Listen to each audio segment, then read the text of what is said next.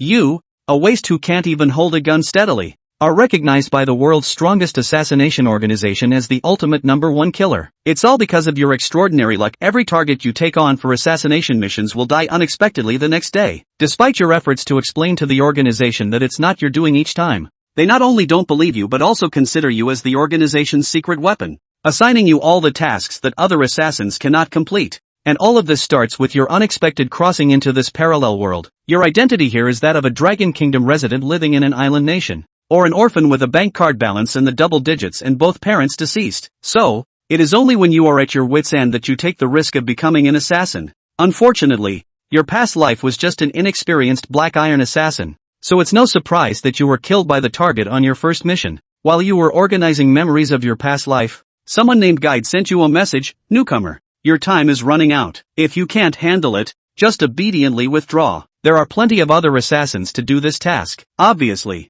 he doesn't know that your previous self has already carried out the task and was killed by the target. However, you chose to ignore this information directly. Assassins are so dangerous. You don't want to end up like the original host, and your soul is truly a person of the Dragon Kingdom. Being a good citizen is in your genes. As soon as you were about to withdraw the information, the guide sent another message: "But as your guide, I still hope you can give it a try. The Black Iron Killer is watching. You don't want this 5 million bounty to be given to someone else, right?" You look at the text message that popped up, and subconsciously blurted out, "Oh my, so many. This is a bounty of 5 million. Now you understand why the original host chose to become an assassin. The money comes too quickly. You suddenly slapped your thigh when you saw this situation. Whether this deal makes money or not doesn't matter. I just want to kill a few islanders." So you quickly took action, based on the information provided by the contact person, and ambushed at the place where the target often frequented. Before long, you saw a black Bentley parked in front of a high-end nightclub, and several bodyguards got out of the car,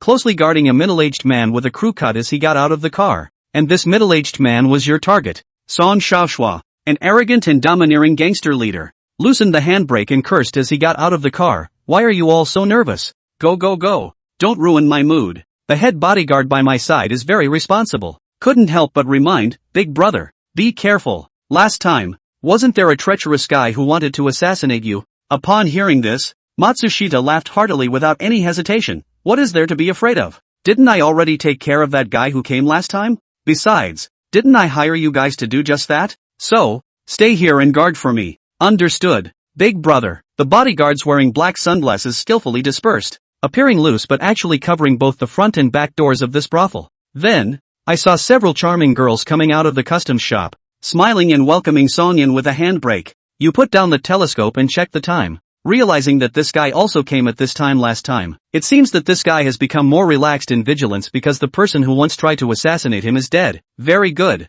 The enemy is in the light while you are in the dark, which is an advantage for you. 3 minutes later, Matsushita, with a tired body, walked out of the customs shop with the handbrake on, and the bodyguards quickly helped him to the back seat of the car, ready to drive away immediately. You, who were secretly squatting on the side, quickly rode the small electric car to follow. The head bodyguard driving the car glanced at the rearview mirror and immediately spoke up to remind Matsushita to release the handbrake, saying, "Boss, it seems like someone is following us." As a result, Matsushita just glanced at the car's rearview mirror, and was immediately scared to the point of wetting his pants. "Isn't this the guy who tried to kill me last time? How come this guy didn't die? I personally sent this guy away last time. How could he appear in front of me again? Impossible. Absolutely impossible." Matsushita thought he was having a hallucination, rubbed his eyes and looked again, only to see Tang Ze on the little sheep, who also seemed to be looking over this way. 4 eyes. You can't go wrong this time. My grandson, a dragon on the spot. Pupil earthquake.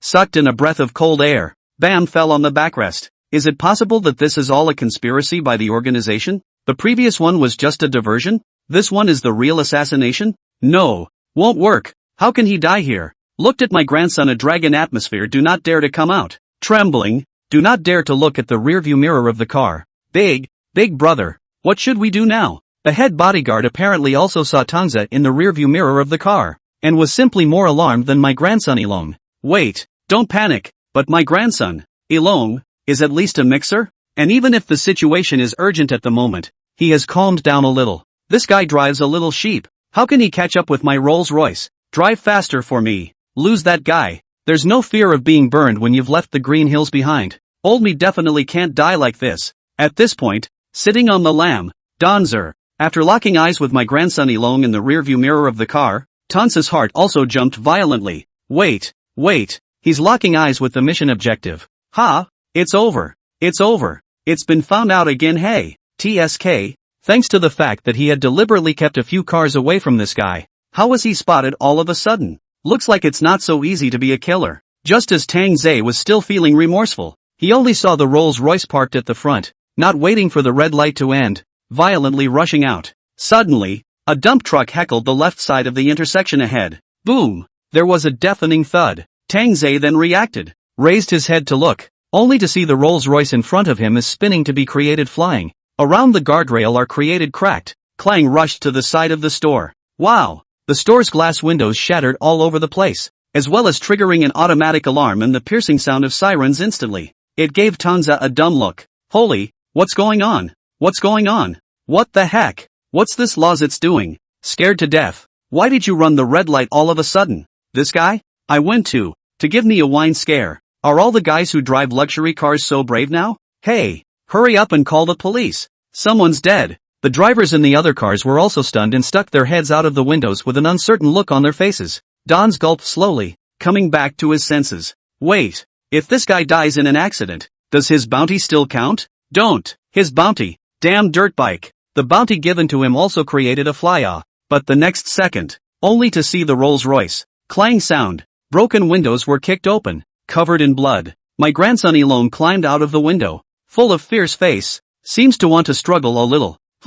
Great. The mission target was still alive. Dons didn't have time to be happy. Above the store, it seemed as if something flashed. The billboard, implicated by the huge impact, could no longer withstand any more force and fell down on its head. Clang! It hit my grandson Elon with unerring precision. Chapter 3, Born to Eat. Tang Ze had mixed feelings. In short, it's very complicated. As an assassin, the target of his first mission dies, but not by him. At 5 a.m. today, an extremely serious car accident occurred in Shinjuku Ward. A Rolls-Royce collided with a dump truck because it ran a red light, killing all on board at the scene. On the television in front of him, an emergency news story was being broadcast. Maybe it was some kind of stimulus, and all of a sudden, he rushed out, and scared me. An eyewitness who was at the scene is being interviewed. So that's why. We must obey the rules of the road. Running red lights and so on must not do. So is it mission accomplished to say that his mission target was killed by a billboard? The Tang Ze were numb. Sighing as he did so, he turned on his computer. The assassins have a specialized internal website used to give and deliver missions to the assassins, and any assassin needs to submit on the intranet after completing a mission. And all assignments have to be verified by the people in the case as well as the higher-ups. And the bounty can only be credited to the account after it passes, based on the original host's memories. Tang Ze also quickly found his personal page. The page is also very concise, with the content of his current mission and the bounty, and at the very bottom is the submit button. The mission accomplished, mission failed. Of course the stuff couldn't be messed with. That's what the caseworkers did, specializing in overseeing the behavior of their rookie assassins, and if they messed with it, they didn't know what kind of punishment they'd be subjected to. Looking at the two choices, Tang Ze gritted his teeth and clicked, quest complete. Anyway, my grandson Elon did die, right? Or a total loss of the kind of car, which is not exactly in line with the requirements of the mission. No survivors. After submitting the task, Tang Ze sighed in relief as if he had finally gotten rid of a piece of his mind. So hungry. It was nearly noon. See if there are any leftover bento goodies at the convenience store downstairs. Tang Ze rubbed his stomach as he made his way out the door. By the afternoon, Tang Ze was jolted awake by the text message tone on his cell phone. One for the bank and one for the caseworker. Tang Ze hadn't slept well at all. Not to mention that he hadn't slept all night. And now that he had managed to catch up on his sleep, he was still being woken up. Tang Ze clutched his cell phone. His expression wrinkled as he unlocked the screen. Sumitomo Mitsui Banking Corporation, remittance of 4 million yen received from an anonymous account. Current balance. Tang Ze froze, his mind half clear. Banks? Remittance? That's the reaction. This can't be a ING bounty for a mission, can it? Tang Ze even counted again. 4 million yen? That's right, isn't it? Wait, this can't be some kind of scam text message. Tang Ze was even a little bit in disbelief, until I saw a message from a caseworker in the back. Congratulations, Mr. Tang Ze. The mission has been reviewed and approved. The bounty has been remitted. Pay attention to receiving it. Asterisk.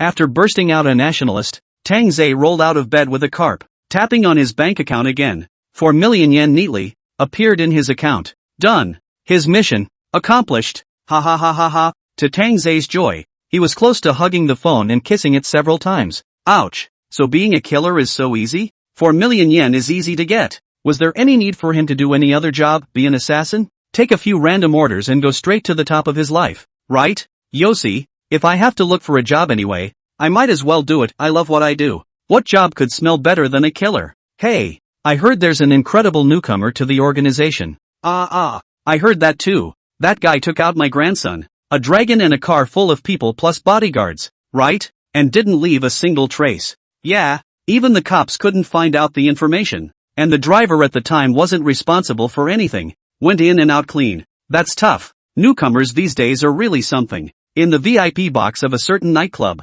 under the dim light, several patriarchs of the Slayer organization started to discuss the organization's affairs even after having fun. Indeed, for a newcomer to make it this far, he already has the demeanor we had back then, right? Ha ha. There's no denying that some guys may have been born to do this, but it's just getting started. Maybe that kid was just lucky. And the middle-aged man sitting in the center, who seemed to have the most seniority and an even deeper temperament, said slowly, doing this business can't just rely on luck. The middle-aged man slowly inhaled a cigarette with a rather interested look. Get someone to pay more attention to that kid. I'd like to see if that guy really has it. Tang Ze, who has successfully received 4 million yen, is able to sleep well this time. Tang Ze slept beautifully until the next afternoon, when he woke up leisurely from his bed. Hey, how is this money going to be spent? Tang Ze smiled and swiped his cell phone. His heart was so beautiful. Why don't you change your place of residence first? Or do you mean buy a car first? You're an assassin at least. You should have a car, right? It'll make it easier to move around in the future, right? Or should we go to Kabukicho for a little luxury first? But considering I'd only just woken up, it was better to fill my stomach first. Dans went downstairs to the convenience store. Yesterday's cheap and unpalatable bento was something he didn't want to try again. He came up for a cup of Happium cup noodles to settle his stomach, plus the signature fried chicken and Kanto boiled. And for drinks, he took Starbucks lattes. And for dessert, he left it to the chocolate-flavored pudding from Royce. Well, all in all, it's a high-end convenience store product, so it's not a problem to fill up your stomach. Although he would like to have some big fish and meat, but the place where he lives now is really too remote. Really want to order a food delivery. It would take at least an hour to start. When it really came to that, he was afraid that he would faint from hunger. Going to the small table next to him and sitting down, Tang Ze shivered a mouthful of cup noodles while swiping his cell phone. No survivors. Traffic tragedy in Shinjuku district. According to sources close to the case, the deceased frequented Kabukicho for high dollar spending before his death,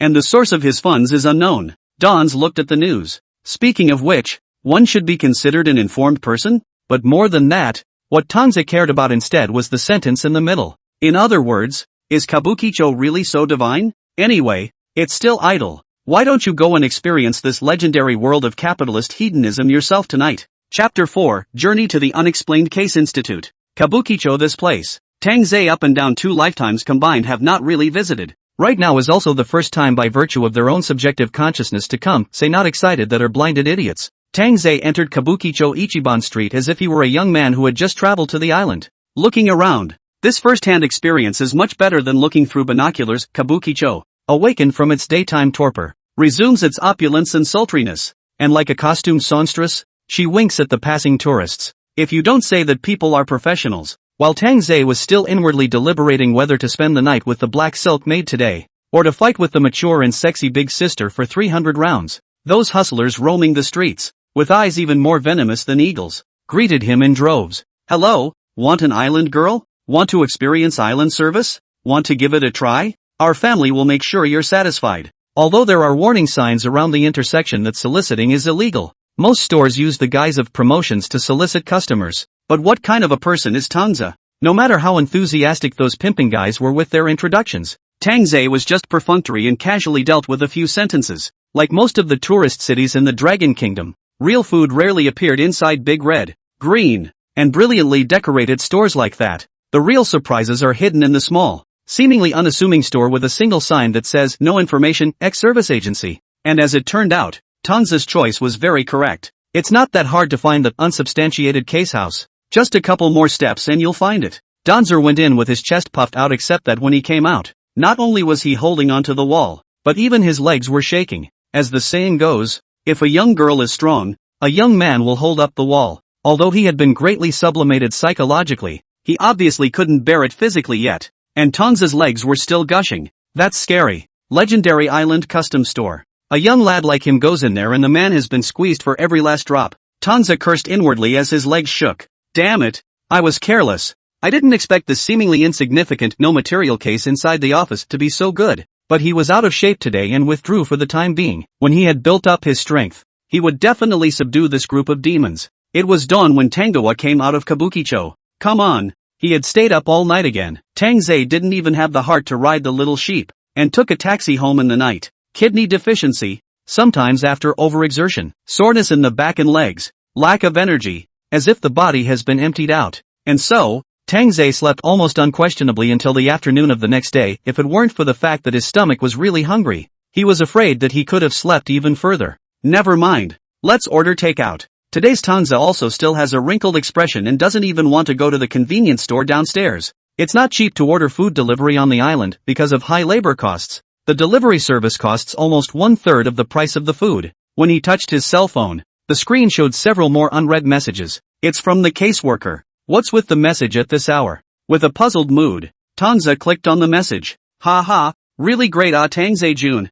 My grandsonny loan was handled very well by you. Even the group of old things up there who look at people with their noses in the air have nothing but praise for you. Hey, you guys wouldn't have worked at the bureau before, would you? With your professional tactics? Go for it, Tang Ze-kun. Remember me when you make it big in the future. It's a couple of messages sent 3 hours ago. Tang Ze didn't know how to reply, so he sent an ellipsis over. And as if they were waiting for him to reply to the message there, another message was immediately sent. Yo, our future doorstopper woke up? How's the rest been? What rest how This guy, the tone with the previous simply different Don's was helpless. Anything? Of course there is. Tang Zijuan, how is the money being spent? Is it enough to get you a new four-wheeler? Between the lines you can tell the caseworker is in a good mood, and even has the heart to flirt with people now. I'm going back to sleep if it's okay. Donzer slowly snapped the words. Hashizum Sachs. I say, Tang Ze-kun, do you want to become the king of killers? The news of the case insider popped up again.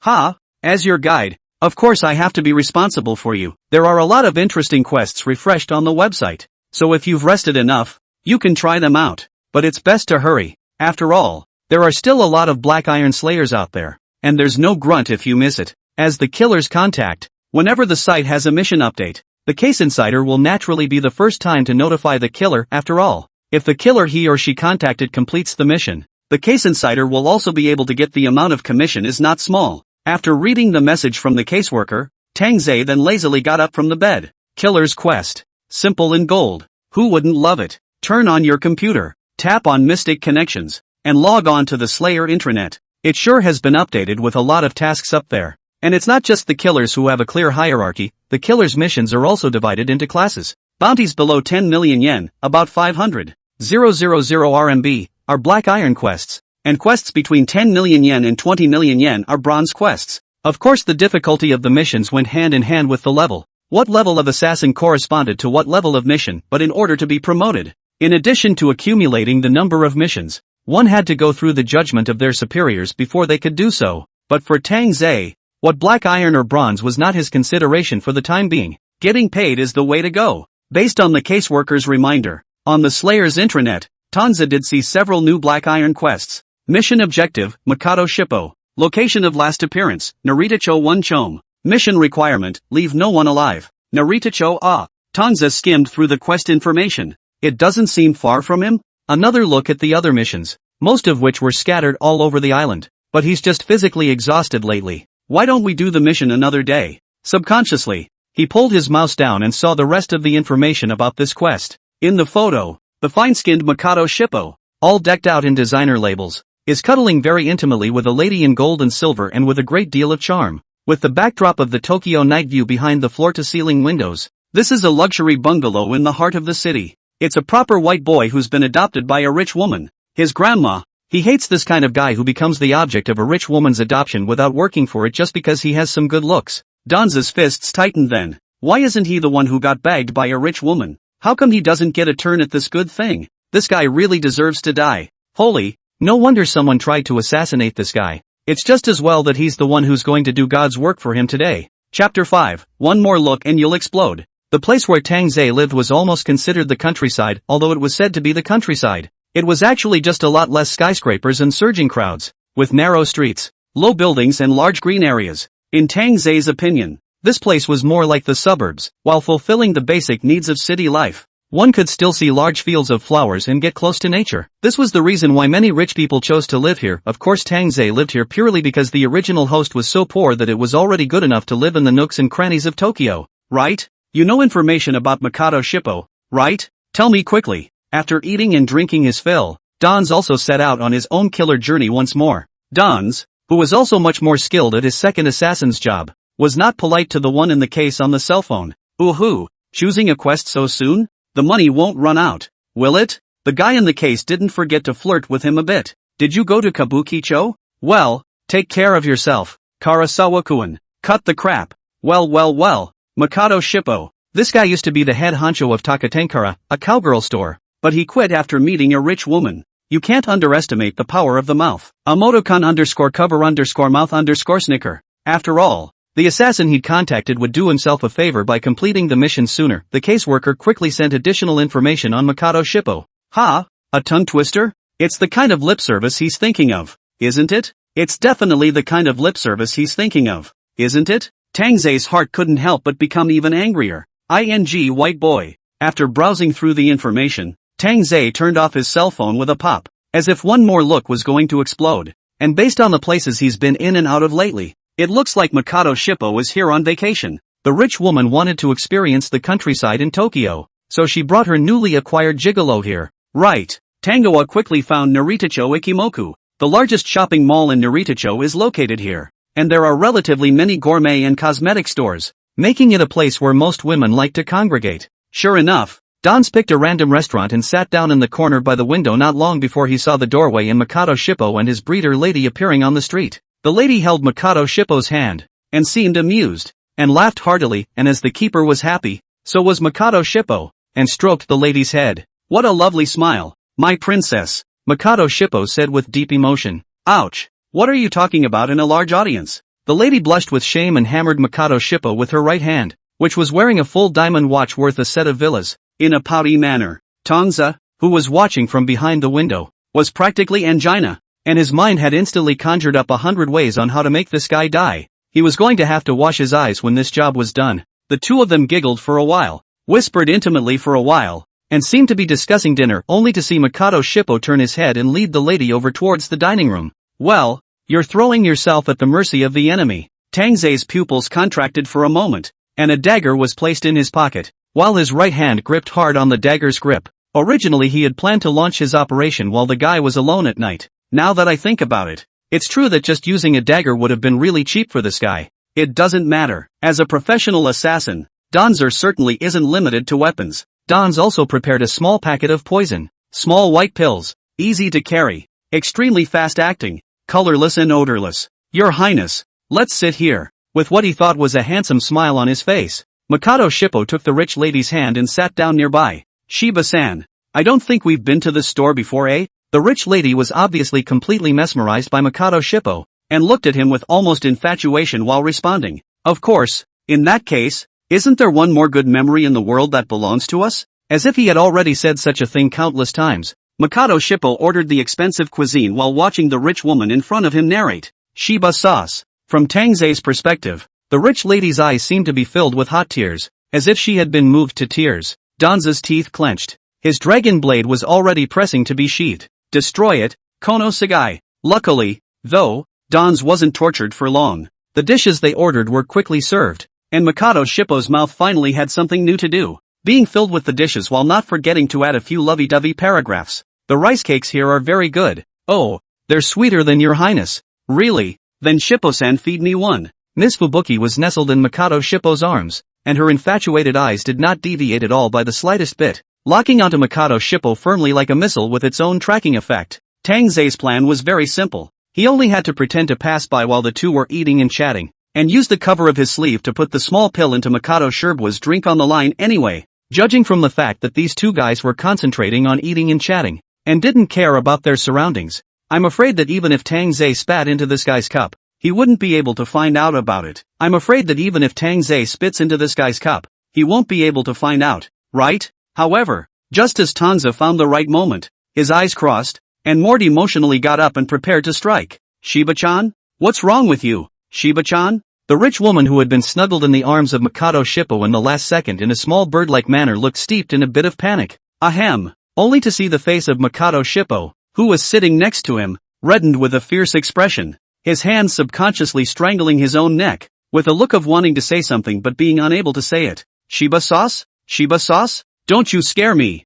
The rich woman was dumbfounded, and with a face full of horror, she went to help Mikado Shippo. Tang Ze, who was on standby next to him, was also dumbfounded. No, what's going on? He hasn't even made a move yet? How did he get a prejudgment? Hearing a bam sound from the side, Mikado Shippo fell to the ground violently, hitting the table and chairs, and the dishes and cutlery on it also spilled clanking all over the place, and Mikado Shippo's face had already turned from red to greenish purple, and his body twisted on the ground in even more agony. His body twisted on the floor in even more pain. Holy, that scared me. Ha, what's going on here? What's this guy doing? Making a short video? No, it looks a bit like a seizure to me. There was a lot of commotion, which drew other patrons in the restaurant to watch in uncertainty. Chapter 6: The Rice Cake Murder Incident. Maybe the people around were not close enough to see a guy crawling on the ground in the shadows as if he had been jerked off. Most of them were in the onlooker's mindset of seeing what was going on. But this image gave Tang Ze a shock as well,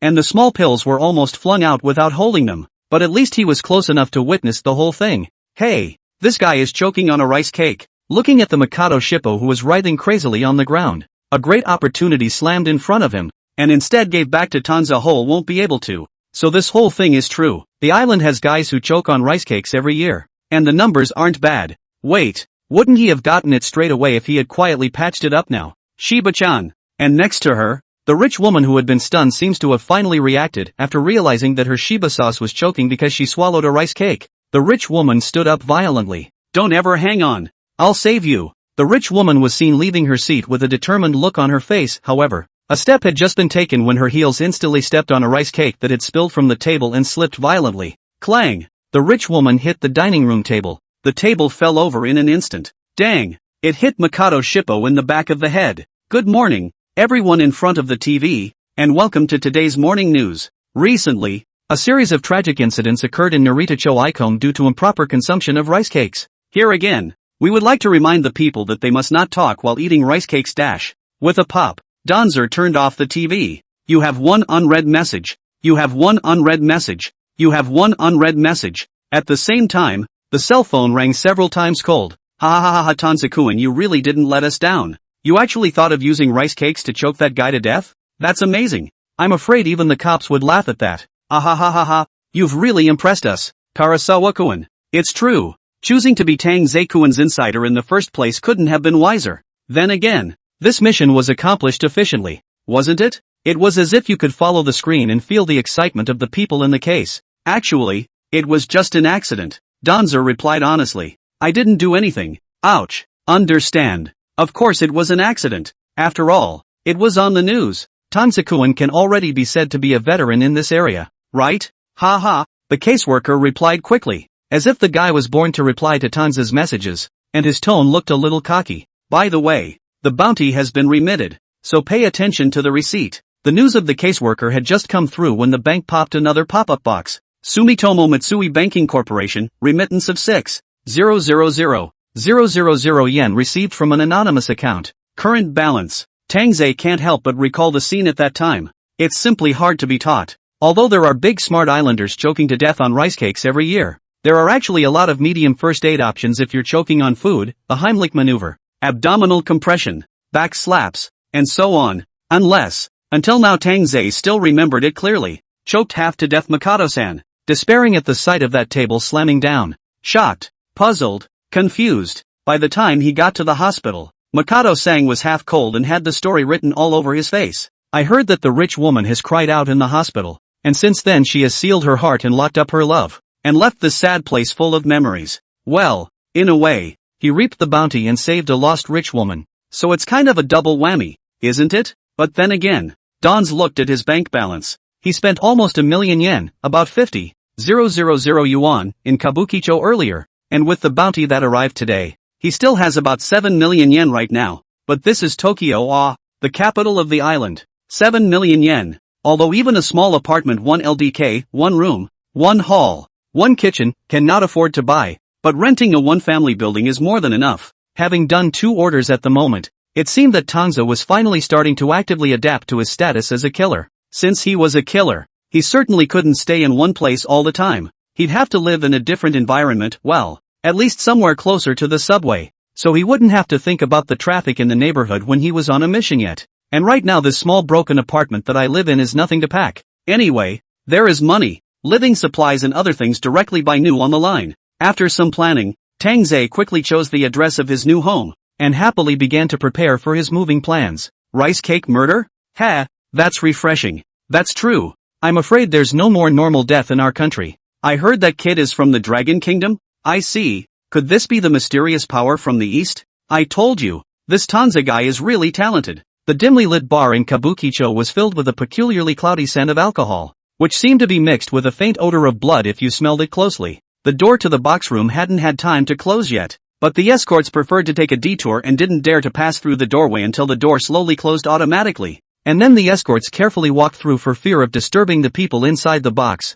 It's not often that the patriarchs of the Slayer organization get on to newcomers. After all, being in this business is like a real-life survival path, and many guys die before they even get out of the newbie village, and their survival time may be shorter than a shooting star. I have heard that recently. There is a guy in the organization who is so good at what he does that even the caseworkers who have read a lot of people have been praising him. An assassin only has one chance to fail. Among the killer patriarchs present, one of them had a hoarse and low voice, and every word he spoke was as frightening as if a heavy axe had cut through the ground. And the more ordinary the approach seems to be, often the difficulty is the highest. Hashimoto looked rather leisurely as he sipped his sake, his eyes darting around the faces of the surrounding patriarchs, his expressions seemingly smiling, a look that called out to him. This guy called Tang Ze, his methods are very old and skillful, and I'm afraid that his strength is far more than black iron. Is that he has accomplished too few tasks so far? The seniors of the assassin organization were in an excited mood with a newbie in the organization. Right on. The senators in the audience looked to the man sitting in the center. President, what should we do? Just keep watching. Gensho Hashi said. Tell that guy's caseworker to keep an eye out for him and give him an upgraded appraisal assignment after he's racked up a few. Yes, President. Chapter 7, Leading a Lost Girl to the Right Path. After 2 days, the new home Tang Ze moved to was successfully settled. A one-family build on 3 floors with exactly 100 square meters, 4 bedrooms and 1 bathroom, with its own parking space and a small patio. These conditions don't stand out on their own, but they're a lot better than the Thai living room the original host lived in. Shinjuku was a convenient place for transportation, shopping, and recreation, although the rent is 200,000 yen, about 10,000 yuan, a month. But more importantly, the night in the Shinjuku district is destined to be hard to sleep. After handing over to the agency it happened to be nighttime as well. As the saying goes, once you're born, twice you're born, 3 times you're born. Everything grows with repeated practice. Ha ha, those island pussies from the custom store. Today my buddy has to show you what a real Dragon Kingdom man is. Dons had even mapped out in his head how to get to Kabukicho. He had to show that archipelagic what he'd been building up to all these days today. You have one unread message. You have one unread message. The timely ringing of the cell phone was like a rain, ruthlessly strangling Tang Ze's hand that was just about to take a taxi. Good evening yo Danzer-kun. Where are you going to embark on a big adventure tonight? Today the website has been updated with quite a few new quests suitable for you. Do you want to come and take a look? Guaranteed to make you value for money just by seeing the message on the screen. It was as if Tang Ze could feel the cheerful tone of this caseworker that said, how did it feel like this guy was talking more and more like a solicitor at the door of a custom store? As well, this caseworker has no extra information at all, either from the host's memories or from the recent course of their liaison. Tang Ze didn't even know if the guy's gender was male or female, never mind. Whatever, there was money to be made anyway. Dons looked at the message. This guy seems to be so subtle with the timing of every message. To lead a lost maiden to the right path. Of course, Dons replied slowly.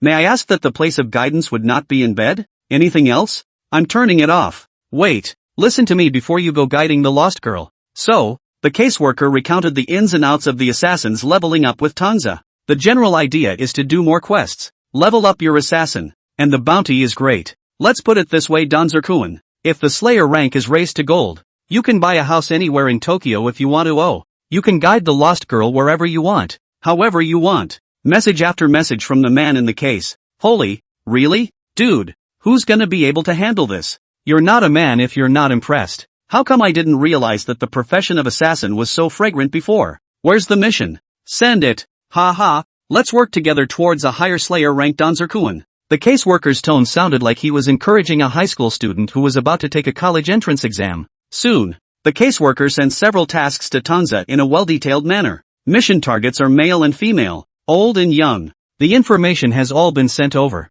The bounty has a high and a low. The execution of the target is not the same. After all, Tang Zijuan is temporarily a black iron level killer. Well, that being said, Tang Ze of course chose the one with the highest bounty. Mission objective, Taro Inuyasha. Last scene, Tangucho 6 Chome. Mandate, leave no one alive. Mission bounty, 7 million yen, about 360,000 yuan. Of course, in addition to the basic information about the mission posted on the killer's intranet, the caseworker will provide quite a few details. By the way, the guy with the highest bounty is a rich kid. Hey, the existence of a rich second generation. You know, the enemies will only increase with the increase in assets. That guy stirred up a lot of trouble and killed a lot of people. And this mission was issued by the family of one of the victims. Dump your family's money and make that guy pay for his life, that's what the original statement said. Danzakukuan, it's up to you to save your employer's family. Tang Ze looked at the map. Tanguicho. It seemed that it was not too far away from his location. If he changed to the subway, he would soon be there. By the way, this guy loves sports cars and drag racing. I heard there's a private drag race on the highway this afternoon. So maybe it's a good opportunity? But his favorite sports car seems to have been sent to a 4S store for repair. Tang Ze Jun, why don't you try to make a move on this guy's car? After all, racing is also very prone to accidents. Hey, the case insider seemed to have completely disregarded Tang Ze as an outsider, and even gave Tang Ze some advice in passing. Makes sense. As soon as Danzer looked at it, it made sense, indeed. If the guy was allowed to roll over and die during the race, could there be a more logical accident? Since he had already decided on the mission objective with the professional ethics of an assassin, Tang Ze skillfully prepared a bunch of dismantling tools and set off towards his destination. He had planned to go to Kabukicho to fight for 300 rounds, let them off the hook today. Men, of course, should be career-oriented. Don soon arrived at Tangucho 6 Chome. There was only one 4S store in the area, and Don's found it with little effort. Of course he wouldn't be so stupid as to go in through the front door, and went to the public restroom to change into the uniform of a 4S store repairman that he had bought temporarily, and pretended to follow a few repairmen through the back door's employee passageway. Anyway, a place like a 4S store isn't some high-speed rail ticket gate, and with everyone wearing uniforms, one more person and one less won't be noticed. Tang Ze took it easy and arrived at the warehouse that specialized in repairing cars. This place is obviously specialized for those luxury cars. What Mercedes-Benz BMW is commonplace. In front of the Bentley and Lamborghini all look flat. Next to several Lamborghinis, no more Land Rover, and a few maintenance workers are gathered in front of a Maserati, repairing cars, discussions, a slip of cars, to Tang Ze are dizzy wait, then again, this dog breed, not, Inuyasha Taro car is which one? Tang Ze searched for a moment, and immediately took out his cell phone. Hey, what kind of car is this guy driving? Check the name of the caseworker and click send. But this was different than usual, and the caseworker, who had always been quick to return his messages, seemed to have dropped the ball this time. But remembering the nature of this guy's work, busy feet are probably the norm, right? Chapter 8, all in all, find the time machine first. And just when Tang Ze was planning to inquire about it himself, next to him, a few maintenance workers were suddenly excited before letting out a burst of cheers. It's fixed. That's true. We use the best parts. Mr. Inuyasha? Isn't that what he's aiming for this time? Tang Ze subconsciously looked back. I saw several repairmen standing in front of a Maserati, discussing it with an interested look on their faces. I've heard this one is still a limited edition car. I didn't realize we fixed it so quickly. That's not because of our excellent repair skills. Young Master Inuyasha is at least a big customer of our family, so of course we have to do our best to repair his favorite car. Maybe we'll even get a tip later. A few maintenance workers were discussing very happily, and didn't notice Tang Ze who was looking at this side next to them. Tang Ze only looked at the repairman looking in front of him, and the Maserati that had already been repaired by the repairman with the best parts, and his expression simply cracked on the spot. For S sake, this car is already fixed, so won't he have no room to get down and dirty? He's still planning to do something to the car that whatever son of a young master used for the race. The car's been repaired. Isn't there nothing left for him to do? What the is he gonna do? Did he make the trip for nothing? Just as Tang Ze was filled with despondency. At the doorway, a not-so-small commotion came steeply. Only a guy wearing toadstools and obviously expensive but rustic-looking clothes appeared in the crowd. Inuyasha Taro removed the toadstools on his face while dangling over toward this side. He also shouted in this direction while doing so. Hey, master, did you fix my car? Egu, young master Inuyasha, you're here? A few of the maintenance workers saw Inuyasha and their faces burst into smiles. Of course it's fixed. And it's fixed perfectly. Don't worry, young master Inuyasha. Every time your car is put into our store for repair, we do it as a top priority. This repair will never let you down. And it's guaranteed to still give you wings for this afternoon's race. And Inuyasha Taro was used to being licked, and saw the restored Maserati in front of him, and his face looked very happy, and touched the shiny body of the Maserati, and laughed excitedly. Ha ha, this time I'm sure I'll be able to finish first in the competition. Those other guys, surely they can't even see the ass of their old car? After saying that, Inuyasha took out a few large bills from his wallet and boldly handed them to the repairman's boss. Then he skillfully started the Maserati and took off. Inuyasha gave quite a bit, and the repairmen were more than happy. Ha ha, the tip given by young master Inuyasha this time is fully 3 times that of last time. It's really worthy of young master Inuyasha, tipping so much more than the average person. Hey, it's really not worth it to repair his car so carefully. All those days of hard work were really worth it. The maintenance workers were happy, and some of them were humming a little song from their hometown. But next to him, Tang Ze, who witnessed the whole thing, looked at the Maserati in front of him, which had gradually disappeared from view. A word slowly snapped out inside Don's. Send. This mission has been mailed. Hello. The mechanics were still leisurely discussing it as they made their way to the restroom. Say, it's been a while since we've serviced a Maserati, hasn't it? Ha ha. All the cars brought in for repairs these days are domestics, and I've forgotten how to repair imports like Maseratis. Ouch. That's right. My hands were shaking when I was twisting the controls. What? The controller? You screwed the controller? Ha? Do you have to screw in the controller if you don't? Nanny? Aren't you guys screwing? No. Isn't it the sensor we're repairing this time? Silence. Tang Ze, who was standing in the back packing up his things and just about to leave. Ha? What's the deal with these guys? Then the maintenance men were seen to look down and feel in their shirt pockets. The screws that hold the shift knob in place. The screws that hold the seat in place. Then the snaps inside the steering wheel. The metal tube that I don't know where I removed it from the car. And so on. There's even a section of brake line. Even a cutie can see that these are all parts of the car. I say not good. This, very bad. It's finished. It's finished. I think I forgot to screw the sensor on. Sensors? I forgot to put a single screw on it. Holy, I'm in charge of brake brakes. No way. Misremembered. Definitely misremembered. The mechanics people were dumbfounded. You looked at me. I looked at you. Their expressions cracked. Don't say that kind of unlucky words at this time of the day. Calm down guys. Always find the time machine first. You're the one who has to keep your cool, aren't you? Hey, phone. Make the phone call. Aha. The repair garage has been a mess. This gave Tang Ze, who was nearby, a look of shock. Hey, what happened to the promise to do your best to maintain it as a top priority? Is this how you guys treat your big clients? Is a guy like that really a maintenance man? It couldn't be one of his peers, could it? If you buy a car in the future, you should never go here for maintenance. Maybe one day you'll be driving around in the wind and it'll be gone in a flash. Tang Ze silently slipped out of the 4S store and pretended that nothing had happened. At this point, the highway between the mountains. The terrain here is a bit steep, but the view is very open, and the road is lined with greenery, and the air is very fresh. Because of this, the road is often regarded as a racing track by many rich kids, and many racing competitions have been held in private. Right now, a lot of spectators gathered on both sides of the wide road. A black and white starting line was drawn in the center, and huge racing banners and posters were erected around it. The whole road was filled with the roar of engines, and sports cars of all kinds were already in place. Take your places. Bang! The flare gun heckled. In a flash, the sports cars behind the starting line sprinted off in an instant. Ha ha, if it isn't Inuyasha, sure enough, he's rushed to first place in a flash. That's right, the title of Raging Dog is not a title to be taken lightly. The spectators around them were excited to see the sports cars racing out and started placing bets. With Inuyasha's driving skills, there's no question of him coming in first place, is there?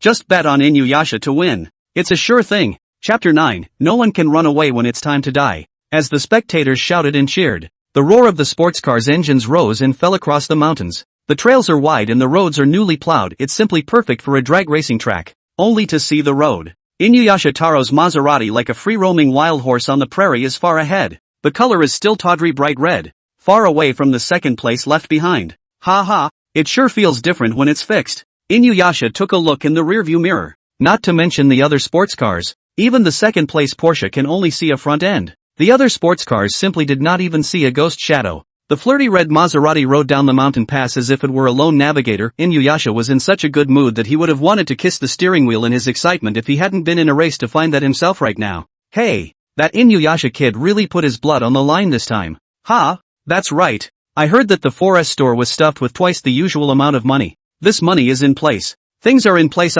just for his favorite car. TSK, this guy is really something. My old man would probably tear me apart if he knew I was spending money like this. It's so true. Inuyasha, I want to send my car to be altered too.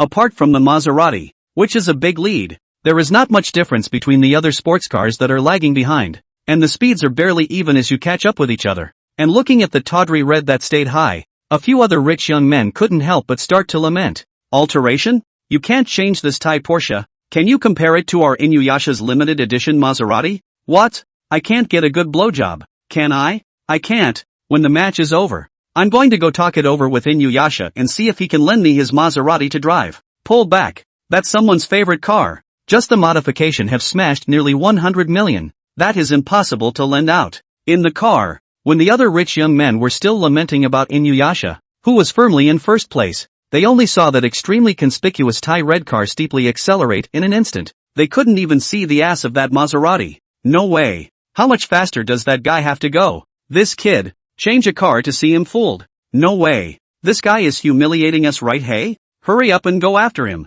Asterisk asterisk asterisk asterisk. It's not certain if we can catch up. Hey, Inuyasha, wait for us. Look at the back of the rich young people were also stimulated. Have followed a step on the gas pedal. The engine roars. The mountain road. The tires violently friction. Issued a burst of ear-piercing sound. Those in the know that it's a racing competition. Which, if you don't know, you'd think you're filming a special island edition of Fast and Furious. The spectators gathered next to the starting line saw the Maserati, which was already far ahead, steeply accelerated and rushed even faster. And the mood of the spectators was once again mobilized fiercely. Look guys, Inuyasha's Maserati is so far ahead at once. Ha ha, what did I say before? Our Inuyasha will definitely win the crown again this time, right? Yoshi, Inuyasha's big daddy. But at this moment, Inuyasha, who is the person in question, has clearly secured the #1 spot. But not only is his expression not as excited as it was before, but his expression even looks worse than crying out. Help!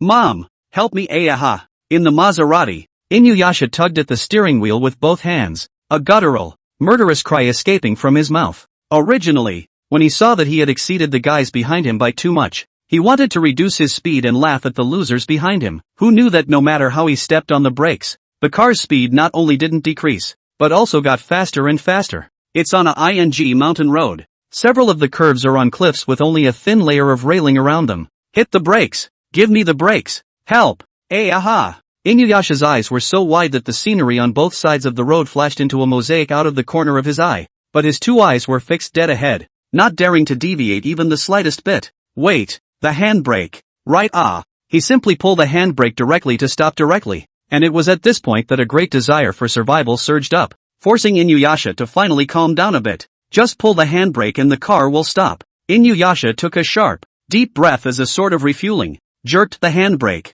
Snap. Handbrake. On the spot, as even with the base of the handle was pulled out by him. In the old family grandfather farmland, pulling carrots are not so silky smooth. Inuyasha Taro was dumbfounded. Where's the screw for the handbrake? Where did the old handbrake screw go? Help! What the are those 4S shoppers doing?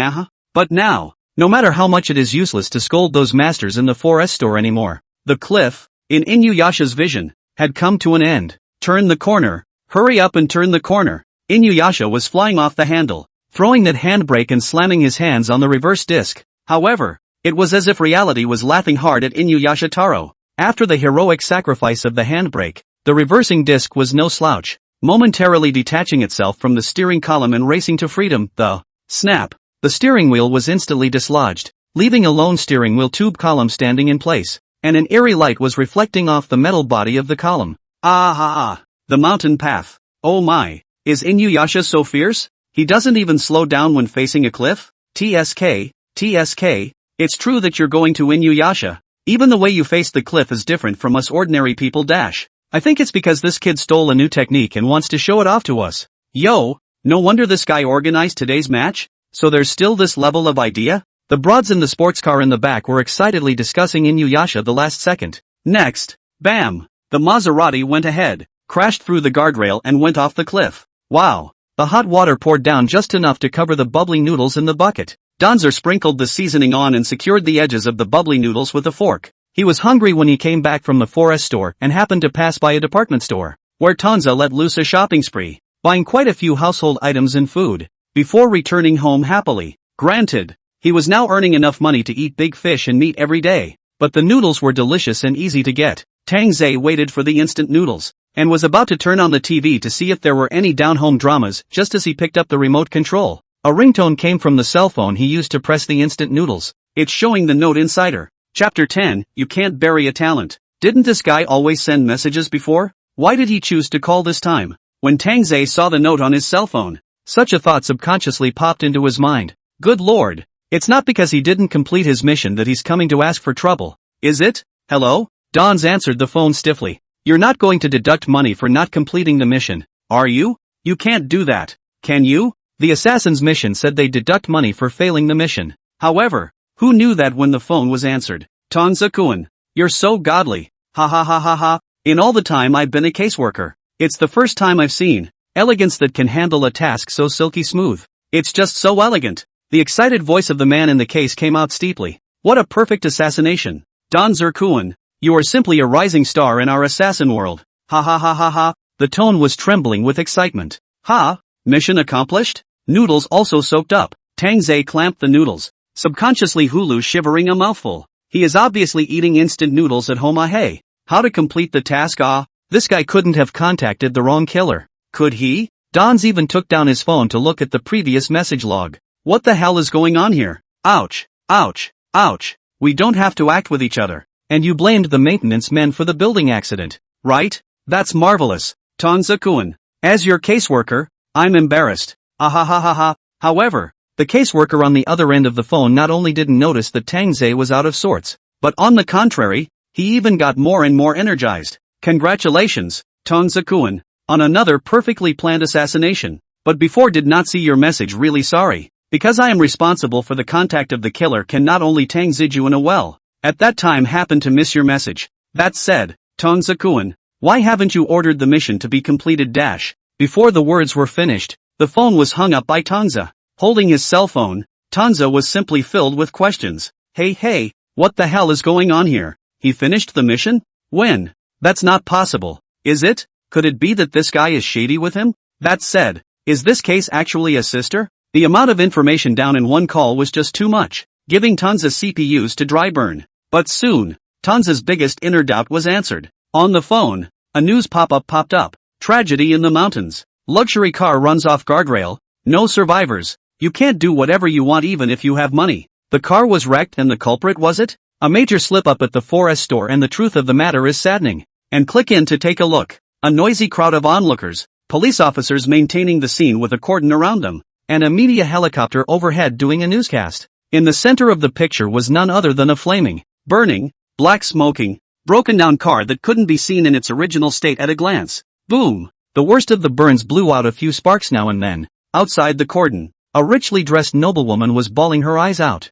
Oh Taro, my Taro, oh son, my son, you died a horrible death. It took a bit of effort for Donzer to see that the massive battered, deformed, burnt-out iron waste was a Maserati. Nice guy, isn't this the car of that son of isn't Inuyasha Taro? It's really fleeting. Looking at it, Tang Ze was then reminded of the previous scene at the 4S store. What a repairman, easily doing what the average person can't do.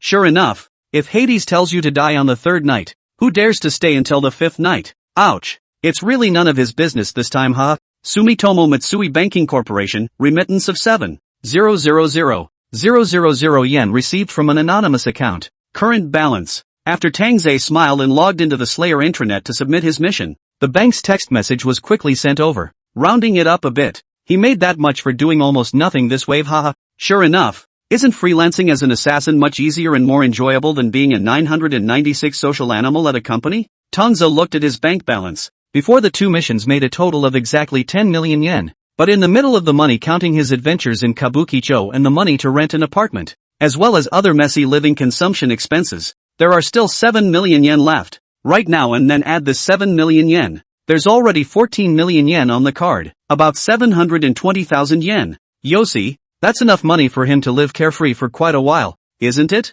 They say that people are happiest when they are counting their money, and right now Tang Ze could experience it just in time. Another big adventure in Kabukicho at night. He's. This time it's a car accident. Oh, that guy knows how to be flexible. That's not true. Isn't it obvious that a car crash is the best plan for a race like that on a mountain road like that? No, it's easy to cause a car accident. The hard part is getting yourself out of it in one piece. After Kabukicho, located in a dark alley somewhere between tall buildings, on the second floor of an office that looked unremarkable from the outside, there were several men with tattoos tattooed across their entire backs leaning against the walls, several lookouts standing by the door and windows, and on the only boss chair in the firm, Gensho Hashi took a slow drag on his cigar, an inscrutable smirk squarely on his face. Pity the mechanics, though, probably don't even know what's going on. And seeing that Hashimoto share had spoken, several patriarchs from the organization on the couch chimed in. When a part goes wrong, of course you need a mechanic. Gensho Hashi took a slow drag on his cigar. As I said before, his strength is far from as simple as what we see.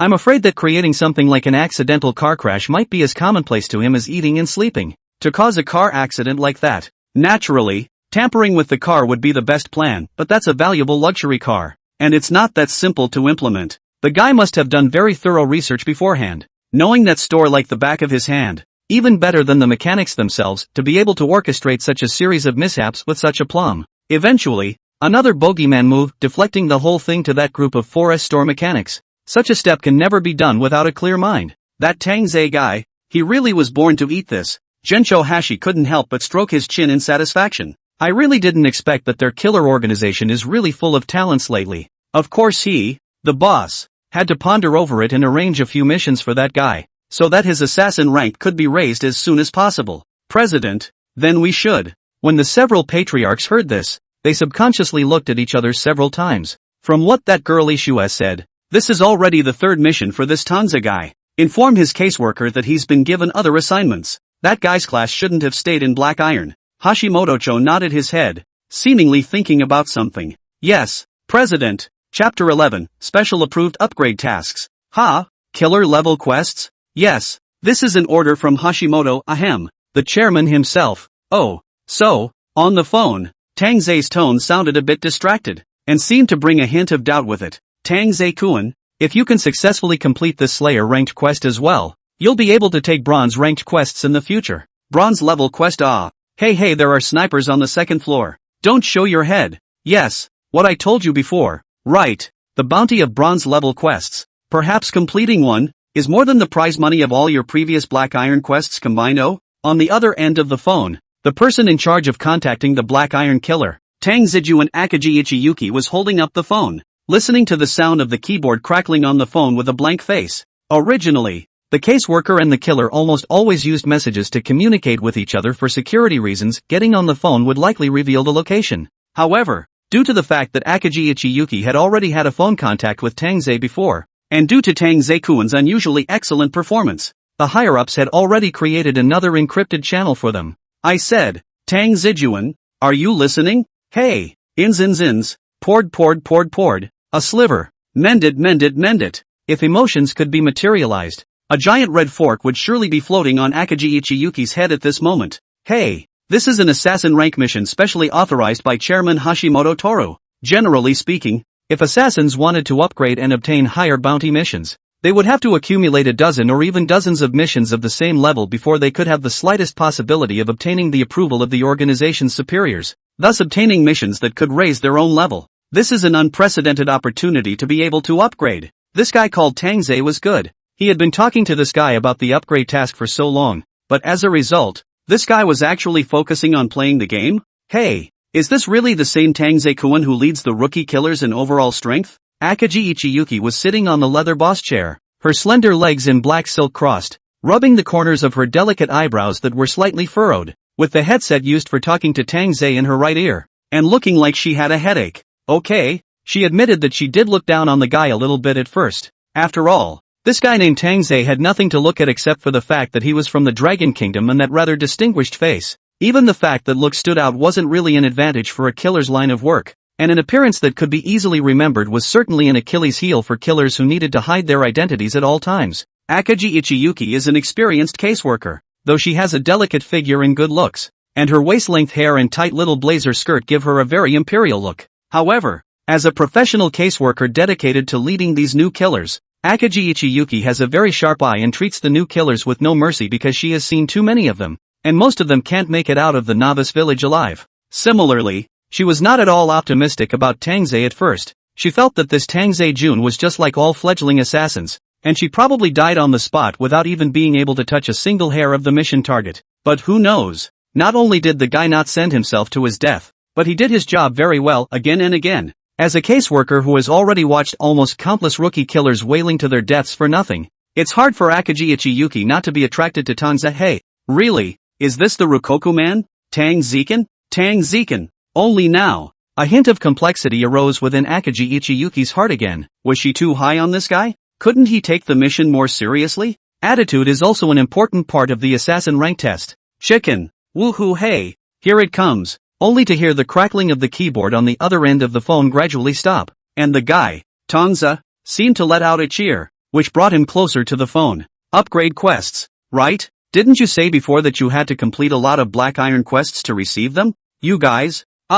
You totally didn't listen to me before, did you? Definitely not. Akagi Ichiyuki sighed heavily. Told you it was a special authorization. Special authorization. Ooh-hoo. Special authorization. However, Tang Ze, who sounded like he had already finished the game on the other end of the phone, sounded like he wasn't too excited either. Is it similar in content to all those previous missions? Ahem. Slayer level quest. I'll send it to you right away. Akagi Ichiyuki coughed dryly a few times and gathered his composure. But because this time's mission is special, I won't be able to give you any more information. It's all up to you. Tang Ze-kun. Oh, got it. Tang Ze on the other end of the phone. His tone sounded completely unconcerned and seemed to be talking to himself.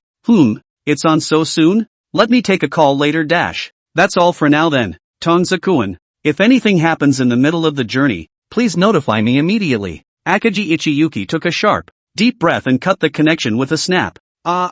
Is this the strength of the strongest rookie assassin? Is coming to the mission even nothing to him anymore? Never mind. Anyway, she had already done what she needed to do, so she could just leave the rest to Tang Ze-jun himself. Although the words were like that, a slight anticipation inexplicably sprang up in Akagi Ichiyuki's heart. What kind of way would this guy accomplish this assassin upgrade mission? One more to go. Asterisk. Pretty woo. Chicken again. In front of the computer, Tang Ze once again erupted in a victory cheer. But a quick glance at the time showed that it was nearly 6 o'clock at the moment, and it was time for dinner. Playing on the computer all afternoon without realizing it. It was then that Danzer emerged from the gaming room, stretched and yawned again. The kitchen was stocked with quite a few ingredients he had bought earlier. What with the Kobe Wagyu beef, bluefin tuna, tempura and so on, basically the expensive ones were all taken in one go. And this would be just the right time for dinner, so he could also have some fun cooking. But the dishes of the island people were only so when all was said and done. Not even as rich as the cuisine of a province in the Dragon Kingdom. And Tang Ze could almost count them on one hand. Waiting to go out to see if there are any dragon taste restaurant nearby. Tang Ze is a native of Fran. No spicy, not happy. The island of this soup he is not accustomed to eating. So he had to buy the ingredients to do it himself. And when Tang Ze finished his work in the kitchen, casually fixing a 2-course meal and a soup, ready to fling himself into a meal, it was only then that he remembered the Slayer rank quest that he had thrown to the back of his mind at the time. Chapter 12, The Hour of the Hunt. 12 hunting moments. Alright, it's just for dinner. Tang Ze clamped the food in his right hand and held his cell phone in his left hand, lightly looking at the screen. Honestly speaking, Tang Ze's desire for taking on missions at the moment wasn't too strong. Ouch. After all, human needs are also elastic and change all the time. Right now he can have a considerable amount of money in his account. This is not. Turn around and give yourself a whole set of top-of-the-line computers, but also deliberately get a gaming room. the atmosphere directly full. He'd like to rest for a few days before considering this laborious mission. Who knows that he has not opened a few hands in the afternoon. This what the case of the person's phone came over to give him a nagging brain buzzing. The game or opposite the streak are almost broken. Assassin-level mission to uncover an undercover Shimada group in the organization. This person's name is Yamamoto Ono. Extremely sinister and treacherous. At present, there are already dozens of silver-level assassins within the organization who have lost their lives in his hands, and his methods are extremely cruel. The only known information is that someone has found traces of this guy in Iway Town.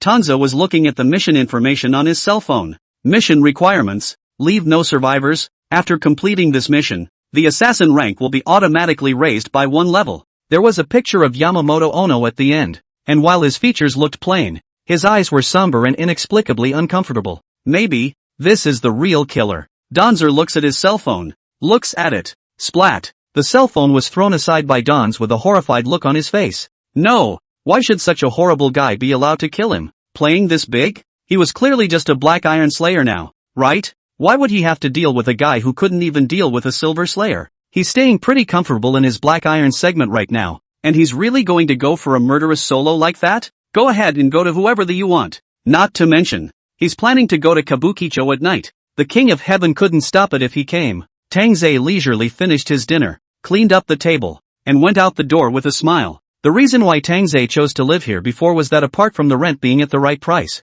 this place was also very convenient to Kabukicho. The nearest subway entrance is 5 minutes from home, and the way to Kabukicho, I guess, it's a quick trip, and he's going to be a breeze this time around. Only to see Tang Ze come out of the door, lock the door, humming, and walk like he was going in the direction of the subway entrance. Unbeknownst to him, all of this behavior of his own fell into an extremely hidden telescope. Tang Ze lived in a detached one-family building, this kind of thing. It's like a townhouse. The one you live in, the left and right are also one-family building. Just visually different styles and floors. Hit Tang Ze out of the door. The building on the right of the one family built. The second floor, a telescope that happened to borrow the curtains as a cover, is reflecting a weird light under the light. All the behavior of Tang Ze into the bottom of the eye. Oh, the best rookie killer? The ordinary looking, but gloomy-eyed man slowly lowered the binoculars in his hand, hooked up the corner of his mouth, and coldly snorted with extreme disdain. How does it look? Not too smart?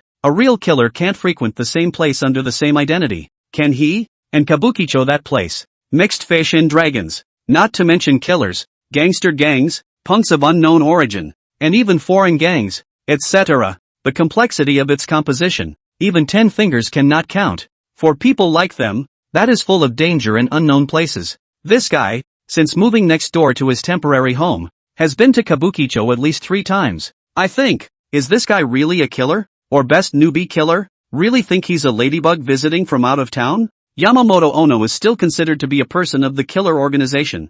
For the organization's recent movements are still a little bit of knowledge. Know that recently there is a new killer named Tang Ze.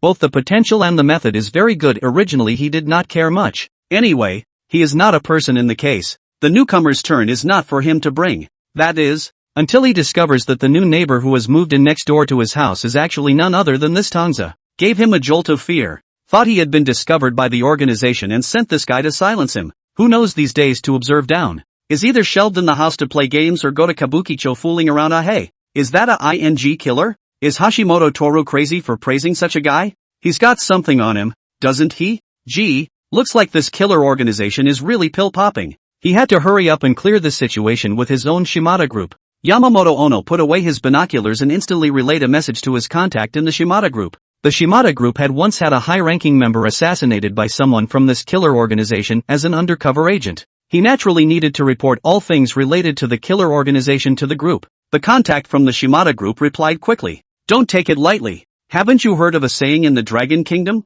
The more dangling looking a guy is, the more unexpected his strikes tend to be. What if this guy is sent by a murderous organization to assassinate you? Handle it carefully and don't reveal your identity. Contacts are wary instead. Okay then. Putting away his cell phone, Yamamoto Ono looked at the avenue, and Tang Ze's figure disappeared right around the corner. Yamamoto Ono immediately let out a cold smile, and inwardly he had already thought of a response. Isn't he just a rookie killer? He is a gangster himself. He kills without blood and eats meat without salt. Against a Black Iron killer, he wasn't a handful? As Yamamoto Ono expected, this Black Iron assassin, Tang Ze was so scooped up in Kabukicho that he lost his connection and didn't come back drunk until the next morning. The cab driver helped him kindly to the door. The guy's drunken face was crooked, with bright red lipstick marks on his face, and there were still dense red marks on his neck. Ouch! Looks like this guy had quite a battle last night. Ha! Yamamoto Ono raised a telescope and closely observed his good neighbor's behavior. Wow sound!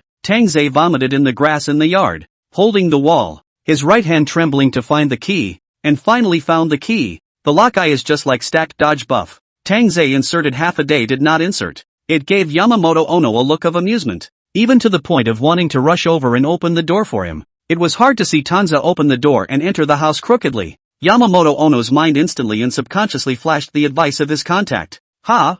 This guy? Assassinate him? Let's learn to walk first. Okay. Chapter 13, Tangoa? Bakayalu. Tang Ze entered the house and subconsciously touched the kitchen to find a glass of water to quench his thirst. But one is so drunk, let alone finding a glass of water to drink. I'm afraid it's a problem to reach the kitchen with precision. Before he could take 2 steps, passing through the living room, Don stumbled violently, tripping hard over a board placed next to him that was intended to reinforce the legs of the table. It fell to the floor with a thud. The fall blindsided Donzer a bit, but no panic. It wasn't the first time he'd fallen after drinking and coming home. However, just as Tang Ze was about to get up, ka-ching! In his ears, an instantaneous sound of cold metal falling to the ground crossed his mind. Only 2 sharp knives and forks were seen, stuck straight into the wooden floor next to his neck. Asterisk asterisk asterisk asterisk. Tang Ze was half sober at that moment, and jumped up from the ground at once. The wooden floor, with 2 knives and forks stuck neatly in the top, and still right where he had just been lying.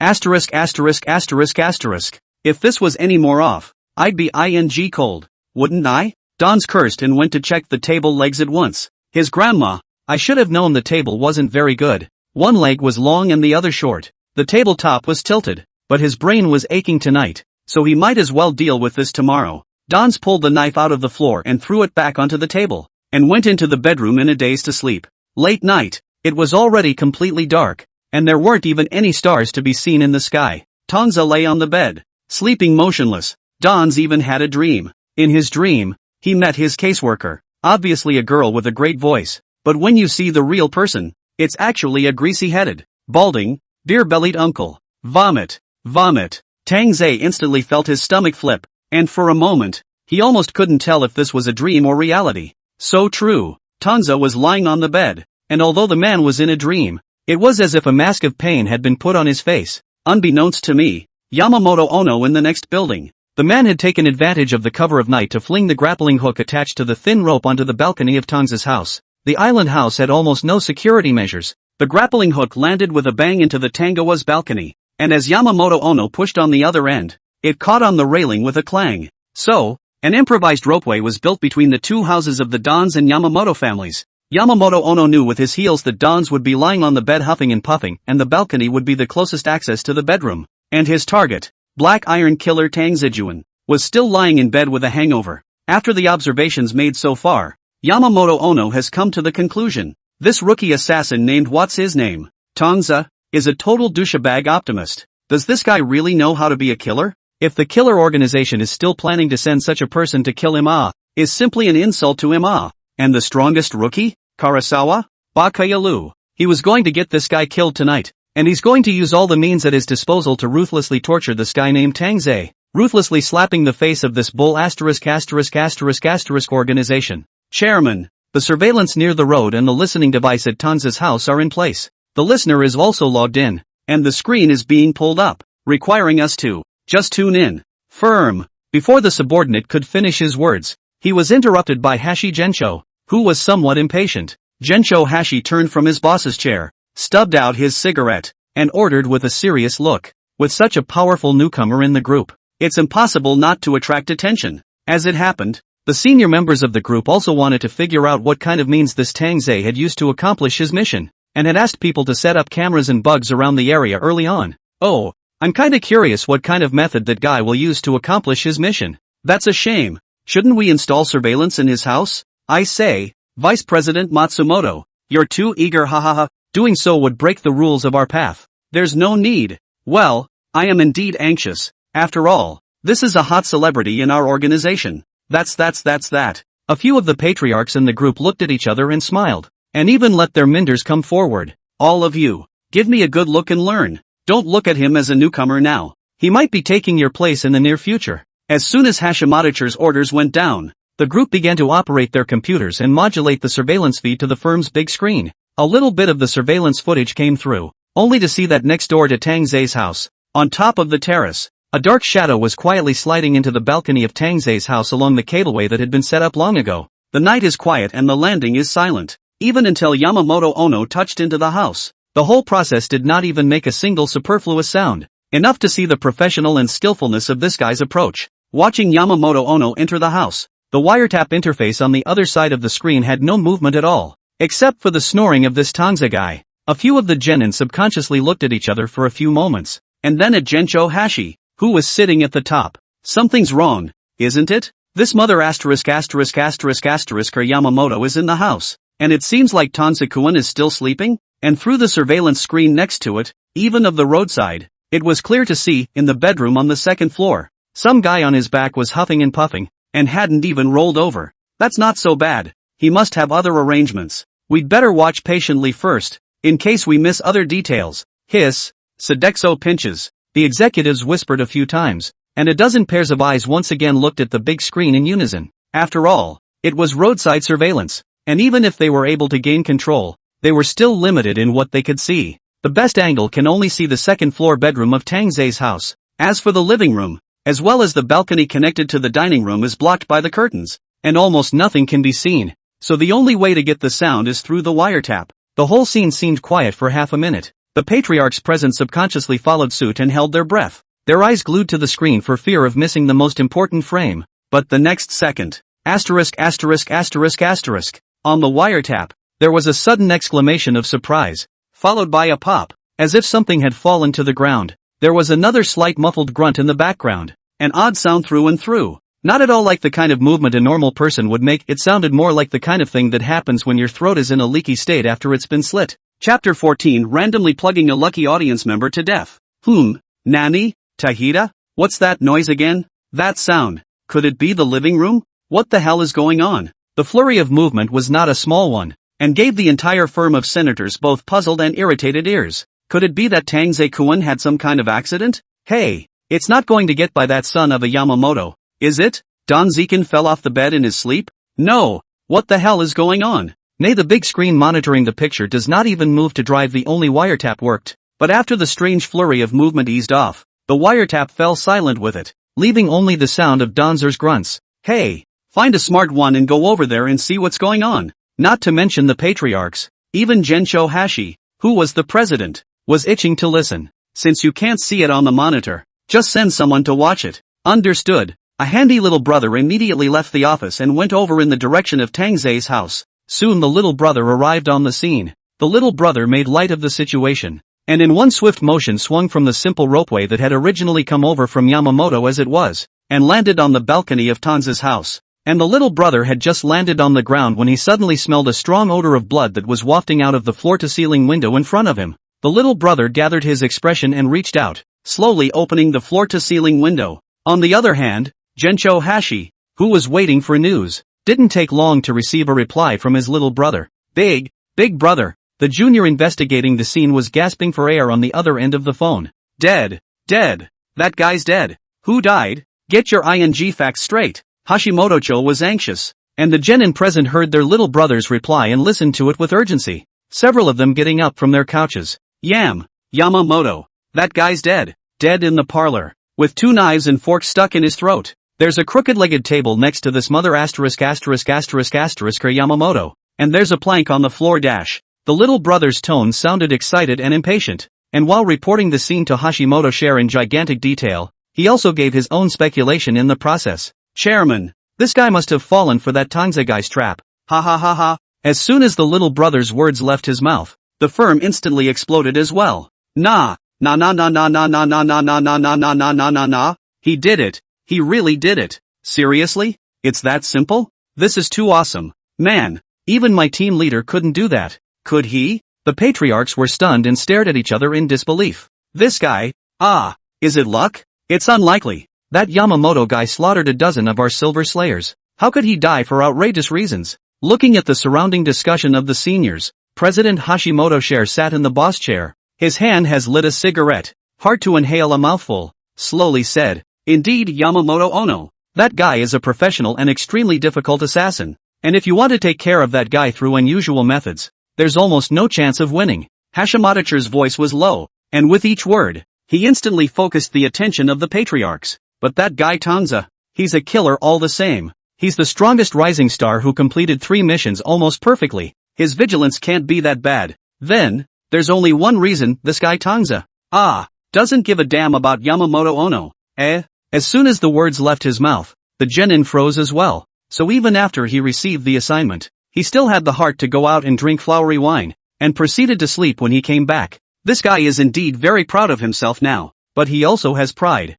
Gensho Hashi took another slow drag on his cigarette. As the president of an assassin organization, he had seen a lot of big waves, so how could he be easily confused by the surface of things? I guess, this Tang Ze guy, I'm afraid that he guessed everything from the very beginning when he learned about the target of the mission from Akagi Ichiyuki, and even the matter that Yamamoto Ono guy was secretly observing himself. That guy, Yamamoto Ono, since he was able to kill the silver assassins we sent out to murder him before, surely he must have a way to know the assassins that the organization sent out to murder him afterwards, right? This Tang Ze fellow must have sensed this as well, so that idle, hangdog look during the day was completely to confuse Yamamoto Ono. Thinking of this, Hashimoto slowly exhaled his cigarette, the corner of his mouth tickling rather smugly. "Yeah, that's right, that's got to be it. This guy Tang Ze, is definitely confusing Yamamoto Ono because he knows that since Yamamoto Ono was able to kill the guy who went to assassinate him, he must have already thought of a way to deal with him." After a narration, all of the seniors of the firm, as well as the team leaders, small cadres, and whatnot, who were listening, all of them looked as if they had come to a realization. Hiss, so that's it. I knew it. How could Tang Ze-kun let that guy sneak into his house easily? What a good tactic. Tang Ze-kun. Man, I didn't realize we were all confused by him. Genius. The genius of being a killer. The crowd sighed inside, and all of them looked at Tang Ze-kun on the big screen with admiration even though the guy was still lying on the bed in his bedroom on the second floor, huffing and puffing. You guys can think about it carefully. How could Tang Ze-kun, as the strongest rookie in our organization, be so thick-headed, and still be able to put his mission target into the house so easily? The cadre of firms around them who were listening to the president nodded their heads as if they were pounding garlic. I'm sure that guy Yamamoto Ono is thinking the same thing as us, except that this guy Tang Ze-kun is really acting too well, and can practically be said to have predicted Yamamoto's prediction, and then finally, step by step, introduce Yamamoto into the trap, so that the guy will obediently come to the door. I'm afraid that when Yamamoto came into the house Donskuen had it all figured out that if the guy could come in standing, he'd have to go out lying down. Possessing such self-confidence, that's why I say he's too proud to actually sleep at such a life-threatening moment. Ha ha, maybe Tang Ze-kun has some humor cells, but Don Zekin's tactics proved successful, ending a fellow veteran with just a plank of wood, a tilted table, and 2 knives and forks. Hashimoto finished slowly, and a cigarette was finished. This, I'm afraid, is something very few of you present can do. Chapter 15, Lying Down and Earning Money. As soon as Hashi Gensho's words fell, the eyes of the organization's patriarchs who were listening to him also glowed, and they cheered excitedly. Ha ha, our organization has really picked up a treasure. See, what did I say before? This Tang Ze guy will never let us down. I didn't expect to use such a ploy this time. Ha, it's really worthy of being the strongest rookie in our organization. The whole firm was filled with an air of rapture. It wasn't long before Akagi Ichiyuki, Danzawa's caseworker, received word from the organization as well. This guy has done well this time. You inform him that from now on, he has been promoted to Bronze Slayer. But you, the caseworker, did a lot of the supporting work in this, and you worked hard. It was still Gensho Hashimoto, the chairman, who personally contacted Ichiyuki Akagi. On the phone, Hashimoto Toru sounded in a great mood, and while telling Akagi Ichiyuki the whole thing in a relaxed and pleasant manner not to mention, he also rewarded Akagi Ichiyuki with a lot of rewards along the way. I'll just give you twice the commission for this mission. I hope you guys keep up the good work. Ha ha. Thank you, President. Thank you very much. Akagi Ichiyuki was as happy as could be, and the headphones used to link up almost fell out of his earphones. Ouch. No wonder this guy moved before, and right next to that Yamamoto Ono guy? So it was prepared. What? She sounded reluctant when she gave that guy his assignment, but she didn't think she'd get it done so quickly? Really? It's not straightforward at all. But the next morning, Tang Ze finally woke up from his hangover and was so thirsty that he was going to go to the kitchen to get a glass of water to drink. The person had just left the bedroom. Turned into the kitchen. He saw the ground in front of him. Yamamoto Ono, who was lying on the ground already bony and hard. The blood on the ground that had already coagulated. And the 2 knives and forks that were stuck in Yamamoto Ono's neck. There was also a strong smell of blood in the air. It gave Tang Ze a jolt of fear on the spot, and he almost fell to the ground. What's going on? What's going on? Nice guy. Waking up early in the morning to see a body lying in his own house? What happened at his house last night? However, as Tang Ze looked on, he vaguely felt that this brother lying on the ground looked very familiar. But since the guy was dead and his expression was too distorted, Tang Ze didn't really recognize him for a moment. Wait, where did we meet again? Just as Tang Ze was still trying to recall, buzz. The cell phone in his pocket rang. Sure enough, it's the man in the case calling. Congratulations, Tang Ze-kun. You've done an excellent job with the killer upgrade mission as well. You know, the chairman just made a point of praising you. That's marvelous, Karasawa-kun. Akagi Ichiyuki's excited voice instantly came out of the cell phone. Ha ha, surely you knew where this Yamamoto Ono guy lived from the start before you thought of moving? Hiding deep enough, Tang Ze-kun. How did you even hide it from me? It's really catchy. Oh. Ha, Tang Ze on the other end of the phone stammered, scratching his head with a puzzled expression, and looked again at Yamamoto Ono on the ground. It just occurred to him that this guy wasn't the mole in the organization that the case insider had told him about yesterday, but because of this guy's tactics, it's kinda tricky for the organization to deal with. Wait, so this guy just died? And died in his house? What the hell? The explosion of information this early in the morning gave Tang Ze's CPU a quick dry burn. A mole? A mole delivered to your door? Tang Ze's gaze subconsciously looked around and saw the open balcony door, as well as the grappling hook attached to the cableway stuck to the balcony parapet. Then, Tang Ze's eyes slowly fell back to the knife and fork stuck in Yamamoto Ono's neck. Wait, did this guy? Just as a very outrageous thought was about to pop into Tang Ze's mind. By the way, you don't have to worry about the follow-up. We'll take care of it. After all, this guy died in your house, and you might not be able to handle it very well on your own. Don't worry, I'll take care of this, Akagi Ichiyuki said cheerfully on the other end of the line. The handlers we're sending will be here in 10 minutes, so hold your horses. Until he hung up the phone, Tang Ze still felt his brain was dizzy. Only yesterday he met this Yamamoto Ono in a photo. How come when I saw him again today, this guy is a corpse? I didn't expect him to meet this mole in such a puzzling way. Hey, what the hell happened at his house last night? But with a hangover, Danzer would be lucky to remember what the guy's name was at the moment. Still, Danzer went to glance at the Slayer's intranet and logged into his personal page. As expected, after the name Tang Ze, the level of the killer has been upgraded from black iron to bronze, and at the same time, there was a text message from the bank on Tang Ze's cell phone. Sumitomo Mitsui Banking Corporation, remittance of 10,000,000 yen received from an anonymous account. Current balance, 10 million yen, about 510 renminbi, 000. If Tang Ze remembers correctly, it also happens to be the threshold of the bronze quest, right? Well, although he doesn't quite understand what's going on, but does he count this as a foot in the door? Lying down? The district's killer ranked missions are nothing more than that, and really seeing the balance on his bank card was the king. Tang Ze's happy mouth was grinning behind his ears. So he's a bronze killer now? You can make at least 10 million yen on a single order, right? At this rate, he'll not only be able to buy a suite in Tokyo, he'll be able to buy a suite right next to Kabukicho, right? It's true. The 360 lines of work are great, and it's great that I decided to come to be a killer in the first place, since Yamamoto Ono, the mole, had already died in Tang Ze's house. For the aftermath, the organization side of course had people who were specifically in charge of this piece of work. Anyway, the identity of this guy Yamamoto Ono is not visible. The police side will not even notice.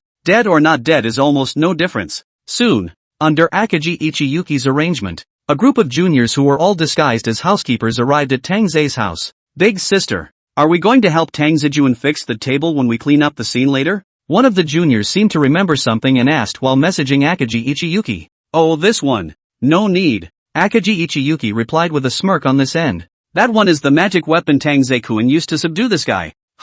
Chapter 16, The Strongest Newcomer. Tang Ze-jun. Inside the house, Tang Ze, as soon as he opened the door, saw a gang of guys who were obviously wearing housecleaning uniforms, but their expressions looked menacing. If it wasn't for the fact that the case insider had told him on the phone before that he was going to send someone to the door to clean up the scene, He would have almost thought that it was this Yamamoto Ono's accomplice who had come to the door to take revenge. Professional deserves to be a professional. Tang Ze a handful of time have not even finished driving. The minions have already cleaned up the scene. Even the bowls that Tang Ze didn't wash and threw in the pool last night. Tang Ze-kun, if there's nothing else, we'll take our leave. The lead little brother said respectfully towards Tang Ze. Good. Dans nodded and was just about to head back to the bedroom.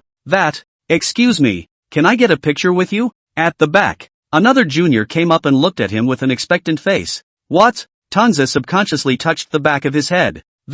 And I want to. Me too. Elder Tang Ze, please take a picture with me. With the first minion opening his mouth, more minions came forward at once. After clearing the scene, the minions had almost surrounded Tang Ze. Most of the backroom staff consisted of guys who had been eliminated during the assassin's mission phase, and they were only sent out to deal with the aftermath, and the probability of meeting any of the other guys in the organization was low. The name strongest newcomer Tang Ze has been spreading all over the intranet of the assassin organization as well as within the organization. I've long heard of your reputation as the strongest newcomer, and I even applied to come to your house to clean up the scene today. I heard that you solved this mole that had caused the organization a headache for a long time in 3 moves. Ah, that's amazing. I've also heard from other caseworkers that even the president has been praising you, saying that your talent and potential are far more than just black iron. I want to be an assassin like Tang Ze-kun too. In less than a moment, almost all of the minions excitedly gathered around. Ha ha ha, it's not as godly as you guys make it out to be. Tang Ze laughed with a leathery smile. Ha ha, if these guys knew that the mole who gave the organization a headache for days and he eliminated more than a dozen silver assassins was only killed because he happened to be stabbed with a knife and fork on his desk, I wonder how they would look. Forget it, he had received the money anyway, so he would just laugh at all the other benefits and whatnot. Hey, you guys are going to cause trouble for Tang Ze-kun. Have you forgotten what the chairman explained? Don't give Tang Ze-kun any trouble when you clean up the scene. And when the leader of the group saw this, he chortled at the side. Be careful, I'll turn around and report this matter to the president and make you all suffer. What the hell? It's just a picture together. That's too strict, isn't it, chairman? There was a burst of resentment from the minions, but the group leader's orders couldn't be disobeyed, so they had to pack up and walk away in small, forced voices. After seeing the minions leave the room one after another, the team leader, who had a serious expression just a moment ago, instantly changed into a fawning face. Tang Ze-kun, leave these guys alone and take a picture with me first. Ha, a different place to stay? Yes, the place where you're living right now may have been exposed by that Yamamoto Ono guy, so it's best to move out within the day for safety reasons. And after the guys who cleaned up the scene had withdrawn, Tang Ze, who had just sat down in front of his computer, instantly received another contact call from Akaji Ichiyuki, a person inside the case. Even though we've cleared the scene, it's better for you to get out of there just to be on the safe side. What? All of a sudden? Tang Ze was instantly helpless. Hey, he just figured out the route to Kabukicho. Why is he moving? Even if I have to move, then I have to give me time to find a good location, right? Ah, that's something you don't have to think about, Akaji Ichiyuki said with a smirk on the other end. The organization has already arranged a new residence for you. All the arrangements and formalities for the handover have been arranged. You people can just move in directly. Ah, it wouldn't be one of those ramshackle longhouses in the country, would it? Dans frowned. The impression seems to be that the safer the so-called place is,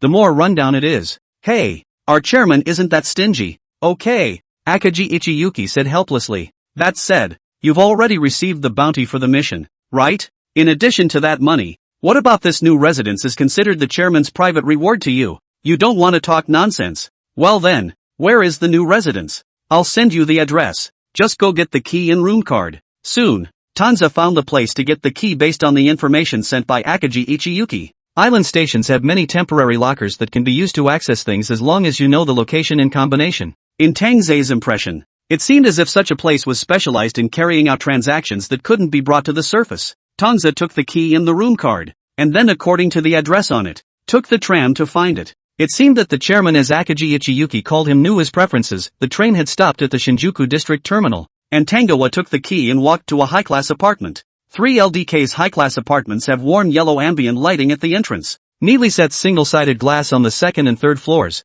and the open-air garden on the top floor should be considered a standard feature. Even standing on the balcony, you can look out directly to Shinjuku and Ikebukuro Sub-City Center. The apartment building is surrounded by asphalt road. Compared to the previous one family built in the city, the yard of those attractions plants then seem a little monotonous, but such a house are winning on the location and the inner Tang Ze swiped the door card to enter the house. The decoration inside the apartment is also atmospheric. Wide, even the field of vision is much brighter. Sure enough, a one-family building looks a lot smaller compared to a high-class condo like this. Tang Ze entered the house and took a good stroll. There wasn't a single person in the house, but it had been cleaned up. And even some of the nooks and crannies were spotless. The marble desktop was shiny. As expected. Just as the caseworker had said. Everything in this apartment had been prepared. Furniture and appliances, and even such necessities as clothes and washing utensils had been taken into account. TSK, this is the financial power of the president of an assassin organization?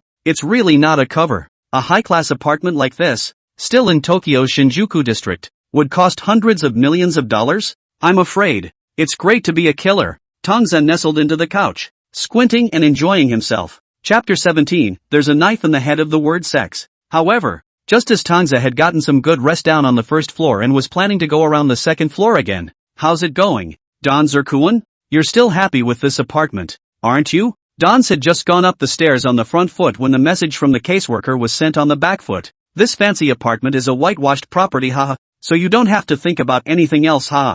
Then again, today is Tanzakuan's first day as a bronze slayer, right? How about it? Would you like to try a bronze level mission? Messages from the caseworker flew by as if the secret contact had been treated like a cell phone text message. Don's returned an ellipsis. What are you doing? Wouldn't he normally have just finished the Slayer rank quest? And from the tone of the man in this case, that task seemed to be much more difficult than normal. No way. He's just finishing up and he's going to take the next one? You think he's a donkey? Tanzakuan. The end of a journey is also equal to the beginning of a new one. It's okay, Tanzakuan. The quests I prepared for you are carefully selected with the highest bounties, yo. So I guarantee you won't lose or be fooled if you do them. Akaji Ichiyuki grinned on this end and conveyed a message to Don's. I can't help it. Chairman Hashimoto has high hopes for this guy, and she's an insider. So it was just a matter of getting this guy to level up his slayer sooner by constantly completing quests. Although this guy is already the strongest newcomer in the organization, but also cannot break the tradition. In which case the rules of the organization will be messed up, so I have to let Tang Ze and more to complete the task.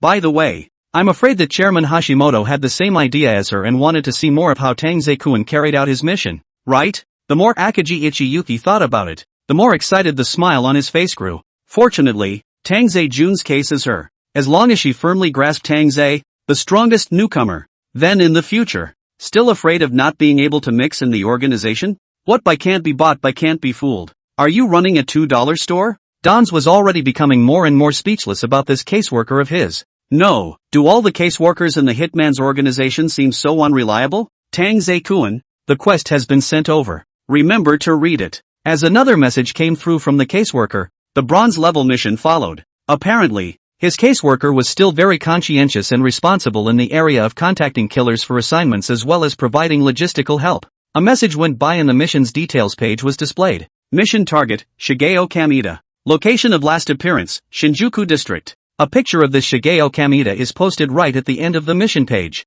Big belly. The upper half of the suit seems to be bursting with this guy's stomach. Even this photo of Shigeo Kamida is still thinking that he is very handsome smile. The look of a lustful look. The teeth are how to show. Greasy can alarm the next door US Army. I don't know what little genius chose this photo. It's so damn straight to the heart. Tang's stomach turned in disgust as he looked at Kamada Shigeo in the photo.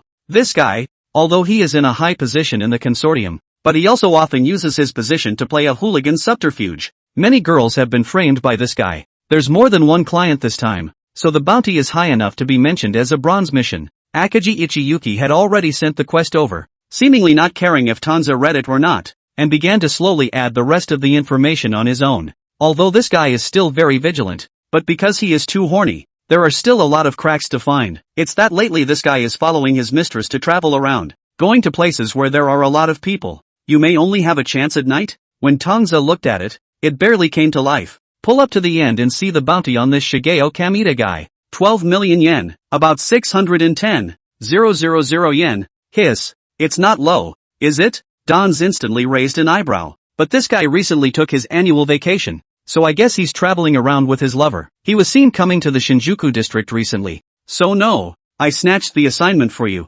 Ha ha, I thank you. Tanza looked at the mission page and the information on the caseworker with an expressionless face. What? You want mandatory overtime, right? No way. Laborers are people too. That's it then, Don Zerkuan. Looking forward to your good news. I've picked this mission for you. Whether it's the location of the mission target or the bounty, don't let me down. He. Tell me more. Don's finished his slow reply and tossed his phone aside. Who cares about a couple missions? Let dude have fun for a couple days first. Anyway, even if something went wrong with the mission, the people in the case would notify him first. As for the Akagi Ichiyuki on the other end, when she saw the message from Tang Ze, she couldn't control the smile on her face. Ouch.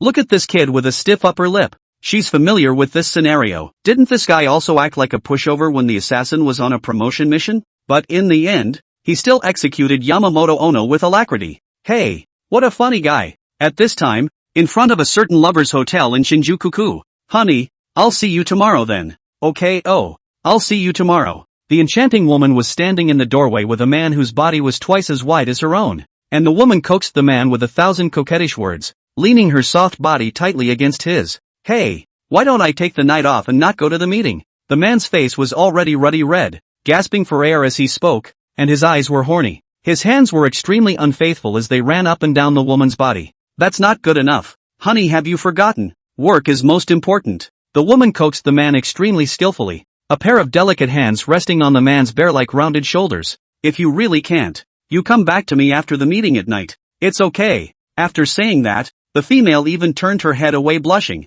but her body was pressed tightly. That says it all. The man nodded repeatedly and hugged the flirtatious wench tightly. The two warmed up in front of the lover's hotel for a while longer before the man reluctantly left. Damn, really know how to seduce people. Until he got into the cab. The feeling of warmth seemed to be still in his arms. The sweaty Shigeo Kamita was leaning against the back of the car and sighing. It seems he really didn't make a mistake with this mistress. This is not many times better than those little milquetoast girls that I found in the company before. Kamita Shigeo nearly lost his grip just thinking about it. Chapter 18, Think Twice About Going Out. Shigeo Kamita was out on a business trip, so the meetings that needed to be held still had to be held. But this meeting seemed to take an unusually long time. By the time Kamita Shigeo came out, it was dark outside, giving Kamita Shigeo a hungry stomach growl. Never mind, just go eat something before going to Haruko's. Shigeo Kamita thought so while exiting the group's gate. Haruko was his favorite mistress these days, and he was ready to fight that goblin for 300 rounds, so being hungry was not an option.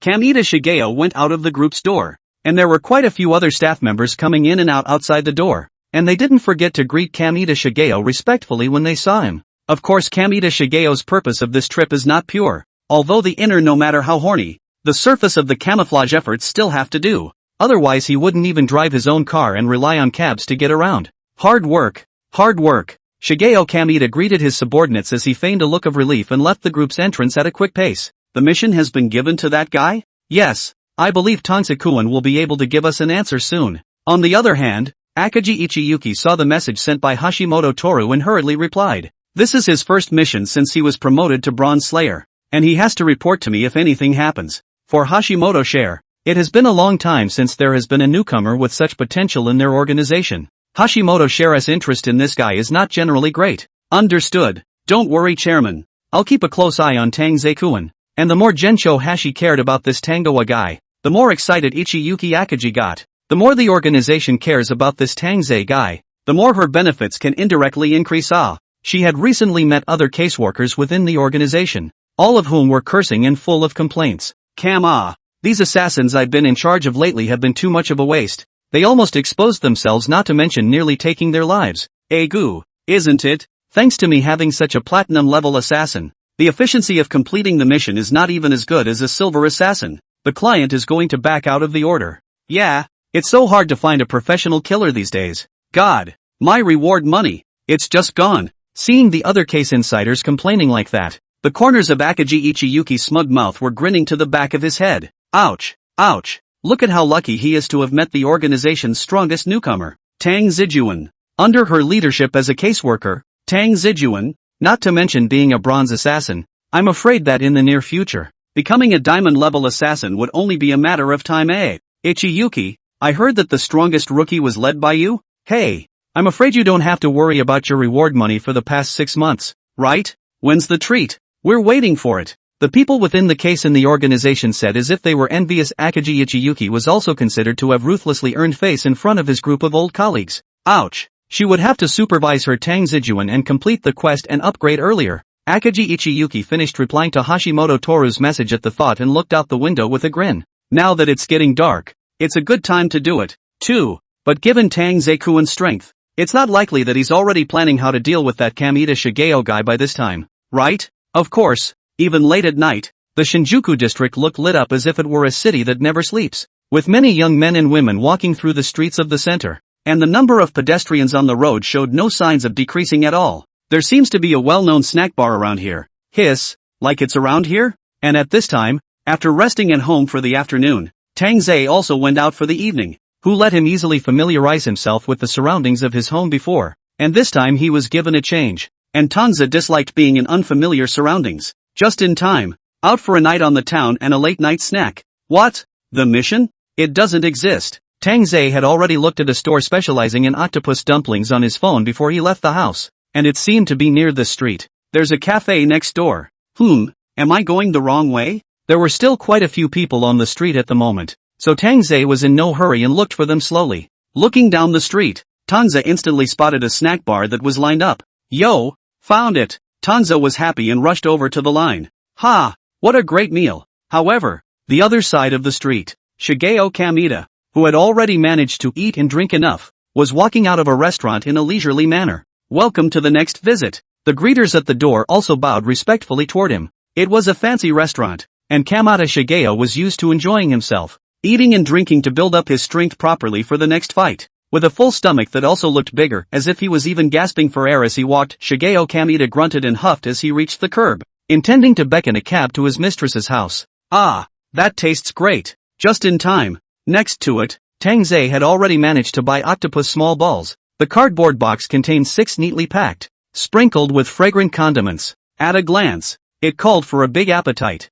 Danzer, with his little lunchbox in hand, was just about to wander off somewhere else, but Danzer was just about to cross the street, probably before his attention could be withdrawn from the little lunchbox, when his feet steeply referred to a hard board. It was a low concrete pier, the kind of thing used to stop cars from entering the sidewalk, but at that moment Tang Ze kicked it up without any defense. Asterisk.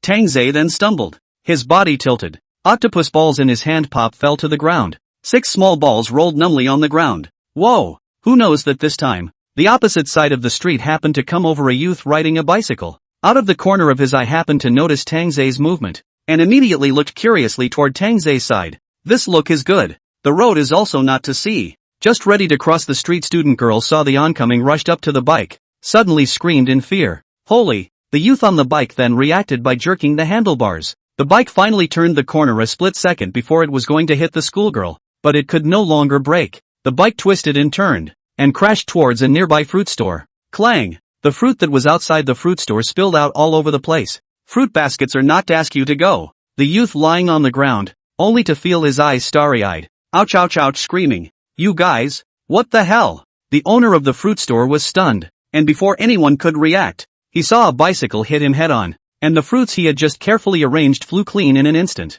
Holy, what the hell? Ooh, this one just doesn't look the way. This fruit store owner is also too unlucky. Ha ha, scared me, almost hit me too. This series of movements was not small, causing the surrounding passers-by to subconsciously look over as well. What the hell? Even Kamita Shigeo, who was nearby and preparing to fight, couldn't help but be attracted to it. Just hearing the noise of people over there, many passers-by turned back, and Kamita Shigeo also looked twice more, but those 2 glances didn't tell us much. Shigeo Kamita was standing on the curb, just about to reach for a taxi, and at that moment, not far away, drove a truck. The truck was loaded with cargo and headed this way without slowing down. You guys, watch where you're going if you're riding a bike. Look at that. You're ruining my business tonight. In front of the fruit store, the owner is furious and on fire. I'm sorry, I just got sidetracked. The youth's face was bruised and purple from the fall, but knowing that he was at a disadvantage, he could only endure the boss's high-decibel angry scolding in silence. The crowd of onlookers around them also grew, causing the truck driver to glance towards the side. What's going on? So much noise. The trucker turned back for a half-hearted effort, then turned back again, only to see in front of him a cloud of bright red lights. The truck driver was scared out of his wits, his feet subconsciously slamming on the brakes and his hands pounding on the steering wheel. But it's too late. Clunk! The muffled sound of hitting something. Standing not far away, Tang Ze, who had just been lamenting for his heroically sacrificed octopus minnows, looked up and saw, not far away, the figure of a certain fellow like a deep-sea torpedo being knocked out by a truck. Coincidentally, it's the direction of the fruit store again, but this time it's a glass window. Ka-ching! There was another loud bang. The glass case shattered all over the place, and the fruit inside wasn't spared, being crushed into puree in an instant. But fortunately there were no other casualties. The owner of the fruit store, who had been cursing passionately just a moment ago, was now scared stiff. The owner looked at the window next to him, which was already in pieces, and was so shocked that he couldn't utter a complete sentence. The young man on the bike next to the boss also froze. He was still being scolded, when suddenly he saw something flying from behind, and the glass ballast splashed into his face. This is too exciting, isn't it? To Tang Ze, who was not far away. He also froze in fear. Damn, that was close. Luckily he was standing inside the sidewalk and this truck couldn't hit him. Holy, what is this? No, did a man just fly in? Hey, this boss is too unlucky. I hope this owner has insurance, or he won't even have a place to cry. Hurry up and call an ambulance. This guy can still be saved, right? The surrounding walkers looked dumbfounded and came up to watch. Tang Ze was also a fan of watching the fun, and subconsciously followed around. Only the fruit store. Amidst a pile of glass ballast and a pile of crushed fruits, the sizable man was covered in blood and twitching straight up. It seemed that the man's body fat buildup was slowing down the impact, and it looked as if there was a glimmer of life that was struggling. However, watching the man about to stand up, above, the cabinet the owner used to store fruit moved. Several durians fell out of the battered cabinet one after another. Clunk dash. The durians landed with precision on the man's head. The man stiffened and instantly fell to the ground with a thud. It's not moving. Chapter 19, Isn't Life a Series of Chance Made of Necessity? Outside the fruit store, the crowd of onlookers, and Tang Ze, who blended in, watching the store, the body as if a mountain. Rumbling sound fell back to the ground. I'm afraid this one is hopeless. Hey, why is it hopeless? Quickly call the hospital. I'll be damned. The ambulances are still on their way. Where did they get here so fast? No, who would put a durian on that? Ahoy. Holy, this guy is too miserable, isn't he? Worse than a fruit store owner. You can pull that off. The owner has insurance. Business has been bad lately, and now he's smiling. Not to mention the fruit store. Now almost the whole street's eyes were attracted, and people stacked up and gathered towards this side. I'll be damned. This fat guy does really suck. It didn't take long before Tang Ze was hard pushed out by the ever-surging crowd. All Tang Ze saw was a huge figure that had fallen with a loud bang, and the crowd that was still pushing and shoving around it. I hope the people are okay. But then again, how come I feel like that fat guy seems a bit familiar? Where have I seen it before? Never mind. It's probably some TV sumo tournament. Tang Ze shrugged, thinking of the octopus dumplings he had spilled all over the floor before he had even taken a bite, and planned to go get another one to eat at home. Members of the Violence Corps are increasing again. Street firefight. The unfortunate involvement of passers-by. Secret news. Corporate executives' extremely indiscreet behavior causes collective retaliation by female workers. Attention! Accidents and injuries are frequent in the Shinjuku area, so please be careful when traveling. Today, an extremely serious car accident occurred once again in Shinjuku Ward. The deceased is Kamita. Tang Ze, who had already returned home, was eating freshly warmed octopus dumplings while passing the time by constantly changing channels on the TV. This high-class apartment is good, but it's too big, and when you're alone it seems too empty. Just as Tang Ze was planning to take a sip of cold beer to get refreshed, the cell phone that was thrown on the table suddenly shook. Tang Ze-kun, that's amazing. So quick to finish the job again. If secret messages could also be conveyed in the form of voice, Tang Ze felt that this caseworker's language could pass through the cell phone and kill him right through his eardrums. Finish the mission? What's this all about? But more than the tone of the case insiders, the content of the secret message was first to Tang Ze will not be whole. When did he finish the mission? He just went out for a walk and bought some snacks on the way.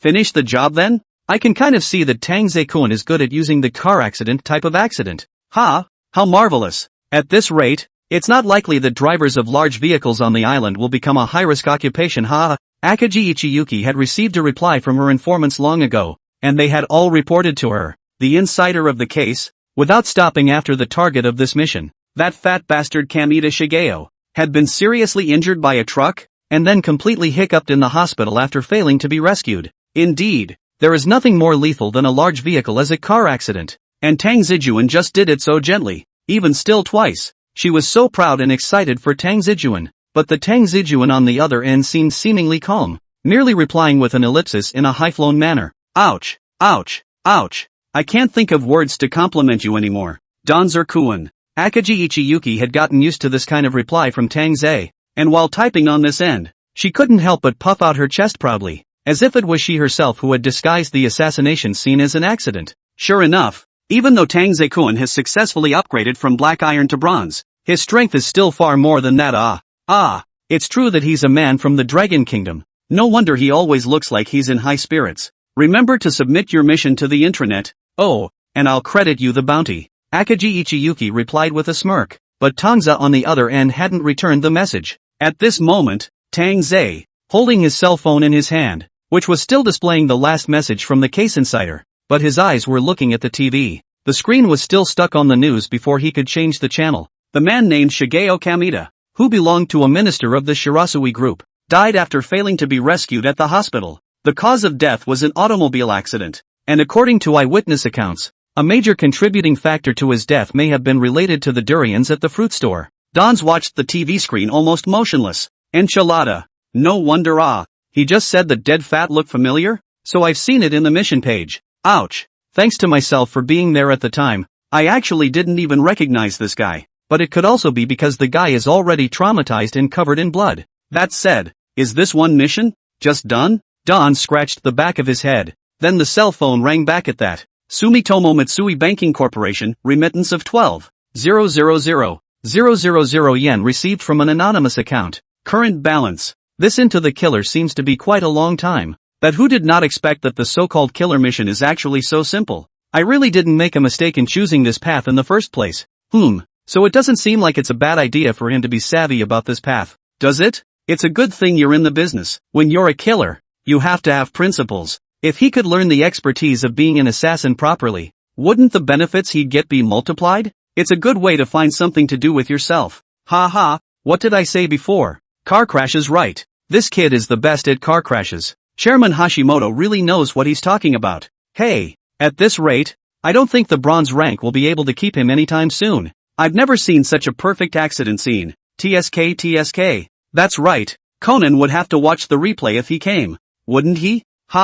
Somewhere in a secret office in the upper echelons of the killer organization, President Hashimoto Share, smoking a cigar as usual, was discussing Tangoa's latest mission with a few other patriarchs in a lively manner. Both the mission objectives and the results of the mission, as well as the mission process, were all presented on the large screen in the conference room at this time. You guys take a closer look. This guy is personally lining up for snacks this late in the day. From this step on, this guy has been calculating. Hashimoto Share puffed on his cigar and smiled evilly, until he saw the unlucky guy on the bike who appeared on the side of the road, pretended to trip, and spilled the octopus balls in his hand again. He must have investigated beforehand. This road, this time of day, this young man on a bicycle was bound to show up. And, of course, the big truck that decided life and death in the end. Starting with the attraction of the biker youths and ending with the appearance of the big trucks. Step after step, step after step, step after step, step after step, step after step, step after step,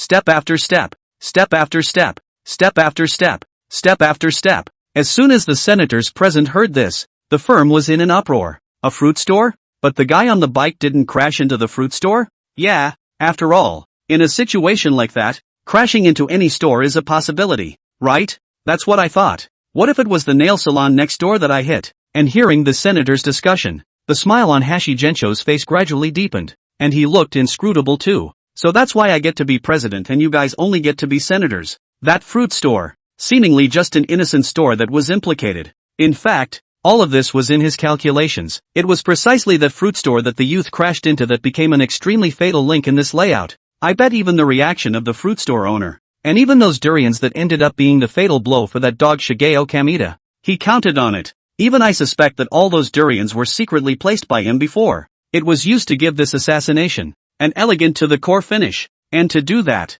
you have to at least know the scene and the pedestrians around it, and even what types of vehicles are going to be there at what times and what hours, and then use that seemingly mediocre amount of information to complete the layout. Completing the entire step can take a considerable amount of effort behind the scenes. All this, except that none of us can see it. That's why I'm saying, this Tang Ze fellow, his strength can definitely not be underestimated. Gensho Hashi clips his cigar and exhales a cloud of smoke with a leisurely look on his face. Of course, it might take that little bit of luck, if you insist on other factors. Isn't life just a series of inevitabilities made up of chance? I have to say, Toru Hashimoto is simply growing to appreciate the newcomer, even though it was common for him, as the president, to study the newcomers in the organization. This Tang Ze was the only one who could be considered to be a standout among the recent newcomers. To be honest, he was already looking forward to what kind of accident Tang Ze would create next time. The other patriarchs, on hearing this, had a look of enlightenment.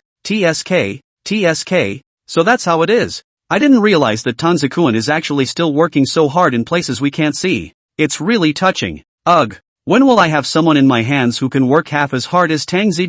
That's right. Lately I've been studying the newcomers' ways with the chairman every day, and I'm getting the feeling that these guys under my own hands are just a making machine. The patriarch sighed in disbelief again. President, then this Tang Ze.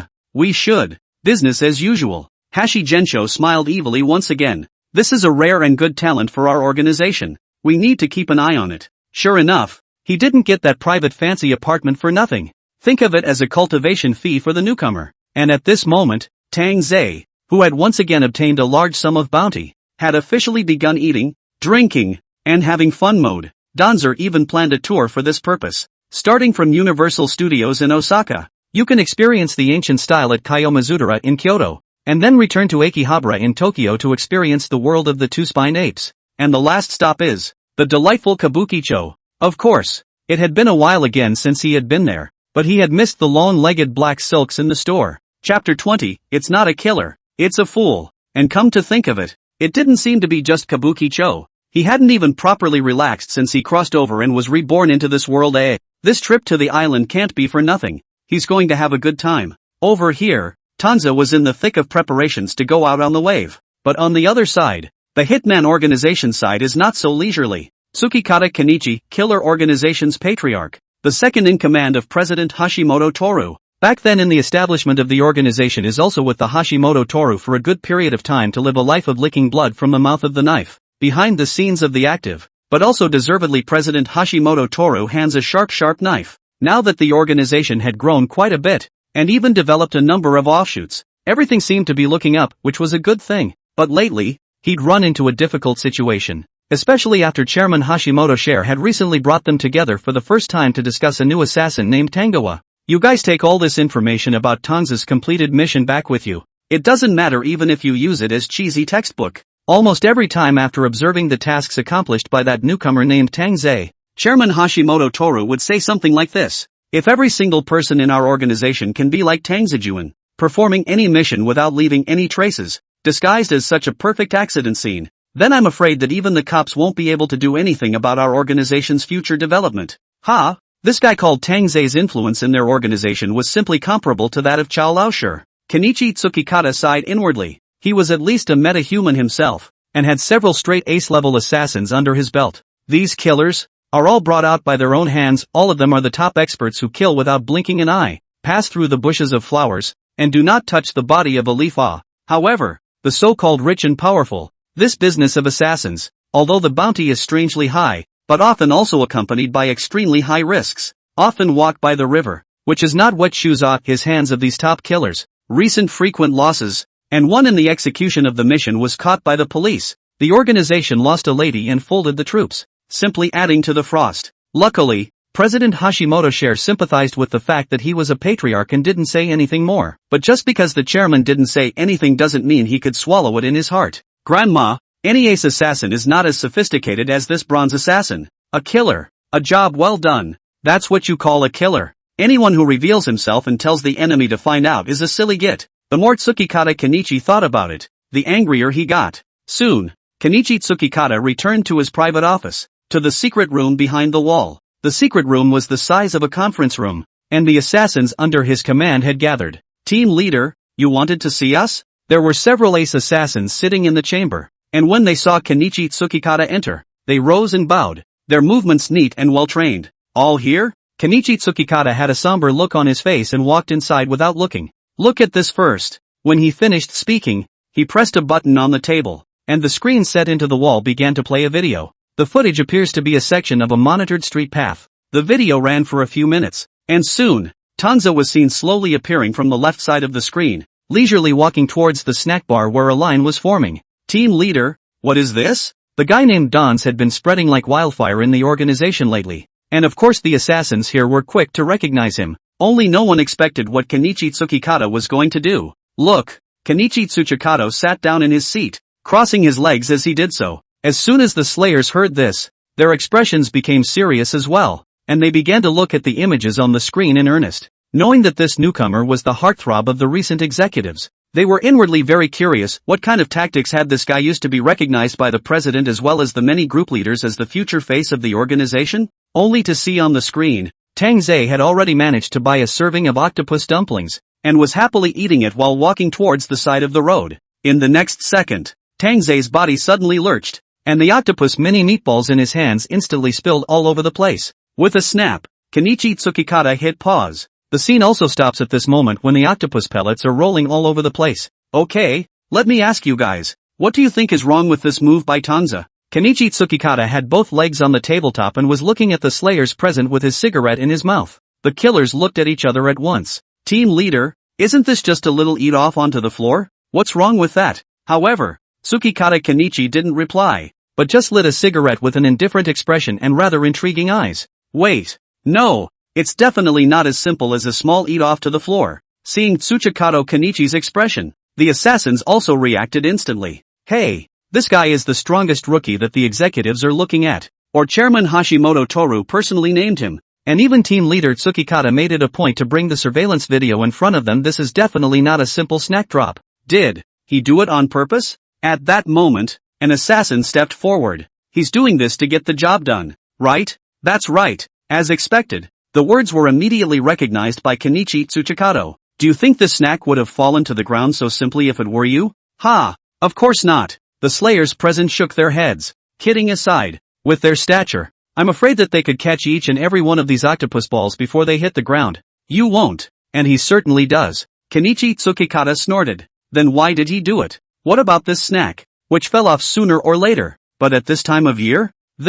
Once again, the killers looked at each other, looking even more puzzled. I say, team leader, you'd better stop stalling and tell us. That's right, team leader. With a character like him, how can we possibly guess his plans? Seeing that the assassins finally showed a look that satisfied him, Tsukikata Kenichi then said leisurely, okay, look carefully here. Kenichi Tsukikata pointed to a corner of the screen where a youth on a bicycle happened to appear, seemingly coming in the direction of the street. Then, Kenichi Tsukikata lifted the pause button. On the screen, the youth on the bicycle had been successfully attracted by Tang Ze's movement, which indirectly led to his own failure to see the schoolgirl who was crossing the street in front of him, and the front end of his car lurched, violently rushing into the fruit store next to him. What followed was a large number of onlookers converging, causing quite a commotion within the confines of a small half-block. Chapter 21, Arigato, Akuji-san. At that time, a truck slowly appeared. As for Tang Ze's target, Kamada Shigeo, the moment he was about to cross the street, attracted by the noisy commotion of the fruit store, the driver,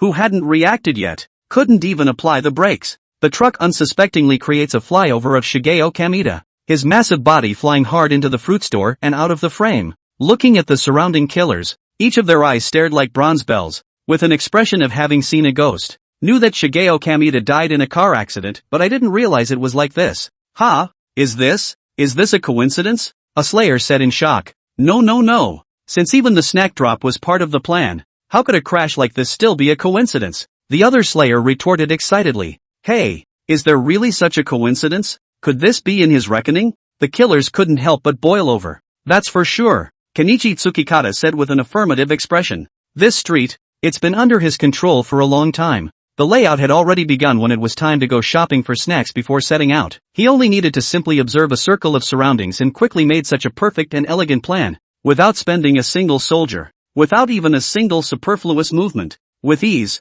he took this Kamada Shigeo. Suffice it to say that everyone present, the whole street, was his plaything. Not only does he take care of his targets with ease, but he's able to stage the whole thing as an accident, removing himself perfectly from the pile. Kenichi Tsukikata became more and more enthusiastic, just like Chairman Toru Hashimoto, who was analyzing the video with them, the team leaders and the people in the case. You guys, even after the accident was over, he went back and rebought the same snack. Nah, this is called professionalism. The Slayers in the room were dumbfounded when Earthquake Kenichi finished his speech. This is the difference between us and this new king? Wait a minute, is the amount of information so large? The gap is still really a bit big. Gee, if it were me, I'd have skipped out long ago after completing the mission. How could I still be hanging around the scene? The thing is, we can't create a perfect assassination like that either, can we? At this point the killers look at the picture again, restless and talking. Oh, you used to be all high-minded and proud, and you weren't too happy to be allowed to do more missions. But now that you see one with more powerful means, you're wimpy? Kenichi Tsukikata had been amused, and was unflinchingly sarcastic. Kenichi Tsukikata's voice was not loud, but it clearly and unmistakably reached the ears of every assassin present. The killers lost their voices for a moment. Alright, each of you make me a copy of this surveillance video, and I'll send you video footage of his first few missions later. You take it back and study it carefully. Watch and learn. To learn a single point would be a great enhancement to you. Kenichi Tsukikata snapped. Good. I'll be sure to study it all night. The killers roared with glowing eyes at once. Achu. At this moment, Tang Ze, who was in a high-class apartment and was packing up his things with the intention of going out for a few days, suddenly sneezed. Strange. Have a cold? Dans rubbed his nose. Is someone saying I'm handsome behind my back? Forget it, let's just pack our stuff. Tanza's first stop was Osaka, which wasn't too far from Tokyo and was about an hour away by airplane, and he didn't have much to pack. Pretty much a backpack with a camera, a video game console to relieve boredom in the hotel at night, and so on. As for what other necessities, that is not at all within the scope of Tang Ze's consideration. To the place and then buy on the line. He is the lack of this money, people? After organizing all this, Tanza went out the door and caught the tram to the airport humming the whole way. Ha? That guy came to Osaka? Yes, the tickets were purchased in the morning, and I'm afraid they're here now? I say, this can't be why you came to me, can it? Goo, how come? We're peers. It's not bad to exchange experiences of caseworkers once in a while. Isn't that what the president supports? Ha ha. At this time, inside Kenichi Tsukikata's office, a group of people, Akaji Ichiyuki, Tangoa's caseworker, and a few other caseworkers, are gathered together, discussing the organization, and what's been going on with the assassins they've been leading. You guys, you said before that the chairman was an old curmudgeon who didn't know anything, but now you're actually supporting him? The other caseworkers shrugged. Don't you get it? It's not because there's a new king under this guy's hand. Look at how dejected she is. Kenichi Tsukikata shook his head and sighed all of a sudden. What are you talking about? I'm just that much luckier. Akaji Ichiyuki flirtatiously ruffled her hair and covered her mouth to laugh. Then what are you still doing here? Why don't you hurry up and go properly supervise your caseworker to complete the task? The other caseworkers were instantly sour. There's no rush. Let him juggle. All the social animals have weekends, so it's okay to relax while we don't have a proper assignment for a while, Akaji Ichiyuki said with a smirk. Oh, that guy came to play? These words were heard by the nearby Tsuchikato Kenichi, who immediately said with an interested face. Well, I guessed. Sodexo pinches. Kenichi Tsukikata seemed to have thought of something while rubbing his chin. Hello? What the hell are you guys up to?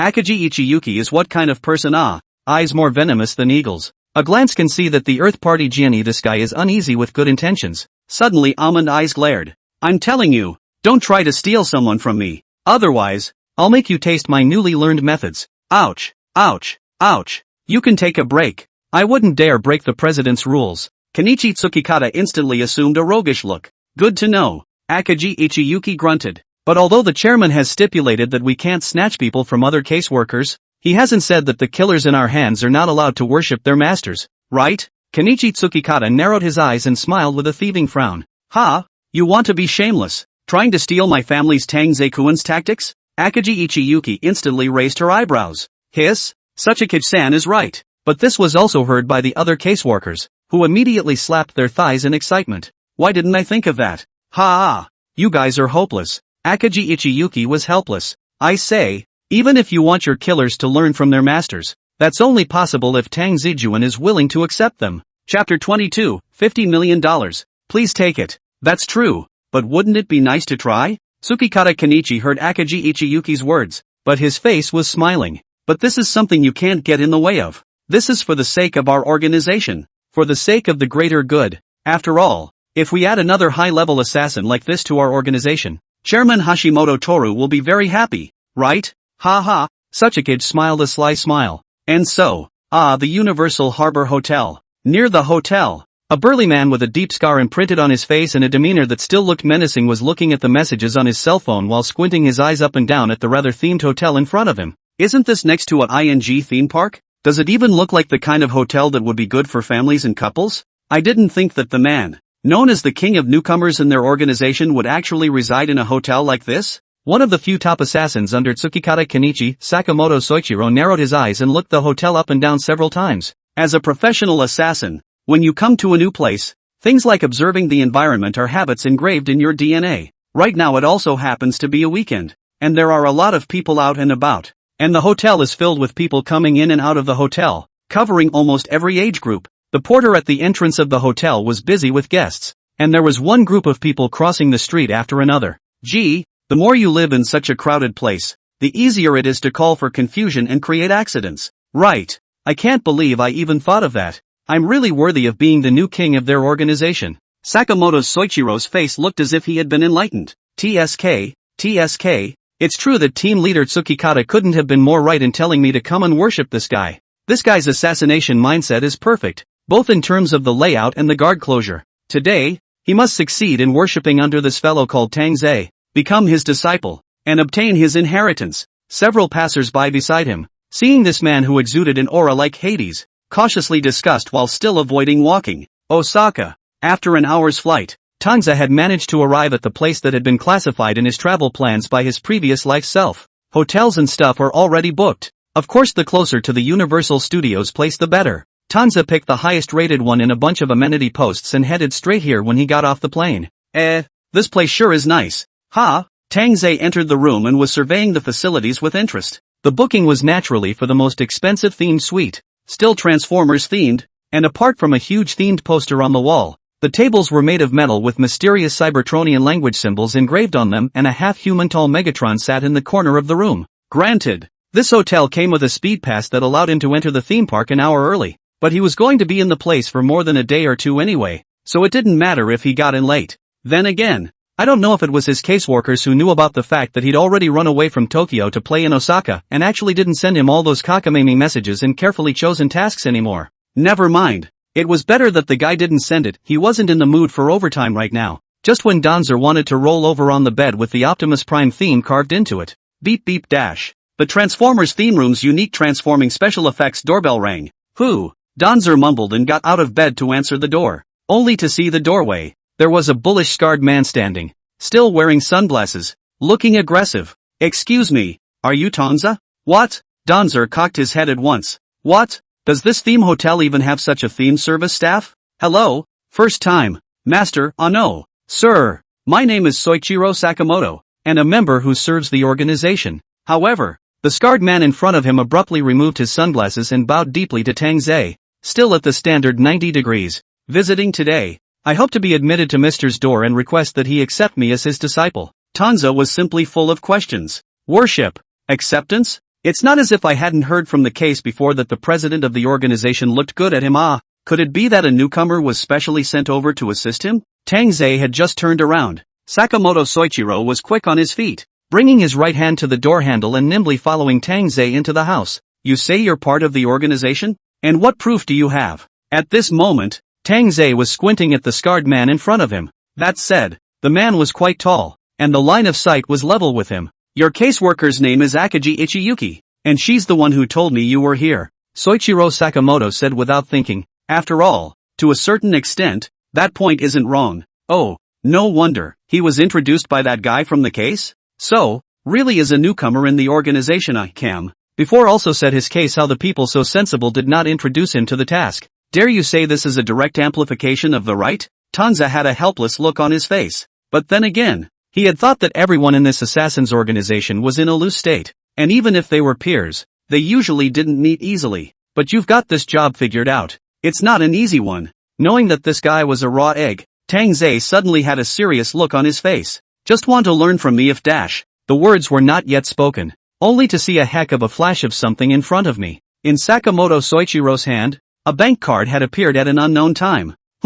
Don's froze. Master, there's $50 million inside this bank card. It's my special tribute to Master. Please smile. Soichiro Sakamoto said in a serious manner with his words. If you want to learn from me, is not out of the question. At that time, Tang Ze's eyes lit up, and as he grabbed the bank card, he cheerfully patted Sakamoto's Soichiro's shoulder. I could tell from the time you first entered the door. You must be a very good learner. Don't worry, I'll take you as a disciple. The King of Heaven won't be able to stop you when you come. Ha ha, really? Thank you, Master. Sakamoto, also happy, kneeling on the spot, head on the ground clunk 3 times. Nice nice. Don smiled with the corners of his mouth grinning to the back of his head. I didn't think I'd get anything out of coming to Osaka today. Chapter 23, one more look and you'll explode. So Master, where do we start? After the simple procedure, Sakamoto's Soichiro looked over to Tang Ze, rubbing his hands together in excitement as he did so. Oh, well, Tang Ze had already collected his bank card,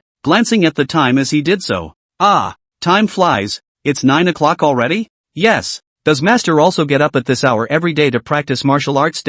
Universal Studios is open. Let's go in first. Don smiled and was about to grab his little carry-on bag. Hey, I got it. Master, I'm familiar with Osaka. I'm a local here, so I'll be a tour guide for Master today, and I guarantee that I can satisfy him. Sakamoto's totally chiro a quick eye took the bag for Tang Ze, his face smile that is called a sunny smile. Yo, really? That would be a pain in the ass haha. Danzer was happy too. The two of them exited the hotel one after the other, Tang Ze in front and Sakamoto in the back, and the rate of return skyrocketed. Hey, could this be the son of some consortium coming out to play? Right? I reckon so. Don't all rich people do that nowadays? Hey, I think it's the recent bad social climate. Often accidents. Rich people go out to give of course to hire a bodyguard for themselves. Young people are so expensive nowadays. Even their hired bodyguards look like killers. There is still a ways to go into the park. As a professional assassin, Soichiro Sakamoto is always on high alert. The grandpa holding his grandson next to him as he crosses the street. The stall selling cotton candy on the side of the road. The female college student yawning in the milk tea shop. This place was, I'm afraid, the most crowded place Sakamoto Soichiro had ever been to since he'd gotten into the business of being an assassin. After all, he spent most of his time as an assassin on missions, and most of the missions were in places with few people, like a blazing 3080T. Soichiro Sakamoto was frantically processing all the image information in his field of view. It also made the guy's already somber-looking face look even more somber. Hey, relax newbie, we're just out to have fun. Don's also gave Soichiro Sakamoto a somewhat puzzled look. Hey, I'm not afraid of you laughing at Master when I say it. I'm used to it. Soichiro Sakamoto also rubbed the back of his head in some embarrassment. Alright, it's all like that at first. Just follow the Master from now on. Don't be so nervous. Don's also comforted Soichiro Sakamoto. The two were waiting for the red light to get ready to cross the road. There were still a lot of joking and laughing pedestrians around, and there was a lot of traffic on the road, and there were not a few luxury cars and sports cars, which were running from the end of the road. Tang Ze stood on the side of the road, tilted his head, and suddenly saw overhead. The red and green signals were blown askew in the wind. A shaky look. Hey, let's back up the station. Tang Ze instantly moved to the side, not forgetting to pull Sakamoto's Soichiro in case that thing suddenly fell and hit them both. That would not be good. Soichiro Sakamoto had just been pulled back 2 steps by Don's, and hadn't yet figured out why, and just then, a commotion violently erupted in the traffic, only to see a sports car failing its brakes and violently crashing towards the side of the sidewalk. Holy, get out of my way. Get out of the way. The old driver in the sports car is screaming in terror. Squeak dash. The tires made an extremely ear-splitting and unpleasant scuffing sound on the ground, and the sports car almost spun around and flew out from where the two were originally standing. It crashed into a nearby gift store with a clunk. The glass window crashed to pieces. Screams from the clerk came from inside as well. Holy, scared me. What the hell flew past? Holy, I'm glad I didn't move just now. It almost hit me. What happened to this car? All of a sudden it just crashed into me? Brakes failed, didn't they? Holy crap. What a miserable car owner. Giving the surrounding passers-by a dumbfounded look, each of them looked around with an overwhelmed face. Sakamoto Soichiro was also a pupil earthquake at this time, with a look of having seen a ghost.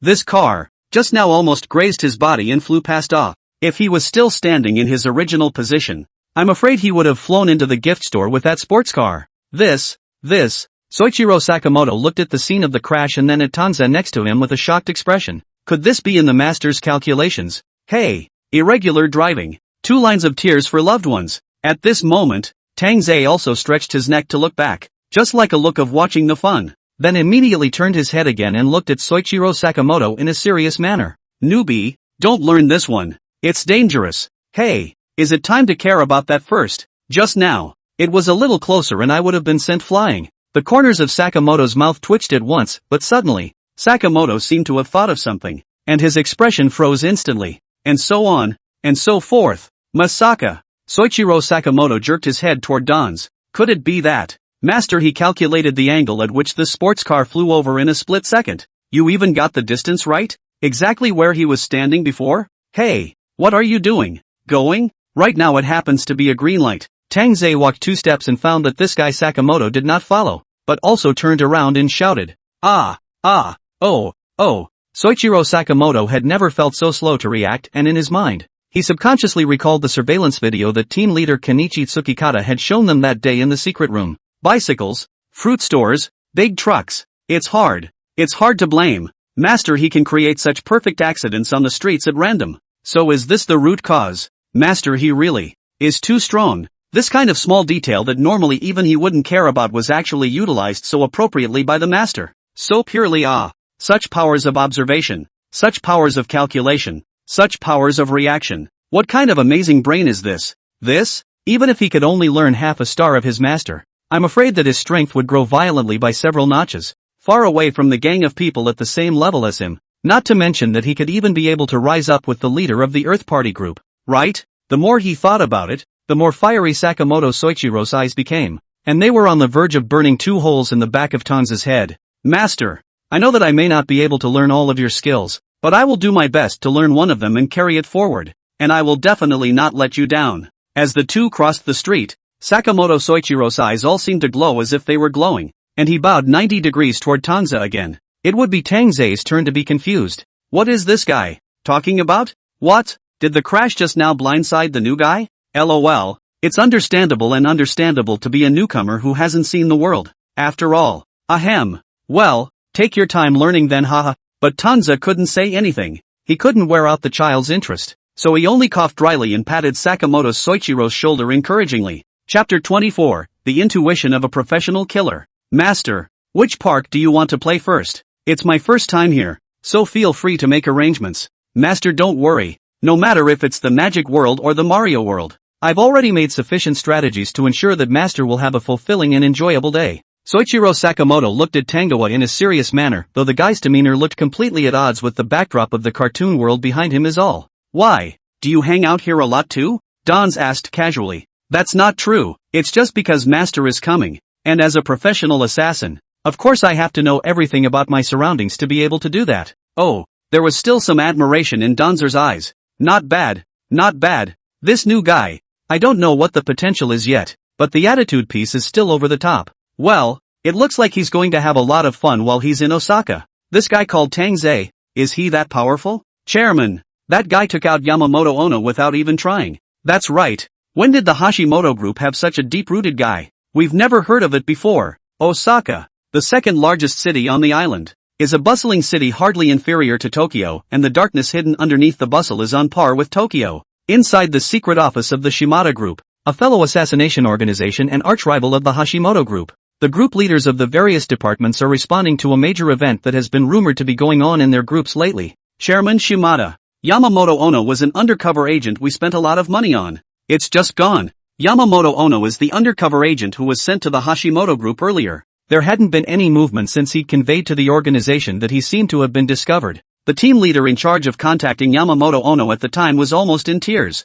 Chairman Shimada, even if we put up with this in order not to spook the enemy, but Hashimoto's group is a huge potential threat to us with such a guy. Yes, Chairman Shimada. A few days ago I heard from my men that they even expanded their office to Osaka. This is clearly a declaration of war against us. The leaders of the Shimada group present cursed and yelled. All be quiet. Sitting in the uppermost seat of the Shimada group's chairman, Shimada Sojiro had a furrowed brow and a grim expression on his face. The office instantly fell silent, and all eyes turned in unison to Shimada Sojiro. This guy called Tang Ze, it's not like we haven't checked his background. It's nothing more than a fledgling pup from the Hashimoto group, Shimada Sojiro said coldly. Chairman, you took out that Yamamoto Ono guy when you were just starting out, so if you become more capable in the future, what's going to happen? There was a murmur from the group leaders. Oh, I did hear that this guy is in Osaka right now. Shimada Sojiro slowly lit his cigarette. Team 2, find someone handy and just get this over with. Understood. Universal Studios.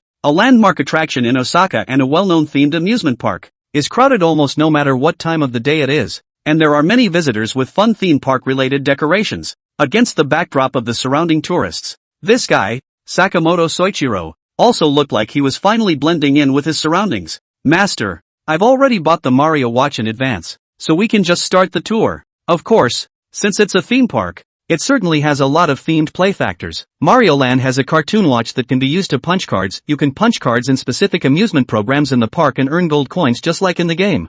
You even thought of that? Tang Ze happy. He just remembered this matter. Did not think that this newcomer has already done it. Ouch. Ouch. Really a child can teach Then, under the leadership of Sakamoto Soichiro, Tang Ze finally kicked off this tour day as well. Unbeknownst to him, in the shadows, a pair of eyes that concealed murderous intent were staring viciously this way. Universal Studios. The assassin who was dispatched by the Shimada group, Matsumoto Knight. After receiving the order from the group leader, the person had already arrived at the scene with the wind in his sails. At this time, Matsumoto Knight had already managed to sneak into Mario Land, where Tang Ze was, and was secretly observing Tang Ze's movements. This Tang Ze is a celebrity in the industry, and I heard that he has completed several assassination missions without any effort, not to mention that he also easily solved the undercover agents sent by their organization, Yamamoto Ono. This guy, although just from the information gathered at hand at the moment, it has been able to perceive that the head is not small, but at the moment, no matter how Matsumoto Knight observation, how I'll feel. Hey, is this guy who's still taking pictures and lingering in Mario's green pipes really the assassin that Chairman Shimada called the strongest rookie king in the Hashimoto group? No, it's not right. The information released from the Hashimoto group side is just that. There's no way Chairman Shimada could still get it wrong, right? Could it be that this guy has already sensed that something is wrong? Is he intentionally revealing his weaknesses and waiting for him to take the bait? Matsumoto Knight was looking over with murderous eyes through the cover of the surrounding staff members who were also wearing doll suits. Is the shot ready? Master, the shot is done. Wait, is beauty on? Harm. Master, this face. Still need to turn on beauty face? Ha ha ha ha ha, you kid. Pretty sweet little mouth, huh? At that moment, Tang Ze happened to leave the park next to the green pipe set up specifically for taking pictures and walked towards Soichiro Sakamoto. Hey, it's all my heart dash. Seeing Tang Ze, the master, happy, Sakamoto Soichiro naturally followed suit. However, the happy mood hadn't lasted more than a couple of seconds, and in the dark, Sakamoto Soichiro felt that nearby, it seemed as if someone was staring at them. This could be the instincts of a professional killer. Sakamoto's eyes narrowed as his vision snapped around him. Sure enough, the next second, he saw not far away, among the Mario standing in a pile, a man who looked no different from the tourists, but was actually taking the opportunity to take a group photo, with his eyes frequently looking over to their side. Wait, that's not Matsumoto Knight? Seeing the face of the visitor, Sakamoto Soichiro's face steeply sank. Isn't that guy a famous assassin from the Shimada group? I heard that he was also promoted to the heart of the second group because of his skill, but if this guy shows up here, damn, he knew something was going to happen in a crowded place like this. Chapter 25, The Rapidly Progressing Killer. What? Tang Ze was still looking at the picture Sakamoto had taken of him, and when he raised his eyes and saw that the guy was stinking up the place again, he casually asked, Master, there seems to be people staring at us all around dash. Soichiro Sakamoto reported honestly. Ha, Duns, who was about to check out the next attraction? Froze. Another peer? It may well be. And, 9 times out of 10, not with good intentions. Soichiro Sakamoto's gaze was grim. Master, it's probably coming for us. The guys from the Shimada group had always been at odds with their Hashimoto group, and now that they were in someone else's territory, they didn't expect to strike so soon. It was pretty efficient to do things, but then again, this was a great opportunity to express himself, and he was going to make the most of it. What class? And dare to come and assassinate them? Yeah, well, Master, I won't bother you to make a move. I'll leave this guy to me. Thus, before Tang Ze could finish, he only saw Sakamoto Soichiro take advantage of the tourists coming and going in the center, and with a flash, he disappeared into the crowd. Hey, newbies these days are just fluffy. Never mind. I'd better find a place to wait for this guy myself. With a wave of his hand, Don slowly went to the restaurant next to him, but at that moment, Matsumoto Knight, who was disguised as a tourist, saw that Tang Ze had managed to land on his feet and was heading in the direction of the restaurant. Oh, this kid has fallen off the wagon. A chance to deliver. Matsumoto Knight inwardly grunted coldly and instantly followed. However, just as he passed a fire safety gate, the door burst open and a strong, powerful arm instantly yanked him inside. Say, what does that guy like to eat? Never mind. Order an udon noodle. Don't all islanders like that? Danzer had taken a random seat in the restaurant and was looking at the menu on his tablet and muttering to himself. But then again, nothing can happen to this newcomer alone and single-handedly. Master, feel free to order whatever you want. I'm not picky. Tang Ze just thought of this. In front of him, the already finished Sakamoto Soichiro appeared right in front of him, and with a calm face. It looked as if he had just returned from a walk. Back, Dons took a sip of tea. Yes. Soichiro Sakamoto nodded. Then order food.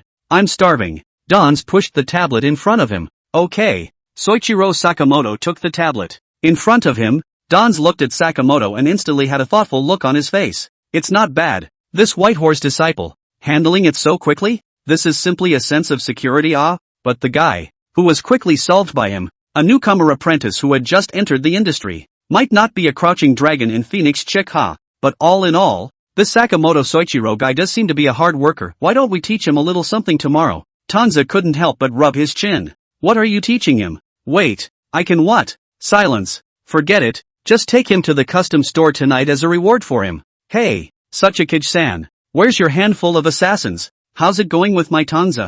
At this time, Sakamoto Soichiro's insider in the case, Tsukikata Kenichi's office, Akaji Ichiyuki, who was Tangoa's caseworker, was all that much more interested after realizing that the assassin this guy had sent under his command had managed to connect with Tangoa, and asked several times in a row. We'll find out later. Sachikage smokes a cigarette and has a relaxed look on his face. This kid reports to me every day. That's no small thing. If that Sakamoto kid can really learn from Tang Ze, he will be more perfect in carrying out his tasks in the future, and his methods will be even more superior, impressing Chairman Hashimoto, and maybe his position in the group can be promoted up as well? Why don't you go ask your Danzer? He's your handy assassin. Sachikage laughed. Ouch. That's your business. I don't want my Danzer-kun to think this has anything to do with me yet. Akaji Ichiyuki ruffled her hair once and said as if she didn't care. Kenichi Tsukikata was just about to say something when his cell phone vibrated, and it was displaying Sakamoto Soichiro's number. Look, here it comes. This is not? Kenichi Tsukikata copied his cell phone in joy. You'll see, the assassins under my hand are all top-notch talents, and they all improve rapidly when they learn something. Just blow it on it. Akaji Ichiyuki grunted, but also, out of curiosity, went over to take a few glances as well. On the phone was a whole report of tasks. Today's study site, Universal Studios Osaka. Study the following: successfully solved the night of Matsumoto sent by the Shimada group and cleaned up the scene. Why am I blowing it? Look, isn't it still working? Tsukikata Kenichi did not finish reading the first page, and immediately said with a smile to Akaji Ichiyuki's, you know this Matsumoto knight? That guy is a famous prick in the Shimada group. Yo, kinda didn't expect that. Akaji Ichiyuki also raised an eyebrow rather unexpectedly. Good lord, was her Tang Ze still really willing to teach? The two men proceeded to look down. The report also turns to the next page and how to buy a Mario watch, and how to play all the events while also collecting gold coins from the watch, the nighttime float parade, which covers almost all the popular themed IPs and has special experiences, is not to be missed, and there's a customary shop in Okubo Town called Touch Tea, which is inexpensive and has a great price. Okubo Town. There is a customary store called Touch Tea, good quality and low price. The report is densely documented and detailed, and even that's just roughly. The rest of it is all subdivided into catalogs, and in addition to the theme park section, it also records several famous custom stores in Osaka. Ahem. I can see that they should be having a good time today, huh? Akaji Ichiyuki watched it down, holding in his laughter to the point of internal injuries. But this is a perfect guide to Universal Studios Osaka. Could you send me a copy? I'd like to go on vacation and have a good time watching it too.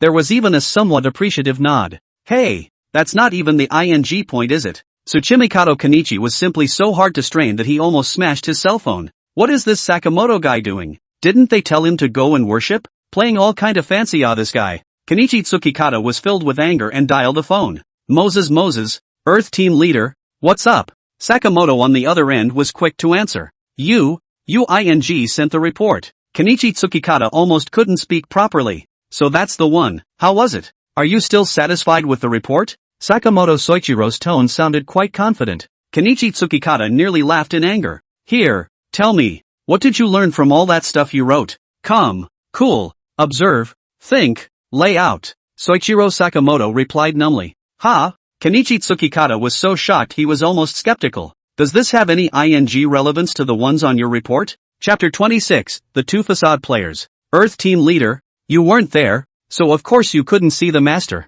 That's what makes Master so charming. Soichiro Sakamoto's tone was surprisingly formal. So formal that Kenichi Tsukikata almost believed it. Hey, is this guy telling the truth? The cell phone was on the outside party. And of course the Akagi Ichiyuki next to him heard everything. Tsukikata Kenzochi looked with a face full of question marks at Akagi Ichiyuki, who was about to explode from holding in his laughter. Ha! Ahem! Of course it's true. Akagi Ichiyuki came back to her senses and instantly patted her chest with confidence. He's the rookie king in my hands. The future face of the organization as acknowledged by Chairman Hashimoto himself. Didn't you say before why I didn't find a task for him? Of course it's because he's practicing. That's why I don't bother him. Nani? 2 for sure. On the spot to the Earth building a whole lot less confident. No, is it really because he's shallow? Couldn't see that guy Tang Ze's true intentions in passing on his disciple? Tsukikata Kenichi instantly went through the mission report sent by Sakamoto Soichiro again in detail, with Akagi Ichiyuki's words still frequently floating in his mind. Ah, so it seems, or he thought too much. This guy, Tang Ze, was personally positioned by President Toru Hashimoto as the future face of the organization. Ah, even if he didn't believe Sakamoto and Akagi, he had to believe President Hashimoto. Besides, if he really understood the way Tang Ze taught, then I'm afraid he would have become a handful for the president by now, right? Sure enough. Ah, the facade of the organization looks so different and elusive even when it is teaching others techniques. Alas, it's true that I'm getting old and out of practice. Kenichi Tsukikata sighed deeply. Well, if you don't believe me, why don't you ask your disciple yourself when he comes back? Akagi Ichiyuki looked like she was watching the fun, and even assisted. Besides, didn't they deal with a guy from the Shimada group before that? And didn't that have an immediate effect? And Tang Ze is the youngest new generation that our Bridge Gen group represents. We're all living in the past. How can we understand what the newbie killers are thinking nowadays? Akagi Ichiyuki said in a serious voice. Hiss. Indeed. It seems to make some sense. Although this mission report sent by Sakamoto's Soichiro seems ghostly. If you think about it, that guy Tang Ze recognized Sakamoto's Soichiro and took on a disciple in a serious way. The organization's future doorstopper taught himself. So what ingredient does that leave to be desired? When he thought about it, Kenichi Tsukikata was suddenly enlightened, and felt that his eyes were bright and clear. In that case, it looks like his subordinate, Sakamoto Soichiro, will be getting stronger too. Ha! I guess it won't be long before they have 2 doorstop level killers in their organization. They can both have bright futures. He. What do you mean? Dead? Yes.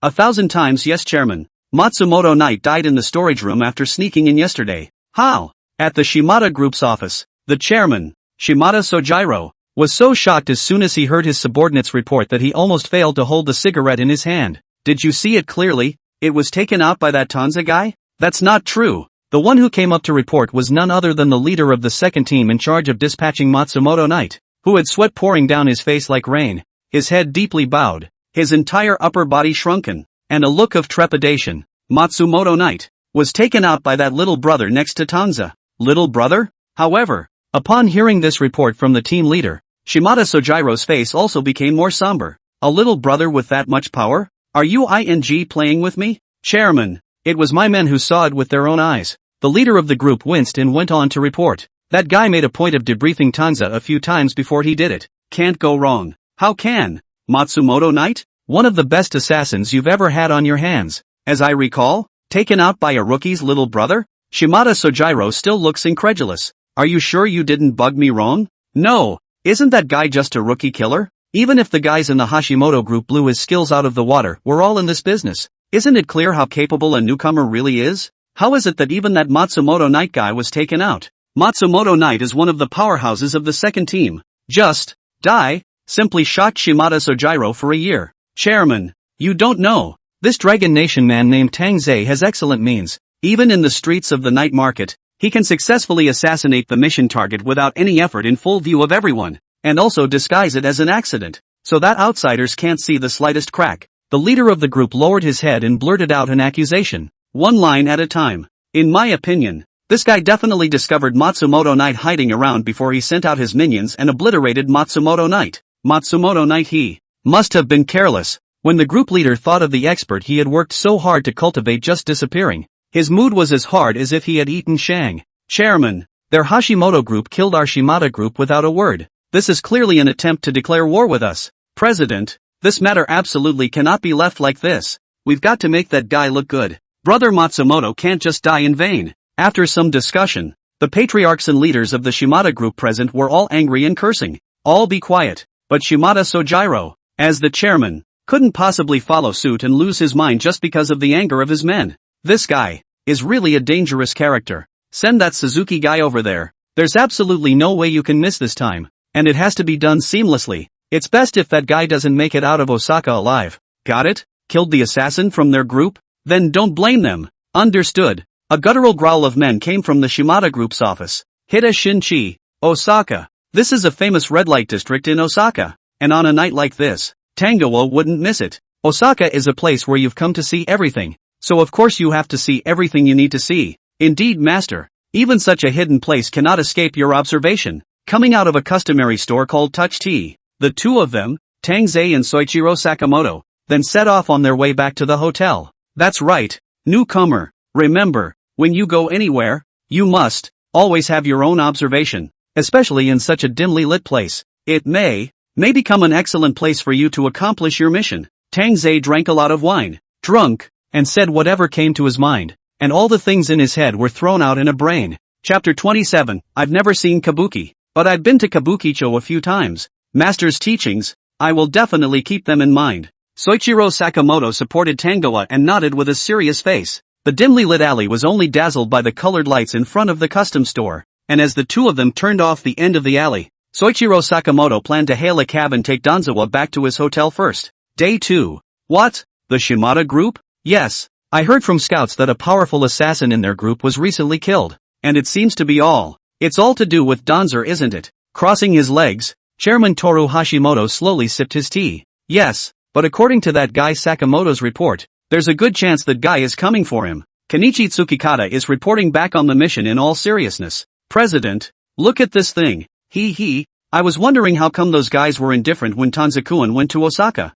It turns out that they've already done it a long time ago. Hashimoto-cho smiled with an inscrutable smile. And then what? Taken out. Kenichi Tsukikata also said with a smile. Ouch. That's not good. The Shimada group guys will launch a retaliation, right? That being said, not only was Gensho Hashi's expression not panicked, it looked as if there was a hint of excitement. Ha! Retaliation? Then they've underestimated Tang Zejuan's strength. He's not the kind of guy who can be retaliated against casually. Kenichi Tsukikata all looked like he was amused by the whole thing. Well, there were really people who weren't afraid to die and stare at Tang Zejuan, and now he was beginning to wonder what would happen to those guys. By the way, I heard from that Ichiyuki guy that you even sent a henchman to be Tanza's apprentice? Then Gensho Hashi changed his words and looked at Kenichi Tsukikata with an interested expression. That's right. I don't have the skills to snatch Tang Zekuan over, but I do have the skills to send my men over to learn Tang Zekuan's skills, and they're big. Speaking of which, Kenichi Tsukikata isn't sleepy. Ha! You're quite the jitterbug, kid. Gensho Hashi, the president, was all happy to hear it. You went over yesterday, didn't you? How's the studying going? Well, it's okay. Kenichi Tsukikata feigned calmness and puffed out his chest. Tang Zejuan is a rare talent in our organization, and this person I've sent out is also the one I've hand-picked with the highest natural talent and hardest working guy. By now, at this hour, they must have gotten together and started discussing the self-cultivation of killers, right? How about going to the Inuji temple? It's the oldest official temple in our area there. Monastery? Sounds boring. How about the Tanto Pavilion? That's one of Osaka's landmarks. Not as good as my Mordor Pearl. Then let's go to Dotonbori to see a play? Master, you haven't seen our island's Kabuki, have you? Well, I've never seen Kabuki, but I've been to Kabukicho a few times. Really worthy of a master. At this time, the hotel. Today is a new day since yesterday's day trip to Circle City Studios. Knowing that Tang Ze was here to play in Osaka, Sakamoto Soichiro also put on his spirit, determined to serve this master of his properly, and came to Tang Ze's hotel early in the morning, taking the initiative to inquire about today's plan of amusement. It's so hard to decide, might as well watch them all. Dons looked at the early hour, and this place, Osaka, seems to be famous. Fun attractions. Search on the phone is not far from what this guy in front of me said. Might as well hear this local's take on it then. And so, under the arrangement of Sakamoto Soichiro, Tangoa once again started a new excursion. But after all, the Hashimoto group's side had noticed the Shimada group's movements, With the first day, Danzer took his killer for a crazy day at the theme park and a night of fooling around at the custom shop. Kenichi Tsuchikado couldn't even look at Tang Ze's choice to go out for another trip the next day. Hey, aren't you going to assign this guy a mission yet? The guys in the Shimada group are stupidly on standby. Assigning what task? Isn't Tang Ze giving your apprentice a lesson right now? How much of a spoiler would it be if I suddenly threw a task at him? Akaji Ichiyuki, who was applying lipstick, said so. Suchikage-san, you don't want Danzaku-kuen's teaching time to be interrupted by a mission, do you? That said, still, Kenichi Tsukikata's position in the Hashimoto group is a bit different from Akaji Ichiyuki. Akaji Ichiyuki is a serious caseworker, a guide who specializes in giving guidance to those who are new to the industry. As for Kenichi Tsukikata, his duties were much more complicated compared to Akaji Ichiyuki's, and although he was also the caseworker for those elite assassins under his hand, he himself and his own men were most of the time under the direct dispatches of Chairman Gensho Hashi, and the matter of bringing in the men was hardly his turn either. Right now, Tsukikata Kenichi had just been fooling around with Akaji Ichiyuki for a while when Chairman Hashimoto Toru's mission came non-stop. Finish off Ko Suzuki. In just a few words, it was a shocking sight to see Tsuchikage Kenichi. What's wrong? Why is your face still white?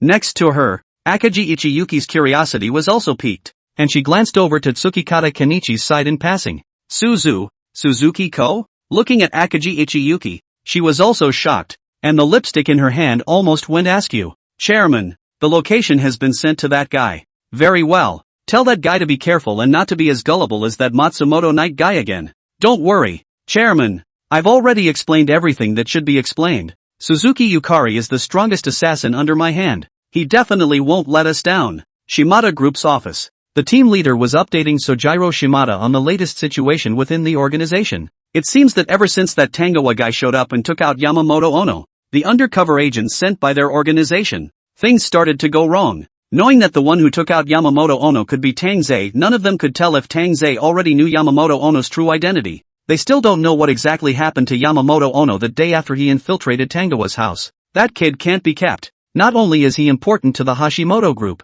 he's a huge potential threat to us. Shimada Sojiro wrinkled his nose and looked out the window of the office with his back turned. This matter, absolutely must be done seamlessly. Please don't worry, Chairman. You know Suzuki-ko, not only in my second group, even if you put it in the whole Shimada group, that strength is at least in the top 3. The leader of the group respectfully packed his bags to Shimada Sojiro. Let's just wait for his good news this time. Chapter 28. A nice day for rain. Master, line up this way. Line up my ass. Ha? What did you say? It's nothing. You row yourself. I'll get a milk tea. In Nuji, Danziger stands in the shade of the big tree in the back to cool off, and Soichiro Sakamoto lines up in front. This place to burn incense and sacrifice to the Buddha, the same to line up. The hot sun. Tang Ze looked at the ground that a large chunk of golden sunshine area do not want to move. Though the place was clean and tidy, and there was an air of refinement unique to a monastery, but for someone like Tang Ze, who had his heart set on the land of fireworks, how could he be interested in such a Buddhist temple? This place is a typical temple tower coexistence, and very much the style of the North and South dynasties period of the Dragon Kingdom, but clearly is a secluded style of the official temple, used as handrails and parapets and other places of mahogany, red bright, as if just brushed on the paint, but also inexplicably spoiled this classical flavor. Had I known that the Inoji temple was so boring, it would have been better to go to Datanho. Earlier in the end, he really did like the modernized city.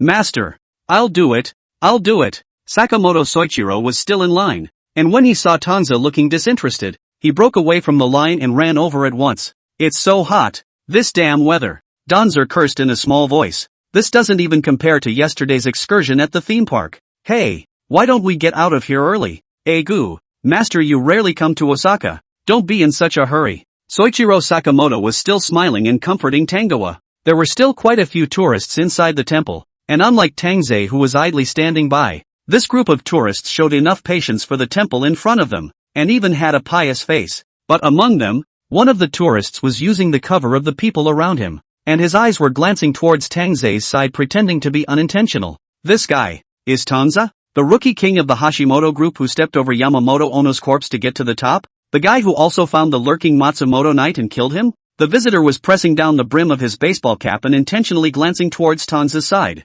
Hey, let's hurry to the next location. Looks like Master really doesn't like this type of place. Yeah, let's hurry up. At this moment, in Suzuki Yuki's eyes, Tang Ze was discussing something with his little brother. His expression looked impatient. It looked exactly the same as the tourists next to him, and it was simply no comparison at all to the impression of a dangerous killer. As the third person sent by the Shimada group, the new hope of the Shimada group, Yuki Suzuki has the entire pressure from the Shimada group on his shoulders. But with the previous lesson, at this moment, even if Suzuki-ko had reached Tang Ze's side, he didn't dare to act rashly. He had already heard from Chairman Shimada that the last assassin sent over to assassinate this guy, Matsumoto Knight, had cut his own life short because of his gullibility. Suzuki Yukari was still careful, with her eyes like a torch, hiding herself perfectly from the traveling group beside her, her eyes following Tangoa every inch of the way. He had come prepared, and he wasn't going to be fooled by this guy's laid-back expression. A true assassin will not be defeated by time, waiting for a perfect opportunity to assassinate. That's what assassination is all about. Ha, master, so where are we going next? Right now it is not early. Just go to Dao Stubborn Ton. Didn't you say there is a drama? Can. Ha ha, it's really worthy of being a master. Really discerning. That place not only has kabuki to watch, but other places of entertainment are also Osaka's best. Just in front of them, Tang Ze and his little brother were talking while they seemed to have the intention of leaving the monastery now. Seeing this, Suzuki Yukari also gradually broke away from the traveling group and pretended to pass by unintentionally, intending to follow Tang Ze. However, the next second, the Tang Ze in front of him, as he walked, suddenly turned around and looked his way. Oops, it's been discovered. Suzuki Yukari shuddered. His pupils trembled, his body all reacted faster than his brain, and he hastily made a turn towards the back. However, the cost of doing so is ignoring the obstacles that bulge out of the ground. The clang! Yuki Suzuki takes a head kick right on the spot and stumbles violently, landing right on his head. Holy, Ko Suzuki literally doubled over from the fall. There's a souvenir store over there. It'd be good to check there before we go. What? Didn't Master just say that this place is boring? Boring is boring. That's no reason to come here for nothing. Buy some souvenirs, just to show that I've been to this place before. Oh, so that's it. Then, they saw Tang Ze and his little brother talking and laughing while passing in the direction of the souvenir store. Wait, what's going on over there? Looks like someone fell? OMO. That's bad luck, huh? Danzer looked up twice and turned back to pick out his souvenirs. Come on, Master, how about you take a look at this gasho? Let's see. Suzuki, report on the progress of the mission. And after Tang Ze and his little brother had already left Inuji, and Suzuki Yukiya had followed with difficulty, Yuki Suzuki's group leader then comes in for a routine checkup. Business as usual. Suzuki Yuki rubbed the large bag on top of his head and replied through clenched teeth. Damn it, this Tang Ze, did he already find him just now? But he was obviously hiding it well, right? How could he have been discovered? Is it difficult? Is it possible that this is a desire to escape? Like that Yamamoto Ono guy? Did that guy Tang Ze know of his presence and deliberately put on a relaxed look of coming on a trip so that he would let his guard down and then be taken out by a surprise? Wait, it can't be. He's obviously so careful. And the map has been stepped on before. It's absolutely impossible to recognize his disguise. When the hell did this guy find out about him? The more Yuki Suzuki thought about it, the more his face became drenched in sweat. Damn it, he had been in the profession for more than 10 years, killing people like crazy, and had carried out not thousands but hundreds of missions, and had never met such a tricky mission target. Damn, had to take advantage of a quick night. Suzuki Yukari's eyes turned steeply vicious as she looked at Tang Ze. Today, he and Tang Ze, one of the two must die. Hey, it looks like it's going to rain tonight. Yes, it's been raining in Osaka lately. Master, why don't you go back earlier today? I'll come early tomorrow morning. At this time, Dao Stubborn Ton, 2 people according to the plan. Good to see the play. Just came out of the theater. Outside the sky is like a Sichuan opera change. And the weather is completely different from when they came. The sky was overcast and there was a wet smell in the air. Chapter 29 The Fast and the Furious. No, I'm planning to leave Osaka tomorrow. Tang Ze looked at the sky and instantly waved his hand. This place is no more than that, alas. Had I known it would have been better to go back to the Dragon Country to play. The island country this Thai place. What the terroir to see more and more. But also tired of it. After playing in Osaka for 2 days, what impressed Tang Ze most was indeed the touch tea. Gotta. It's back to square one this is. Master is leaving here? In front of him, Sakamoto Soichiro had a big shocked look on his face. No master. I've only been learning from you for 2 days dash. Hey, aren't you also from the Slayer organization? So maybe we'll meet soon. Tang Ze stood on the side of the road, perfunctorily talking to Sakamoto Soichiro while planning to wave a cab back to the hotel now. Besides, If the master teaches you more, you have to practice it yourself. Otherwise how can you progress? I'm in Tokyo anyway, so message me if you want to come over. As soon as it seemed like Soichiro Sakamoto was going to say something, Don's was already getting into the cab. AI. Master really is a busy man. Looking at the cab's distant back, Sakamoto Soichiro stood in place with a look of emotion on his face. Being the rookie king of the Hashimoto group, you must have a hard time in general. No, even if master is not here, I still want to study well and apply what master taught me. Soichiro Sakamoto made up his mind inwardly. The next time he saw his master again, he would give him a heavenly surprise. However, seeing Tang Ze finally leave alone in a cab, Suzuki Yukari, who had been wandering around Michidoshi, followed once again. Finally he got his chance, didn't he? The guy stayed with two during the day, and now that he's alone, they're at least a 50-50 situation any way you slice it. If eyes could kill, at this moment I'm afraid Tang Ze would have two holes staring out of the back of his head. This time, see lousy take your dog's life. At this time, the sky was also becoming more and more cloudy, with dark clouds, and a few bursts of dull thunder faintly coming from the depths. Rumble, and the sound of thunder sounded in Suzuki Yuki's ears as if he had heard the death sentence. Suzuki Yukari snorted at that. Yeah, it's going to rain. What a ing help. Hey, this guy is an extremely dangerous character. Hiss, this Shimada group is too playful. Right, and this time they even sent that Suzuki Kogai straight over? Who says it isn't? In my opinion, let's hurry up and inform Tang Ze inside. At this moment, Sakamoto Soichiro's caseworker, Tsukikata Kenichi, and Tang Ze's caseworker, Akaji Ichiyuki, both of them were simply looking as serious as ever. This Suzuki Yukari, back when I first arrived in Osaka I had a conflict with this guy, and good lord, he took out a dozen or so of my men all by himself, and only suffered some minor injuries himself. Kenichi Tsukikata's brow was furrowed, and the ashtray on the table was already full of cigarette butts. This guy is an extremely dangerous character even if he's placed in the Shimada group. I know everything you're saying dash. Akaji Ichiyuki also lost the cynical look she had before. Her willow brows furrowed as she sent a secret message to Hashimoto Toru. Tangsekuen plus your Sakamoto Soichiro. They are 2 against 1. Maybe also still have some chance of winning. But now the problem is that the enemy is in the dark and they are in the light. In case something happens, Tangsekuen was the first one she'd encountered who was this competent since she'd been a caseworker for so long, in case she was backstabbed by old Six. I'm afraid she'd be dreaming of Tang Ze's face every night in the future. Right? Hurry up and tell that guy Tang Ze.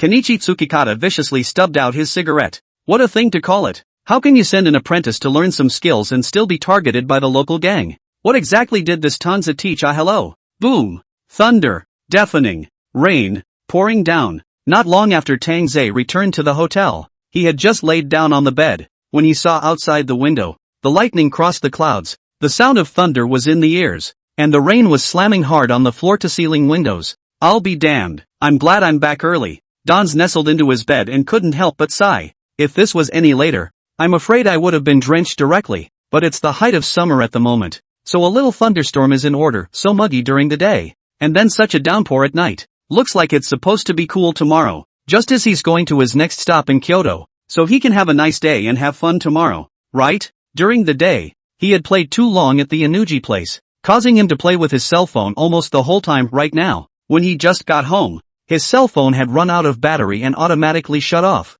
and it would have been thrown onto the table to charge, but just in time. Tang Ze was lying in bed and feeling sleepy, too tired to play around in circles during the day. Tang Ze's eyes closed, covered the quilt, and gradually sank into sleep. However, Tang Ze, though asleep, instead, it was the turn of Yuki Suzuki, who had been on standby, to make his entrance. Boom! Another blast of thunder. Lightning split the night sky like a knife, illuminating the earth and Suzuki Yukari, who stood in front of the window. Yuki Suzuki had changed into black tights and was leisurely putting on his leather gloves while observing the room Tangoa was staying in. Tonight, it will be his time to hunt. Soon. Suzuki Yuki, taking advantage of the cover of the night, had skillfully and unerringly flung the grappling hook attached to a thin rope onto the room's balcony. Island houses had almost no security measures, even hotels, and the grappling hook landed with a bang into the room's balcony, and then clanged into the railing with Yuki Suzuki's force at the other end. As Yuki Suzuki pushed at the other end, it caught on the railing with a clunk.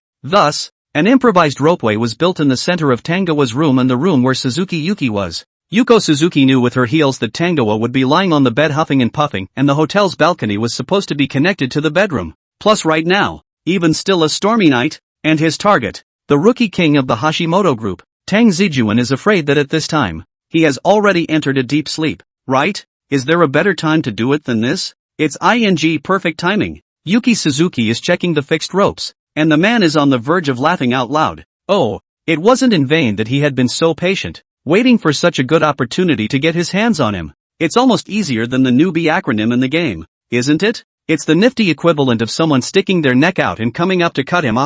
Suzuki? How are the preparations going? Yuki Suzuki's group leader also sent in a routine check at that point. It's as easy as a walk, I guess. The corners of Yuki Suzuki's mouth were grinning to the back of his head. The man turned to the house as he did so, and fine-tuned a knife he had the best use for. Very well, make it quick. The group leader's tone sounded noticeably lighter. Chairman Shimada said that if you succeed this time, you can have as many rewards as you want. Okay. Suzuki Yuki snapped words on his cell phone in a dashing manner. His look long gone from the resentment he had felt during the day. But I like the rewards. Team leader, you know. Ha, I'll find them for you. They're all fledglings. You'll be satisfied. Chapter 30, Surprised. Surprised?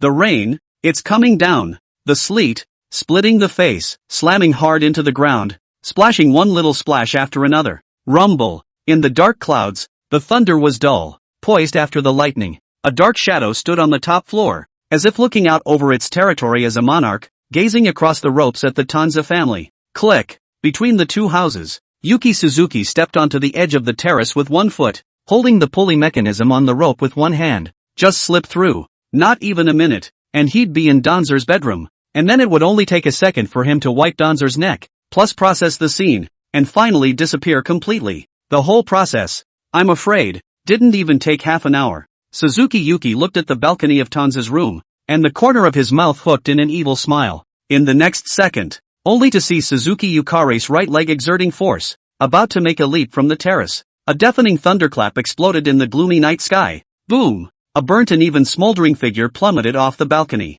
Snap! Fell in a rain puddle. Even at this moment, Tang Ze, who was originally still immersed in sleep, was abruptly awakened by a burst of thunder, and violently bounced up from his bed on the spot. TSK. Tang Ze looked like he was still awake and subconsciously looked out the window. Is it his illusion? How do you feel this thunder? As if it is close to him like Never mind. It's supposed to be a hallucination. Tang Ze shrugged and lay back down on the bed, covered up and fell asleep again. Have reinforcements been sent? It's been dispatched and is on its way to the hotel where Tang Ze is. Damn it, these guys from the Shimada group have too much guts, don't they? How dare they directly make a move against our group? What a bunch of guys who don't know what's good for them. Damn it, President, let me go. I'm going to deal with that personally. Alright, all of you cut the old man some slack. Do you think Tang Ze is that weak? At this time, in the Hashimoto group's office, the secret message from Kenichi Tsukikata and Ichiyuki Akaji has been conveyed to Gensho Hashi. Almost the entire Hashimoto group's patriarchs, as well as the group's leaders, expressed their full anger at the assassination. Until we find out what's going on at the scene, the additional manpower mustn't do anything rash. Understood? Unlike the angry genin around him, Chairman Gensho Hashi sat calmly in the middle of the couch and gracefully took a puff on his cigar. Of course, Hashimoto Toru was aware of Tang Ze's movements in Osaka over the past 2 days, although the assassin sent by the Shimada group was rather unexpected. Inexplicably, Hashimoto Toru's heart was not at all anxious, and even vaguely expectant. Understood, but the men were a different story. Indignant and full of rage. Tang Ze-kun was the future face of their organization, and the guys from the Shimada group were actually just stomping their noses? What a ing bully. And while the whole firm was bickering, President, outside the door, the little brother in charge of the liaison work, hurriedly broke in. What's wrong? Gensho Hashi raised his eyes once. Word from Unit 2 sent to the scene. The little brother ran, panting. Oh, so soon? Gensho Hashi said with interest. Then, under the operation of the liaison boys, the second group, which was sent to reinforce the scene, appeared on the office's big screen. The image is dimly lit, but if you look closely, you can still see that it's probably an overhead view. Only a pitch black, smoky guy with 2 rolled eyes and a body that was still twitching appeared in the center of the screen. Holy, what the hell? Hey, this guy is Suzuki Yukari, right? It's definitely Suzuki Yukari, right? Ah, that's natural. I'd recognize the son of a in ashes. Don't. How are we going to deliver if we turn to dust? Ha, you guys really don't say. This guy is one step away from turning into dust, right? Hey, don't touch it. Be careful of electrocution. Where's the exaggeration? Dead are dead. On the screen, there were also bursts of discussion from the assassins who had been sent there. The firm, which had been so noisy the last second, was as quiet as a chicken. Is this? It took a full half-minute before the voice of Gensho Hashi could be heard in the firm,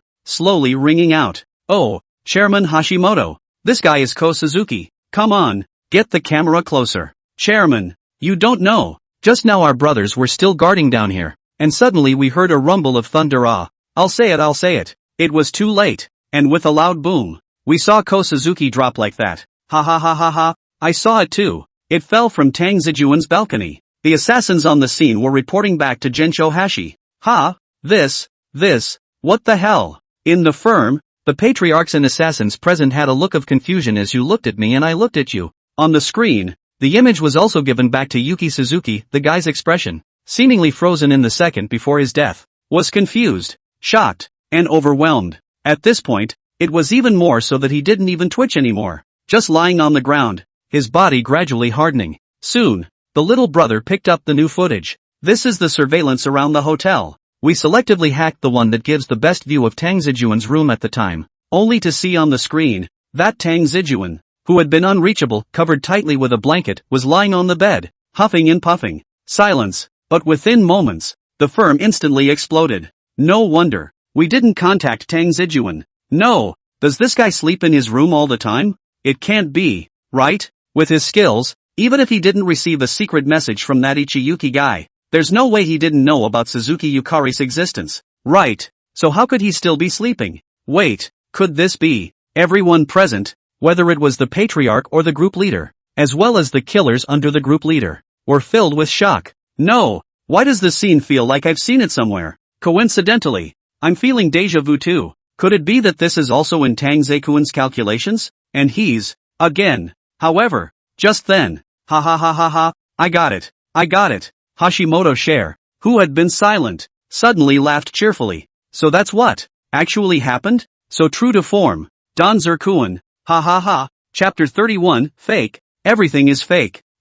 Chairman Hashimoto? What happened to you? What did you find out? The surrounding patriarchs and group leaders looked over in confusion. This Tang Ze, he's long since realized that there are people following him around, right? That's why he came back so early. And while tonight's thunderstorm may seem to have provided Suzuki Yukari with the perfect opportunity for a sneak attack, he definitely didn't realize that Danzawa had taken advantage of Suzuki Yukari's mentality precisely to set up such a seamless plan. You all saw what happened to this Suzuki Yukari guy, and that's what Tanzakuan planned. He knew that this guy would definitely strike from this side of the floor-to-ceiling window tonight, so he must have set up traps on the balcony that could easily conduct electricity so that this guy would suffer directly from lightning. Gensho Hashi said while crossing his legs confidently. Easily conductive. Traps? Indeed. If you were struck by lightning, then even the god of heaven couldn't tell the difference. Could he? Holy, Tang Ze-kuan actually even thought of that? But big brother, if Tang Ze wants to utilize the thunderstorm, won't he worry about being implicated?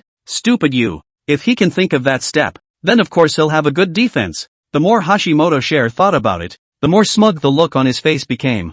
I have to say, Tang Ze, the rookie king, really hasn't failed me once. Ha ha ha, this move of the former wolf to fake sleep and cover to lure the enemy is really played by him. Ha, struck by lightning? If those guys from the Shimada group knew that the assassin they sent out was struck by lightning, I'm afraid their Shimada group would lose all their face, right? Who would dare to place orders with them now? What kind of credibility do they have in this business? It's really a double happiness, ha ha ha ha ha. It simply amused Gensho Hashi. So that's it. Ha ha, I knew this Tang Zejuan guy wouldn't let us down. Goo. Thanks to that. I was worried that Tang Zejuan would be underhanded by that guy before. Looks like I overthought it. Haha you kid, our Tang Zejuan isn't so bad that he'll be shady-handed by that guy haha. The Hashimoto group's office was filled with a quick air of pleasure. Oh, it's dawn already. Yeah, it's about time it all ended. It's about time there were results, isn't it? That's for sure. This time, there's absolutely no way we can miss. At this time, however, in the Shimada group's office, Sojiro Shimada pulled down a set of blinds and looked out of the window with his eyes. The storm that had been raining all night had stopped. Summer thunderstorms come and go quickly, but thanks to that rain in the evening, it made for a smooth and unbelievably cool morning today. That guy Tang Ze, I guess he's already gone up in smoke, right? That's Chairman Shimada. This Suzuki Yukari is the strongest guy under my hand, and the guys he has his sights set on have never missed a beat. the leader of the second group, to which Suzuki-ko belonged, was standing in front of Shimada Sojiro, and swore with a confident pat on the back.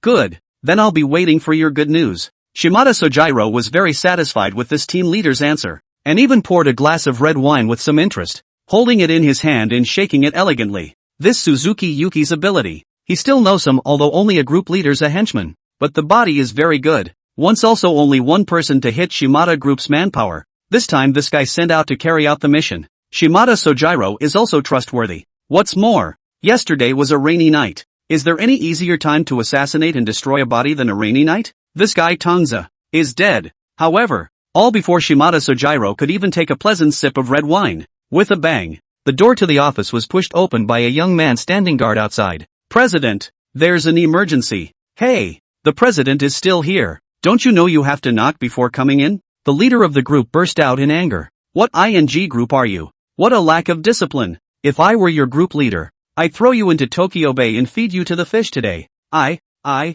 little brother was stunned by the group leader's voice, and for a moment the words were forgotten, stuck in his throat, stammering and stuttering. Come on, it's all minor. And at that moment, Shimada Sojiro looked to be in a good mood, taking a leisurely sip of his red wine and waving his hand in the direction of his little brother and the team leader. Say, what happened? It's not good, President. My little brother wiped the fine beads of sweat from his forehead. That, Suzuki Kuta, was struck by lightning. At those words, Shimada Sojiro sprayed a mouthful of red wine in the group leader's face on the spot. But, ahem, Nani? What the are you talking about? Struck by lightning? Shimada Sojiro's pupils literally quaked, and his red wine glass almost smashed. Hey, what the hell are you talking about, kid? Being struck to death by lightning? Can you use your brain before you speak? How is this possible? Do you know how low the probability of a person being struck by lightning is? The leader of the group reacted quickly, wiping the red wine from his face and pointing at his little brother for another scolding.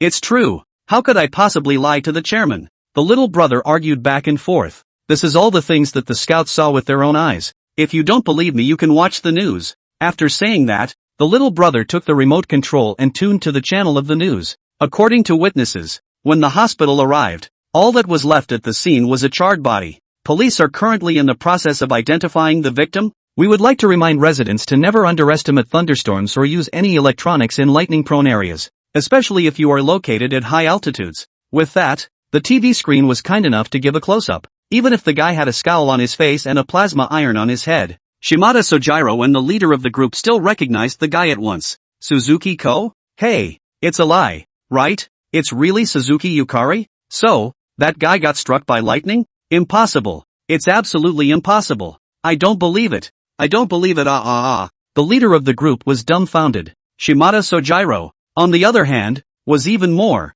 with no regard for his status as chairman, and his mouth was open enough to fit an egg.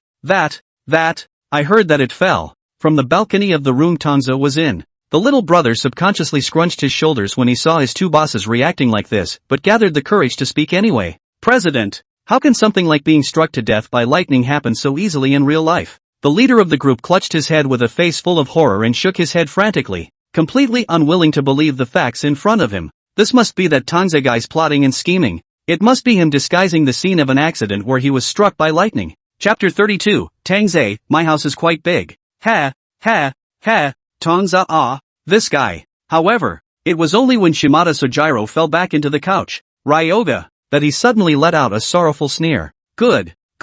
This guy, so he already knew that we sent Suzuki Yuki and set a trap in the room waiting for us to take the bait? Tang Ze, right? Good. Very good. Shimada Sojiro's eyes were so hideous that they were almost more oozing than Yuki Suzuki's lightning-struck death on TV. Damn Tang Ze. Damn Hashimoto group. I'll never be a man until I uproot you all. It was a cool morning. The air was fresh, and there was even a rainbow in the sky, but what brought Tang Ze out of his dream was the cell phone that had been ringing half the time when he threw it on the table. Last night's sleep had been pretty good, and Danzer picked up his cell phone in a daze, just about to yawn. The yawn was halfway through, however, when it was startled back. You've done a good job, Tang Zijuan. Another great job for our organization. Ha. Our chairman Hashimoto said that the organization reimbursed you for all the expenses of your trip out this time. As a reward for you. Good you Tang Ze. Originally I still sympathized with you for doing more tasks before and let you relax and unwind, but I didn't expect you to still be a smotherer. Ha. Apparently, after Akaji Ichiyuki, The case insider found out about this. If it weren't for the fact that Tang Ze had never replied to the letter, perhaps Akagi Ichiyuki would have been unable to resist coming to the door. This is great. Even if Tang Ze just went out for a trip, even if he didn't even assign a task, he still accomplished a great thing for the organization. Chairman Hashimoto also said that this month's bonus will be doubled again. To Akagi Ishua Beauty, if Tang Ze at this time in front of her eyes, high and low to be hard to kiss on two mouths. This Tang Ze just how many more surprises were there in her body that she didn't know about? Since becoming Tang Ze's caseworker, she had gotten more bonuses than almost all the bonuses she had gotten in all her past time as a caseworker combined. Danzer is a treasure. Organizations are rare. Tang Ze is a brick, moving wherever needed. That said, should she go and learn Chinese properly recently? Also convenient to have an in-depth communication with Tang Zijuan in the future pinch? And apart from Akagi Ichiyuki, the case insider, a message of congratulations was also sent by his disciple, Soichiro Sakamoto. Master, the organization has spread the word about you. So that's why you rushed back yesterday? How marvelous. By the way, can Master bring me along when he goes to do something big next time? How can I, as an apprentice, miss such a scene? Tang Ze hugged his cell phone and looked at it for half a day. Not this sleep? What happened again? Mission? What mission? Don scrolled upwards, which led him to the secret message sent by the caseworker earlier. Ko Suzuki? Who's Yuki Suzuki? Sent by the Shimada Group? And what's the Shimada Group? The whole thing wouldn't work for Tang Ze on the spot. Good lord, how it feels like every time my eyes close and open lately. I wake up as if the whole world has changed. Tang Ze was still sitting on the bed with a confused look on his face when the hotel staff came knocking on the door. Hello sir, excuse me, may we come in? From the staff member's mouth, Tang Ze then learned what had happened. It says that someone was struck by lightning behind the hotel. It's kinda a bad luck story. And the hotel staff is now calming down the residents. I'm so sorry sir. We'll give you a 50% refund on your room over here. By the way, we would like to remind you again to be safe when traveling in thunderstorms. The hotel staff came in and greeted Tang Ze for a few moments, then went out politely. However, at this moment, Tang Ze had an expression of having steeply thought of something. Wait, could it be that? No, it's unlikely, right? That kind of thing. How about it is unlikely But before Tang Ze thought too much, the cell phone ding sound.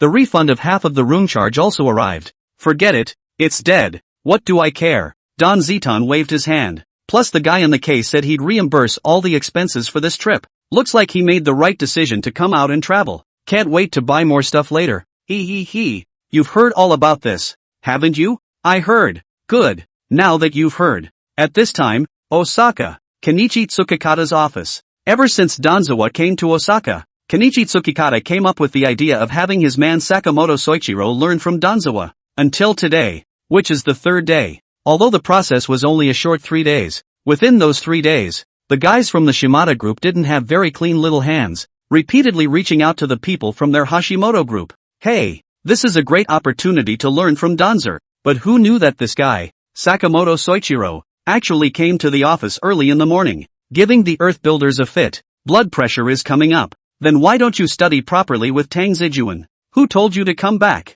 Kenichi Tsukikata cursed. No team leader. It was Tang Ze-kun who ordered me to come back. Soichiro Sakamoto was simply speechless. I can't disobey my master, can I? Oh, yeah. Tsuchikajichi raised an eyebrow. Yeah, you don't know it yet. Team leader Earth. Master. He knew it was going to rain, so he just took a taxi back. Sakamoto Soichiro restrained his expression and said in a serious manner. But you came back when he told you to? Didn't I tell you to follow him well and learn the knowledge? Do you listen to me or to him? Kenichi Tsukikata cursed again at once. It's okay Earth team leader. I'll listen to each of your arguments. Soichiro Sakamoto hemmed and hawed. Kenichi Tsukikata was just about to have a fit, when all of a sudden he was interrupted again by Ichiyuki Akagi, who was eating and watching from the sidelines. Come on. It's just for a little while. Besides, didn't they give you the report as usual? If you can't make it to the president's side, just take the report. Akagi Ichiyuki's side had just been in the limelight for a while in Hashimoto Toru's office because of Tang Ze's matter,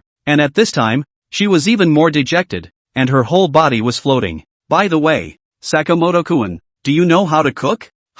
Well, that's fine, I'll give you a trick. Now my home Tang Ze he is living alone. Ouch you say so big house. How unfortunate to live alone. When he goes back to Tokyo, you also follow the past. Akagi Ichiyuki is flirtatiously applying lipstick. I'll give you the address later. Don't say I told you yo. Chapter 33, Incessant Protection? It wasn't long, however, before Soichiro Sakamoto came out of Kenichi Tsukikata's office and went back to his house. From now on, your main task will be to learn the tricks by Tang Ze's side. Everything else will be a little bit later. Even though Tsukikata Kenichi had said this in a serious manner, he was still reminded of it a few times by Akagi Ichiyuki, who was next to him. Egu, what's wrong with that? If Chairman Hashimoto has a mission to come, can you still refuse? Tsukikata-san, think about it carefully. Even if Sakamoto-san learns more techniques from Tangoa, how can he know whether he has learned them or not if he doesn't experience practice? For Akagi Ichiyuki, if Sakamoto Soichiro had learned a new technique with Tang Ze Jun,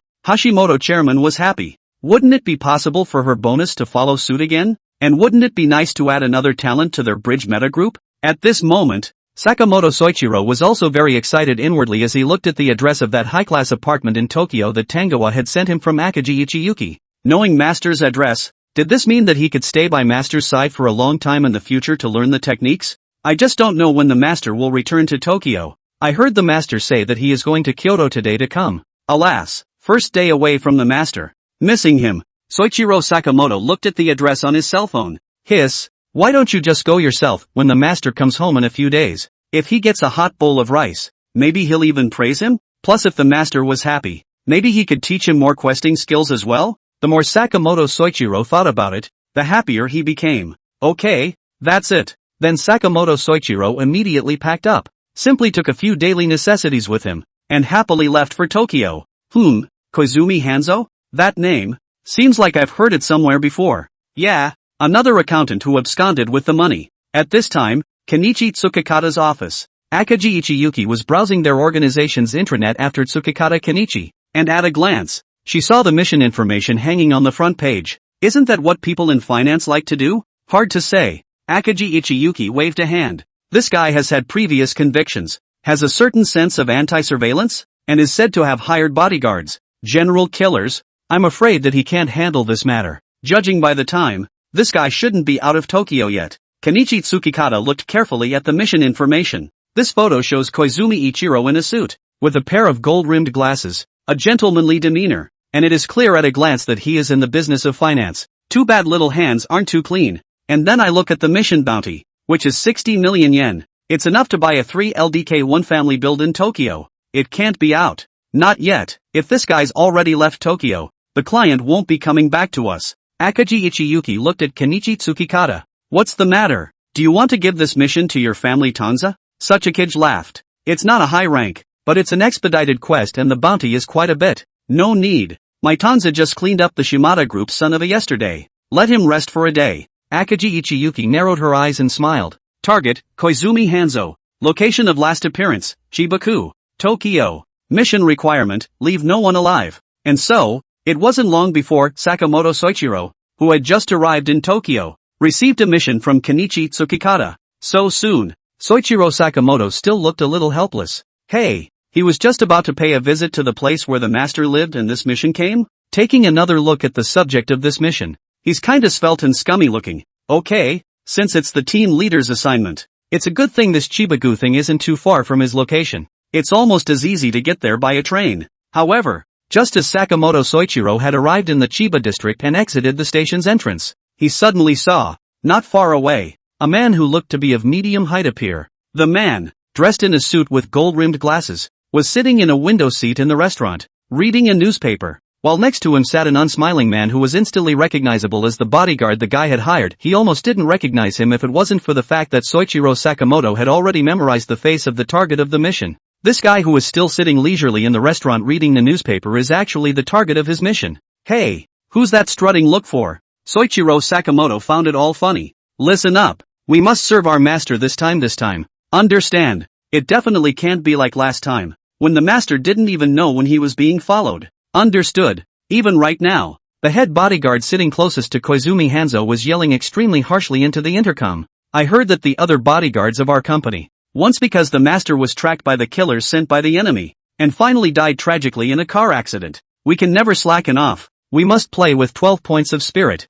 Understand. Understood. A response came over the intercom from the bodyguards scattered in other areas. Hey, there's no need to be so serious. Even a killer wouldn't dare to act rashly in this broad daylight. Relax. However, Koizumi Hanzo elegantly turned a page of the newspaper and said smilingly to the head bodyguard, "Your duty is to watch out for the surrounding area. Just don't let any unknown person come near me. My lord, this is our duty. Of course we must fulfill it carefully. But you don't know once our colleagues in the company, the masters they served died under negligence. Even if you are so sympathetic to us, we absolutely can't slack off." The head bodyguard was a responsible one, and meticulously spoke to Koizumi Hanzo. "Ha ha, whatever you guys want then." Koizumi Hanzo wiped his mouth gracefully and got up with a smile. Anyway, the reality was that everything was going according to his absconding plan, and he had hired bodyguards, so even if the investors found him, he wouldn't panic in the slightest. Of course he wouldn't have chosen Tokyo as the airport for his escape. That would have been too conspicuous. Besides,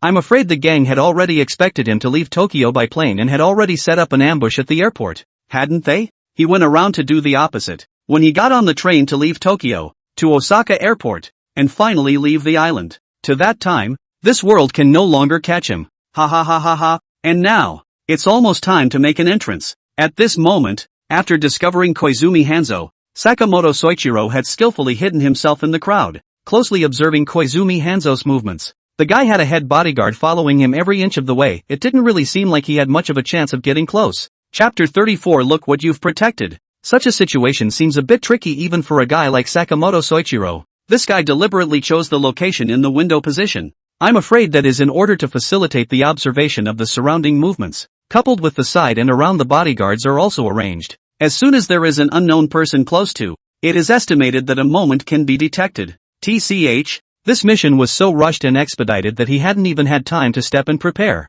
And if we wait for this guy to enter the station, then I'm afraid things are going to get even trickier, right? Soichiro Sakamoto instantly frowned. At this time, it would be nice if the master was there. Wait a minute, what would master do if he was there? In an instant, all the previous scenes of staying with Tang Ze instantly replayed in his mind like a PowerPoint. Yeah, the master clearly told him. Before the Earth team leader also showed him the master's review, didn't he? What was the master doing at the time when he encountered this situation? As if Sakamoto Soichiro had suddenly found his way in the midst of being lost, his eyes heatedly lit up. By the way, it seems that the master threw the ice cream in his hand at that time, and then took a taxi with him and left the scene. Immediately, Sakamoto Soichiro's eyes looked up quickly around the area. Expect this Koizumi Hanzo fellow to be out of this restaurant in 5 minutes. And where he was going was the station, with a sidewalk in the middle that served as a mandatory stop. He just had to get down to the details that the guy was closely involved in, like the master did. Soon enough, Soichiro Sakamoto saw an ice cream parlor not too far away, right in front of him. Without saying a word, Soichiro Sakamoto rushed in and bought one, cartoonish packaging with a little pink bunny on top. Then, with a calm face, Sakamoto Soichiro slowly tore open the package, with an expression as if he was offering incense at a temple with the same reverence. Cone ice cream with half a fist-sized ice cream ball on top. Soichiro Sakamoto pinched the ice cream and even pretended to take a lick, pretending that he was just a passerby passing by to buy ice cream to eat on this hot summer day. Stepping out onto the sidewalk, Soichiro Sakamoto's right hand, which was holding the ice cream, shook unexpectedly. Snap! The ice cream ball, with uncanny precision, rolled off the top of the cone and fell to the ground. Sakamoto Soichiro hastily put on a remorseful expression while staying around. It's good that Koizumi Hanzo guy didn't notice anything strange and is just about to leave the restaurant as well. Sakamoto Soichiro hastily ducked and resumed his place, and began to observe Koizumi Hanzo's movements. It's summer right now, but because it's a station, the flow of people doesn't decrease with the heat, but it's even more constant. You take the back of me, and pay more attention to the movements around you. I have a hunch that those old bastards from the company must have sent someone over. I'm afraid it's also because of being a thief. Koizumi Hanzo went out of the restaurant, looked left and right for a while, and gave an extra command to the head bodyguard. Okay, you can rest assured, the brothers are paid to do the job, and will definitely not let you make any mistakes. The head bodyguard patted his chest repeatedly while commanding into the walkie-talkie. Attention all departments. Attention all departments. Alert the perimeter. Alert the perimeter. Understood. A response came over the intercom from the bodyguards hidden elsewhere as well. And to see this Koizumi Hanzo guy finally get out of the restaurant, Soichiro Sakamoto's mood was inexplicably tense as well. Even he hadn't been this tense back when he was taking the university entrance exams. Great. Foot traffic up to par. Ice cream location fits. Melts at normal rate. Those next are hidden in the shadows. Sakamoto Soichiro had a pair of dead eyes on Koizumi Hanzo. Closer and closer. The guy is getting closer to his ice cream. Just when Soichiro Sakamoto thought that his plan was about to succeed, he saw Hanzo Koizumi strutting with his head held high, greatly, and crossing over the ice cream with exactly 1 foot. Nanny dash. Soichiro Sakamoto froze, almost ready to curse. However, although Koizumi Hanzo crossed over, the head bodyguard behind him, whose demeanor had been unsmiling since the beginning, did not dodge. Wayawa. Only to see the head bodyguard stepping on the massive creamy ice cream in its half-melted state. The body stumbled and fell uncontrollably toward Koizumi Hanzo in front of them. Clang! But where could Koizumi Hanzo react? And before he even had time to return his head, he was knocked backward by the head of the bodyguard behind him with a body. With uncanny precision, it smashed into the sharp iron guardrail on the side of the road. Put! The iron guard pierced Koizumi Hanzo's chest with uncanny precision. Koizumi Hanzo's body hung on that cut-off iron guardrail, still twitching, his right hand still raised, his eyes fiercely looking at the head of the bodyguard at the back, a look of wanting to say something, but very soon,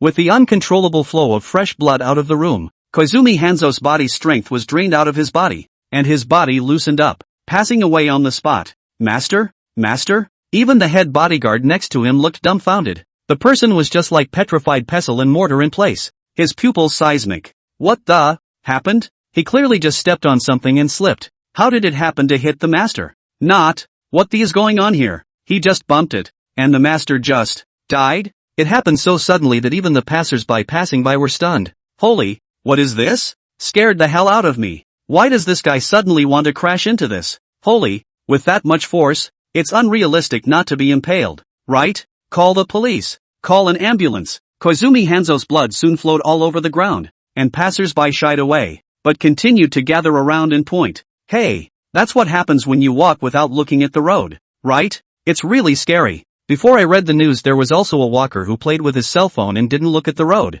He also died in an accident. That's tragic. Watch out in your next life. No, why do I remember it seems like someone pushed this guy in the back? There was a lot of chatter from the uninformed onlookers at the scene. Gov. What's happening? Chief? Why do I see Mr. Koizumi hanging from the guardrail? What are you doing? Holy, what is Mr. Koizumi doing? Gov? Gov? Are you okay? Chief, say something. The walkie-talkie in the head bodyguard's hand, too, buzzed incessantly. The whole scene was a mess. Chapter 35, Master. I've succeeded. Success. Success. It just worked. But at that moment, Sakamoto Soichiro, who was hiding not far away, watching all this with his eyes. If it weren't for the thought that he was still near the scene, Soichiro Sakamoto nearly fell out of his seat in shock. Fruit. Fruit. What Master taught him was too effective. He had clearly only been following his master for 2 days, and he had thought that he was not qualified enough to meet the standards of completing the task. He had never imagined that in only 2 short days like this, he would be able to apply the skills he had learned from his master to completing the task. It was clearly a simple accident. Soichiro Sakamoto even saw the puddle of creamy ice cream on the ground. The white ice cream, which still had a long mark on it from being stepped on by some unlucky person, shimmered eerily in the sunlight. Only Sakamoto Soichiro knew in his heart, although this damn thing looked like a simple accident that couldn't be any simpler, it had actually taken into account the time, place, people and circumstances, and even a series of accidents. I'm sure it's the master. It's amazing how seemingly just doing a mundane thing on a daily basis can have such a deep meaning. Master, look, I've learned. I've finally learned. Sakamoto Soichiro, who was in the shadows, almost wept with joy throughout. No, he must tell the master and the team leader the good news. Achu dash. At this moment, Tang Ze, who had already managed to arrive in Kyoto and was on his way to the Fushimi Inari Grand Shrine, steeply sneezed. Could it be a watery grave? He also seems to be sneezing a lot lately. Tang Ze rubbed his nose and proceeded to rush on.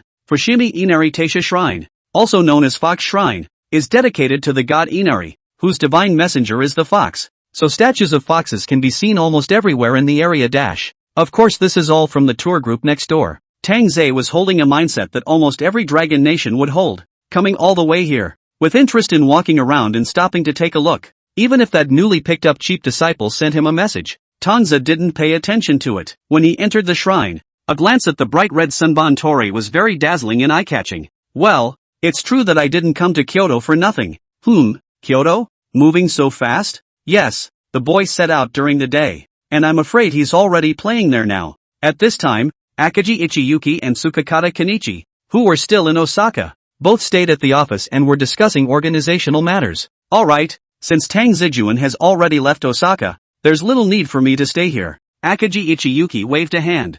I also wonder how my disciple's mission is going. Kenichi Tsukikata couldn't help but mutter to himself as he watched this Akagi Ichiyuki guy about to leave. That's definitely not bad. With the techniques learned from our Tang Ze, that goes without saying? Akagi Ichiyuki replied with a sudden smile, and at that moment, the news began to play on the television behind them. A man lost his footing and fell, and his heart was tragically pierced by an iron guardrail on the side of the road. Witnesses claimed that the man was pushed by the bodyguard who fell behind him, thus losing his balance and causing the tragedy. The bodyguard has now been fired from his company, and it has been confirmed that the man is a suspect on the run and the police are now involved in the investigation. The TV wasn't loud, but it drew the eyes of both men to it at once. Only the face of the victim that appeared on the screen wasn't it the target of Sakamoto Soichiro's mission. Koizumi Hanzo?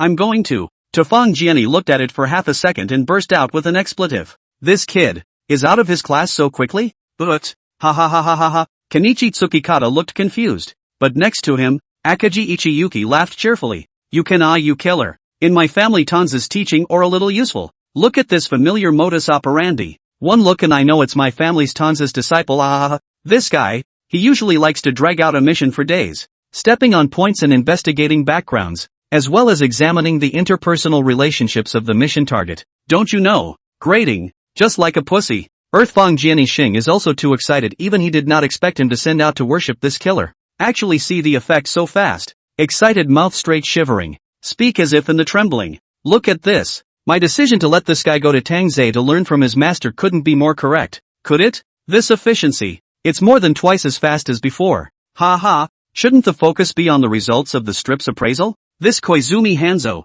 Not only did the stolen payment return to the client, but the strip side didn't find any other accidents at all. Akagi Ichiyuki watched the news and shook with joy. Goo. I didn't see it before. Her family's Tang Zijuan actually had this ability to bring people along? Sure enough. She could always trust Tang Zijuan. The mission is also completed. Ha ha. I see Sakamoto, this kid. If he does a few more missions like this, his assassin level can also go up. Kenichi Tsukikata was even happier. Well, finally. Before this, I had been listening to Akagi Ichiyuki every day whispering about how her family's Tang Ze had accomplished the mission today, and how he would accomplish the mission tomorrow. That's great. Now he has such a good killer on his hands too. It's not as good as Don Zeben's, though, but it's better than nothing. He'll be able to stand out among all the Hashimoto group caseworkers from now on. 2. Will there be a mission replay for this one? I could use a replay for the other guys. Kenichi Tsukikata smiled and smoked a cigarette, and even folded his legs leisurely onto the tabletop. That said, should he go find a few more good seedlings to send over to Tang Zijuan, so that he could train and cultivate a few more top killers? Wait, in that case Tang Zijuan would not only most likely refuse, but would also be disgusted with them, right? Kenichi Tsukikata instantly tapped his head. I almost forgot. Tang Ze-kun is also an assassin who needs to complete missions to be promoted. But I have to say, these days of review and get along down, coupled with Chairman Hashimoto and the organization within the proclamation of the boisterous Tsukikata Kenichi, the team leader, in the subconscious are on the verge of treating Tang Zijuan as a killer in the clan master. Man, guys with power are awesome. That's hard to say. You might as well ask the guys in the data department for it yourself. Akagi Ichiyuki was holding her lipstick and was elegantly touching up her makeup in the mirror. But I can offer you a suggestion instead. You go directly to the chairman to ask for it. In which case not only will the chairman have a high probability of granting your request, he will also be able to know the performance of the killers under your command, and you'll be able to get some glory in the process. Ouch. Ken dash. Tsuchimikato Kenichi was so happy he didn't know how to fool around. Chapter 36 Home-Based Services. It was getting late, gradually, and after hearing Akagi Ichiyuki's words, Tsukikata Kenichi headed to Chairman Hashimoto's office with his ass on the line. Sure enough, after Chairman Hashimoto heard that this guy, Soichiro Sakamoto, had studied over at Tangoa for 2 days, the efficiency and level of task completion had improved significantly. What's more, the cops couldn't even find any traces of it. The news made it clear that the whole Koizumi Hanzo guy died in an accident, and the key person who caused the accident, the head bodyguard who stepped on the ice cream, has been fired. In a way, this head bodyguard is simply more unlucky than a truck driver. At this rate, our Hashimoto group is going to grow to become the #1 assassination organization in Tokyo, right? Ha ha ha. Gensho Hashi's whole body got high just thinking about it. Reward? Give me a great reward. Ha ha ha ha ha. Tang Ze-kun is really the rising star of our organization. Burp. Hey, what is this island sake? It really can't be compared to our Moutai. At this time, after playing all day in Kyoto, Tang Ze, who was casually finding a small store to settle his dinner, had just taken a sip of the sake served by the boss's wife and smacked his lips with a frown. And this small store, but also Tang Ze, followed the tradition of tourism to a tourist city. Dinner does not go to those big restaurants with red lights, but instead specialize in those nooks and crannies of the alleys to drill. It seems that no matter what country you live in, the concept of the best food is always at the roadside store is always followed. The little store Tang Ze had found was an izakaya of sorts. Just one door away from the owner's wife eating was pretty much just looking at it face to face. But the fried tempura and tamagoyaki are really well done. Tang Ze was also very satisfied with the trip to Kyoto that was coming to an end today, but right now Tang Ze was full of food and drink, and there was always a feeling in the dark that something was missing. Burp! A few more glasses of sake went down. This thing, just drank and nothing, but the afterburner is big. Tang Ze just got up and ready to pay the bill. Then a violent burst of dizziness. Clang and sat back. Guest? What happened to you? Guest? Gave the owner's wife behind the stage a fright. Is there anything here? Wind. Wind. Tang Ze was already drunk. As if he had lost the ability to speak. Clearly talking to Sakamoto Soichiro with the words custom store like a jingle. But at the moment, he couldn't even spit out a complete syllable. Is this sake? Sake poisonous. In the midst of his drunkenness, Tang Ze's heart steeply also gave birth to a bit of panic. Hey, guest, take a seat. But the boss's wife is a know-it-all. The boss's wife helped Tang Ze up first, and behind her thin lenses, her eyes were shining. I know of a good one nearby. I can give you the contact information. You can talk first before you have an in-depth conversation. Oh, there's such a good thing? Before Tang Ze's brain could react, the words in his mouth had already been spat out. That's for sure. Don't look at my store. It may be small, but there's a lot of business. By the way, guest, what type do you prefer? Innocent or mature? Passionate or passive? If none of these are available, I know a couple more that have alternative services. The owner's wife gushed. Okay, give me the phone first. This time, even if Tang Ze is drunk into mud can understand what this pimp is saying, never mind. Right now is in the heat of the moment. A moment of spring is worth 1,000 pieces of gold.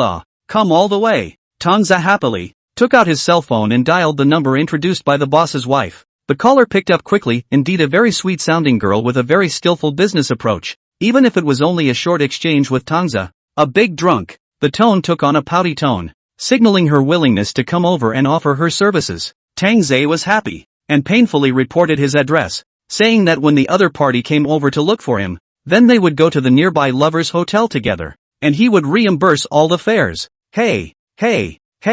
Putting down the phone, Don sat in his seat and giggled. Kyoto is really good. I didn't realize there was a door-to-door service, but it wasn't long before Don's phone rang again. Hello, Tang Ze-kun, where are you? I'm in Kyoto. Confused, Don's gave his address again. Oh, you're pretty good at finding places. And this time the female voice seemed to sound completely different than the one from earlier, but it was very familiar. By the sound of your voice, you've still got a lot to drink, you? Cut the crap. Why don't you come and get me? But the brain-drunken mess Tang Ze, where to hear the voice of the wrong place? Tang Ze is even very puzzled. What the hell this person? Just now was not already said once the address? Why is he asking questions? What? Temporary replacement? This is a fairy jump? Who taught you this business? It's not up to par. Burp. I'm telling you, your tactics, in my case, don't work. Donzer cursed into his cell phone. But the person on the other end of the line seemed to chuckle softly. Okay then, I'll come over and pick you up. Then the phone was hung up numbly. It's inexplicable. Don squinted, put his cell phone in his pocket without looking at it, plopped down on the izakaya's tabletop, and dozed off. It seemed like an extraordinarily long night, so much so that it was almost noon the next day before Donzer slowly woke up from his bed. The headache was excruciating, as well as, right now, unfamiliar ceilings. Tang Ze was jolted and bounced violently off the bed. Sure enough, beyond the ceiling, the surroundings were quite unfamiliar, but one could tell from the commercialized furnishings around it that it was supposed to be a hotel. Hiss, confirming that there was no danger in the surroundings. Tang Ze then relaxed a little and rubbed his swollen temples. By the way, he also clearly felt he would, I think, be shirtless. Wait, Don's paused. The chick who picked him up from the izakaya last night seemed pretty positive. The body was hot, the body fragrance was fragrant, and the waist was soft as if it could be pinched out of water. So it seems that the owner of that home liquor store really didn't lie to him. And really introduced him to very nice girls. Even door-to-door service. Needles don't poke. Come to Kyoto. Needles don't poke. However, the next second, a silhouette was slowly appearing at the entrance of the room. Awake? Chapter 37. Are you my master? This voice, perhaps the drunken Tang Ze last night couldn't hear it, but right now Tang Ze, who had just woken up from a beautiful dream, heard it clearly. Wait, this voice, it sounds familiar, have you heard it somewhere? Tang Ze looked towards the doorway, only to see an imperial-type beauty with exquisite makeup, who was stroking her long, slightly reddish hair as she walked in, smiling out of the corner of her eye as she walked towards him, a beautiful woman in a hip-hugging dress, high heels thumping on the marble floor, but also a little overbearing feeling. Tang Zeman sat on the bed and subconsciously lifted the covers. The beautiful woman instantly showed a speechless expression. Are you serious about this action? I'm afraid I'm at a disadvantage, Don said in a serious voice. Well, is not ashamed of you. The beautiful woman held her forehead. Ahem, you're the chick I recruited last night? Then, Donzer began to cut to the chase. This beautiful woman, both her body and looks are superb. Ah, the cost must not be low, TSK. It's all because he was too drunk last night. How come he woke up this morning and couldn't remember any specific details? It's true that drinking is a mistake, but I don't remember much about last night. So how about this, sis? I'll pay you the highest market price. How about that? Tang Ze said with a big smile. Ha? Top of the market? What were you thinking? It was a whole lot of fun for the beauty at the time. Tang Ze-kun, I'm your caseworker. My name is Akaji Ichiyuki. How about that? Does that ring a bell? Probably because he hadn't done any quests for a few days this time. When Tang Ze suddenly heard the words insider, his brain even froze for a few seconds before he could react. Case insiders? Tang Ze was in a state of shock. I say, do you have to be so surprised? You're the same guy who said I should pick you up yesterday. Akaji Ichiyuki muttered in a small voice. I go to. Then, Tang Ze looked Akaji Ichiyuki up and down several times with a look of disbelief. I thought my caseworker was a very greasy, fat woman. The corner of Akaji Ichiyuki's mouth twitched as she silently touched a watermelon knife from the side table. Well, it seems that my identity as the Dark Butcher can't be hidden any longer. It's daytime. Well, this guy no matter in the secret message or in the call, as well as the real life in front of her, the character is extremely consistent with what she remembered. Akaji Ichiyuki rolled her eyes at once. Come on, I'm teasing you. Wake up, just got you breakfast. So that's why you came to Kyoto? Yeah, well, unlike you, I've got business on my mind. Well then, come on, hit the workers. Akaji Ichiyuki nearly choked on a mouthful of meatloaf. Say, what's that? President, do they all give orders directly to you guys? It's okay if you interpret it that way. Akaji Ichiyuki slowed up, this time swallowing the bun slowly and methodically. You'll find out later. Donzer-kun. Ha? Later? Yeah, Akaji Ichiyuki said with a smirk. Tang Zijuan. With your strength, not to mention being an assassin, even as a team leader, a minister is very possible. Furthermore, if you don't want to work on the front line anymore, Tang Ze-kun, you can still retreat behind the scenes and become a teacher. Oh, of course, that's all for later and for what I know of myself. Ooh-hoo. Tang Zijuan nodded, holding soy milk in your left hand and your cell phone in your right. There's a new store opening in Akihabara today? Maybe if we go there now we can still catch the event? Great, he'll have to buy more later. Akaji Ichiyuki's mouth twitched again. Can't this guy listen to anyone? But on second thought, Akaji Ichiyuki relented. Never mind, maybe that's what Tang Zijuan is. How's that for a breakfast to your liking? It was okay, just a little short on bun filling. Soon, the two finished their breakfast. Until this point Akaji Ichiyuki had rarely eaten this kind of Chinese breakfast, and right now it was because of Tang Ze-kun's consideration that she had specifically shopped at a Chinese breakfast place, but it kind of set the stage for the main purpose of her trip over here today. Then, Akaji Ichiyuki's words changed. Tang Ze-kun, you're going back to Tokyo later, right? Right? What's up? Tang Zijuan, who was in the process of packing up his things, met Akaji Kazuyuki's serious expression, and an extremely ominous premonition steeply turned up inside. Of course there's a mission.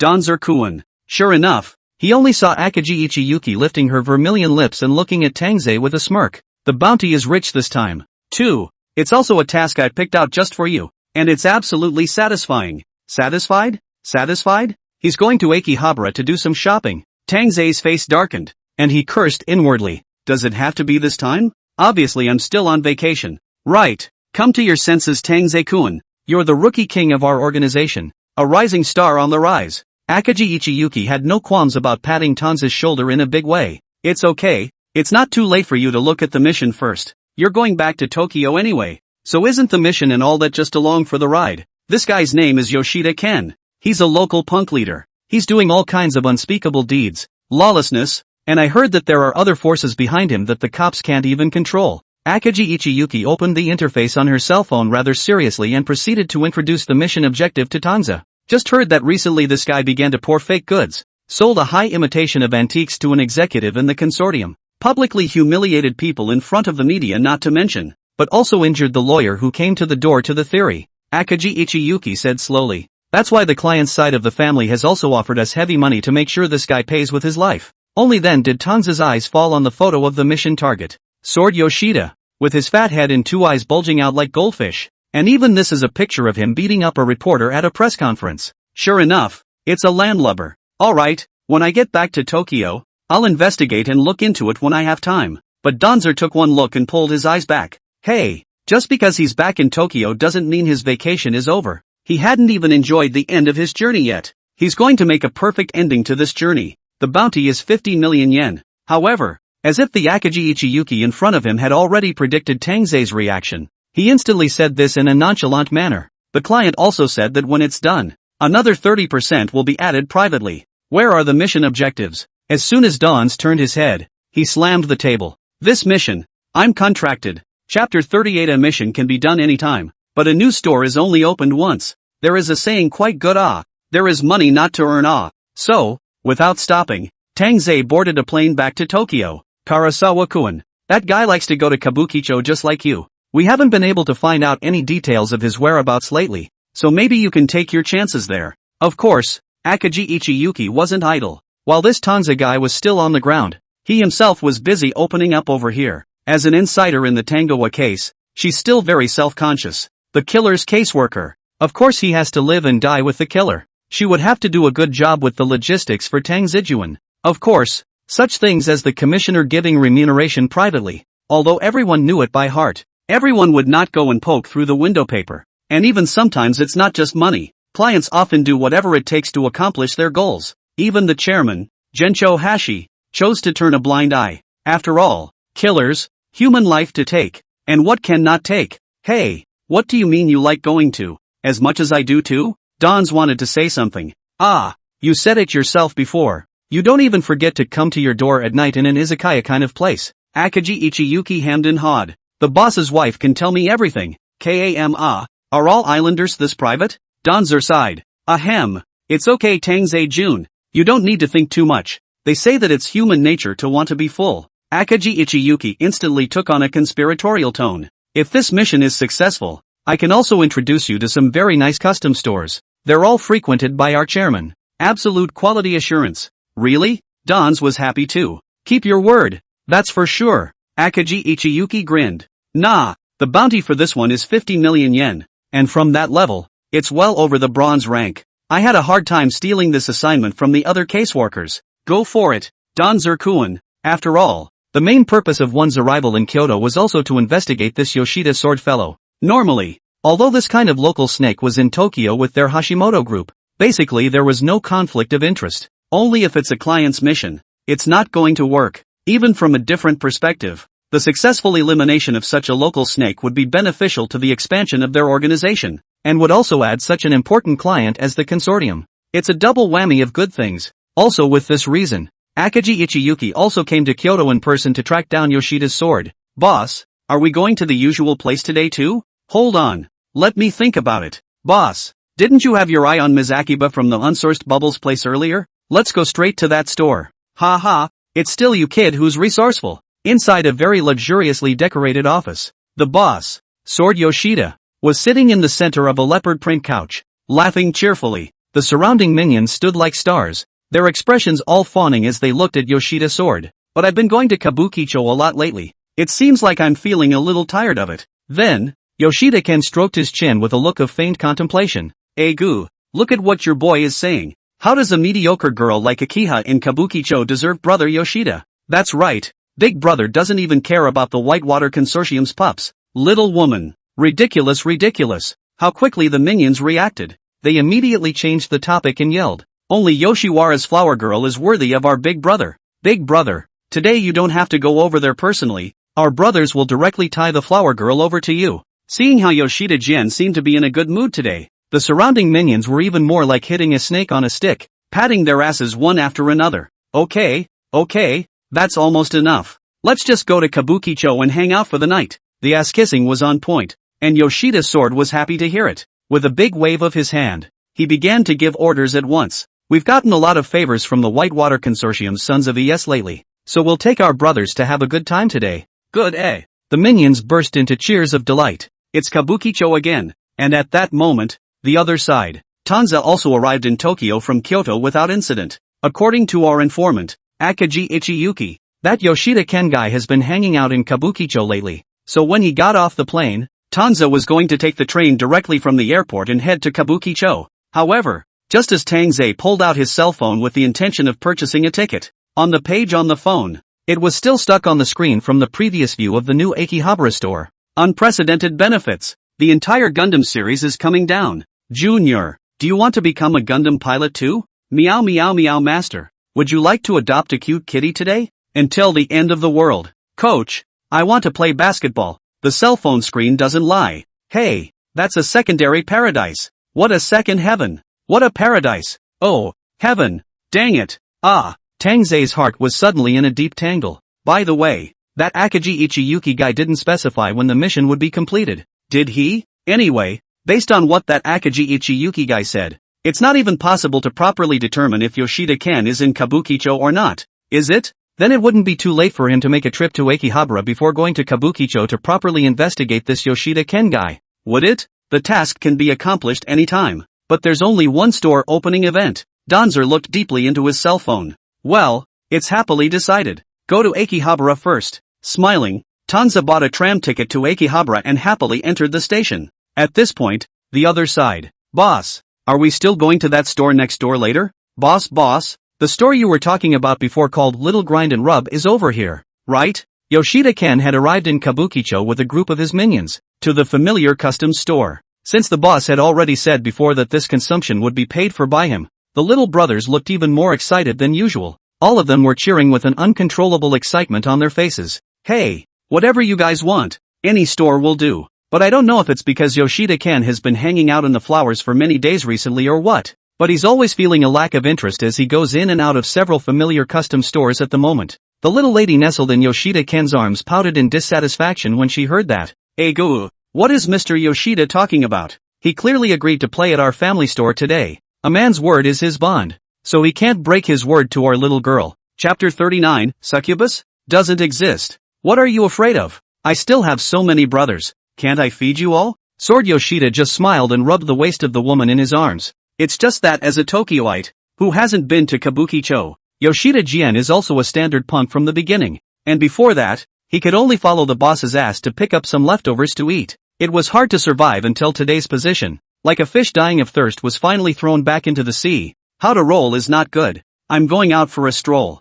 Tossing the chick in his arms to his neighboring brother, Yoshida-ken turned his head to greet the other minions again. Big brother? The neighboring brother was considered Yoshida Sword's second-in-command and was used to serving his elder brother, so he subconsciously stood up when he saw that his elder brother looked like an emperor who was drunk and wanted to go to the imperial garden to molest the courtesans. Hey, you guys, what are you waiting for? Why don't you hurry up and follow me? If something happens to big brother, I'll throw you all into Tokyo Bay and feed you to the fish. Oi oi. Before the boys could even get a kiss, they were jolted by the deputy's words and stood up all by their body's reaction. Don't follow anyone. Yoshida-jin was indeed drunk, and quite drunk, and by this time there were already quite a few people in the store looking his way, both the escort girls and the bartender boys. Talking back at this point in time, isn't that slapping him in the face as a big brother? Anyone who follows me? I'll throw him into Tokyo Bay as usual. Yoshida-jin spat viciously with a cross face. The ladies and boys in the store didn't dare to make a sound at that time, and they could only watch as Yoshida-ken left the store.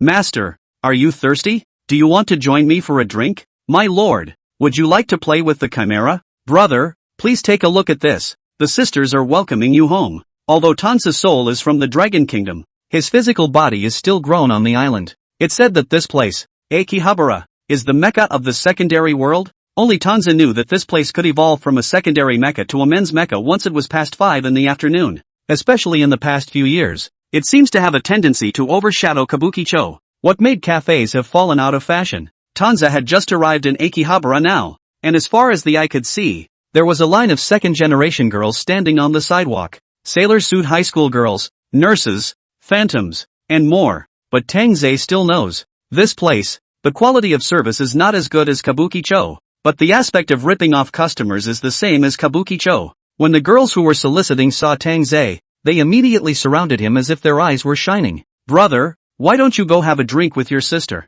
My lord, we have all sorts of chimeras and goblins in our store. Oh, master, do you want to go home and visit today? There are a lot of new kawaii maids. However, Tang Ze almost didn't look away, didn't even take a side, and entered the department store next to him with a straight face. He's looked into it. This is Akihabara's largest anime mall, a large sign in Japanese with 2 Chinese characters for Tengoku interspersed. The store also seemed to be running a sale, with an equal height Gundam away from the door. Now that's a man's dream. Danza's blood boiled and he stuck his head in.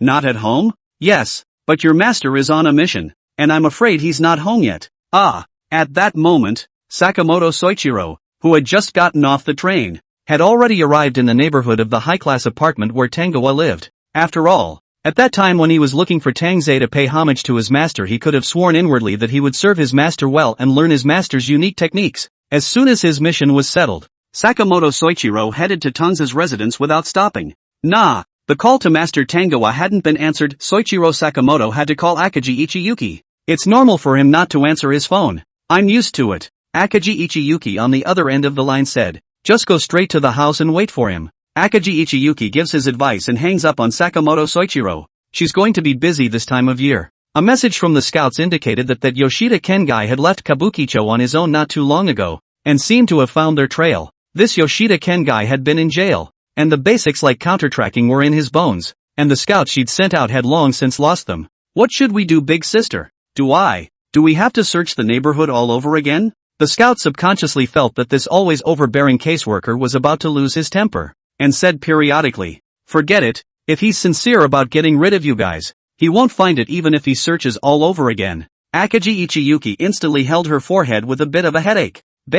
She still wanted to properly act as a wise assistant to Tang Ze in this matter, but it seems she can't. On the other end of the phone, Sakamoto Soichiro was crouching in front of Tangoa's house, eyeing the phone. On it was a message that had sent itself an hour and a half ago. Master, I'm at your house, when will you be back? Unread. After such a long time has not returned the message. Master must be busy. The master was so capable, and with a mission on his body right now, he must be doing something very important. Maybe at this time, Master had already managed to set his sights on the mission target and was swinging around the neighborhood, looking for the right time to assassinate him. At this time, he, as an apprentice, of course could not disturb the master's work. Team Leader Earth said that as an assassin, especially now that he had become Tang Ze's disciple, he must be patient and careful so that he could progress faster. Indeed, Soichiro Sakamoto was a professional assassin. Professional assassins liked to wear sunglasses so that no one else could meet his eyes and thus determine what he was looking at. But this was also very noticeable, especially when Sakamoto Soichiro was silent.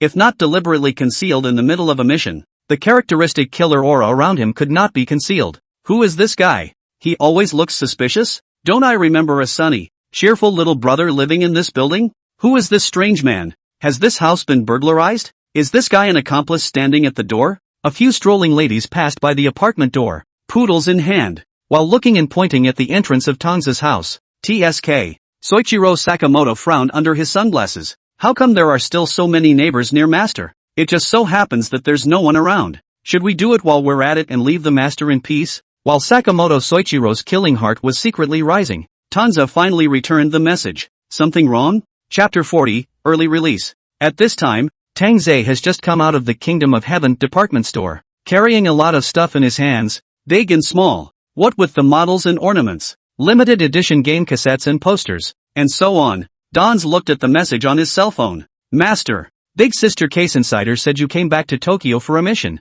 so I came right over to look for you. Master, I must learn well from you and leave the school at an early date. I have to say, this cheap disciple I picked up is quite loyal, and his attitude and all is okay. Wait. Seeing the word mission, Tang Ze gave a sharp start, probably because I was so oblivious to my own wanderings just now that I actually forgot about the main quest straight away. Hiss. Mother ********,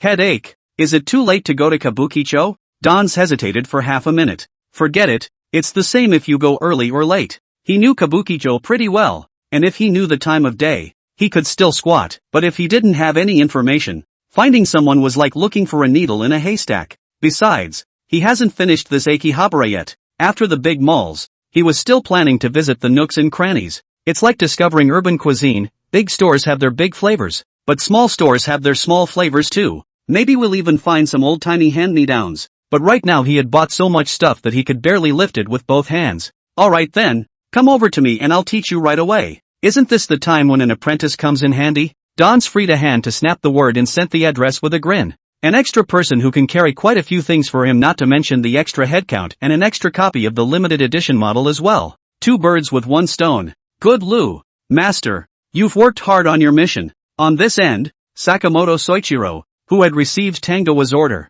was also very happy and replied quickly. Master, you find a place nearby to sit and wait for me. I'll be right there. This cheap apprentice of Sakamoto's, Soichiro, is still very sweet. Tang Ze is indeed tired. Shopping tired. At first still in the euphoria of not feel, east to look at the west. The whole mall is almost all over the footprints of him. As soon as the energy passed, Tang Ze immediately felt that his 2 legs had flown away with the excitement. Numb and sore. Surely it's better to find a place to sit. However, when Tang Ze was subconsciously looking for a milk tea store, a store with a huge scarlet new machine purchase sign came into view. Little Steel Ball, also known as Pachinko. Tang Ze had played a few times in his past life when he traveled to the island. The game is also very simple. You hit small steel balls into the hole set in the machine, and depending on the bonus setting, there is a certain chance of getting more small steel balls, which you can then use to exchange for cash. However, the winning mechanism of this kind of machine is no different from gambling. There are not many overnight turnovers, and there are a lot of people who lose their money.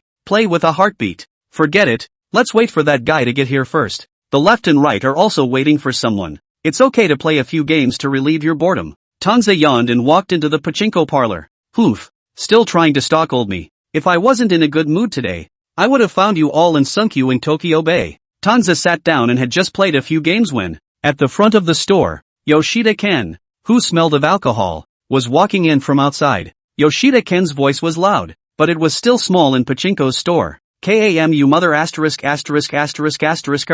That was close. Ha ha, bingo, I've hit it. I finally got my money back. No way. Is there any mistake? 10,000 in and not even a fart? There was simply no shortage of similar roars in the store, with a steady stream of tapping buttons in between so much so that even Tang Ze, who was sitting closer to the door, completely missed Yoshida-ken's movement. Rather, the store manager reacted quite quickly and greeted him with a smile. Mr. Yoshida, good work, today, come to play again. Ha, that's. Sword Yoshida took his seat with a big wave of his hand as the manager led him to his seat. At this moment, Tang Ze was sitting in front of a pachinko machine, and unlike the young man next to him who was wearing a suit but was playing with a red face, Tang Ze had a leisurely face and was inserting cash into the coin slot. It is said that 3% of the tax revenue of the whole island nation comes from pachinko, although this kind of place is no different from gambling. But for Tang Ze, it's pretty much the same thing as push in the arcade, except the coins have been replaced with little steel balls.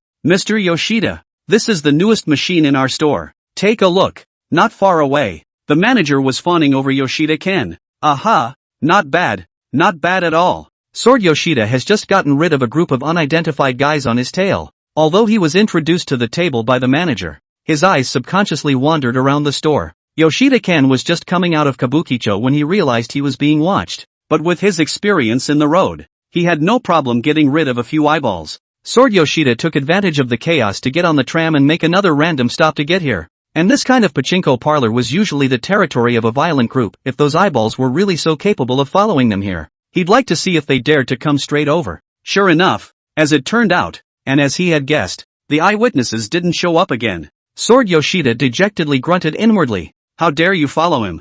I'm so tired of living. Fight Junior. Certain death. Trans AM Razier. Chop. Pachinko's machines, in order to attract more eyeballs, usually cooperate with anime to present extremely exaggerated visual effects in front of Tang Ze's machine. After he put in 3,000 yen, small steel balls rolled out from the entrance and ping-ponged inside. After he invested 3,000 yen, the little steel ball rolled out of the entrance and ping-ponged inside for a while. and the battle scene of the Gundam appeared on the screen. Nani? You guys? You just sat down and got so lucky? Ha ha ha. I'm afraid the last guy who left is going to be crying in the toilet. Not bad, bro. How many pitches have you made? I'm going to. Is this a hit? Tang Ze hadn't even had much contact with this kind of thing in his previous life, but had drawn this conclusion from the tone of the two pachinko youths next to him who had heavy dark circles under their eyes. Then, small steel balls were seen crackling and rolling out of the exit underneath the machine. Although I don't know how many he's won, but this he still understands. Every little steel ball can be money. Just exchange those little steel balls for gold medals and then go to a store that specializes in exchanging gold medals for cash. Tang Ze was happy, took the basket, and smilingly began to feast on these little steel beads. Chapter 41, a big step is easy to tear the egg, but after all, a store like Pachinko's is of a gambling nature. There are winners and there are losers. Tang Ze's side was happily packing up the small steel beads he had won, while an old brother sitting not far from Tang Ze seemed to notice the movement on Tang Ze's side, and stood up violently at that moment. Asterisk asterisk asterisk asterisk. Is there something wrong with this machine? Why haven't I won once? Not once. Manager. Where's the manager? This old brother's eye sockets are sunken. The suit on his body is old and loose. There is also a strange smell. This look is typical of the kind of guy who often soaks in pachinko parlors, often losing, not to mention that the mentality is also like glass that breaks at the touch. Looking back to Tang Ze, the guy who just sat down, won a full 5 times the small steel ball. Just a few minutes. Won almost 2 months of his salary. His mind instantly exploded. Sir, please don't disturb the other guests. The manager came over at the sound of the voice, a look of surprise on his face. All the models in our store are consistent. There is no difference. Please, it's obvious that you have a problem with this machine. How can this guy win so much when he's just here? It must be you guys playing behind my back. Not only was Lau not comforted by the manager, but his expression became even more agitated, and spittle flew into the manager's face. Sir, please calm down. The manager didn't want to make a big deal out of it and was still talking nicely to Lau. Lau's voice was not small, and he had already attracted the guests around him to look over. Yoshida Jian was no exception, and had just lit a cigarette, his fish bubble eyes looking askance towards this side for a while, his expression still very disdainful. Sword Yoshida has been a long-time regular at pachinko parlors, even opening 2 under his own, and is not surprised by such a situation. It's just that you lost a little steel ball. It's true that poor people who have no money just can't keep their heads down and like to bluff, but if this guy wants to make a scene, he has to make a scene. How can a civilian fight a violent group? And in the end, not only will this guy not be able to recoup his losses, but he will also be faced with a considerable amount of in-store compensation fees. What a stupid guy. Sword Yoshida, with his drunkenness, grunted absently as he threw money into the pachinko machine. Then again, he'd only come here to hide from the guys who'd been following him, and from what he could see right now, it didn't seem like the guys who'd been following him had the skills to chase him here. Big brother, we searched all those areas you mentioned and found nothing unusual. The minions who stayed behind in Kabukicho replied at this point.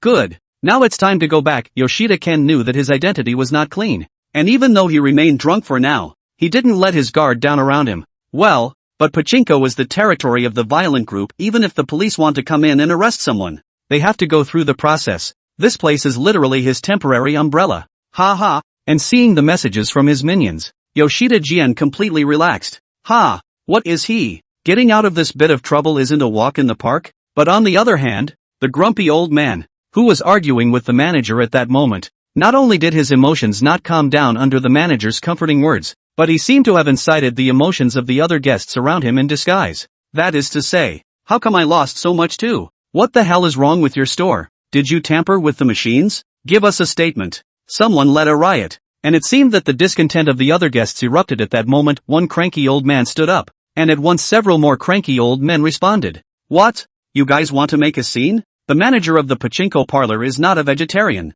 This place is supposed to be the territory of the violent group. So how simple can the person who works as a manager for this kind of parlor be? The manager's face fell then, and he held the walkie-talkie in his hand, quite literally shaking the man. What's wrong with making trouble? I'm afraid of you. I've been looking at your store for a long time. Brothers, give it to me. But one of them, a cranky old man, seemed to have gotten cranky to the extreme, and steeply pulled out an axe from his arms and swung it violently towards the pachinko machine next to him. Clang! With a loud bang, the baffle of the pachinko machine was instantly split by the axe. Glass slag popped up everywhere, and the screen inside wasn't spared. The Gundam's must-have was hardened by the axe into a colorful barcode. Asterisk asterisk asterisk asterisk. And this time, Tang Ze, who was concentrating on packing up the small steel beads, was abruptly startled by the commotion. When he looked up, he saw the manager, who was wailing and shaking people with his walkie-talkie in his hand, being swamped by a gang of cranky old men swarming over him. "Hey, somebody come.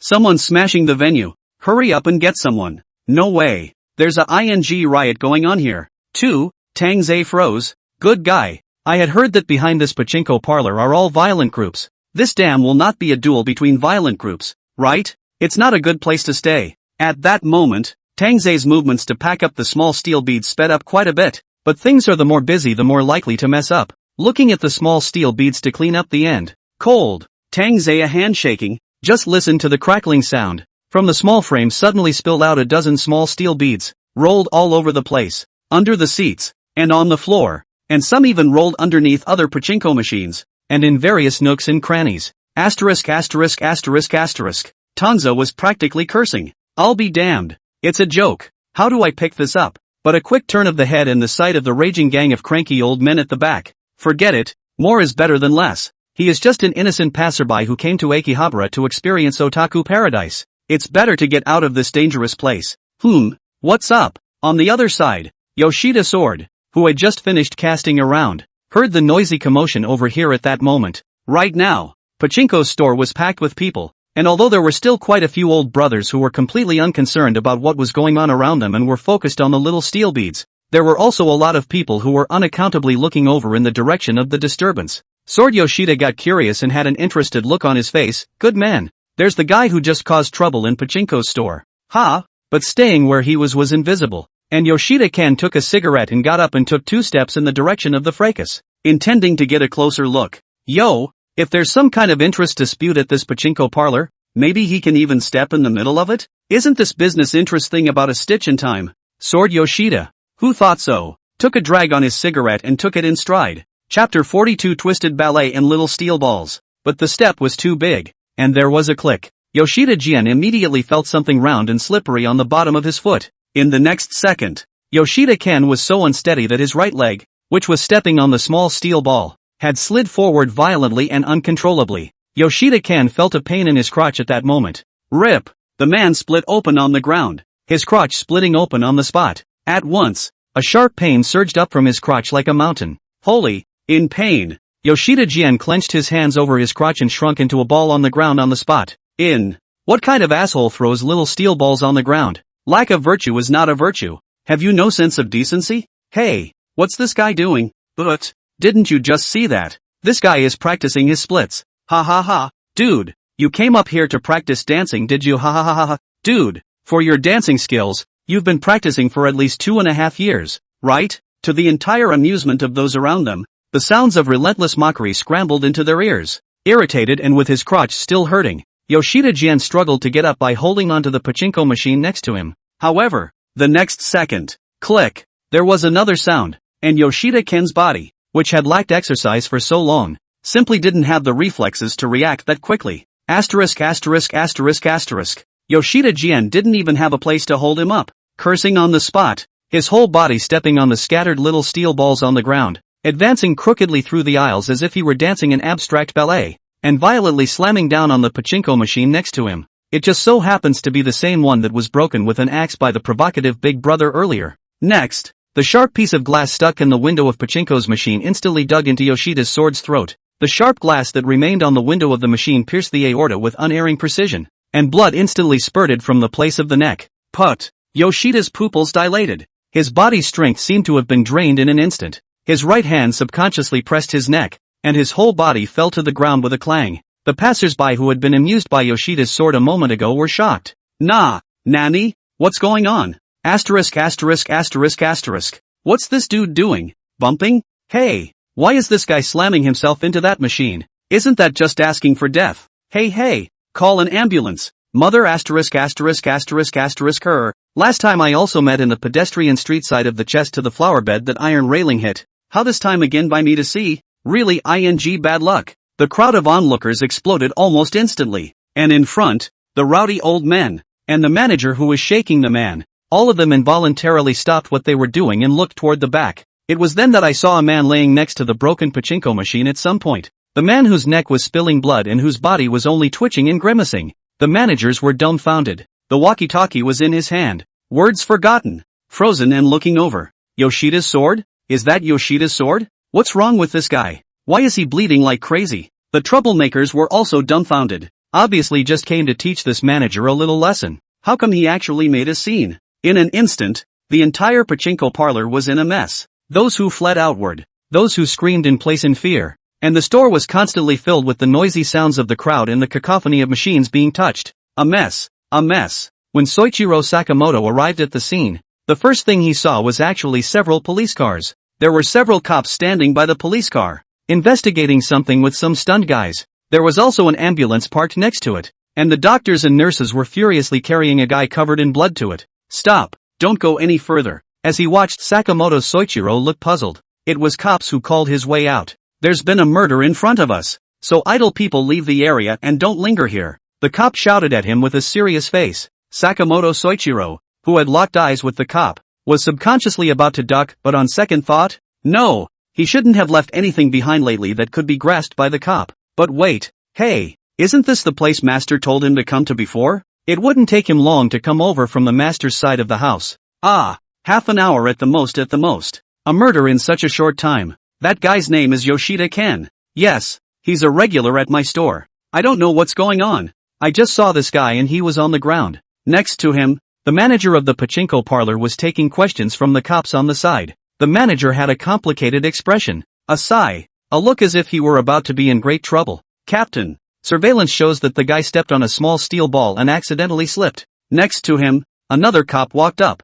Well, that's all right, you. Go to the hospital first and get your injuries fixed. The cop waved his hand at the manager and turned his head back to the store to investigate the scene. Hey, what the is this all about today? The manager cursed and walked off in the direction of the ambulance. However, this conversation was also unanimously heard by Sakamoto Soichiro. Sword of Yoshida, leaning north. This is not exactly the target object of the Master's mission. So, the one who was covered in blood and carried to the ambulance just now was Yoshida Ken? I go. Could it be that just this moment he came over just now? The Master has finished the task? Soichiro Sakamoto pounded his chest on the spot, repenting. Damn, if he had known that Master was here on a mission, he would have come over earlier. Sakamoto? And behind him, coldly, came Tang Ze's voice. You guys, you're coming too slow, aren't you? I'm running out of milk tea. Master. As soon as Sakamoto Soichiro turned around, he saw Tang Ze holding the milk tea that he had already drank almost to the bottom in his hand, tilting his head as he looked at him. What's wrong? Master, you. When Sakamoto Soichiro saw Tang Ze's relaxed look as if he had just come over for a stroll and shopping, he was instead thrilled beyond belief. No wonder the Master was not in his own home, but instead appeared in Akihabara. It turned out that he had already known the location of the mission target, so he came over. What a master! Once again, it was perfect, not to mention the fact that he bought a cup of milk tea in the neighborhood and taunted it along the way. Don's had an uncertain look on his face. Master, did you see the guy who was carried to the ambulance just now? It is estimated that it is difficult to live through tonight. No, I am afraid that when he is sent to the hospital, the person has already hung up. After all, it's a slit throat and blood loss, and it's been so long that the gods can't save it, right? The look Sakamoto Soichiro gave Tang Ze added another layer of admiration. Harm. It happens all the time. What's so strange about it? It's not just a violent group brawl. The island should have had to think of a scenario like today's when it passed this law legalizing violent groups in the first place, right? Don sucked on his milk tea in boredom. It doesn't matter at all to the guys in the violent group to make a scene, does it? Hey. Yeah, I think so. But in the eyes of Soichiro Sakamoto, the more calm Tang Ze's demeanor was at this point. The brighter Sakamoto Soichiro's eyes became when he looked at Tang Ze. I'm sure it's the Master. Not only was he able to predict the movements of the mission target that even the group's scouts couldn't find, but he was also able to assassinate the mission target so easily and finally get away perfectly. He must try harder to learn at his master's side in the future. Chapter 43, Young Man, want to be the king of killers? Master, we are today. Sakamoto Soichiro had a beautiful thought in his head, although he missed the perfect assassination scene of his master, but it didn't matter, just based on the messy scene, and the Master Tang Ze's calmness at this moment could perfectly deduce the scene. Let's replace these little steel balls first. But before Sakamoto Soichiro could say anything, Tang Ze immediately said, small steel balls? Soichiro Sakamoto cocked his head, and saw Tang Ze fumble a box out of his bag, the sound of small steel balls clinking from inside. Yeah, I played it just now when I went in. Dans pointed to the pachinko parlor that had been striked off. Master. Thinking about what the cop who checked the surveillance earlier said, that Yoshida Ken guy slipped after stepping on a small steel ball and ended up dying. The look of adoration on Sakamoto Soichiro's face also instantly doubled several times. So true. Master. It's these little steel balls you use to create accidents, isn't it? That's your secret assassination weapon. No wonder you said you wanted to meet here? So this was all in your plan. With a tilt of his head, Dans looked at Soichiro Sakamoto as if he was caring for a little cutie. What did you say? Don't say it, Master, I know. Soichiro Sakamoto looked mysterious and made a gesture of silence. Master, this is what you're going to teach me, isn't it? Ha ha. I know where there's a store around here where we can exchange the small steel beads. Let's hurry up and exchange them for stolen goods. Not sure what this guy is talking about though. Tang Ze watched as Soichiro Sakamoto happily took the small steel ball in his hand, humming as he walked towards the opposite street. Forget it, shut him down. Dans followed suit. The little steel balls Tang Ze won were no more or less than 100,000 yen when converted to cash, but that's certainly several times more than what he'd put in before. Let's wander over there first. I'll see if there are any limited models over there. Before Sakamoto Soichiro could say anything, Tang Ze had already thrown the shopping bag in his hand. Hey, isn't that why he called this guy over? I know a shortcut.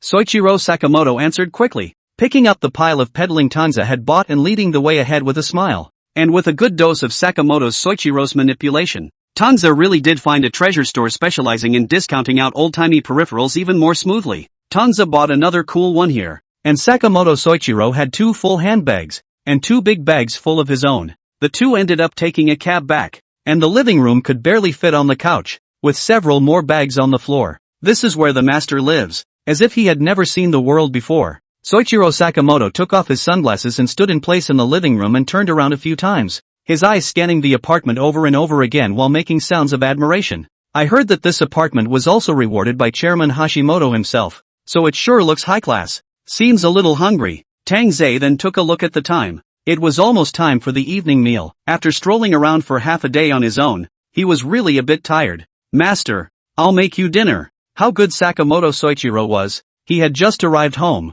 His butt hadn't even been warmed up yet. When he heard Tang Ze say the word hungry, he immediately made a catapult start and went to the kitchen. Finally getting some time to rest, Tang Ze then saw the cell phone. On the screen, a secret message from the caseworker, Akaji Ichiyuki, was displayed. He'd forgotten about the mission. Dans gave a lurch. Good lord, this case insider isn't here to raise hell. Tang Ze-kun, the bounty for this mission and the reimbursement from the chairman for your excursion have been sent to you. Oh, that's so awesome, Tang Ze-kun. You're on the verge of becoming the idol of our Hashimoto group. Keep up the good work, O Tang Ze-jun. We all think highly of you. Mission bounty? Danzer scrolled up the message again. Sumitomo Mitsui Banking Corporation, remittance of 50,000 yen received from an anonymous account. Current balance 86,400,000 yen. Sumitomo Mitsui Banking Corporation, received 600,000 yen from an anonymous account. Current balance 87,000 yen.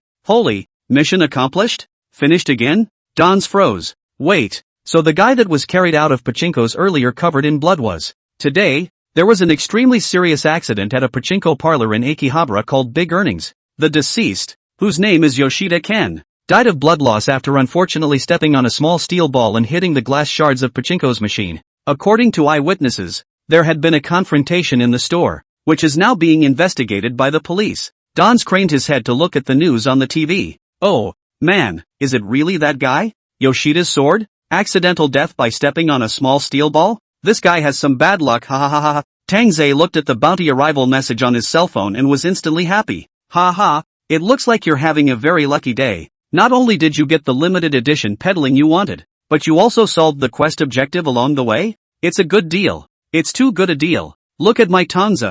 What a brain. This guy went to Akihabara in the middle of the day. I thought this guy was going to be lazy and wanted to experience the secondary life, but it turns out that he found out the whereabouts of this Yoshida sword and followed him there. How awesome. Akaji Ichiyuki was so happy that she painted a picture in front of Tsuchikage Kenichi. Even those spies I sent out were dumped by that Yoshida sword guy, and he was actually able to detect it. It looks like my family's Tang Ze skills have refined again, ha ha ha. Honestly speaking, although Akaji Ichiyuki knew that this guy Tang Ze's skills were unfathomable, and that every mission could be accomplished quickly and well, but even so, Akaji Ichiyuki would still be amazed by this Tangoa guy. Well, it looks like the rookie king of their bridge team will soon become the king of killers, right? This is the man who's going to be the king of killers. Ha ha, so worthy of being a Tang Ze player. Kenichi Tsukikata nodded his head with great approval. Soichiro Sakamoto, whom he had sent out, had also managed to rendezvous with Tangoa, and even the debriefing mission had been sent extremely efficiently. Today's overview: purchased first generation Gundam model, King of Thieves limited edition Sanji, Hatsune Miku limited edition Shongsam, Silver Soul White Nightshade Advent special model. The concentration is just too high. And if Kenichi Tsukikata hadn't already had the experience of checking the mission report the last time, I'm afraid I'd have to key in the question marks again this time. Good lord. Last time it was a theme park. This time it's a secondary world, right? It's fine for those who know, but for those who don't, they think it's some kind of ING geek's diary. So it's better not to report to Chairman Hashimoto on this mission. Kenichi Tsukikata thought so. Chapter 44 Life is a series of important multiple choice questions. See, what did I say before? Whether you're on a mission or on your way to one, be attentive to every scene and detail around you. Many of your seemingly unobtrusive actions can often provide assistance to your assassination plans. Simply put, it's just like Don Zekin, the killer's under you. When can you do half of Tang Zejuan's? Forget it, do a quarter of it, that's already a success. Hashimoto Group's firm. Newcomer King Tang Zejuan has accomplished another pile. This time there was no need for President Hashimoto Share to even call for a meeting. The genin had already rushed over very consciously. Damn, it's divine. How come I can't do it? Laughing, if you kid could do that, I'm afraid you'd be vice president. Damn you. You need to talk more? No, the problem is that this guy is only a silver-ranked rookie, right? This strength is too terrifying, right? Oi, your kid's previous meetings were all for nothing, right? Tang Zejuan's rank is bronze. You can't even remember that? Gotta. It sounds rather more scary. The roof of the conference room was about to come off as the senators in the room murmured. Okay, everyone, quiet. Hashi Gensho stood up, cleared his throat, and bellowed extremely loudly. The Gunpai's murmurings were much quieter then, and the conference room finally quieted down as Hashimoto Share lit a cigarette. You guys want to know why? That's okay, the data department has gotten the surveillance, so we'll take a closer look and find out. Hashimoto-cho exhaled his smoke and smiled evilly. At that moment, the surveillance video of Pachinko's store appeared on the big screen behind him. In the lower left corner of the screen, Tang Zejuan had just entered the store, and seemed to look around for a while. Choosing a relatively less crowded place to sit down, the screen was pressed to pause. Let me ask you, why did Don Zekin choose to sit here? Hashimoto-cho asked as he swallowed a cloud and narrowed his eyes. The senators sitting down looked at each other. It can't be because it's a comfortable position, can it? Could it be because Tang Zejuan has been to this store before, choosing only this one machine? Yeah, guys who play small steel balls like to pick a machine to die on so it gives them the illusion that they can flip it on the next hand. Ahaha dash. Of course not. What are you talking about, you guys? As expected, he was stopped by Hashimoto-cho's angry roar. Look closely. This location chosen by Tang Zejuan. Relative to the entire store, that's an excellent location. There's only one restroom in this store, and this one is right on the must-see path. And this seat, which has a view of both the doorway and the cash register. Even the 2 rows of pachinko machines across the street can be taken in, arguably the best view in the entire store and the best location to get the most information. Hashimoto-cho perked up and pontificated. Then what is his purpose in choosing such a position? Do you know? I know. It's just to wait for that old son of a Yoshida Ken to show up. One of the group leaders below quickly raised his hand to speak. That's right, Gensho Hashi affirmed. It's just to observe how that Yoshida Ken guy is seated. Surveillance video continues to play. Sure enough, the next second, Yoshida's sword appeared on the surveillance screen. After saying hello to the manager, he managed to take his seat. And it wasn't long before there was a commotion on Tang Ze's side, with grumpy old man coming out and pulling out an axe to smash a pachinko machine on the spot, attracting the attention of almost half of the guests, and that included Yoshida's sword as well. Look everyone, from here on out, this Yoshida sword guy is hooked. Gensho Hashi knocked on the picture of Sword Yoshida, who was sticking his head in the direction where the riot was happening. I'm afraid this guy won't know the cause of his death until he dies. Ha! Hashimoto-cho had an inscrutable look on his face. This is Tang Zejuan's mastery, killing people without being seen. That's the highest level of an assassin. As the president, he could enjoy reviewing the game for Tang Zejuan too much. Hey, reviewing the game for a top assassin like Tang Zejuan. That was simply a treat. After listening to President Hashimoto's declaration of review, the genin present nodded their heads and exploded once again. So that's it. Sure enough, there are no details that don't work. Only killers that don't work. I heard that boy Kenichi Tsukikata sent one of his assassins to Tang Ze as an apprentice, and he even learned a lot. Stop it. I haven't done anything lately, just watched Danzakan's replays. Me too. What's the use of me wanting this patriarch? I'd hate to go and be an apprentice to Tang Ze to properly polish my basic sense of being an assassin. See, what did I say before? This pachinko thing is harmful both psychologically and physically. Hey, look at yourself before judging brother pachinko. And the rest of the picture is basically what everyone knows. That Yoshida sword guy was attracted by the riot and tried to go over to get in on the action. Then stepped on a small steel ball and then his body didn't stand still. And then to death. TSK? I didn't realize that the tiny little steel ball actually had such an effect. Admire, admire, admire. You kid read it for nothing, right? Is it pachinko that matters? Important Tang Ze counting. That's right. It's obviously the pachinko machine with the glass spikes that's important. The patriarch spoke fiercely and without saying anything.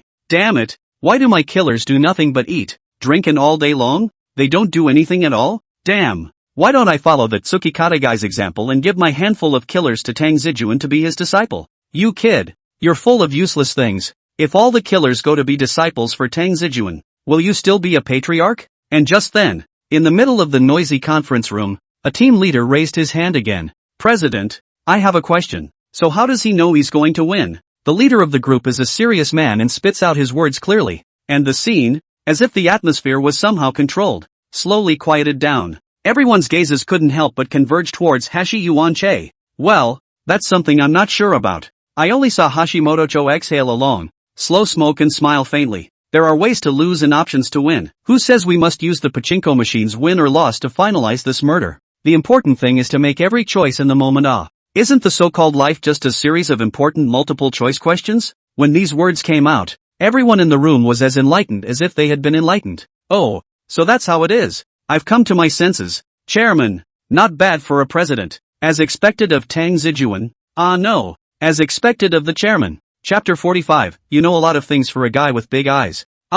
This one is actually so fast. Maybe it's because it's a pachinko parlor. The surveillance in this private store can be much more invasive than the one on the traffic road. Yeah, to put it another way, it seems like the chairman is becoming more and more optimistic about Tang Ze. Even the replay was sent to us so quickly. At that moment, Akaji Ichiyuki was looking at the secret message on the screen. As an insider, there is a special private line to communicate with Chairman Toru Hashimoto, and under normal circumstances the chairman would not casually use the private line to communicate with an insider. Unless the killers in the hands of one of the caseworkers have caused something really bad. Only recently, it has become clear that this private line has been given a new mandate. Watch and learn. Let's see how Tang Ze gets rid of that Yoshida Ken guy this time. Akaji Ichiyuki could brainstorm Chairman Hashimoto Toru's excited expression just by reading that text. Looks like my handful of assassins have something new to do. Kenichi Tsukikata also received a replay sent by Toru Hashimoto, and was delighted.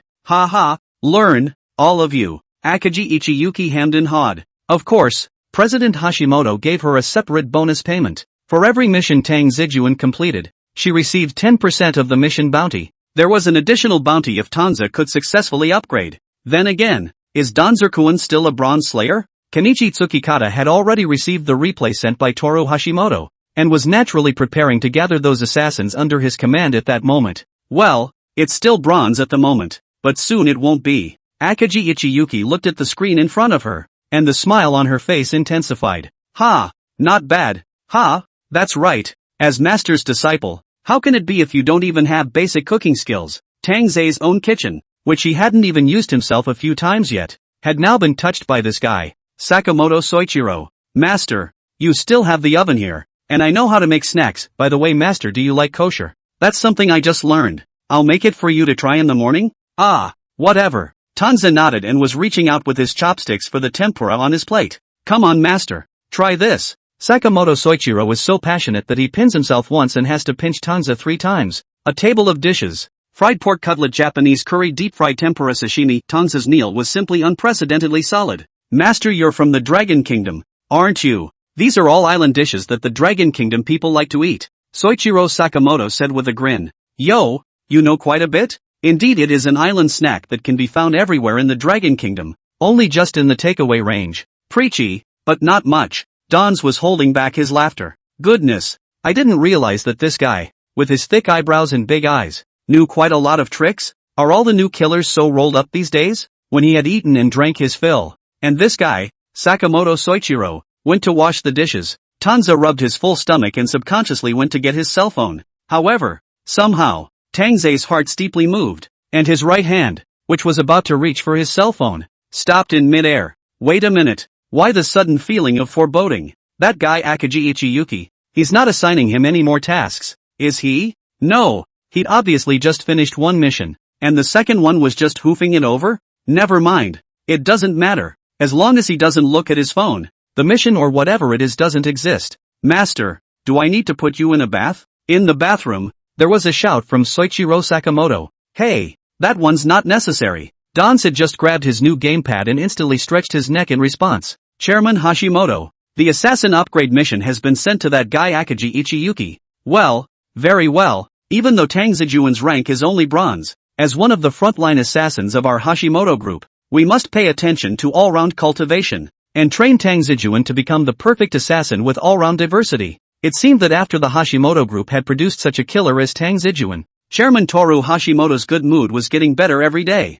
Tang Ze-kun stays at the bronze rank for a long time. That's too big of a deal. For this upgrade mission, tell that Akagi Ichiyuki guy to watch out more. Don't make any mistakes, and make sure to play a good assist for Tang Ze-kun. Got it. Understood. The little brother beside the president replied in a perky voice. It was also just as Hashimoto Share had arranged. Akagi Ichiyuki had sent Tang Ze's upgrade quest on the hoof after receiving it. That said, this mission seems to be of a completely different nature than the one assigned to him before. Kenichi Tsukikata had also learned of Tangoa's new mission, and had a look of frank interest. That's true. It only shows that our chairman cares about Tang Ze-kun. Even the upgrade quests are so different But how come Tang Ze-kun didn't reply to you? He wouldn't have missed it, would he? Harm. Just because Tang Ze-kun doesn't reply to messages doesn't mean he didn't see it. Akagi Ichiyuki finished applying her lipstick and even pursed it in the mirror, smiling. Maybe Tang Ze-kun has started investigating the situation of the mission target by now? Don't look at my Tang Ze-kun who usually looks lazy, but he's quite meticulous when it comes to tasks. Ha, so that guy Sakamoto Soichiro must be concentrating on his technique from Tangoa as well, right? Kenichi Tsukikata was also happy. At this rate, maybe one day each of the assassins under his command will become like Tang Zejuan? Master, is it comfortable? Comfortable. Harder. Yes. Oh, there it is. On the couch of the apartment, Dans was sprawled out on the cushions, and Sakamoto Soichiro was standing behind him, squeezing Dan's shoulders. You know a lot of things. You kid. Don squinted comfortably. It is really a killer no matter the technique or force are extremely well controlled. This technique, even the massage lady in the custom store will be inferior to it. That's right, there's nothing I won't do for master. Being praised by Tang Ze, Sakamoto Soichiro was overjoyed, and the kung fu in his hands deepened. Right master, just now I saw that your cell phone has been vibrating. Don't you need to take a look? That one doesn't matter. Tang Ze was getting comfortable. Where did he have the heart to care about these things? Harder. Hey yeah, right there. One person's eyes were comfortably closed. One person's full attention was on the other. No one noticed that. Outside the window, a dark shadow was darting past. Chapter 46 1 inch of time. 1 inch of gold. Chairman Shimada. Taku Shimura has reached his destination. Not bad. Pretty fast. That's right. Chairman Shimada. This Taku Shimura is one of our 3 gateway assassins. So finding out where the target of the mission lives is just a piece of cake. Osaka. Shimada-kun's office. Shimada Sojiro's eyes were closed, and his body exuded a cold, uninviting aura. The surrounding group of patriarchs and group leaders looked at each other in disbelief, and were a bit stumped to even report a task. What's the point of just finding the guy? I want the guy's head. After killing 2 of our Shimada group for no reason, this guy still wants to stay at home in peace. Impossible. Shimada Sojiro slammed the table, the eagle-headed cane in his right hand banging on the floor. Before dawn tomorrow,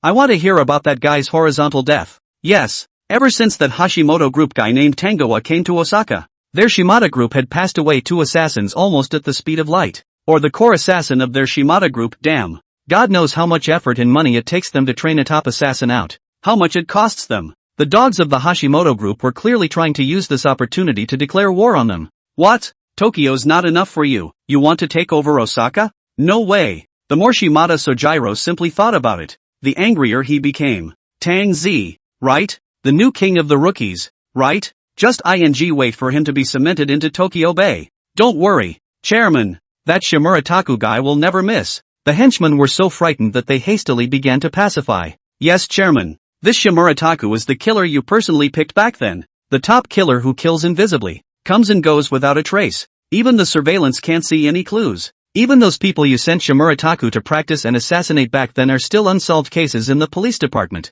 Chairman, this Shimurataku was picked by you, or you carefully cultivated him up. He can definitely instantly kill that bull ***** rookie king called Tang Ze. Ha, of course I know what you guys are talking about. Shimada Sojiro's demeanor seemed to improve a little at this, and he suddenly snorted in disdain. If it weren't for the fact that this guy still has some talent, old me wouldn't have picked him back then. This time, you guys will see if that Tang Ze guy dies or not before it's over. Yeah, Chairman, let's just wait for Taku Shimura's good news. Chairman, I did hear that Taku Shimura even completed a mission on his way here, and I heard that he killed it in front of the cops. Ha ha, the president's mood improved a little, and the men were barely relieved. What mission or not? I didn't set up a mission like that. That guy was killed purely because he looked at someone else and killed them in passing. Shimada Sojiro said sorrowfully, I hope that this time, this Shimurataku will give our Shimada group a good face. Though Don's lives in a fancy apartment. It's not in the heart of Tokyo, almost a little to the fringe. Only that was in terms of regional planning for the island as a whole.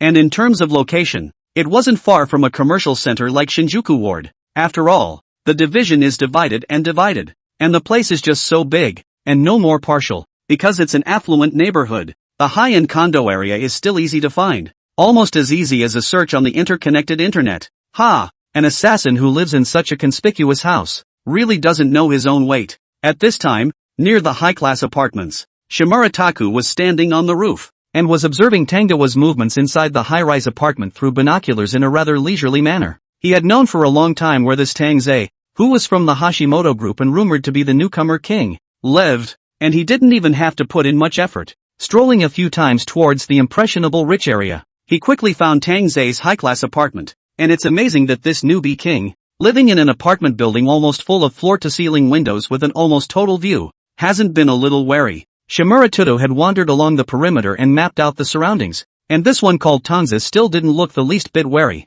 even sitting on the floor playing with blocks. No, that thing seems to be called Lego? All in all, not at all something you should have as an assassin. In Taku Shimura's eyes, the more arrogant a guy was, wasn't he the easiest target? Even this high-class apartment, which still uses a vintage beam structure inside, islanders have an enigmatic obsession with the log style. And even places like the beams of the room of course follow the vintage structure, with the logs crisscrossing the top of the roof, which does seem to have a warm-toned aesthetic. However, the better looking the thing is, the less useful it is. Just in the half-T that Taku Shimura had been standing on the roof, he had already come up with hundreds of ways in his mind how to get the guy who was putting together the Lego to death. That's it? The new king? The face of the Hashimoto group? When did the Hashimoto group fall into such a state? Letting a guy who looks like he has no heart like this be the front man? Looks like this bridge meta group takes date pills. Hey, I'm a busy man. An inch of my life. What's with Chairman Shimada this? Suddenly arranging for me to do such a simple task?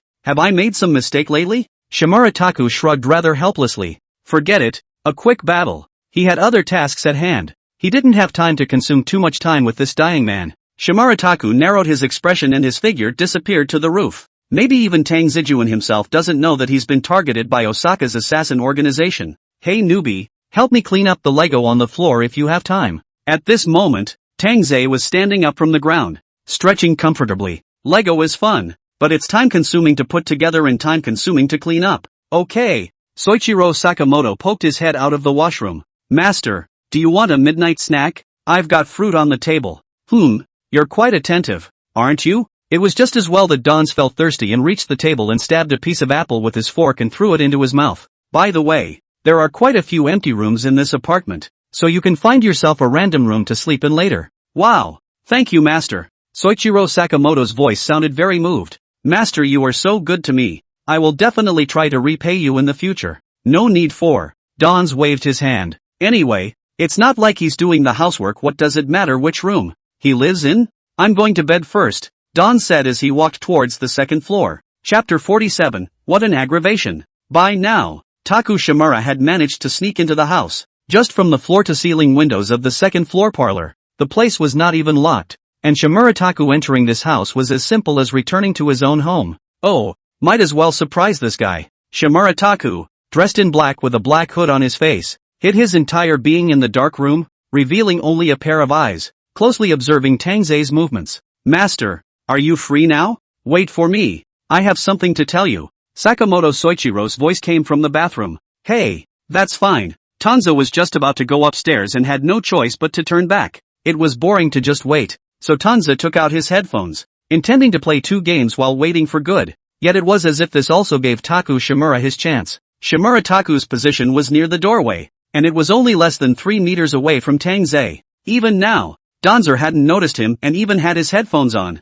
It's a perfect sneak attack. Shimura Taku's expression flinched as he steeply fished out a blackened pistol from his pocket. However, Shimura Taku was just about to aim at the back of Danza's head when his foot steeply stepped on something. A hard batch. Bear. A Lego villain was stepped on by Shimura Taku. Shimura Taku couldn't control it, and his right leg almost slid down a split. Shimura Taku was all over the place. Holy, is it a trap? But Shimura Taku was what kind of person?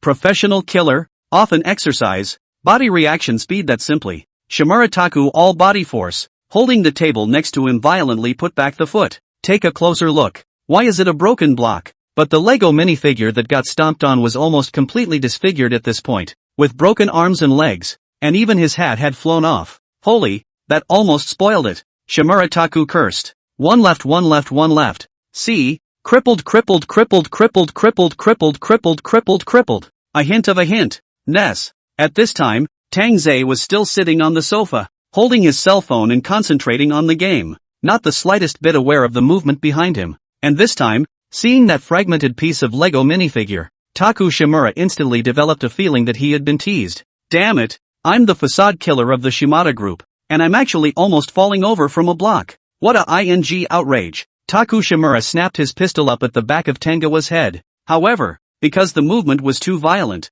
it hit the table with a bang. The ashtray sitting on the table slammed down, hitting Taku Shimura's little toe with uncanny precision. Shimura Taku almost howled out on the spot, his legs going weak from the pain and his body falling back uncontrollably. Behind him was the shelf, on which were several Celadon vases, which were knocked sideways by such a crash, and all of them smashed into Taku Shimura's head. Clunk, clunk, clunk. Before Shimura Taku could react to the sensation in his feet, his brain was instantly smashed, and Shimura Taku's eyes went black on the spot as he sat on his butt. Damn, what the hell is this? What the hell is this? How is it that he has been in this house only 5 minutes? And how is it that he seems to have gone through 50 years of misfortune? Damn, this place was just too scary. He'd better hurry up and finish the quest and leave this hellish place. Shimura Taku snapped his teeth, ready to pick up his gun again when the hand was empty. It's over. It's over. When did he just let go? Giving Taku Shimura a jolt of surprise, he snapped his eyes open. Then, he saw that Tang Ze had stood in front of him at some unknown time and was looking at him condescendingly. Hey, you guys, what's sneaking around someone's house for? Don's had a puzzled look on his face. When did the family come? It's not a burglary, is it? Shimura Taku's pupils quake. It's over. He's been discovered. No, this guy. Did he already know he was going to come and deliberately sat in the living room waiting for him to take the bait? Kuso! Shimura Taku roared, fished out a dagger from his arms, and violently stood up from the ground about to fight Tang Ze. However, before Tang Ze could come over, the shelf behind him was already unstable from Shimura Taku's impact, and as he stood up, the shelf lost its only support and instantly planted itself towards the front. Bathroom. Soichiro Sakamoto was humming as he came out of the bathroom. Clang! A loud thud of something hitting the ground was heard, giving Soichiro Sakamoto a fright. He ran towards the living room while lifting his pants. Master, something's wrong. Sakamoto Soichiro arrived at the living room, almost not stunned by the scene in front of him. The living room is simply sparse and chaotic. What Lego toys scattered all over the place. Even the ashtray on the table and knives and forks fell on the floor. The shelf side is simply a heavy disaster area. The upper side of the full of cymbidium ceramics broken all over the place. Even the shelf fell to a broken piece. But if you look closely, you can still see that there is still a person lying vaguely in the pile of shelf boards and pieces of Celadon. Master? Master? Soichiro Sakamoto was stunned, but his eyes also subconsciously darted around. What happened? Is there an enemy looking for us?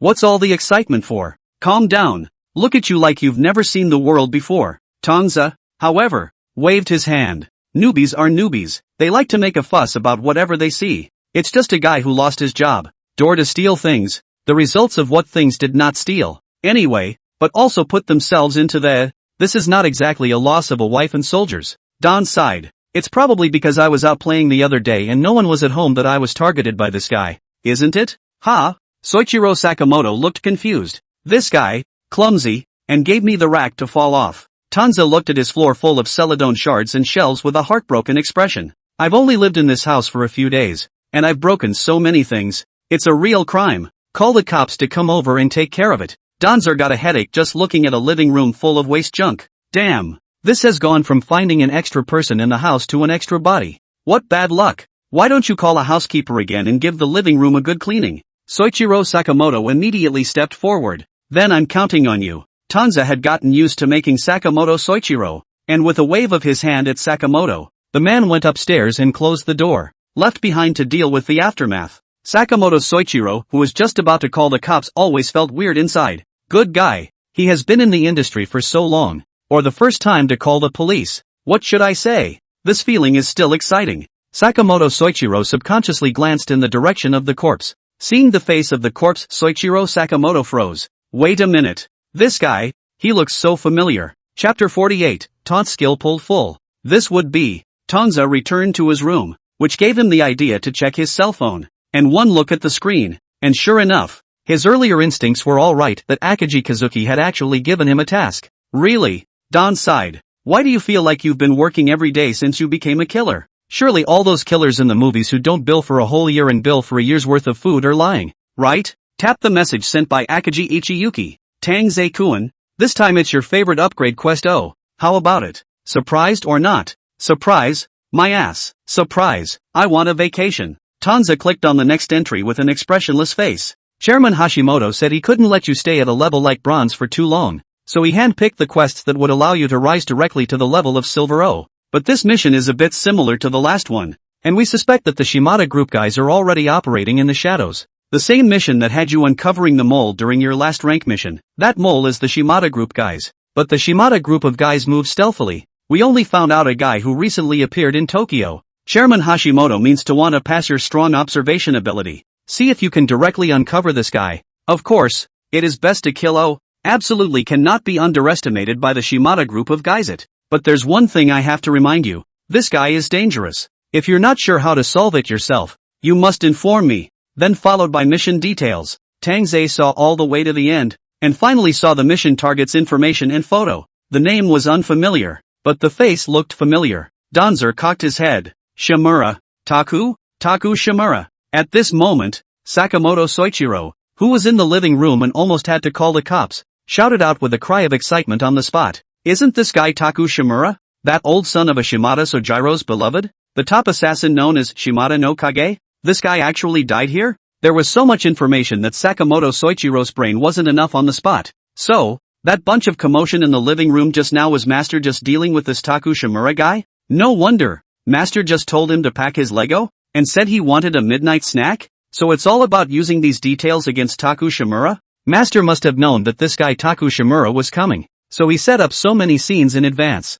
right? I heard a long time ago, the legend has such a kind of killer. Pulling one hair moves the whole body, killing without weapons, but the enemy's every move in the eyes. Nothing to hide, this is his master. Tang Zeju and ah. Soichiro Sakamoto burst into tears of excitement. He was really lucky today. He didn't expect to see Master strike twice with his own eyes in one day today. Ha ha, those guys from the Shimada group really deserve to die. They didn't manage to hurt Master a bit in Osaka before, but this time when they came back to Tokyo, they even sent Taku Shimura over? Didn't expect it. Didn't die in the hands of the master as usual, to the joy of Sakamoto's Soichiro, who was almost tempted to go upstairs and knock on the door to exchange tips with Tangoa at that moment, but it was still held back by Sakamoto Soichiro. No, the master must have slept this time. How could he, as an apprentice, disturb the master's sleep? Master must be tired after completing 2 missions in a row today. It's better to let master have a good rest now, but the scene still has to be dealt with. But I didn't expect the master to try to notify the cops to deal with the scene.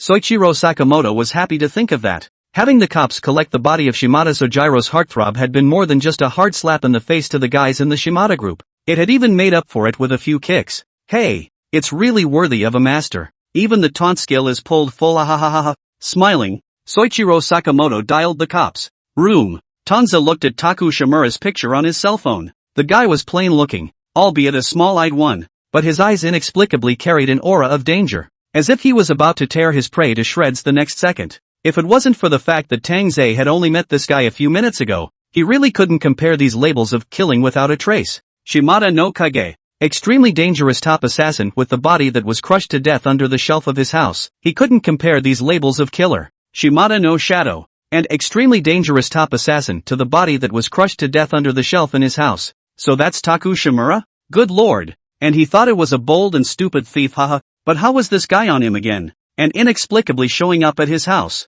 By the way, this scene, it seems like deja vu, right? I think there was a guy who snuck into his house before and then inexplicably died. Never mind. Not really understanding what goes on in the heads of these top killers. Don shrugged. Anyway, in this situation now, his mission has been accomplished, right? Don's turned on his computer, logged into the Slayer intranet, and entered his personal page. Assassin level mission. Complete. Tang Ze smiled and clicked the quest submission button. I was going to say that last time. Those guys from the Shimada group seem to be getting restless. It wouldn't be the Shimada group if they weren't stupid. Don't forget that Tsukikata-san was just in Osaka before and got shanked by the Shimada group guys. Luckily we were outnumbered at the time. Now these guys want to put their hands on Tokyo? What a ing dream. In the Hashimoto group's office, all the genin, ministers, team leaders, and even caseworkers, all gathered together. It doesn't matter how big a deal it is, they want to reach for this. Let them. Gensho Hashi exhaled a slow puff of smoke.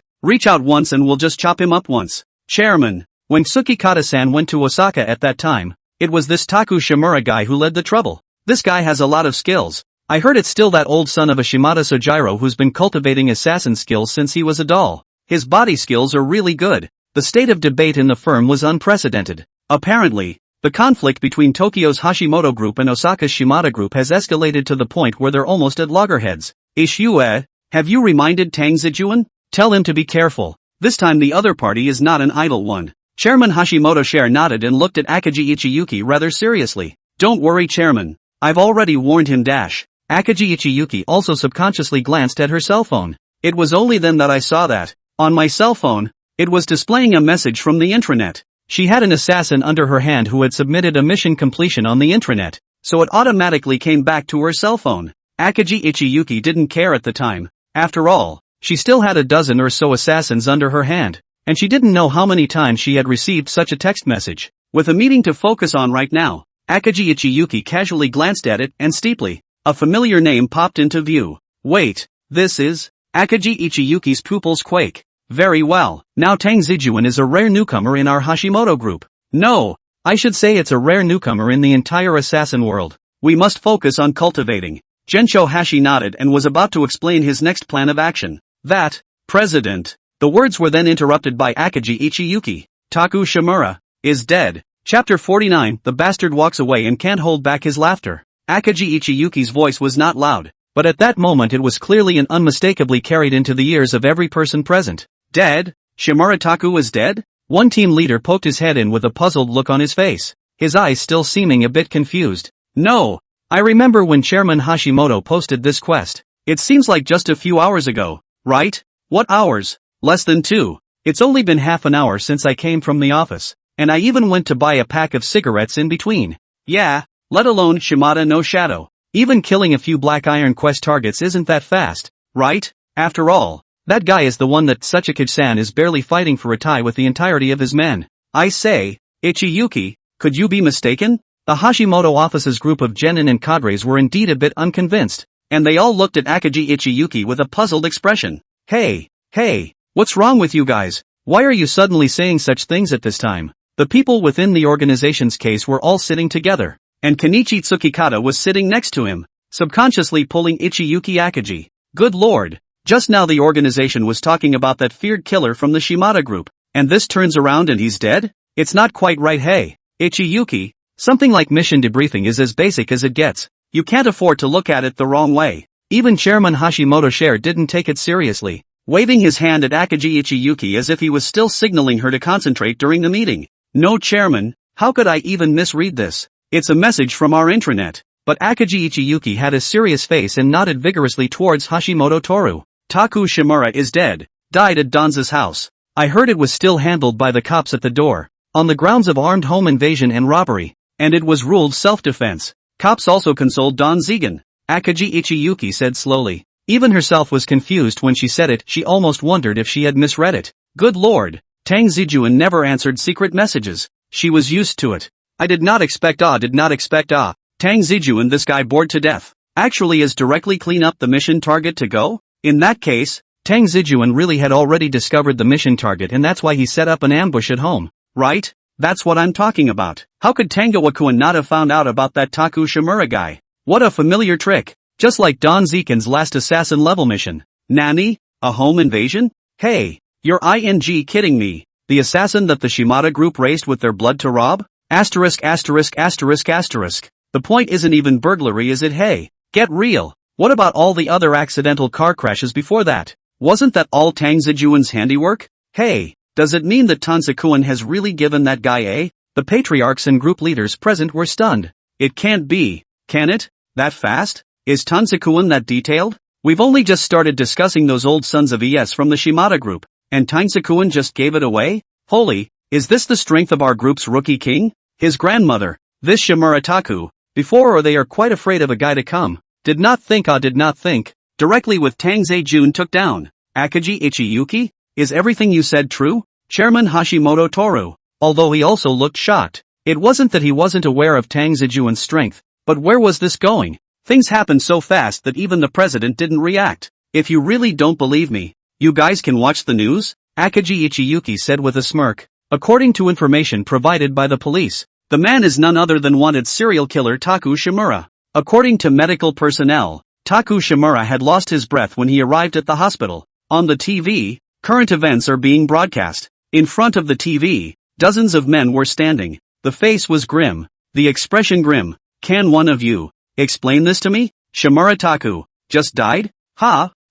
Shimada Sojiro, who was sitting in the boss's chair behind him, had a twisted expression as if he wanted to eat someone. President, you calm down first. What else can the henchmen do? They can't believe it themselves and have to comfort a storming president. This must be an error in the news. Yes, Chairman. Taku Shimura was trained by you, against a newcomer to the Hashimoto group. How could he die so quickly? No. What are you talking about, kid? Against that kind of good Shimura Taku could die? The only one who could die is that Tangoa guy. No, that's right. It must be a wrong news report. The henchman had just finished cajoling the president, and the news on TV continued to report. According to eyewitness statements at the scene, the man also stomped closely before practicing the home invasion. The net of heaven is wide open. Justice may be late, but it is never absent. The murderer's arrest finally closes the case of dozens of serial killings. In the next second, only a piece of ashtray flew over and hit the TV screen with unerring precision. The TV screen was smashed to pieces with a pop. The men snapped their heads down, instantly silenced, and turned toward the rear with their heads down. Behind him, Shimada Sojiro had stood up, his face red and bloodshot, his eyes full of blood. What's going on? Come on, all talk to me? What's going on here? The assassin I trained died at the hands of that Hashimoto group rookie? It's actually been categorized by the cops? What is going on here? The entire office echoed with Shimada Sojiro's roar. The cops are nothing. It's their turn to control the old man's killers? What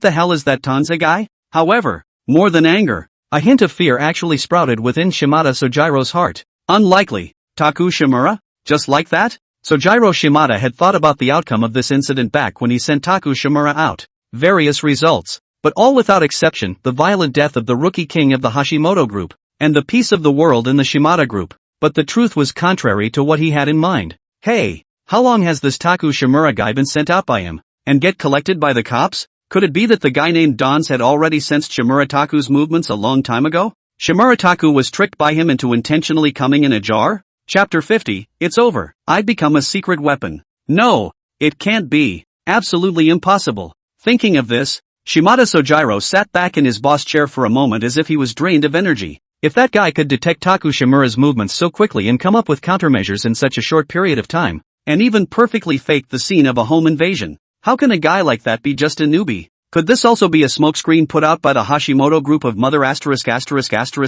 heirs? In fact, that guy called Tang Ze is not a newcomer at all, but a secret weapon that the Hashimoto group has deliberately and secretly cultivated, specially used to deal with other groups in the dark. Kuso. Instantly realizing this, Shimada Sojiro slammed his fist on the tabletop in anger, barely taking a breath. President, you The men stood in a line, looking at each other, staring at each other, not knowing what to do. What the hell? Even Taku Shimura planted it. The Hashimoto group is going up? I don't know. Hey, just shut up at this point. We can't even handle the chairman. How can we handle the Hashimoto group? Shut up, all of you. Shimada Sojiro's brain was smoking with anger. A good Hashimoto group, before they were considered to underestimate this guy, really is the organization that has been entrenched in Tokyo for many years, when it is a crouching tiger hidden dragon. Shimada Sojiro gave a sardonic laugh. It seems he was careless, not thinking about this level of this guy's identity in the Hashimoto group. Tang Ze, is it? Very good. Let him catch the opportunity. He must tell that guy to die in the street. The body sinks in Tokyo Bay to feed the fish. Let that guy disappear in the world forever. Ha ha, ahem. That's just right. Today all the management of all the firms in our Hashimoto group are here. Come and see how our organization's rookie king, Tang Ze-kun, upgraded from bronze to silver slayer. At this time, in the Hashimoto group's office, Chairman Gensho Hashi was in such a good mood that the man couldn't sit still. Getting up and standing in front of the conference table, he smiled broadly and patted Ichiyuki Akagi on the shoulder. Not bad, Aishue. This Tang Zijuan under you really did not let down the hope of our whole group. Ha ha, hey, that's right. I have a heavy responsibility on my shoulders. Tang Zijuan's business is my business. I can't neglect the future face of our organization. The future pillar. Akagi Ichiyuki also smiled and respectfully returned the bow. By the way, you, the man in the case, there are other killers under you, right? All of them are divided among Tsukikata Kenichi, so you can focus on Tang Ze-kun, and I'll give you 5 points for the reward money, President Toru Hashimoto said with a smile. Ha, President, I already have a lot in my hands. The pot was snapped down, snapping at Earthquake Kenichi's face. What's wrong with that? Suchikage, the President, still remember your skills. Isn't it just a few more rookie assassins? You boost more. Not asking you to say bring out a genius like Tang Ze-jun, even if you bring out a few more like Sakamoto Soichiro, I'll still give you the same reward money. Chairman Hashimoto share is so preoccupied with Tangoa right now, it's as if he can't listen to anything else. In the end, Tsukikata Kenichi had no choice but to cast a pleading look at Akagi Ichiyuki. He really thinks he's a donkey in the production team, and he's stuffing everything into him, isn't he? Why don't you allocate Tang Zijuan to him? He doesn't have enough on his hands, does he? Kenichi Tsukikata inwardly rolled his eyes. Ahem. Akagi Ichiyuki understood and cleared his throat at once. Egu, that can't be. One more killer, one more way of wealth. Chairman, you can't cut off my way of wealth, yo. There is a say, Chairman. Tang Zijuan such a newcomer. I am also lucky. May ancestors 8 generations have burned high incense to pick up such a one. Sometimes I even save the logistics, but I've got to rely on other average level assassins to give me a workout on my business skills, don't I? That's how we can better assist Tang Ze-kun. Don't you think so, Chairman? Akagi Ichiyuki said as she looked at Hashimoto-cho with a smirk. Ha ha, you're the one who can talk. Hashi Gensho laughed out loud when he heard that. Well, then, those assassins under your hand will be so arranged for the time being. Then Chairman, this assassin upgrade mission, of Tang Ze-jun? After saying that, Akagi Ichiyuki also looked at the chairman rather delicately. Of course it's an upgrade. Give it to me hard. Gensho Hashi raised his hand. You just tell the data team that now Tang Zijuan is a silver level assassin. Hey, I say Chairman, Tang Zijuan is so perverted. Can't you just give people a little more promotion at a time? Ha ha, that is to say I see that with such strength as Tang Ze-jun, as a platinum assassin I don't think it's out of the question. As soon as Hashimoto's order came out, the members around him laughed. That won't do. How can the rules set by the old ancestors be broken so easily? Gensho Hashi raised an eyebrow rather seriously. Although he thought highly of Tang Zijuan, basic morality was still required. Don't forget, the promotion of assassin ranks within our organization is very strict. You mustn't overlook such a point just because you often hear about Tang Zijuan's promotion. Tang Zijuan's assassin rank advances quickly, and that's his own skill. If you have an assassin in your hands who also has outstanding skills, it's not impossible for me to offer a privilege, Hashimoto-cho said with a smirk. But to a certain extent, if the strength of a silver-level assassin is this perverted, wouldn't it be even more perverted if it's further up? Holy, the highest assassin under my command is only silver. How the hell does that make me feel? This is already considered fast, brother. A few killers under my hand have done almost a dozen quests, and have only just risen from black iron to bronze. You guys can be contented. The firm, for a time, was filled with an air of rapture. Achu Master, What's wrong with you? Why are you always sneezing today? Day 2. Tang Ze, who was preparing to eat breakfast, had just nibbled on a bite of the bun he was holding in his hand, when he suddenly sneezed several times in a row, and the bun filling almost flew off. Maybe someone's been telling me I'm handsome behind my back. Dans rubbed his nose somewhat uncertainly. Master, let me make you a cup of cold spirit, Soichiro Sakamoto said in a serious voice. That won't be necessary. It was rebuffed by a handful of Tang Ze. I'm used to it anyway. I'll be fine in a minute. Really? It can be hard if you have a cold. Ah, I've been told no. Dans cocked his head to look at Soichiro Sakamoto. Eat. Oh. Chapter 51, To Your Eyes. It wasn't long before Tang Ze received a reminder from Akagi Ichiyuki that the assassin's rank had been raised, and that the reward money had arrived. Tang Ze-kun, today you become the red man of our organization again. Oh. Ha ha ha ha. Congratulations. It's one step closer to becoming our top assassin. By the way, the bounty has arrived. Oh. Pay attention to check. Tang Ze takes a look at the message from the bank. This time he's a bronze slayer upgrading to a silver slayer. And this bounty is also the silver slayer's entry-level bonus. 20 million yen, around 1 million RMB. Master, what are you looking at so seriously? Sakamoto Soichiro, who was sitting on the opposite side of the table, saw Tang Ze's focused expression and instantly asked another curious question. Nothing much, just leveled up to silver. And what Tang Ze cared more about than the assassin leveling up was, of course, the bounty. Another 20 million this time?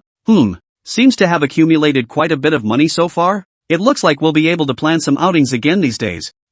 Master, this slayer rank is actually nothing more than a face-saving project. For you, Master, the strength has long since ceased to be silver. Soichiro Sakamoto froze, and immediately inwardly regretted that he had spoken too much, thinking that Tang Ze was upset, and hurriedly consoled him. Master, the strength, not to mention silver, then my group leader's strength is even more dash. Dinner. However, Tang Ze pressed not at all, and the Sakamoto Ichiro was talking about what? Their own again on the phone to see what other fun places in the island country. Only feel this guy in front of the eyes of the noisy panic anyway. No matter whether it is the time or money, have plenty. Want to eat and drink well and have fun to talk about it. And the other, then talk about it is not too late. Killers and whatnot make quick money anyway. Tang Ze took a leisurely sip of his coffee and couldn't help but nod slowly. But later on, if you're really bored, it's not impossible to invest in a random store or buy a piece of land and build a resort or something. The rookie king of the Chaoyuan group, Silver Killer Tang Ze. This young man from the Dragon Kingdom, after joining the Bridge Yuan group, in less than a month's time, he had directly risen 2 stages, upgrading from black iron to silver. In addition to the rise in the assassin's rank, what concerned the other guys in the organization even more was the evaluation of this guy in the group. I heard that even a guy as strict as Chairman Hashimoto Toru praised him, and used the surveillance video of the scene of his assassination as a sample of the group's assassinations, ordering the assassins in each group to learn from it and improve their personal abilities. Honestly, I've been doing this for almost 3 years now, and I've never seen a promotion this fast. Yes, I heard that the chairman also privately awarded him a set of high-class apartments. Mother asterisk. What kind of treatment is this? It is close to directly slapping the money on his face right feed. Upgrade or something, forget it. The main thing is that guy's strength is rumored to be too evil by the organization. Right? Hey, some bar in Kabukicho. The card table located in the corner is either a member of a violent group or a gathering place for social misfits. However, the more powerful organizations would fixate on certain bars to permanently charter a certain booth, exclusively for members of the organization to come and go as they please to take a break. At this moment, several newcomers of the Hashimoto group had gathered together and were discussing recent developments in the organization while drinking wine. Stop it. Dude was a minister in the violence corps before, but now that he's here in the Hashimoto group, doesn't he still have to obediently start as a black iron killer? No mercy at all. But hold mention of your violent group. This violent group and the killer organization, or there is a difference. We only recognize the money, the backside of the people when the people side. Unlike your violent group, these years have been above the guy strangled cannot move, right? Alas. No. That or I wouldn't have changed my profession to become an assassin. One of the slayers took a sip of his drink, smacking his lips as he sighed violently. Recently the economy is not good. The boss is going to let us go to sell milk tea. We these knife mouth licking blood used to, can do that kind of thing? OMO. So that's the program your group came up with? It's all over the TV, isn't it? Ha ha ha ha, ha ha. Then I think it's because you're not good at business. If this kind of thing can't even be solved by the local government, the heavy burden won't fall on the shoulders of you violent groups who usually like to flaunt their power. The other slayer said with a smirk. Oh come on. That's why I wanted to come and be an assassin. Look at that. It's obviously a lot less work than the violence core. But the bounty isn't even close. The assassin who had once been a member of a violent group couldn't help but sigh. That being said, have any of you guys ever met that Tang Ze guy? A guy with that much skill. I'd still like to meet him in person. Yes, I heard that he has recently been upgraded into a silver assassin. Or in the witness of almost all of the senior management of our Bridge Yuan group upgraded in. The hell? My family group leader did not have this treatment. Ugh, we're all bronze killers. How come there's such a big difference? Don't even think about it, bro. Have you guys heard the rumors going around out there lately? Tang Ze isn't even a silver killer. Another slayer drained his glass and said with a drunken seriousness. Ah, Tang Ze. He's a secret assassin trained by the chairman, specialized to deal with guys like the Shimada group, who like to play tricks behind their backs. Holy, original. Original? I said. How this guy upgraded rise so fast? It turns out to be the organization early premeditation? Shoo, keep your voices down. This is our organization's secret. Good guy. Secret assassin. Ah. No wonder. I heard from someone in the case before. Shimura Takuya from the Shimada group side was trained by that guy Shimada Sojiro. I didn't think Chairman Hashimoto had kept his hand in here as well. There were a few exclamations of surprise from a few killers in the corner of the bar. Harm. This Shimada group is really something. Why do you think he has to reach out to Tokyo when he's fine in Osaka? He really owes it. So what? Not only did you die under our Tang Ze, but you were also severely mocked. You really didn't give me a good laugh, ha ha ha ha. What's wrong with that? There's competition where there's existence. And I see that although Chairman Hashimoto seems to be smiling all the time, his tactics don't lose out to Shimada Sojiro at all. I've heard about it. The Shimada group's 3 major assassins. Although Ataku Shimura is dead, there are still 2 more. From physical fitness to assassination skills, that's also on par with Taku Shimura's masters. I've heard about it too. One of them, I heard that he grew up familiar with all kinds of firearms, especially the big sniper. That shot is so accurate that he doesn't even look like a human being, which is nothing. How dare they send another man to Tokyo? Tokyo Bay is still empty. I wouldn't recommend throwing a few more people down there. Pull back. You've been blocked by the Shimada group guys before you even left the house, right? You think you're Tangoa? What? No more oral highs allowed, right? Ugh. If only I could go and become an apprentice under Tang Ze. Don't even think about it. As a disciple, it would have to be at least a top assassin like Sakamoto Soichiro, not a half-baked one like you and me. Alas. From the corner of the bar came a guttural sigh from the slayers. Chapter 52. Are all newcomers in the organization rolled up like this these days? Ah.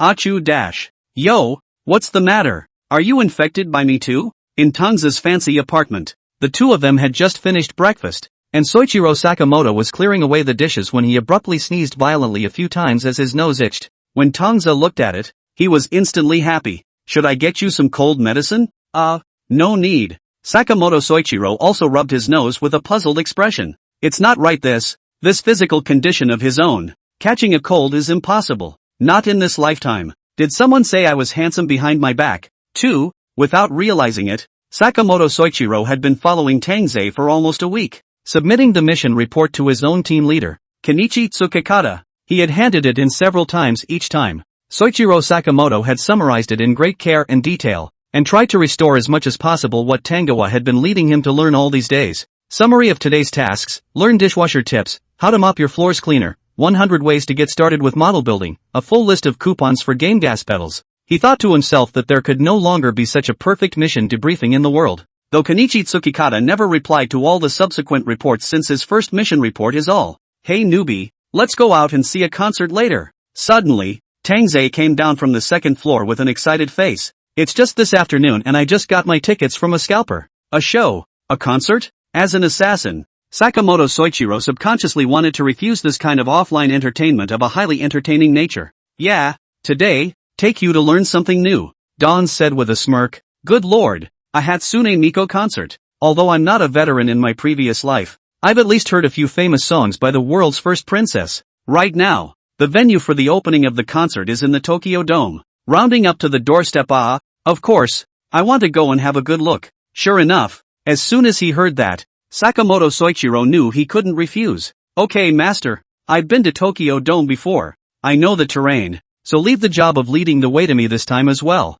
Sakamoto Soichiro instantly changed his expression to one of loyalty, looking at Tang Ze with respect. "Yo, you've been to a Hatsune Miku concert too?" "No, I was on a mission there. Good lord. Is this what newcomers to the organization roll into these days? You're on a mission even when you're at a concert? Tang Ze instantly held his forehead. Tsukikata-san. This office of yours is really shabby. That guy Sakamoto Soichiro made you a lot of money too. Right. You should at least renovate the facade. What do you know? A firm like ours is meant to be as shabby as possible. You think it's a custom store. Big red and green and purple. Alas, the outer dilapidated point are forgettable. You cannot change this inner? Look at this sofa. Inside the sponge are exposed or the president of the firm comfortable. Sofa are leather. No, you guy, didn't the chairman tell you to focus on assisting Tang Ze? Why have you guys come to me again? In Osaka, at Kenichi Tsukikata's office, Akaji Ichiyuki pays a visit to the door twice a week on time, but this week it seems to be coming in extra frequently. Especially after Danzawa-kuen's successful assassination of Shimada-kuen's Taku Shimura, and Akaji Ichiyuki is close to living here. Don't be hasty. Of course I'm here for Tang Ze-kun this time as well. Akaji Ichiyuki came to Kenichi Tsukikata's office as if she were in her own home, finding a comfortable position on the couch and nestling down. So, it's really still the Shimada group, combined with the recent happenings in the group and some of the whispers in Osaka. Kenichi Tsukikata guessed it with his heels. What new instructions did the president give? Why do you need to ask me if the chairman has instructions? Doesn't he always tell you directly? Akaji Ichiyuki shrugged. Kenichi Tsukikata's position in the group isn't just that of a caseworker. The guy is also a former comrade in arms of Chairman Hashimoto Toru, who was once killed in battle because Kenichi Tsukikata's body had been injured and was no longer fit for the front line. Hashimoto Toru assigned him the relatively simple job of a caseworker, which is why Kenichi Tsukikata is able to own an office. Then why are you still coming to my place? Can't you wait for the president's notice? No. I want first-hand information so that I can create better conditions for Tang Ze. Akaji Ichiyuki's expression was rarely serious. The guys in the Shimada group lost such a tricky guy like Taku Shimura. They're never going to stop. Ha! I knew it. Kenichi Tsukikata sighed. I say Tsukikata-san. I helped you during the meeting. Why don't you help me too? Akaji Ichiyuki narrowed her eyes and smiled. Almost all of the information from the Osaka side had to go through Kenichi Tsukikata's hands first, and then it was filtered and organized before being conveyed to the chairman. Akaji Ichiyuki wanted this first-hand information. Although he himself had cultivated a number of scouts, it was Kenichi Tsukikata who was better than his experience in this area. Information on the latest personnel developments in the Shimada group. Well, I can't say much more than that. Kenichi Tsukikata nodded, and his expression became serious. Okita Hayabusa, this guy. You've heard of him, right? Tokyo Dome, located in Bunkyoku, Tokyo, is a 55,000 seat stadium. It's home to almost every major event. Sporting events like baseball,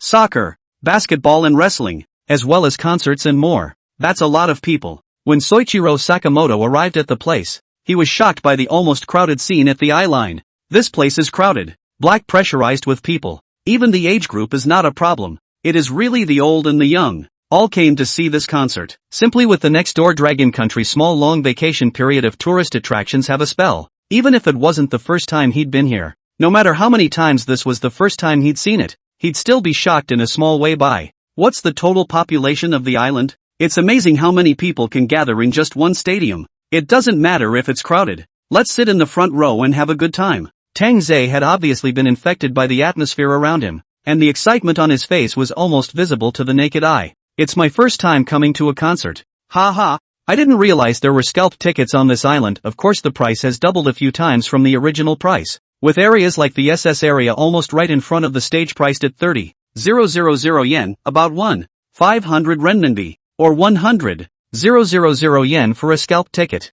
Of course, a mere 100,000 yen isn't even a fraction of what he has, so it's not a straight-up take? Master, we can go in now. Early entry is allowed in the SS section. Sakamoto Soichiro took a look at the lookout board and instantly reminded Dons. Okay, let's hurry then. Dons nodded smilingly. Chapter 53, The King of Guns is here. Hayo Okita? Holy, you're not talking about Hayato Okita, the one from the Shimada group who helped the Shimada group take down all of Osaka with a single sniper rifle. Are you? Yes, that's him. In the office of Kenichi Tsukikata. When Tsuchikage Kenichi said that name, Akaji Ichiyuki's entire body froze and sat up straight. Nanny! Akaji Ichiyuki's brow furrowed as well. The Shimada group has really put in the blood this time. Even the Sniper King was invited back? I heard that he wasn't dispatched to the Golden Triangle side on a mission? I've heard that he won't be coming back for a long time, and this can still be transferred back from the front line? Yes, But the information is still suspect and my men are still in the process of verifying it.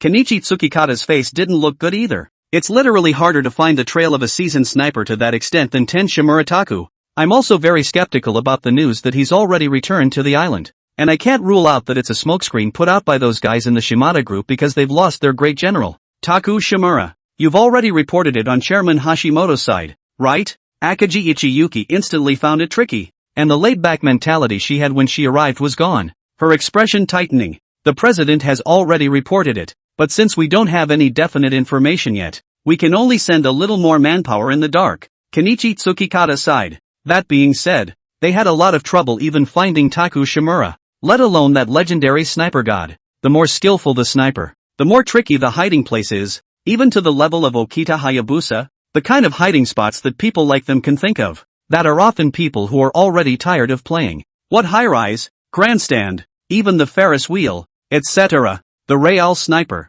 naturally, is the marksmanship and the consciousness as a whole, even if it is the terrain advantage. That is just the icing on the cake. Even in the extremely harsh environment, in the crowd can be 100 paces through the poplar. A shot to the head. You don't know yet, do you? But in fact, Osaka, before the rise of the Shimada group, it was an assassin organization called the Hasegawa group that was dominant. Kenichi Tsukikata shook his head with a grave expression. In the back, the Shimada group wanted to monopolize Osaka, and clashed with the Hasegawa group, and had a firefight for several days. And it looked like the Hasegawa group was going to win. But in the end, because of the unfortunate death of the Hasegawa group's boss, Garo Hasegawa, who had been shot, this was taken down by the Shimada group. That crucial shot was fired by Okita Hayato. I heard that he was unfortunate enough to be discovered while setting up his gun and was chased to the roof of the building by the Hasegawa group. But even though Okita Hayabusa was forced to jump from the top floor, he was able to hit Hasegawa Goro with unerring accuracy.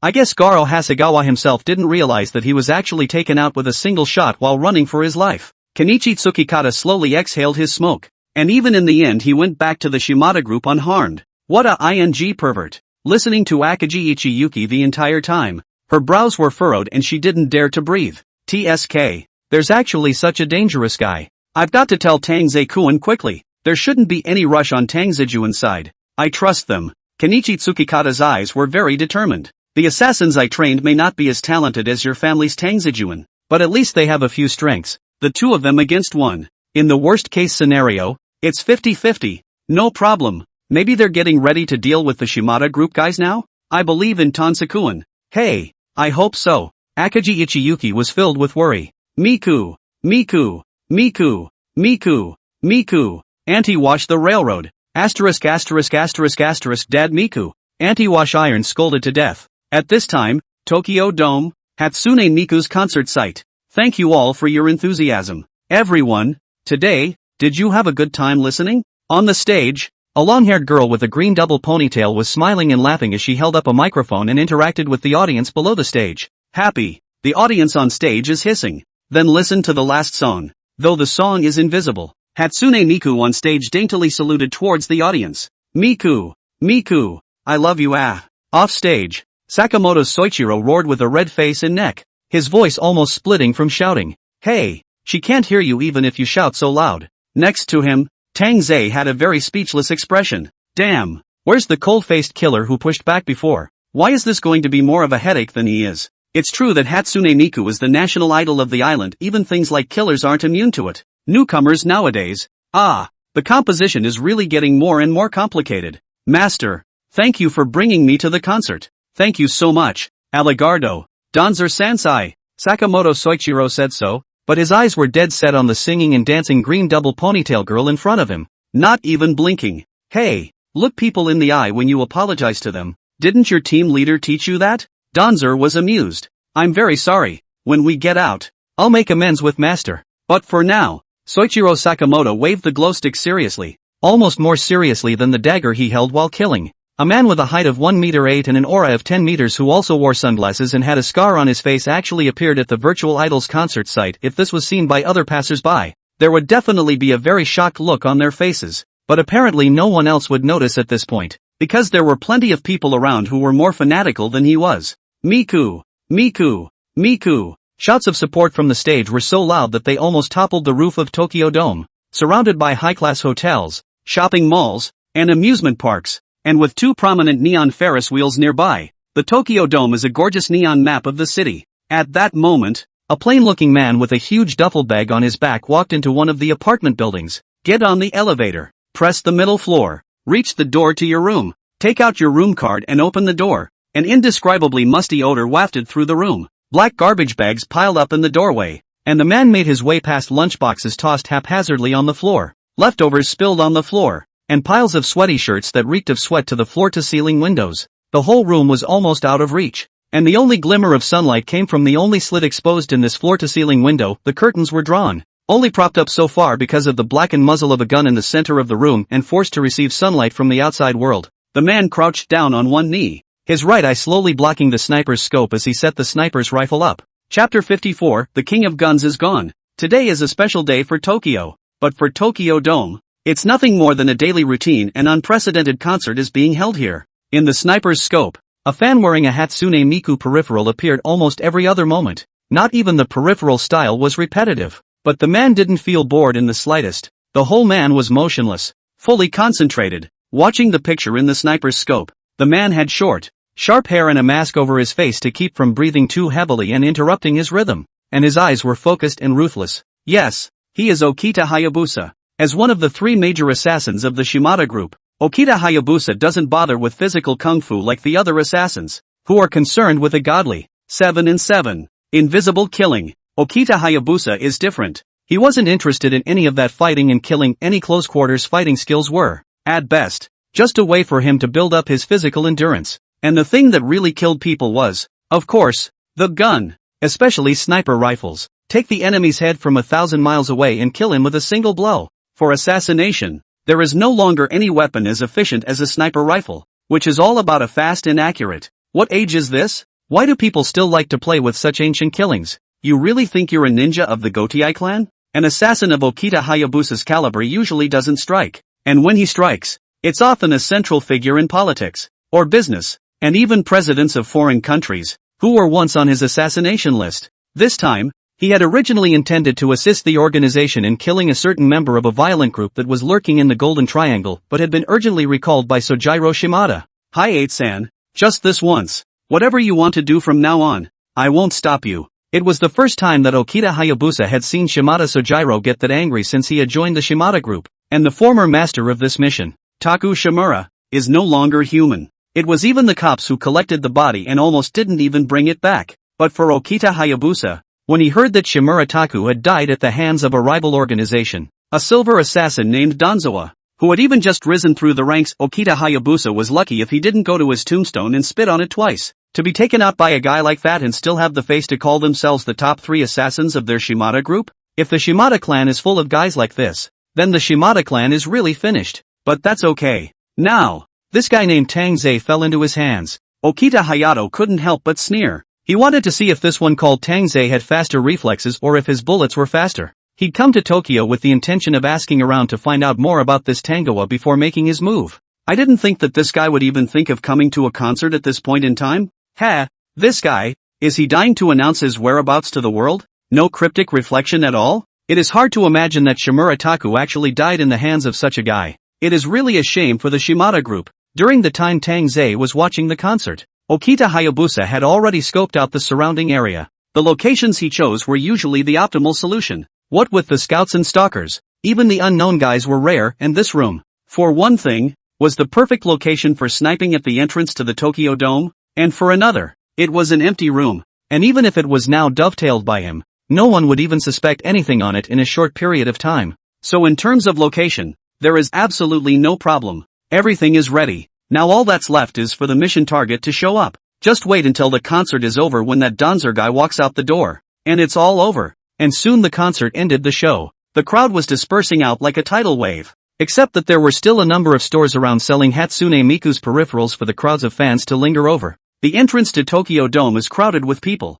both before and after the show starts. Tang Ze, naturally, quickly followed the crowd and walked out of the concert site. Appeared. Mission objective. Okita Hayabusa's pupils shrank, not panicking in the slightest, only to see Tang Ze in the sniper's scope, with a tired look on his face. Finding a random bench around and sitting down, the guy seemed to be followed by someone else, and was saying something towards that person. Damn, I'm tired of watching. Tang Ze rubbed his sore neck. Good guy. In his last life, watching Jay's concert was not so tired. Is it possible to watch a concert and have the expression of not being able to get used to the water and the soil? While snapping at Soichiro Sakamoto, who was in front of him. Hey new guy, go get me a milk tea with ice. Okay. Soichiro Sakamoto left with a smile on his face. Master, then can I buy some Miku peripherals when I come back? Whatever. Tang Ze returned perfunctorily. With that, Tang Ze waved his hand, crossed his legs on the bench, and began to play with his cell phone. Oh, there's a time and a place. All of this, too, naturally fell into the eyes of Okita Hayabusa. Okita Hayabusa smiled wryly, and his index finger moved slowly, moving right towards the trigger. However, before Okita Hayabusa could get into position, Tang Ze, who was playing with his cell phone in the field of vision, steeply raised his head and looked over in his direction. Okita Hayato subconsciously gave his body a lurch. Wait, who's this guy looking at? In the next second, only Tang Ze, who was originally playing with his cell phone, suddenly stood up. Eyes were unblinking, staring straight in his direction. Wait, did this guy find out where he was? No, it can't be. It's absolutely impossible. His position was the perfect one, but he had inspected the area around the Tokyo Dome several times before filtering it out. Even the angle of the floor, the wind direction for the day, the total amount of foot traffic he calculated. There is absolutely nothing wrong with it, and definitely not likely to be found. Okita Hayato took a sharp, deep breath, forcing himself to remain calm. He had numerous floors in this direction. It must just be a coincidence. The guy must have just found something new and exciting to look like that. However, by the time he looked at the sniper scope again, only to see that Tang Ze had actually stood up, still using his hand as a block above his eyes, looking this way without moving. Nah. Okita Hayabusa felt as if he was about to meet this guy eye to eye through the sniper scope. This guy, he's found him. Definitely found him. At this moment, Okita Hayabusa was simply panicking inside. But Okita Hayabusa was at least a professional sniper. The more he was in a moment like this, the more he had to stay calm. Isn't it just being found out? As long as the guy is still in his range, isn't it still a one-shot thing? With that thought, Okita Hayato took several deep breaths, trying to keep himself calm, before picking up his gun again. However, Tang Ze in the sniper's scope had put his hands down, his face facing this way, his eyes slightly narrowed, a meaningful look. At the same time, several young people dressed in Hatsune Miku peripherals walked by in front of Tang Ze. The young people talked and laughed, occasionally stopping at the side of the road to take a picture with their backs to the Tokyo Dome. Had his intentions been discovered by this guy? Is this a hint that you can use someone else's body as a natural cover? Okita Hayato's breathing was instantly unsteady and his palms were sweating. This guy named Tang Ze really isn't as simple as he seems. He's fallen for this guy's trap. Chapter 55 I Have a Friend. At this moment, Tang Ze was squinting his eyes, looking ahead with an incomparably serious expression. Wait, is that store half off chips? It also has a Hatsune Miku poster on it, eh? I can't believe it's still a co-branded model. Ouch. I'm going to have to visit that store myself later. Master. However, as Dons looked on, he only saw that Soichiro Sakamoto, who had just left not long ago, was running back through the crowd. How did you get back so quickly? Dons looked at both of Soichiro Sakamoto's empty hands. Didn't you kids say you were going to buy a bunch of Miko peddling peripherals? No master. Look over there. That way. Only to see Sakamoto Soichiro's face pointing excitedly not far away, right next to the store where the chips were half price that Tang Ze had noticed earlier. There also seemed to be a Miku specialty store. Only this one looked much more professional than the one where the chips were half price. And there were several girls in Hatsune Miku COS suits standing at the entrance, handing out flyers to passers-by with smiling faces.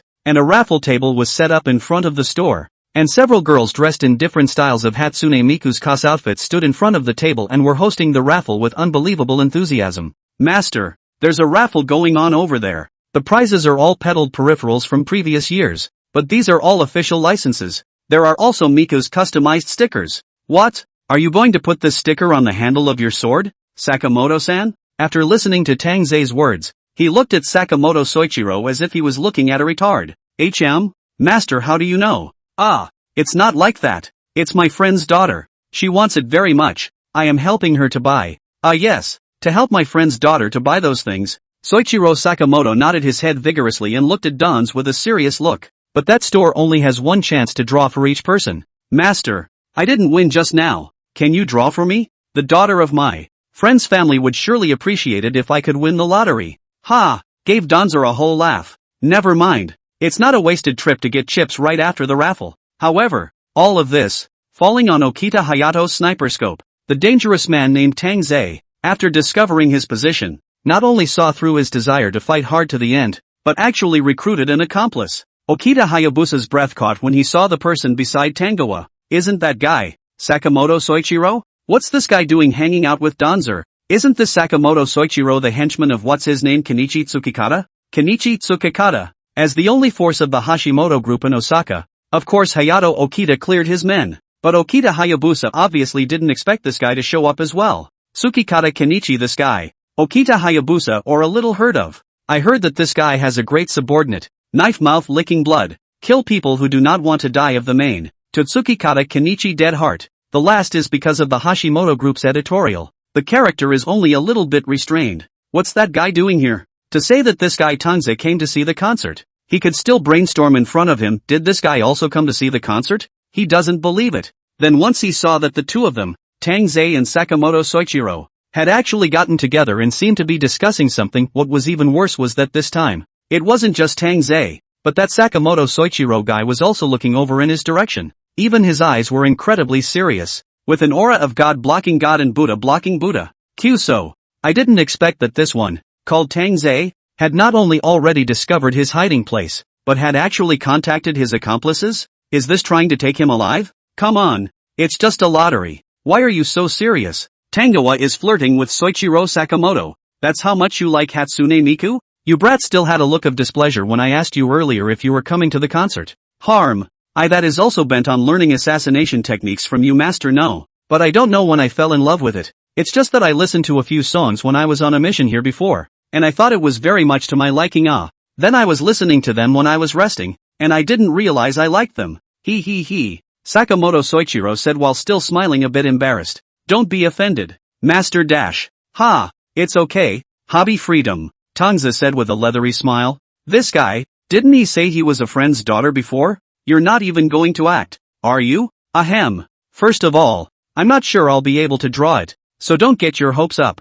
Tang Ze coughed lightly twice and patted Soichiro Sakamoto's shoulder. Hey, Master is such an astute observer. Even if I don't win the grand prize, I'll be satisfied with some consolation prizes in the form of charm pendants. Soichiro Sakamoto had a determined look on his face. However, this scene in Okita Hayato's sniper scope, only to see Tang Ze patting Soichiro Sakamoto's shoulder with an intentional look, then Soichiro Sakamoto nodded with a determined look on his face. In hell, this is the signal to move. It's got to be the signal to move. Watching Okita Hayabusa sweating like a pig on the spot, the hand holding the gun trembled slightly. It's over. Are they really going to get them all in one go this time? This is the biggest ING crisis of his career. No, I can't. It looks like we've been completely exposed today. So let's evacuate before they surround the building. There is no fear of being left without wood. However, only when Okita Hayato had put away his gun and was about to leave the room. Ding dong. The doorbell rang. Outside the door came the low, questioning voice of a man. Anyone there? Your delivery. Okita Hayabusa was jolted, and subconsciously slammed his gun against the wall, not daring to utter a single breath, his eyes staring at the doorway in death. Coming to the door so soon? Is this the strength of the rookie king of the Hashimoto group? Had he been searching for his location when he was first spotted? Really scary strength. Regret. In a word, a lot of regret. He should have known that he should have listened to Chairman Shimada and not been so gullible in the first place. Ding dong. The doorbell rang again. Anyone there? Courier out to sign for it. The low-voiced male voice in the doorway spoke up again. Asterisk. To Okita Hayato, this was already a sign that they were about to break in. With a click, Okita Hayabusa loaded the gun in his hand, looking like he was going to die with the visitor. Looks like he's going to be accounted for here. Today, Chapter 56, Holy, Hatsune Miku. Ding dong. The doorbell, again, rang. Strange, did you put the wrong address? The courier boy standing at the door, who was holding a parcel, looked at the closed door in front of him with a puzzled face, and couldn't help but mutter in a small voice. Hey, this way. And just as Little was wondering, the door across the street suddenly opened. Ha? Excuse me, are you? The courier boy was just about to ask when the neighbor across the street rushed out. Hey, it's a delivery from Sakata's, right? I'm sorry, I filled in the wrong address. Can check the recipient information with you. The neighbor's uncle was rubbing the back of his head with an apologetic face, talking to the delivery boy in front of him. Oh, so it's your package. The courier boy then responded and turned to the door across the street to check his information. Staying in the inner room, Okita Hayabusa, who didn't even dare to take out an atmosphere, clutched his gun tightly in both hands, his knuckles turning white, and listened to the movements outside the room with all his concentration. There were footsteps again, and talking, and things bumping around. The doorway was noisy for a while. Mother asterisk asterisk asterisk asterisk her, how many people are coming up here? Okita Hayabusa only felt his adrenaline skyrocket to the point of bursting through the sky. It looks like this isn't about taking him alive. This is about executing him on the spot. No way. He absolutely cannot die here. But getting out of the doorway was now out of the question. The only intersection out was the window. Okita Hayabusa didn't even have time to think. His body had already rushed out. Pushing open the floor-to-ceiling windows, Okita Hayabusa made his way to the balcony. Below is the main road with traffic, but the road is lined with large trees and there is a pond right nearby that can also be used for running. However, this time, seeing the balcony at this moment, as if it had triggered some kind of hidden mechanism, the scene that he had once experienced steeply surfaced in Okita Hayato's mind. It seemed that, back in the day, when they, the Shimada group, were fighting for territory with the Hasegawa group, he was just like what he was doing now. The enemy surrounded and cornered, so they had no choice but to leap from the terrace. But it was that one time that became the first shot in his assassin career, and shot his way into the Shimada group. The time is just like this moment. Okita Hayato took a deep look at the sniper rifle in his hand and the grappling hook on his left hand. These two things are as much about eating as they are about signing up. Now that he has sacrificed so much for this moment and done so much to lay the groundwork, is it now all he can do to run away? Instead of lingering, we should burn. At that thought, Okita Hayabusa once again gave the door a vicious look. Come as many people as you want. I can even blast and kill the boss of the Hasegawa group. I'm still afraid of you, a rookie from the Hashimoto group. In the next second, Okita Hayato picked up his gun and violently jumped off the balcony. That's it then. Thank you. You're welcome. It's all we should do. At the door, the delivery boy had already checked with the uncle who had filled in the wrong address and was humming down the stairs. Okita Hayabusa, who was falling rapidly, used almost all of his strength to grip the sniper rifle violently, and the motorized device on his left wrist shot out a grappling hook with a pop, hooking the floor hard. With a click,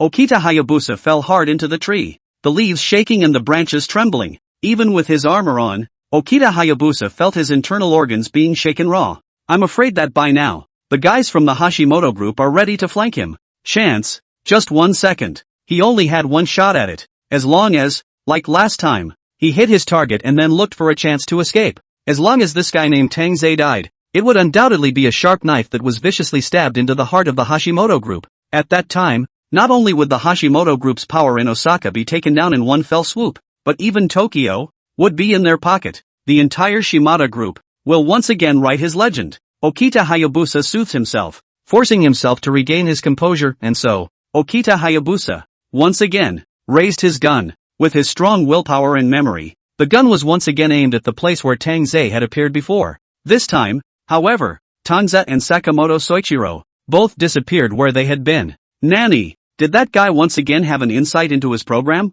Already shifted? Okita Hayato's pupils shrunk slightly, and his sniper scope was trembling with him. Probably because Okita Hayabusa was too focused on his immediate future at this point. He didn't even notice that the tree branch under his feet, after taking the impact of his fall as well as his weight, had developed a long crack. But Okita Hayabusa doesn't panic in the slightest. Holding steady, the more this time, the more he must hold steady. It was only a few minutes ago, and even if they had to move, they couldn't have gone too far, and there was no sign of any vehicle from that place that could have been used to carry a man. As expected, the work was not lost on the people. After Okita Hayato swept around with his sniper scope, he finally spotted Tangoa and Sakamoto Soichiro once again. Yeah, and you, drawn? Master, you drew it? Ha ha, yeah, why don't you thank me? Aha, master. In the sniper's scope, two men excited to the point of cheering appeared. Ha ha, congratulations to Tansukuan, who successfully drew our grand prize. One official Miku customized isolette pillow,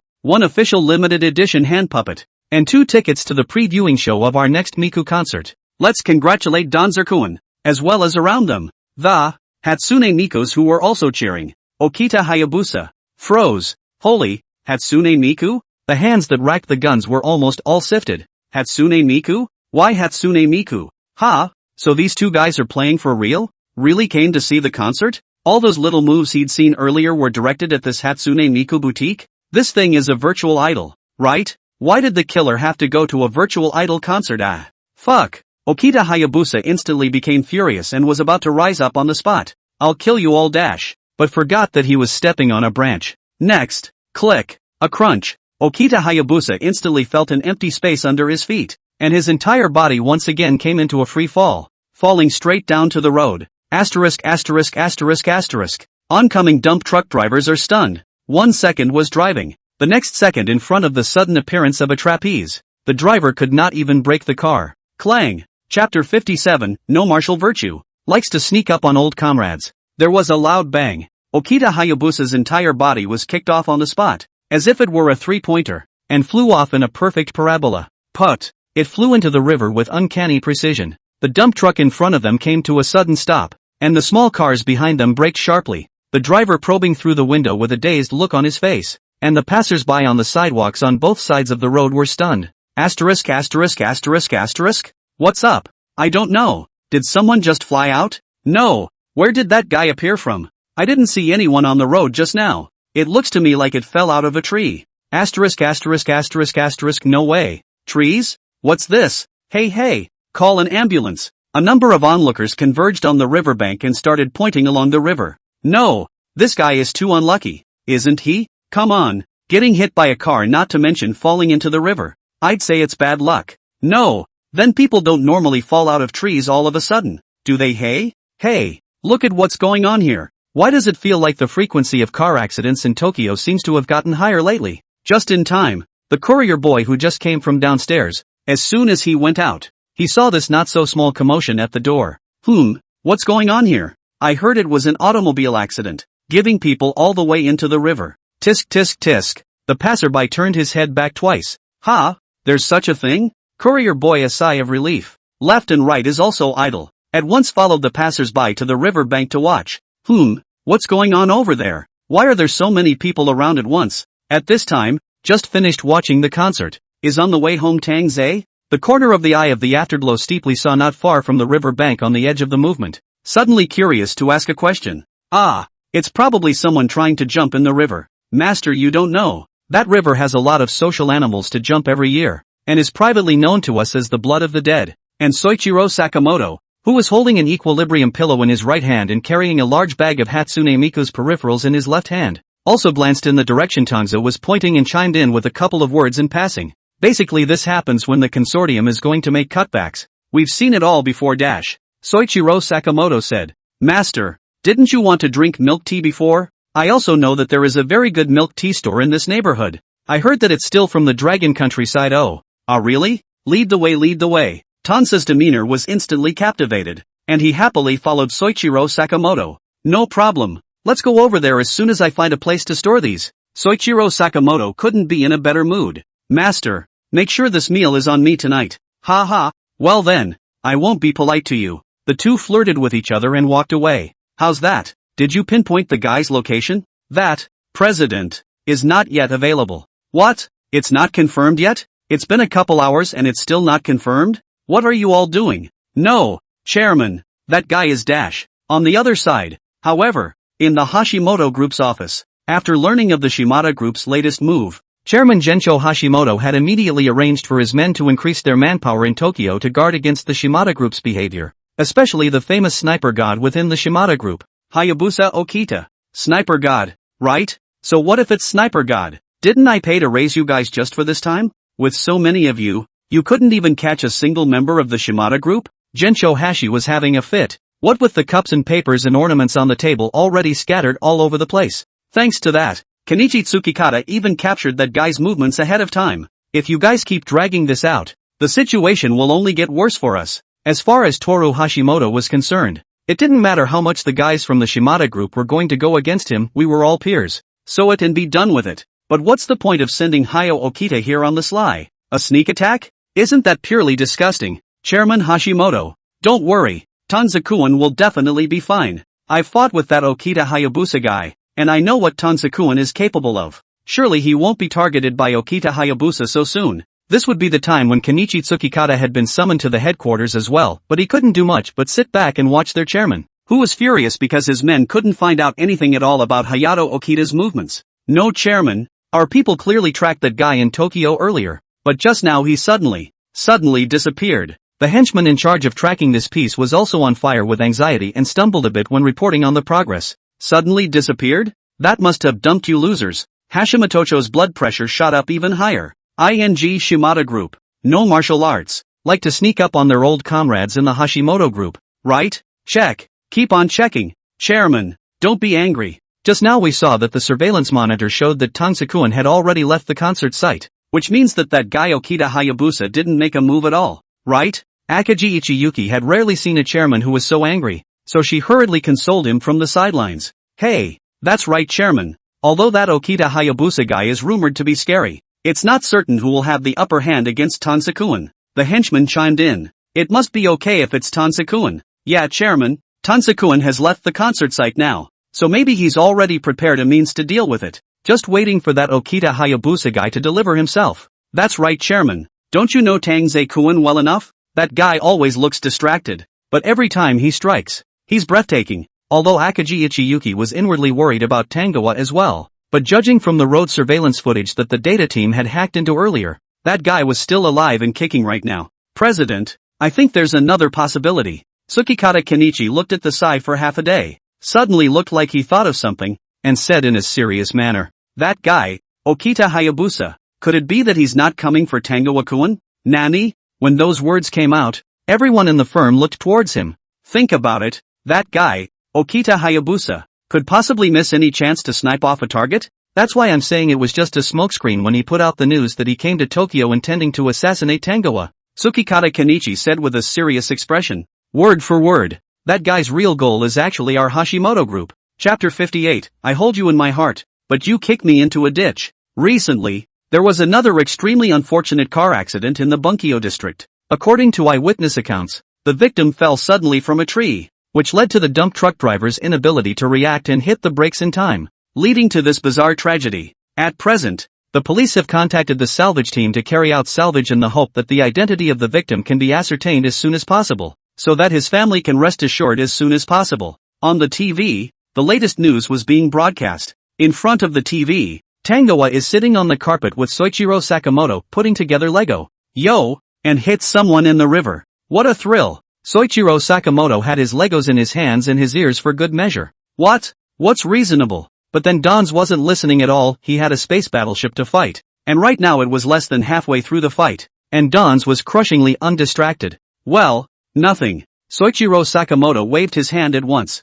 The TV was only on as a background sound anyway, so it would be nice to hear a couple sentences, except that Soichiro Sakamoto was more or less sensitive to other sounds besides the two TV background sounds. At least he was a professional assassin. And after seeing Tang Ze's cell phone thrown onto the couch in the back flashing a bit, Sakamoto Soichiro noticed it at the first opportunity. Master, your cell phone seems to have lit up a bit. Sakamoto Soichiro subconsciously felt that it was someone within the case, but naturally he wouldn't say it outright. That would be a bit of an overstep. Yes? Tang Ze subconsciously picked it up and glanced at it. Sure enough, it was Akagi Ichiyuki. By the way, he scanned upwards again, only to realize that this Akagi Ichiyuki guy had sent him several messages, a couple of which were also secret messages. A secret message is an encrypted message that can't be easily traced. After getting acquainted with Akagi Ichiyuki lately, the guy sometimes even uses the message that comes with his cell phone to assign tasks. And assigning a task is like telling him, today's weather is really nice, isn't it? It was like he was telling him,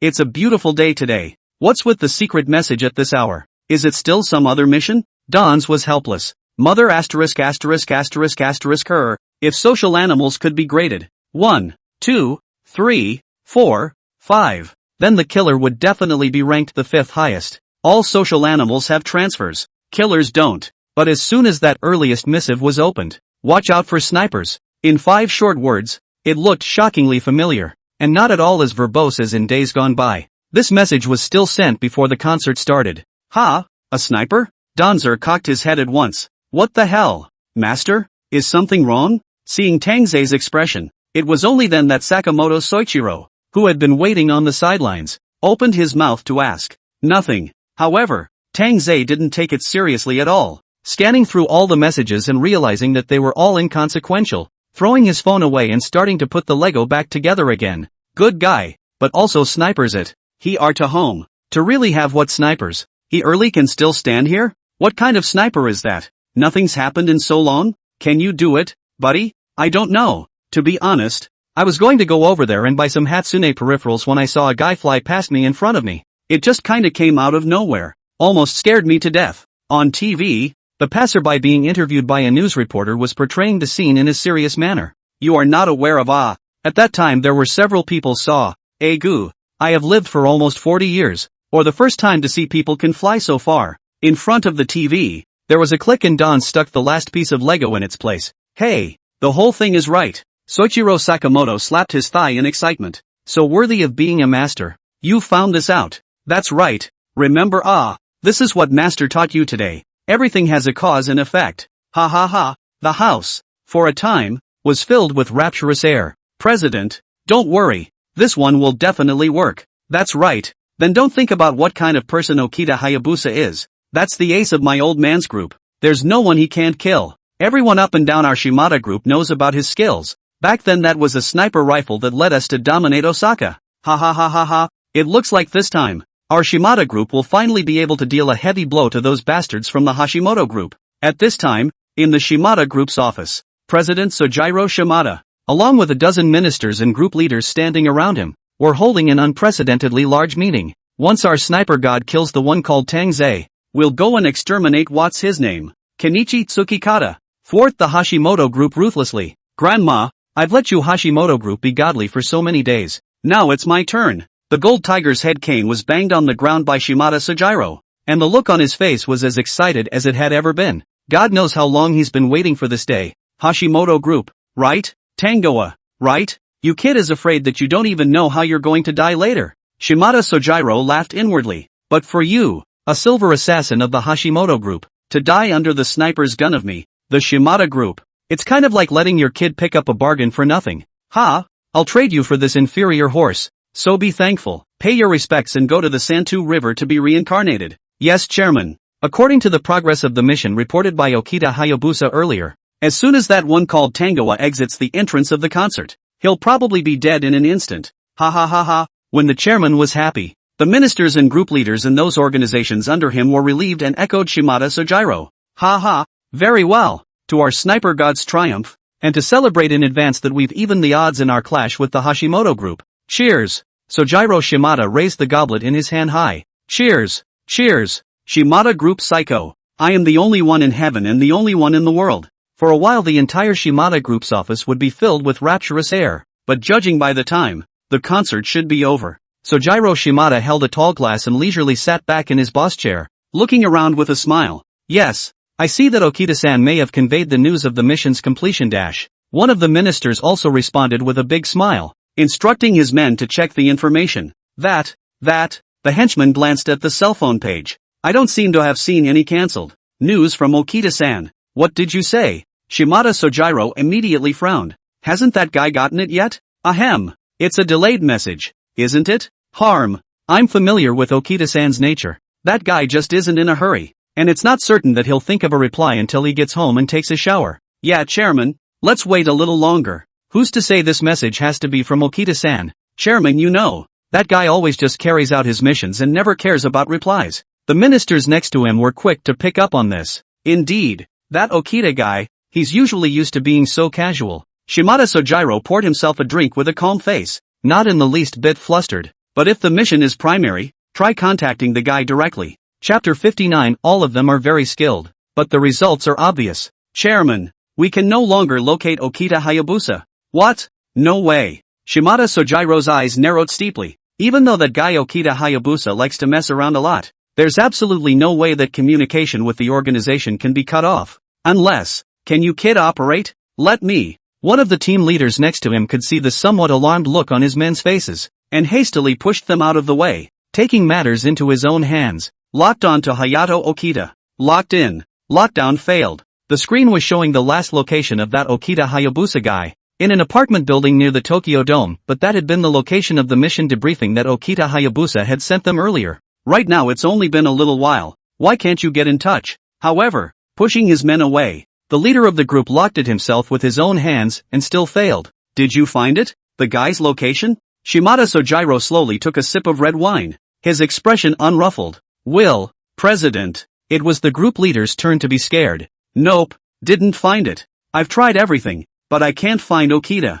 It was as if the guy had vanished into thin air. Usually there were only two reasons why this happened. One type of closure is artificial, and the other is, for a moment, the entire firm was silent, and you could hear a pin drop. The ministers and team leaders who had been celebrating with champagne and wine in the previous second suddenly didn't even dare to utter a breath, and a dozen pairs of eyes looked straight toward Shimada Sojiro. Chairman, could Okita-san have? Already, it was one of the men who finally spoke up slowly. Impossible, absolutely impossible. After a brief moment of silence, Shimada Sojiro instantly exploded, smashing the wine glass in his hand on the ground. There's absolutely no way that guy Okita Hayabusa would die at the hands of a third-rate assassin like Tangoa. Cane tapping loudly on the ground. Shimada Sojiro hissed at his men. What the are you waiting for? Send someone for me. Are all of you rice buckets? Get out of here yet. The atmosphere at the office was already stagnant, especially with Sojiro Shimada still so fired up, and even the team leaders, not to mention the underlings,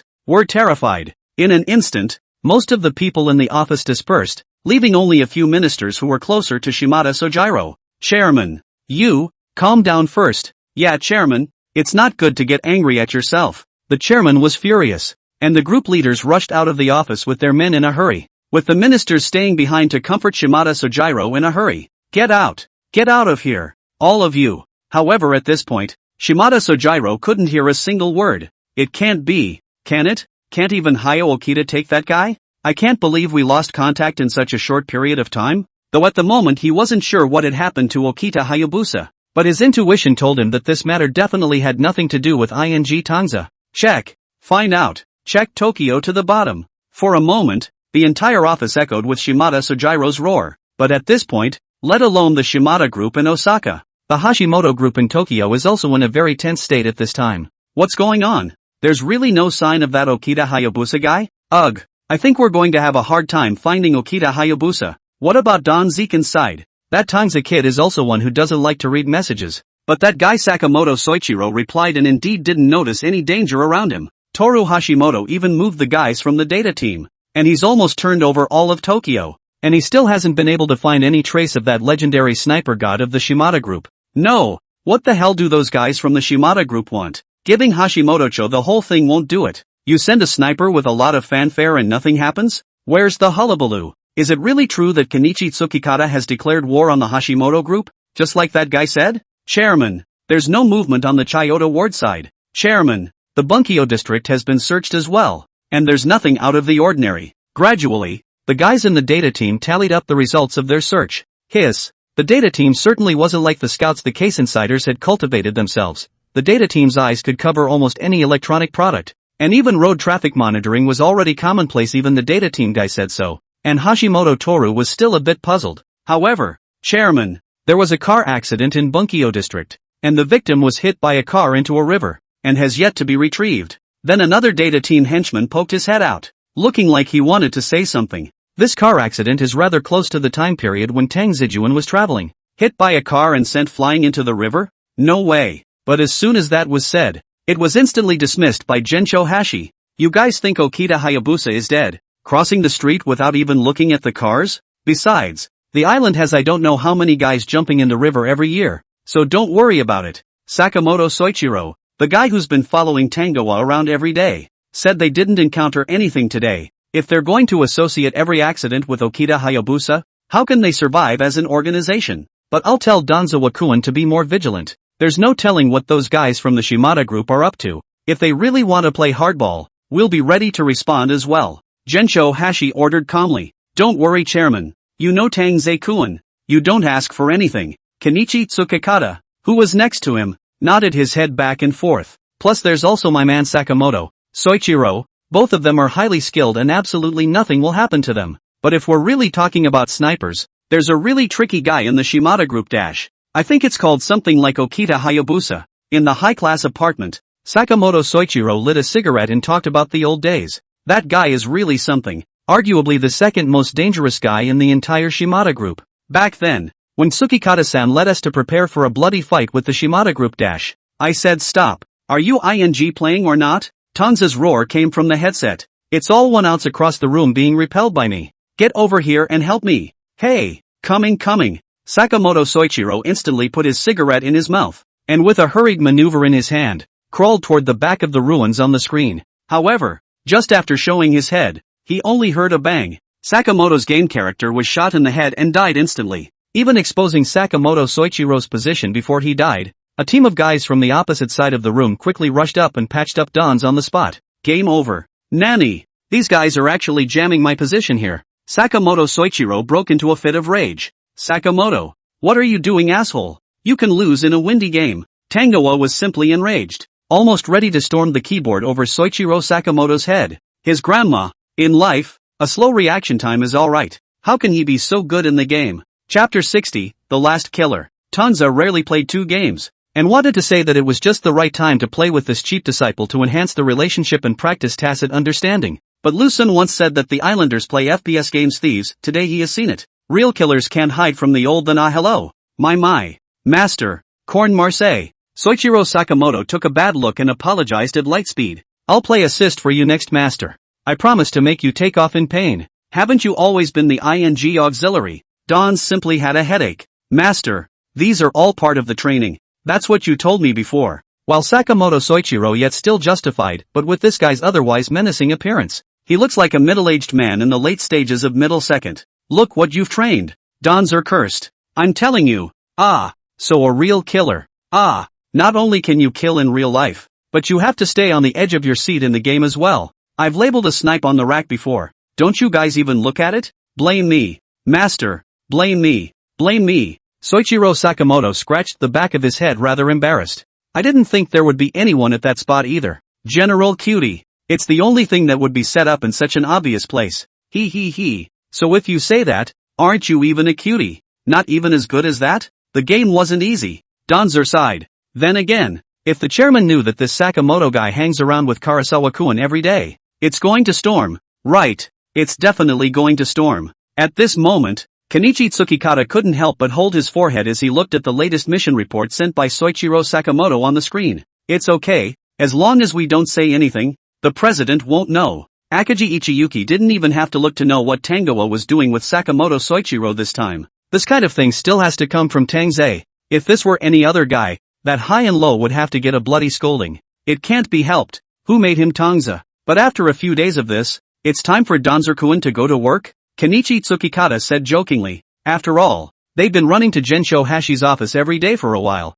and things hadn't been for nothing. Yeah, it seems like the only person who can do this thing is Tang Ze-kun. Akagi Ichiyuki was in a rare situation where she didn't pull any punches with her old co-worker, and her expression was very serious. Oddly enough, since this guy, Kenichi Tsukikata, stumbled upon Okita Hayabusa's movements in Tokyo last time, Chairman Toru Hashimoto has naturally made a corresponding countermeasure, although he has yet to locate Okita Hayabusa's whereabouts. There has been an additional gain. This Okita Hayabusa, we haven't found his whereabouts yet, but it's the Shimada group side that's showing new signs of movement. Kenichi Tsukikata's expression was also very serious. Yes, normally speaking, if there is a large staff transfer in their group, it is likely that they are about to play a big game. Akagi Ichiyuki closed the file in his hand. I take it Tokyo is their ultimate goal? This is to die with us. Ha! Kenichi Tsukikata stroked his chin with interest. But the cops in Tokyo have grown a lot over the years, and I'm afraid those guys would have to be skinned by the cops if they tried to do it the hard way.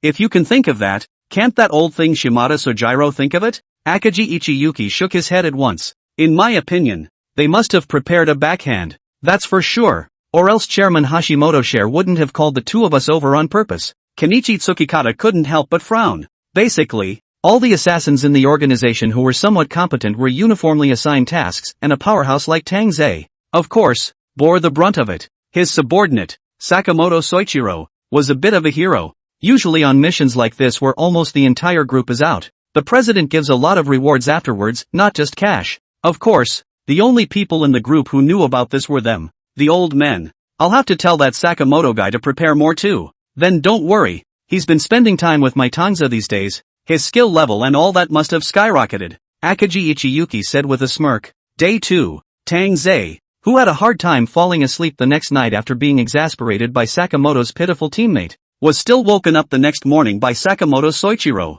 If you don't give me a reasonable ing explanation, I'm going to throw you right out. Danzer leaned back on the bed, cursing. It seems like he's been doing this a lot since this guy, Sakamoto Soichiro, came to live in his house. Master, the head of the earthworks team has assigned me a task, and I have to go away for a while. But the man in front of him, Sakamoto Soichiro, didn't look like he was joking at all. This guy's expression was as serious as if he was back to the professional killer mode when Tang Ze first met him. Yes? Danz raised one eyebrow and didn't say much. The cheap apprentice was under the authority of the organization above him in the end. Just like his relationship with that little Akagi Ichiyuki. Master, then I'll leave the rest to Akagi-san to explain to you. I'm in a hurry. We'll see you next time. This guy, Sakamoto Soichiro, finished and walked away neatly. Akagi-san? Tang Ze, who was still sitting on the bed at the time, froze. Then, in the doorway walked a figure that Danz could not have looked more familiar. Danzer-kun, long time no see? Akagi Ichiyuki, who was dressed in a tight little suit and had a double ponytail on her head in front of her body, appeared in the bedroom doorway. Akagi Ichiyuki leaned against the doorway with a smile on her face and a document in her arms. Yo, what brings you here? Tang Ze looked at Akagi Ichiyuki now, and instantly flirted. I don't remember ordering you last night, did I? You guys Akagi Ichiyuki's smile instantly stiffened at the corners of his mouth. No damage will kill you? Just tell me what's up again. Tang Ze then slanted a glance at Akagi Ichiyuki. Well, Akagi Ichiyuki gathered his composure and took out the document in his hand. This mission is a little different this time. Oh. What mission? Danz was numb. Can't this guy say it any other way? Anyway, an assassin's mission, no matter how different it is 100 different things, and it's all about killing people. It's okay, it's simple this one mission, Akagi Ichiyuki said with a smirk. Is it? But looking at this guy's smile, an extremely ominous premonition steeply rose up again inside Tang Ze's heart. The case smiled. Life and death is hard to predict. Hello. Just carjack a car. Akagi Ichiyuki continued. Carjacking? Danz cocked his head. More than just carjacking. To be precise, it's better to eliminate the guy in the car as well. Akagi Ichiyuki's expression was slightly more serious. Spreading out the report in his hands, it was a portrait of a criminal. The criminal was stocky, visually looking as strong as even two Tang Ze. The entire right side of his face seemed to have been eroded by some corrosive liquid, like a puddle of soon-to-be rotting flesh. Even with his hands cuffed, the murderous aura that came with this guy's eyes was chilling. That's the guy. Yo, Akagi Ichiyuki said. The last assassin of the Shimada group, Tiger to Do. Chapter 61, if you don't succeed, you'll go into the ground. President, the prison side has been contacted. The route and destination have also been determined. They're transferring Fujitsugu to the gates of hell and taking the coastal route. In the Shimada group's office, on the table, a map of the island was being unfolded. One of the routes leading from the prison to one of the islands was highlighted with a black grease pencil. In between, a new bridge was built across the sea from the prison on the outskirts of the city to the Hell's Gate prison island. President, our success or failure is here. The ministry that marked the line looked serious and perked up his voice. President, you can rest assured this time. I've already bribed the people in the prison, and the escorting team will be replaced with our people. The scapegoat has been found. As soon as Fujitsugu arrives at Prison Island, a fire will break out in the prison he's in, and then we'll be able to steal Fujitsugu away, so he can return to our Shimada group safe and sound. Although the time was tight, as a professional assassin organization, from the moment they obtained this information that Fujitsugu was about to transfer the prison, they had started to prepare for this covert prison hijacking plan in a tight schedule. In just 2 days, they had already bought off the prison police in charge of escorting the prisoners. Although the police department would arrange additional manpower to be in charge of security, but it didn't matter. As long as Fujitsugu could successfully arrive at Prison Island, then the things that came after that were not things that could be controlled by just a few police officers. So, this time the plan can only succeed. No failure allowed. Shimada Sojiro, who stood at the very front of the conference table, looked much thinner, with several more wrinkles on his face, as if he had gone through the ups and downs of his entire life in just a few days. And his entire face looked like a wrinkled orange. If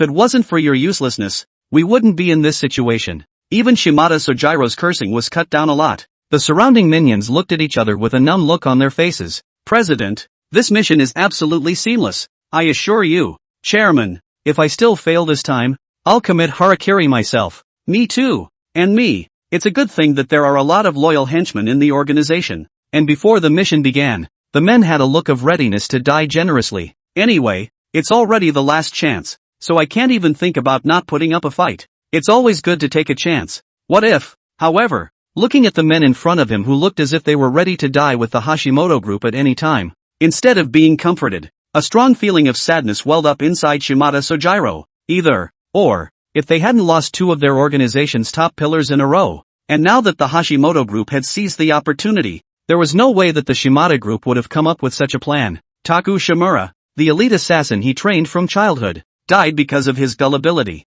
The sniper god of the group at hand, Hyo Okita, has not been heard from so far. It was as if the guy had evaporated without a peep. Usually when that happens to someone in the organization, it's basically a sure thing that the person is gone. Shimada Sojiro couldn't even sleep well at night, and when he lifted the covers, it was all ING Hashimoto group's horrible silver assassin, Tangoa, and Okita Hayabusa, who was clearly confidently briefing them on the mission 1 second, and the next, the person was gone? Needless to say, that guy must have been poisoned by that Tang Ze guy. If Shimurataku so liked to play secretly close to the killer fell into the way of Tang Ze, Shimada Sojiro still thinks unreasonable. After all, it is a close contact. People Tang Ze, if the reaction is fast enough, can defend a hand is also plausible. But what about Okita Hayabusa, the sniper? That guy was hiding in the room. This Tanza so good, but also in the field of vision of the place to defend a hand sniper is not it? What a scary guy. Just like a ghost. In less than a week's time, their Shimada group had lost two of their top pillars.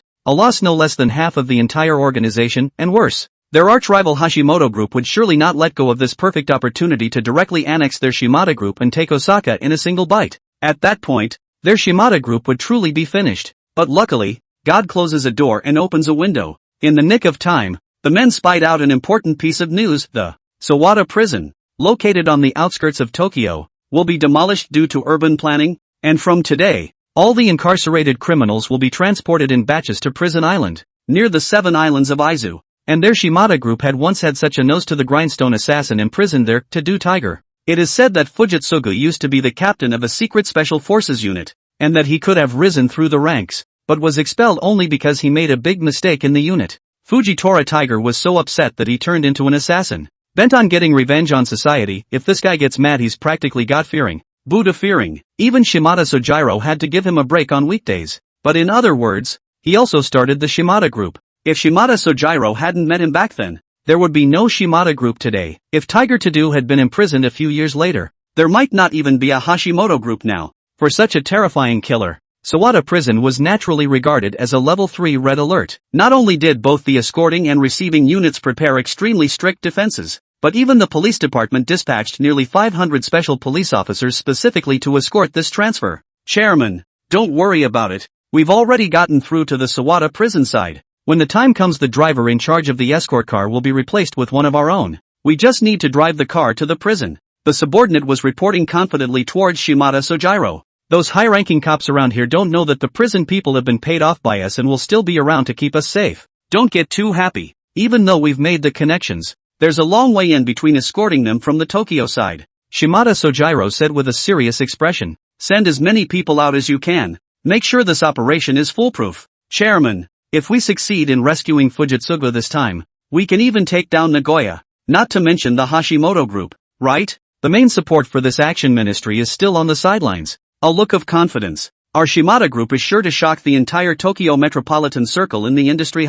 Chapter 62. It's not easy to earn some hard-earned money. Tokyo, Osaka, and Nagoya, the 3 cities that serve as the core of Tokyo's 3 major metropolitan areas, pretty much hold the economic lifeblood of the island. Being able to firmly establish the organization in these 3 metropolitan areas, not to mention assassin organizations, is what even violent groups target. Shimada Sojiro really did have such ambitions back then. He even had short-term goals planned out, and then Fujitora Tiger, the crazy batch killer, was unfortunately imprisoned and then sentenced to a prison term. Then, his ambitions were dashed like the dreams of a freshly minted college student. And now, it was as if his ambition possessed once more a burning hope. Listen up, all of you. Step it up. After a moment of deliberation, Shimada Sojiro grunted. Once we've rescued Fujitsugu, we'll head to Tokyo, fill the Hashimoto group guys with cement and throw them all into Tokyo Bay. Yes, the firm echoed with the jarring response of the men.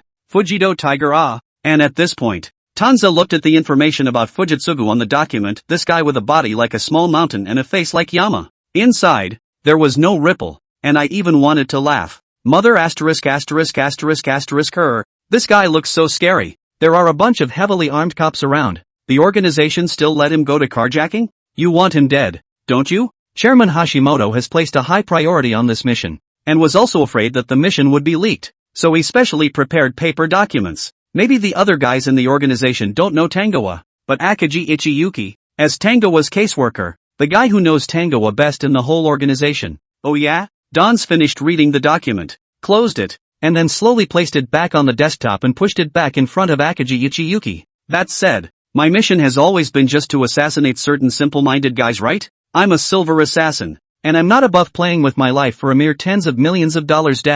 Don's was just about to retort. 100 million. It was preempted by Akagi Ichiyuki. Ha! Gave Donzer a whole laugh. Leaning on his hands, he leaned leisurely on the head of the bed. I say, Ms. Akagi Ichiyuki, aren't you thinking of me too simply? I'm not the type to be greedy for money.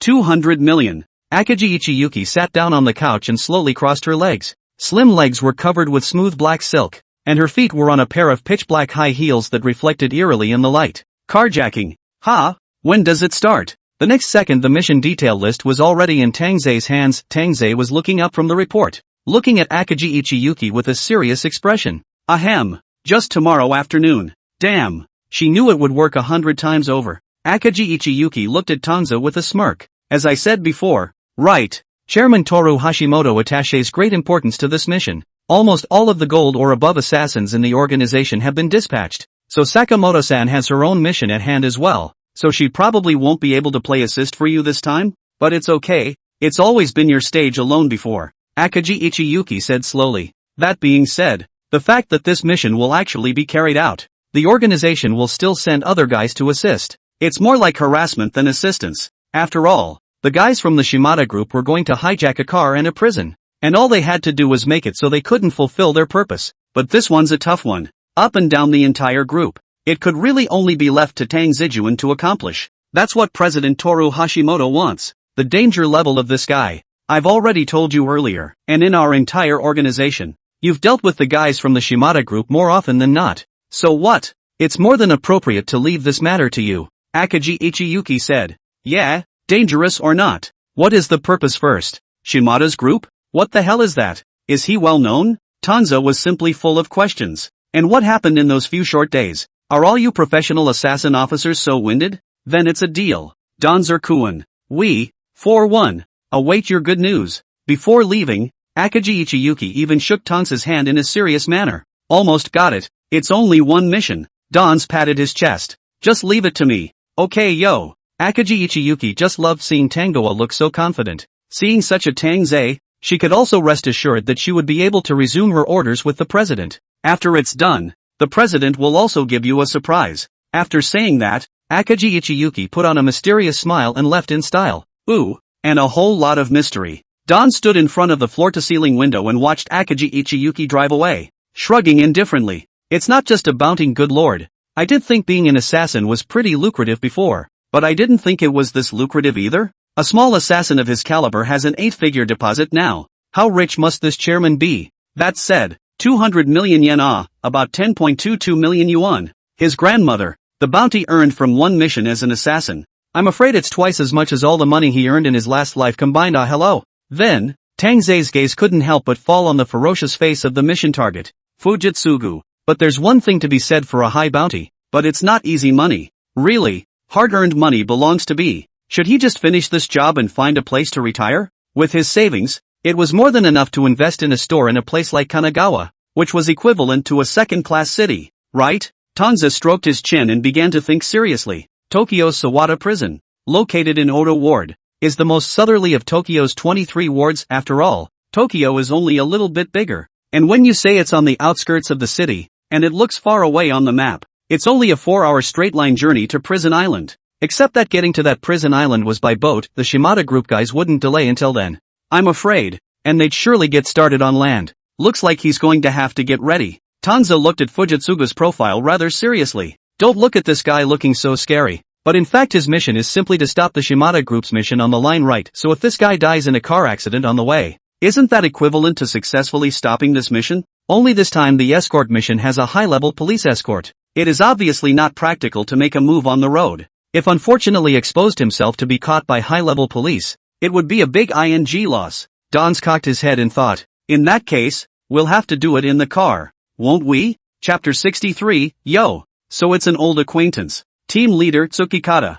I'm back. Back? You know all about the mission and stuff, right? Got it. Very well. In order to assist Danzurkuan, you'd better get started tonight. In Osaka's Tsukikata office, Sakamoto Soichiro had just arrived in the secret room, and Tsukikata Kenichi, who was standing in front of the conference table, was looking back in Sakamoto Soichiro's direction with a serious expression. A dozen assassins were already seated at the conference table in the chamber. All of them Kenichi Tsukikata's men. At this point the mission appeared to be all hands on deck. Look! The guy who was under the new king has returned from his studies. Egu. It seems that this time it's really important. And team leader Tsuchimikata was actually able to recall even the treasure of his heart. You kid in the Een and Yang Huat. When the Earth team leader also asked in the group who was willing to go to Tang Ze as a disciple. At first, but you yourself do not agree. The other assassins saw the appearance of Sakamoto Soichiro, and a small commotion was caused in the chamber. Be quiet. If you have the strength to gossip now, you might as well put in more effort in the mission. In the past, Kenichi Tsukikata would have designated a guy to make an example of, but now that time was running out. He'd better save it for the fall. Listen up, Chief Ichiro. The mission the chairman has given us is to take advantage of the fire. Now that the Shimada group has lost two top strength assassins one after the other, they must have suffered a huge drop in both strength and morale. Not to mention the fact that they have to get that Fujitsugu guy out of the way at this juncture. Then, Kenichi Tsuchikata looked toward the big screen, and a map of Osaka appeared on the screen. Watch this. According to those scouts I sent out to search day and night, I've finally found all the offices of the Shimada group. We know from our projections that old thief Shimada Sojiro is most likely to be hiding in the office closest to the harbor. That kind of location ensures both a timely pickup of Fujitsugu from Prison Island and a convenient escape. So, Kenichi Tsukikata cleared his throat violently and looked at the assassins in front of him with an incredibly serious expression. Our purpose this time is to seize the moment and take advantage of their defenses to wipe them out. Team leader Tsukikata. But there are only a dozen of us. This office is the home base of the Shimada group. We, alone won't have any accidents, right? One of the assassins asked at once. That's not important. One of the important things about being a killer is improvisation. Kenichi Tsukikata grunted. What did I just say? We're trying to make a move in cooperation with Tang Ze-kuan. If Tang Ze-juan's side succeeds in winning, at that time, we'll listen to the chairman's orders and do whatever we need to do. He'd waited too long for this day. His grandmother, in this Osaka harbor this time, but not a lot of Shimada group of anger. If not, Osaka side still need him to collect information. He would have already turned against the ING Shimada group. But, if you are assisting master, why don't you let me perform it with master? Sakamoto Soichiro listened halfway, and then interjected with a face full of doubt. Your master's mission is much more important, so don't mess around with it. You kid. Then he was interrupted mercilessly by Kenichi Tsukikata. Okay, it's all pretty much understood, isn't it? Now all go down and get ready. If we finish well this time, the president will have a reward. Yes. The entire chamber echoed with the assassins' neatly organized responses. Master, would you like another one? No need. You also smoke less. Flowing. Don't make people think that we're not working solidly. Hey, what's wrong with that? We've been cooped up in the workshop for how long? Is it still against the law to come out for a breath of fresh air and a smoke? Then smoke faster. Let's get in there when you're done. There's still a few cars that need servicing. Fine. Got it. At the entrance of the automobile repair shop, only to see two repairmen who were wearing one-piece uniforms, one in front and one behind, with their backs to the road, leaning next to the poles, smoking a mouthful of cigarettes. You say these guys are really something too. What's so great about the cops? They don't even allow smoking? They really take themselves seriously. The younger tinkerer smashed a few mouthfuls, exhaled a puff of smoke and cursed. Is this your first day on the job? It's a smoke-free shop there. Not to mention the cops. The manager would have to curse if he saw it. And the cops are friendly enough to know to let you out to smoke. The older mechanic grunted thickly and had stomped out his cigarette. And I'm warning you, we were lucky to get out of the last 4S and get our jobs back. You can't mess me around. Hey, I know. The young mechanic shrugged his shoulders with a couldn't care less look. If we leave our jobs fast enough, the blame won't be thrown on us. That is, fortunately your master I reacted fast enough the same day with the store resigned. Otherwise, TSK. The older mechanic shook his head, his expression kinda smug. Indeed, that limited edition Maserati alone is enough to pay for it. The two men smoked and chatted, touching the fish touching quite involved, not the slightest attention to the back. Sneaky squatting in the back of the car Tang Ze, hiss, Tang Ze leaned over the car glass and watched the two mechanics, one old and one young. No, it looks familiar. These two guys? Why do I feel like I've seen it before? It's not hard to find this auto body shop, though. Being a silver assassin, it's not hard to reason out this place. Since we're escorting prisoners, we definitely need prison vans. Yet this prisoner is no ordinary prisoner. And maybe the cops will send the escorting prison van to the garage for a fresh overhaul. That's what Don's thought. And then found an auto body shop in the closest place to Sawada prison. And then he saw these two guys. But lately, why did he feel like he looked at everyone familiar? Grandma, it's true that there's a lot of right and wrong on this part of an island. Don's also looked around while doing so. This auto body shop is not small. And there is a police car parked in front of the door. Apparently, the prison car was sent out for overhaul. Naturally in the company of the cops, otherwise the two auto mechanics wouldn't have come out for a smoke. Would they? Alright, let's hurry up and get in. Don't keep the other cops waiting too long. Hey, what's the rush? I'm taking this last bite. I told you to deal with it in the yard. You had to come out here on the main road. Asterisk asterisk asterisk asterisk. There's cops in the yard. And I don't want to smoke with cops watching. The old auto mechanic looked at the time and rushed the young auto mechanic next to him. The two of them, one after the other, pushed and shoved their way back to the factory through the back door. Chapter 64 Suicide Attack. Watching the two auto mechanics push the door in, their figures completely disappearing from view, Tang Ze also planned to act. He'd infiltrated a similar store once before, except that it was a 4S. This time it was a repair shop. There's a difference in appearance, but it's certainly similar inside. Tang Ze quickly changed into the same kind of auto mechanic's uniform he had prepared and,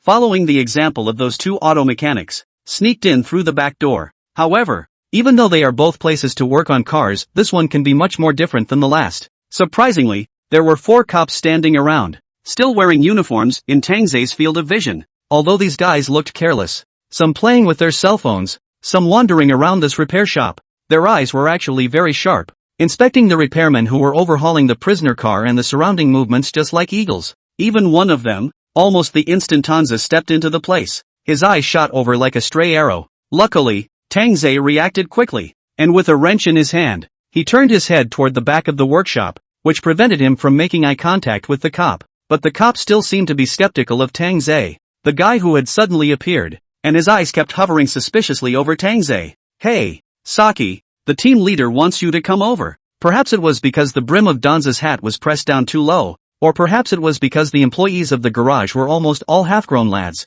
A mechanic behind him seemed to have mistaken Tang Ze for someone else, and instantly shouted out. Tang Ze responded with a quick reaction, and instantly walked over with a calm and self-assured demeanor. It took the cops a moment to withdraw their eyes, which disarmed them. When he arrived at the next workshop, Tang Ze was barely able to breathe a sigh of relief. Hey, this situation. White teeth, quite white teeth. It wasn't that he didn't know the cop was going to accompany the car repair, but he didn't realize that the cop was quite responsible. Surely all those after-the-fact strips on TV shows are a lie. But then, wouldn't his plan to destroy the prison wagon not work? Hey, Saki, why don't you go over there? The leader of the group is going to get angry. The mechanic who had mistakenly recognized Tang Ze leaned to see Tang Ze dawdling, and immediately shouted again. It wasn't a small sound. It caused the cops, who had dropped their guard, to look this way again. Now, Tang Ze simply had a big head and his brows were subconsciously tightly furrowed. This side of the police stare too tight. This time also really give him a hole will not,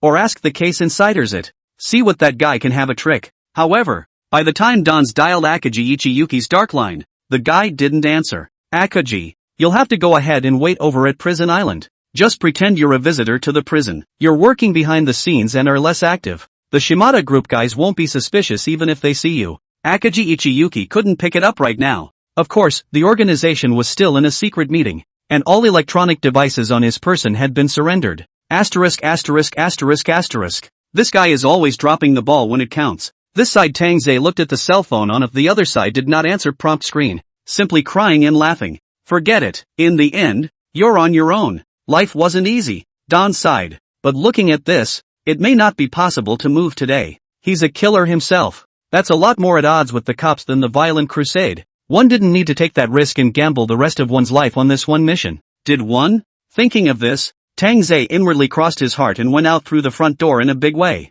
Besides, the prisoner escort was tomorrow afternoon anyway, so he still had time.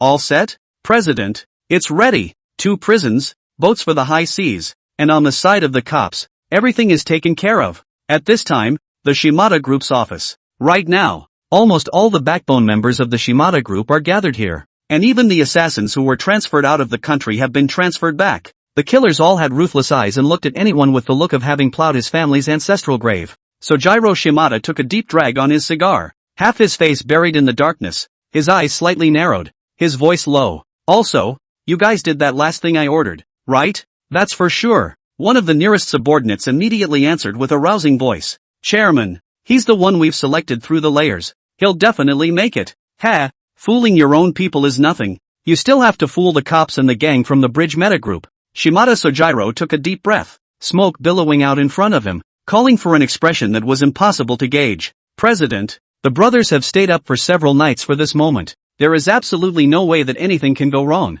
The ministry roared again. Success or failure? I only look at the result. Shimada Sojiro's tone was extremely cold. If you can't make it this time, you'll all commit harakiri.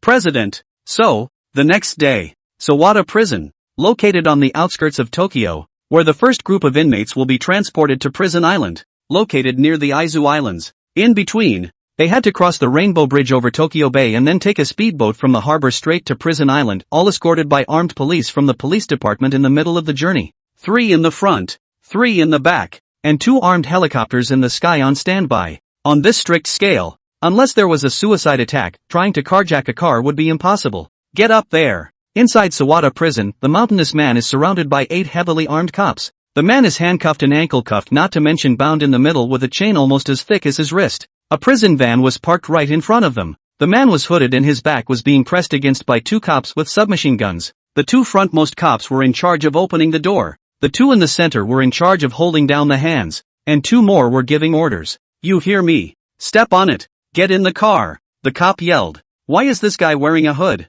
One of the cops with a submachine gun was instantly suspicious. Harm. It's all orders from above. We're just doing what we're told. It's not like we don't know how dangerous this guy is. The prison guard behind him reacted quickly and replied in a hurry. So that's what? The cop with the gun nodded. And when he saw that the man's steps were sluggish, he growled again. Move faster. Soon the prisoner was escorted to the car. Once the prison van was closed, it started slowly. This time, the police department will conduct the entire escort. The roads on the transportation route have been cleared in advance, and the Ministry of Transportation has been put on emergency supervision mode. However, according to rumors, the number of prisoners escorted on such a large scale seems to be only 1. We don't know how dangerous this prisoner is. Perhaps only the police officers in charge of the escort will know. All the TV stations except TV Tokyo, which is airing monthly Girl Nozaki-kun, are covering the ho-hum escort. Look, this car is not the car we overhauled yesterday. Ha, it's still true.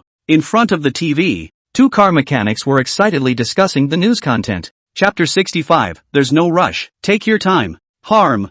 I told you that the factory suddenly called us together before. So that car is going to be used to escort prisoners today? No wonder. We've obviously just arrived at the factory not long ago. Why were we even suddenly called out to work today? The young mechanic was still grinning and spitting. Usually this kind of thing, how can it be our 2 newcomers? Well, what's the point of thinking so much? Even if we're just 2 newcomers here, but we actually have deep car repair skills. It's just perfect to leave something like this to us. The elderly mechanic clutched a beer in one hand and still looked very pleased with himself. Ha, I did not expect master. We repair the car on TV again. The 2 are staying in the plant dormitory to watch live cell phone news. Repairman Apprentice also gave the master a cigarette. Just kidding. I've been in this business for over a decade. I can fix any car, whether it's a Maserati or a prison car. I can fix it. Of course, something like escorting a prisoner, even the Shimada Group's #1 assassin, was naturally being firmly watched by multiple forces at this point. As soon as the prison wagon came out and the news was released live,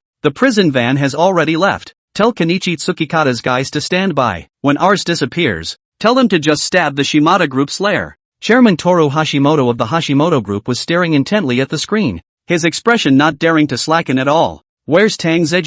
What's the situation on his side? Chairman, Tang Ze-kun has taken care of it. Akagi Ichiyuki responded hastily from the side. Didn't we happen to see Tang Ze leaving that auto body shop through the road surveillance yesterday? That means he's got everything ready and is just waiting for today's escort to begin. That I certainly know. President Hashimoto nodded with a calm face. But hasn't Tang Ze-kun replied to your message yet? Knowing that Tang Ze was a person who didn't like to contact random other people, but he could understand that. After all, in the business of assassins, 9 out of 10 were social terrorists. But it couldn't be helped that they were still in a meeting yesterday. And surprisingly, they missed one of the few unsolicited contacts Tang Ze made. Gensho Hashi actually felt some pity inside. Harm, you still don't know Tang Ze Jun's character. That guy won't reply even if he sees the secret letter. That guy's style is always to make a lot of money out of silence. Chairman, you'll see. Akaji Ichiyuki instantly patted his chest in assurance. Although she had memorized Tang Ze-kun's contact information, and what she liked to do in her spare time, she knew pretty much everything through that guy Sakamoto's Soichiro's mission report. Even the place where Tang Ze lived. She was the one who went to take care of the land handover procedures for Chairman Hashimoto Toru. But it couldn't be helped. That guy Tang Ze just didn't like to take the initiative to contact people, and preferred to go it alone in everything. Almost any mission. She's used to it. What's smothering? Where did you learn all these jingles? Harm, isn't our Tang Ze a Dragon Country person? I also want to know more about Tang Ze here. Recently when I have something to do. I read more Dragon Country books and learned a few phrases. He. Team leader Tsukikata. The prison van has departed. I can see for myself. I don't need your boy here to talk. Tsukikata-san. There's a message from that Akaji Ichiyuki guy saying that Tang Ze side is also ready. Very well. The good show has begun. Everything is going according to our plan. Slowly. We are not in a hurry. The neighborhood of the Shimada Group office. A white Honda parked on the side of the road. Mixed in with the many cars around. Not the least bit conspicuous. Since we are going to ambush people at their doorstep, of course we can't come in an overly conspicuous car. Tsukikata had ordered his men to wander around disguised as tourists while he himself sat in his car, ready to wait for Chairman Hashimoto Toru's orders. The data team also made it a point to transfer the surveillance footage from the nearest road in the office to Kenichi Tsukikata's car. The car's interior display, which had been showing the state of the road, was instantly replaced by a picture of the firm's surroundings. Only the firm was brightly lit, with frequent shifting of figures inside, and a few fierce sounds of something being smashed every now and then. It sounds like they're panicking. Kenichi Tsuchikato took a drag on his wacko. His eyes narrowed slightly, but his tone was relaxed. Ha, they can only firmly hold onto such a big leg as Fujitsugu now, and it's even a locked leg. So of course they're panicking, but we still have master. This mission is surely secure. Next to him, Soichiro Sakamoto chimed in. Team leader, how long have we survived? The Shimada Group has finally fallen into our hands. Come on, quit popping champagne halfway around here. The dust hasn't settled yet and it's not certain what the outcome will be. But Tsukikata Kenichi awareness is high. Even if the flirtation of the underlings are still disliked as usual, it's not too late for us to celebrate when Shimada Sojiro's head is on the ground. Now keep your eyes open and keep an eye on this prison van and the Shimada Group. Yes. On the highway, the police car almost pinched the prison car escorting Fujitsugu into a meat sandwich, escorting it all the way in a well-organized and neat manner. The occasional helicopter gunship flew through the air and was communicating with each other while on the ground with police vehicles. Everything is normal around here. No suspicious vehicles or people have been spotted. Roger, please continue recon. The look on the mechanic's apprentice's face was still very curious as he watched the images on TV. I say, Master, what kind of guy do you think has to be locked up in here to make the police so nervous? Usually dangerous people, I guess. The master mechanic, however, didn't care and took a leisurely sip of his drink. Only dangerous people get armed escorts like this. Ho, what a rarity. The last time I saw an armed escort like that was a money truck. The mechanic's apprentice sked and subconsciously reached into his pocket for a cigarette. Don't disgrace yourself here with this knowledge. The master mechanic let out a laugh and went on to watch the news. And the mechanic's apprentice touched a pocket, touched nothing, and subconsciously stood up, while going to his own shirt pocket. However, instead of touching the cigarette, he steeply touched something hard. The apprentice took a beating. Say, you repaired that Bentley that came yesterday, didn't you? Good proficiency. It's grown. Sure enough you didn't follow me for nothing for so long dash. The mechanic master said excited, reached out and slapped the apprentice's shoulder. The slap is not sure if the force is too heavy, only to see the apprentice's shoulder was like a leak hanging down. Dang, there was a crunch. A metal ring that fell to the ground at once. This is? The master cocked his head to see. How is this thing? Kind of like a car part? Chapter 66, Concealing the Truth from the World. Brothers. What a look, the master thought he had misread it, and at once went over to look at it again. Because of the special shape, the master also saw that it was indeed a part of a certain part of the car, or they overhauled it yesterday. The Bentley. It's even still stuck on the brake distributor pump. Simply put, if this thing doesn't snap on, that brake is a fiddle. Floppy, like most men are when they hit middle age. The master's heart suddenly thumped. Asterisk asterisk asterisk asterisk. And I don't know how long it was. It took the apprentice a moment to come back to his senses and to curse in horror. Hey, isn't this a ing part from that Bentley yesterday? How did he forget to put it back on? No wonder I felt something strange when I was overhauling yesterday. Asterisk asterisk asterisk asterisk U. The master also came back to his senses, and was instantly furious and red in the face, touching an empty wine bottle in his hand. If it wasn't for his good stamina, he almost didn't hold back from violently snapping at his disciple's head. Do you realize what a mess you boys have made? Asterisk asterisk asterisk asterisk U. How hard it is for us auto mechanics to find a job these days. It's hard to get a job, and your ing spoiling it again. You commit harakiri for me. Ah! The master became furious and the table clanged. Master, you calm down. This was now knowing how much trouble he had gotten into again. The apprentice blushed and subconsciously gulped. I'm going back now to put this on. Are you pretending to be your mom? That Bentley drove off this morning. The master almost didn't slow down this breath, and his whole body huffed in anger. That I didn't mean to. Obviously I only know how to fix some common cars. This is the first time for me to fix a luxury car like this. The apprentice was inwardly afraid, and his mouth stammered for a while. You can't fix it so you won't ask anyone else? Can't move your hands and can't move your mouth. Can you? The master was in a fit of anger, cursing without the slightest ambiguity. The person had already jumped up from the sofa, and with exaggerated body language, almost pointing at the apprentice's nose and cursing. I think you've just got your ing head up your ass dash. You goddamned mourner. The apprentice knew this inwardly, and simply shut his mouth, letting his irascible master cool off first. However, before the master could finish this curse, dang! Inside the house, there was a steep crunch again. As soon as the apprentice raised his eyes, he saw something bright and shiny, falling out of the master's direction onto the floor, and bouncing back a few times. It was a metal ring with a specially shaped screw attached to it. This stuff would be so common that almost any car mechanic would know what it is. It's not the whatever it is that connects to the brake pedal. The apprentice saw the thing and froze, and master froze as he took in the thing that flew out of his pocket and landed on the ground. 4 eyes. I can't believe I'm speechless. Oh, come on, it's over. The prison van responsible for escorting Fujitsugu was customized by the police department, shaped to look like a boxcar, with 2 grids left in the middle for ventilation. The compartments are partially used to hold the prisoners being transported,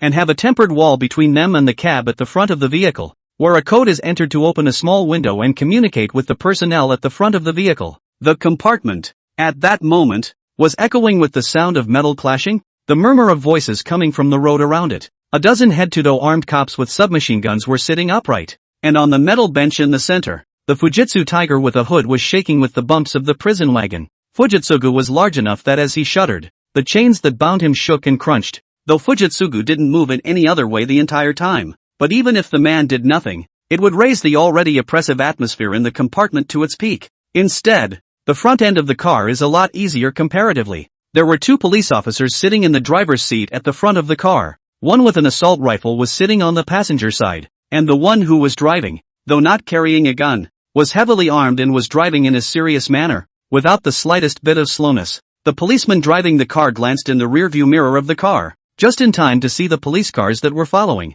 Neat and tidy. Ha! The cops are really cops. The quality is good enough. In the next second, an extremely bizarre smile appeared on this policeman's face. That said, it was true that being a cop could be intimidating, but it was just that the outfit was too bulky. Heck, if they wore it on a mission, it would be no different than a target. The policeman driving the car, no, I should say some assassin from the Shimada group, was driving the car while secretly mocking inwardly. He also obeyed the chairman's orders when he bought his way into Sawada prison and managed to blend in. Killer drove skillfully, and because of the mask and goggles, even if the guy's expression had been more casual, it would have been impossible for the person next to him to see, no matter how close they were. Of course, if it weren't for the people next to him, he'd want to sing and drive at the same time right now. Killer was inwardly giddy with triumph at the thought that he had managed to blend in, and was now just waiting to move the one in the compartment as originally planned. It was just a shame that if they, the Shimada group, had been able to buy their way into the prison earlier, then this mission might have been a lot simpler, but it didn't matter.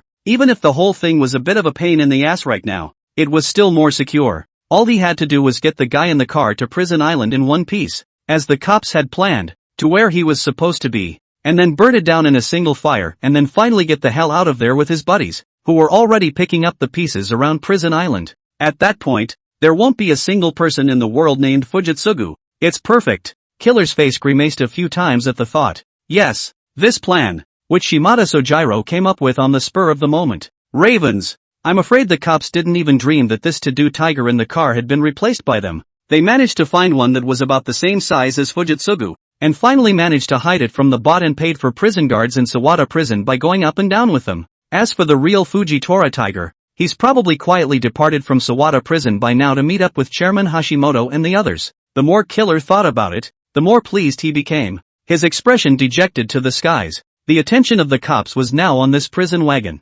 giving Fujitsugu the perfect opportunity to escape. After all, who would have thought that prisoners who were supposed to be transported to Prison Island would actually show up downtown at this time? Chapter 67, Eating Hot Pot and Singing. Suddenly hit by a car. The killer was high and happy, and before he knew it, the convoy escorting the prison van was off the highway. Although the Ministry of Transportation has done traffic flow diversion beforehand, it can't take up too much road resources even if it's a prison car. You still have to wait for the red light you should wait for. Just getting off the highway and onto the road, which means they're not far from the harbor. Their plan is halfway there. The assassin was joyful, and had already begun to calculate inwardly that Chairman Shimada would surely reward him harshly with a large bounty when this matter was successful. How will he spend it then? A vacation to Hawaii? A trip around the world? Or just go the whole hog and pack a show in Kabukicho? Up ahead, the green light ended just in time for the red light to suddenly come on. Killer is slamming his foot on the brake. However, the brakes were as hard as if they hadn't been applied, and didn't budge. With a start, Killer Hurl slammed on another foot, but still, it didn't make the slightest difference. The brakes seemed to be stuck dead, and no matter how hard he pressed them, the prison wagon didn't slow down in the least. Hey, what are you guys doing? Hit the brakes now. This would be the moment when the cop sitting next to him saw the car getting closer and closer to the front and reacted precipitously. I can't pedal. Killer's whole body was startled, and he stepped on the brake panel with almost all his strength, but it was all in vain. Oi! Hey! The cop next to him had eyes as wide as brass bells. Obviously, even if he dreamed at night, he couldn't dream of this scene. Right? Hey! Next! Clang! The prison van slammed hard into the police car in front of it. Prisoner car the size of the large, coupled with the speed did not reduce in the slightest. The strength of this superimposed on the spot to the front of the police car hit confused, not to mention the front. Even the opposite side of the road waiting for the red light of the pedestrian car did not react. The driver was dumbfounded as he watched the prison van push the police car like a bulldozer. Asterisk. This dash. Before the words were out of his mouth, the car was torn askew and flipped out several meters in a spin. Boom! Only to see the originally peaceful intersection. The huge size of the prison car violently rushed out of the intersection like a crazy batch. Not only the front of the police car was not spared, passing several cars were hard pouting again. The lucky ones were just hit crooked rear end. The unlucky ones, the whole even people with the car, were knocked flying. In the road hard to hit, a few spinning, and finally crashed into the roadside stores. Because it's an intersection. There's not just one intersection out of the car. But who can restrain a rampaging prison van? The prison van rushed out, and several other cars pulled out at other intersections. The light was clearly green, but a behemoth with a police badge appeared in front of them. The driver, scared out of his mind, slammed on the brakes, but it didn't help at all. Boom! Boom! Several cars slammed into the prison wagon again, and the wagon simply couldn't withstand the force of the repeated impacts, and huge dents appeared in the wagon walls. Not to mention the situation in the carriages. The cops were in there like lucky ping pong balls in a lottery line, dancing along with this prison van and chickening out on the wagon, only to see the prison car and ruthlessly hit the cuts rub several cars parked on the side of the road, and finally fierce a turn. Boom! A loud noise, crashed into the side of a steel pipe store, finally forced to stop. A67. Report in. A67. The helicopters patrolling overhead were dumbfounded when the intercom steeply erupted with several strips of squad voice. I go to. What is this? It's horrible. Is this prison van crazy? Why don't you hit the brakes? Passers-by on the sidewalk were even more horrified, and several sat up on the ground in fear. Holy, are all prison drivers this fierce these days? The cars on this road are really suffering today. Damn, that's weirdly scary. Good thing I didn't drive today. The escort of the prison van, which was conducted via live newsfeed. But this series of car accidents suddenly, to the police, will not be able to can only watch the prisoner car as if out of control wild horse created out. Boom!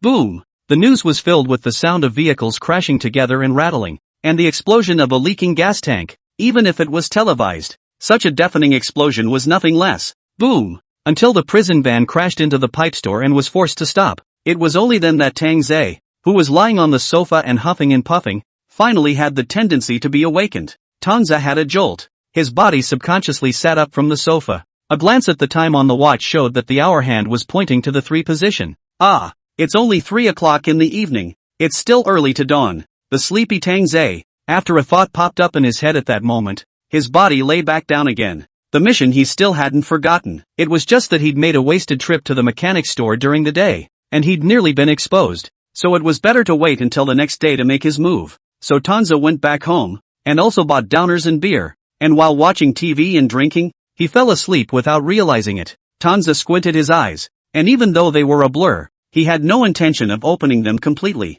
No, what was that forced movement? It sounded like something exploded. Tang Ze, who was thinking this way, suddenly realized that something was wrong. Wait, why is it so bright outside if it's 3 p.m.? Dawns gave a start and snapped his eyes open. Holy, it was already dawn. The time wasn't even 3 a.m. at all either. It was 3 p.m. according to this time. I'm afraid that the guys from the Shimada group would have successfully picked up the Fujitsugu by now, and the celebration banquet was almost ready to be held. Right? Hey, oh, come on, it's over. Remembering this with a jolt, Tang Ze's heart thumped. Good lord, thanks for coming back yesterday with the thought that he'd remember to do the quest in the morning that was forgotten. Boom, and at that moment, on the television in front of them, the explosions sounded again one after another, without end. Only then did Dawns look over, only to see the picture. Originally should be the vehicle orderly intersection. This time the vehicle are askew across the road. Most of the body is badly damaged. Some even the doors are missing,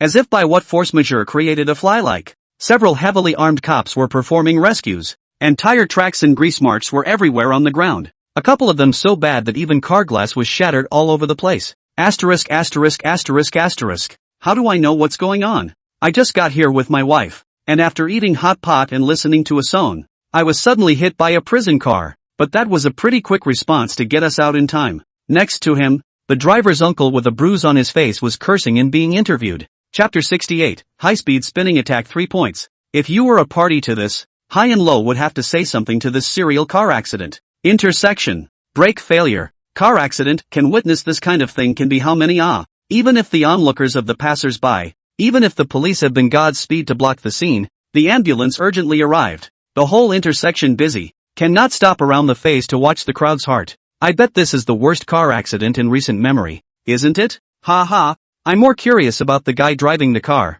He didn't get his license from his gym teacher, did he? A gym teacher's life is a life too. Donzer, in front of the TV, looked at the image in front of him, possibly because this time the police were dispatched almost at the speed of light and the scene was cordoned off quickly. The chaos around the area was quickly brought under control. Judging from the live news broadcasts, there were almost no casualties among the passers-by, and even the police officers who were carried out from those almost deformed police cars, although they all looked covered in blood, their injuries weren't too serious due to the fact that they were wearing bodysuits and helmets. Just not that prison van. The one sitting in the co-pilot was fine, although he was also bloodied and still being carried down. He still had the strength to talk and his mind was clear as a bell. Asterisk asterisk asterisk asterisk. The brakes on this car don't work. It doesn't work.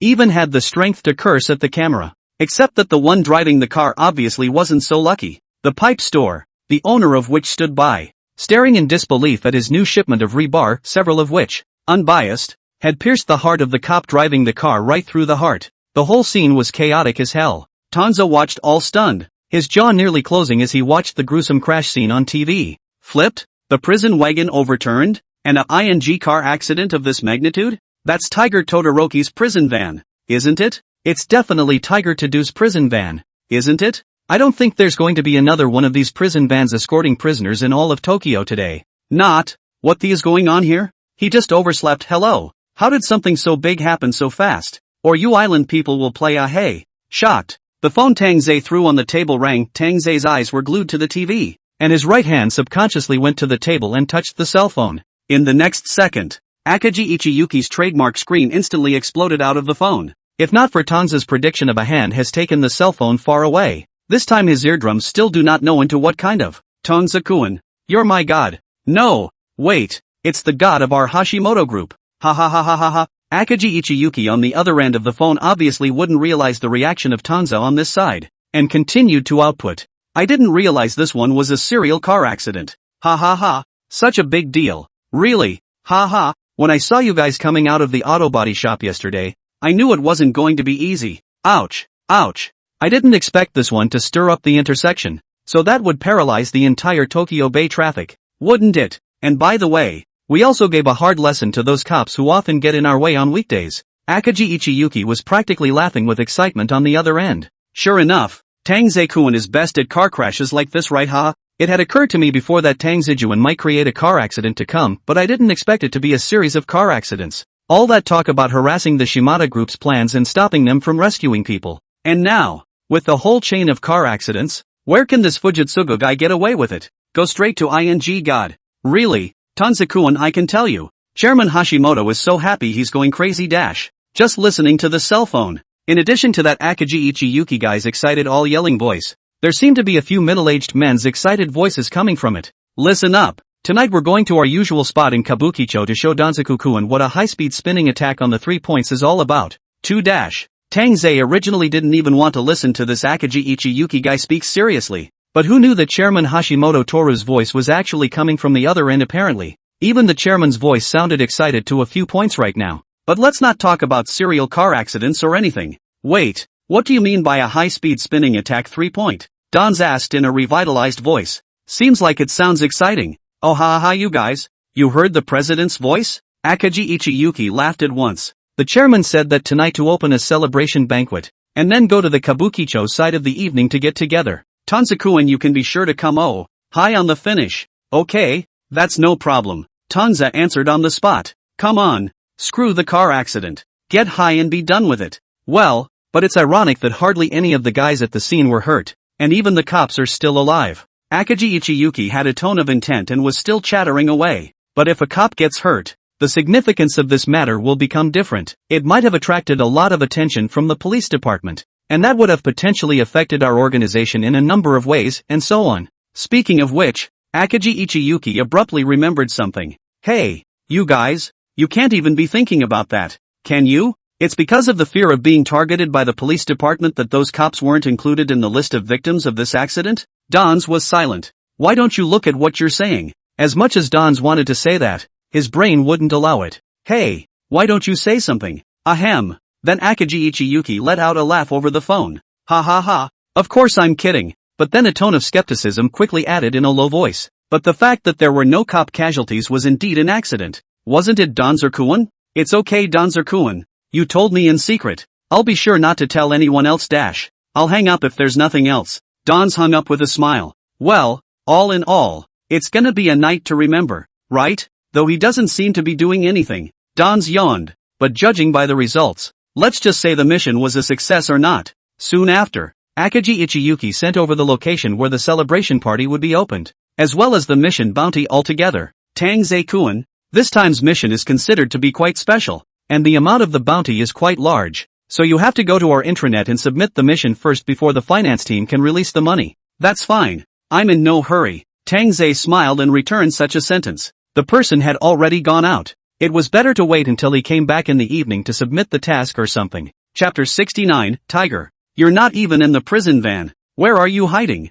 The celebration was held at a place called Kotonoan. According to the information Tang Ze's brain came with, this was probably a standard island country high-class cuisine restaurant. Membership system, and limited seats. Need to make a reservation. It was said that this restaurant had even entertained the president, belonging to the island country's Kanban-level cuisine restaurant. This president really has his heart in the right place. Dons was cheerful as he headed out the door. I've heard that the place where this restaurant is located is also quite elaborate, and that it was the former residence of an important minister of the shogunate of the island, which has produced a lot of historical stories. But in today's world, this place has become a state-of-the-art experience that even ordinary people can enjoy. This place was also in Tokyo, and looking around to see that it was still early, Tanza planned to go out just in time to go for a stroll. What do you think the cops will do about this? What else can we do with it? It's dead. Just dig a hole and bury it. Oh, then the hole needs to be dug a little bigger or we won't even be able to bury this guy. Come on, if you want to put it that way, then I still think cremation is better. It saves time and is environmentally friendly. Crossroads? Near the cordon. It had been some time since the serial car accident at this point. The surrounding crowd, even if they wanted to spectate anymore, had lost their zeal and dispersed almost. Most of the seriously injured have been carried away in ambulances. With a few of the more troublesome ones left to be dealt with at the scene, Akagi Ichiyuki was left behind by Hashimoto Toru to specifically monitor the scene. Although this matter was perfectly handled by our Tang Ze, but we also have to properly implement this piece of work in the aftermath. We can't let Tang Ze still underestimate us. This is what Mr. Toru Hashimoto said before he left. Remember to come over early tomorrow. We need to review this mission here in Tang Ze as well. Right now, the aftermath of the scene is pretty much done. And the most troubling thing right now is the prison van that is behind bars. The compartments of the prison wagon were reinforced so that they could not be opened by normal means, and the doors had jammed shut because of the sheer force of the impact, so that neither the people trapped inside, nor those who were outside administering help could open them by normal means. This vehicle also became the centerpiece of the rescue effort at this point. Fortunately, the window had been broken, and the people inside were still able to talk to the ones outside, and the cops outside were planning to use the window as a breakthrough, as long as they sawed through the center bars so that the people inside could get out. That Fujitsugu guy is probably dead, right? Let's move fast. Maybe we can get to the hospital and still get a breath dash. Well, let's hope this guy can still hold out until then. Dead is dead. A guy like that would be doing us a favor by dying, right? Hey, you can't just say things like that out in the open. The cops were standing on the outside of the wagon discussing their response. Cremation is fine, but for all the things this guy has committed, does he deserve it? Akagi Ichiyuki stood behind the window and lowered her binoculars while proceeding to make small talk with her fellow slayer next to her. That kind of talk is true, but you should either look at who we are before you talk. Killer held his forehead at once. Alright, let's withdraw once we're sure that Fujitsugu guy is dead. I still have to attend Tang Zejuan's celebration banquet in the evening. I don't want to miss it. You boys, you're going for the high-speed spinning attack 3, aren't you? Akagi Ichiyuki flirted at once. Crap. Killer acknowledged it with a gracious face. Any man would want to go, I guess, and to be honest, if you were a man, you'd probably be even fancier than I am. Pull back. I still like going to Takatenkara. Akagi Ichiyuki smiled without saying anything. Ha ha, Gao Tian Yuan isn't working these days. There's one thing to be said for that. That headline cowboy isn't half as handsome as your family's Tang Zejuan dash. No, I'm just going to have fun. Don't get on my soapbox. Now that the mission was complete, Akagi Ichiyuki and his own men were here chatting. And it was in this stall that the cops did their work with great efficiency, except that the man was so large and immobile and piled up where he was that it took all the strength of several cops to get the fellow onto the stretcher.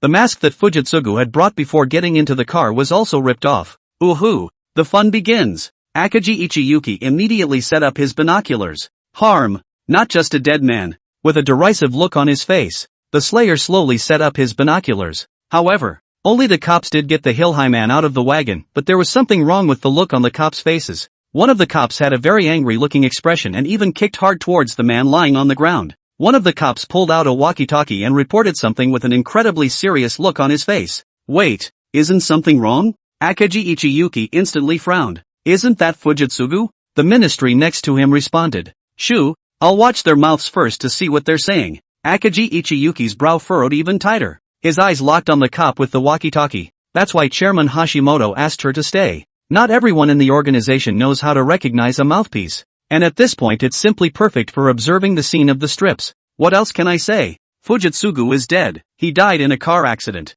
The ministry continued. In a car accident like this, the cops are fine, that's because they happen to be wearing defense gear. But this guy is in deep. His hands and feet are still tied up. He can't even protect his head. It's a wonder he's not dead. Nope. However, Akagi Ichiyuki's face suddenly changed. They're saying that this one in the car isn't even a to-do tiger. Damn it! We've all been tricked. Tokyo, near Hibiyodori in Minato-ku. It's a necessary route to the harbor, as well as the commercial bustle of this part of the harbor area, and it's also close to Pekin Terrace, where the Bafan Gardens Juchongan is located. Hong Kong district, such a place. Luxury cars are also everywhere. What Lincoln, Ferrari, Porsche, Maybach and so on. The standard of a landlord district. At this moment, a Bentley slowly turned from the street and quietly disappeared into the traffic. Thanks to the chairman's scheme, it allowed us to complete this operation seamlessly. It was none other than Shimada Sojiro's men who drove the car. And at this time, their mission was successful. And the entire Shimada group was in a surging mood. That's right, it's really not worth it for me to arrange so many people. Sojiro Shimada sat in the backseat of the car, legs crossed, sake sipped, and a smug look on his face. Ha! Luckily, he had anticipated this hand and secretly transferred Fujitsugu from prison right then and there. And now it's so bad that the prison van is actually on the road in a series of car accidents? He didn't believe it was a simple car accident. This is definitely a backstabbing by that Tang Ze. That guy is trying to get to do Tiger, who he managed to bring out of prison, to die on the road. Ha! It's true that Chairman Shimada is still playing a good game of calculations just like before. Across from Shimada Sojiro, the man with half a face that looked as if it was rotten rasped and opened his mouth. His voice as raspy and disconcerting as a rusty knife slashing through the ground. Chapter 70, An Eye for an Eye, 100-fold. Ha ha, Fujitora-chan, you flatter me. If it wasn't for you, where would I be today? And where would the Shimada group be today? Shimada Sojiro smiled evilly, holding the goblet in his hand and clinking it with the bottle in Fujitsugu's hand. Ha, there's no need to be so polite. It's just like old times. We're all still brothers. Fujitsugu laughed softly, seemingly echoing Shimada Sojiro's remark, but because the guy's face was so horribly long, no matter how it looked like a sardonic smile. Ahem.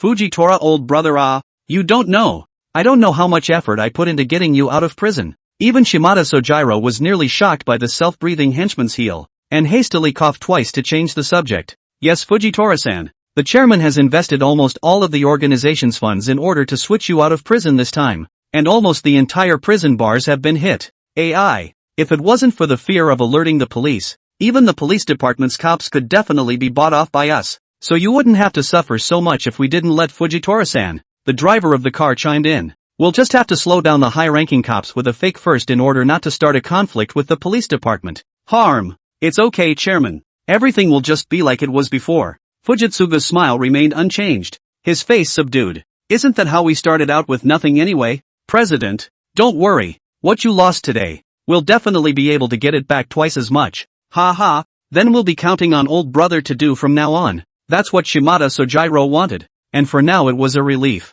Hey, Fujitora-san, you don't know. Recently there's a Hashimoto group that continuously assassinated all of our Shimurataku and Okita Hayabusa. Seeing this, the henchman driving the car obediently confided in Fujitsugu with an expression of grief. There's a guy named Tang Ze. That guy is just like a hanged man. He kills the assassins sent out by our Shimada group like they're pigs. What? There's such a thing? When Fujitsugu heard that, his brows furrowed then. Tang Ze, right? When I catch this guy with my own hands, I'll have to tell him to break into pieces. An eye for an eye. 100-fold. Elder brother Fujitora, with these words from you, I, as the chairman, can finally feel at ease. With a look of emotion on his face, Shimada Sojiro patted Fujitora Tiger's hard-as-iron biceps. This to-do Tiger. It's really worth all the trouble he took to bring him out of prison. Sure enough, now that Fujitsugu has been rescued, things have become much better then. What Hashimoto group? When I find your guys' firm, I'll directly poke holes in your lair. Let's see if you still dare to be arrogant in front of me.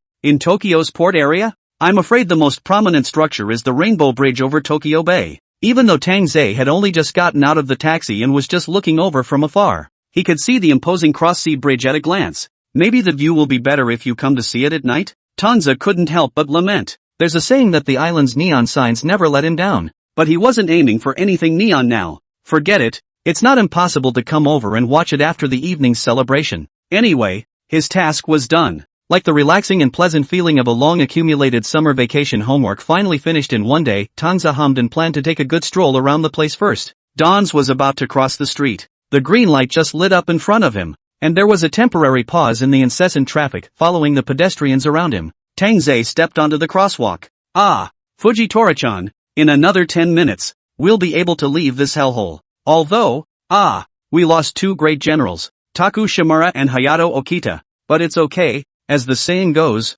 when God closes a door for you, he will also open a window for you. Now that our Shimada group has lost and regained you, and got you out of prison, it's only a matter of time before we make a comeback. The black Bentley drifted to a stop in front of the sidewalk. When Shimada Sojiro saw this, he turned his head and replied to Fujitsugu with another smile. Fujitora elder brother, believe me, with you this time, our Shimada group will definitely grow even stronger than before. Chairman Shimada, scouts have sent word that they have found the secret office of the Hashimoto group. Do you think we are? And this time, the henchman who was driving in front of him looked like he had discovered something, tapped on the screen a few times, and spoke excitedly all of a sudden. What? Found it? So soon? Even Shimada Sojiro didn't expect it and froze when he heard the news. You boys didn't miss it, did you? President, how could I be wrong about something so important? The henchman's voice sounded even more excited. It's really from our family's scouts, right here in the Oda district. The Oda district and the port district where they are located both belong to the south of the city, which simply means that they are in the same direction, or even the same road. Ha ha ha ha ha, God is on our side this time. Shimada Sojiro was instantly ecstatic. Good guy. Originally he was planning to bail out after receiving the Fujido Tiger, first avoiding the police department's headlines, and then eventually making a comeback to take the Hashimoto group by surprise. Sister thought of I can't believe they actually got the bridge meta group position at this critical moment. If we could go straight to the dragon and kill that dog Hashimoto share, then we wouldn't even have to wait. We wouldn't even need to make any preparations, and we could take down the Hashimoto group instantly. They've got the to-do tiger. Though, is it possible to monopolize Tokyo today? Then what are you waiting for? Let's get over there. At this point in time, that Hashimoto Toru guy must still be fretting over countermeasures at the office after being set up by our fake Fujitora tiger, right? Ha ha ha ha ha. At this moment, Shimada Sojiro looked even more excited, with veins hidden on his neck and his face reddening along with it. Chairman, remember to leave that Tang Ze guy with me. I'll avenge Taku Shimura and Hayato Okita with my own hands. Fujitora tiger growled lowly with a face full of scorn. No problem, Fujitora-chan. When the time comes, you can kill as many as you want, and just give the Hashimoto group a kill through. Shimada Sojiro was so happy he couldn't keep his mouth shut. Look at this day.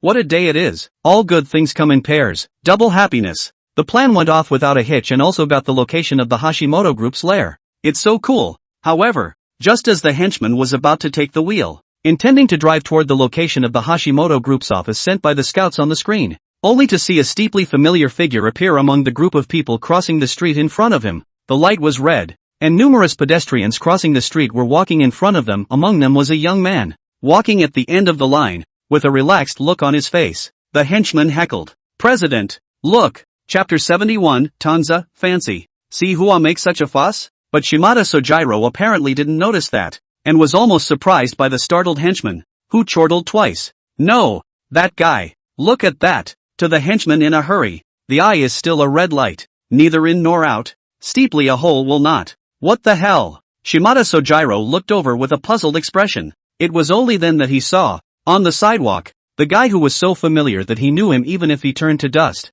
Danzer? It was a good look at the sight of the youth's face on the sidewalk, giving Shimada Sojiro such a shock that he almost smashed his glass. What's that guy doing here? Wait, did he spot us? Shimada Sojiro's nerves instantly collapsed and he subconsciously asked his men. From what I've seen so far, there shouldn't be dash. As soon as the words fell, they saw the youths who were crossing the street, with a look of intent, looking over in their direction. There was also a leathery expression on his face. That one was almost eye to eye with the guy. Shimada Sojiro was a tiger on the spot. It's over. We've been discovered. What? What's going on? What's been discovered?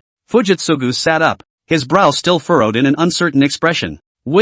Chairman, will this be a coincidence? Should we observe and watch? Again? At this point, the red light hadn't ended. The driving henchman had never felt that the minute-and-a-half red light was so long, and his hands on the steering wheel were trembling slightly. What the do you know? It was even met with the fury of Shimada Sojiro. You don't understand this guy. He is the number one dangerous figure in the Hashimoto group. He absolutely can't appear here for no reason. He must have found something, or planned something. At this moment, Shimada Sojiro finally recalled the fear that he had once been dominated by Dons. Taku Shimura, who died in Tangoa's house because he was gullible. So far the whereabouts are unknown. In all likelihood has already ascended to heaven. Okita Hayabusa. And even more ironic is that to this day he does not know how these two top experts in his group died. No matter how much he inquired, the answer he got was always just two words: accident. Just kidding. How could it be an accident? Two of his Shimada team's top killers died in an accident? The term accident is nothing more than a term used to deceive cops and amateurs. But this result only also shows one thing: those two guys must have experienced an inhumane murder, even used accident to hide seamlessly. Sweating at the thought, Shimada Sojiro trembled as he picked up his tall glass and took a sip of wine to calm down first. But how did this guy find him? Obviously this route used to pick up Fujitsugu. He didn't even mention it to the fourth person. Damn. Thousand calculations. Is he going to be stuck at this critical moment? Just in time. The green light is on right now. Tang Ze had already managed to make it to the other side of the road. When he got off the bus just now he saw an oversized shopping street over here, and planned to stroll around here first. But this place, it really is a rich neighborhood. Tang Ze looked around and couldn't help but think so. There are really a lot of luxury cars and stuff. Just now when he crossed the street he saw, stranded on the left-hand side lined up in columns, What Bentley ah Maserati ah less ah. Remembering that he was still taking a taxi here and there. His insides were unbalanced at that moment. Damn. Fu was really much ah. Wait to see if there is any car dealership in this neighborhood. And get yourself one. Will, President. So we are now. The henchman driving the car stammered. His nerves similarly taut. Still going to the secret office of the Hashimoto group. The secret service. However, this sentence from the henchman seemed to remind Shimada Sojiro. Shimada Sojiro had a look of enlightenment. Asterisk. I know. This must be an inside-out ruse staged by this Tang Ze guy with the Hashimoto group. That guy just intentionally exposed the location of the secret office. Then deliberately lured us over there. And then finally Tang Ze came to take us by surprise. There was a steep roar from Shimada Sojiro in the car. It's a ing trap. President, are you okay? Next to him, Fujitsugu's frown tightened as he listened. Is that Tang Ze? I don't see any difference between that guy and an ordinary person. And he feels kinda goofy. Are you sure you're not mistaken? For Fujitsugu, Tangoa was just like the countless unlucky people who had died at his hands. The more people thought he was dangerous, the more excited he was. No, Fujitora-chan, you mustn't ever think like that. Fuji-dang old brother, you have not experienced. You will not understand. Fuji-dang tiger, we have already lost Shimurataku and Okita Hayabusa. If anything happens to you, then hold me a lot of heart and soul and the entire Shimada group will not all go to the west together? At this moment, Shimada Sojiro's brain had simply never run so fast in his life, and his CPU was drying up and smoking. Hey, can we still get in touch with the spies who found the Hashimoto group's secret office? I contacted them just now, and they didn't respond. The expression on his hand got even worse, as if he was struggling to even say a word. Asterisk. I knew it. Shimada Sojiro slammed his fist into the seat at once. The scouts must have been taken out by the Hashimoto group. This is a ing trap for the Hashimoto group. A bare-bones trap. President, that guy seems to be calling out. And this time, the men suddenly roared. What? Shimada Sojiro raised his head abruptly, his eyes snapping across the road to Tangoa. Tang Ze was holding his cell phone, his fingers rapidly tapping something on the screen, and his expression hadn't changed the slightest bit from what they'd just seen. It was simply too laid back to be laid back as if he was surfing the internet. Seeing Shimada Sojiro simply eyeballed him. Sarcasm. It's ing stark irony. This guy must have already contacted the ambushers around them to dare to stay so blatantly in place and taunt them with this laid-back expression. At this time, however, there were several ear-piercing car honks coming steeply from the rear. Hey, are you going or not? You didn't see the green light, did you? Sure enough, you guys who drive imported cars just have the stink of blindness. Right now the red light has passed and the green light is on, but the Bentley is still parked on the road, which naturally causes the driver behind the car to hurl abuse. But of course Sojiro Shimada,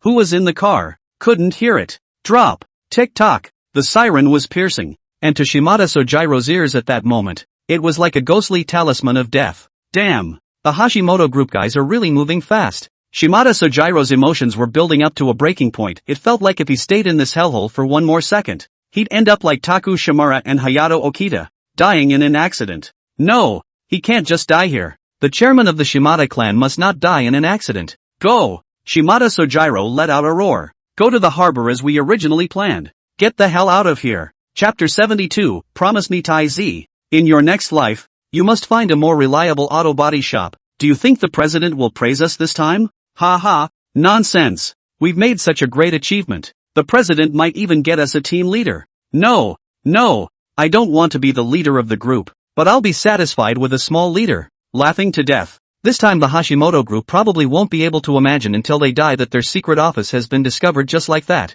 At this moment, near the Hashimoto group's office, two of the Shimada group's minions were staying at a nearby cafe. Through the glass window, was staring intently at the alley not far away. The Hashimoto group has dozens of offices in Tokyo, each governed by a minister within the organization and located in a different area. But it's not so much an office as it is just a turf for the Hashimoto group. In other words, it's a place where a rabbit has a hideout but it still has a main base, and like all violent groups, such a place usually has a fur company out in the open. The real activities take place behind the scenes, and this office position in the Hashimoto group is kind of crooked for these two guys. The office in front of you is, in plain sight, a maid cafe. Maybe the clients inside never dreamed they were just a wall away from a killer's office. Even if the two minions of the Shimada group were no longer related to the core members, the face of Toru Hashimoto was still recognizable. Only to see that the guy seemed to have received some bad news, and after getting down from the Rolls-Royce, He rushed into an alleyway in a hurry, just in time to be seen by these two Shimada group minions.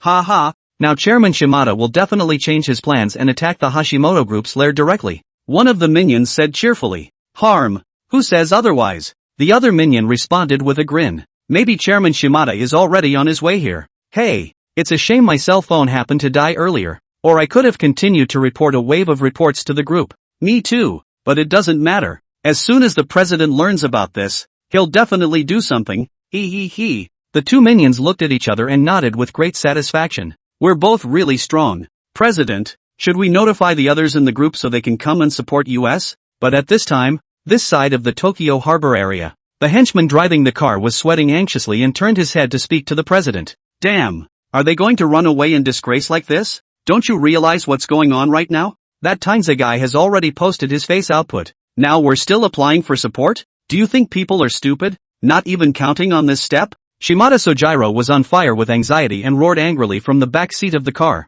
Go! Hurry up! You can drive. This car of mine has been specially overhauled in the garage for some time before. The engine and parts have been replaced with the highest grade ones. They can't catch up with this Bentley of mine even if they are fast. The hiss of Sojiro Shimada echoed through the Bentley. Get the hell out of here! However, next to him, Fujitsugu was shocked as he watched the chairman's expression that was almost like a nervous breakdown. Although he's in jail, but according to his previous impression, the chairman of the Shimada group, Shimada Sojiro, who was so powerful in Osaka that he almost took down Tokyo in a row by a hair's breadth. But look at it now. This man who once stood at the top of the assassins organization is actually afraid like this? To Fujitsugu all the whole won't be able to. This one called Tang Ze actually has such terrifying strength? How could you scare their chairman like that? That Bentley seems nice? It looks and feels much more handsome than the Porsche next to it. Tang Ze was glancing at the street that was almost covered in luxury cars. Did a search on the model and price of that Bentley. The limited edition Mulsanne costs around 150 million yen, 8 million rupees.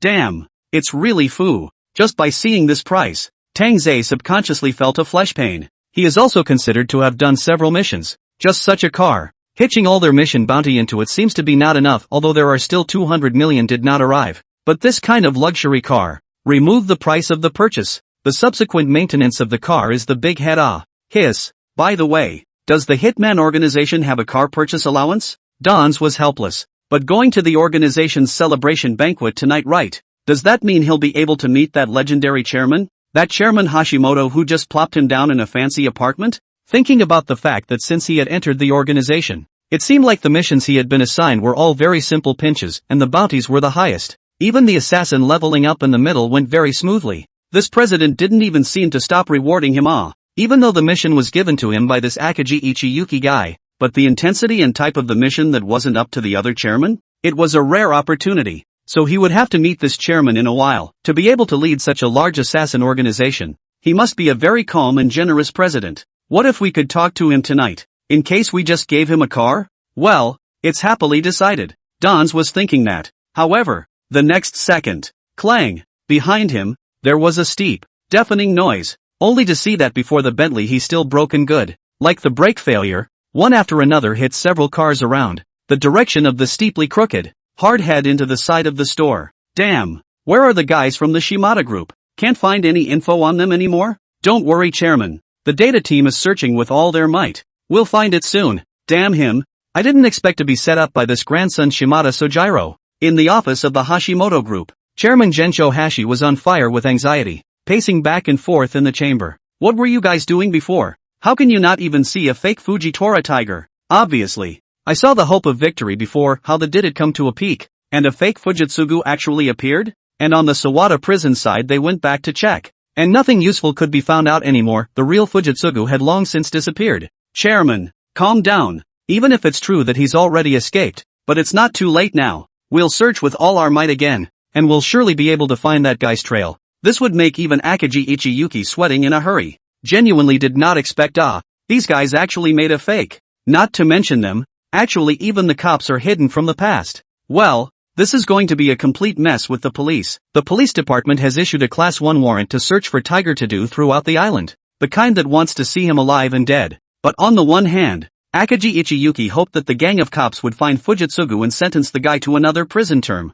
On the other hand, she didn't want the cops to be able to find Fujitsugu. How could they say that this guy was also their target? Could they ask the cops to steal it this time? Isn't this a ing slap in the face of their killer organization? His grandmother. She had simply never been so torn up in her life. Yes, Chairman. If it wasn't for this serial car accident created by Tang Ze this time, we might all still be in the dark now. Next to him, Akagi Ichiyuki's men hurriedly followed suit. Yeah, where's that Donzer guy now? Hashi Gensho had already lost his head in his haste, and when he was reminded of this, he reacted violently as if he had been enlightened. It looks like he's in the harbor area. It was then that Akagi Ichiyuki slowly replied. What's he doing in the harbor area? Gensho Hashi took a slow, deep breath. Akagi Ichiyuki hadn't finished a sentence. President, there's news. Next to him, the data team's little brother who had been urgently summoned by Hashimoto Toru suddenly spoke out. We found a Bentley suspected to be in Shimada Sojiro's name. It's in the harbor now.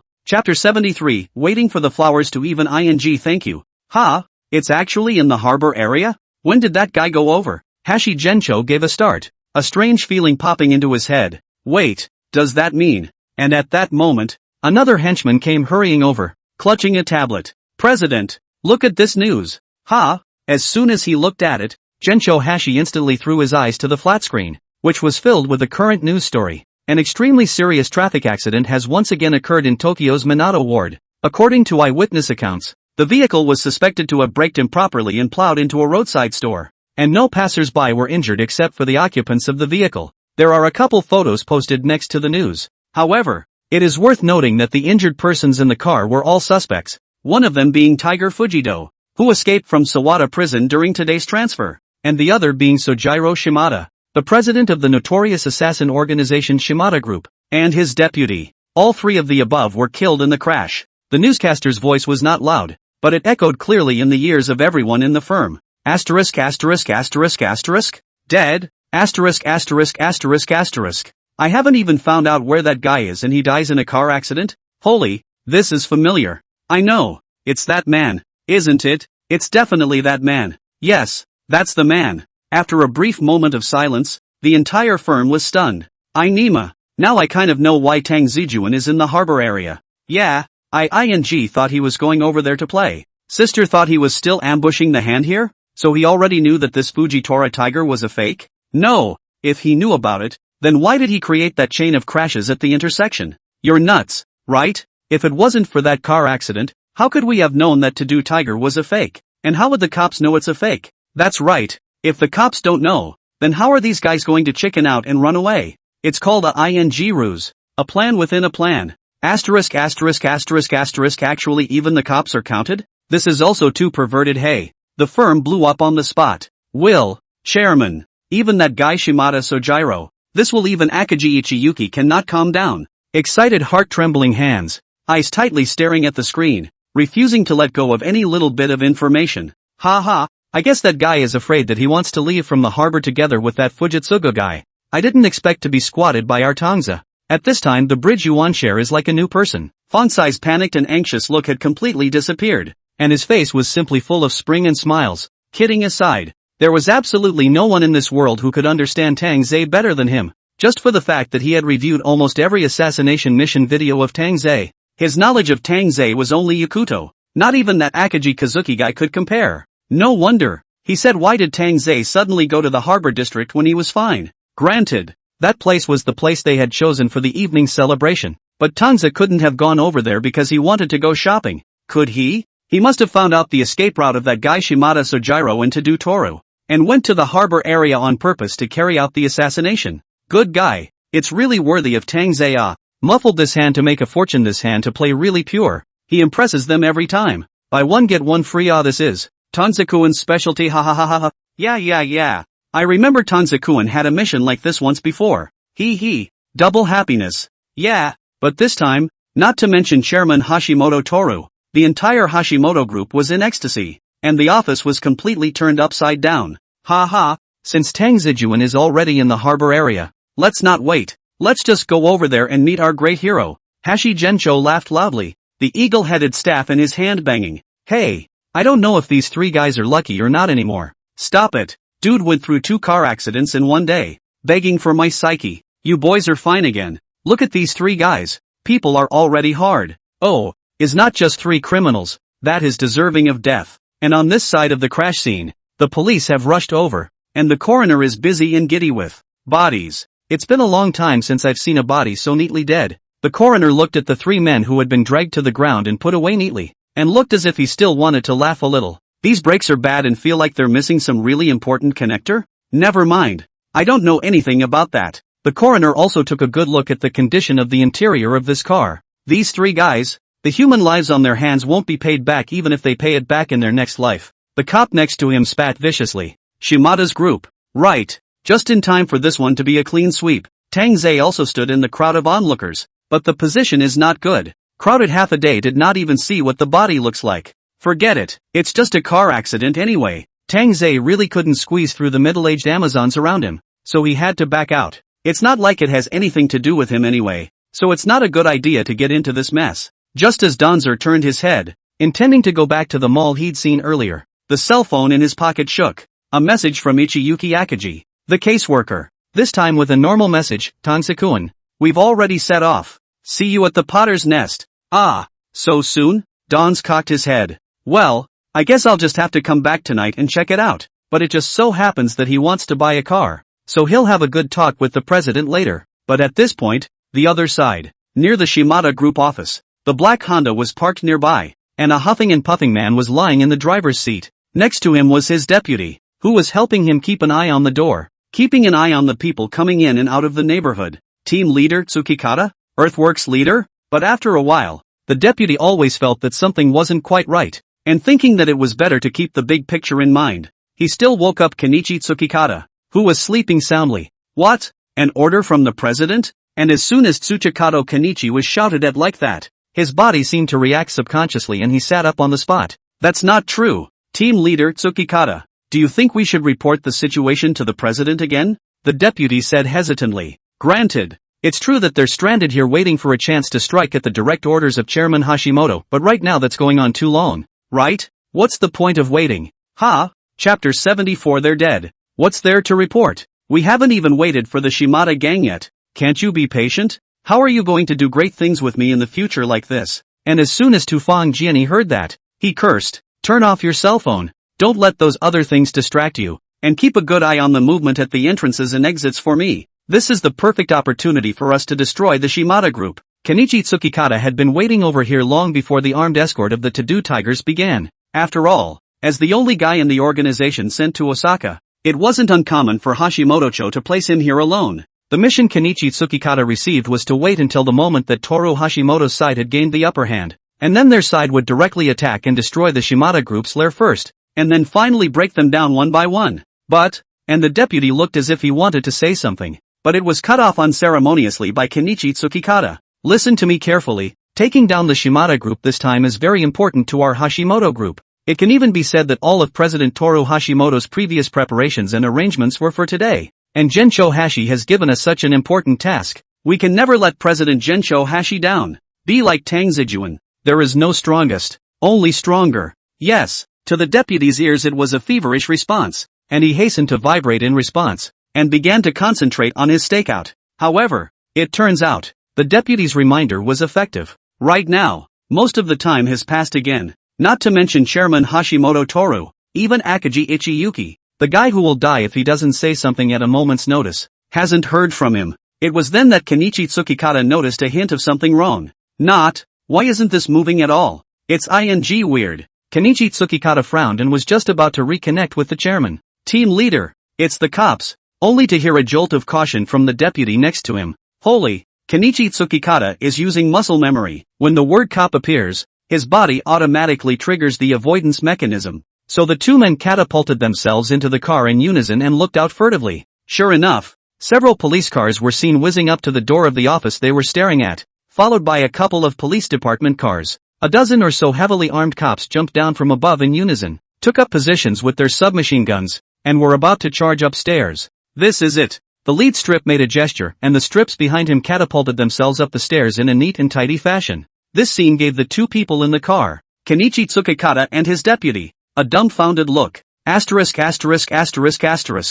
with all the cops? What the? Kenichi Tsukikata couldn't help but force a small voice at once. When did the cops find out about this place too? How come I didn't hear about it from the group? Team leader, The other brothers are also asking how the cops got here too. The deputy's face was full of helplessness. Good guy. Had a good ambush. Suddenly rushed out a bunch of cops. Who can withstand this? Asterisk asterisk asterisk asterisk. It's not some guy from some other organization trying to hack it, is it? Kenichi Tsukikata crossed his eyebrows. Team leader, you don't call the cops on a blackout. The deputy warned from the sidelines. So what is going on here? Kenichi Tsukikata looked even more puzzled. Luckily, though, the cops, though they seemed to be coming on strong, didn't seem to notice them. So the cops are just going straight for the Shimada group? Giving earthworks a more tidy won't. No, it's obvious that the Shimada group is their target, isn't it? How did the cops suddenly get a head start? Team leader, why don't we hurry up and contact the president? The deputy also stopped laughing and looked at Kenichi Tsukikata with a serious face.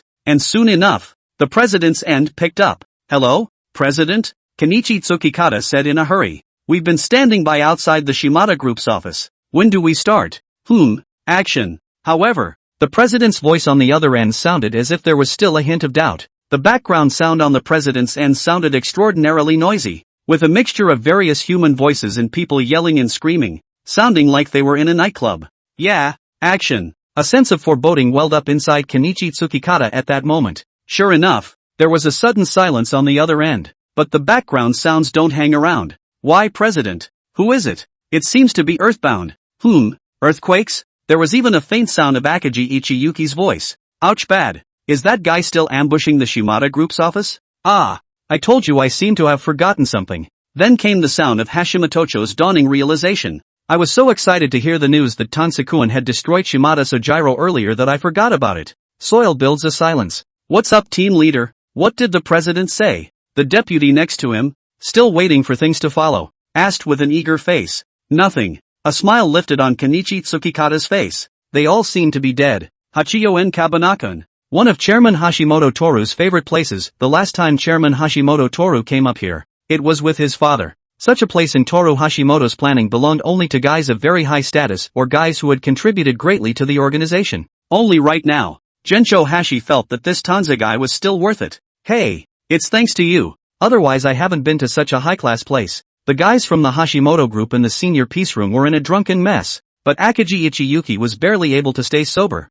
and by the way, managed to strike up a conversation with Don's. Oh, yet Tanza's reaction couldn't have been more bland. Indeed, the cuisine of the place was much as he remembered it. The small plates are very well thought out, both in terms of serving order and presentation. It's a place that would be fine if you invited a foodie to savor it. But facing a large group of men drinking and having fun, let's just say that Toru Hashimoto was really a man of great taste. It tastes pretty good though. Dons took a sip of his drink with a calm face. By the way, the 200 million, that was mentioned earlier. Akagi Ichiyuki seemed to see that this Tang Ze fellow had a preoccupied look on his face, and instantly remembered something, before he leisurely opened his mouth. I've spoken to the guys in the finance team, so no need to review it, it'll go straight to your account. Chapter 75, June's assassin's profession is to be started. Ah, hearing it that way, Tang Ze instantly remembered. Good lord, he's the man who still has to buy a car. Tang Ze subconsciously turned his head to look at Gensho Hashi. That being said, this kind of celebration banquet is really meant for hangovers. Right, it's not even dark yet, and people are already drunk. Hashimoto Share had already drunk with a bunch of his men, and it was hard to tell if he was sober or not. The floor and tabletops were littered with an assortment of extravagant bottles of wine and the remnants of some overpriced food, and there were a bunch of drunks cursing and ghosting around. Originally a high-luxury style of peace room, hard to be played by these guys into a nightclub box. By all rights, a place like this should be prohibited from similar spending, but I heard from Akagi Ichiyuki that Chairman Hashimoto Toru had a bit of a personal relationship with the owner of this place, which is why this concession was granted. Tang Ze slowly looked at Gensho Hashi, who was mingling among the drunks and didn't seem to have the slightest bit of a presidential stance. Hey, how else is he going to talk to this guy about the car in this state? Don't look at the president like that. You'll see when he has to give an important speech later. However, on the side, Akagi Ichiyuki smiled mysteriously. You can't just look at the chairman as a person.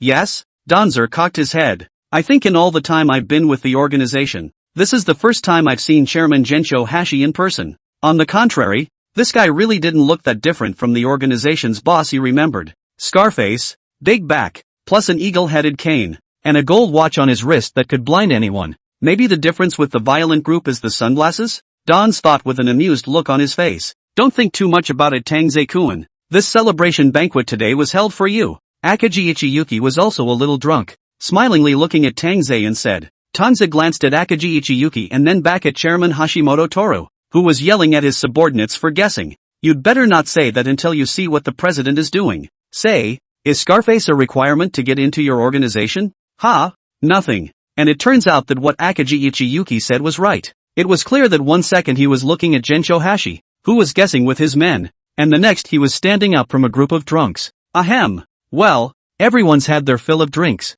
so it's time to get started on our main task for the day. Hashimoto-cho stood still, his body leaning against the wall with a look of preparedness, and shouted at once, come over here and meet our MVP this time, Tang Ze-kun. Then Hashimoto-share instantly turned his gaze to Tang Ze.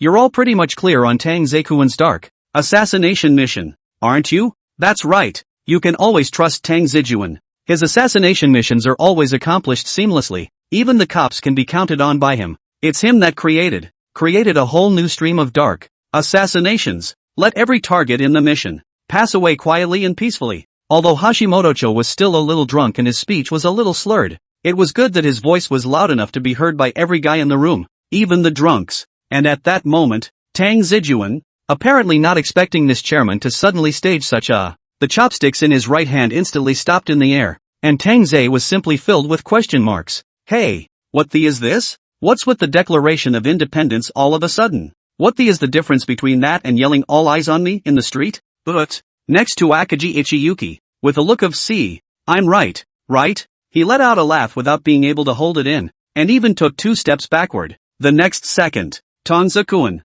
it's a pleasure to meet you. I'm Ninsu Okamura from Team 2. Come on, I'll toast you with this one. Ego, I've heard about Tang Ze-kun's name for a long time now. The rookie king of our Hashimoto group is really a talented guy, ahahaha. It's true that real people are much more handsome than surveillance. Tang Ze-kun, you don't know. I can memorize all those monitors of you completing your mission. It's so classic. Me too. I read it in the morning when I get up and before I go to bed at night. Ha ha, you Dragon Nation people don't have this kind of Eastern mystical power added to everyone, do you? Soon, the various groups of cadres in the organization all swarmed over towards Tang Ze's side unanimously, their expressions even more full of admiration. Tang Ze-kun, I also have a few very good seedlings under my hand. Can I trouble you to give me the honor of teaching them? The cost is not a problem. Yeah, Tang Ze-kun, teach me sometime. I want to learn too. Hey, what are you ministers doing here? Stealing resources from us at the bottom. Ha, you want to be shameless? Why? Then it's my skill to grab it.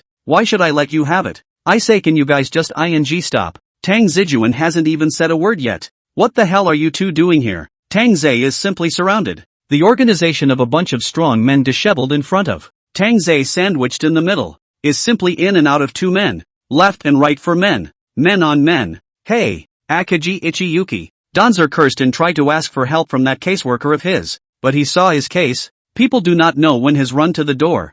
I go outside to blow the wind. Oh, relaxed look. While with him 4 I smile while slowly close the door. Mass hole. There are such unreliable caseworkers. The celebration was soon over. A bunch of drunken hombres pushed and shoved their way out of the Kazoku room, and Danzawa was being held by President Hashimoto Toru's shoulders, both of them still standing in the C-suite. Tang Ze-kun, I can tell you, you are the great savior of our organization. Hashimoto-share even came up to Tang Ze's ear and almost sprayed Tang Ze in the face with his face full of alcohol. You don't know it yet, do you? But one of those assignments you took on was a political client. Ha. At that time I was still fretting. I didn't realize you finished so well. The matter of the client, not to mention an assassin like him, probably even a case insider like Akagi Ichiyuki, didn't know much. Tang Ze just assumed that the president, this guy, was drunk and said a bunch of off-color jerks. He is an assassin. What he is doing is to hand over the money with one hand and deliver the goods with the other hand.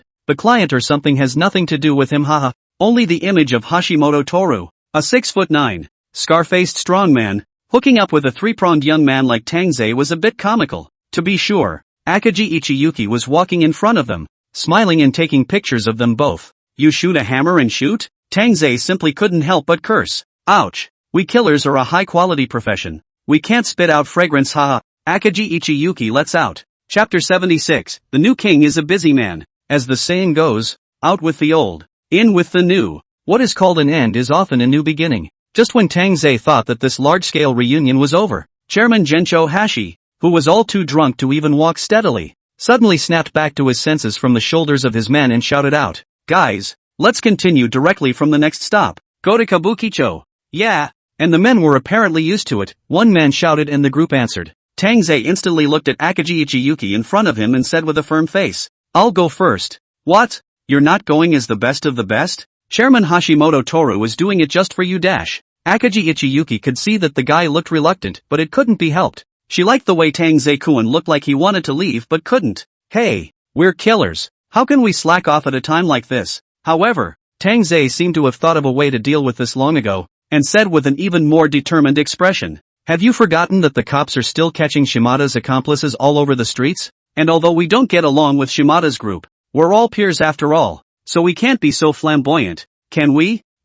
Goodness. Those words had really gotten to Akagi Ichiyuki. Hiss. "Seems like, kind of makes sense." "Ha?" Akagi Ichiyuki's expression froze. Although Chairman Hashimoto Toru didn't mention much about it, even from the news we could tell that those guys from the Shimada group had thoroughly pissed off the police department. Now that the boss of the Shimada group had gone to the west, the remaining remnants of the group instantly became street rats, being arrested by the police all over the streets. Other than that, they are also a killer organization although the usual tasks are hidden from the drop of water. But after all, Fujitang Tiger this thing they are also involved in. It is difficult to not really will give the police to find out what not. "Alright, you guys just go. I have to go back and figure out what's going on lately. So have fun." As soon as he saw Akagi Ichiyuki in deep thought, Danzawa tapped him on the shoulder. "Bug off at light speed before this guy can react."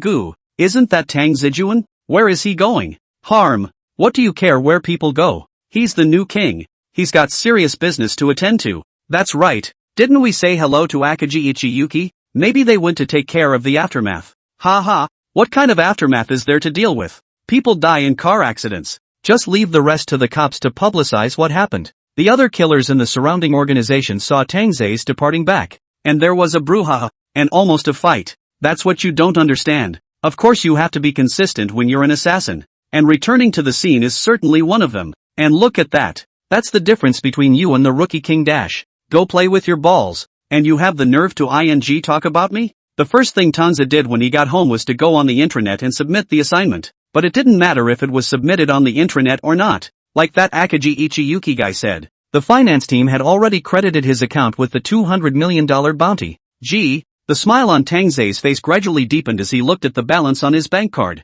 which had instantly risen to 9 digits. "Ha! What assassin in the organization makes as much as he does these days? But having made so much money, how is he going to spend it?" Don's was deep in thought. Is it the whole Bentley thing first, as originally planned? Or go to a shopping street in Kanagawa Plate? However, the island's economy is very bad in the past 2 years. The disc of a commercial street may not lose even the bottom of the pants. Forget it. Tang Ze looked at the time. It was already late at the moment. "It's done. Let's go to bed first, and we can decide anything tomorrow." Day 2. Tang Ze was still woken up by hunger, and what woke him up at the same time was the scent wafting in from downstairs. Danzer poked his head out of the stairs just in time to see, coming out of the kitchen with a plate in his hand, Soichiro Sakamoto, wearing a black tank top revealing a pair of flowery arms. The brother was standing at the table setting up plates in his small chic-style apron. What the kind of polarizing main husband is this oi? Dans was all shocked and stood on the stairs holding his forehead. No, when did this brother come? His grandma don't just casually enter someone's home like that. By the way, wasn't there a celebration dinner yesterday? How come we didn't see this guy? Couldn't be for stealing cooking lessons all night this morning, could it? Oh, so that's how it is. So, after a while, Tang Ze chewed on the freshly baked tart while slowly swallowing it and looked at Soichiro Sakamoto. What's wrong with you, Kenichi Tsukakata? The leader of the group. He went back to Tokyo today, saying that the chairman summoned them for something. We were all supposed to go to the celebration yesterday, but we didn't make it back there. Only then did Soichiro Sakamoto say, Osaka was originally the territory of the Shimada group, and now that the Shimada group is in disarray, it's only a matter of time before they're finished being fished out by the cops. But the Osaka side is pretty much the same as the Tokyo side, and if the Shimada group just fell, some other organization would surely take the opportunity to step forward and grab the fat meat. So, however, all Tang Ze cared about was his mission bounty, and that very cool Bentley. What else is there to do in life if not to enjoy it? This kind of dispute between turf has nothing to do with him. I'm afraid. Ha! I heard that Akagi Ichiyuki was also called over. Soichiro Sakamoto added slowly. Granted. His group leader was very angry yesterday, but we're all adults, and gaslighting is certainly not to be trusted. However, with Tsukikata Kenichi's knowledge of Chairman Hashimoto Toru, this guy is probably drunk as a dog right now, so even if he reports on any mission, it's all for naught. Might as well make the first move himself. That was what Tsukikata Kenichi decided at the time, and instead of going to the celebratory banquet or anything else, he directly had his buddies on duty in the data team work overtime all night to listen in on the Strips channel, and heard several key pieces of information related to Shimada's group. After reporting it to the president of the sobriety section this morning, this is what led to the morning's urgent recollection. And Akaji Ichiyuki was Danza's caseworker, so he didn't need to be present at normal meetings, but if a caseworker was named to go over there, it was designated to have something to do with one of the assassins under his command. However,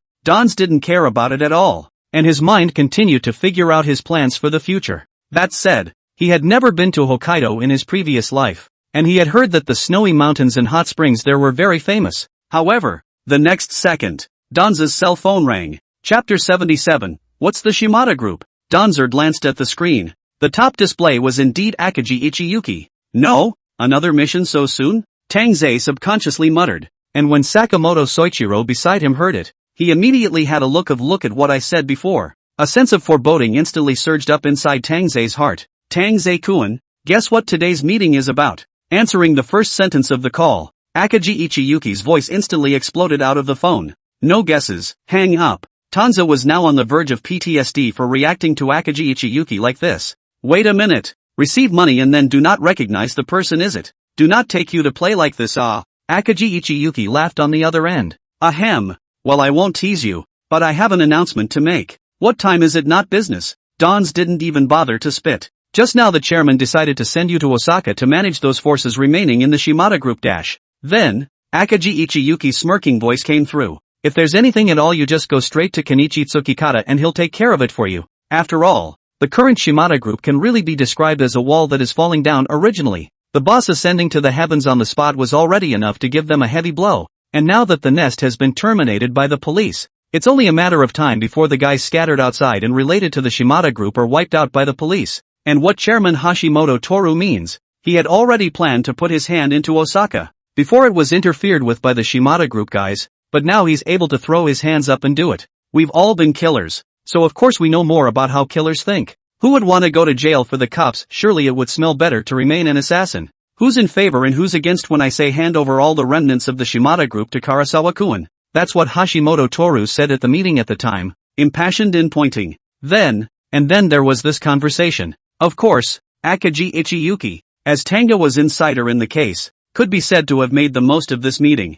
With Chairman Hashimoto share mentioning Tanza's increasingly skillful character, now Akaji Ichiyuki has also become a hot person in the group. The bounty is simply several times more than before, not to mention the fact that going out and walking with the wind. Shimada Group. And on the other end of the phone, this came from Tanza's deep voice, as if he was thinking about something. Yes, and the president said you should do whatever you want and not think about anything else. Akaji Ichiyuki's voice sounded very confident, with a tone that said, look how much our chairman misses you. Even Sakamoto's Soichiro, who was on the side, had a very expectant look on his face after seeing Tang Ze pick up the phone, staring closely at Tang Ze. Even if he hadn't gone to the meeting, the story had pretty much spread through the organization. It was probably only a guy like Tang Ze who didn't care in the slightest about the movement of affairs within the organization that didn't know about it. Going to Osaka, managing the remnants of the Shimada Group, this matter may sound insignificant, but everyone within the organization knows that Chairman Hashimoto Toru is already preparing to focus on cultivating this Tangoa fellow, transferring directly to Osaka, which is equivalent to a team leader in terms of position. It's really worthy of being Tangzejuan. It doesn't matter if it's an assassin rank now, even positions are acquired so quickly. However, only Tangzejuan on the other end was heard, his tone slowing down. What is the Shimada Group? Know him well? Tangzejuan thought so. Yeah, the Shimada Group is no good. Ha ha ha ha ha. Akaji Ichiyuki was all happy and blooming on the other end. Then that's it. Kenichi Tsukikata will teach you the rest of the things well. Oh, hey. Before Tanza could react, the other end had already hung up. Tangoa turned back to lock eyes with Soichiro Sakamoto. Master, you're finally going to Osaka. What he got was an incredibly excited response from Soichiro Sakamoto. Not going to. Danzer cursed. In hell, isn't this an in-power play? He's a free man, not a capitalist plaything. Ding dash. At that moment, Akagi Ichiyuki sent several more messages. Just now I forgot to tell you. The chairman has arranged a place for you to stay in Osaka as well in order to reward you for this mission. I hear you've also been assigned a very nice car. Well, all in all, just ask Kenichi Tsukikata when you get to Osaka. After the message was sent, there seemed to be a photo attached to it. In the picture, wasn't it the same Bentley he'd been hesitant to buy before? Holy? Dons was stunned. Good man. This president has something I can't believe I even know that. Isn't this exactly the kind of car he's been wanting lately? How did this guy know? It couldn't be that Akagi Ichiyuki guy who told Come to think of it, who else but Akagi Ichiyuki would tell the chairman about this? So that's how rich you are to be president? Giving away luxury cars worth tens of millions of dollars? Master, are you really not going to Osaka? Soichiro Sakamoto stood next to him, still looking at Tangoa with a regretful expression. What a shame. We could have. Who told you I wasn't going? Before he could finish his words, he was cut off by Tang Ze. I was just messing with you. Dons looked at Soichiro Sakamoto with a smirk. It's not just Osaka. It's not really that far from Tokyo, is it? Consider this time as master teaching you some new tricks for a change.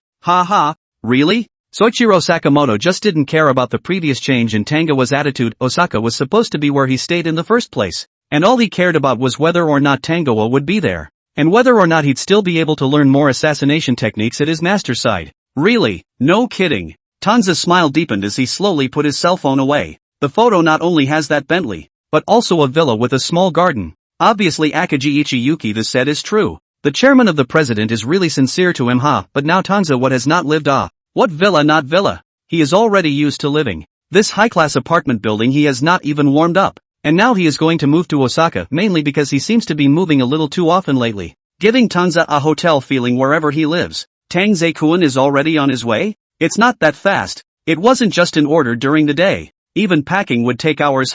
Clean up my ass. Did I pay a small bounty? Not enough to buy it all over again? Ouch. That thing is permanently sentimental, and it's nice to clean it up a bit. In the Hashimoto group's office, Toru Hashimoto was frowning after listening to Akagi Ichiyuki's report. Well then, better hurry him up? That boy Kenichi Tsukikata has been throwing a tantrum lately, so it's better to get things ready for Osaka quickly. Okay, got it. Akagi Ichiyuki smiled and nodded. Chapter 78, Know Yourself and Know Your Enemy and Win 100 Battles. But chairman, this Tang Ze guy's assassin rank is only silver. Would it be too hasty for you to just send that guy to Osaka? It's just that there will still be other guys in the group questioning this choice of Hashimoto Toru. Maybe the bounties are taken on merit, but if it comes down to position, the men present are more or less upset inside, even though they don't say so explicitly. What's sketchy about that? President Toru Hashimoto, however, was not impressed. Didn't I ask all about it at the meeting in the first place? And I didn't see any of you objecting? How is it that now that you've ordered Tang Ze-kun to go to Osaka,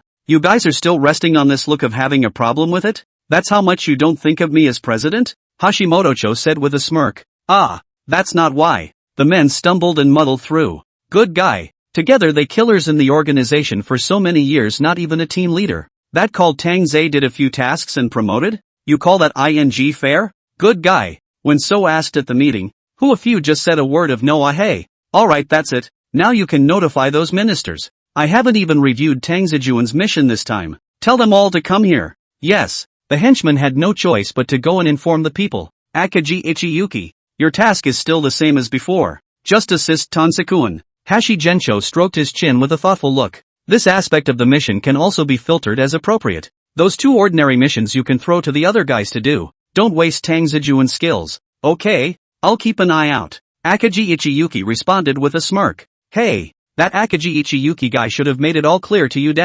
Forget it. You should be able to see this kind of thing even if she doesn't say anything. A few days later, Osaka. It wasn't the first time Dons had been here, and with Soichiro Sakamoto leading the way at the moment, the two of them quickly arrived at Kenichi Tsukikata's office. She made it all clear to me. Tang Ze arrived at the office and turned around a little, his expression still fresh. Chairman Hashimoto Toru had made clear arrangements for his residence and travel. Of course he knew all about it. That's good. Soilfong Jiani nodded, and the look he gave Tang Ze steeply increased by a trace of admiration. Chairman Hashimoto Toru of course gave special instructions about this Tangoa guy. Come on. He had inwardly laughed at Akagi Ichiyuki, the caseworker, for acting like a milkmaid following the ADC before, and now he was a milkmaid too.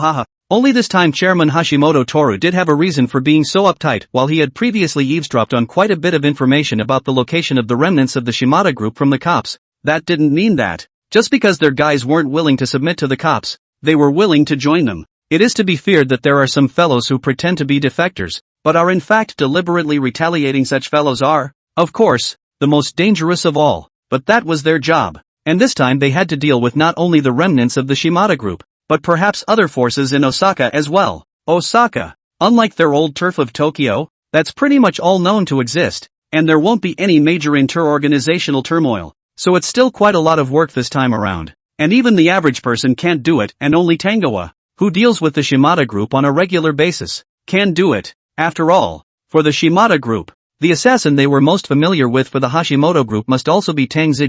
There really wasn't any other guy capable of doing this other than Tang Ze.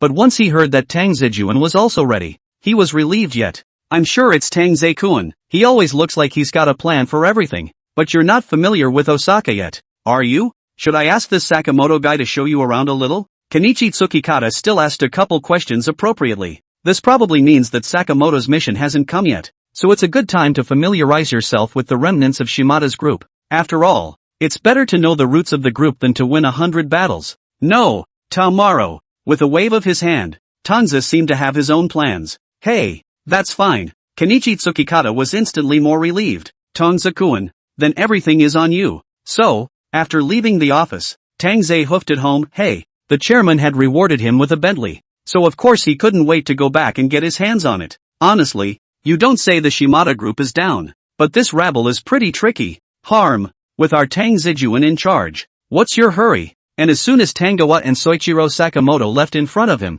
Ichiyuki Akagi arrived at the office in the back. Although Akagi Ichiyuki had been idle every day since becoming Danzawa's caseworker, she hadn't come here today for nothing. Those guys in the Shimada group who can show their hands have long since ascended to heaven. So what's there to be afraid of right now? Akagi Ichiyuki pulled a paper document out of his pocket and handed it to Tsukikata Kenichi. Isn't there still one left here? Kenichi Tsukikata, being a real person, carefully went over the document in his head while receiving it. That guy Taku Shimura died at Tanza's house. That I know. I've also read the autopsy report of Fujitora Tiger, and that car accident was a burn that left only half of his body.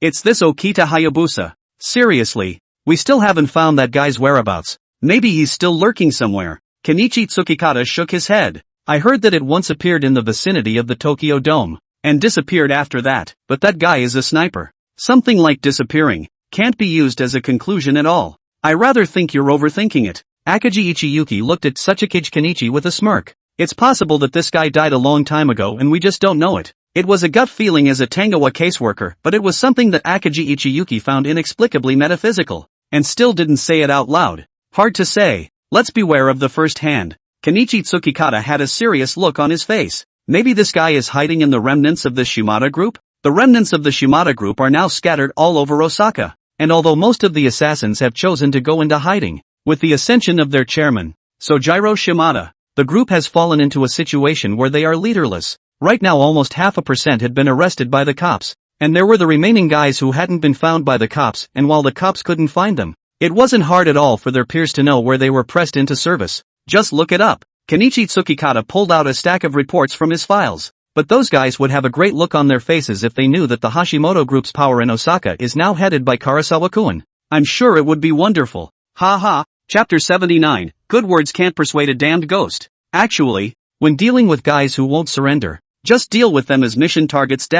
There's a saying in the Dragon Kingdom that good words don't persuade a damned ghost. In the Hashimoto group's office, Toru Hashimoto was looking at the security footage on the screen while talking to his deputy about what was on the report. Ah, Chairman. Have you recently started learning the colloquialisms of the Dragon Kingdom as well? The deputies were all at once happy. Ha, that's right. It's all because of that Akagi Ichiyuki guy. Chairman Gensho Hashi laughed out loud. On the screen was a certain intersection where a series of car accidents had occurred, with cars and vehicles colliding and explosions, which still sounded a bit scary at first. Look at that. What a perfect chain of crashes. Hashimoto-cho, of course, routinely gives a review of Tangoa's mission, and ate everyone in the organization. Remember to send this surveillance to those ministers so they can watch and learn. Okay, President. The deputy replied with a grin. What do you think about giving this task to Tang Ze-kun? What the hell? Let's see. This guy used to be a money launderer for the Shimada group. Although personally speaking he was a civil official, but he had great means. Not only had he laundered money for the Shimada group, but he was approached by almost several organizations in Osaka. In the Osaka office, Kenichi Tsukikata was routinely inspecting the website with the two Akagi Ichiyuki. The quests on it were refreshing quickly, but right now for the two of them, they wouldn't even look at any list with a bounty lower than $50 million.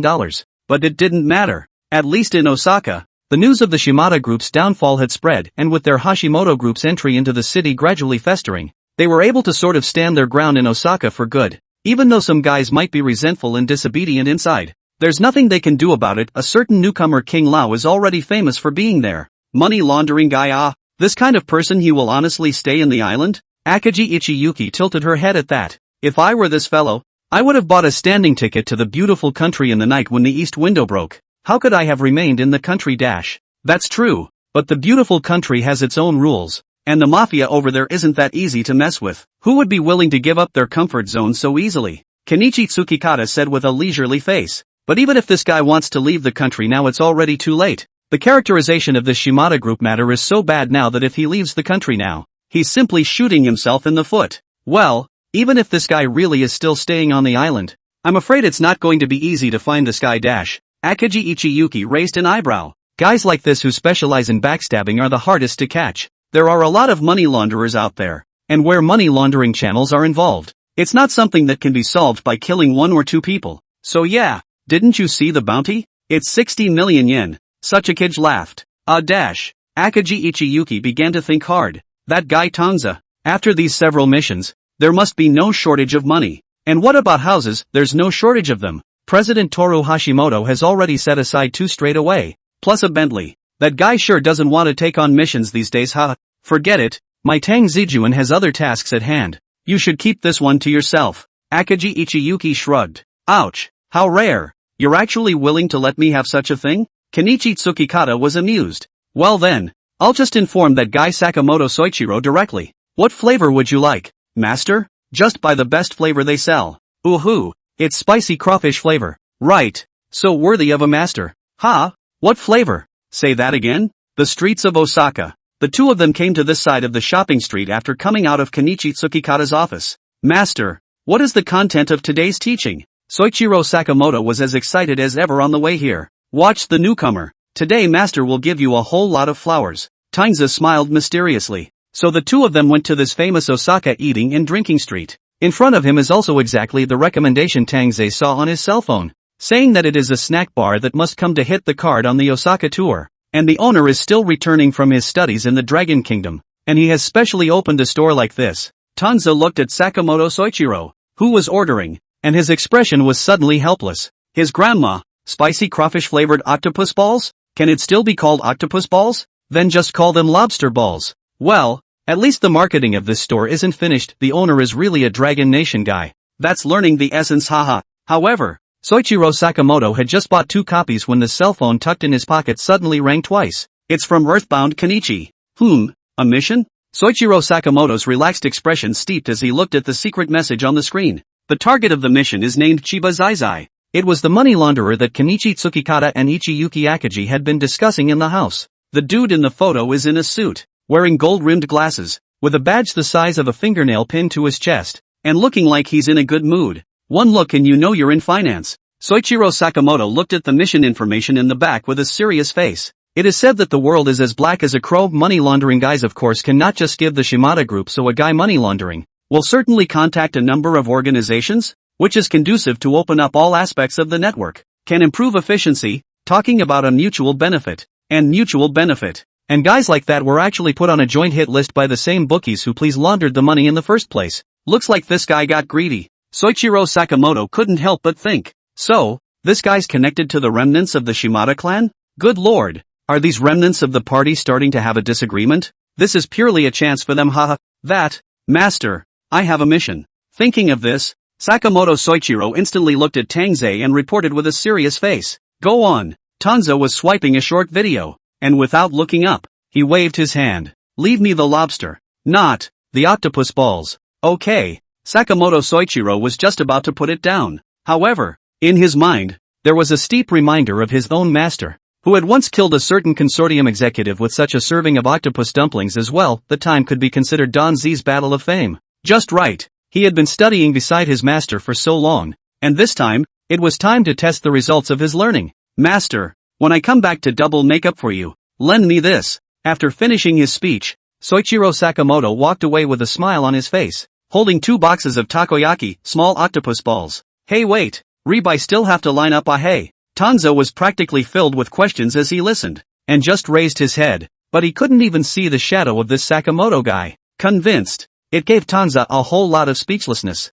Why do you need octopus balls for a quest? What the heck? It's going to be an appetizer contest, isn't it? Chapter 80, people have to die once in a while. Sooner or later. Brothers, I think you know exactly what's going on. Recently, our Shimada group is facing a big crisis like never before. Chiba-san. Let's not talk about the Shimada group at this point in time. Yeah, the Shimada group is dead. I heard that they even sent the culprit to Osaka in the Hashimoto group. Is this true? Damn. It's hard to say. This Hashimoto group was already a tricky organization, and now it's like this. Hard to say. A hidden speakeasy with an inwardly positioned booth, dim lighting, and a group of burly men with extremely ugly expressions. Hey, isn't it just an up-and-coming assassin? No matter how good that guy is, he's just an ordinary guy. Chiba Zai is sitting in front of this pile of people. In front of this group of people are his customers. Although we are all cooperative relationship, but he is relying on them to eat. Now see this group of people so low. Chiba Zai also want to flirt a few words, to encourage morale. Chiba-san. That's the wrong thing to say. That's right, Chibiusa-san. Don't go around comforting people blindly if you haven't experienced their pain. But don't mention it. My former boss died at the hands of this guy, and I heard that the cause of the accident was a serving of octopus pills. Damn. I can't even see octopus pills without shivering now. How can that guy Tang Ze be an ordinary person with his terrifying level of strength? Could it be that you guys are looking down on us? However, before Chiba Zai could finish his words, all of a sudden he was interrupted by the people around him with anger. Chiba Zai was stiffly disliked for a long time. No, it's that scary? The guys weren't usually jokers, but at this point Chiba Zai had to be skeptical in that direction. But I've heard that guy Shigeo Kamita died in a car accident, and the more recent Sojiro Shimada and Tiger Tado. Both of them died in car accidents as well. Wasn't it all an accident? You guys are making too much of a fuss. Before the words were finished, they were cut off again by the people around them. Accident? That's all blindsided by amateurs like you. What a joke. I say Chiba-san, you've been dealing with assassin organizations for so long that you can't even tell what's a faked accident from a real one? The people around them were more or less dabbling in the background, and though their respective paths were different, their sentiments about a certain fellow were strikingly unanimous. Not only Kamita Shigeo and the Shimada group guys, you guys don't know yet. There was a guy named my grandson Ichiryu long ago. That guy was originally a minion from the Hokkaido side, and from that guy, the car accident started. Once or twice. You can say it was an accident, but more times? How dare you say it was an accident? Asterisk. What kind of car accident is this? This is a man-made disaster. There was even a hint of accusation in his tone. This place has more or less been tortured by a guy named Tang Ze, and this time the emotions are basically all stirred up. Almost got it. Now that you're here, are you afraid of getting hit by a car? Giving Chiba Zai a whole lot of completely speechless. His grandmother. Originally the gang of people to find is to discuss the discussion of the next countermeasures, and do not use the usual information communication is afraid of the police gang of guys listening. Who knew that right now they were actually afraid of a newcomer in a killer organization like a ghost? After all, for Chiba Zai, who didn't have to do anything by his own hand, those information in the assassins organization was also purely as a rumor to listen to, but judging by the unlucky situation at hand, he'd never been this close to the rumors. Stop it Chiba-san. I have to check the calendar when I go out now to see if there's a dump truck nearby. One of the 2-meter-tall muscular men stumbled. Holy, brother Yoshida, how can you even say that and let us guys from a small organization live? Do not say big brother, I am also like this. Buddy before the day does not run the red light all uncomfortable. Now is not a green light I dare not take a step. Damn, all old me is almost a whole stoplight PTSD. You're also thinking too much. Team leader Kaneda, don't you know the saying in the Dragon Kingdom? It's a blessing that can't be avoided. Yeah, is that ability of others? Tang Ze, limited by a single red light in the district? Then even if you don't run the red light, the damned still have to die. Sawada, you call that comforting? Shut the up if you don't know how to comfort. That's right. Did you know that there was a news story about a car race on a mountain road that killed a son of a conglomerate? The one called Inuyasha Taro. I heard that the accident was also related to this guy. So you can't race this thing and watch the traffic lights, right? Asterisk asterisk asterisk asterisk? It's not, is it? That was also plotted by Donzer? It's hard to say. This is all gossip. We don't know if it's true or not yet dash. Asterisk asterisk asterisk asterisk. It's obviously real alright. Who else has that much skill besides that guy? I did hear that it was caused by brake failure dash. Dude, do you think the Consortium Duke would race in a car with failing brakes? It's obviously man-made. Damn. Is it so hard to want to live ordinary? Life is not easy. Slugger sigh. Listening to the discussion of this group of real sense of professionals, Chiba Zai also listened to a general. The Hashimoto group, a guy named Tangoa, is very good. That's all. But the Hashimoto group is a Tokyo gang. Right, there's no shortage of powerful people in those guys in the first place. Is there? This group of people in front of me are also people who have seen a lot of wind and waves. That also did not see them scrupulous into this way. Chiba-san. Let me look at it this way. A lot of guys on the road are now rumoring that the Hashimoto group is already searching Osaka for the remnants of the Shimada group. You guys summoned us today. And I'm afraid you want to test the opinions of the group. Soon. Among a group of noisy, burly men, the man previously known as Brother Yoshida stepped forward. Then we won't talk to you about all this nonsense. Now that the Hashimoto group guys are dominating, what's waiting for us is either the jackals of the Hashimoto group or the tigers and leopards of the cops. My personal opinion. Why don't we just join the Hashimoto group? At least we're doing something we're familiar with. And even if the brothers can't eat the meat, they can still ask for a bowl of soup to drink. Yoshida is a deputy of the violent group, with a number of men under his command, and owns a lot of territory in Osaka. Besides, those guys from the Hashimoto group even sent Tang Ze here on purpose. So the meaning is already obvious, isn't it? Chapter 81, there is a saying in the Dragon Kingdom that it's better to know what's right than what's wrong. Usually the longer a guy has been in the business,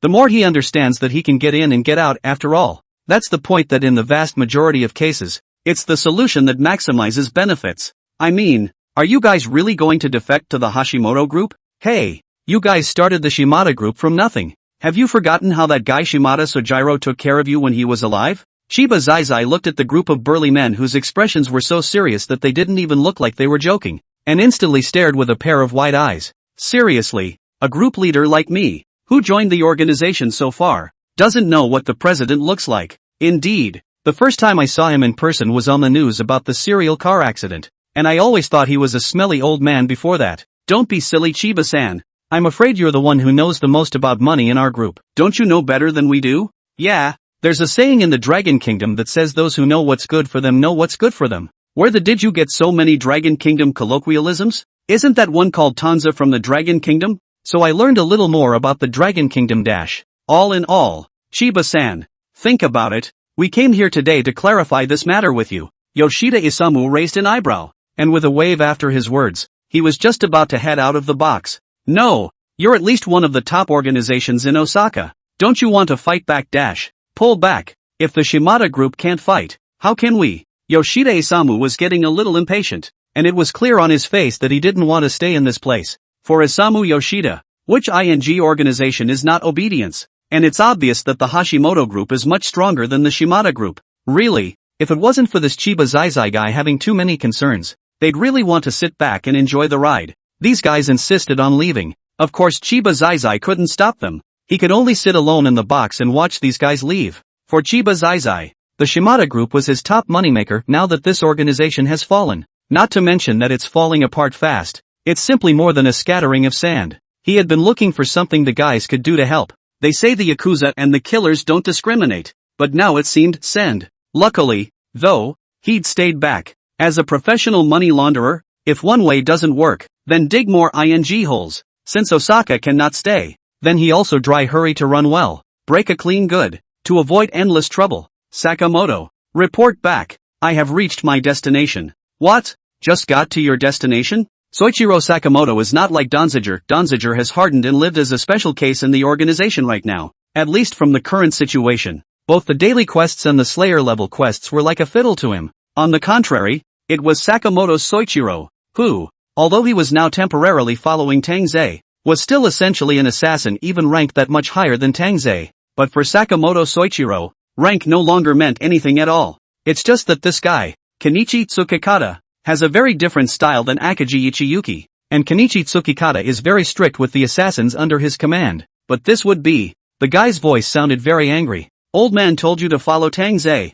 Why are you still so inefficient? Do you really think you're Tang Ze? You can accomplish a mission even if you play blindly all day long? But Soichiro Sakamoto was used to dealing with it, especially after following Tangoa. Team leader Tsukikata. Please don't say that. It's precisely because there are still many areas where I'm not as good as Master Tang Ze that I need to dive in and learn from him. Soichiro Sakamoto said in a serious voice. As an assassin, of course you have to observe everything around you before carrying out a mission, so that you can utilize everything around you to the extreme, thus achieving unexpected results like Master. Soichiro Sakamoto talked himself into a corner. It's like a magnificent show. Team leader, you see, I'm around Master Tang Ze dash. I said stop.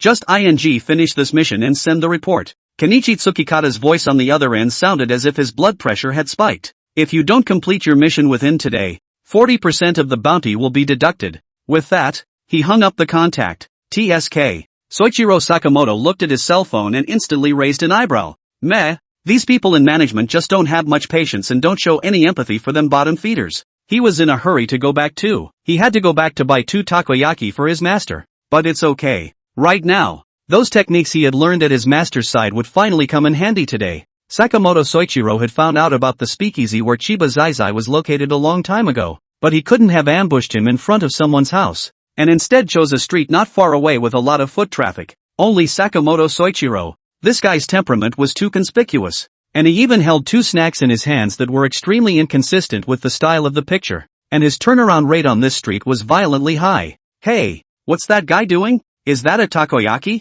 It's all dried up like that. Is this some new kind of performance art? Or is it just making little videos? The surrounding passersby had to talk about it high and low, and their expressions were invariably dumbfounded. Mom, what's that guy doing? Hey, look, if you don't study hard, you'll only become a bottom-feeding laborer selling snacks on the street like that. Oh, I know Mom. I'll study hard from now on. But a true killer doesn't care about any taunts from the outside world. At this point, Soichiro Sakamoto kept one thing in mind. In his memory, his master, Tang Ze, was like this back then, walking down the street with a snack and then creating a large chain reaction when it was really the best in the room. He will, today, also replicate his master's famous scene. Soon after Yoshida Isamu and his group left from the speakeasy, Chiba Zai also left through the back door. Only Yoshida Isamu wasn't his target, and Sakamoto Soichiro didn't care but saw Chiba Zai's voice from the crowd, and his expression heatedly flinched. There it is, the mission objective. Chiba Zai was holding up the 2 boxes of takoyaki at that time,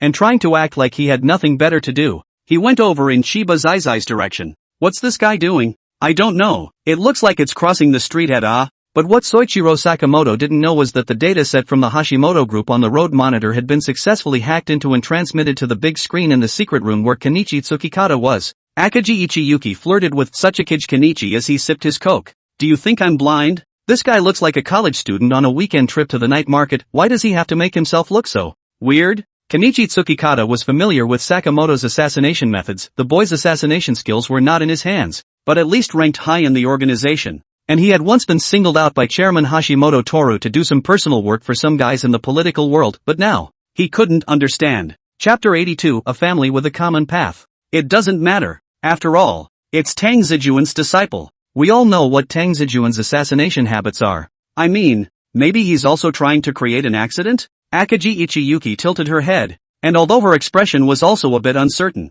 for Tang Ze's sake, he better be. However, Kenichi Tsukikata didn't see it that way, and his eyes were staring at the screen as viciously as an eagle's. True, the guy was studying with Dons, but how many ing days had it been? And this guy can learn? Isn't that ing bull? If they could do it that fast, what would they need the other killers in their organization for? They'd just let Tang Ze be the boss. Ahem. Of course that couldn't be said in front of Hashimoto-cho. Don't rush Tofu-san. Let's take a look. Akaji Ichiyuki said cheerfully. Maybe it just doesn't seem plausible? After all, what assassin would joke about his assassination mission? Asterisk. It'll just have to be seen. However, even though Kenichi Tsukikata outside the surveillance looked anxious inside the surveillance, Soichiro Sakamoto, who was carrying 2 boxes of takoyaki, octopus dumplings, had by now managed to see Zai Chiba, who had come out of the bar. Just after Chiba Zai came out of the bar, he planned to make a trip to the underground casino. Everyone's afraid of the Hashimoto group, right? He's not. Underground casinos are also an important place for him to amass wealth. Once when the Shimada group was still around, the underground casinos had a large amount of money with him as well. This time, the Shimada group directly chickened out. The banks and the police investigated the people like crazy. Luckily, he had left his hand before and hid the money here, escaping the search. He had wanted to save the money for an emergency, and right now, the time had come. What a ing creation. Obviously didn't they all save Fujitsugu before? How come it's gone all of a sudden? Chiba Zai cursed as he walked in the direction of the underground money changer. Really? Why don't he also turn his back on the Hashimoto group? But just as the spot popped up in his mind, it was instantly denied by Chiba Zai's ego. Hell no. If he turns on the Hashimoto group too, won't all the money he made from the Shimada group go to the Hashimoto group too? Wouldn't that be all of the effort he's been putting into the Shimada group so far? Chiba Zai was thinking seriously, but he didn't notice in the slightest that behind him, the man with 2 boxes of takoyaki, small octopus dumplings, and a menacing aura was following him unhurriedly. Ha! I can't believe you didn't realize me until now. At this moment, Sakamoto Soichiro, who was following behind Chiba Zai, inwardly mocked mercilessly all of a sudden. I'm sure it's because of these 2 boxes of octopus balls. It was because he was holding these 2 boxes of snacks that made him look more like a passerby shopping for snacks. So Chiba Zai didn't notice him, right? Handsome, can we sit here? But this time, Tangoa, who was still waiting for Sakamoto Soichiro to come back from the store, since the seat across from him was empty. This was the I don't know how many times a girl had come over and asked him, or the island's unique white-haired, black-skinned, short shorts hottie.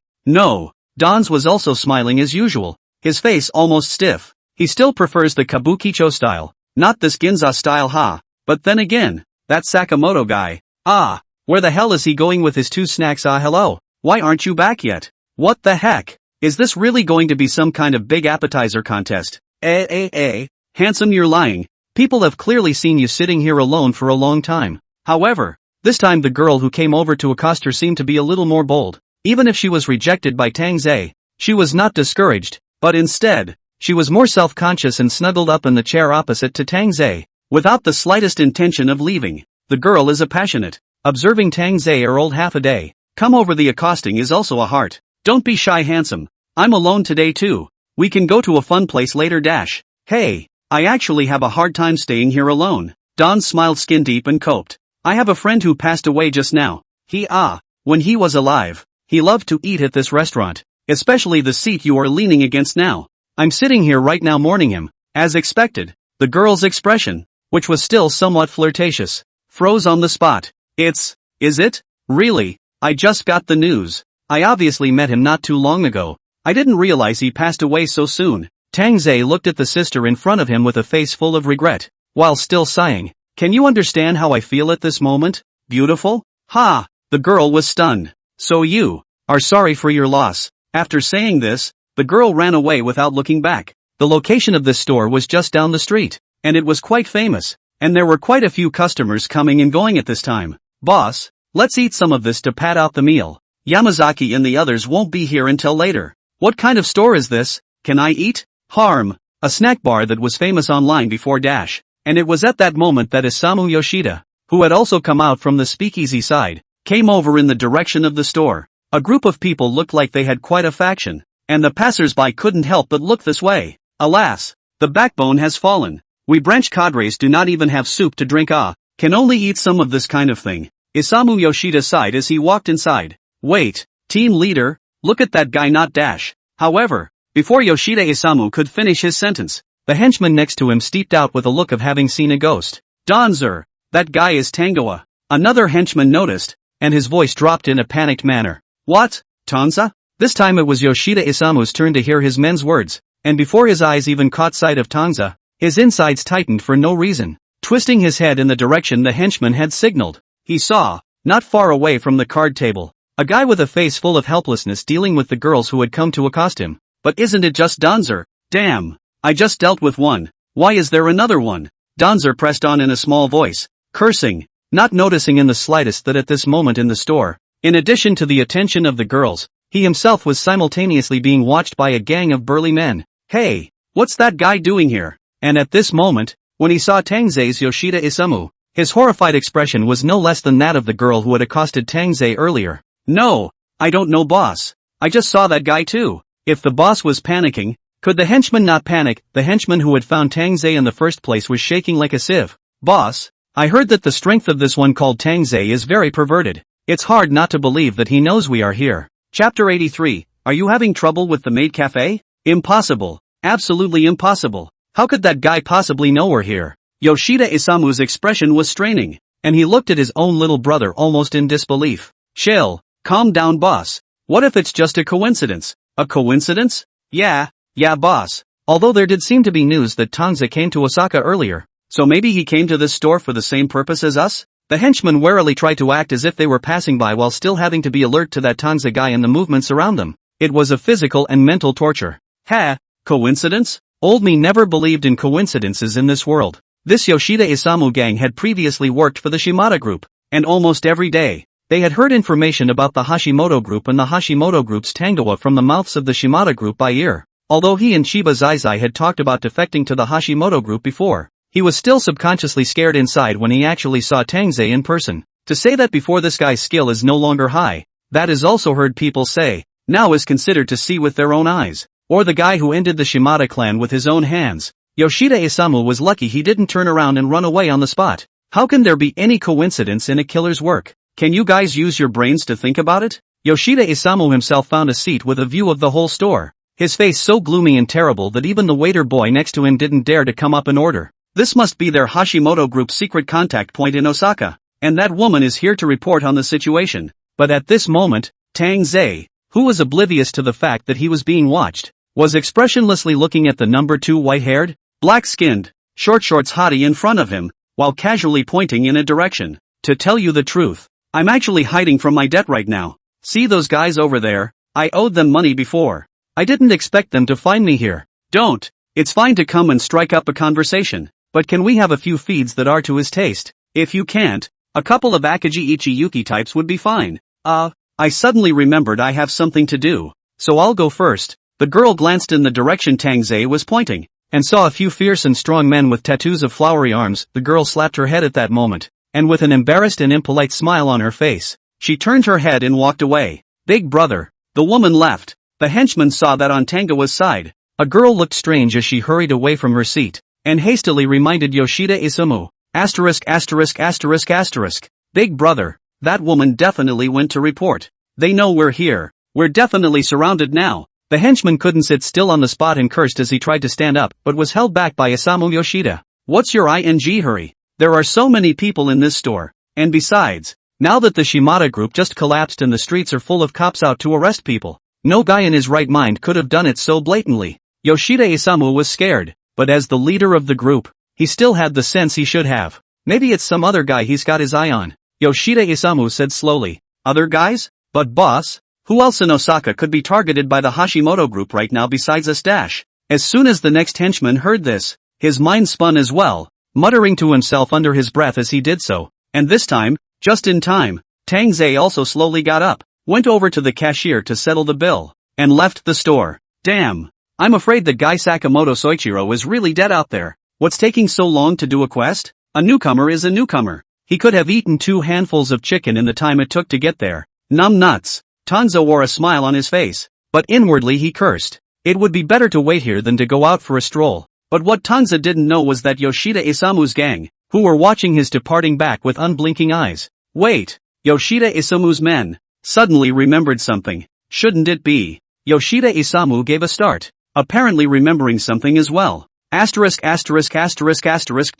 Steeple cursed. Hurry up and call the underground casino guys. At this time, the entrance to the underground casino. Counselor, that Chiba Zai guy came over and said he had something urgent to see you. The location of the casino is even more secretive than the bar. There are layers of barriers at the entrance, and there are several entrances and exits, and right now it's still in a critical period, so almost anyone who goes in and out has to report to the casino owner. Why did that guy pick this time to come over? The owner of the casino, Morita EI, had one hand in the pocket of his suit pants, revealing half of his wrist engraved with tattoos. Morita EI was withdrawing his eyes from the blinds, glancing grimly at the henchman who had come to report. Boss, he's probably after that money. The henchman then returned respectfully. A money launderer. At this time to remove the funds, either to escape, or to die with the old man fish. Morita EI instantly let out a cold snort. Tell him to meet me at the usual place and I'll be right there. Okay. However, the men were just about to leave.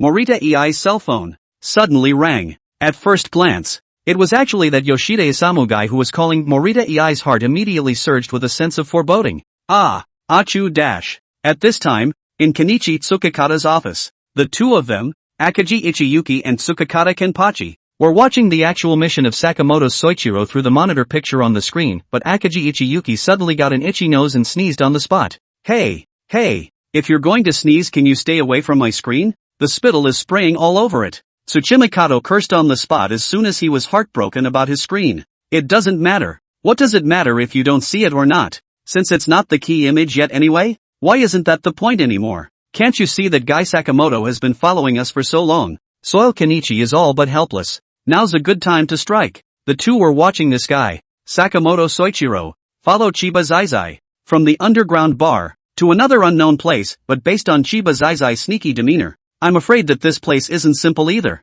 Well, as far as this mission is concerned, now would indeed be the perfect opportunity to take this guy out. Akagi Ichiyuki gathered his composure and looked at the screen rather squarely. On the screen, Chiba Zai was standing in front of a maid cafe labeled closed, while Sakamoto Soichiro was standing on the opposite side of the street, pretending to eat a cold takoyaki, octopus dumplings, with a careless look on his face. Say, are these organizations in Osaka having trouble with the maid cafe? Whatever, it's definitely not a proper cafe. Tsukikata Kenichi waved his hand, his eyes even more locked on Sakamoto Soichiro. But what is this guy waiting for? Isn't this the perfect opportunity to strike? Chapter 84. However, Tang Ze was just shopping. Don't worry, he must be waiting for the perfect opportunity dash. Next to him, Akagi Ichiyuki wanted to say something on behalf of Sakamoto Soichiro, but before he could finish his sentence, he was interrupted by Tsukikata Kenichi. Don't, that's not what that guy is used to. This is the perfect opportunity. What the hell is that guy doing? Kenichi Tsukikata was probably getting PTSD from all those mission debriefings Sakamoto had sent when he was studying with Danzawa. After all, the guy hadn't been on a mission for a few days, so don't be so damn good at slacking off on a mission. Hello. Isn't that what happened to Danzer-kun? Akagi Ichiyuki rubbed the back of his head. You guys shut up and stop covering for him. Kenichi Tsukikata wanted to curse but stopped. I don't think that guy can learn what someone else, Tang Ze-kun, is capable of after spending 10 days and half a month at Tang Ze's side dash. This guy must be using the excuse of studying to sneak in some fun. Don't say that. Don't we still have the security cameras anyway? Don't we just look down? But this Sakamoto Soichiro guy was an assassin under Tsukikata Kenichi, so Akagi Ichiyuki couldn't really say too much about it, but all in all, she could still see the results of what Sakamoto Soichiro had learned from being around Danzaku-kun during this period of time. Look at that rambunctious look. It's a ing dime a dozen. Very well, the next step is simply to bide your time dash. But at this moment, Sakamoto Soichiro, fully concentrated and unblinking, focused almost all of his attention on Chiba Zai, who was not far away. Chiba Zai remained at the door of the maid cafe, seemingly waiting for something. It was the right time to wait, and Soichiro Sakamoto stood on the curb with a takoyaki ball in his hand, ready to perform as a passerby who was distressed by the fact that the snack he had just bought had been spilled on the ground. Chiba Zai stood at the door and waited is not without reason. The underground casino is only wearing a layer of skin called maid cafe. Now the eyes of the police investigation, the casino even business this layer of skin have no heart, for fear of being caught by the police handle. Chiba Zai wouldn't have come to this place if he hadn't been unable to think of any good solutions. What took you so long? To Chiba Zai are waiting numb, standing in the doorway pacing back and forth. And for the casino side, Chiba Zai's appearance was just too much of a coincidence, especially right now, after the casino's owner, Morita Ei, happened to receive a call from Yoshida Isamu. The Hashimoto group guys are already following us? Isamu Yoshida on the phone was talking about exactly what happened when he ran into that Tangoa guy on this side of the shopping street. Listening to it, Morita Ei's pupils almost quake. Yeah, I saw with my own eyes that after Tang Ze sent his men out, he followed them out himself. This guy's next target must be you, Yoshida Isamu, who was on the phone with Morita Ei, even had his eyes staring intently at Tangoa's gradually fading back through the glass window, while anxiously explaining the situation to Morita Ei. That guy's still trading situations with his accomplices. Morita-chan, you've got to be ready for this. Of course, Isamu Yoshida certainly doesn't know. Hey, what else is there to do over here in Osaka? Universal Studios, I've been to that place a long time ago.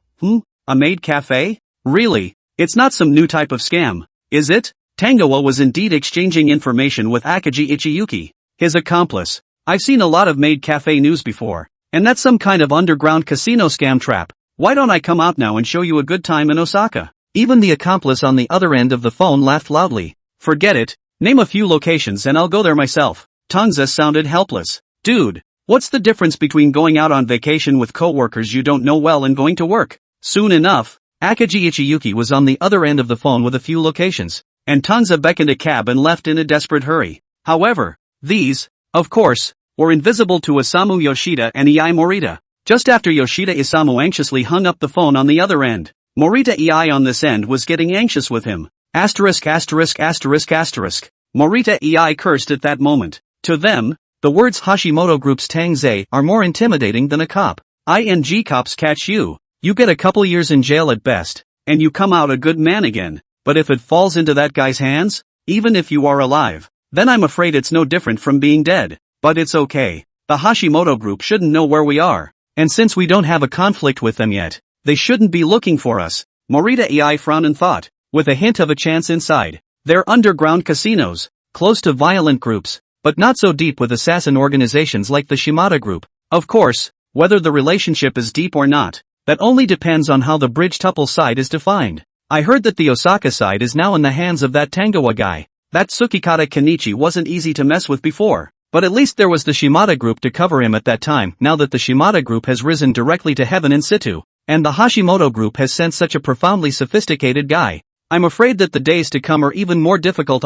However, just as Morita Ei thought of this, another henchman ran in at the door in a panic. Boss, it's bad. The guys from the Hashimoto Group found this place. Nani? Morita Ei almost spat out a mouthful of blood. Are you kidding me? We haven't even pissed them off yet. How did they find us? You're wrong. Boss, we've confirmed this several times. It's absolutely impossible to be mistaken. The junior who barged through the door rushed, panicked, and fumbled for the tablet attached to the monitor in his arms. Only in the picture, besides Chiba Zai who was pacing back and forth in the doorway not far behind him, there was standing a guy eating octopus dumplings. That guy was wearing sunglasses, calling out his real facial expression, but from the way he ate the octopus dumplings, you could tell that he ate calmly, elegantly, and with aplomb. But the whole person was motionless in the direction of Chiba Zai, obviously planning something inwardly and with a good plan. For Morita Ei, who had dealt with Kenichi Tsukikata many times in Osaka, he would have recognized the guy wearing sunglasses even if he had been turned into dust.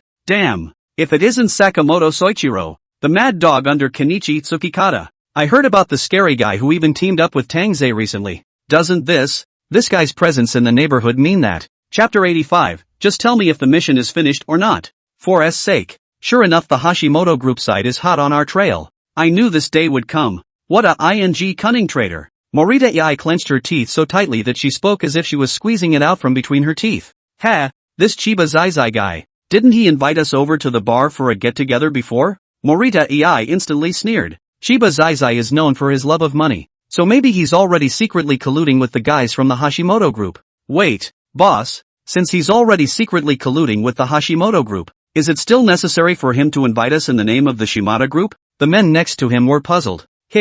Wait, and thinking of that, Morita Ei suddenly had an expression of remembering something. That's a likely excuse for a diversion. How else could that Tangoa guy have found Yoshida Isamu? It must be that Chiba Zai guy who sold us all out in order to curry favor with the Hashimoto Group. Morita Ei roared at once. This old son of a. No wonder. This guy communicated with the Hashimoto Group ahead of time, asked them out for a get-together under the guise of discussing the aftermath, and then ended up just poking a few of their locations out. And now he himself is bringing this Sakamoto Soichiro guy straight to the door under the guise of getting money? Really hand-delivering them to the Hashimoto Group, isn't it? This guy's not here to get money. He's here to get killed. Good for you, Chiba Zai. You even counted them in. What a no-no. Morita Ei's brain was smoking with anger. Her teeth clenched. It's a good thing that Yoshida Isamu told them ahead of time, or else they would have been killed by the Hashimoto Group guys in one fell swoop. Morita Ei's eyes couldn't help but fall on the surveillance screen once again.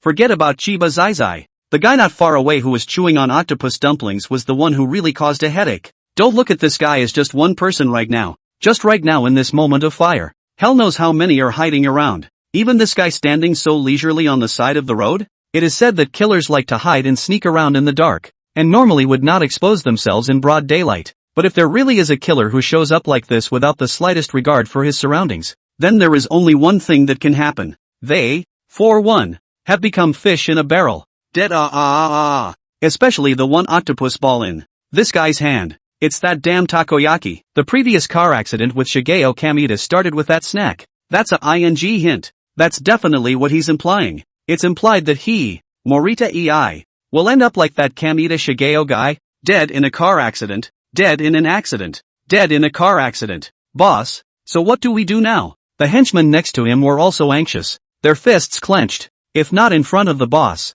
I'm afraid that the table would have been smashed a pit out. Kyuso, Morita ei let out a low growl at once. Damn Chiba Zai, how dare you sell us out? But then again, angry or not, a crisis situation like the one at hand had to be defused by him. The boss.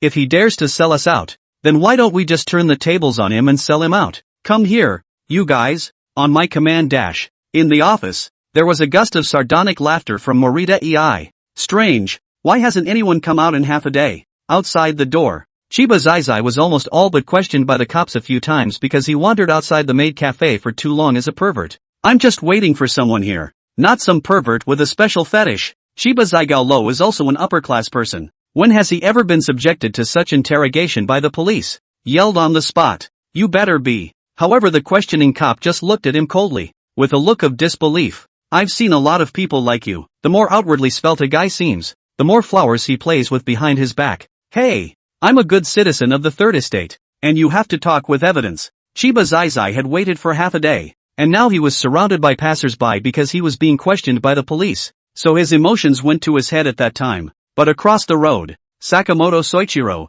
who was also acting as one of the unknown onlookers, couldn't help but look shocked when he saw the scene in front of him. Okay, here's your chance. It was the moment he was waiting for to get the attention of those around him, but there was no hurry yet. Now everything was ready. Just the dirt bike. There was still half a box of takoyaki left in my hand. Right now, the time has come for a true victory or defeat. Soichiro Sakamoto's gaze flinched as he took a hard bite of the takoyaki. What is this guy doing now? I don't know. Watching the fun. There's such a thing as watching the fun? Hard to say. ************************************* ing. At this moment, in the office, Akaji Ichiyuki and Tsukikata Kenichi said as one. Why don't I just call this guy back after this mission? Kenichi Tsukikata was filled with worry. Come on, didn't it work before? Akaji Ichiyuki was happy. Observe for a while longer. What do you care what style of killer he is? The one who can get the job done is a good killer, ahahaha. But as it turns out, not just anyone can handle your family's dancer style. Kenichi Tsukikata's expression was very sincere. He was too shallow to think of picking a smart henchman to go over there and see if he could steal a little bit of assassin technique from Tang Ze hands. Sure enough, the skills of a true master are not for the faint of heart. Kenichi Tsukikata couldn't help but sigh. Oy vey, there's a show. Next to him, Akaji Ichiyuki steeply slapped him. Look, only to see the monitoring, originally hung suspended business maid cafe, really walked out of a tall beauty wearing black silk maid outfit. But the entrance to the cafe would be bustling this time, with a cursing Chiba Zai, and a righteous cop, plus 4 or 5 hilarious onlookers, only to see the beautiful woman with a smile on her face said something to the cop, as if explaining something. Then Chiba Zai's look was as if she was a villain, and with her arms crossed she said something else to the cop. The cop was calm, held up his hat, explained a few words to Chiba Zai and the maid beauty, and left. Yo, is this sending someone out to relieve themselves? Akaji Ichiyuki rubbed his chin. I guess I was forced to do it because I saw that I was being targeted by the cops. Kenichi Tsukikata nodded, and after the cop left, the onlookers dispersed, leaving only the maid beauty and Chiba Zai at the scene, as well as Sakamoto Soichiro, who was stranded in the back and watched the whole show until now. Hey, if that's the case, wouldn't that be a wasted opportunity? Akaji Ichiyuki frowned once. Ha, I've said that many times. The earthbound Kenichi is all numb and doesn't even bother to spit. The two of them watched the screen as the maid girl came out to help Chiba Zai out after taking him inside. And before that, she even looked around rather carefully. I don't know if Tsukikata Kenichi was wrong or what, but it always felt like the girl seemed to have noticed Sakamoto Soichiro, and even locked eyes with him. Then, the girl put the closed sign back up and led Chiba Zai into the store. Well, now the mission is completely nailed. Kenichi Tsukikata had a headache right then and there. Ouch. Sakamoto would be a lot harder to assassinate this time if that girl found out. Akagi Ichiyuki was leisurely painting her nails. They look like they're in cahoots, eh? If Sakamoto was found out by them, then Chiba Zai must have known about it too. Pick up Sakamoto after this mission. Sachikage looked at the surveillance screen with an expressionless face. Looks like it's about time he tortured this uneducated guy hard. Chapter 86, Yet all mortal birds must die. Ha ha, don't be impulsive. Team leader Sachikage. This matter is still up in the air. Akagi Ichiyuki, who was next to him, had an even more joyful expression on his face as soon as he watched Tsukikata Kenichi turn off the surveillance screen with an angry look on his face. I'm going to go see how the Slayers are doing with their training. Tsukikata Kenichi pressed on, already picking up his suit jacket in his hand, and looked at Akagi Ichiyuki with an expressionless face. Egu, come on, team leader Tsukikata. Sakamoto's mission isn't done yet. Akagi Ichiyuki watched Sachikage Kenichi leave with a grumpy face, and inwardly she wanted to laugh even more. On the screen, Chiba Zai never came out of the maid cafe after entering it, and the cafe resumed its closed status at the beginning. And that guy, Sakamoto Soichiro, remained where he was, as if he was a passerby, and hadn't changed at all from the demeanor he had when Akagi Ichiyuki had started observing at the beginning. However, Sakamoto Soichiro looked at the cafe in front of him, which had become motionless, without panicking in the slightest. It was an underground casino, and with his investigation of Chiba Zai, at least he wasn't going in to gamble. Combined with the scene at hand, Chiba Zai would surely want to leave Osaka as soon as possible. In that case, the odds are that Chiba Zai guy went in to do some business, and he's probably going to come out soon. Soichiro Sakamoto ate his takoyaki with a calm face. If the master had been there, he would have analyzed it the same way, I'm sure, but the takoyaki are almost gone.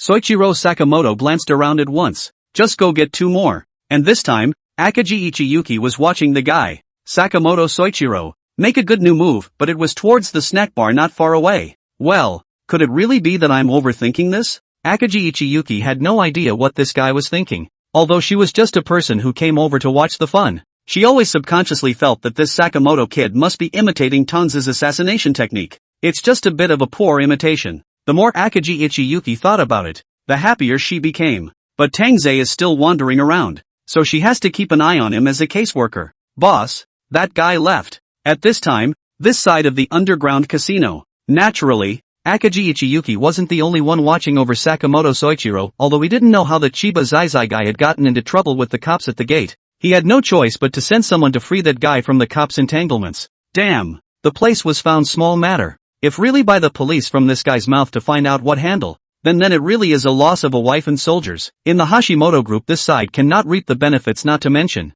this side also have to fight with the police in a roundabout tactic. At that point it's really left and right for men. Men on top of men. Hey. So right now, well, after seeing the cop leave, Morita Ei was still closely watching the movements of the other man on the scene. Left? Went where? Chiba Zai had already been taken into the underground casino, but Morita Ei was too late to deal with it at the moment, and was just concentrating on the screen. Boss, he's missing the takoyaki. In his hand. The henchman reacted quickly, noticing the detail almost as soon as Soichiro Sakamoto turned around in the frame. What? It's gone. When Morita Ei saw this, his brain instantly raced. Hey, this isn't just any ing takoyaki. It's an important ing token for the murder of that Shigeo Kamita guy back in the day. Now that Sakamoto guy's gone, does that mean, you just said that Morita Ei guy has been brought in, right? Morita Ei recalled something, and her eyes instantly went cold. Where is that guy now? Still at the usual place. Boss, all at your command before. The henchman stammered a reply. Ha! Morita Ei steeped in relief and had another look of having figured something out. Well, now that Chiba Zai is in our hands, we can't let the Hashimoto group guys down. Just follow the previous plan. Break that guy's leg and throw him outside. Ha! This Chiba Zai guy, he still wants to win to sell them out? No way. Inside Morita Ei's mind, there was a bold idea. Hashimoto's group cooperated with Chiba Zai because they were unfamiliar with Osaka and desperately needed an insider in Osaka. What can a money launderer do? Why don't you make the first move yourself, and directly hand over this Chiba Zai as their pitch to the Hashimoto group, killing 2 birds with 1 stone. That guy, Sakamoto Soichiro, must have been sent by Tangoa to test their attitudes. Now that they backhandedly tied up Chiba Zai and honestly handed him over to Tang Ze, they might still have something to live for. Okay boss, leave this to me. The henchman took one look at Morita Ei's expression, and with a look of realization, withdrew out the door. Brother, you say you Morita gang, You have the strength to be powerful and the money to be rich. Now that the Shimada group has fallen, it's obviously a good opportunity for you to make a name for yourselves. How can you stagnate? But at this moment, Chiba Zai was entertained into the casino's conference room. Followed in by several of Morita EI's sidekicks, Chiba Zai boasted that he frequented this place, and was already well acquainted with Morita EI. And not only did he not notice his situation at all at the moment, but he also joked around with his sidekicks in a cheeky manner. And when the junior brothers heard Chiba Zai's words, they just silently glanced at each other without saying anything. Really, believe me, I'm a born financier and couldn't be more sensitive to things like monetary gain. Chiba Zai also got more and more on top of his words, while patting his chest and assuring him, that Bridge Yuan group of guys, I have not seen. We all have to cha rice well. Remove the task of this item. We are also ordinary people. Then you say, ordinary people do not have 7 feelings and 6 desires? Really? As long as your boss is willing, let's unite the few remaining organizations and gangs in Osaka against a Hashimoto group or something. Chiba-san, you might want to cut the crap. The eyes of the junior brother looking at Chiba Zai had taken on pity. Harm. I'm only telling you this out of my heart because I know your boss well. Chiba Zai looked unimpressed. Is there a fundamental difference between a violent group and a killer organization? Oh, there's still a difference. Now that their island's violent core is aging badly. While the members of the Assassins organization are generally young, but isn't everything they do, whether they're older or younger, for their own benefit? Chiba Zai thought with full concern. But which side, whether it's a violent group or a killer organization, can avoid the route of money laundering? Looking at the whole of Osaka, who else is more qualified for this position than him? Chiba Zai was still very pushed inside about his own strength. Having a channel for money laundering on your own, it's a no dash asterisk asterisk asterisk asterisk ing good existence on either the violent group or the killer organization side. Right. Chiba Zai couldn't help but think prettily. However, just then, the door to the conference room opened with a creak. Chapter 87. Bad things don't come to you if you throw yourself at the enemy quickly enough. Ah, you mean that store? I'm afraid I'll have to ask the chairman about that. Hey, you guys, words don't count, do they? What's wrong with that? The one who made the promise at the time was the chairman. And we're just part-timers. I don't care then. Or you can introduce me to some other stores. Well, then I'll have to ask Kenichi Tsukikata dash. Hey, ask away. Don't give me recommendations according to uncle's tastes. So don't come to me and ask me about such things ahoy. In the office, Akaji Ichiyuki is on a passionate call with Tangoa. Akaji Ichiyuki was aware that this Tangoa guy had started wandering the streets of Osaka after Sakamoto Soichiro had gone on a mission. But apparently the guy didn't shop around and another call came in. Hey, obviously you said before that you'd introduce me to the store that the chairman frequents. Don's on the other end of the phone cursed daily. Where's the promised high-speed spinning attack 3-point? Now doesn't take me for a spin. That was really a question for Akaji Ichiyuki. No. How was she? A female caseworker. Going to take this guy to experience a high-speed rotating attack on the 3 points? I said stop. I'm going to ask the president right now. I'll get back to you later, okay? Still, Akaji Ichiyuki couldn't help but fulfill Tangoa's request. After all, fulfilling Tang Ze's request is also the chairman's request. However, just as Akaji Ichiyuki was leaving from the office, outside the door, a junior suddenly knocked and came in. Team leader Tsukikata, isn't he here? He's gone already. Ha? Akaji Ichiyuki instantly raised her eyes and recognized that this guy was one of the minions that Tsukikata Kenichi had sent out earlier to spy on the various forces in Osaka. What? Something new? Yeah. A guy who claims to be from an underground casino came by and said. The expression on my little brother's face was a bit lustful. Say yes? Said he came to join our Hashimoto group. Ha? An underground casino? Is that the one at the maid cafe? It took Akaji Ichiyuki a long time to respond, with a headache on his face and holding his forehead. Akaji Ichiyuki sat back down again, reconnecting the screen and tuning into the monitoring screen. No! How long has it been since she's looked at the surveillance? And the casino guys defected so quickly? This isn't some kind of conspiracy, is it? Yes. The little brother nodded repeatedly, but they also brought over a suitcase, saying it was a meet and greet gift for Tang Ze.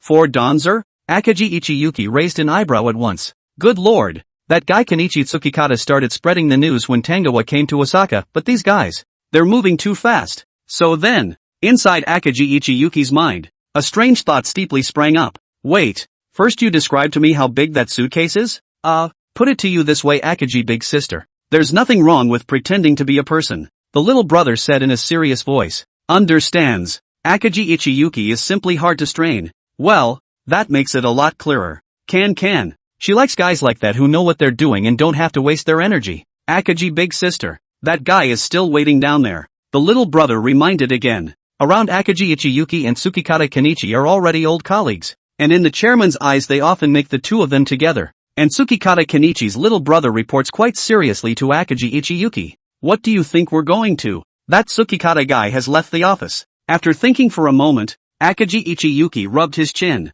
Across the board. It was also for Tang Ze, it wasn't too much to ask for her. The caseworker. To take a look at it first. Was it? Just in time for her to debrief the president later, and until then words. Take me down to meet them. Akagi Ichiyuki said with a smirk. The downstairs of Kenichi Tsukikata's office is also a cafe. It used to be a maid's cafe as well, but was converted to a regular cafe later on after Chairman Toru Hashimoto gave him a scolding. The cafe had only just been renovated. The store's decor was brand new. The style was on the literary side. And the customers were all college students in their mid-20s. One of them was a guy in a black suit with a tattooed flowery arm, which just didn't fit in with the surroundings. I say, do members of the violent order have to dress like this when they go out? Akagi Ichiyuki saw this casino boy sitting in the window seat before he even entered, and subconsciously spat at the assistant next to him. It's quite possible. Violent groups are all about rules. I've heard they have their own gang uniforms. Even the tattoos have a hierarchy. The aide replied in a whisper as well. He's going to hurt our business in the store. Right. Akagi Ichiyuki couldn't help but force a small voice. But it couldn't be helped. She didn't want a guy like that in their firm either. That couldn't be traded on the street. Greetings, Lord Akagi. This junior from the casino was a sensible one. And when he saw Akagi Ichiyuki coming over, he immediately got up and bowed. And honorifics were used. Let's get right down to business. Akagi Ichiyuki said with a smirk. The little brother nodded. His expression aghast. And immediately unzipped a corner of the zipper on the suitcase next to him. As soon as Akagi Ichiyuki looked down, he saw that the box contained what looked like a kind of suit, which still looked to be of high-grade material. Then the casino boy produced a large A4 envelope of paper and a blood-stained professional badge. Yo! The envelope was almost 4 fingers thick, and the weight was really not small. Usually in cases like this, the odds were that it contained cash, or gold bullion of some sort. But what surprised Akagi Ichiyuki even more was the badge instead. That badge looked familiar to her. Usually the guys who wore such badges represented themselves as having a high level of expertise in a certain field. It could be said to be a symbol specifically used to flaunt one's status. And the badge in front of him clearly belonged to a financial person. Combined with the clue of the underground casino, Akagi Ichiyuki raised an eyebrow at once. Lord Akagi, Boss Morita sent me here to express our apologies to you. Because of our boss's negligence, even Lord Tang Ze didn't know what to do when he arrived in Osaka. Not only did he not go out to greet him, but instead, he still nestled in his own turf, which is an unpardonable offense. In response, we have kidnapped this traitor and handed him over to Lord Tang Ze to deal with. This is a small token of gratitude from Boss Morita. So please ask Lord Akagi to smile on behalf of Lord Tang Ze.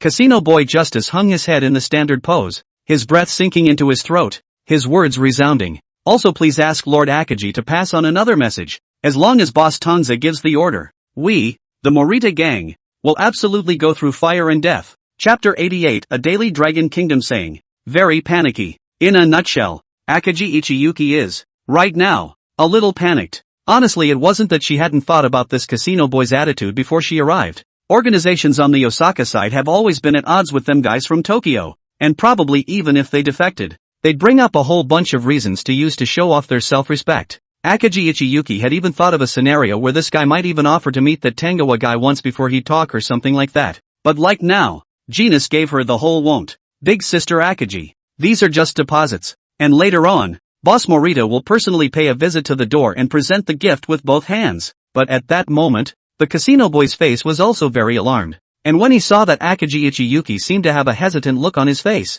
he hastened to add a few more words. Boss Morita has long wanted to defect to the Hashimoto group. But that son of a Shimada group is just too overbearing, forcing our boss to do a lot of things that go against his original intentions. Ahem. But now you can rest assured that we, the Morita gang, will treat the Hashimoto group in the future with absolute first-class loyalty, consecrate everything that Lord Karasawa has to offer as a matter of faith. Violators will commit harakiri. Mother asterisk asterisk asterisk asterisk her. He's deep in the tiger's den. The same are all cafes, but this bridge meta group of cafes. To stay he is inexplicably feel a coolness crawling up from the back, straight to the back of the head. Damn. I should have known that I would have advised my boss to bring some gifts. Just a little bit. Even the case of the people do not see. Tang Ze, that guy probably will not even look at a glance of it. This ing really corresponded to the proverb he had read in one of the books in the Dragon Kingdom earlier, a tiny fraction of a mile lost is 1,000 miles lost. Cough. In the middle of the day, Akagi Ichiyuki exchanged a glance with the deputy behind him.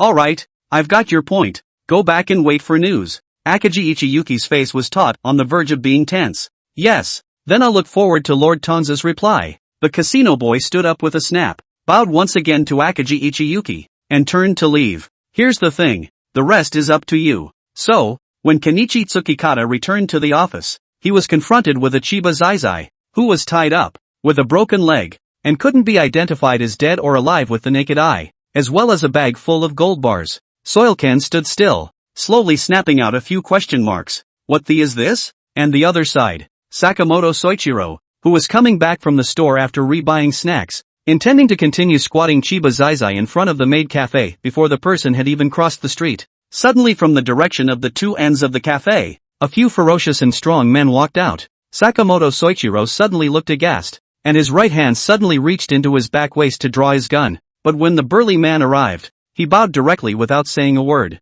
Sakamoto-san, you worked hard. Be sure to stop by our casino for a seat, a few drinks, and a few moments of rest. Soichiro Sakamoto's right hand was still clasped on his gun. His body didn't react. His brain CPU was running at high speed. What's going on? Sakamoto-san, our boss Morita has said that Boss Danzawa's business is his business. And when Boss Danzawa's men come to our territory, it's just like coming back to our own home. There's no need to be formal or polite. The burly man shouted. To Sakamoto, Soichiro on the spot again will not be able to give the whole thing. Is this some new kind of trap? It's a way to trick him into it and then catch him in a jar. Isn't it? Sakamoto-san, please come with us dash. But the gods of the casino's men also crumbled tightly, fearful of any mistakes. Now it's up to them whether or not the Morita gang can walk hand in hand with the Hashimoto group in the sunset. If he screwed this up, their boss would have to feed him to the fish in Tokyo Bay. Get the hell out of here. Don't try any tricks. If it weren't for the fact that this was a street, Soichiro Sakamoto would have really pulled out his gun. Who doesn't know that you guys were working for the Shimada group before? Don't try to fool me. Soichiro Sakamoto took a step back and glared angrily at the few burly men around him. No, Sakamoto-san, you're mistaken. Seeing that Sakamoto Soichiro wouldn't eat this, the strong men present also panicked. Mother ******* really a little favor cannot help people this ing how to be good Now that there's no news from Boss Tang Ze's side, and there's such a terrifying killer staring at them, if this wave of goodwill fails, it'll be nothing but bad news for their negotiations. At that moment, both the burly man and Soichiro Sakamoto involuntarily froze. It was obvious that both sides were nervous at this point. Isn't it nice to be delivered? Just tell Sakamoto if this mission is finished. So what was this Sakamoto guy doing from start to finish? At this moment, Akagi Ichiyuki was throwing around a gold bar for fun. Kenichi Tsukikata's feelings were very complicated. Complex. All in all, it is very complicated. Can't you all see this? Hashi Gensho, standing in front of the shutters, smiled evilly. That guy Sakamoto, it's obvious that he was secretly arranged by Dons. I say, Akagi Ichiyuki, you're at least a member of Tangoa's case. How can you not even see that? Regarding the fact that Morita Ichiban, who used to be a member of the Shimada group, actually took the initiative to hand over Chiba Zai. Not to mention the fact that he also showed his goodwill at light speed. How to say that Morita Ichiban is also considered to be a major gang in Osaka other than the Shimada group. And to put it in a small way, this is equivalent to giving an example to all those miscellaneous gangs in Osaka. In the grand scheme of things, maybe just this one thing will make their Hashimoto group stand firm in Osaka in the future. All in all, it was a pretty big deal. So Akagi Ichiyuki and Tsukikata Kenji went straight back to Tokyo to report it to Chairman Hashimoto Toru. Me. Akagi Ichiyuki had been quite amused. And when she was abruptly met with the name of Hashimoto Toru's store, her hand, which was playing with the gold bar, froze, as if he knew what Hashimoto Toru was going to say next. Tsuchikato Ken beside him had a look of realization and immediately sat upright with a serious expression. Let me ask you, where was Tang Zijuan before he communicated with you? Only Hashimoto's expression seemed to be smiling. Found on. Akagi Ichiyuki froze. Good lord, that really got to her. Only know that the guy is shopping. In the commercial street, that area? But exactly which town and which number? She really do not know. Look at you. You don't know. The corners of Gensho Hashi's mouth were grinning to the back of his head. Donzer, that's where he was. Squatting to the Yoshida Isamu crowd. Chapter 89. It's okay. Short is great too. You know these Yoshida Isamu guys, they used to do things for the Shimada group, just like the Morita bunch. Isamu Yoshida was in charge of the custom store, while the Morita bunch was in charge of the casino. Now that the Shimada group is gone, who do you think is the biggest threat to us in Osaka now? Gencho Hashi leisurely lit his cigar and took a deep drag. President? You mean to say? Akaji Ichiyuki also heatedly thought of something, and his eyes widened. That's right, I think Tansakuan. He must have thought of that to go squatting. And whether it's Morita Ei or Yoshida Isamu, as long as we take down either of them, we can say that we're in a position to win this piece of Osaka. Gencho Hashi pointed to the surveillance on the screen, his voice extremely strong. Do you guys think he's waiting for Sakamoto? Wrong. He's actually waiting for Yoshida Isamu's gang. And on the screen, it's Yoshida Isamu at the snack bar, meeting Tangoa. Tang Ze's expression, which hadn't changed since the beginning, was just like the expression he had when he came to play. But Isamu Yoshida is different. This guy entered the store with a bossy face, until he saw Tang Ze sitting not far away. His face swish changed, and even his body looked stiff. He wanted to leave on the spot but did not dare to do so. I'm not sure if I'm going to be able to do that. Look,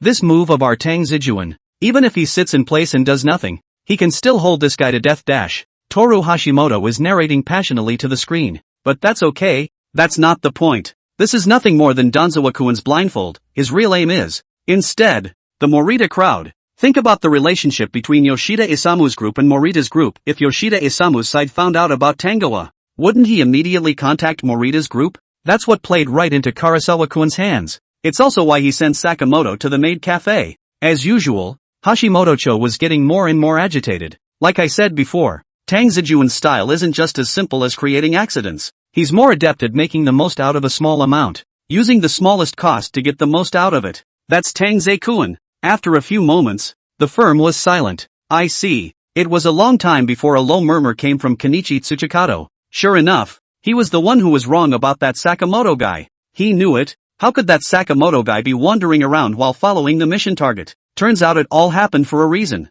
Man, no wonder Tang Ze-kun asked me for the address of the custom store at that time. Akaji Ichiyuki also tapped his head. So it's to find out information about that Yoshida Isamu guy? Man, I didn't expect Tang Zijuan to be so dedicated to his work. He would still take the initiative to do the task in his spare time. Tears. Ha ha, that's why I don't say. Don't think about Tang Ze-kun's behavior with your inertia. Gencho Hashi laughed out loud and took a sip of his cigar. You guys still have a long way to go before Danziken. Watch and learn. Ha! Before leaving, Akaji Ichiyuki suddenly remembered something. By the way, Chairman, before at Tang Zijuan's celebration banquet, you said you wanted to take him to experience a special program to come. Do you still remember? What project? Kidding. Hashimoto Toru, what mission? The chairman of the Hashimoto group. Stomping a foot. Half of Tokyo will be earthquake, big man. That had experienced more special programs than he'd ever eaten. That was one that was suddenly mentioned, and he couldn't really remember a bit of it. It's a high-speed spinning attack 3-point, I think. But Kenichi Tsukikata, being a man with a good memory, immediately answered for Gencho Hashi. So, and after that reminder, Hashimoto-cho recalled it. Ouch, that's quite a coincidence. It was the expression that was steeped in some regret. The program was checked by the cops because the backlash was so great before. No high-speed spinning attack triple dots allowed in all custom stores now. President Hashimoto Toru looked regretful. I'm afraid Tanzakuan won't be able to experience it for a while. It's true that the island's regulation of the custom industry is very relaxed, but even so, no one dares to go over the top. Hey, that's fine. However, Akaji Ichiyuki just laughed. Well, she predicts that some guy is going to break out of his skin when he hears the news. But it's just the words of Danzakuan. However, only Hashimoto stroked his chin and his words changed. I know guys in Osaka. It's not impossible with a little setup. What's the setup? Soil Fong Jian asked with a moment's realization. Asterisk. Off. I don't run a custom store. It was then that Hashimoto-cho scolded back. Ahem. Even though this mission was slapped to that Sakamoto guy, Tanzakuan also deserves credit for it. So of course there should be a reward for what's due. The main thing is that the cops have to be greeted beforehand. And I'm not very familiar with the cops in Osaka. Gencho Hashi was suddenly in deep thought. In this case, wait for me to hear before nightfall. You know what, Master? At that time I was dragged into the underground casino by those guys. I thought at that time that these guys were going to dominate me. But I didn't expect them to be quite nice. Oh yeah? Yeah. The Earth team leader also told me the mission was accomplished. So, that's it. Master, this mission was so easy to accomplish. The head of the earthworks team even said that I should learn more from you. So, where's my takoyaki? At this time, a certain pachinko parlor. Tang Ze seldom plays small steel balls, but the mall is crowded and it is too hot outside, and it just so happens to see a newly opened pachinko parlor over here. So Tang Ze came over to casually play a couple of games. Soichiro Sakamoto also happened to be coming out of Morita EI's underground casino, although the man was blinded when he came out. It was as if he had taken a chill pill when he saw Tang Ze, especially after listening to Kenichi Tsukikata's brief. You fellow, you've been studying with Tang Zijuan for so long, how come you can't even catch up with half of him? You still need Tang Zijuan to assist you with your own mission objectives. The earthbound Kenichi on the other end of the phone said as if he were. Master is assisting me in secret? Soichiro Sakamoto was also very surprised to hear it at the time. You kids still have the nerve to mention it? Is this your mission or his? But the more Kenichi Tsukikata on the other end of the phone spoke, the more he sounded like he hated it. Give me a good look and learn. Understand. Got it. Soichiro Sakamoto didn't understand it at the time though, but it always seemed like it was awesome. No wonder the casino guys were suddenly so nice and invited him in for a drink. So it's the master's masterpiece. Master, don't say octopus dumplings. I'll get you lobster dumplings if you want them.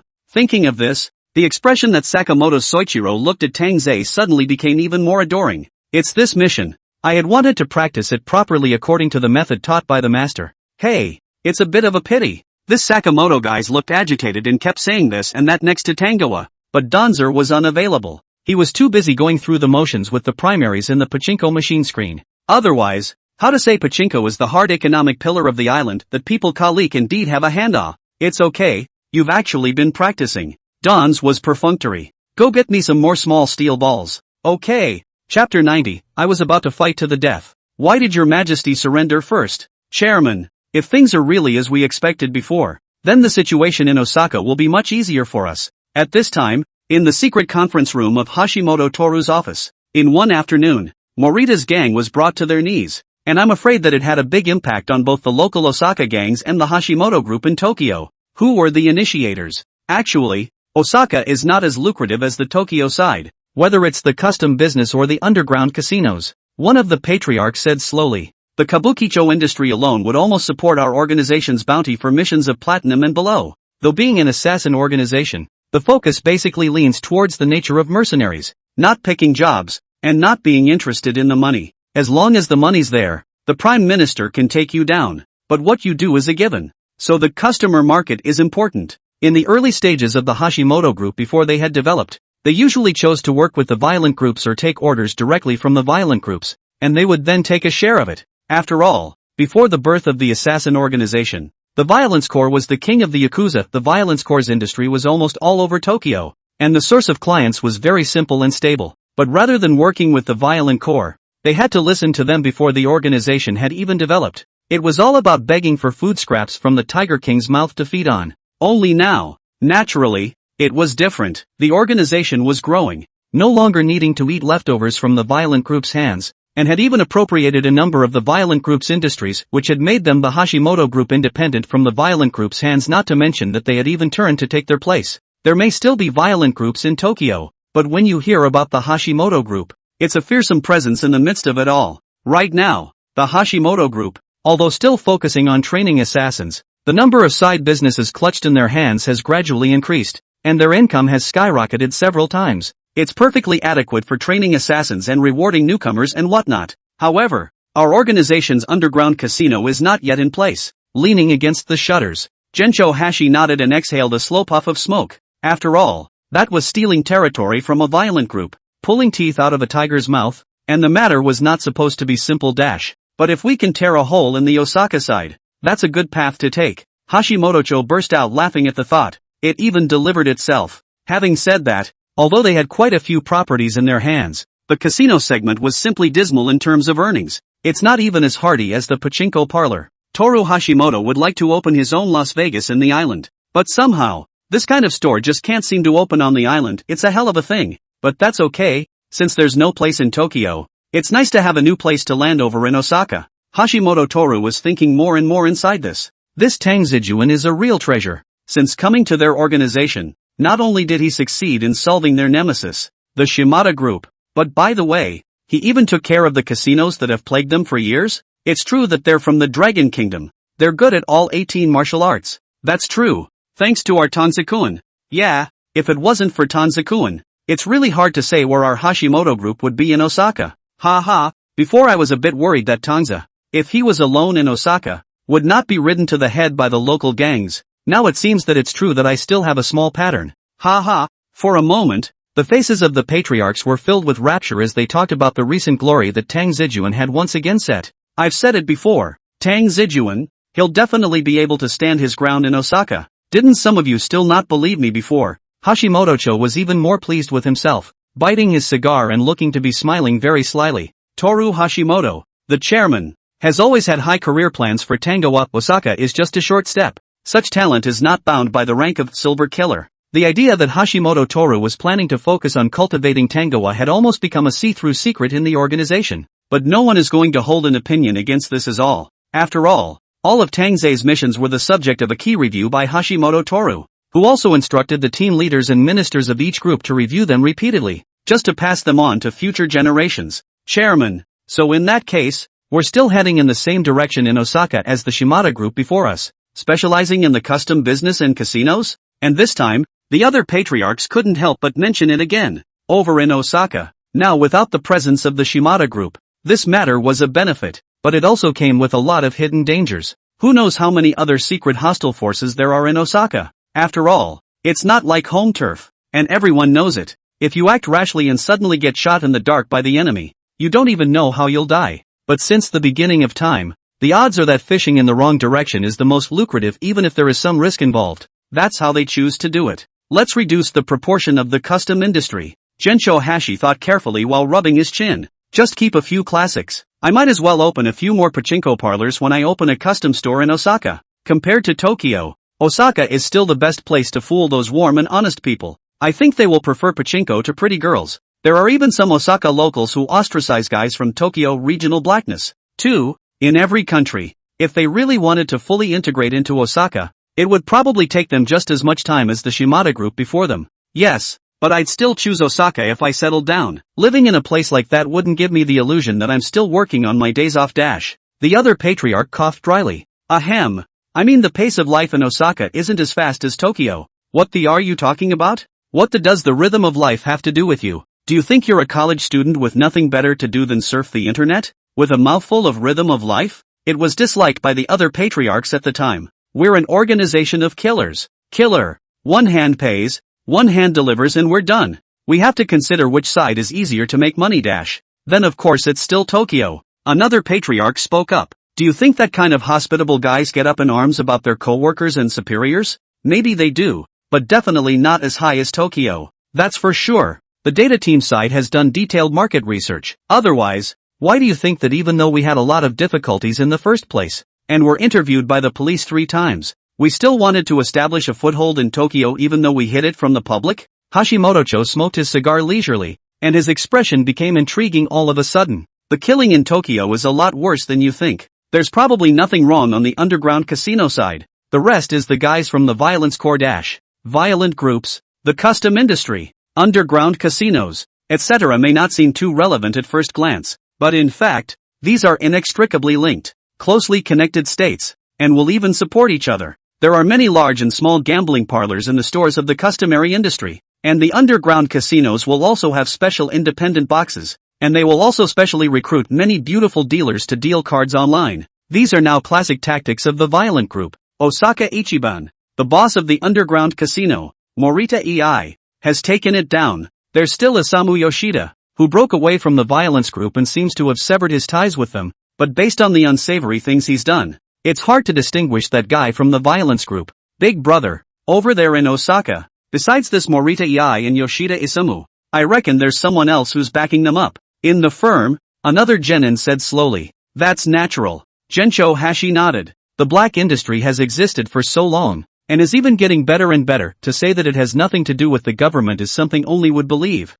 I'm afraid. Say hello to those 2 guys Akaji and Tsukikata again. And even if that Morita EI guy defects, let's not make too much of a splash with our actions, and keep a low profile if we can. But it's possible to utilize Morita, but that's up to them to play on their own. It's hard. All in all it's very hard. Don't feel bad brother. Hurry up and think of a countermeasure is the best way out. No brother. If I could think of a countermeasure, would I be in such a hurry? Alas! The dimly lit chamber. The men were gathered around a square table, their faces covered with sadness. You say this is a mess. Before not said well. Said will treat us these Osaka a crowd. Now well, I go out to eat a meal. Can see the bridge you on group guys? This ing good treatment ah. One of the men slammed the table and stood up. This is ing surveillance. We're stuck. Yoshida Isamu was angry and anxious. His face was red and his voice was loud. If it wasn't for my quick reflexes that day, I slipped out the back door. And I'm telling you, I wouldn't necessarily be sitting here right now.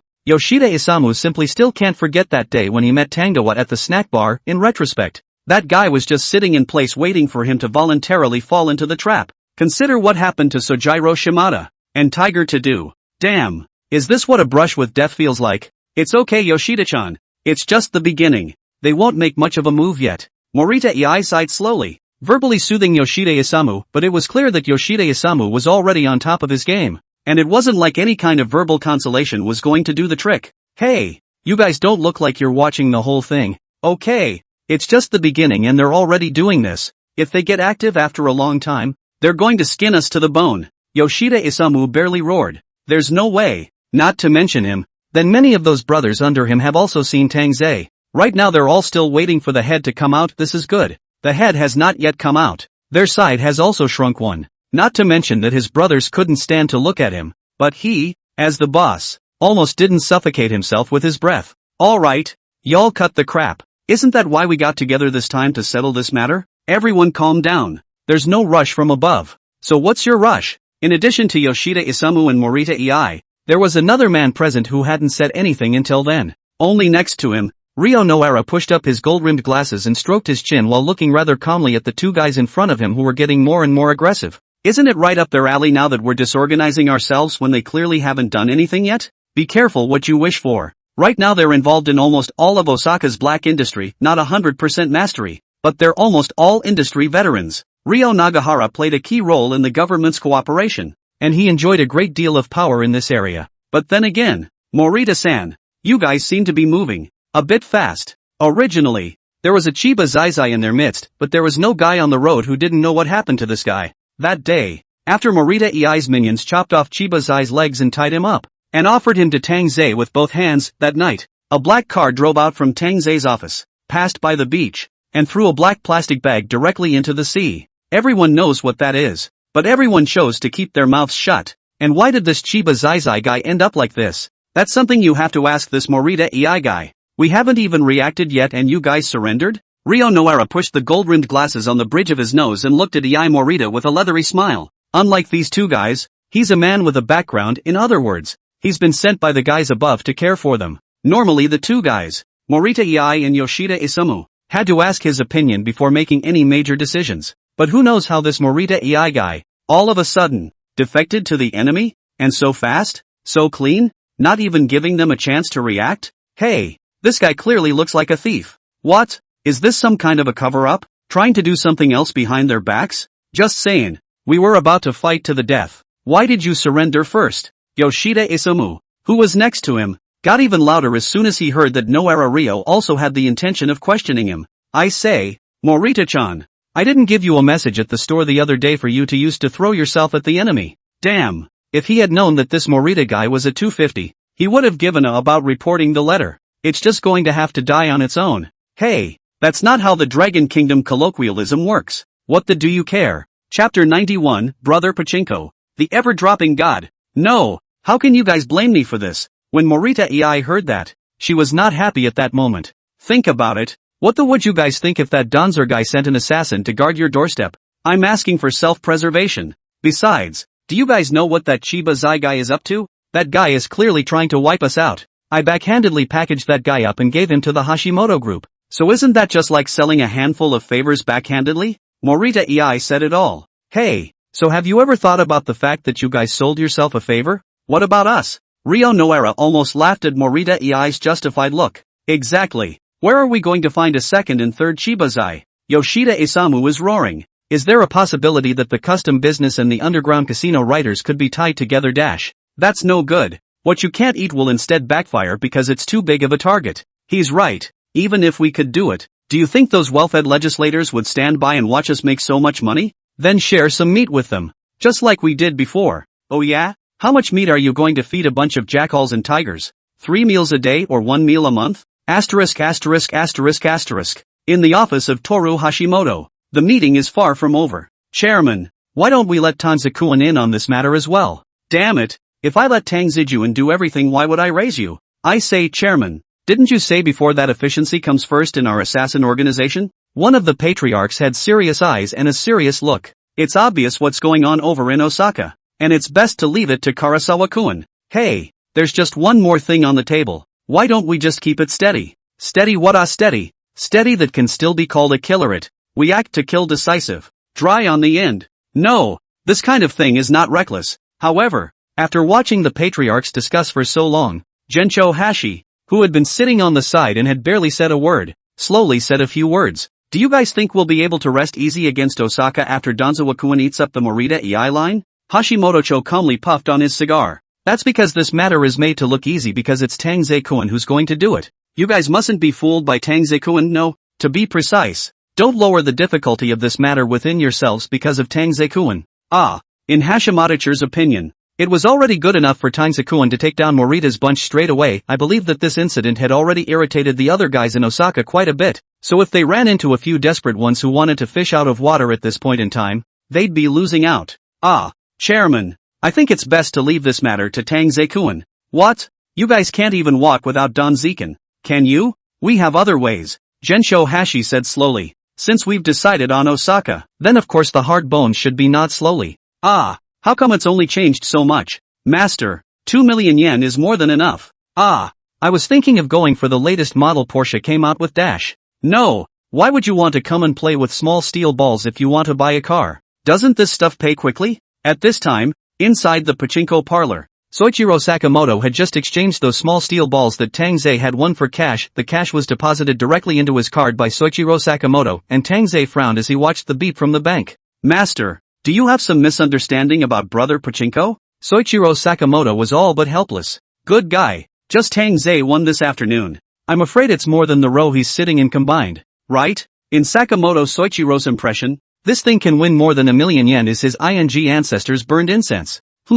Isn't that where the money is? Tang Ze twisted his head and looked at Sakamoto Soichiro with a narrow-eyed smile. Hey, this guy's in Versailles, right? Definitely in Versailles, right? For a moment, Sakamoto Soichiro was speechless. Hey, speaking of which, I've played at a pachinko parlor before. Didn't seem like much money to win that time. Saying that, Tanza played while talking to himself again. It might have been bad feng shui for that store though. I just saw the news recently, and it seems like that store just had a murder the day I played and closed down afterward. Hey, no wonder I won so little. Soichiro Sakamoto became even more silent. Hey, come play a few games for me while I go to the restroom. After throwing a couple of small steel balls in, Don Z didn't care once he saw that he didn't hit, and slapped Soichiro Sakamoto as he got up. Come to think of it, I seem to have been sitting here for a while, so it would be good to see if there are any other machines in this store to play with. Wait, no master. I have a bad hand dash. Next to him, Sakamoto's Soichiro was caught off guard, but by the time the man reacted, Don's had already walked away.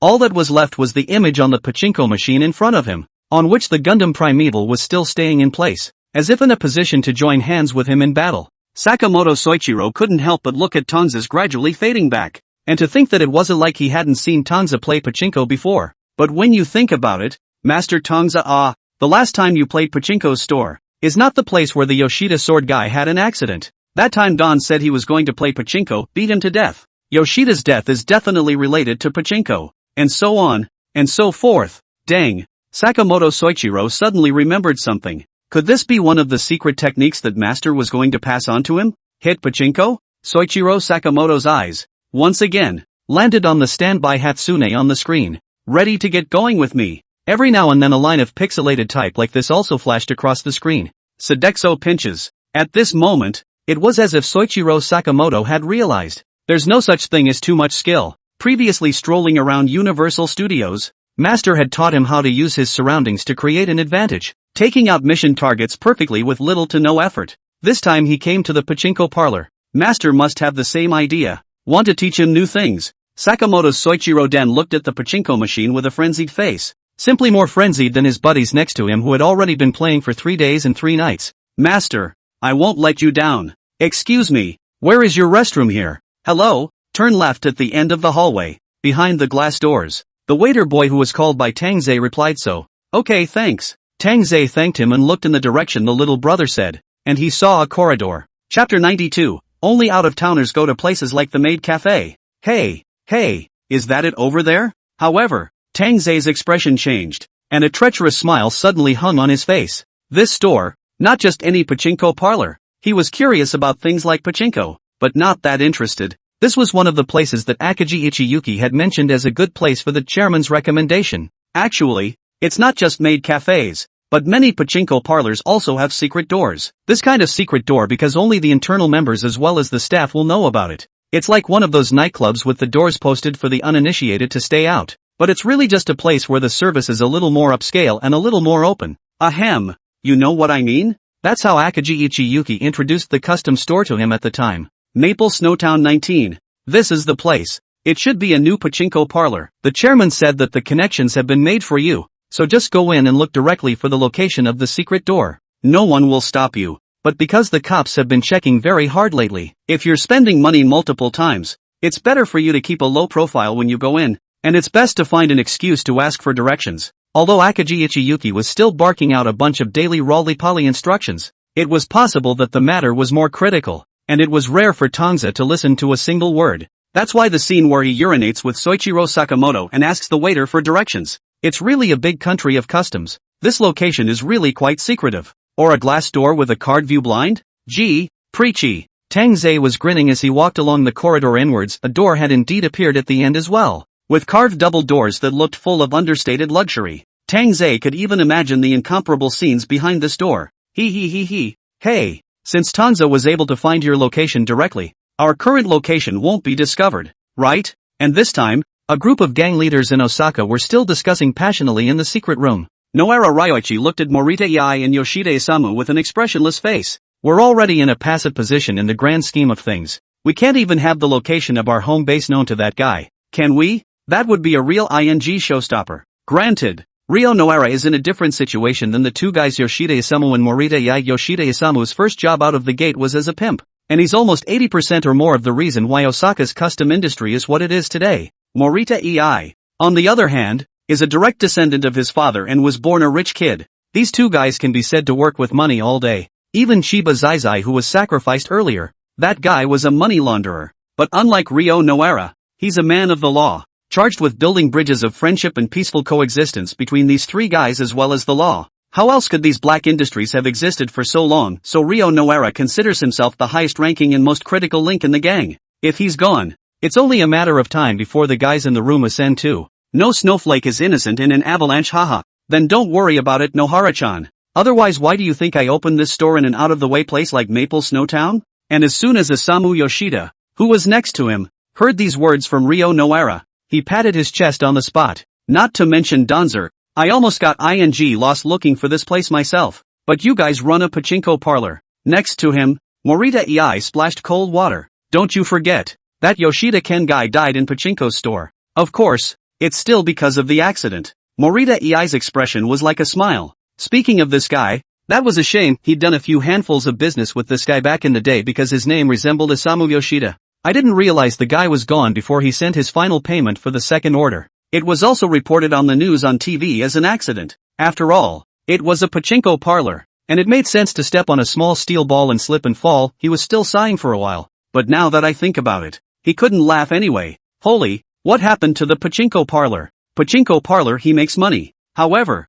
after being squeezed like that by Morita Iai, Yoshida Isamu was not happy again. Dude opened a store to make money, to cha rice to live, not to open a face. Besides, do you think I just found a random area off the beaten path? This place, Maple Snowtown, is full of pachinko parlors. Still, my advice was good. Open a maid cafe. Only the touristy guys from out of town who don't know anything about anything will go in there and spend their money. The locals go straight to the touch tea. Morita Iai shook her head like a rattle, still looking a little worried. What are you talking about, you guy? A tree? Of course, hiding in the forest is the best plan, Yoshida Isamu said while looking very confident. And I'm number 9 here, and the last pachinko parlor is still a dozen or so away. It's almost a block away. This can't be found without perspective. I think so too. Morita-san. And I still trust Yoshida-san on this. And Rio Noara thought it made a lot of sense. Hiding wood in the woods. We all know it's the best dash. However, before Rio Noara could finish his words,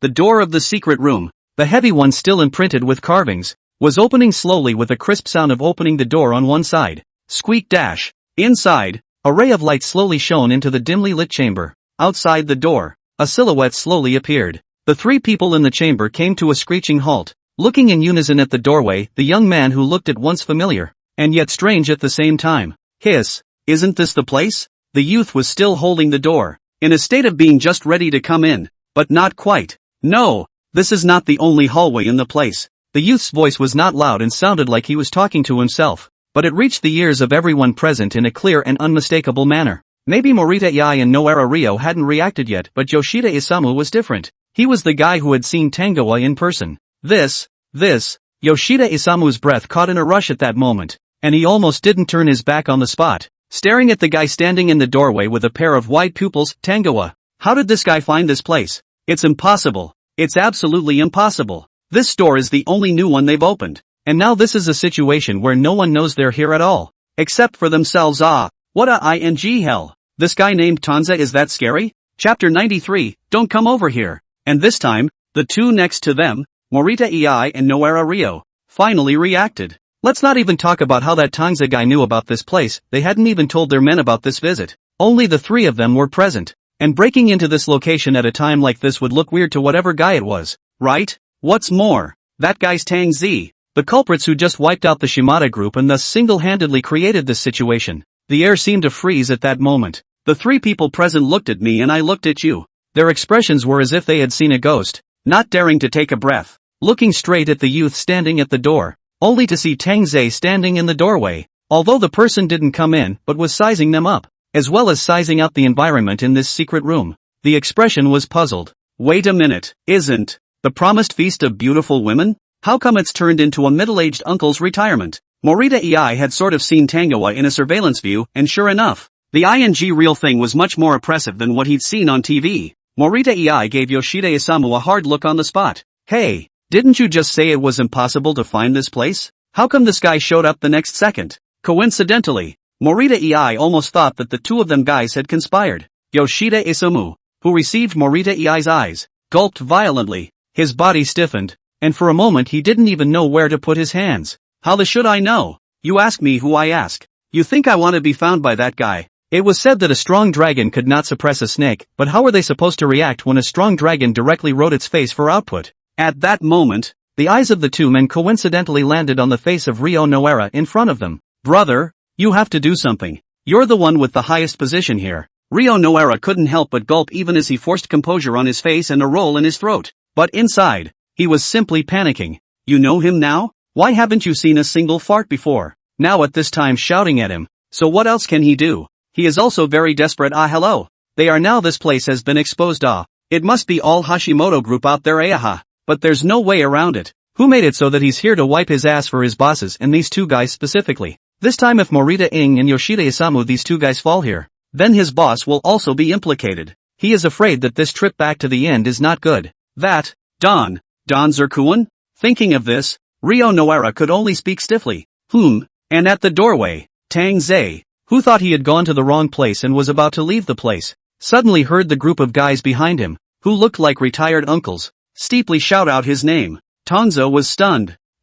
These guys know his name? Did he go the right way? Mr. Hashimoto said that he'd already made the connections, so he could just go over there. Wait, so this place still sees pretty girls and high-speed spinning attack triple points, right? Only he went into the wrong room? You, suddenly came in a big way. Yes, what can I do for you? Rio Noara, who had often followed his boss to and from major speaking engagements, had never found it as difficult to speak as he did today. Didn't that Hashimoto guy say hello to you guys? Donzer cocked his head at once. Good lord, I was just wondering if the president had greeted the people here. Wait, when he mentions the word Gensho Hashi, does he have to add chairman after it? The hierarchy of respect and inferiority seems to be quite serious in the island. However, as soon as Tang Ze's words fell, the three men in front of him, their expressions also steeply changed. And I, For a moment Morita Ei, Noara Ryo as well as Yoshida Isamu, 3 people on the spot, a pupil earthquake.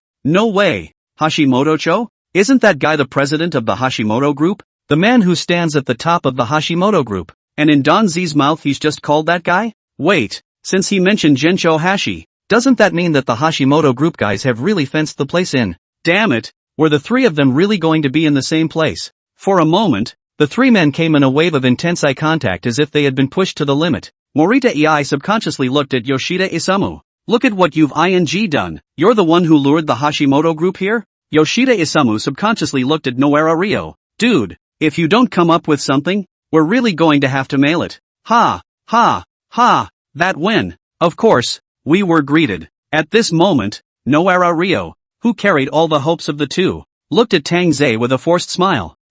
We're just waiting here for Don Zerkuan to arrive. Whatever he says, respond to it first. Anyway, it's all here. Let's see if we can get lucky and muddle through. Damn, can't even get out of this door, right? That would be funny, hey. Ha, so that's it. When Tang Ze heard this, he was instantly happy, smiling while walking towards the 3 of them. He said he couldn't have gotten it wrong. It was the address he remembered. The remaining 3 watched Tang Ze approach. Their upper bodies tensed even more rigidly, with eyes that looked as if they weren't looking at any Tang Ze, as if they were some kind of devil. Don't you come over here, Then, Lord Tang Ze, what are you? What are your demands? Noara Ryo took a look as if there was something in it, and immediately gave a token try, but privately. His hands weren't idle, and he quickly gestured towards both Morita Ei and Yoshida Isamu, signaling that they should hurry up and ask for help, that they were surrounded by Tangoa. However, out of the corner of his eye, he caught a glimpse of these 2 guys with a serious expression and a look that seemed to say, save it, it's not going to work. They didn't even bring their men with them when they came in. Then who wouldn't have thought that the horrible Tang Ze at the moment would actually find this place out? Besides, that person has found the door, and now he's still shaking people in front of others? You think your life is too long, don't you? Demands? Then first follow the rules and bring everyone up. Dans then smiled and said, no matter what. He was also a man who had played with poison dragons, ice dragons, fire dragons, and all dragons over in Kabukicho before. Now that he was in Osaka, it was better to follow the customs of the country first. Yes. Ryo Noara was dumbfounded. People? What people? What is going on here? It's over. Their Osaka will not be theirs from this day on. Chapter 94. However, just then. Yes, Lord Tang Ze, you've come at the right time. We've got a new batch in the store, and they're all first-hand, guaranteed to satisfy you. Yoshida Isamu, who was next to him, stood up with a face full of excitement as if he had instantly pressed a certain switch on his body. Lord Tang Ze, I wonder what type of service you prefer, so that we can be prepared the next time you come. No. Isamu Yoshida's brain had literally never run so fast in his life. Oh, he's finally caught the key. This is a test, isn't it? This is definitely the test, right? Just like before when Lord Tangoa sent Soichiro Sakamoto in front of Morita Ei's underground casino entrance, he can definitely do better than Morita Ei. At that thought, Yoshida Isamu didn't forget to turn around and lock eyes with Morita Ei. Dude, watch my output on this wave. Not just looking for a lady. Then you've come to the right place. Only Morita Ei, with the same serious look on his face, even secretly gave a thumbs up towards Yoshida Isamu. Awesome bro, we guys are counting on you. Oh, I came this time to experience that high-speed spinning attack triple point. The rest will come another time. Then Tang Ze nodded and said in a serious manner, Good. Bring the most skilled ones right away. Yoshida Isamu's back was practically straighter than it had been during his own promotion exams. Damn, I'm sure you're a cadre of the Hashimoto group, but you even know about this? You really can't underestimate this guy. Then he turned his head to look at Morita Ei and Noara Ryo. Hey, what are you 2 waiting for? Why don't you hurry up and get the best for our Tang Ze? But this is a pachinko parlor. Morita Ei subconsciously wanted to curse, but as soon as he raised his eyes, he saw Yoshida Isamu, who was frantically making eyes at him, as well as Tangoa, who was looking this way with a seemingly intentional expression. Yes, Morita Ei immediately got up, not forgetting to pull on Ryo Noara, who was next to him and was confused almost the entire time, and hurried out of the conference room. What? You're the only one there? No, Master has been out for a long time, probably something temporary. And this time, Sakamoto Soichiro, who was still outside playing small steel balls, suddenly received a call from Akagi Ichiyuki. Soichiro Sakamoto would be just as ready to embark on a cosmic adventure with the primer on the pachinko machine as Tangoa had been earlier. The tone of Akagi Ichiyuki on the other end of the phone seemed to take on a bit of a smirk after hearing Sakamoto Soichiro's reply. The chairman had already sent over the location of the store earlier, and before that she had related to Danzaku-kun. Now Akagi Ichiyuki took a look at what seemed to be a period of time that had passed, and wanted to ask if Danzaku had gone over there yet. Knowing that Soichiro Sakamoto was staying with Danzawa, she was thoughtful enough not to call him, but once she heard that this guy, Sakamoto Soichiro, was picking up Tangoa's shift on his own and playing Kotobukiya, she understood what was going on. Oh, cough cough, then you play well yourself. Don't lose too much money to your master, ahaha. Akagi Ichiyuki even wanted to laugh a little inside. Well, it's true that this Tang Ze guy is a brother who doesn't like to double up into a line, ahem. Just after hanging up the phone, Akagi Ichiyuki also subconsciously scanned Tang Ze's position on the device. 9. Akagi Ichiyuki was still a bit confused. If I remember correctly, the address she told Tang Zijuan before seemed to be number 19. Forget it, it's not a big problem. Akagi Ichiyuki turned off the device and left the office humming as well. So, the next day. Well, for the Osaka side, we won't discuss it today. Tokyo, Toru Hashimoto's secret office. Both the president, Gencho Hashi, and the patriarchs of the organization have been conducting high-intensity meetings for the past 2 days. After all, it's not a small thing to really eat Osaka. Well, at least it has to be discussed by a few of them before it's handed over to the various ministers down the line to carry out. We've taken the initiative on the Osaka side now, and I've already greeted Kenichi Tsukikata about the rest, so if the two of them can open up a little more of a breakthrough, we'll be able to put on a big show. Hashimoto Toru was standing in front of the window, looking down at the street through the thousand-leaf window. Right now it would be right in the middle of rush hour, and the streets would be filled with pedestrians coming and going. And then of course there's the road, where right now almost every car is pressed up against each other, with the front car pressed up against the back car, just short of a crosswalk. Looking at it, Hashimoto Share had to think of Tanzaku again. No wonder that guy almost chose the nighttime to do it. Chairman, now that the advantage is in our hands, shouldn't we be more proactive? As expected, as soon as Hashi Gencho's words left his mouth, a patriarch stepped forward. If you guys still think like that today, then I called you here today for nothing. Hashimoto-cho withdrew his eyes and slowly exhaled his smoke. Osaka isn't our territory after all, even though Tanzaku has already taken one of the lines. But Osaka is like a tightly knit net that pulls one hair and affects the whole body. There's a saying in the Dragon Kingdom that says that a poor enemy should not be pursued. After all, you can't eat hot tofu in a hurry. Hashi Gencho had a serious expression and a faraway gaze. Now that we have the upper hand, all the more reason not to rush things. Hashimoto-cho's idea was simple enough. He did want to take Tang Ze properly in a row. The kid was not bad at being a killer, and being a leader wasn't out of the question. But experience is necessary. And right now Osaka is just right to hand over to that kid in Tsuchikado Kenichi. Earthquake Kenichi was one he was familiar with. The guy had developed a pretty good group of killers under his hand. At least the leadership skills were unmatched. But even if that was the case, there was no way he would let Tang Ze go and take that risk so easily. Good lord. It seems like the chairman is really attached to this guy named Tang Ze. That's true. It's rare to find a talent in the organization. So wouldn't anyone who saw it want to cultivate it?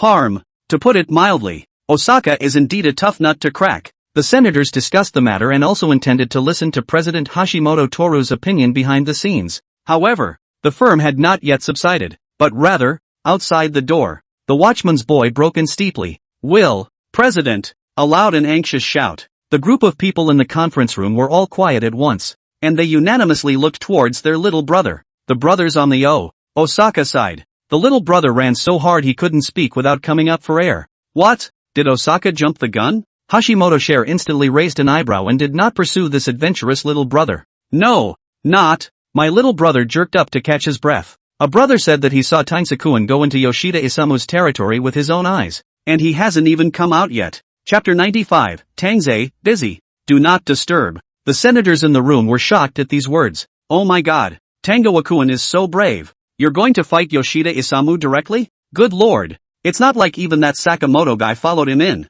is it? Earlier we were saying that this matter can't be rushed, but I didn't expect Tang Zijuan to go straight to it? Gencho Hashi was also stunned, and the cigar he was holding in his mouth almost fell out. Are you sure? Thousands and thousands. The little brother nodded repeatedly, his chest still rising and falling violently while doing so. Hiss. Hashimoto-cho instantly wrinkled his brow. How come the Akagi Ichiyuki guy didn't even inform him of such a big deal? There goes this month's bonus. But is Tang Ze really that brave? He really went over there by himself? *******. What are you waiting for? Hurry up and contact Tang Ze for me. Hashimoto-cho cursed then. Don't. If Tang Zijuan just went into the thief's den trap, then wouldn't all his efforts on Tang Zijuan so far be all would big? Club. Chairman. We can't reach Akagi Ichiyuki. The little brother replied with a tearful look on his face. What? Hashi Yuan-che's pupils quaked, and an extremely ominous feeling of foreboding steeply surged up within his heart. Where's Kenichi Tsukikata? Kenichi Tsukikata. Chairman. Suchikage-san we also contacted. Can't be reached at all. The little brother said again. Warily. There's no way around it. The chairman sent another man to Osaka to keep an eye on the situation. But it's just so sudden. The scouts did see Tang Ze and Sakamoto Soichiro enter a newly opened pachinko parlor. And the information from the investigation showed that the pachinko parlor was owned by Yoshida Isamu. Ha? You mean I can't reach those two big live ones now? Are you kidding me? President Toru Hashimoto was almost laughing with anger. Why don't you hurry up and find someone for me? What did I say before? The chairman must have already arranged it plainly for Tang Ze inside. It's hard to say. I think it's clear that we've been set up along with it. Ha ha, who says otherwise? But I only care about my bonus. He. At this moment, Akagi Ichiyuki, who had just entered the underground mall, was turning around to say something to Tsukikage Kenichi. Hey, I'm afraid there's no caseworker with a higher reward money than you this year. You don't put aside to pretend. Kenichi Tsuchikato in the back raised an eyebrow at once. Hey, who's too much money? Akagi Ichiyuki replied with a smirk. Damn, you'll have to buy me dinner when you get your year-end bonus, Tsukikata Kenichi said with a pretense of viciousness. Or else I'll tell the chairman about you sneaking around and adding pounds to Tang Zijuan. Normally a case insider couldn't interfere with the intranet's process for handing out bounties when a mission was completed, but Akagi Ichiyuki was different. As a veteran among the case insiders, Akagi Ichiyuki knew quite a few guys from the data team and often opened the back door for Tang Ze. Before the process on the website was finished, Tang Ze's mission bounty arrived. Of course, what Chairman Toru Hashimoto gave privately doesn't count. Ha! So you'll get away with it. You know it all? Gave Akagi Ichiyuki a whole laugh. Pull back. If you say so, we're on the same rope dash. It's okay, she understands it all. Toho-san is just abjectly jealous and sorely disappointed. But then again, why hasn't the target shown up yet? Kenichi Tsukikata asked again. Could it be that our intelligence is wrong? At this point, it must be in the underground mall. There's no escape. Akagi Ichiyuki replied at once. Let's wait. It also happened to be not too long ago that the scouts sent out came with the news that Yoshida Isamu as well as Noara Ryo's men had appeared here on a large scale for some unknown purpose. The two, as Osaka's agents, sensed that it wasn't a simple matter, and followed it up personally at that time. Only now almost half an hour had passed and they hadn't gotten much out of it. Do you think that Morita guy knows about this? Or if it was involved in this? Akagi Ichiyuki couldn't help but think. Won't we find out later? Kenichi Tsukikata shrugged. It's a pity that the signal is bad down here,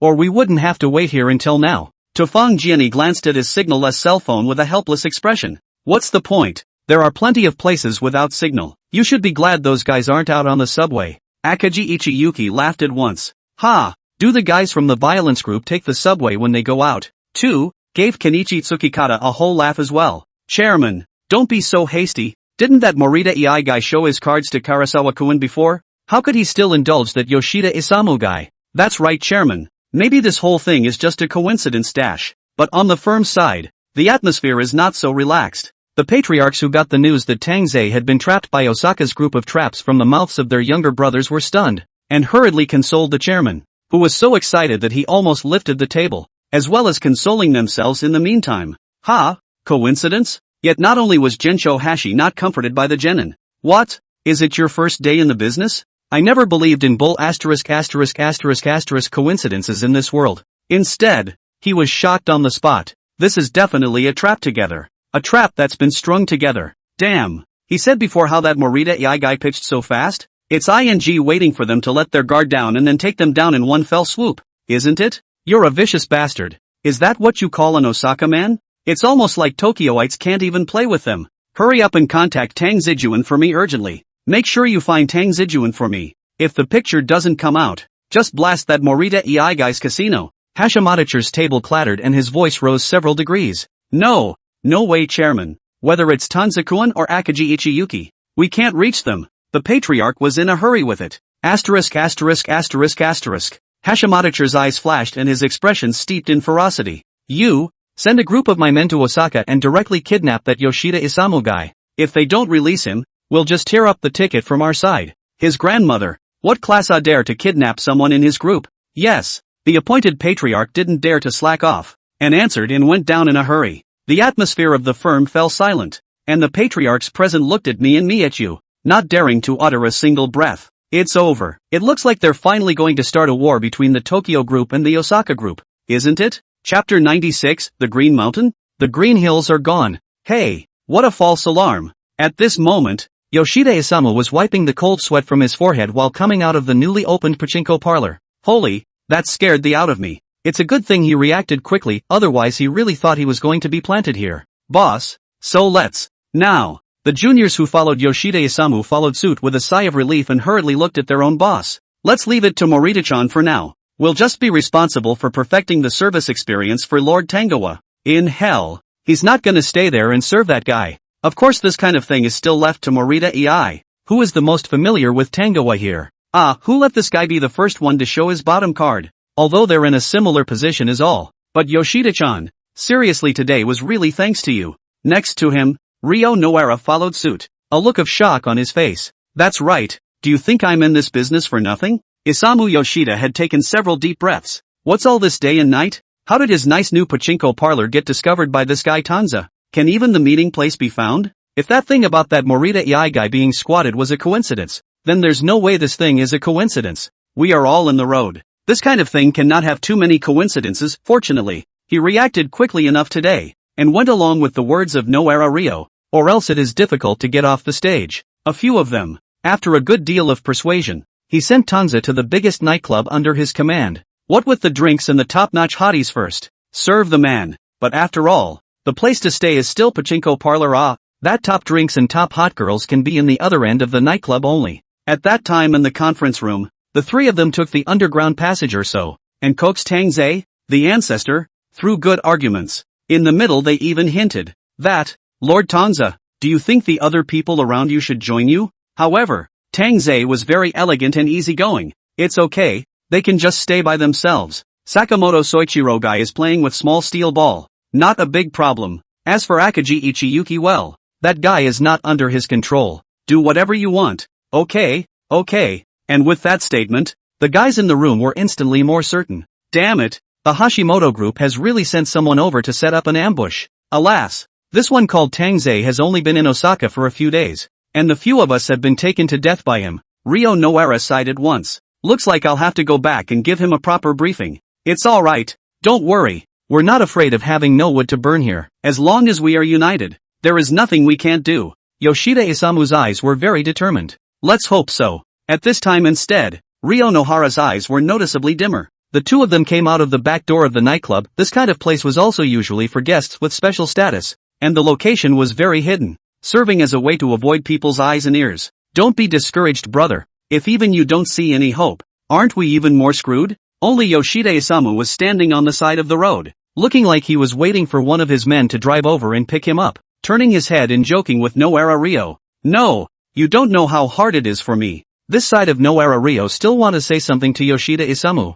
A lift of the eyes. Saw a blackened sedan almost close to the roadside, drove over. Noara Ryo subconsciously thought that this is Yoshida Isamu's men over, and inwardly also lamented. This guy, when so low profile, also drove a black car? However, this black car's speed wasn't even decreasing, and the door was opening towards this side, driving straight towards Yoshida Isamu. In the next second, a ferocious and strong man in the car steeply poked out his body, and with a single stretch of his two arms that were almost as thick as his thighs, he carried Yoshida Isamu into the car as if he was carrying a chicken. With a snap, the door closed. The black car accelerated and sped away. The whole thing took less than a minute. Ryo Noara stood still, his minions standing behind him. You look at me, I look at you. I can't believe I'm speechless. Boss. Halfway through the day, the minions howled violently. It's over, aha. The boss has been kidnapped, But at that moment, inside the nightclub, Lord Tang Ze, your cell phone. Oh, thanks. Two voluptuous white-skinned hotties were holding Tangoa up on the left and right,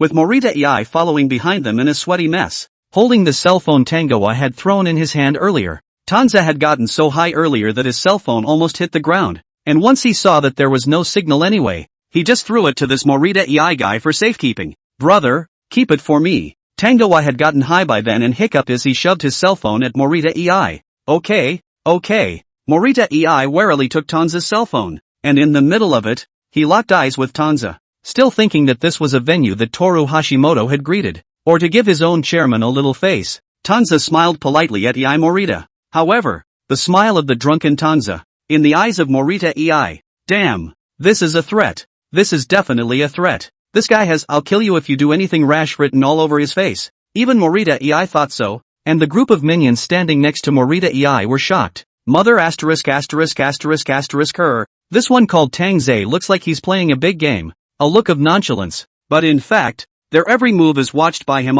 Mother asterisk asterisk asterisk asterisk her. Morita ei held Tang Ze's cell phone like a little brother. Too hard for fear of scratching the screen with her fingernails. Too little for fear of dropping it on the floor. What about the guys we sent out earlier? Find out anything around here? Taking advantage of Tang Ze's attention being seduced by the hot girls, Morita Iden asked in a low voice to the little brother next to him. Boss, it's still that Sakamoto Soichiro guy. He's across the street at Pachinko's right now. The little brother also answered carefully. There's also the underground mall where we found the Hashimoto group guys. I heard it was a man and a woman, and we lost them before we could identify them. Sure enough, Morita ei cursed at once. I'm so ed. Morita ei's entire body was bad, and she could only keep using profanity to vent her heart out hard. That Sakamoto Soichiro again? This Tang Ze guy is still deliberately using the last incident to humiliate them, right? It was a good thing that it was clearly on their own turf, but everyone in the room had a hardened, nervous look on their faces. Chapter 97, what an extraordinary place for the president to enjoy himself.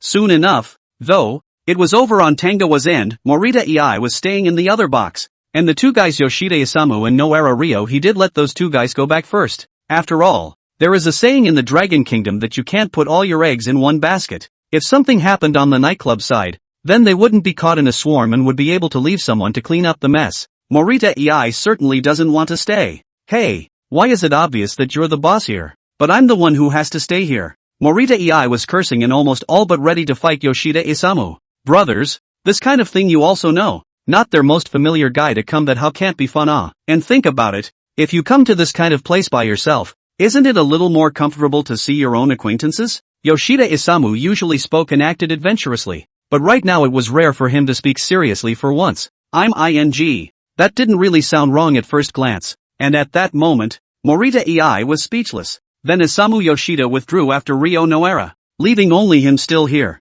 Ouch. This is a nice place, but okay. Morita ei couldn't help but follow suit inwardly when she saw Tang Ze come out of the box refreshed and red-faced. Looks like it's going to be a safe day. Morita ei's hand shook slightly as she held the cell phone. This day-by-day life was really scary. Why was it more thrilling than when he first came to Osaka? No, when you think about it like that, it's not as good as the previous Shimada group. Hello, did you have a good time tonight, Lord Tang Ze?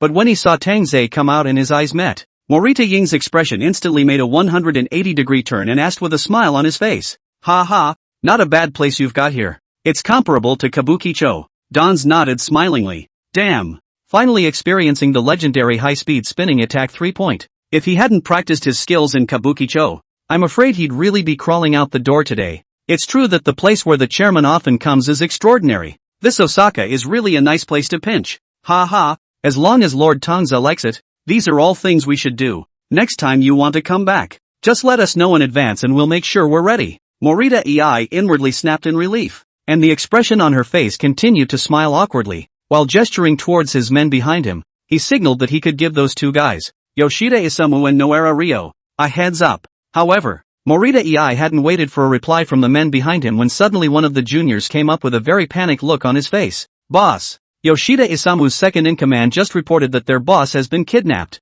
What? Wow. A pot of cold water, instantly drenching Yoshida Isamu's head, came down. Ahem. Isamu Yoshida is tied to a stool in the basement, choking on the water. He coughed several times, and a detached soreness filled his body, as if he had been drugged. His hands and feet were even tied to the stool, so he couldn't move at all. Is this the guy? Yes, boss. He's Isamu Yoshida. We verified his identity before we moved in. Ha, good boy. Actually dare to make a move under my eyes. A few low male voices came from in front of them. President, don't be angry. We've already captured this guy, so we're not afraid that they won't release him. That's right. If they don't release him, then from today, this Yoshida Isamu guy will just have to disappear from the world. Chairman Gensho Hashi was standing in front of him with his deputy. a sneer still on his face. Hey! Get your head up! The deputy growled viciously. Yoshida Isamu had been forced to clear his head after having that much cold water poured on his face. His eyes opened a slit in confusion, and against the shadows he saw two cold-faced hulks standing in front of him, the light stinging his eyes raw, but he couldn't see the faces of the two guys in front of him. But before his brain could react, his mouth moved first. Who the are you guys? Yoshida Isamu let out a roar then. How dare you kidnap my old man? Do you guys know who I am dash? Before the words were out of his mouth, he was kicked back by the deputy. It's because I know who you are that I kidnapped you. What the do you think you are? Asterisk asterisk asterisk asterisk you. Yoshida Isamu almost went over his back from this kick, and it took him half a day to regain his senses. But his face still had a look that he would rather die than give in, and his eyes were nearly glaring out from their sockets as if they were glaring out of their sockets. Kyuso. He was careless. Originally, this line of work has many enemies. He was also confused by that guy called Tang Ze in the past 2 days. A moment of negligence, only to let his nemesis exploit the gap. Abominable. You'd better be honest. You won't get any juice in our hands. The deputy laughed sardonically. What the are you guys up to? Yoshida Isamu slowed down and instantly cursed twice more. Kidnap the old man at this hour? You guys are for what that Rio Noara guy said earlier. Impossible. Absolutely impossible. Even if you cut me to pieces, I won't tell you. Ha! Gensho Hashi stood back, cigarette in one hand, smiling without saying a word. Damn, this kid's got balls. The man who kidnapped him is so tough? He's really impressed. I didn't realize there were such tough guys in Osaka. Ha! Granted, they checked out that Rio Noara guy. Tokyo is unclean, and Osaka isn't much better. But this is kind of a common occurrence. The political sector colludes with the business sector, and even gets involved with the mob, which is probably some kind of law that has been formed in the underworld since time immemorial. You guys. At this moment, Isamu Yoshida went through almost every guy he had ever dealt with in his mind. In this line of work, he's already made a lot of enemies. But how could he possibly think of them? Yoshida Isamu instantly remembered the last few close ones. Damn it, could it be Morita Ei? Unlikely, right? This guy had just followed him himself to deal with that Tang Ze guy. How could he still have the heart to deal with him? Is it Rio Noara? That's even more unlikely. Which year did he not pay the most in gifts to His Excellency? How could he spare him? Does it mean? Before his mind could finish searching, Hashimoto's second-in-command let out another roar. Mother asterisk asterisk asterisk asterisk her. Our boss is asking you a question. You're ing pretending to be deaf and dumb, aren't you? The deputy kicked Yoshida Isamu in the chest again and copped a branding iron in his hand. Where have you kidnapped our brothers from the Hashimoto group? Chapter 98 Unique Teaching Methods. Strange. Didn't you say before that the gang of henchmen appeared here? How come all of a sudden it's gone again? Hey, isn't this information what you said before? What the hell? It was clearly your men who came to report. You guys underground mall. Tsukikata Kenichi looked at Akaji Ichiyuki in front of him with an expression that almost cursed. Wait, don't look at me like that. You think caseworkers are easy to be. We have to gather all this intel related to our own killers ourselves. There is also a need to sift through what works and what doesn't.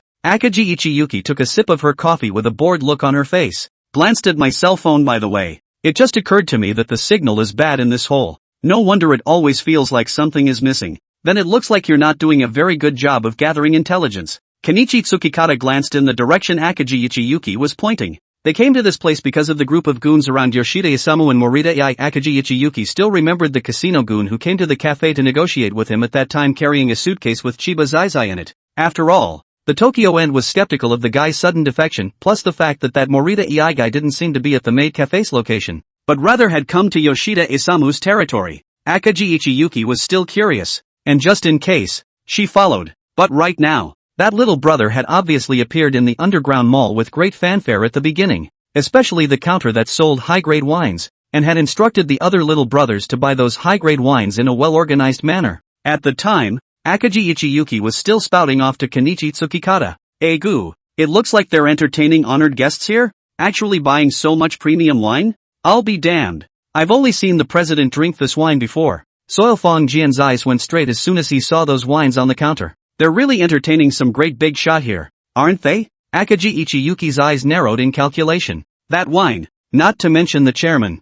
Last time I also saw a political guy drank this wine from the Roppongi winery, when the global limited to only 10 bottles. This bottle is placed here to show the role of the guy was actually forced to buy down? No way. Are they really planning to deal with the political guys these days? Or some other unseen but highly placed guy? As they were thinking that, Akagi Ichiyuki and Tsukikata Kenji or two sent their men to inquire while still trying to keep an eye on them for a while longer. Who knew the trail would break so soon? No one could be seen in the underground mall, and there was no other sound from the minions sent out. Maybe this whole thing is just a coincidence? The two watched for a while longer, and indeed there was nothing else moving around. It was then that Kenichi Tsukikata said, "It's not uncommon for guys like them to buy famous wines like this, is it? In case it's their own boss who wants to drink it? Not really." But it was quickly countered back by Akagi Ichiyuki. "That wine couldn't have waited until today if their chairman wanted to take it. I did hear that the nightclub side next door had a distinguished guest today, and the boss had personally come down to entertain him, so it couldn't have been such a coincidence.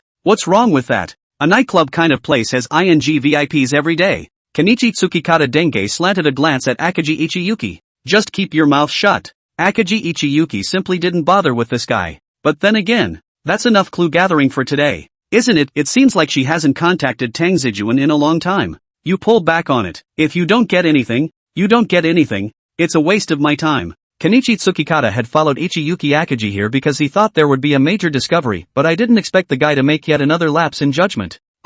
Forget it. Blame him for taking advantage, but who let that guy get such a high reward this year? It's almost 3 times higher than his. With that, Tsukikage picked up his cell phone as he did so, and then contacted Soichiro Sakamoto. The other end soon picked up, but before Takiazuma Kenichi could speak, the cacophony of noise unique to pachinko parlors instantly came over. Bingo! Hit! Ha ha ha ha ha ha, KAM your mom. I've thrown so much and still haven't hit it.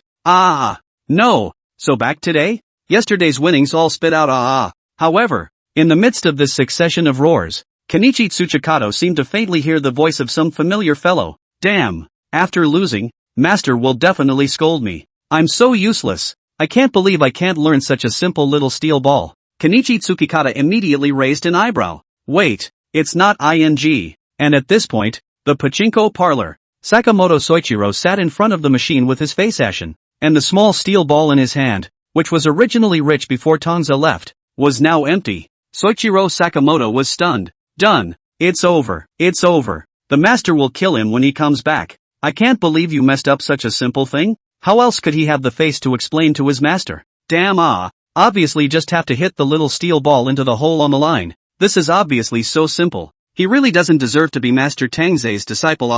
Hey, Sakamoto. But at this point, it was clear that there were more serious matters waiting for him to deal with, because he had lost so much. Soichiro Sakamoto pressed his cell phone to answer it all subconsciously, not even noticing Kenichi Tsukikata on the other end of the line. You guys wouldn't be hitting the little steel balls, would you? On the other end of the phone, there was indeed a furious voice from Kenichi Tsukikata. Soichiro Sakamoto, how dare you? You don't learn these things when you follow Tang Ze's good ones? As soon as Akagi Ichiyuki, who was next to him, heard that, his expression tensed up at that moment. No, our own family has at least opened a number of pachinko parlors. Whenever pachinko's store gets the lion's share of the proceeds. Relax, it's just to beat up pachinko. Hey, I didn't send him to Tang Ze's side to beat up brother pachinko. Kenichi Tsukikata looked at Akagi Ichiyuki incredulously while talking into his cell phone. Akagi Ichiyuki cocked her head. I think she forgot to tell this guy, Kenichi Tsukikata, about that Tangoa guy's trip to experience a high-speed spinning attack on the 3 points.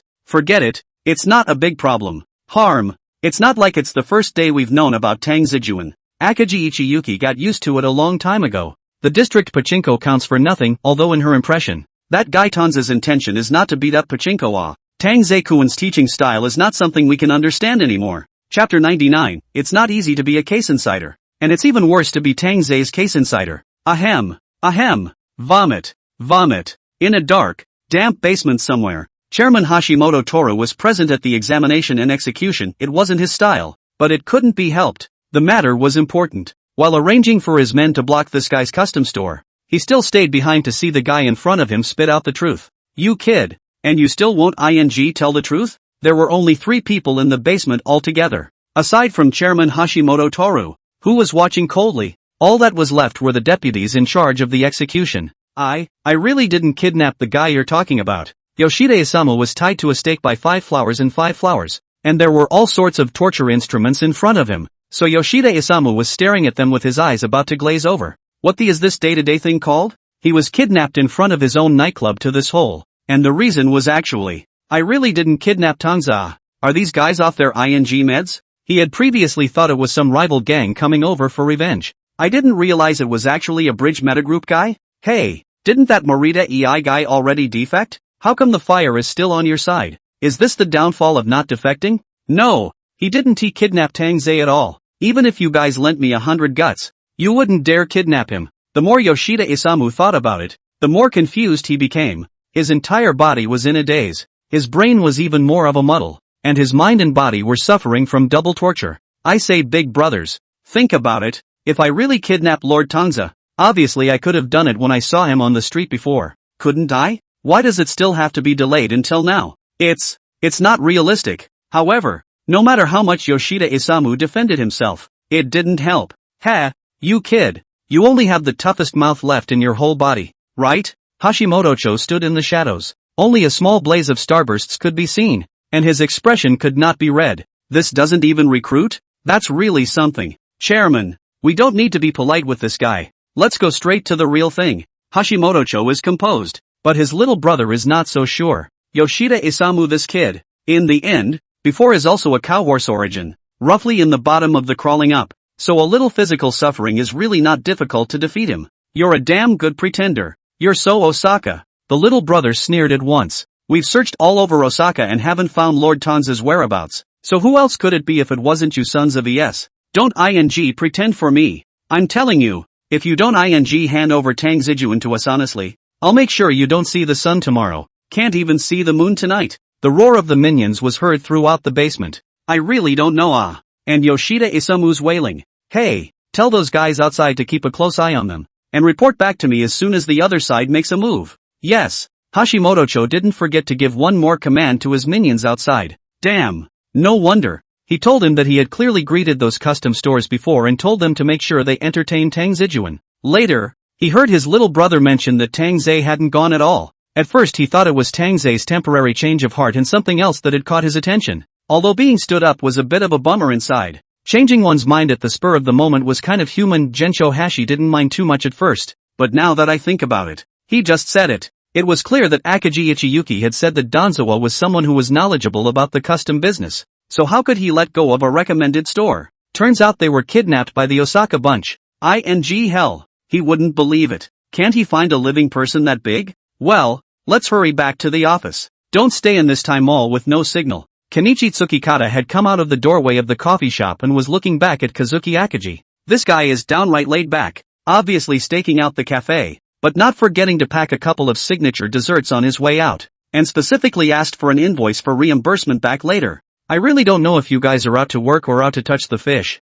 Give Earth Build One or looking speechless. Isn't this touch and go work? Akagi Ichiyuki wasn't just looking laid back, but in the end she did feel that way in person. The trip wasn't all bad for her. Look, we now at least know that the Osaka bunch recently hosted a very high-status VIP, causing their own nightclubs to downgrade their drinks and have to come to the mall to overpay for them. Good point, but with a guy like that, do you think we'll be able to pry into the news easily? Hey, say that like any time we've poked around before it was easy. Akagi Ichiyuki shrugged. It's not easy to be a case insider, especially when it's Danzerkuan's case insider dash. But when the words came to this point, Akagi Ichiyuki subconsciously paused again. Wait, actually, it doesn't seem like she's given Tang Zijuan any substantial chain of information, right? I had just fallen into a deep thought when the cell phone in my bag vibrated violently. By now the two had left the underground mall, and the weird cell phone signal had finally returned to normal. God, did our cell phones ring at the same time? Kenichi Tsuchikato cocked his head and saw that Kazuki Akagi had his cell phone out as well.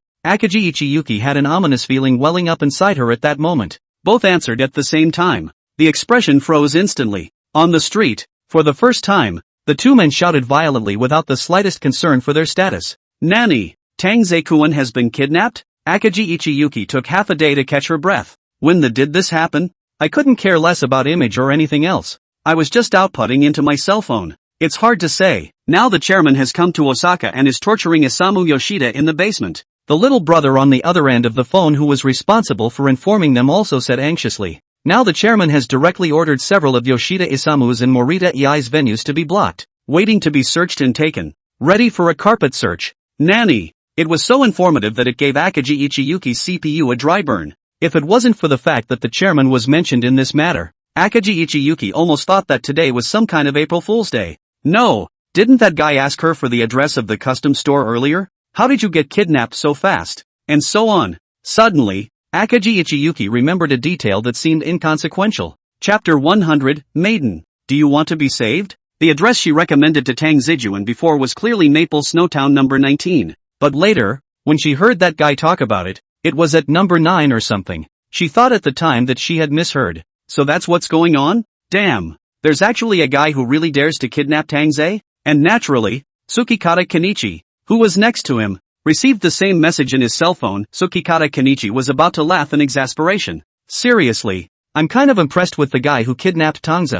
Hey, if you catch someone, don't kill them. I want to see this precious thing with my own eyes. Akagi Ichiyuki dialed another secret message to Tangoa. Unlike in the past when Tang Ze didn't like to receive confidential messages, this time Akagi Ichiyuki couldn't help but follow the tightness in her heart as she looked at the screen that was as calm as if it was a pool of dead water. Another half a moment passed. Sure enough, there was no movement at all in the secret training. Yeah, how can there be movement when people have been kidnapped? How did this happen? Akagi Ichiyuki finally panicked. How could it be Don Zegan? How could Tang Ze-kun be kidnapped so easily? Such a kid-san look dash. Stop thinking, Akagi. We need to get thee over there. Tsukikata Kenichi interrupted Akagi Ichiyuki's words unmercifully, and the look on his face was similarly no better. Where to? Nonsense. Of course it's to rendezvous with the president. Tsukikata Kenichi cursed as he got into the car. Of course he trusted the chairman's judgment right now in the entire organization. I'm afraid that the chairman knows more about Tang Ze-kun than that guy Akagi Ichiyuki. So what the president said can still be false. Tang Ze-jun was really kidnapped. It's actually okay. Honestly, I still like it better when I was in Tokyo before. Speaking of which, it seems like none of us got out of Tokyo without spending much time there. It doesn't matter at all how long you stay, but the places I wanted to play seemed to be all over the place, so it felt okay. Ah, in that case, in fact, Tokyo is even worse than Osaka in some places dash. What? Like the number of pachinko parlors? Pachinko parlor. Don's was sitting on the couch next to him with his legs crossed, squinting at Soichiro Sakamoto. That's not necessarily true, but the number of custom stores is still definitely better in Tokyo dash. Soichiro Sakamoto's body stiffened, and he was struggling to hide the empty box containing the small steel balls in the blind spot of his vision that Tangoa couldn't see. Ah, that's for sure. Guys living in Tokyo are more stressed out, so the demand is a bit higher. Though Don's didn't move as he looked at Soichiro Sakamoto's eyes, his head tilted. And, you guys? Lost all my little steel balls again? Newcomers nowadays are really, how come they can't even do such a simple thing? Soichiro Sakamoto's hand hiding the box froze then. I really can't hide it from the master. Hey, I just left for a while. Tang Ze instantly held his forehead. Well, he only went to the nightclub to play around out. This guy actually really give him lose all? Well, rounding up, today's work was a waste of time. It's been a while since Tang Ze came out of the nightclub. Morita Ei seemed to want to see him off when he came out at the time. But one look at the ugly car that guy Morita was driving and he gave it a miss then. What the hell? He still likes the imported America muscle cars, haha. But this Morita Ei guy is pretty polite. In the middle of himself, he complimented that the wine here was good. And then when he left, Morita Ei gave him a bottle of it. The wine looked luxurious and expensive. And the box that contained it was engraved with hot-stamped gold carvings, and framed at the top and bottom with a pattern of ominous clouds. Tang Ze, of course, accepted it without question, and after a few more words of politeness with Morita Ei, he pushed Morita Ei's transportation before coming back to the store. However, on his way out, he seemed to see a few of the minions who had come over, reporting something to Morita Ei with a panicked look on their faces. This matter sounded so serious that Morita Ei's face turned green right then and there as Don's watched, but what happened afterward was unclear to Don's. His cheap apprentice is still fighting bravely at the pachinko parlor. Master, you've been gone for more than a moment. Only Sakamoto Soichiro in front of him retorted in a serious manner. It's nighttime now. Okay, have you lost enough? Let's go. Tang Ze watched as Soichiro Sakamoto threw the last 10 small steel balls into the machine, and then it was as silent as mud into the sea, and got up decisively right then and there. Master Corn Marseille, I've let you down again. Soichiro Sakamoto had to get up with the empty box of small steel balls, and the slugger burst into tears. It's okay, I know you did your best. Don's looked at Soichiro Sakamoto with a leathery smile. What then? Was he going to tell this cheap apprentice the truth of the matter? Your master Aya went to the nightclub to play. Let you play here just because I want a cha solo food. No, not at all. Master, I will not fail you.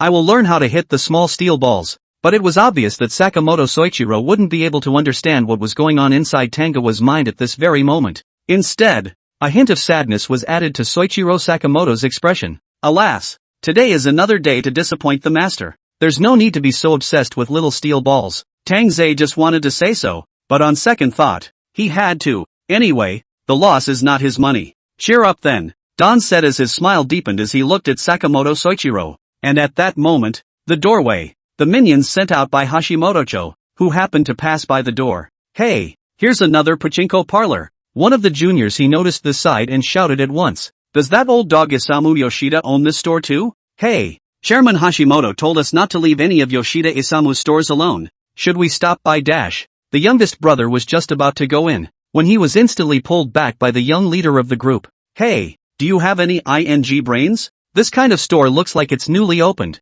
and there's a sign at the door soliciting business. If that old dog Yoshida Isamu hid Lord Tangoa here, isn't that ing asking for death? The young leader pointed to the big red new store opening event sign at the entrance, perked up and cursed. Time is running out. Let's not waste time in such a small place. Let's hurry and find Lord Tang Ze.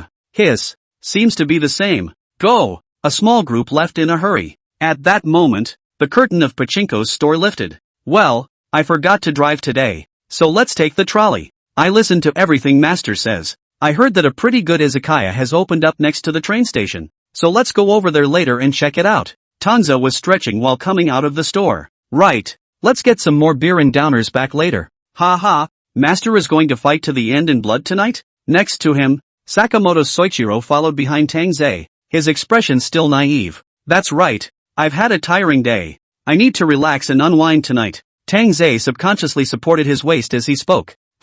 What did you do this afternoon, Master? Ahem. Of course I'm going to see justice.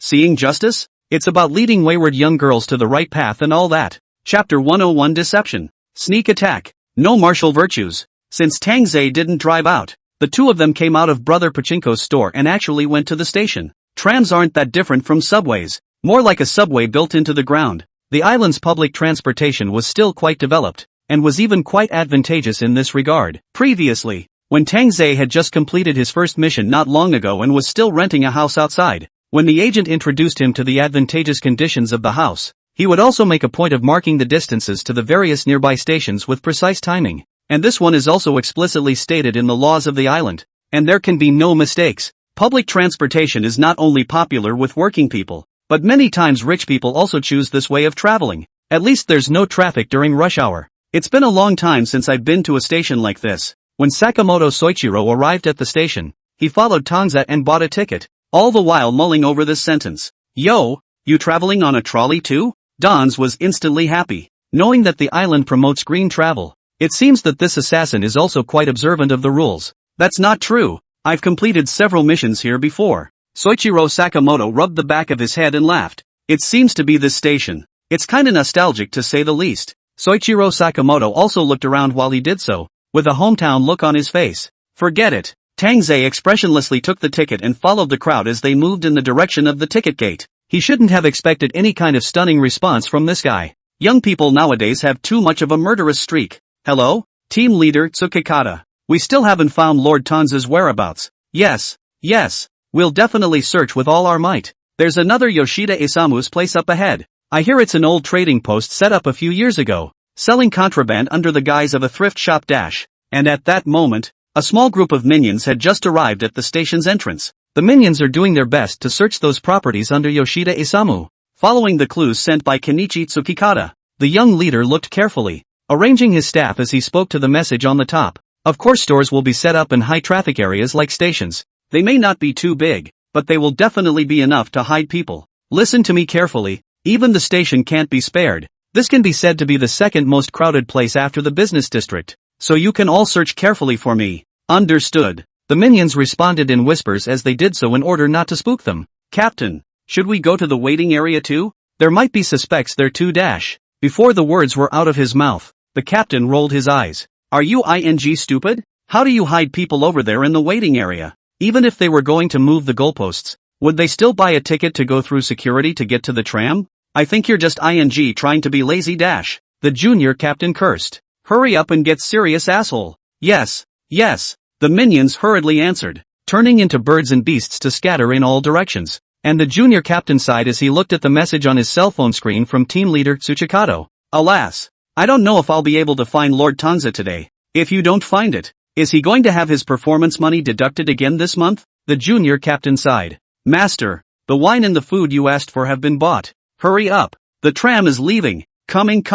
But the junior captain didn't notice that a dozen paces away, Soichiro Sakamoto was darting in Tangoa's direction with a beer and a downer. Right now it was just a few minutes before the train was about to start. And there were so many guys like that on the platform that Soichiro Sakamoto was so caught up in the flow of people that he didn't stand out at all. Soichiro Sakamoto reaches Danziger's heels just as the tram starts up. The car door slowly closed. The tram started and left the platform. The OP means, you're on your own. Ha? I'll take care of it myself? Are you guys even human assholes? In Morita EI's office, a large firm with luxurious leather sofas with only two people sitting on them. One was furious, the other full of helplessness. I'm innocent. No, we're all innocent. Don't you guys care about such a big deal? Do you really think that Yoshida Isamu guy is a whiny ATM? You assholes didn't negotiate with the Shimada group like this before. Did you? Ha? Pick on the soft ones? I shucks. Only to see Morita EI's face reddened and the veins on her neck bulging. She was on the verge of lifting the coffee table in front of her.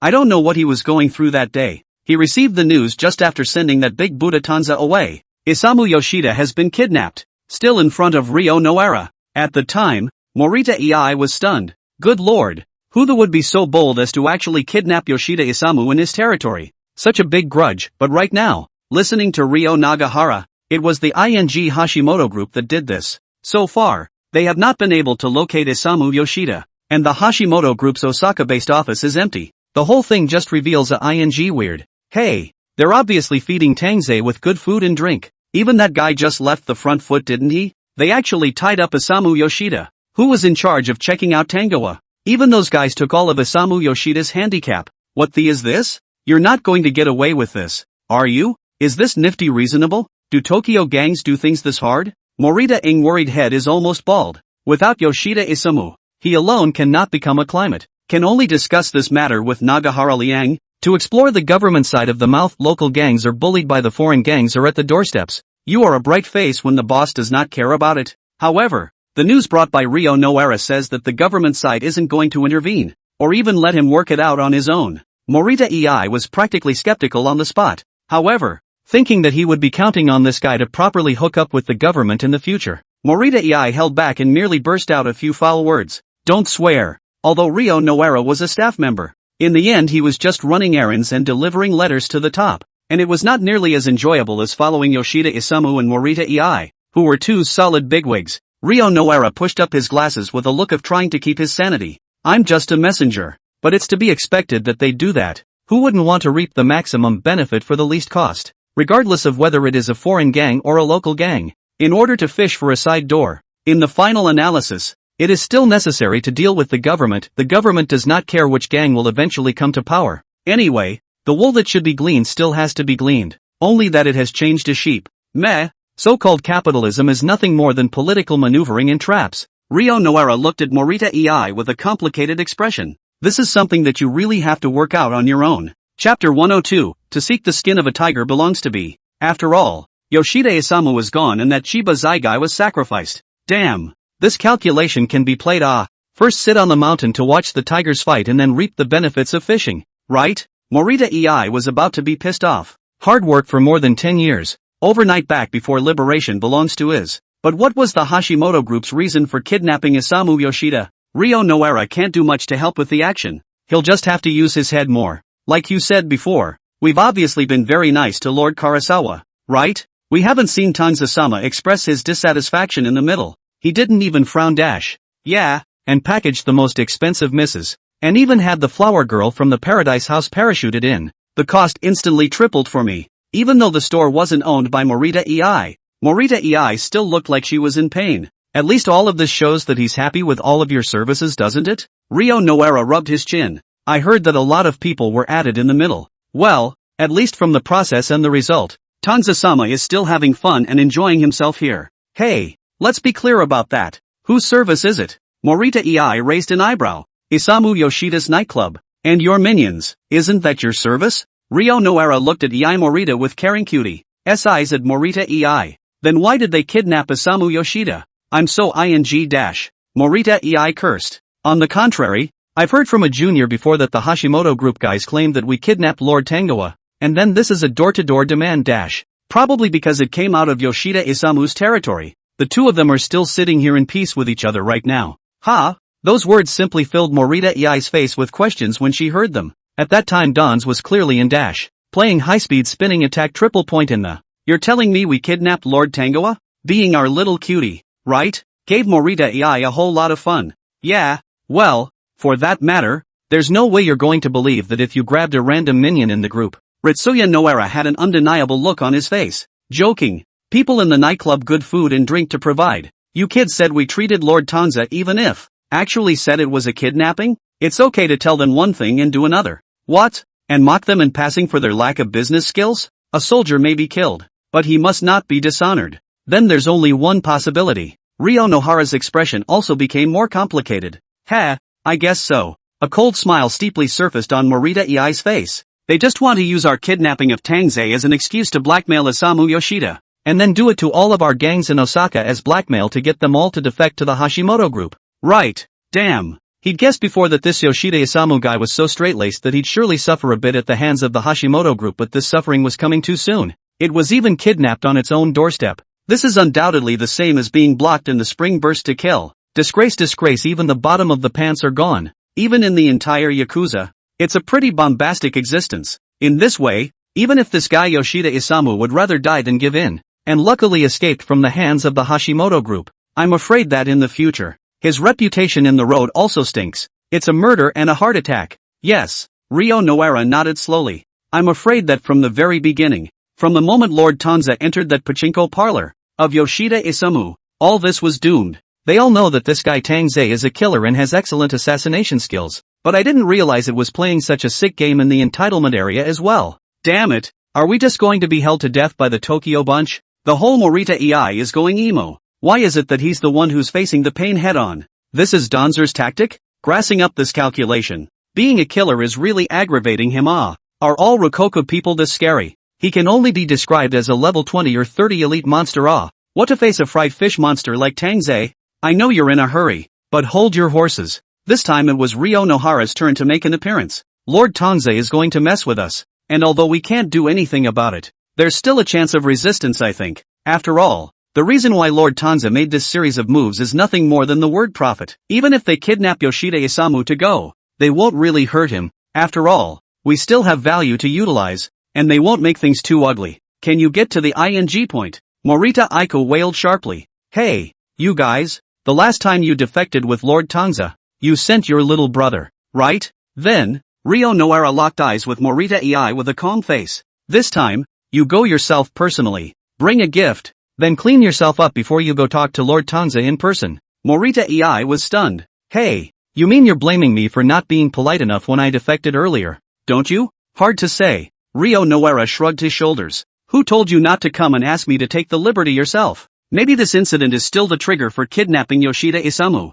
Ryo Noara is also a bit of a sitting duck. With this recent flurry of events, that's just a headache the more I think about it. Come to think of it, he's so tired, he probably won't even get paid. More headaches. Lord Tangoa is not at the office at this time. As far as I can deduce, Lord Tang Ze is someone who doesn't like to work overtime, and if he's still at the office at this hour, it can only mean that he's waiting for you to come to his door dash. But obviously that's impossible, he must be staying at home at this hour. As far as getting on the doorstep or not, that's up to you. Having managed to calm down, Ryo Noara began to discuss the plan with Ei Morita. Good point, but where am I going to get Lord Tang Ze's residence? Morita Ei was on top of his anger and was now cursing once for almost every word he said to Ryo Noara. Besides, things like shelter are very secretive. Would he let others know so easily? Since Lord Tang Ze has made plans to negotiate, he won't cover up, Ryo Noara said. Besides, Lord Karasawa is from Tokyo. A Tokyoite coming to Osaka is not going to like the countryside atmosphere. Rich people don't always like quiet suburbs, and there are certainly those who prefer the hustle and bustle. Does he live in the central district? Morita Ei slanted a glance at Ryo Noara at once. Quite possibly, Ryo Noara affirmed. You look for it in this area, and you're sure to find something, but you have to hurry. If you make Lord Tang Ze wait too long, you know what I mean? It's ing with the tiger. As soon as Morita Ei heard that, She only sighed heavily. Chapter 103, Black Silk. White Silk. Not as good as Apex. Don't show your head. Steady steady steady. There's more in this one. There's a hammer there. My ing armor is bursting and I'm going to die when the poison circle opens. I have one petal left. Let's go up to the second floor. Asterisk asterisk asterisk asterisk. Isn't the rest of that team on the second floor? Don't with me. Even if he lived in the central area of Z, Tang Ze still lived in a one-family building. Just like the one we had when we lived in Tokyo. This 4LDK one-family building was a gift from Chairman Toru Hashimoto. Even the amenities in the room are almost identical to the one in Tokyo, like the gaming room. At this point, Tang Ze and Soichiro Sakamoto were nestled inside. Headphones on, 6 parents away. Don't worry master. You've taken me so many times. I'll see this one. Soichiro Sakamoto smiled confidently. You better be. Tang immediately slanted a glance at Soichiro Sakamoto. The eyes seemed as if to say, you come to see? I believe you hammer. He's still saying that Islanders play FPS games at a level that's nothing but a pile of repartee. The gaming room is located on the top floor, just a wall away from the rooftop. The first floor has a yard, a garage, and the Islanders' obsessive love of withered landscapes surrounded by walls made of marble, next to the road outside, and inlaid with door signs. Danzer. Standardized Rococo lineal script. At that moment, Morita AI got out of the car and looked straight at, directly across the street, Tangoa's residence. He lives here? Morita AI looked at the Ichidakan in front of her for half a day, still somewhat unable to believe her eyes. It's not that this one family build can't mean this shape is obviously hired a designer to design. Black, white and gray minimalist style. Obviously go low-key style. But in this street looks not low-key at all. Sometimes it's not a good idea to be overly low-key. Hey, is this really a ING killer's house? Morita AI tilted her head and slowly removed her sunglasses. It's a better place to live than even he is. Hey, is this guy really a killer? Is it okay for a killer to live in the limelight? Boss, it's Tanza's. Can't be wrong. The little brother next to him immediately took over Morita AI's words. It's just like what Ryo Noara said before. This guy isn't hiding anything from us at all. Just check around and you'll know the location. Maybe he's telling the truth. And Lord Tang Ze is the one who expected such a day to come. And that's why he's living in such a conspicuous house. My little brother's words were strong and his eyes were firm. However, the more he felt that Tangoa was well prepared, Morita AI's heart was rather bottomless. Usually whoever does this kind of black industry is not all hiding hate to hide the sky, hide the drip. Now the opposite not only but it don't mind, but also came to the opposite way. He won't even be able to do the whole thing. I also don't know if he has prepared enough gifts this time. Morita AI subconsciously looked at the things that his little brother was unloading from the trunk of the car. Bags big and small. Cash is the big one. Hard currency too. Even a bit of contraband. Obviously before he left, Morita AI was confident that what he had prepared this time was almost the gross profit of all the underground casinos under him. You still can't beat Tang Ze? Don't you? Tang Ze. Even if you're in a high position in the Hashimoto group, you're just doing it for the sake of profit, aren't you? But now, when he really arrived at someone's doorstep, Morita AI's heart got weak without coming. It was as if he had carried the wishes of his whole family to the promotion examination back then. It's okay Morita. You don't have to be nervous. I'll be watching you the whole time. And naturally, this scene of Morita AI being coy on the side of the road was observed by Ryo Noara, who was not far away. Ryo Noara, as the man behind them, was not really in a position to step in directly at the moment. It was still fine to just coach the guy in the headset. Ryo Noara had chosen a position where he could see Tangoa in the house directly through the floor-to-ceiling windows, except that the curtains were still drawn in front of the floor-to-ceiling windows, so he could indeed see Tangoa, but he couldn't see what Tangoa was doing. No panic. Since it's Lord Tangoa, it's only right that he's certainly pointing and plotting the next step in the Hashimoto group's plan at this moment. Good point, so why don't you get the down here yourself? Morita AI was probably so nervous that she couldn't keep her composure even in ordinary speech. It's not his fault, so who knew he would have to do this kind of frontline work when he himself had managed to climb to a high position? When really, life is not easy. Of course I can't go. If they turn against me, I can at least save you. Ryo Nohara's assured voice came out of the headset. Listen to me Morita. If you just go over there, Lord Tangoa is sure to open the door and let you in. At this point in Ryo Nohara's field of vision, Tangoa, sitting in front of the computer, with a leisurely expression and a beer in his right hand, he took a slow sip with an unfazed look. Hey, that's what you said. Morita AI thought about it for half a day, then clenched her teeth and yelled low into her headset. If anything happens to my old man, there will be no one to help you get money. Don't worry Morita-san, I promise you. To be honest, Ryo Noara didn't have a clue in his mind. but right now this situation. They don't have any other option but this one, do they? It's time to get that Yoshida Isamu guy out of there.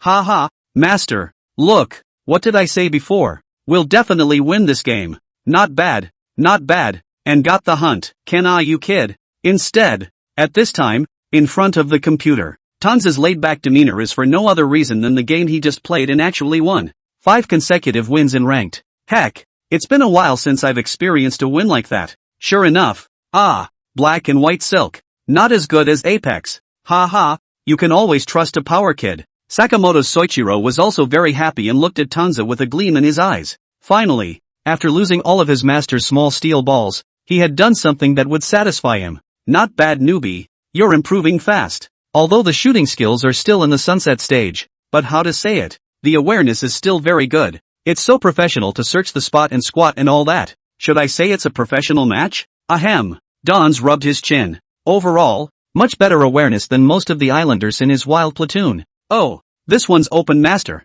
Let's get on with it. Sakamoto Soichiro didn't even know how long it had been since he had been praised by his master, and now that he had been praised abruptly, his face was naturally overwhelmed with joy. Okay, on the screen, the game opens up another handful of times, and downstairs, Morita Ei had already led a team of minions to the front door of Tangoa's house. In a V-shaped formation, Morita Ei stood at the front, looking extremely unnatural as he straightened his tie. Stand up on your legs and yell at the door. Tanum. Interrupting. Chapter 104, following in the footsteps of death. The oldest is in charge of the head and the youngest brother rushes to ring the doorbell. Ding dong. The doorbell was crisp and loud, as if echoing in the minds of everyone on the scene, whether it was Morita Ei or little brother. All of them were looking at the rosewood door in front of them with some trepidation. Even Noara Rio, who was sitting back and observing, couldn't help but gulp at this moment. Whether or not that Yoshida Isamu guy can be successfully rescued depends on now. Yoshida Isamu, I respect you as a man, but you are aware of the tactics of our Hashimoto group. If you continue to be so tough-talking, those under you discord, as well as the safety of your minions, I cannot guarantee. In the basement, Isamu Yoshida had gone from being hung at first to being forced into a chair with his hands and feet still handcuffed. Yoshida Isamu looked as if his entire body had been lost. His face was pale, there were several bruises on his body, and blood dripped from the corners of his mouth. But even after being tortured like this, the strength to curse was still there. I've said many times that we really didn't kidnap Tang Ze.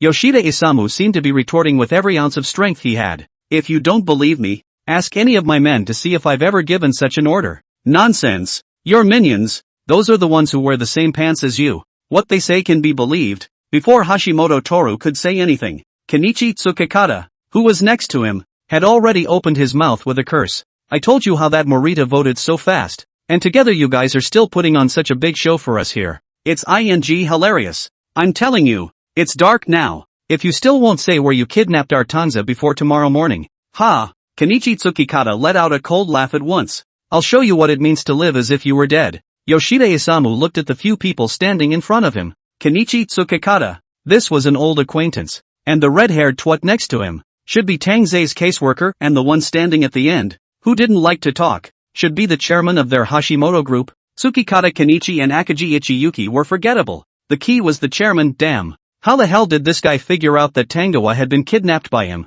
Nuts. Yoshida Isamu hated it, but there was no way to do anything about it at all. What a hell. Usually aren't bosses this pampered afraid of pain? How come this one is so strong-willed? Akagi Ichiyuki half-kiddingly grunted twice, her heels clicking and clacking on the ground as she slowly walked behind Yoshida Isamu. The cell phone in his pocket rang twice, and when Akagi Ichiyuki looked at it, it was from the minion who had been sent out. No news for now. They had sent out almost all of their minions from Osaka, even the chairman had brought his own men from Tokyo. Those guys are more than professional killers, no word even on that? Akagi Ichiyuki sighed helplessly for a moment, then tried a wink at Hashimoto Tsuki. The meaning is clear. Gensho Hashi stood back and saw the look in Akagi Ichiyuki's eyes, and his face steeply changed. Gensho Hashi slowly stepped out of the shadows from behind, looking down at Yoshida Isamu. His tone was low and his face even lower. You're really toast. Then he shouted at Kenichi Tsukikata. Do it. The other side. Morita Ei's little brother has rung the doorbell 3 times.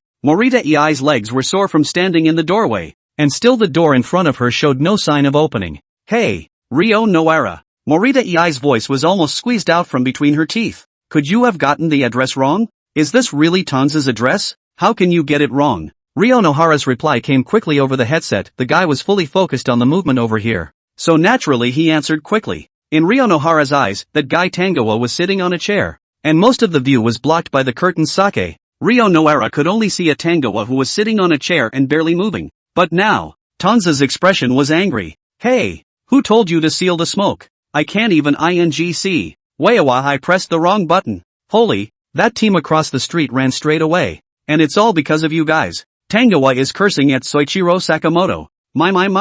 Soichiro Sakamoto's hands were busy apologizing while his mouth was busy operating his hands. The two bickered in the gaming room. Press didn't even notice the doorbell on the first floor, as well as the Morita bunch who had been standing in the doorway for I don't know how long. But the scene looked in Ryo Nohara's eyes. It's over. White teeth. Ah, totally white teeth. Ryo Nohara couldn't help but mutter to himself as he looked at the exasperated dons in the picture. Hey, how is it that your teeth are white? Tell me the truth. But that made Morita listen and be even more confused. You don't even open the door. Why is it suddenly bad? He's been preparing for so long. Can't he even see Lord Tanze's face? He seems angry. Ryo Nohara's somewhat anxious voice came through the headphones. Granted, Ryo Nohara couldn't possibly think of what Tangoa was really doing at this point. All he knew was that the person sitting next to Tangoa was Sakamoto Soichiro. These two guys, right now, must be in front of their computers discussing the next major strategic plan for their bridge metagroup. Now there must have been some mistake or loophole in the plan or something. Or did that guy Sakamoto Soichiro do something to upset Tangoa again? Tanze's expression looked, well, bad. Hello. However, it is impossible for Tanze-sama to take it out on their heads. They are just the poor B party who came over to talk about interests. Hey. However, as Ryo Nohara looked on, Tang Ze, who was originally looking at the computer screen, abruptly looked sideways and in his direction, with a cold expression. His mouth seemed to be saying something to Sakamoto Soichiro, who was on the sidelines. Ryo Nohara's insides tightened abruptly. Only once Sakamoto Soichiro heard that. He seemed to be looking towards this side as well. Dons was still saying something with no expression on his face, and Soichiro Sakamoto was listening intently. Done. Ryo Nohara inwardly stuttered. It seems like this discussion isn't even about the future outlook of their Bridge Genesis group. Instead, they are discussing what to do with them local gangs. Right feed. But what Ryo Nohara didn't know was, I say the newcomer, if you lose this hand, you later own self-conscious point to go across the KFC to buy me 2 whole family bucket up. Okay. Tang Ze cursed and said as such, and as soon as Soichiro Sakamoto heard it, he instantly poked his head through the floor-to-ceiling window and looked across the street. Okay, if I lose this one, I'll buy 5 barrels of concrete, not to mention 2. Soichiro Sakamoto responded with alacrity. At this moment, Ryo Nohara, who was sitting on the second floor of KFC, was so panicked that his hands had begun to shake. Damn it, can he be found even if he hides in such a good position? Forget this is not the point, but why at this juncture? Damn, he's not going to follow in the footsteps of those top killers sent out by the Shimada group. Ryo Nohara, a bystander, was watching with trepidation. Old boss, could that guy not have heard? In front of Tang Ze's house, the little brother next to him couldn't even stand up and asked this with his neck scrunched up. You shut the up. How can that be? What kind of person do you think Lord Tanze is? Even if he's on the top floor, doesn't he have any servants in his house? How could he not notice? Morita slapped his little brother on the back of the head. Chapter 105, Killers can be social terrorists. But angry as it was impossible to say that Morita didn't have a weak heart herself. What to do now? Could it be that he did something wrong again? How is it that not only Lord Tangoa hasn't moved, but even Ryo Nohara hasn't moved? Morita finished lecturing his little brother and instantly yelled into his headset several times. But Ryo Nohara over there. Mother *******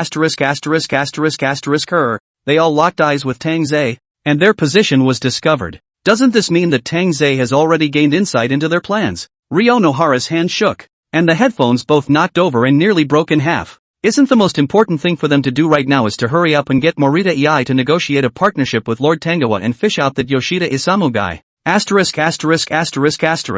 It's really strange. Obviously I didn't do anything wrong, but as soon as I lock eyes with Lord Tanze, I inexplicably get a feeling of panic. Ryo Nohara, who prided himself on being a quality person, didn't even hold back from bursting into profanity at this point. Is this how the top assassins of the Shimada group who died under Tang Ze felt back then? Is it so exciting just to look at each other? So wouldn't that be heavenly if this really went right? Ryo Nohara took a sharp, deep breath before bending down and warily picking up the headphones. And this time, on the other end of the headset, Morita EI was shouting into it for help for I don't know how many times. Ryo no era? Oh oi. No Hara-chan. Done. In Morita EI's mind, the illusion of being abandoned by the world arose abruptly. This nigga. What does it mean to call a day a day a day? When he came to visit Tang Ze at home, Lord Tang Ze didn't even open the door. Now how come even Ryo no era, who's mic'd up in the headset, isn't moving? What the is this? Playing cold turkey. Ha, old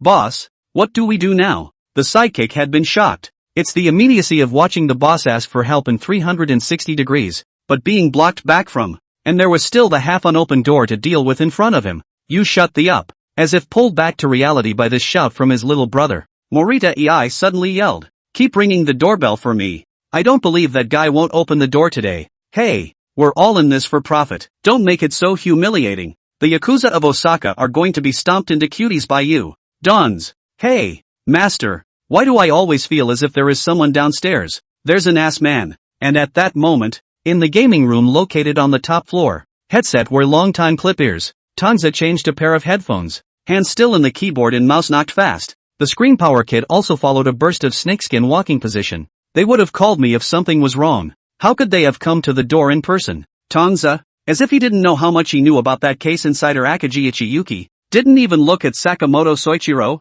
didn't even scan his cell phone, and answered instantly without even thinking about it. Ah, it seems so. As soon as Sakamoto Soichiro heard that, he couldn't help but nod his head as well. As far as I can remember, it seems that neither Chairman Gensho Hashi nor caseworker Ichiyuki Akagi have hardly ever been up to Master Tangoa's house, but then again, who the hell has nothing to do with going up to someone else's house? Don't you know that killers are sociopaths? Don't string me along if you're fine. I guess I'm out of this one. Tang Ze glanced at the data panel, and then turned his head expressionlessly to look at Sakamoto Soichiro. Like I said earlier, just go across the street to KFC and buy me a whole family bucket. You kid honestly. Oh. Soichiro Sakamoto had to sigh not because he was penalized for getting KFC, but because he lost this one again. He actually couldn't even make his master go along with the district game. So wouldn't the assassin's mission be even more in vain? Damn it, he must practice his gaming skills and impress his master in both the assassin missions and the gaming aspect. Okay, no more. The power kit on the screen went down as well. This one was completely gone. Tang Ze threw the headphones away, leaned back in his chair, and looked at Sakamoto with an expressionless face. The look in his eyes is like saying, "Why don't you get thee over there? Master, I'm going out." Sakamoto Soichiro was furious at Tang Ze's look, and then headed downstairs. I mean, no era, are you sure the guy Tangoa is trying to talk to us about interests? This guy can't even open the door right now. Are you kidding me? At this point, downstairs, Ryo no era resumed picking up the headset, and Morita EI was greeted with a roar. Look closer. What the hell is that Tang Ze guy doing? Calm down, Morita. I don't know if it was because he had just locked eyes with Tang Ze, but at this moment, Noara Ryo's tone sounded a lot calmer, and he seemed to be quite confident. You think you're the only one who prepared a gift? I've also kept a handful. Then, Ryo Noara pressed his headphones and glanced his eyes towards the side. Only next to him, a plain-looking man who looked like he was disguised as a tourist staying at the KFC after confirming Ryo Nohara's order got up from the table next to him and headed for the door on the first floor. What? You're still around? Morita EI on the headphones sounded like a bomb ready to explode. I've also had the thought that Lord Tang Ze might not always sign us up so smoothly. That's why I've prepared a negotiator who will assist you. Ryo Noara said slowly. Hey, are you guys out of your mind? Is it a matter of negotiation now? It's now about me not even being able to see Tang Ze's face. Morita EI simply got angrier and angrier as she thought about it. Hey, you're at least a casino boss yourself. It's been a day of eating out of the palm of your hand. Even if this deal is done, how will he be able to get on the road in the future? It's just a lot of money to spend. No, can you use your head? Ryo Noara held his forehead with a headache. You don't think Lord Tangoa didn't open the door because he didn't hear it, do you, with his place in the Hashimoto group? Do you think he'd have no servants or drivers in his house? He won't open the door. It must be because your attitude isn't there. That's why he won't open the door. I prepared this negotiator just to increase your leverage to win. Ha, Morita-san. Good point. So why didn't you take it out earlier? Morita EI was on the verge of laughing. Then I didn't know that Tang Ze-sama actually refused so decisively. Ryo Noara was about to look over at Tangoa, but this time he didn't seem to be in front of his computer anymore, and he didn't know where he'd gone. It seems that even that guy, Soichiro Sakamoto, has left the computer. Is it because the two are discussing some new decision? Ryo Noara thought inwardly as he did. Forget it, it's not good. Chapter 106, only a billion points missed. At this time he'd better not think about all that there is to think about. Ryo Noara took a deep breath. You better be. Morita Ei's cursing voice came over the headset. And this time, the negotiator in the back who had been recommended by Ryo Noara earlier came over. Hello Morita-sama. My name is Hiramuro Takichi. I was sent here by Nohara-sama specifically to assist you in your negotiations. The words are not even finished. Negotiator, huh? If you can yell open this ing door today, I'll pay you at triple the bounty. It was then cut off by Morita Ei with a grimace. At this point, Morita Ei's face looked very bad. All in all it was very bad. His grandma, he himself stood here for half a day and didn't open the door. And a negotiator like that can still shout it open? No way. Absolutely not. Boss Morita, don't worry. I'll do everything I can to help you. Takumaki Himuro was an ordinary-looking man, and although he was called a negotiator by Ryo Noara, he didn't even have a pair of glasses on his face, nor did he have a badge on his collar with a scowling look. He was close to having the word unreliable written on his face. Can you do it, dog? Is this guy really here to negotiate? Not here to mess him up? At this moment, Morita Ei has -1 trust in Ryo Noara, and faced with Morita Ei's unconcerned up and down look, there was nothing Izumuro Takumaki could do. This single gives a large bounty. He still hoofed it, although the premonition of this single service object is certainly the Yakuza. But I did not expect to come up to this task is so horrible. That said, I've heard that the service is not simple. I think it's a gang from Tokyo. That's good. This order is going to be a good one. Hiramuro Takumaki mentally gave himself a pep talk, trying to keep his expression confident. Master, is your cell phone out of battery? There's electricity, I think I remember. That didn't. I think you turned it off? Yes? Danzer stayed at home. Cell phones and all. Not even thinking about. Good lord. After all, that thing looks like it's tied to the job, and it's exhausting to look at. But being reminded by Sakamoto, Tang Ze remembered that it seemed like he hadn't paid attention to his cell phone for a long time. But what did that matter? The organization must have been quiet and uneventful lately anyway. Dons took the phone and just plugged the charger in. The cell phone screen lit up. Bell. Bell. Bell. The message rang several times in a row, shaking Tanza's hand a bit. Sakamoto's attention was also drawn to the fact that he was all set to go out and buy a KFC family bucket. This cell phone vibrated, and watching it made Sakamoto's insides tighten. Good lord, why the sudden feeling of foreboding? Tang Ze didn't even need to look at it to know that the messages on it were all from Akagi Ichiyuki. Let's see. Dons looked at it slowly and methodically. Dons, where are you now? Please reply when you get this. Tang Ze, the chairman is looking for you. You weren't even at the custom store. Where have you been? Then all that was left was a clear missed call alert. There's Akagi Ichiyuki who sent it. And there's Tsukikata Kenichi. There's even Chairman Gensho Hashi. Wait, it seems a little bad. Soichiro Sakamoto looked away, and the tightness inside him escalated instantly. Looking for me in such a hurry? Tang Ze subconsciously looked at Sakamoto Soichiro. Hey, it's not like there's some kind of emergency that requires me to work late, is it? And Sakamoto Soichiro locked eyes with Tang Ze, and steeply looked as if he thought of something. Sakamoto Soichiro turned his head to look at his cell phone. Nanny! Surprisingly, it was also off. Charge it up and turn it on. Sure enough, the phone began to vibrate repeatedly, hard with several messages as well as missed calls. But unlike Danzawa's, the one thinking of going to Sakamoto Soichiro is also Tsukikata Kenichi.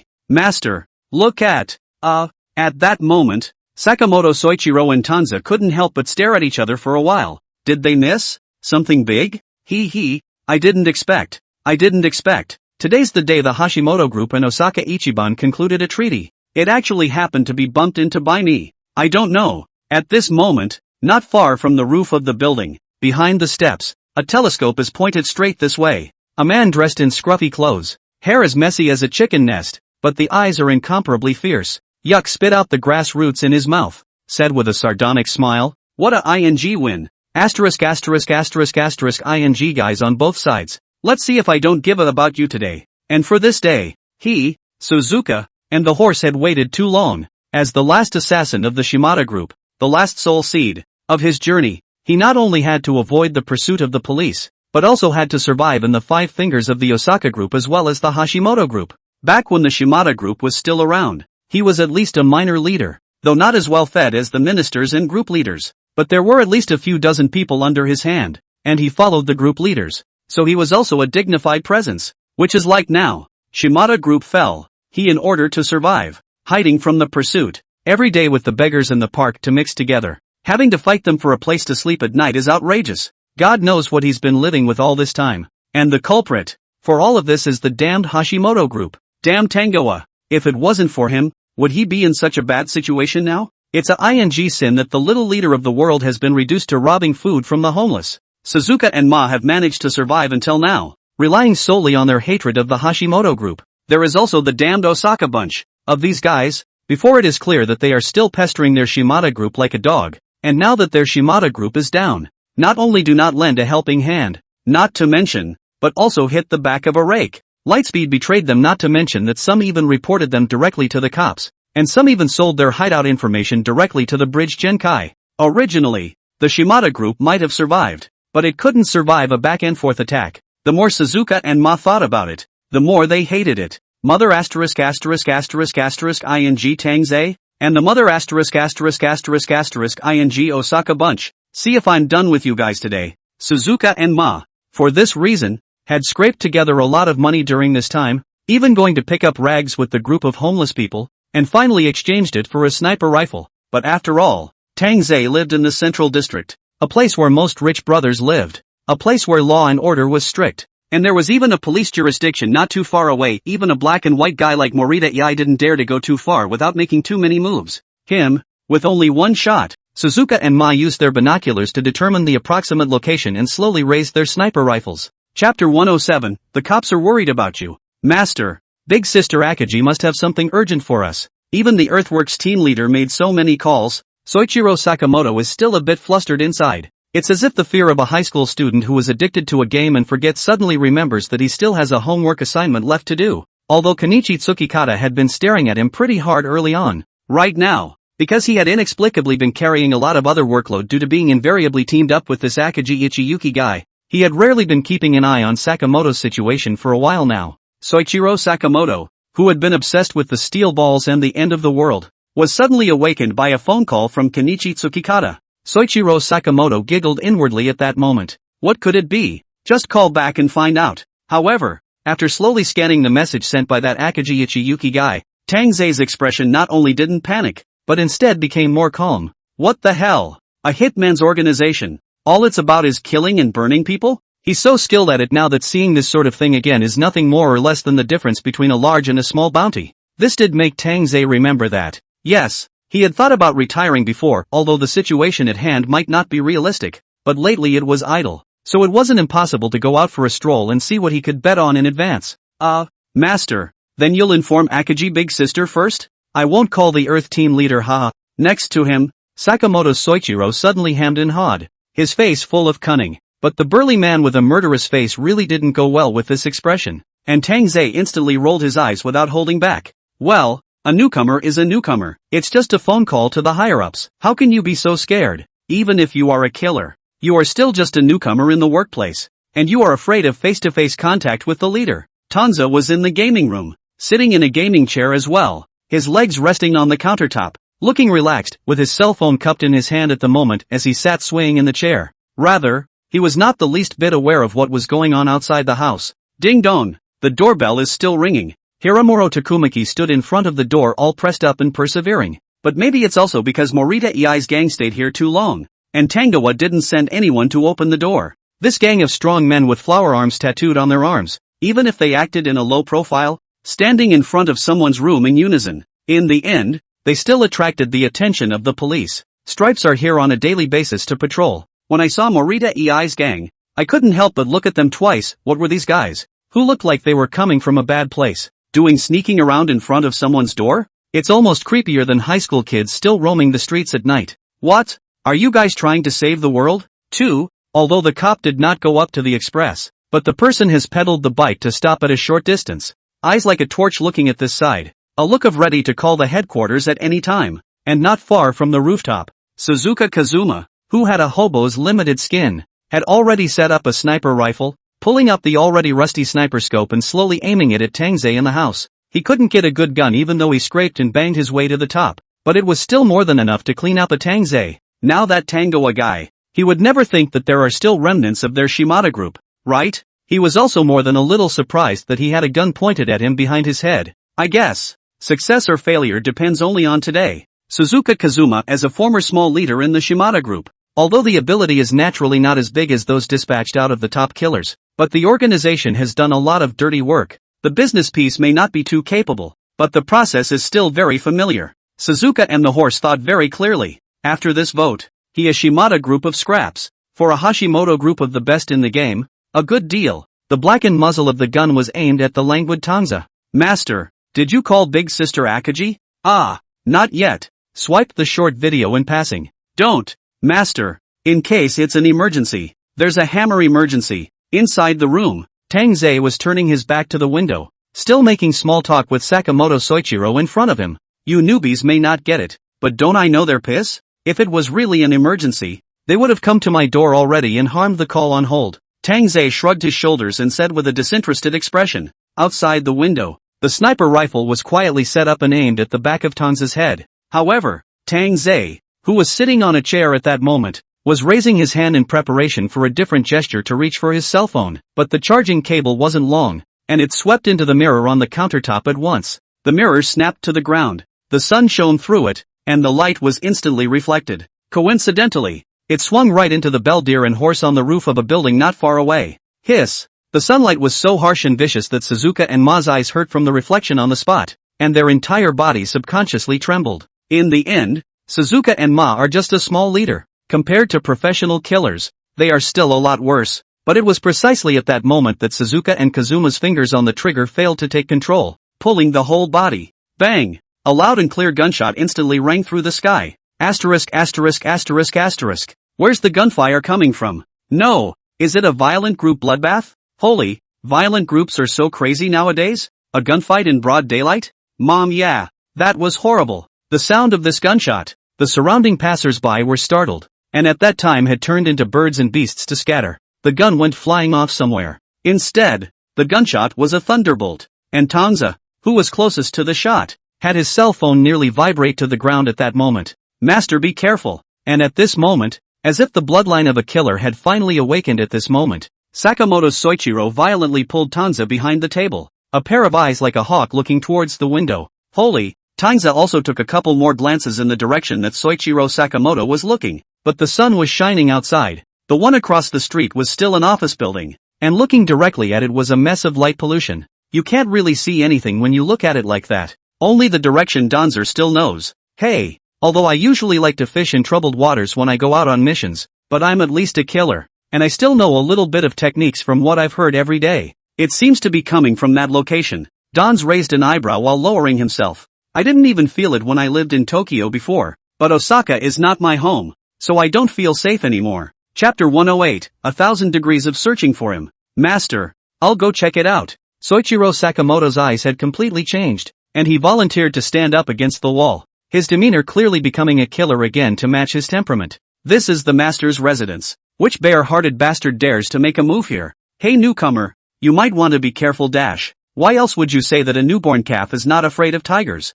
Tang Ze was still observing the situation outside the house when this guy, Sakamoto Soichiro, had already leaped out, before he could even finish his sentence. Okay, Tang Ze's expression was helpless. I'm sure you're a newcomer, but your head is still as iron as ever. But the fact that Soichiro Sakamoto went after him like that made it easier for Donz. Tang Ze then remembered that he had been planning to return a call to that cheap caseworker of his, and was so interrupted by the gunshot that he almost forgot about it. Right now this will be easy for Donz, but not so much the other guys. Morita's group at the door were still annoyed about having to negotiate with Tangoa. Who knew that the next moment there would be a gunshot? That negotiator is not a problem, but Morita EI, who's from the street, couldn't be more sensitive to the sound of gunshots. Nani? There's an ambush? Morita EI was jolted, his body subconsciously about to react, the gun almost about to be pulled out of his back waist. Asterisk asterisk asterisk asterisk? What the hell? Ryo Noara, who was listening to the headphones, was all jolted, his eyes subconsciously looking in the direction from which the gunshots had come. His eyes glazed over. No? What's going on here? Gunshots? This can't have anything to do with Tang Ze of the Hashimoto group, can it? Not. Could it be that the Tang Ze guy had treated them like air for so long? Not because he wanted to backstab them? That can't be. Now that Isamu Yoshida is under them, isn't that for the sake of negotiation? Had he misjudged? Not to negotiate at all? We don't know what the result of that shot will be yet, but it's already given Ryo Nohara's CPU a dry burn. The impact came so hard that Ryo Kanehara didn't even notice Tangoa's doorway. Stop! Police! The cops had already noticed Morita Ei's crowd, and the suspicion within them rose up like a stacking buff. These guys also have tattooed flower arms. They must be gangsters. Only a Yakuza would have a tattoo like that. This is a rich neighborhood. They gather here like this. Do they? Kuso. It's so tempting to arrest them, but after all, there's no evidence. I knew you guys were up to something. Stop right there. Now. Though, because of the gunshot, the surrounding cops were all circling toward this side. It's probably the fastest the cops have ever been out. 2. Hey. It has nothing to do with me. What the do you want? For a moment, Morita's group couldn't react and were quickly tackled by the cops. This first one to be pressed was Morita Ei. I didn't do anything. Why don't you arrest me with some evidence? Morita Ei let out a roar and fought to get free, but the handcuffs were already stuck on, so any further struggles would be in vain. Evidence. This is proof. The next thing he saw was the cop jerking a pistol out of Morita Ei's backside. Asterisk asterisk asterisk asterisk. Morita Ei's brain was suddenly bruised. What's wrong with me carrying a gun? I didn't even pull it out just now. Shut up. Come with us. The cops surrendered their guns, still looking a little smug, and several of them pressed Morita Ei, who was so restless that the cops put a hood on the guy. Hey, you guys. Morita Ei's voice instantly got stuck in the headgear bag before she could finish a curse.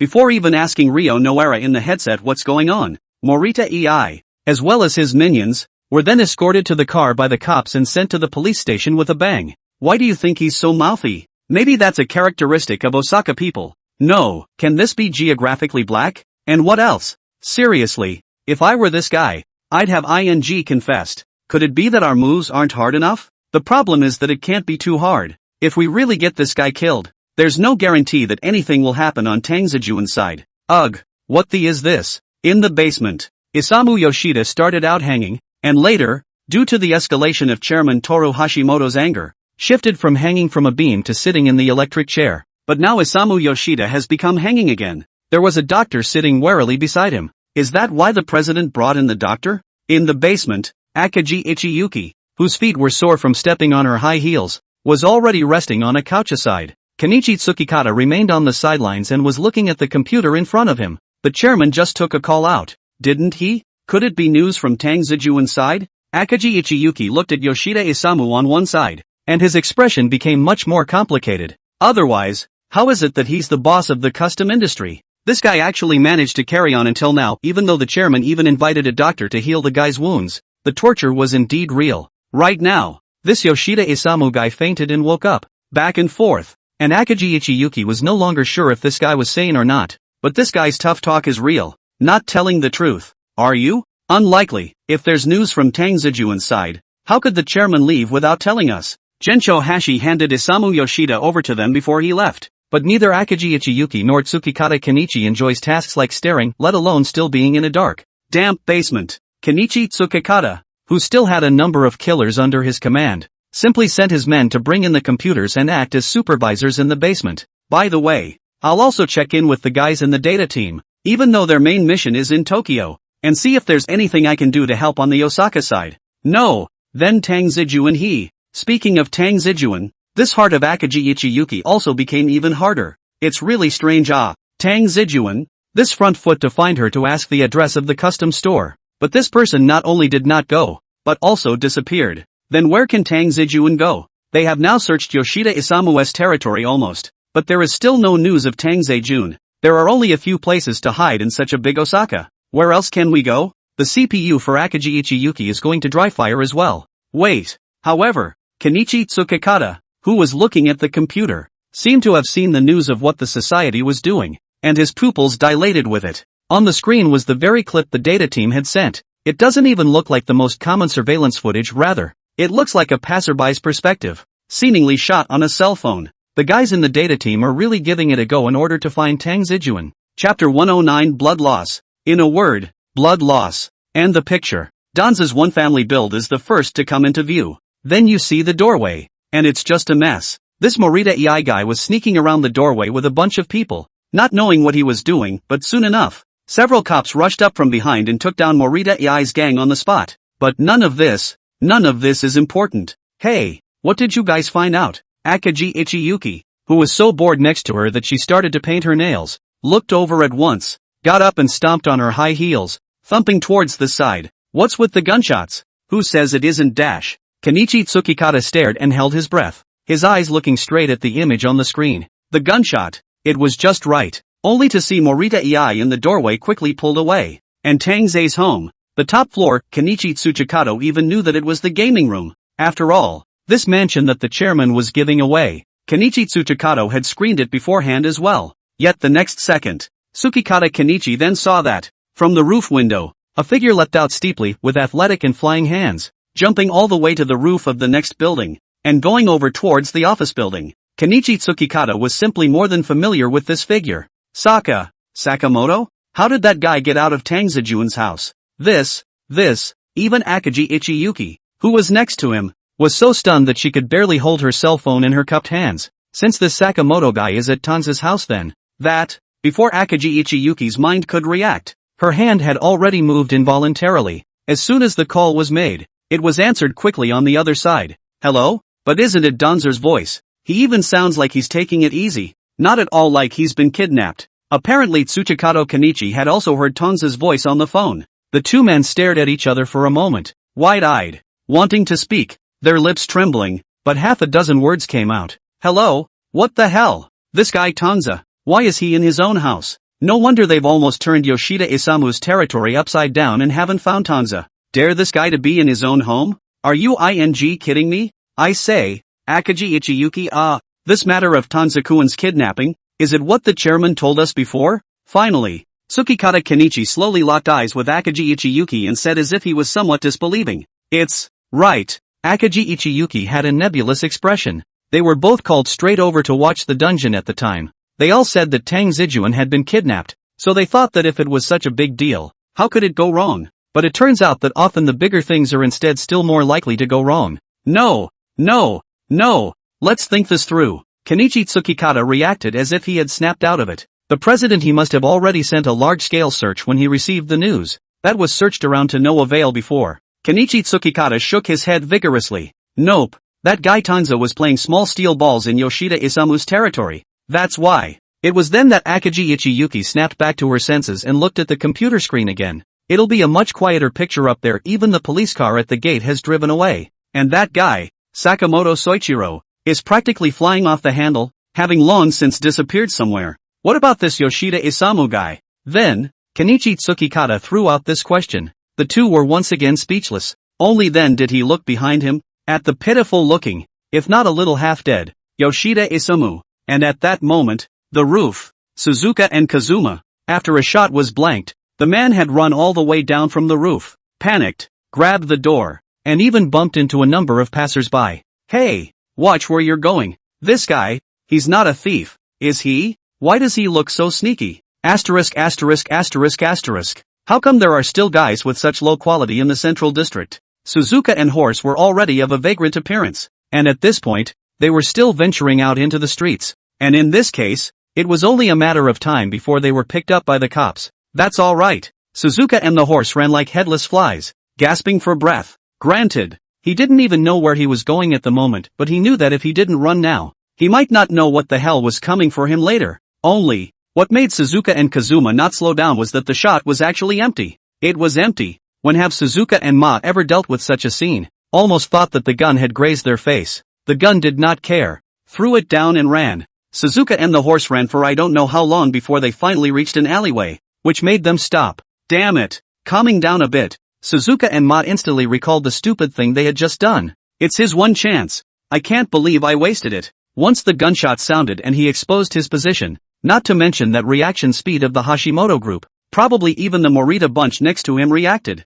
and at that time, he really couldn't run away, right? But the more he thought about it, the more Suzuka and Kazuma felt that he had lost this blood. No, what the hell was going on at that time? Obviously suddenly a ing light to his eyes blinded. Could it be that he's been found out? It can't be. Although he might not be as specialized as the killer in this aspect of his business, it was impossible that he could even be bad at something like finding a location, right? He had wasted who knows how much effort trying to find out where this guy lived. Luckily, that Tang Ze guy didn't seem to have any defenses, allowing him to find him at once. But he's in this position. Is it a coincidence? No, no, no, no. How can it be a coincidence? He never believed in coincidences in this world. There's just the inevitability between cause and effect. Suzuka and the horse's chest heaved violently. The whole thing was exhausted. And they still didn't forget to turn their heads to survey their surroundings. Now it's good. He was in a good position to find something that could be solved with a single shot. And now he's giving him the whole thing.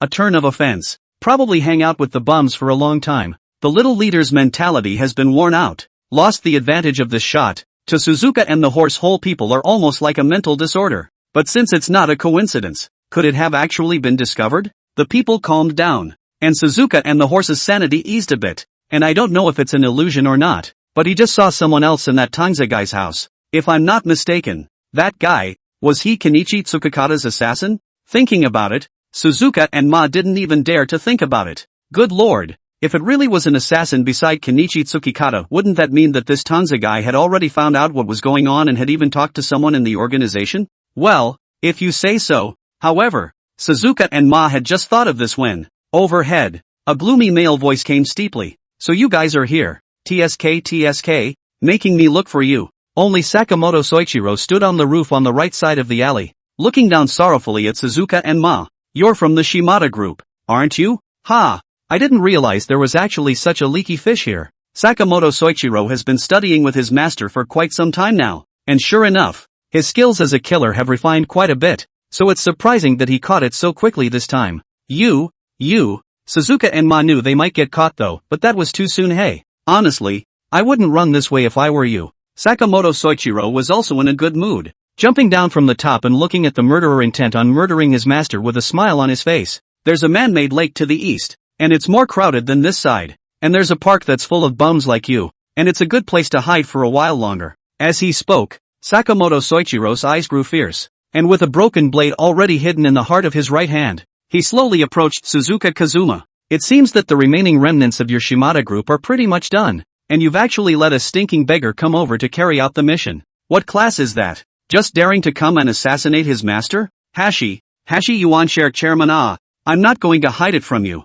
I admit that I have a little selfishness, but you should be able to understand it. We are in this business. It's normal to have selfishness, not to mention at this juncture. So that's why, Chairman, you're a big man. For the sake of Tanza-sama not being hurt, just forgive me. Although Ryo Noara was a public official in a lowly position, his status was all about representing the top. A messenger to the Yakuza was not destined to be too high in status, and the person dealing with him was nothing more than a messenger from higher up. Ryo Noara thought he'd seen enough high-ranking officials. Well, at least he'd hung out with guys like Yae Morita and Isamu Yoshida before, but now, seeing Gensho Hashi again, Ryo Noara sort of knew what it meant to be outside of people. Forgive you? In the middle of the day, the grim-faced man in front of him spoke slowly, his eyes looking up and down, scanning him like prey. You want to hear what you're saying to yourself? Hashimoto's face looked expressionless, and even if you looked closely, there was only a haze of being in the shadows. You don't really think that you can just walk away in one piece like that when it's done.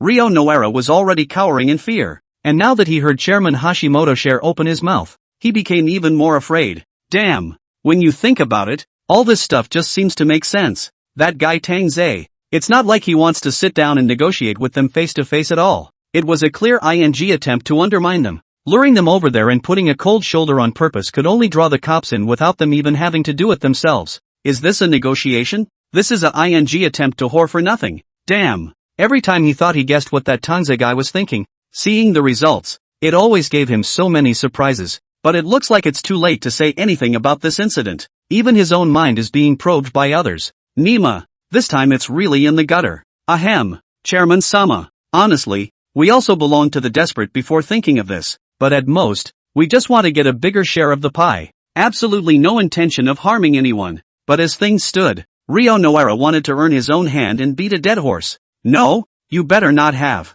Gensho Hashi sneered inwardly. This whole thing was nothing to begin with, or maybe he was wrong to think it in the first place. What Tang Zijuan was kidnapped? He knew how that guy Tang Zijuan could have been kidnapped so easily. It's a damn thing that these guys are taking advantage of Tang Ze's poor information, faking and blocking the news to make them think that Tang Ze Jun has really been kidnapped, and then trying to use this as a bargaining chip as a way to negotiate with them. The Hashimoto group, right? I'm sure it's a guy from Osaka. He's got the heart of a Tokyoite. What kind of nature Tang Zijuan has? You've been inquiring for so many days. I reckon you know it in your heart. If he gets angry, then there's not much I can do. Hashimoto-cho sneered in a half-truth. I should have known that Osaka is not a good bone to chew on. Now it seems that this bone has also been quenched with poison. One wrong step is a step wrong, right? No. What else could Ryo Noara do then? He was helpless. Now that Yoshida Isamu was still in his hands and Morita Ei was in the station, he wouldn't be able to get out at all for a while. And at this point in time, his superiors, in order to clear the air of suspicion, would never be able to make a move. Son of a, it's come to this, rats from a sinking ship. Ah, this means called Tang Ze is also too horrible. Even all their thoughts are in sight clearly? Back from the nightclub. Ugh, it was fun to play. I'm just a little tired. Came back to play a couple of games, and I'm going to go to bed later dash. And here it would be, with his cell phone clutched to his shoulder and stuck in the window view. Danzer was nestled on the couch playing a video game console. The sound of gunfire outside the window cannot be ignored. But Tang Ze cannot be idle, looking for an angle to get stuck, comfortably waiting for the cheap apprentice to come back on the line. But it was the right time for the case to call, so he answered it. On the other end of the phone was the secret line, but it was none other than Akagi Ichiyuki and Tsukikata Kenichi. What do you mean? Have you been staying home since you got out of the club? Akagi Ichiyuki's voice sounded clearly furious in a hurry, and she had been a bit skeptical about the nightclub Tang Ze had gone to, but now she had forgotten to ask. Yeah. As soon as Tang Ze heard this, he couldn't help but feel puzzled inside. Good guy. This question, how do I always feel that there is something in the words forget it. There is something is not a big deal. It is also the killer's point of view. As he spoke, Danz raised his eyes to see Soichiro Sakamoto tumble in through the window. Sakamoto Soichiro's expression was kinda laid back, and even though he had rolled over the window, his demeanor was as natural as walking through the front door. It looks like it should be okay. As soon as Tang Ze saw this look on Sakamoto's face, his heart was clear, so he changed to a comfortable position and lay down on the sofa in a big way. This cheap disciple, although the head iron, but the potential is not bad, the office is quite good. Chapter 110, the so-called knowledge blind spot.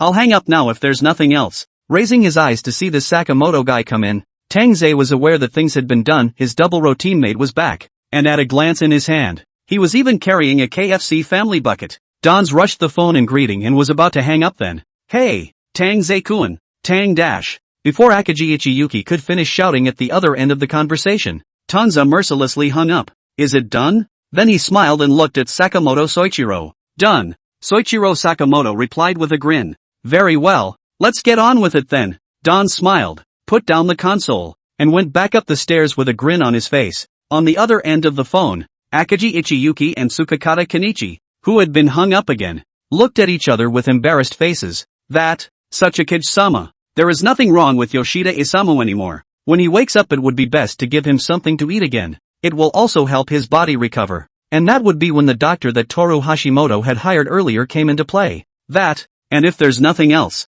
the doctor had been about as frightened as a bird when he'd been called over by Hashimoto-cho. And now he was being forced to stay here, but thankfully his work was soon over. The doctor looked warily at Akagi Ichiyuki and Tsukikage Kenichi in front of him. He a mediocre doctor. In front of two guys on the road. Even at a glance it seems that the position is not low kind of. What can he do? Ahem. You can go now. The commission will be transferred to you within the hour. Akagi Ichiyuki could see the guy's consternation, and tried to say a few kind words to comfort the doctor. In a way, this doctor is pretty innocent too, haha. However, the doctor couldn't listen to Akagi Ichiyuki's reassurances at all.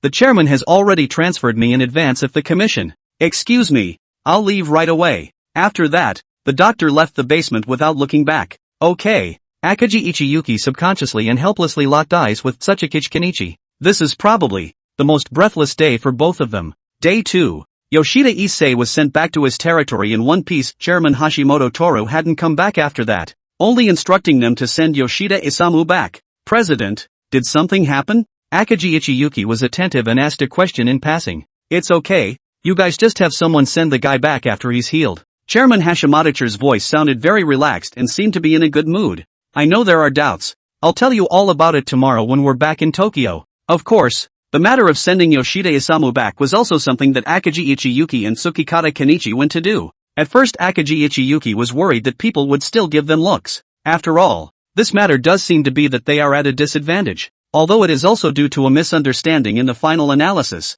And it looks like they are going to reach Yoshida Isamu's nightclub. This nightclub is even the same one that entertained Tang Ze that day. Akagi Ichiyuki was inevitably a bit crestfallen. It's okay, just relax. We might have to come back here again. But compared to Akagi Ichiyuki, Tsukikata Kenichi is indeed much calmer. We're supposed to be in Osaka, so even if you don't want to, people will come to us, just like last time. Even though they're killers, these guys are actual gangsters. But in his experience, a lot of the time, they actually do the same thing. After all, there are always 1,000 things you can do to rake in huge profits. Only, Yoshida Isamu hadn't woken up when the two of them went over. The one who came out to receive them seemed to be Yoshida Isamu's little brother. Thank you for bringing the boss back. The dividends and accounts will be delivered personally in a few days when the boss wakes up. And Yoshida Isamu's men not only didn't look angry, but their expressions were very cowering, as if they were afraid of something. Oh, okay. Subconsciously, Akagi Ichiyuki thought of a certain guy who hung up the phone very aggressively. Thanks a lot. Then we'll come back to bother you some other time. As soon as Tsukikata Kenichi heard that, he also couldn't help but glance at Akagi Ichiyuki. It was clear that at this moment, his heart was thinking the same way as Akagi Ichiyuki's. What do you think the president plans to do? Planning a meeting? No. Aren't you curious about what happened after the chairman left that day? Well, I'm guessing it has something to do with Don Zekin. You're full of crap. Back at the office, there was still no sign of the chairman. While they were still afraid to call him, they were also very confused about the recent events. Just ask Don Zekin. Gencho Hashi can't be contacted at the moment, and Ichiyuki Akagi is looking at Tangoa's contact information on his cell phone. But inexplicably, Akagi Ichiyuki actually had a few moments of hesitation within her. Odd thing, he is obviously Tang Zijuan's case. It is reasonable to say that there is anything that can be found to discuss. With him, how is it that he is a little afraid to do so? It's better not to ask, since the whole thing is related to Tang Zijuan. He must be very busy right now, maybe with the president. They must be doing something big, Kenichi Tsukikata said while his gaze was very firm. Or else those Yoshida Isamu guys would have let us go so easily? Didn't even give us a look. Good lord, put yourself in their shoes. If they guys really kidnapped Tang Zijuan and ended up playfully pretending it was a misunderstanding and then sending it back, who could stand it? Then he must have closed the door and let Sakamoto go up and tear them apart. Haha. Well, then let's hope it's not just me thinking too much, Akagi Ichiyuki said hesitantly, subconsciously licking her lips, not even realizing that her lipstick color was fading. Hey, don't you know Don's well enough? This time it was Tsukikata Kenichi's turn to cheer her on from the sidelines. Tang Ze-kun always manages to be boring. That's what you told us. Yeah, Akagi Ichiyuki nodded, and the inner hesitation seemed to dissipate a bit. Yes, could she not know what kind of person Tang Zijuan was? That must be doing something terribly important. Not only did they leave Yoshida Isamu's guys speechless, but wasn't the same tactic used to shut up Morita Ei's bunch before? Don't forget, besides the two Yoshida Isamu and Morita Ei, there's another one named Noara Ryo. Kenichi Tsukikata had done his homework, and his eyes sharpened considerably at the mention of it. That guy has a bit of a background. At least it's easier than these two mobsters. Yoshida Isamu and Morita Ei could be said to be all the way from the road, but the more backgrounds they had, the easier it was for people like them to see through them at a glance. Instead, this one called Ryo Noara. This involves a blind spot in their knowledge. Chapter 111, some people are destined to go one step ahead of others. Didn't we check that guy out before?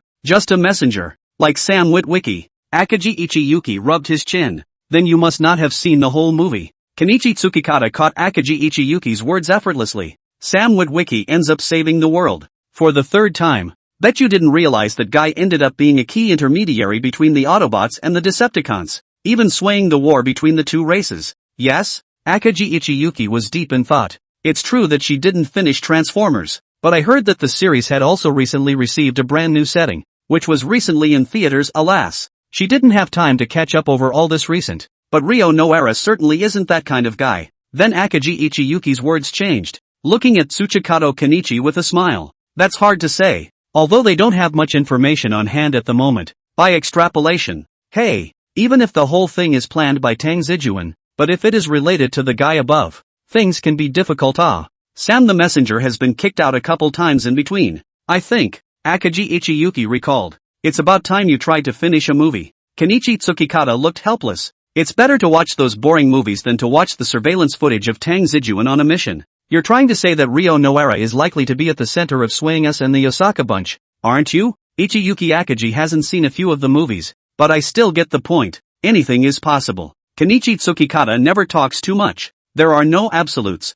Well then, it looks like we really need to pay a visit to Tang Ze at his door. But Akagi Ichiyuki is an unbeliever. It wasn't as if she hadn't investigated this Ryo Noara guy. And indeed he was a messenger to the Yakuza in place of someone from above. She knew this kind of work very well, obviously doing the most tiring work, but she could never ask for favors from the top. This kind of job can also be said to have no hope of promotion and salary increase for the rest of your life for special reasons. It's really not as promising as those contractual workers in the establishment. But people are not stupid. In its position to seek its own politics, but also seek its own profit. No one will be so stupid as to hang on a tree. Will always take advantage of the profession to give themselves more oil and water. In this kind of thing, can simply be said to be a common disease of human beings. But that makes guys like this even more unpopular with the people above them. It's a cycle to the death. So, with a guy like Ryo Noara, can he really turn the tide in the stagnant waters of Osaka? Akagi Ichiyuki certainly didn't believe it. Danzer still might see us dash.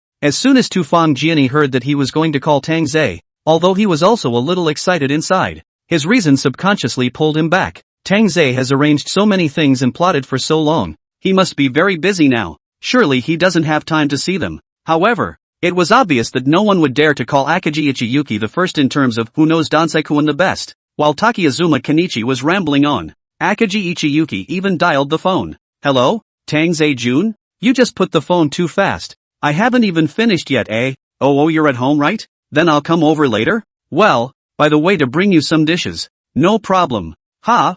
Massage girl, even if it. You kid appetite is also too big. After that, he hung up, not forgetting to greet Kenichi Tsukikata when he was done. Let's go. Our busy man from the Hashimoto group wants to eat Jutsuyaki's next meal later. Now let's hurry over there before the store closes. Master, you don't know. The first time I saw that guy I thought I was wrong. Gee, I didn't realize that even bombs had the guts to carry out assassinations. That's hilarious. But at that moment, Danzer's house. Danz got a little tired after 2 fights and twisted his head and collapsed into the couch. Soichiro Sakamoto was messing around in the open kitchen, still talking to Danz about how he had just caught up with the assassin as he did so. Tramp? Tang Ze had been listening a little sleepy. Not just assassinate this, assassinate that. Honestly, he was used to being assassinated. It's been a few days of either playing or scooping, and he doesn't feel comfortable without someone to do a little stabbing. It was only that these guys hadn't upgraded their assassination methods yet, and were still stuck in the old ways. When Tang Ze was about to fall asleep,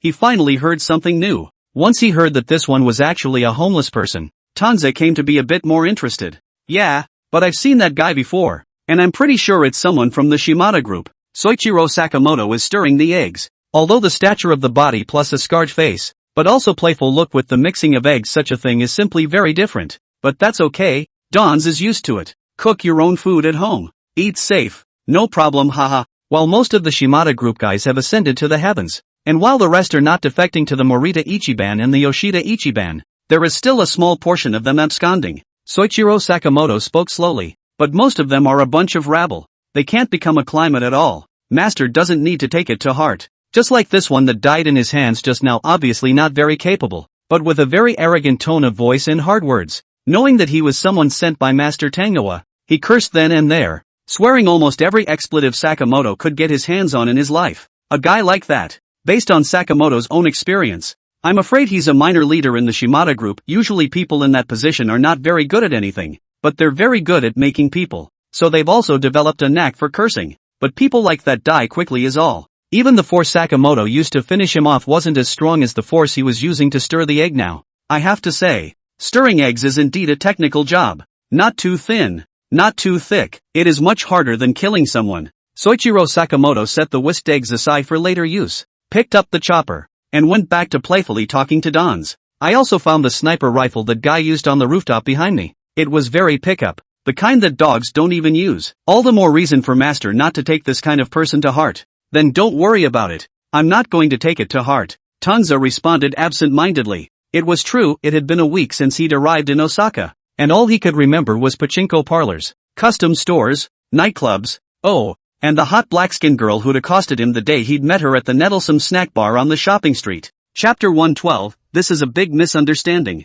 But then again, it did seem like he hadn't done a quest in a long time. But anyway, he is a laborer. Why, he still missed those missions all the time. But if there's something wrong, that Akagi Ichiyuki guy will tell him, right? Thinking so, Tang Ze rolled over and lay down on the sofa without moving again. Master, In all seriousness, it's entirely their fault that the Shimada group is where they are today. But Sakamoto Soichiro, who was still busy at the side, seemed to have something more to say. The smile on the guy's face hadn't changed, and he was still looking at Tang Ze with a smirking expression. Soichiro Sakamoto has been following Tangoa for a long time as well. Of course the effects and whatnot were there for him to see, and because of that, Soichiro Sakamoto intended to be more dedicated to serving his master today. As for the Shimada group, in his opinion, these guys had already messed with Master Tang Ze, as well as their Hashimoto group, so it was entirely their karma to be here today. And the Osaka bunch can only say that it depends on how these guys react and what they plan to do in the future. Master, last time Morita he even defected to you, and I don't know what that Yoshida Isamu guy thinks. Soichiro Sakamoto came out of the open kitchen and resumed his seat across from Don's, again acting like he had nothing better to do. In fact, in regards to those things that happened in the outside world, although Sakamoto Soichiro didn't seem to have much emotional ups and downs, he more or less realized a little bit after that trip out just now, that Morita guy was taken away. But there were a number of neighboring Amazons at the door. Most of them had nothing better to do than get together and water the flowers and play cards, and when a Yakuza like Morita showed up, it was as if they had discovered a new continent. Even though this was a rich neighborhood, it was one where the Yakuza rarely showed up because of the law and order in the area, which was pretty much a strict no-go state for the Yakuza. And 2, because the Yakuza were the ones who didn't live in the central district, and the countryside suburbs tended to be much more popular with them. After all, the mob is aging badly these days. Yakuza? I hear it's not all balding middle-aged and old men anymore?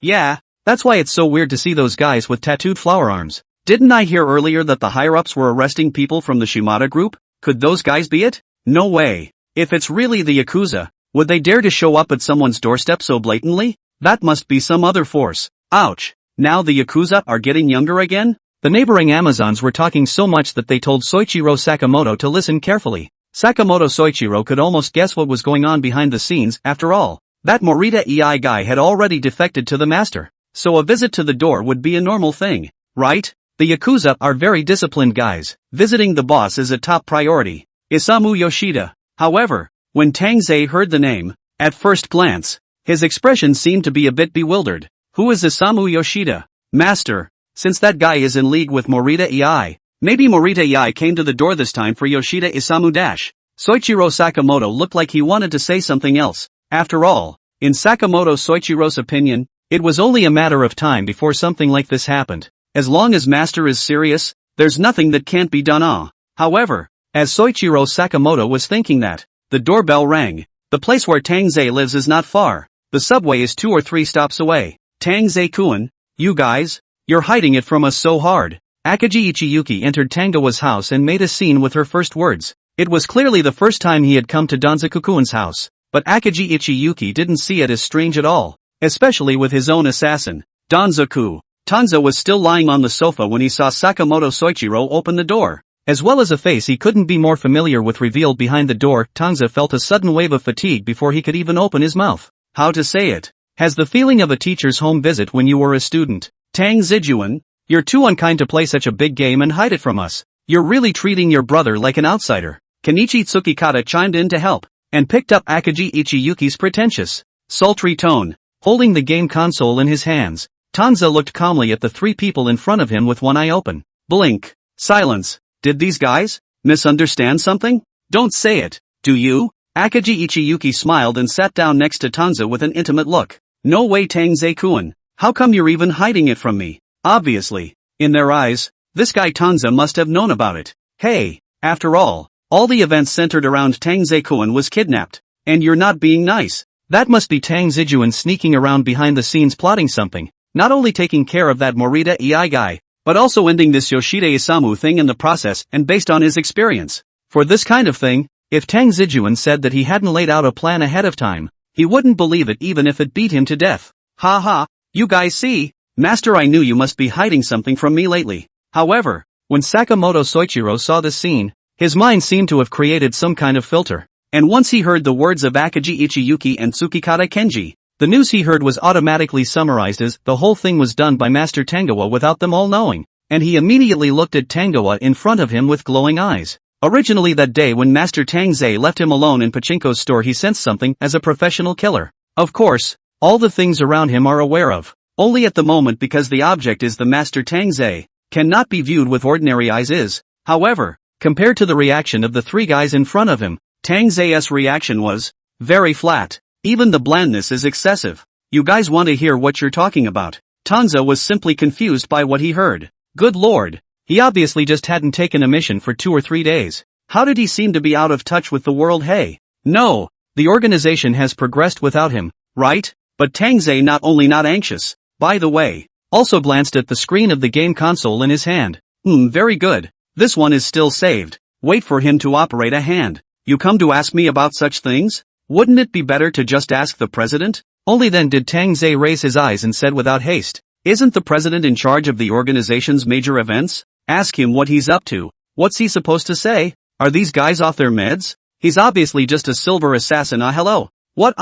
Tanse-kun, it's no fun if you say that. Akaji Ichiyuki grumbled at once. Without even telling us? Thanks to us being so worried about you, Chapter 113, I can't help it if you want to think that way. Master, you don't have to whet people's appetites like that. Sakamoto Soichiro obviously didn't know Tang Ze well enough. The burly man looked at Tang Ze with anticipation, still attempting for Tang Ze to open this mouth. To say that originally he was still a little uncertain inside. After all, the object of suspicion is his own master Tang Ze. Simply cannot use ordinary thinking to think about it. Right. But seeing Kenichi Tsukakata and Ichiyuki Akaji, 2 guys who even made a point of coming to the door, that can only mean one thing. This guy, Tang Ze, definitely hid a lot of things from them. That's right, Danzer-kun. Otherwise, the 2 guys Morita Ei and Yoshida Isamu, how could they just defect to us? The more Akaji Ichiyuki spoke, the more excited she became, and her entire body was on the verge of sticking to Tang Ze. Familiar names. Dons rolled his eyes. But, what do these 2 have to do with me? Tang Zedong asked rhetorically. Is this the Hitman organization? The chain of suspicion is getting longer and longer. Fed. Don't be a maniac here.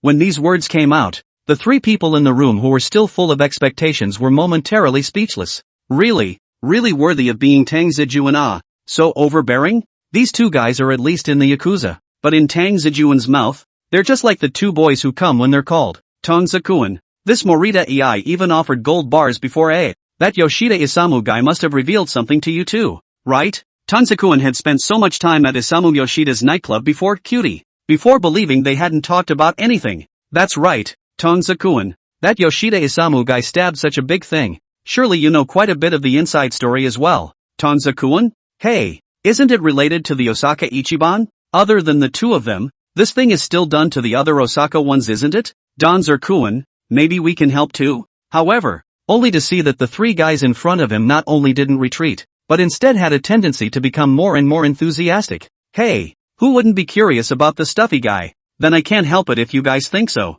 But Tang Ze was a calm bunch, simply to a cow written all over his face, and left them alone after he left the sentence. Blood loss. In a word, you say we've stolen a chicken this time, but we're not going to get it back. Who said that? Aren't these gifts I prepared still in good condition? Are you stupid? Not giving it away is the biggest loss. At this time, in Isamu Yoshida's nightclub, the 3 people had obviously not seen each other for only a few days, but they had created a sense of immediacy as if they were 3 autumns apart, except that as soon as they met, the 3 people still coincidentally argued over the same thing. But this time, Ryo Noara instead became the one who looked the most out of control, and Isamu Yoshida even looked much calmer. If something isn't sent out, the matter isn't accomplished. If it's not done, then all our efforts have been in vain. Like a cynic, Morita Ei braced her hands on the tabletop, her voice a thief. Yeah, more than a wasted effort. It even feels like all the favors I did before were wasted. Although Yoshida Isamu was returned in one piece, but I don't know if it was because of the psychological shadow. He always felt that he was still in that dark basement. His hands and feet were cold. Even when he faced the conversations of his acquaintances, he couldn't help but to look around, as if there were dangerous guys lurking in all directions. What's the point of talking about favors at this point? Life is the most important thing, right? Yoshida Isamu's voice rose several degrees steeply. Have you guys ever tried being tied up in a basement? Those guys are just the devil. Absolute devils. The 2 of them, Noara Ryo and Morita Ei, hadn't seen what had happened to Yoshida Isamu with their own eyes, but inwardly they had guessed pretty much everything. After all, isn't this the guy they wanted to go and negotiate with the Hashimoto group guys for? Only none of them expected this result is all. Hey, so what should we do now? Are we going to tear ourselves away from the Hashimoto group guys? And here in the audience, Morita Ei is no better than Yoshida Isamu. He was kidnapped on the spot by the cops. The cops arrested Morita Ei on the spot because they heard the suspicious and deliberate gunshot. At that time, Morita Ei's entire body was grossed out. Damn. He had gotten to where he was today, having been on the Mountain of Swords and in the Sea of Fire, and had never imagined that he would actually be kidnapped by a cop. Morita Ei. This acute, if not surrounded by his own minions, almost want to play a real-life version of CSGO with the police. Only the consequences of doing so in addition to deepening their own suspicion accidentally has no benefit. Morita Ei still hard to hold back. Luckily, Morita Ei's suspicions were automatically cleared when a passerby threw Kazuma Suzuka's body and his broken gun in front of the police station. Soon Morita Ei and the minions were released, but the gun was also confiscated. It was his favorite gun. Boss, look at that guy. However, as the group of people were preparing to leave the police station, the junior brother had an eyesight and steeply glimpsed Soichiro Sakamoto, who not only didn't leave from the scene, but instead went into the KFC, intending to buy a whole family bucket for Tang Ze. That guy is not. When Morita Eiichi saw Sakamoto Soichiro,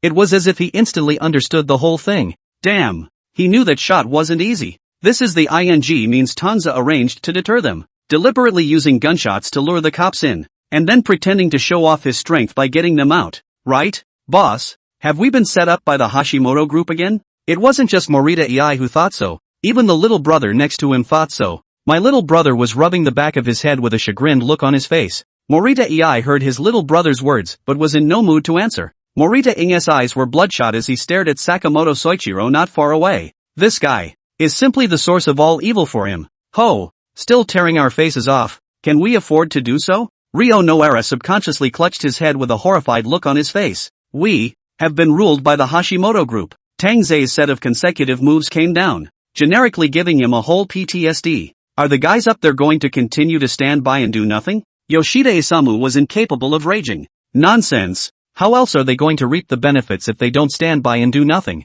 Morita Ei sort of understood. They're screwed. Or the screwed kind of screwed. Chapter 114. Everything is difficult at the beginning. So is the killer. But after the frenzy, the whole room went abruptly quiet again.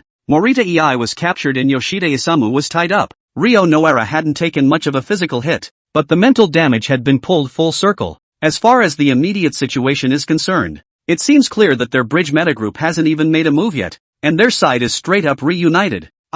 Even so far, Tang Ze the guy himself has not formally come out, except for whoring Yoshida Isamu once in a nightclub for nothing. The gang was silent for a long time, not knowing what to say for a while, but it wasn't a good idea to stay so silent. Morita Ei cleared her throat and looked at Ryo Noara all of a sudden. By the way, what did that guy Gensho Hashi, who you said before, say to you? Needless to say, isn't that similar to the Shimada group from before, trying to get a piece of us? Morita Ei cursed at once. Then again, why is he taking the heat for following these guys when it's obvious he's already defected? Does this mean that his previous defections were all for nothing? Then wouldn't he have gone to the Hashimoto group's office with so much fanfare before? All Kita? Split for sure. The question is, how does that guy want to split it? Yoshida Isamu said while sighing. How else can it be divided? At most, like the Shimada group? At the mention of this matter, Morita Ei's face suddenly became even worse. Wasn't he originally going to defect and show goodwill in the first place so that the Hashimoto group would show a little mercy on him in the later operations? Or so that they could take more advantage of the situation? Now even he's getting hit along with him. If he counted the ones he had lost from his previous defection, Morita Ei was instantly even more heartbroken. He has also been in the industry for so long, never thought he could still have today's out. Really blood luck. Points. However, Ryo Noara, who hadn't said much at all, heard the conversation between the two and snorted coldly then. You guys don't really think that the Hashimoto group will be like the Shimada group before them, and pretend to want to split it with us, do you? In that case then wouldn't it be redundant for them to do all this work? But even as he spoke, Ryo Nohara's demeanor tensed a bit and he sighed violently. Will you cut the ing crap and get to the point? Yoshida Isamu was in a hurry. Just looking at Ryo Noara, he took another sharp, deep breath, as if brewing his emotions internally. 28 points. 0. Ryo Noara said slowly. 37? Morita Ei's eyes widened at once. How come it's only 70%? 70% of it is someone else's. Ryo Noara explained hopelessly. The remaining 30% is still up to others. Granted, when Ryo Noara was talking to Hashimoto share at the time, he didn't think it would be strange for him to say even a 1/9 out of. Is this a case of a stick and then a candy? What? You mean, They're trying to whore themselves out again?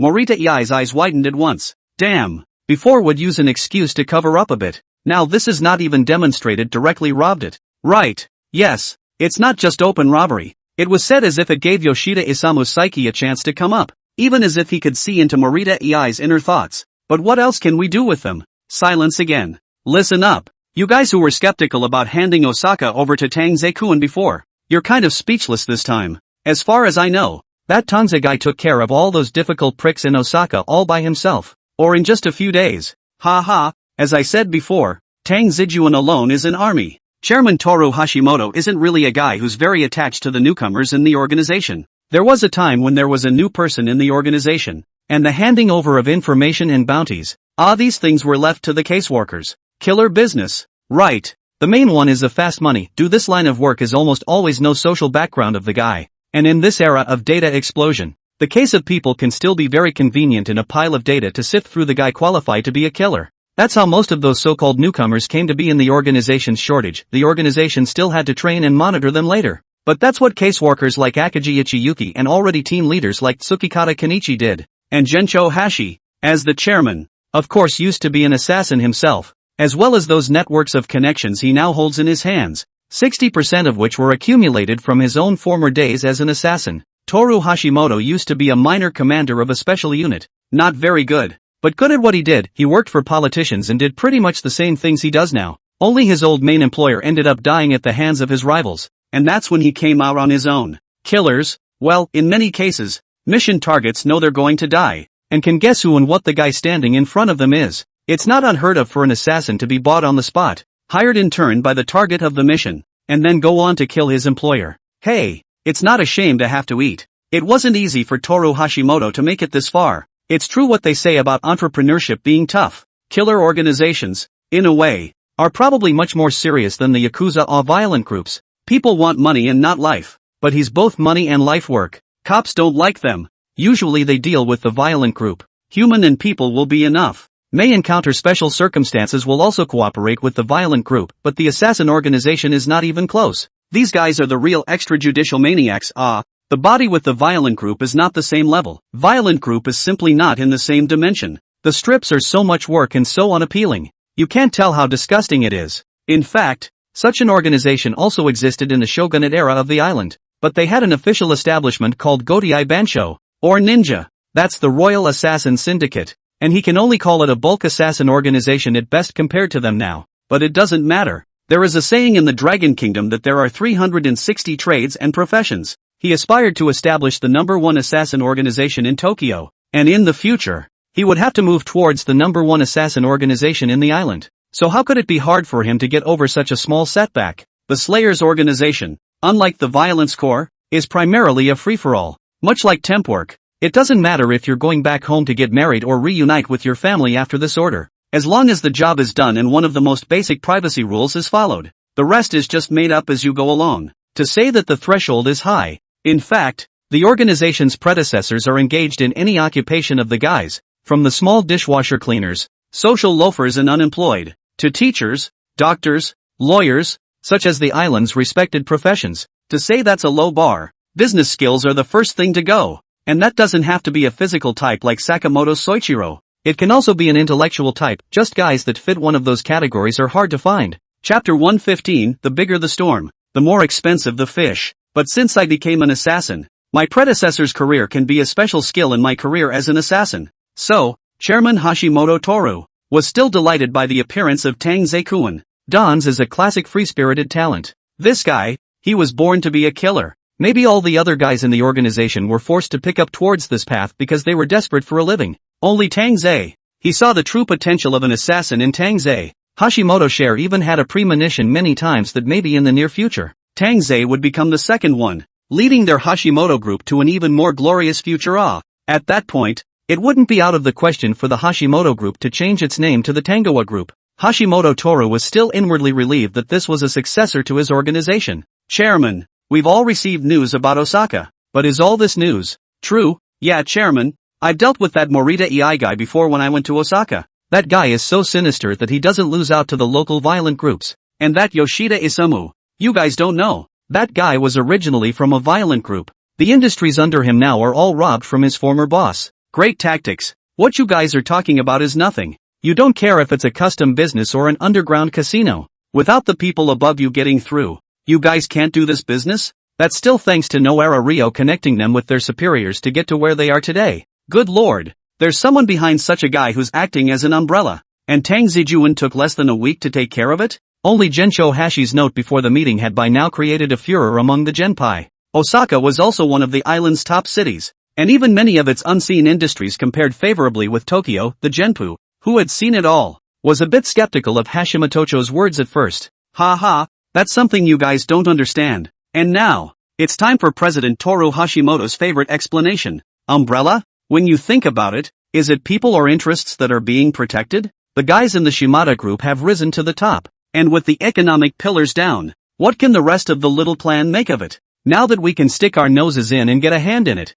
they're overjoyed, so how could they possibly still intervene? Gensho Hashi said with a smirk. There's even a certain amount of risk that comes with them doing this. If word leaks out and the guy up there sits down and has close dealings with people like us, then who really has more to lose? There was an uproar at those words. Ha! So it is. So there's still a reason why Osaka isn't as good as us in Tokyo. Ha ha. That's right. The little brats of Kansai sure have their eyes on the ball. So this was in your plan too. The patriarchs even began to laugh at the idea. How can you be afraid of risk when you're fishing for favors? Hee hee. Words that can't take the risk only mean that they don't deserve to participate in this bet. I recently learned a popular saying in Dragonland. The bigger the storm, the more expensive the fish. Doesn't that fit the situation? Ha ha. Surely we still have to be our Kanto people. President Hashimoto seemed to be satisfied with the reaction of the genin as well. Picking up a cigar, and the junior next to him immediately lit it for him. So, isn't this where Tang Ze-kuen's advantage comes into play? Even the guys up there don't care,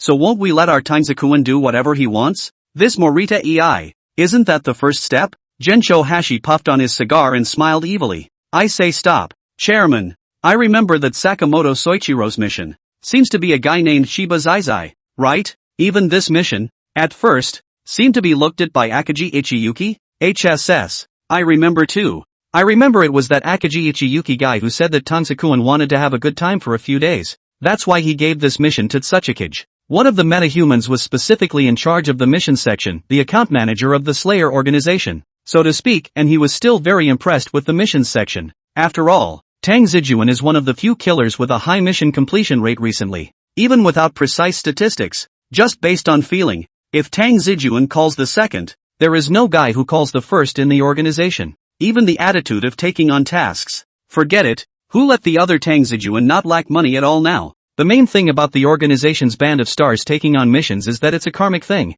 No, that's what you don't understand. I told you guys a long time ago, when I showed you Tang Ze first mission, that you can't just look at anything on the surface. You have to think carefully. President Hashimoto smiled slowly. Could this be Tang Ze deliberately postponing this mission? Perhaps. This time, he didn't want to show his face in person, but to secretly act as a hint to Morita ei through Sakamoto Soichiro. Some of you here should know Kenichi Tsukikata more or less well, right? That guy's formal style is all decisive and direct, and Sakamoto Soichiro is one of his men and carries out his missions in a similar style. Gensho Hashi's smile remained unchanged while looking at the screen behind him. Tsukikata Kenichi put the word out a long time ago. This is the first step, and it's also to lay the groundwork for what's to come, the second step. On the other hand, is Sakamoto Soichiro, and we all know that with his skill, if he follows his usual style, it would still be easy to take out a Morita ei, let alone a white-hot chicken like Chiba Zai, but what's key this time is that Morita ei, as a person, is worth more alive than dead. So, this is a guy we can't kill, but we have to knock some sense into, and Chiba Zai is the key step. Just see the screen, the familiar view of roadside surveillance, and a familiar figure on the screen. Sakamoto Soichiro, who appeared near the underground casino, as an assassin who came to the door to claim his life. Not only did he not have the slightest self-consciousness to hide his identity, but instead, he swaggered over towards the side of the underground casino. The look was leisurely and comfortable, and it was really a bit of Tang Ze internal flavor. You think, in Osaka, but whoever is on the road, then can you not have heard of Sakamoto Soichiro? How will they react internally when they see Soichiro Sakamoto? President Hashimoto went on, pointing out the mountains with great vigor. If Morita ei, who is their accomplice, is seeing that they are coming for Chiba Zai, what will be their inner reaction? With the news that Kenichi Tsukikata put out earlier, their first reaction to the arrival of Soichiro Sakamoto now must be panic. Chapter 116, More Tricks. More free sex. Panic, that's for sure. This Sakamoto has actually accumulated quite a bit of fame at the hands of Tsukikage, hasn't he? Ha. Actually, according to this, that guy Sakamoto can take half the credit for Tsukikata-san being able to stay in Osaka as long as he is now. Goo. When will I have such a capable disciple? That's a good idea. Just let Tang Ze retire from the front line and start an assassin training course. Come on. You'd have to have the chairman and Tang Ze himself agree to this. Gencho Hashi was talking at the top, and the genin were discussing it feverishly at the bottom. The truth is that smart leaders often have only one choice at this point in time. But in the end, he had also listened to Chairman Hashimoto's rehash of Tang Ze so many times, and now he had even learned to snatch at the answer. No. I think it comes down to profit. Another patriarch questioned it. It's really up to that Morita EI guy to react fast at this point. Really? Ha. So that guy hasn't been in trouble until now. Ha. That's really thanks to Tang Ze. Let's just say that he's still a rather crucial pawn pinch in Tang Ze's eyes. President, just tell me if that's true. Apparently, the genin seemed to be in high spirits this time. Probably because the Kanto people ruled over the Kansai people. Ha. All I can say is that this Chiba Zai fellow didn't die unjustly at all. President Hashimoto Toru also instantly looked relieved when he saw this. Well, these patriarchs in his organization are finally thinking straight. If you think about it, the death of one Chiba Zai, in exchange for the entire game of chess led by Morita EI, the initiative also fell completely in the hands of our Tangoa. It's simply blood money. As soon as Hashimoto's words fell, the image on the screen behind him switched to the next scene. Karasawa-kun meets Yoshida Isamu in the central district, but on the other hand, Morita EI sends his minions to the cafe of Tsukikata Kenichi's office with huge suitcases. Anyone who saw this knew with their heels what was in that box. Seriously, this Morita EI guy, he doesn't have a lot of guts, but his reflexes are pretty quick. Indeed, how else can you say you can run an underground casino in a place like Kansai? Ha, this kid does have two skills, but our Tanza player has even more. The patriarchs who saw this were also talking below. These two things, although it seems to be no relationship, but more than the surface often seems to be the more so, this intermediate connection instead only more coupled. Tangoa really did see right away that Morita EI was the key to this layout. Why else would Yoshida Isamu and Noara Ryo react so violently afterward? Then another scene appeared on the screen. The location suddenly changes, and it seems to have come to a nightclub owned by Isamu Yoshida. Tanza was flanked in by a large group of men, and this time it wasn't just one Morita EI, but also Yoshida Isamu and Noara Ryo, three men who seemed to be honestly following behind, surrounded by their minions. If you look at it differently and don't know it, this Tang Ze high and low must be a political officer level figure to make the local gangs so forward and backward to serve. Let me ask you, what is the reason why Danzawa-kun went to Isamu Yoshida's nightclub? Only Gencho Hashi crossed his legs leisurely and smiled as he looked down at the patriarchs of the organization. Is it because local gangs have cheaper nightclubs? A genin who was in charge of managing the custom store in Tokyo seemed to think for a while, and then said slowly, fancy, and the kind you can whore for nothing. Hey, you guys are eating out of the palm of your hand, aren't you? What Kansai has we don't have in Kanto? So what? Lord Tanza has had enough of playing with the Kanto style. Can't he play with the Kansai style? Hey, can you guys talk about something serious? You think this is your custom store bidding? Seeing his men making a scene again, Gencho Hashi stood on top, his smile unchanged, an inscrutable look on his face. Of course, you all know the characteristics of the nightclubs on the Kansai side, and you can tell what Danzawa-kun is going in there for, but you'd better think about it. If it's just going in there to have fun, then he wouldn't have had to leave out Soichiro Sakamoto. Hashimoto analyzed it in a serious manner. If he doesn't like crowds, then it can't be as simple as just leaving out Soichiro Sakamoto, and he doesn't need a bunch of guys like Ei Morita to follow. Then the result is obvious. Sakamoto's total Aikiru is implied to be guarded there by Danzawa. Here on the one hand, the opposite side has the effect of distracting them, and on the other hand, Sakamoto's total Aikiru is on the outside. Even if Danzawa-kun's plans change here on the inside, he can still make Sakamoto's total Aikiru, who is outside of the arena, respond positively in a timely manner. And here, of course, is the setup for the gang to eventually fall back like Tang Ze in the end. The smile on Gencho Hashi's face deepened. Some things can't be analyzed on the surface, like the kidnapping of Tang Ze. Tang Ze-kun played this chess game so big that even I was almost fooled. Ha, I have to say, Tang Ze, whatever position he can achieve in our organization in the future, it's all possible. As always, President Toru Hashimoto was very positive. You guys need to learn from me. Look at Tang Ze. He's only been with the organization for a few days, and he's already got such a big game going. These guys in Osaka, we took them down with little effort, not to mention any assassins. I'm afraid it would be difficult to do so even if you, the management, were to come. Goodness, come to think of it, in the middle of the matter of Tang Zijuan was kidnapped. The chairman himself was deceived. Tang Zijuan. This guy, in order to achieve his goal, really is not even willing to let go of such details.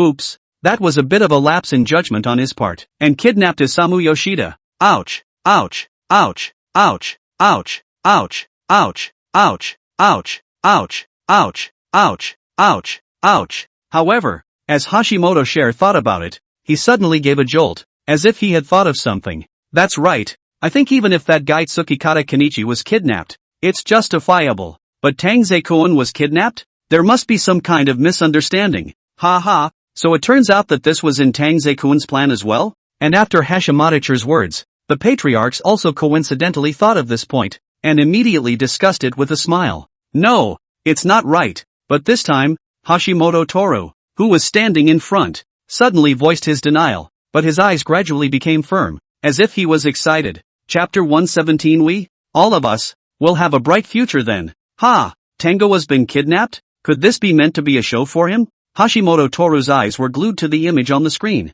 and his lips were trembling with excitement. President? What's wrong with you? President? Are you okay? Chairman? This was a rare sight for President Hashimoto Share, and the attention of the genin was immediately drawn to him. No, is not right. You guys think carefully. The news of Tang Zijuan's kidnapping could have been spread by him himself? At that moment, Hashimoto Toru's expression was as excited as if he had discovered some new continent, pointing at the screen behind him. Nani? Spreading the word yourself? This isn't right, is it? It can't be, can it? Good lord, if we really do this, won't we all be fooled? No way. Tang Ze-kun, cheating even your own people? Chairman, you're not hiding something from us too, are you? When these words came out, the patriarchs, who were still calm, immediately lost their composure. This Tang Zegan is turning the world upside down in Osaka all by himself. Ha! Even though the main scope of activity for them, the genin, was still in Tokyo, they knew quite a bit about what was going on over in Osaka. This Tanze guy is a redneck in the organization. Not to mention that the guys in other organizations would more or less send scouts to keep an eye on things. The guys in their own organization would take the same measures. But that was the situation at the beginning. Tang Ze, this person, say he is a killer, but so walk in the street. How to look really a little killer temperament cannot be seen. Say he is a just graduated into the society of the social animal is more or less. Even more boring was the guy's whereabouts. Almost the first time Tangoa came to Osaka, he was noticed, except that it was the Shimada group's world at the time, and the scouts they had in their hands were among the top tier in Osaka, but all that was reported back was a walking guide to traveling in Osaka, and nothing more. But to say that he is not a killer, right? This guy in the hands of a few mission targets, the death of do not know how strange, and even have rumors that the police also secretly set up a task force. But a few months passed, hard even a fart did not put out. Besides, the Hashimoto group, as Tokyo's head assassin organization, and the rookie assassins who are brought up from here, again, have to be very scary. So the guys in Osaka realized that sending spies to keep an eye on them was indeed useless. If they are on a mission, they have such a horrible ability to execute and hide. Why would they be afraid of a few ING spies? There's no fear that this Tang Ze guy won't show up. And on the other hand, if this guy really doesn't show up, then I'm afraid it's a real catastrophe. Right? Hey, in this case, the external organization handled the situation with fear and trepidation, but they, the internal patriarchs of these organizations, are almost in a black eye situation. The usual thing for an assassin of one's own organization is of course to send scouts to keep an eye on them, sort of adding a layer of protection in case something goes wrong and someone has to cover for it. But obviously this trick on Tang Ze simply does not work. Almost all the scouts reported up the situation is just a surface. Tang Ze, this guy like what? That is now the new era of young people almost. In addition to work, almost everything. Going to nightclubs and playing little steel balls and drinking at home and watching football games and hacking and gaming and all that. It would take a poor brainiac to probably fall asleep watching it. Hey, they're not gods. If they really stare at Tang Ze doing these things every day, does the organization even need to function? Does it even need to progress? It can only be said that in the entire Hashimoto group, the only one who understands that guy Tang Ze the most is their chairman, Hashimoto Share. Even Akagi Ichiyuki was close. After all, he hadn't been on the front line, his business level was limited, and there were differences between men and women, so he couldn't empathize in certain situations and so on. So, if you really want to understand what this new king of their organization is thinking, you really have to look at their president, Hashimoto Toru. The genin raised a question and looked at Hashimoto share with full attention again, his expression still up in anticipation. He did it so he could still notify me without spooking me. Think carefully, if this news is known to us, then even if we were in Tokyo, wouldn't we just rush to Osaka? Then, President Hashimoto share was seen, his breath sinking into his dantian, his tone slow and low, with a mysterious sense of pretentiousness, and by doing so, won't it make this Osaka bunch sit up even more in their hearts about all this Tang Ze has done? Even if Tang Ze is alone, anytime we make a move, it will be noticed by the guys in Osaka, and in turn will only lead to more conviction in trusting Tang Ze. Gradually, President Hashimoto share became more and more agitated as he spoke, and he couldn't even bother to smoke his cigar and threw it aside. This isn't right, Chairman. Since Tang Ze-kun needs our help, wouldn't he have been able to just send us a message? Yes, it's still a big risk to lay such a big game directly. If those guys from Osaka find out, won't it be a fiasco? But as soon as the patriarchs heard this, their looks were instead still puzzled. That is to say, Chairman, Tang Ze said in the end people are fine. I see the middle or they themselves sent out from the door of the nightclub. They can't even find this? No. However, instead of panicking, Hashimoto's demeanor became more confident. So that's why you guys can't be president.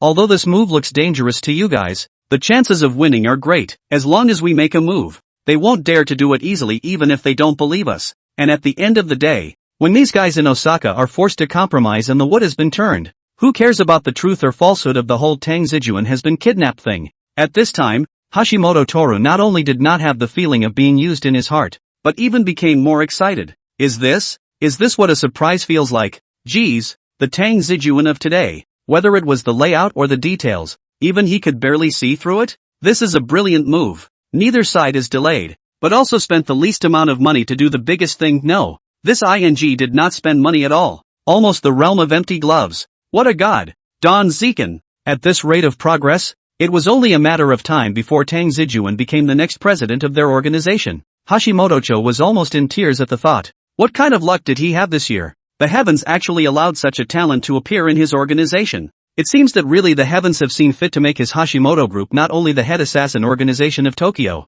but also the head assassin organization of the island.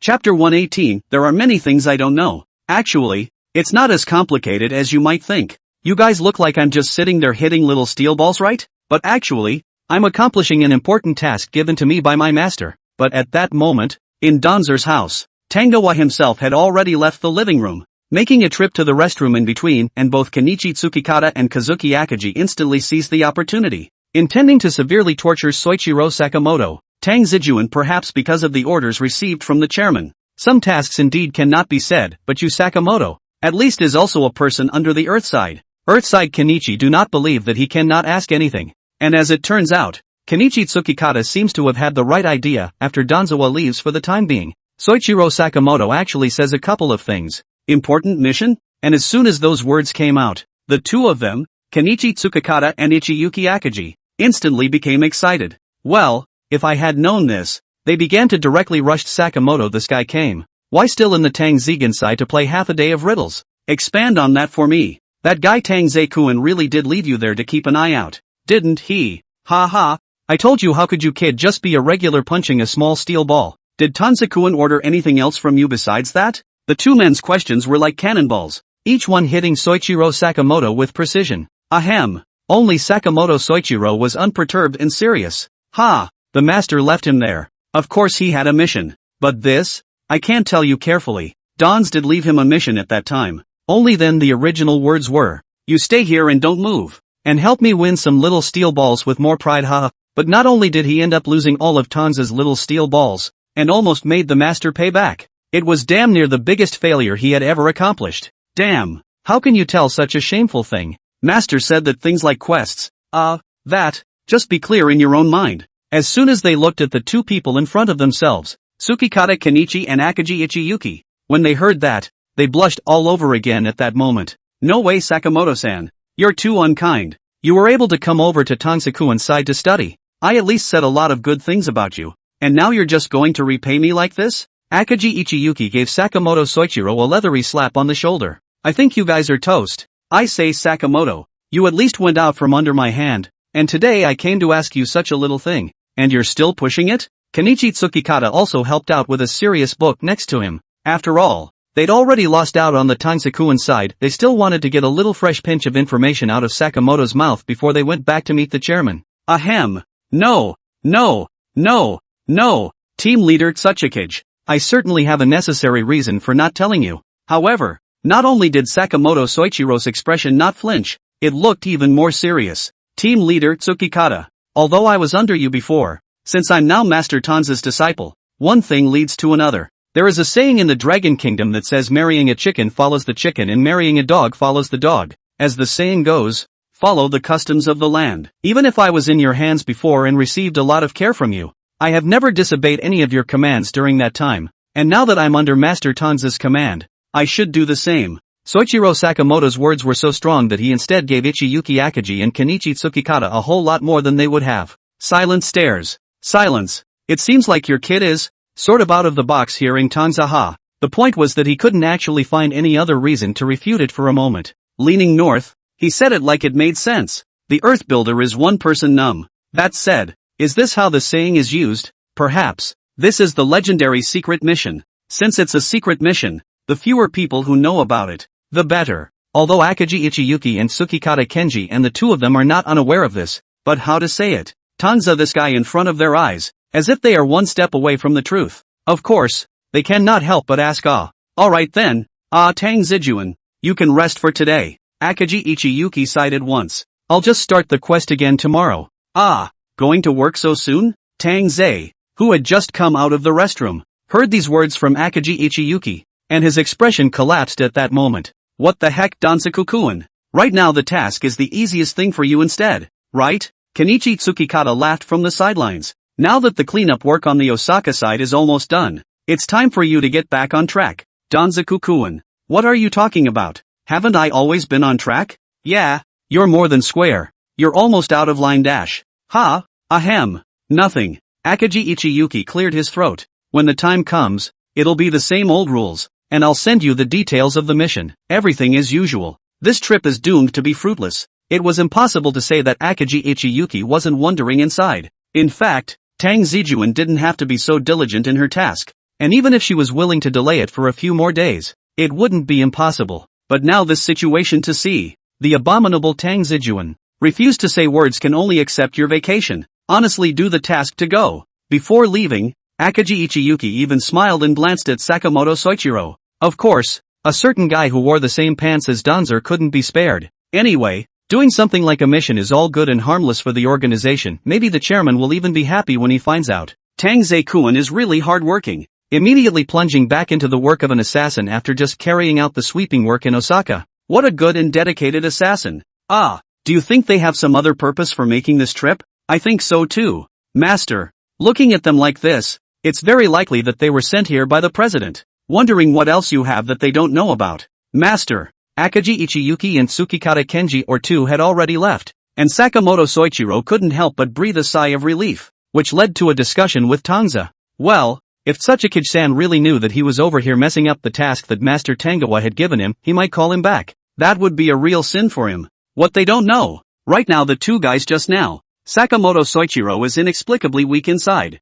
and wants to have a distraction in front of Tangze. There's a lot they don't know. But not only did Tang Ze not care at all, he even had a wry smile on his face. Chapter 119, Monday. The fiercest of them all. Yes, is it? Sakamoto's total Ichiro froze, forgot what he was going to do with his hands, and sat almost dumbfounded in place, staring wide-eyed at Tang Ze. That's why I say there are some things.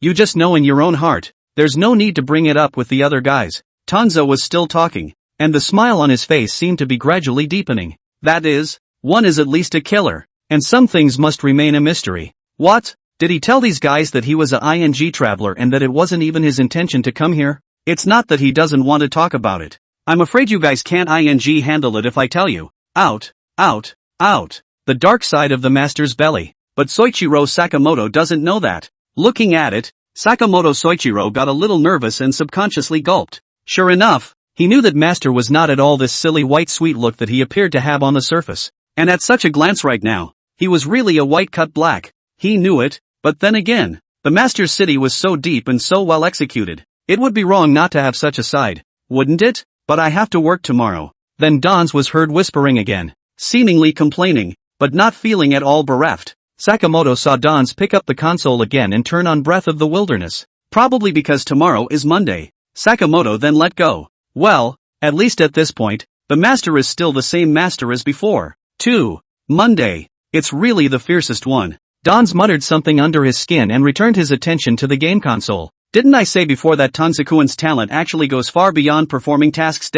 I agree with you, but there are some things you can't do overnight. Everything has to be done slowly. Well, take your time. It looks like we'll have to take our time if we progress. That's a bit of a load off your mind. Tang Ze can both add flowers to flowers and send charcoal to charcoal in the snow. But we can't leave everything to Tang Ze, can we? Egu, Chairman. Still saying you're not biased? This is considered real favoritism. Ha ha. A quick laugh was coming from the Hashimoto group's office. Akagi Ichiyuki and Tsukikata Kenichi made a quick trip back to Tokyo, just as Chairman Gensho Hashibashi hadn't left yet, and a few of them stopped by to discuss the Osaka issue a little. Only when Akagi Ichiyuki put the assassin mission back on the agenda, it was actually opposed by Chairman Hashimoto Toru. Maybe that aspect of Osaka's menial work is more important to Don's than the assassin's mission? No. The mission is a life and death one. Tanza's mission at this stage has to be stubbed out in Osaka. The mission and stuff can be slowed down a bit. Ha! That's a ing thing she didn't expect. Akagi Ichiyuki stared suspiciously into Hashimoto Toru's eyes. Since the meeting was basically over by the time they arrived, the genin had already left and only the chairman was still in the office. The guy's eyes are a little red, his ears are a little red, and he seems to be in a very high mood. Hey, their chairman isn't high, is he? The thought of checking the chairman's pupils with a flashlight was even born inside Akagi Ichiyuki's mind. No. Chairman, you can think of it like this. Tang Ze-kun carrying out the mission and him building up his prestige in Osaka to expand the organization are actually two things that don't conflict, right? Compared to Akagi Ichiyuki, who was prone to impulsiveness, Tsukikata Kenichi was much calmer. His face snorted as he advised Gensho Hashi. After all, the situation in Osaka is much better now than it was at the beginning, and it's definitely much less difficult to carry out the mission. The Osaka bunch has basically yielded to us, and this is a huge opportunity for us. Kenichi Tsukikata said. Chairman, maybe Karasawa-kun will be able to use this opportunity to establish a new Hashimoto group in Osaka? Hiss. It had to be said that Kenichi Tsukikata understood the chairman. Even this matter had been said by Toru Hashimoto at the meeting before, and now that the one who had returned from Osaka was saying so, it really spoke to the chairman's heart. Then you guys hand off to the guys in the data team. You'll have to pick your assignments well. You can't just pick one like you did before. After thinking it over, Hashimoto Toru didn't seem to think anything was wrong really. If you want to say that you know the chairman the best, it would have to be Kenichi Tsukikata. Now Tang Ze cannot help but let him think of the year in Tokyo to fight their own are from the beginning of their own solo. From the customer's information collection to complete the task, one-stop service and then slowly come to today. Egu, it is not easy but now well, really fearful of the latter. Gensho Hashi was indeed in a good mood today. He subconsciously thought about rewarding Tanza with something. But on second thought, that guy probably didn't lack anything right now, did he? In terms of the house that Tang Ze lived in, knowing that Tang Ze liked to be lively, specially found a house in the central district, and according to those messy mission reports handed over by Tsukikata Kenichi, Tang Ze, this guy's preferences are really the same as the young people nowadays, attaching importance to spiritual enjoyment, all kinds of games, so not only the house, along with the house layout decorations Hashimoto-cho all arranged together. But think about it. In fact, these weren't anything particularly valuable, or was it that even these preferences were merely something Tang Ze had deliberately shown to them? Tang Zejuan's true heart hadn't been revealed to them until now. He was in deep thought when he was immediately interrupted by Akagi Ichiyuki in front of him. Well, Chairman, we're just getting started in Osaka, so we can't guarantee that we'll be as popular as Tokyo, Akagi Ichiyuki said honestly. In fact, in her opinion, it doesn't matter what city the organization is in. It's not like it's some Starbucks that has to be an entire chain. They're like that. Just wait for the customers to throw themselves at it. After all, you don't even have to go out to launder money anymore. It's all a matter of moving your fingers. Your words are true, but you have to understand that it's not all about the old business we came to Osaka for. Gensho Hashi smiled mysteriously. What else do you think I'm keeping that Sanbaka for? Hashimoto's group is still mostly focused on killing missions at this point. The Shimada group is much more mature than them in that regard, utilizing the hired assassin piece in their hands, working with other local gangs to remove their enemies for them, and selling a lot of favors to allow himself to make a lot of money out of the intertwined web of interests. And by Sanbaka, I mean Morita, Yoshida, Isamu, Noara, Ryo, three guys that Toru Hashimoto even scorned when he didn't know Osaka very well. They used to serve the Shimada group, and each of these three guys has a lot to offer, both in terms of mass base and financial base. But now, it's just a tool to assist Tang Ze. Judging from the current situation, Tang Ze.'s name has already made its mark among these guys, replacing Shimada's group, both in terms of reputation and strength, and that's the nail in the coffin. Chapter 120, Can't Let a Talent Go. Honestly, I think there's only one thing we need to do, right now as a matter of urgency. At this time in Osaka, the atmosphere in the Sanbaka office was not as good as that in the Hashimoto group. Ryo Noara had acted as a strategist during the day, and it was only natural that he would have to run the show this time. Only now, because everyone was in such a low mood, hardly anyone said anything is all. Hey, do you guys still want to go on like this? We earned our way out. Let's not talk about Hashimoto group or not Hashimoto group, Tang Ze or not Tang Ze. Just think of those guys as the new Shimada group, won't you? Maybe it's also because Ryo Noara is a member of the establishment, so he's still a little bit stronger than the other two guys in the mental aspect. For Ryo Noara, this wasn't the first time they'd faced a crisis anyway, except that, more importantly, he had to go back and report back on his work. He doesn't want to be a pariah to the guys up top, so this time, instead, Ryo Noara wants to stand up more than the two guys, Yae Morita and Iso Yoshida. Come on you guys, if you make it to my position and then get tied up in your own place and in plain sight try it. Isamu Yoshida lifted his eyes. Dark. Apparently yesterday had been another sleepless night for him. No, don't think you're the only one who's been victimized. Which one of us got away from that guy? But Morita Ei was very understanding, and it was almost as if he knew what was going on inside Yoshida Isamu just by looking at him. Hey, will you guys stop complicating simple problems? The real suffering is over for us now, isn't it? But it doesn't matter. At this point in time, that's when Ryo Noara really comes into play. I say, if you guys continue to be so depressed, if the Hashimoto group and Tang Ze try to come back at us, then we'll really be out of options. Stop.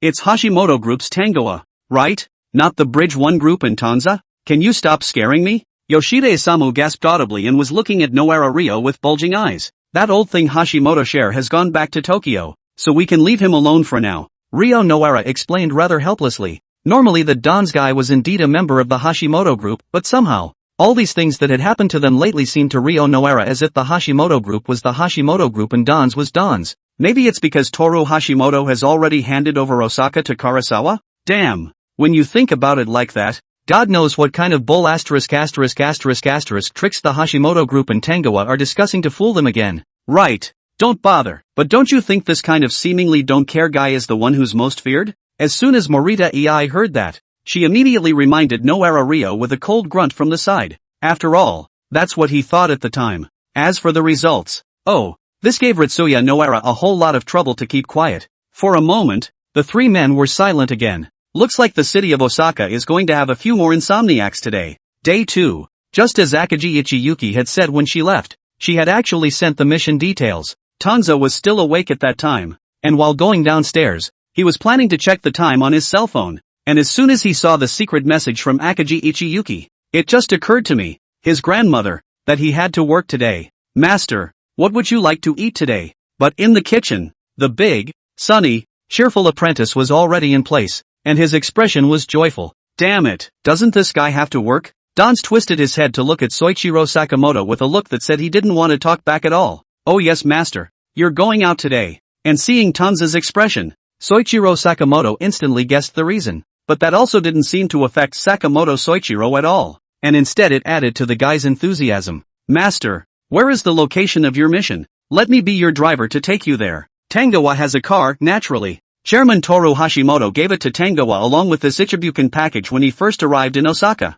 I'll go by myself. However, it was met with Tang Ze's merciless refusal. Damn, I didn't really want to go today, but after being asked by this guy, now I have to go even if I don't want to. Anymore. Things like missions are still very secretive. Don't do it master. I still want to learn more from you about Slayer skills. Soichiro Sakamoto eyed Tangoa, but instead of looking pathetic, the guy's aura all over him looked kind of menacing. As soon as Tang Ze heard that, he seemed to have thought of something, and instantly turned his head back to look at Soichiro Sakamoto with a smile on his face. If you say so, then why don't you go for me and I'll coach you from the sidelines? No, that won't do. Chairman Hashimoto Toru said that you have to complete your own tasks. If you hire a substitute, you'll be fined. This time, he was instead rejected by Sakamoto Soichiro, and Tang Ze was even more upset inside. Mother ********, they're all killers, why are they still so disciplined? It's not like they're some violent gangster group. Cursing under his breath, Tang Ze still went over to the address sent by Akaji Ichiyuki. Tang Ze did have a lot of money saved up in his hand now, but to say more, it wasn't too much, and less wasn't too little. At best, just enough money to buy a limited edition Rolls-Royce. Some time ago, Tang Ze's mind had been spinning with the idea of an early retirement, but it was clear that a certain insider in the case knew Tang Ze's character very well, and together with this mission, Akaji Ichiyuki had said everything that needed to be said. Tang Ze-kun, the chairman has decided to give those guys from Osaka to you. Now in addition to the identity of a killer, there is also the identity of an Osaka agent. Surprised?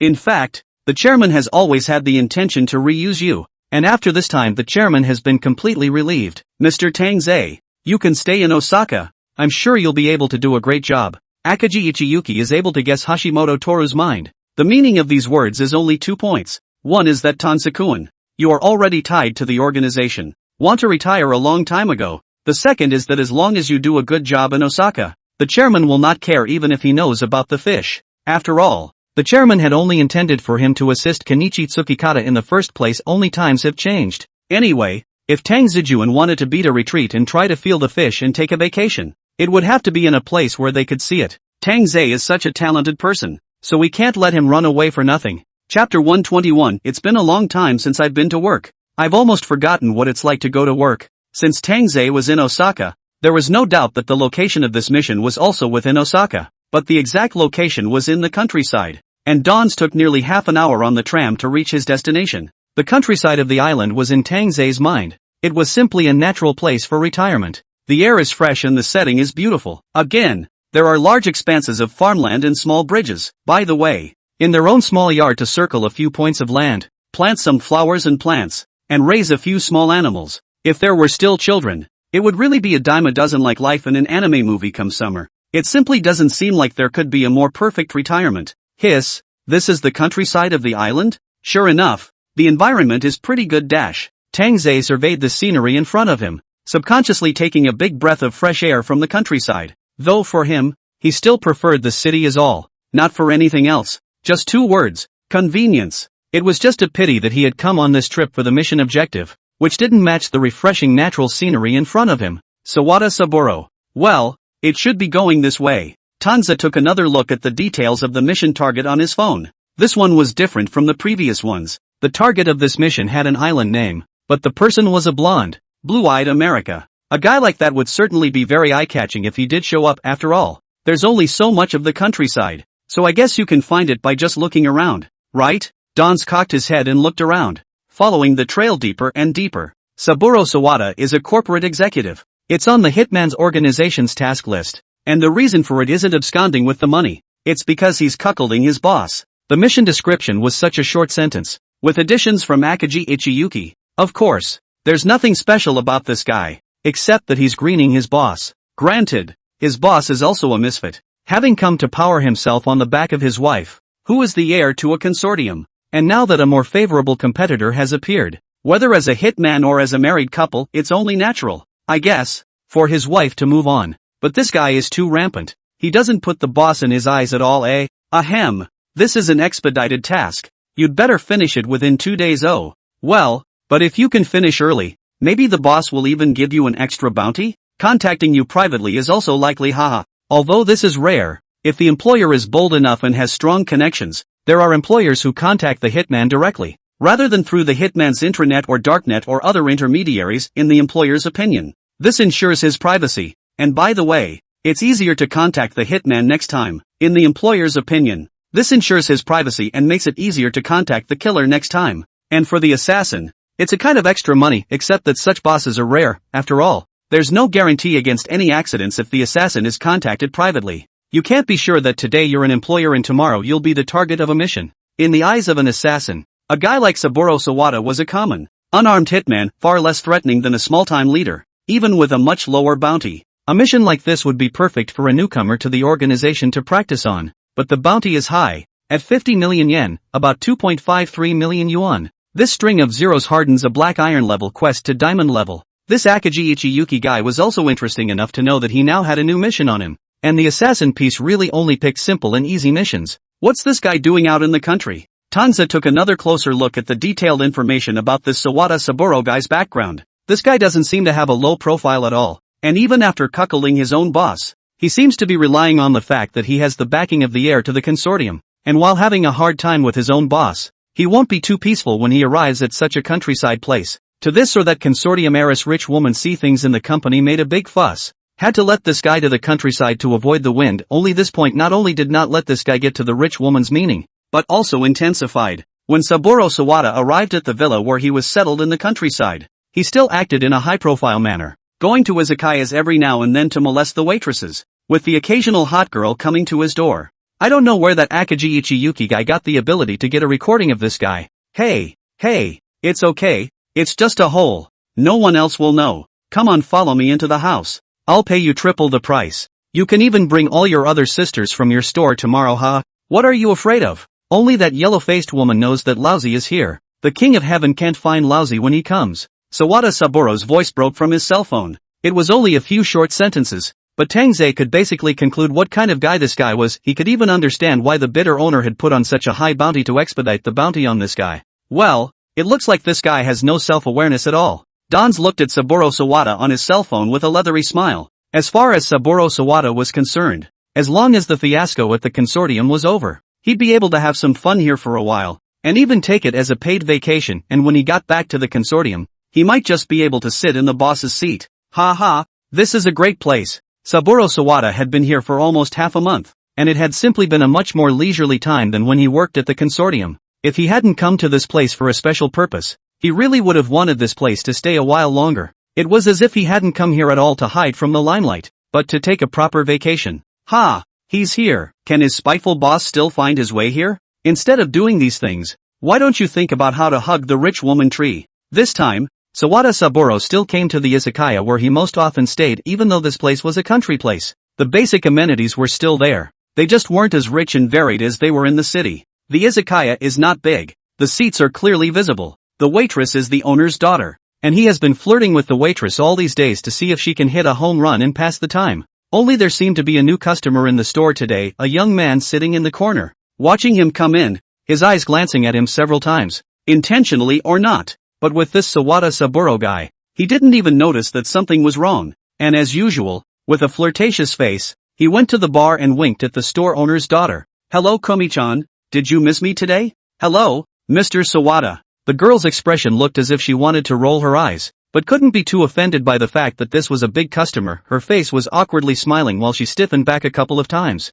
Chapter 122. Which comes first, tomorrow or the accident? However, instead of stopping Sawada Saburo, the girl's body resisted all over the place, but it also aroused Sawada Saburo's interest. Aigu, why are you still like this today? You're really cold to people. Kumi-chan. Her eyes were unabashedly glued to Kumi's body, and her tone was very flirtatious. The store wasn't very crowded right now, and with a look that she couldn't stand it, Kumi reluctantly served Sawada Saburo tea, turned her head, and headed back to the back kitchen. And Tang Ze's plan was simple. The guy just seemed to have an unsuspecting look on his face. Such was simply a much better deal than the petty chieftains who had absconded with the money before. Even looking at Tang Ze was a bit disgusted. With a guy like that, why would he need to make a move? It's the poor girls at this izakaya who have only a couple of cleaners who can't talk now that the owner is out of town. This guy seems to have picked this time of day to come here, so he can be even more brazen in this izakaya. But also because there were other guests in the izakaya at this time, and Kumi had to serve drinks and food to the other guests,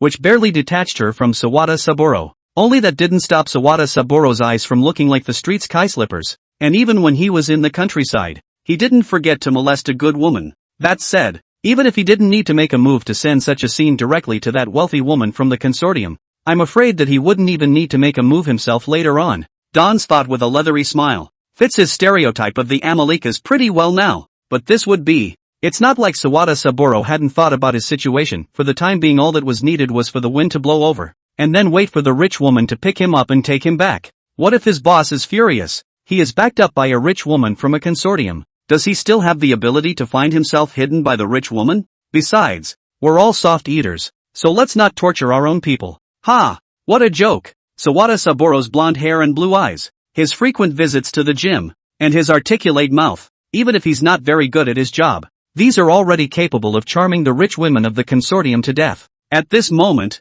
Sawada Saburo's mind was filled with how he was going to step on his boss to get to the top when he got back, and then inherit the consortium hand in hand with the rich woman. Granted, to Tang Ze's eyes, the guy already looked no different than a corpse, but probably also because the object of this time seems too simple. Tang Ze instead does not know what to do with this guy. Master, what time do you have to get this mission? Instead, at this time, Soichiro Sakamoto sent a message. What? Tang Ze, who had been observing Sawada Saburo while drinking, glanced at the message. Master, I'm bored staying alone. Why don't I come over and help you assist in assisting the mission?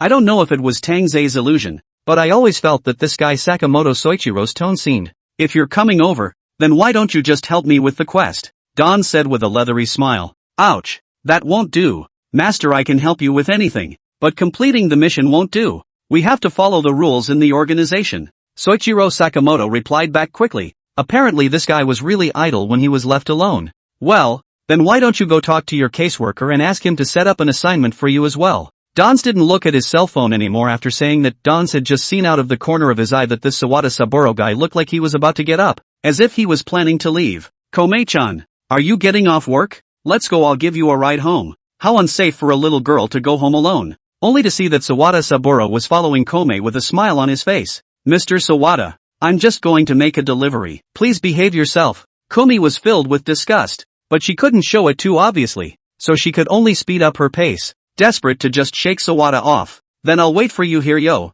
Come back early, haha. Sawada Saburo didn't seem to care in the slightest. Instead, the more disgusted Komei became, the more excited the guy became. Donzer watched all this and inwardly calculated how he was going to do this one. But this time, I don't know if it's because Donzawa's gaze is too burning and purposeful, or if Sawada Saburo is too bored because Komei has gone to make a delivery. Tangoa hadn't even looked for a way to strike when Saburo Sawada turned his head and saw him. Yo, what's up, little brother? You look familiar. Are you here on vacation too? Seeing that it was all forgotten, Sawada Saburo sat over with a glass of wine, still wobbling as he did so. Tang Zedong's mouth twitched. Aha, what the is this? You've come to me, haven't you? Never mind, but on second thought, the mission target approaching of its own accord might even save him a lot of trouble. Ahem. Dons coughed lightly twice. Harm. Yeah, I've been working overtime every day for a while now, and I finally caught time to come out and rest in the past 2 days. Ha ha, I knew it. Having received Tang Ze's reply, Sawada Saburo became even more enthusiastic. Brother, truth be told, I've been observing you for a long time, and seeing you with a sad look on your face, I really can't bear to come over and have a good chat with you. Just now I saw that you looked like you were relaxing a bit, so I came over to talk to you. Sawada Saburo spoke with a real look of a kindly passerby big brother. If it weren't for the fact that Tangoa had just witnessed the whole thing, he would have almost believed it. Good boy. The girl you're flirting with is gone, and you're here to flirt with a man, aren't you? Dons was still looking at Sawada Saburo with a leathery smile. What an open and free America. Harm. It's not just the work bit. Tanza's expression was kinda stale, and he looked really kinda mopey while drinking. Ha ha, not just work. Brother, listen to me. Life is short. Timely enjoyment is the king. Well, Dons looked at Sawada Saburo and his smile deepened. Indeed, in time for pleasure. After all, you never know who's going to come first, tomorrow or the accident, right? Yeah. Sawada Saburo also turned around, not only completely missing Tang Ze's words, his expression also had a very approving look. Brother, I didn't think you were quite thoughtful. Ha ha, looks like I really came to the right person to talk to you today. Ha, Tang Ze didn't answer anymore, taking a leisurely sip of his drink and just slowly glancing at Sawada Saburo. Then again, brother, I don't suppose you're from Osaka either? Sawada Saburo, who was still immersed in his own world on his side, instantly asked Dons again. Chapter 123. Is it double or single? Well, I'm from Tokyo. Tang Ze had already guessed what the guy wanted to ask, but with nothing to do left and right, Tang Ze had no qualms about answering almost anything Sawada Saburo asked. Hey, coincidence this isn't, and I'm not from Osaka. Sawada Saburo thought he was being strangely humorous and burst out laughing when he finished. Ha ha, Tokyo? That's a great place. Kabukicho is famous there. I've always wanted to go there once, Sawada Saburo said with a grin. Yes? Dans nodded. And you've always wanted to go? I don't believe it. With this guy's temperament, he's at least a diamond VIP of 20 clubs, right? I've been there a few times, and there are a couple of great stores I can recommend, Don said with a friendly face. Really? That's great. Sawada Saburo looked genuinely happy, and even took the liberty of touching Tangoa's wineglass with a you know what I'm talking about look. Bro, let's leave our contact info. I'll definitely look for you next time I go to Tokyo. Ha, contact information Tangoa pretended to hesitate, and didn't forget to size up Saburo Sawada. Ha, how ghostly Sawada Saburo was. As soon as he saw this look on Tang Ze's face, he understood even more. Ahem, brother, my fault. It's really abrupt when you say we've been chatting for so long without properly introducing ourselves. Just call me Sawada. Of course, I don't mind if you just call me a gaijin. Ha, after all, I'm the only gaijin in this place. Sawada Saburo seemed to be satisfied with such a worldly look from the brother in front of him. His movements became even more careless, and if it wasn't for the fact that Tang Ze was sitting far away, he would have even wanted to have a hookup with Tang Ze. And you brother? What's your name? Just call me Danzer. Danza's smile stayed the same. Joyful. Tanza?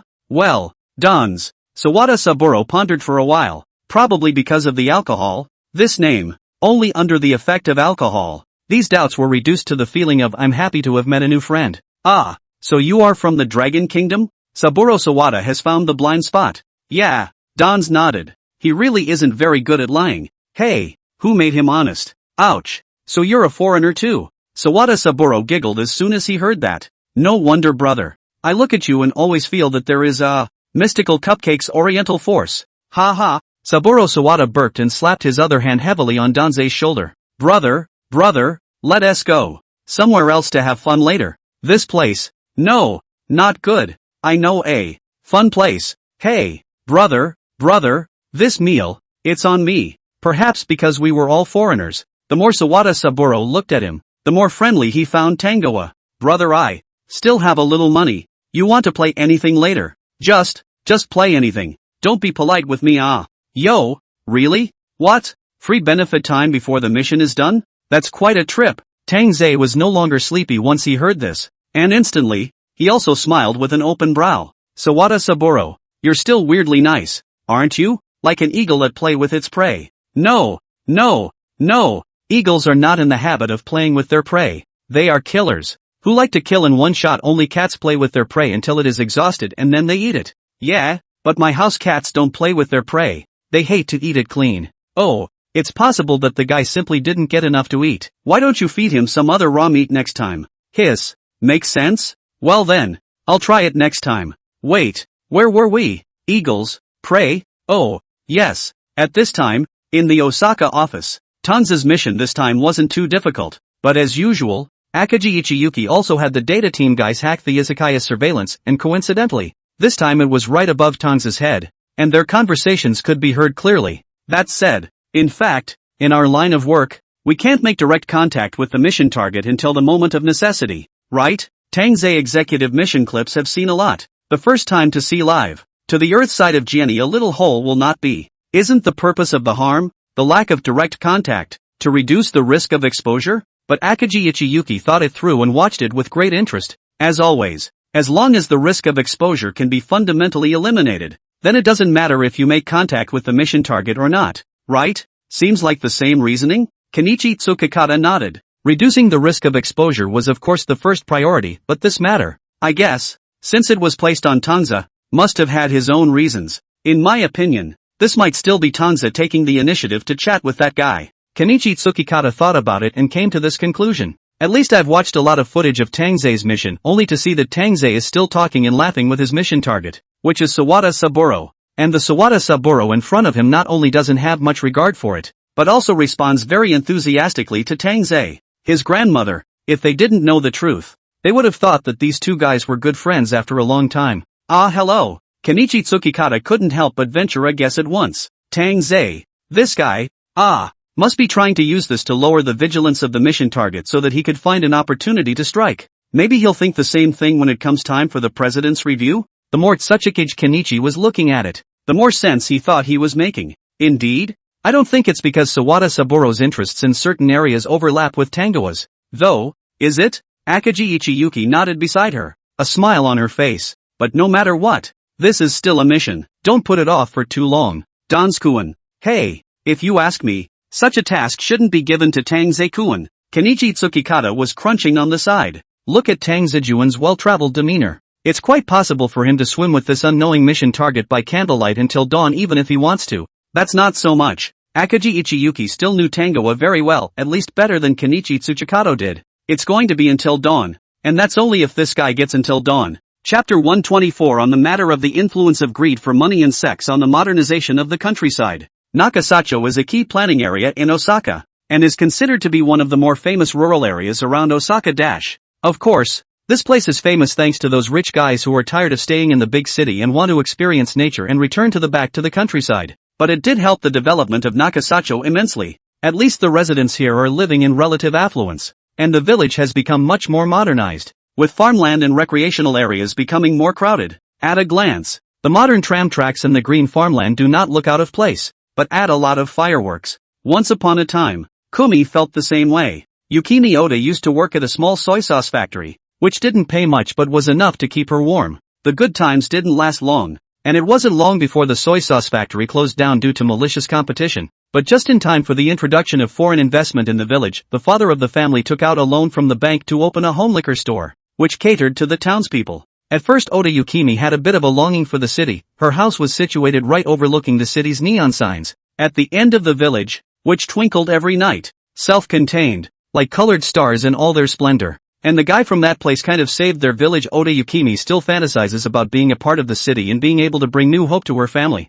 as well as benefit the whole village. Only now, since this guy named Saburo Sawada had arrived, she didn't feel the same way. This guy is arrogant and cocky, claiming to be a married man, but he has no restraint in his mannerisms and verbally flirts with almost every female customer who comes in and out of the store. There were a few times when the izakaya was less crowded, and getting on and off wasn't unheard of, and even more times when it was almost overbearing. While Oda Yukimi's third opinion was refreshed, her good opinion of the city was dropping at light speed. Man, I didn't realize there were such nasty guys in a place that looked so nice. Her father, as store manager, is a simpleton of a character, and the native countryman is almost completely helpless in the face of the scheming bully from the city. And the cops are even more unmanageable. How can city people not know how to deal with the cops? How can you call yourself a city boy if you don't know how to deal with the cops? Kumi had no choice but to excuse herself as she was going out to make a delivery, and try not to deal with this human-faced guy if she couldn't afford to mess with him. Couldn't she afford to hide from him? She'd heard the guy say earlier that coming here was only temporary and that he'd be going back after a while. Thank goodness.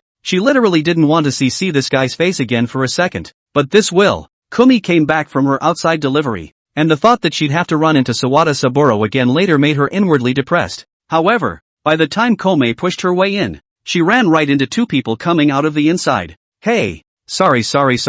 This guy was drunk and I didn't see you. Sorry. It was only Sawada Saburo who was holding up the drunken and unconscious Danzawa while coming out from the inside of the izakaya. Tang Ze's height was 1 meter 8. Not a centimeter more, not less, a centimeter less. The body is strong. Not to say that like bodybuilders as exaggerated, but high and low as a standard sports student, but Sawada Saburo is not the same. This guy is always socializing, and every day with alcohol and beautiful women to deal with. And now it is difficult to say that certain parts of the function of the positive or not is not normal. Not to mention it's hard to tell if certain parts of his body are functioning correctly now, let alone external conditions like his body. It would be good enough for Sawada Saburo to drag Danziger around this time. Danziger is the standard type who doesn't know his own weight, and is a vegetable and fun-loving. Probably Tang Ze himself didn't expect how he collapsed after just a few glasses of wine. Tang Ze was lucky he didn't fall asleep on the spot, and the fact that he was able to get up and leave the store with Sawada Saburo this time could be said to be much better than how he behaved at the Hashimoto group's celebration banquet. It was probably a rare sight to see Sawada Saburo strike up a conversation with a guy, and even initiate a conversation with this guy. Obviously this is good for her and the female guests, but this scene, Kome, was really unexpected. So it's Komi-chan? And as soon as Sawada Saburo saw Kome outside the door, his original seemingly decent demeanor abruptly made a 180-degree turn and he was once again looking horny. How's it going, Komi-chan? Have you figured it out yet? My house is kinda big. Want to hang out at my house? And an invitation was extended. No, Mr. Sawada. Thank you for your kindness. Komi's back teeth were gritted and she had to smile with Saburo Sawada. Gee, what a shame. Sawada Saburo's eyes darted back and forth over Oda Kome's body. Oda Kome wasn't a top-notch hottie in his eyes. But this guy was a native girl of the countryside, with a look that was born pure and a character that was very simple, especially with a pair of watery eyes that called to mind the clear streams in the mountains. What's more, this sister was very cold towards him, which in turn stirred up his desire to win. Woman, you have succeeded in getting my attention. Compared to the hot, passionate girls available in the city, an innocent chick like Ota Yukimi, who looks like a spunky type, seems to be quite tasty, but it was alright, seeing as he had met a fellow countryman who was valuable to him today. This Kome feast wasn't something he couldn't eat later. Sawada Saburo narrowed his eyes, and his eyes couldn't help but grow lewd again before he helped Tang Ze leave the izakaya. As soon as Ota Yukimi saw Tangoa's drunken face, it abruptly looked familiar again. The business of the store was relatively slow in the past 2 days, with customers coming and going with only a few of him, but Tang Ze was considered a new customer, and Ota Yukimi still remembered him. Originally, she'd had a pretty good first look at this white, unassuming little brother. How did she turn around and actually hook up with a guy like Saburo Sawada? Ota Yukimi looked at the backs of the two men, and inwardly, she couldn't help but sigh. Is this what's called close to Zhu is red, close to ink is black? Granted, Sawada Saburo did have his own agenda for Tangoa. He himself was at least the guy who could put up to a wealthy woman from a consortium,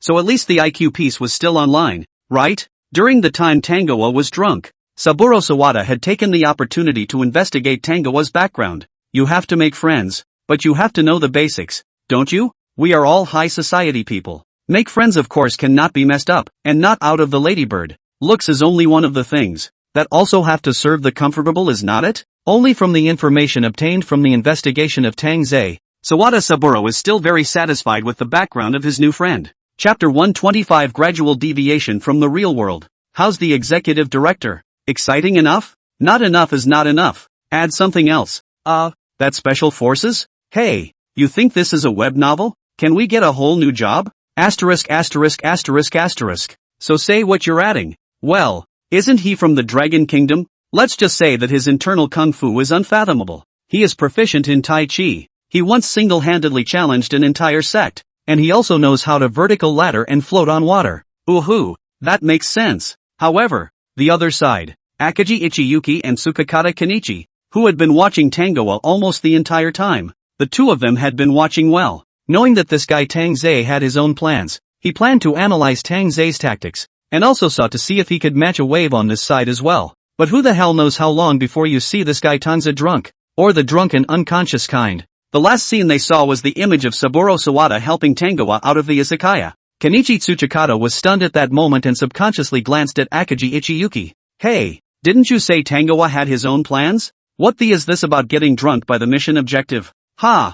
I'm not panicking, why are you? However, Akagi Ichiyuki smiled evilly. Not only was his expression not panicked, but his eyes were even more determined. Have you forgotten what I said before? So you've forgotten everything the chairman said? Did you watch all those Tanza mission clips that the chairman reviewed with you? You mean, giving Tsuchikata Kenichi all the whole won't, although he vaguely thought of something. Seeing the scene in front of him, Tsuchikata Kenichi was still very unsure. Good guy. From the beginning of the direct contact with the mission target or forget about it, this is certainly the first step of the plan. It is also kind of extenuating, and then being hit on by the mission target. The two of them even chatted. Honestly, by the time it got to this point, Kenichi Tsuchikata was already a bit confused. And chatting with mission targets? Surely it's Tang Ze-kun. Even exposing himself can be done in such an unusual way? Until now, well, straight up drunk and carried away by the mission objective. Nima, who knows if they've seen through you? No matter which of these points is singled out and put on the several assassins that Kenichi Tsukikata himself is in charge of,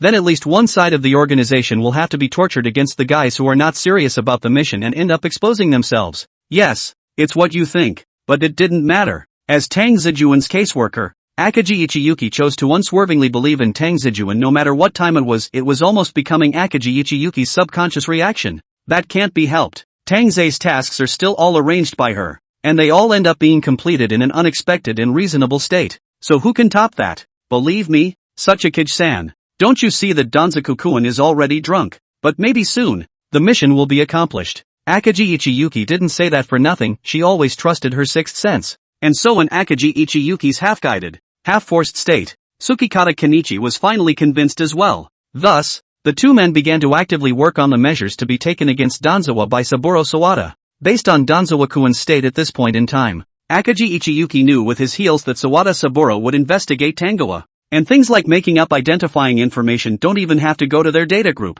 To exaggerate a bit, Akagi Ichiyuki would call her grandmother. At this point, since it was already known that Saburo Sawada was surreptitiously investigating Tangoa's background, this side also began to tighten up the fabrication of identity information. Sachikage Kenichi's thinking was still relatively traditional, and he pressed almost all the aspects of past examples of identity fabrication to make it up, but for Akagi Ichiyuki, it seemed as if it was so hard for her to find such an opportunity to fabricate an identity for Tangoa, and she used almost everything that came to her mind, almost to the point of giving Tangoa a one night, 10 times against all or some such outrageous label. Martial arts words. This is not all the Dragon Kingdom everyone knows martial arts? And Tsukikata Kenichi saw the ones Akagi Ichiyuki filled in, and instantly caught the bug with a serious look on his face. You're not being creative at all when you write like that. Ha! You call me unoriginal? As soon as Akagi Ichiyuki heard that, she wrinkled her eyebrows. Then, you can say she has no heart, but you can never say she's not creative. As far as your crappy special forces are concerned,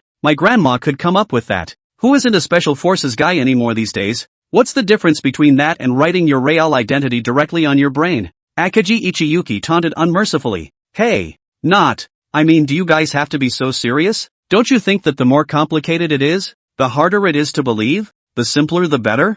Still, Kenichi Tsukikata is the opposite of Akagi Ichiyuki. Who says so? I don't think so. Akagi Ichiyuki was on a roll, and her demeanor had a tendency to become more and more excited. Two images cut on the screen in front of the two men. A pair of datas that they can change. And when they do, they'll be in a public state. The kind that's open for querying. On the other hand, the other side is what Sawada Saburo can see. Naturally he can't see it by himself, but of course he pays someone to check Tang Ze's identity background. But the guys hired by the untalented guys are also untalented. It had been nearly half an hour, and this guy who had been hired by Saburo Sawada to investigate Tang Ze's identity and background hadn't realized in the slightest that his page and data had been tampered with. Instead, he was still convinced of it, and was reporting back to his master Saburo Sawada, line by line, and that, in turn, became a major reason for Akagi Ichiyuki's playfulness. Sachikage-san, just watch. This guy will definitely believe it. Akagi Ichiyuki smiled like a little fox. No. Even if Tang Ze-kun is from the Dragon Kingdom, you can't make it up like that. Soilken took one look at the screen and was practically powerless to say anything. Look at what a mess this guy made up for the background of Danzer's identity. The head of the Dragon Kingdom Triad? The only heir of the old master of Lung Fu Shan? Captain of the secret special forces of the Dragon Kingdom. One of the top 10 outstanding entrepreneurs of the Dragon Kingdom. What the is this? Kenichi Tsukikata was almost happy with the whole thing himself. Good guy. Really, if such a horrible character. Actually entrusted in their Bridge Yuan group as a small leader. That is really a ing condescending Really? You'll see. Sachikage-san. Akagi Ichiyuki smiled evilly. Damn. Cootie. Just wrote back. Tofangian couldn't hold it together then. And his face almost cracked with laughter. This Akagi guy. What kind of a caseworker is he? He should just become a screenwriter. Chapter 126, Terrified Old Dog Sawada. However, Kenichi Tsukikata probably didn't expect. Not. Dragon Nation.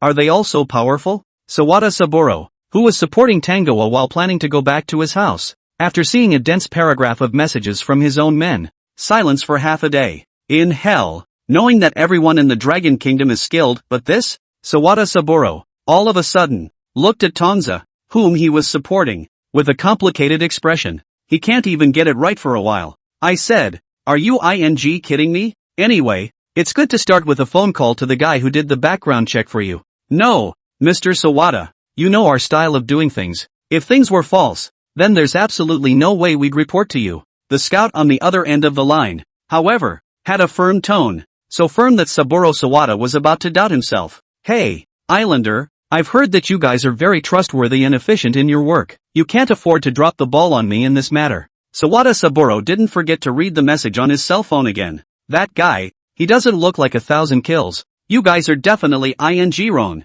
I'm the real 1,000th man. Are you guys messing with me? If you've taken my money, show me the groveling spirit to do a good job. Sawada-san, it's craftsmanship. You're mispronouncing the word. I don't give a what you are. Sawada Saburo immediately felt insulted. Sawada-san, I understand your anger, but in our respect for you, no matter how bad you're feeling right now, we still have to warn you. Still, the voice on the other end was calm, and even a little bit more reliable compared to Saburo Sawada. Tang Ze, this Dragon Nation man, His identity can be much simpler than any of us can imagine. Hey, relax, that's just a scout. Or a scout who will tell the boss the truth. Honestly, I think our organization needs someone like that. Then maybe I'll be more efficient in assisting Tang Ze dash. Ha! Don't blame the scouts for the mistakes you made by going to work and groping the fish. Ahem. Well, then again, what were we talking about before? Those scouts of Sawada's old dog. They must have possessed very unusual experiences to have believe the assholes you made up dash. Ha ha ha ha ha ha ha. Finally, Akaji Ichiyuki couldn't help but laugh out loud. That's not a douchey thing to say. Do you know how hard I made it up? This is all for the sake of our Tanzakun. Oh yeah? Do you think Donzer would be happy if he knew he was being made up by you to be a business shill and even look a bit like a charlatan? Suchikage Kenichi's head was practically smashed into Akaji Ichiyuki's face with a question mark. Was it just him? Why did it feel like ever since Osaka's trio moved a little less, he was losing track of this Akaji Kazuki guy's thoughts? Ouch. Ouch. That's not really true. It was well known that Tang Ze could not be considered an ordinary person in their organization, usually. The thoughts in the head of a special guy could not be described as ordinary. Although Akaji Ichiyuki might not be able to keep up with what Karasawa-kun is thinking, but there's still no problem pinching off the line in that regard. If this matter is known to Tang Ze, maybe he'll even be happy. Even Akaji Ichiyuki was kind of looking forward to making up such a big pile of his own, so that he could at least get one of them right. It's like a lasso, picking a lucky viewer at random. After all, they're from the Dragon Kingdom. Hey, who doesn't know about the Dragon Kingdom? It's a legendary country where everyone is skilled at something? What's wrong with having skills that people don't? Isn't that normal? Kenichi Tsukikata looked at Akaji Ichiyuki with eyes like he was looking at a little cutie. Forget it. After gazing silently for a while, Kenichi Tsukikata decided to give up. Well, that's probably the special brain circuitry of the caseworker who took more than 5 times as much as he did this year, both in benefits and bounties. So Kenichi Tsukikata decided to do something practical. That guy, Sawada Saburo, helped Tangoa out of the izakaya. A fact they all saw. They couldn't predict which way they'd gone, but it shouldn't be too hard to find out if they checked the roadside cameras one by one. It's just that such a rural area is not very densely populated, and the intersections aren't as densely arranged with security cameras. It might be hard to hack into one, and there are still a lot of unseen dead spots presented on the screen. Then there was no guarantee that Tangoa had taken out the old son of a Sawada Saburo in some dead end, or worse, that Tangoa had taken out Sawada Saburo, but they hadn't checked the footage. Then they and the data group might have to be docked welfare payments afterward. His welfare payments were already low. The more Tsuchikado Kenichi thought about it, the more he wanted to curse. It was really strange. He used to think that Chairman Hashimoto share was really nice to him when he first arrived at his post, taking care of his seniority and arranging an easy position for him where he didn't have to stay at the front line and charge around. Nor did he have to do too much, but now it seemed like this post was too damn torturous. Especially with a special bug like Akaji Ichiyuki attached, doing the work of 3 people, but only getting paid the salary of 1. It's an old sin. Ah, found it. This time, Akaji Ichiyuki, who had been keeping an eye on the screen, finally waited for the image to come from the data team side. In a prehistoric picture quality surveillance, the familiar figure of Tang Ze appeared, as well as next to him, Sawada Saburo, who was somehow sitting on the ground. Because the camera is too old, can't hear the sound even so. The picture is even more blurred. If not Tang Ze, this guy's appearance conditions in the island country is considered a proper horse. Akaji Ichiyuki really almost did not recognize. What are they doing? It was probably because Akaji Ichiyuki was already used to Tangoa's sudden and mesmerizing maneuvers, and seeing the image in front of him wasn't a particularly big reaction. The next to him, Suchikage Kenichi, had already begun to question it. Tang Ze, this is the identity of Sawada Saburo discovered? Is it just me? That old dog Sawada looks like he's in shock. Ha! Kenichi Tsukikata stared at the screen with wide eyes, carefully observing the image, and said in a serious manner, Chapter 127 I see you're nothing. Still? It was a stark contrast to Akaji Ichiyuki, who was calmly spouting off next to him. It doesn't matter. Didn't we think before that this Tang Ze guy's identity might be discovered? How could he not think of something that even we could think of? It must be in his plan. Rest assured. After saying that, Akaji Ichiyuki even patted Tsuchikado Kenichi's shoulder with a smile. What's the point of assassination when your identity is exposed? Just arrange for a sniper to be in position to kill you in one shot. Then there are still so many false work to do? This is not a loss of a wife and soldiers? As much as Kenichi Tsukikata wanted to curse like that, he still didn't do so. Reason told him that this whole thing was fundamentally wrong, but sensibility told him that there was more to this wave. Steady, to trust a wave of teammates. The earthwork build one itself is almost uncertain which comes first, tomorrow or the accident. Ouch. Sabotage-san, you don't have to be so nervous. How could Akaji Ichiyuki not see what this guy Tsukikata Kenichi was thinking? His face was full of smiles, and he even looked a bit wry. Our Tang Ze is at least an assassin. Even if he really used the wrong method, he would have easily taken it head on. Yes, as I was saying, this Dragon Nation man named Tang Ze. In addition to these identities that we managed to find out with great difficulty, we also inquired about his other identity from the mouths of some organizations in Osaka. He's an assassin. At this time, Sawada Saburo's cell phone. The scout's voice continued without even a hint of emotion, like an unfeeling reporting machine. He's from the Hashimoto Group, an assassin organization that's well known in Tokyo. Of course, it's only well known in the industry. And for you, Mr. Sawada, you probably haven't heard of the group. However, I think you've heard of the names Isamu Yoshida and Ei Morita. They're the two people you asked us about the last time you went to Osaka, and one of them is a giant in the custom industry, while the other is the owner of an underground casino. The scout's tone was calm as if he were expounding on something that had nothing to do with him. Right now, with the Shimada group falling, this is clearly the best chance for them to pull out a win. But haven't you noticed that there is almost pitifully little news about the two of them in the industry? And there's even a rumor that they blocked out the news because of a couple of very ridiculous farces. Of course, this is just us speculations of these onlookers. But there is one thing that can be confirmed. The situation at hand is entirely caused by Tang Ze alone. The authenticity of this piece of information can be guaranteed, as it was first rumored from within the Hashimoto group. So when analyzed in the context of the situation at hand, the voice of the scout on the other end lurched. Listening to it, Sawada Saburo's breath couldn't help but follow suit. Take care, Sawada-san. The scout sounded as if he were talking to a dying man. Ha? Take care? Hey, are you guys cursing me? Hello? Hello? The scouts are hanging up the phone. Obviously. Right now. In this situation, that's kind of hard to say. Saburo Sawada looked at his cell phone screen that had gone out. Silence. Giving Sawada Saburo the hole won't do it for a while. Is this ING actually a killer? Sawada Saburo subconsciously raised his eyes in Tangoa's direction. Tang Ze was fine sitting on the bench, but he couldn't control his legs and almost sat on the ground on his butt. No way. Killer? To plot against him? Who was sent to shark murder him? Sawada Saburo snapped to calm, his mind racing for a moment. Must be his boss, right? It's definitely his boss. At the moment, only that big green hat high-wearing boss to him so heavy killing heart. But this guy's got too much of a murderous streak for him, doesn't he? It's not just greening him up, is it? As for sending such a horrible guy over to plot sharks against him? Right now, Sawada Saburo didn't even have the courage to look at Tang Ze, let alone help or not. Nice guy. So you've helped a father, right? Drink. The road hadn't gotten more than a few steps before he heard the mutterings of a drunken dancer, finished with a smack in the mouth and a completely delirious look on his face. Although at this moment, Tang Ze looked completely in a state of drunken unconsciousness. However, he looked a bit silly, completely like a drunken passerby. Then again, Don's really wasn't to blame this time around.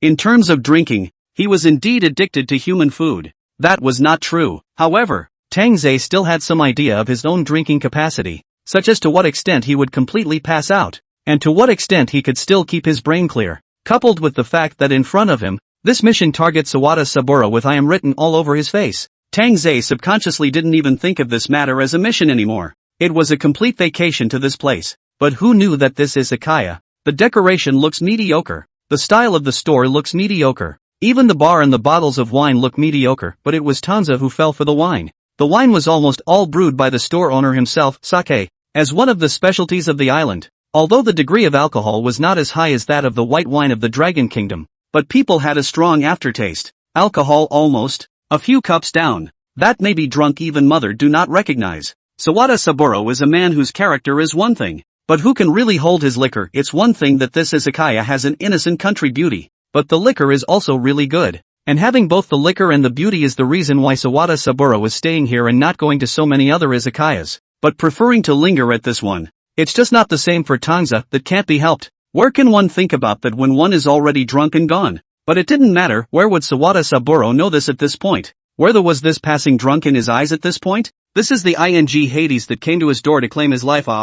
So the way this guy drinks, gets drunk, and deliberately shows his face in front of him, he's actually waiting for him to be willing to take the bait, and wants to blame it all on accidents as usual, right? It's like all those missions this guy has accomplished in the past, though the scouts were brief. What with the Hashimoto group's mission and how Osaka's head assassin organization, the Shimada group, Fell. Damn. Such a high-profile guy. Doesn't anyone know his real identity? Sawada Saburo couldn't stop thinking inwardly in horror. Chapter 128, Opening the Window of Heaven to Speak the Truth. But right now this is the case. Damn it. Is it too late to run away? Sawada Saburo rose warily from the ground, and couldn't stop himself from taking 2 more steps backward, one pair of eyes still firmly fixed on Tang Ze, fearing that this guy was pretending to be drunk, and suddenly did a face-jumping kill when he turned back. Even if Tang Ze would indeed be drunk as hell at this point. Hey. Soft. So soft, even talking in his sleep. This look on Tang Ze's face also gave Sawada Saburo the confidence to escape.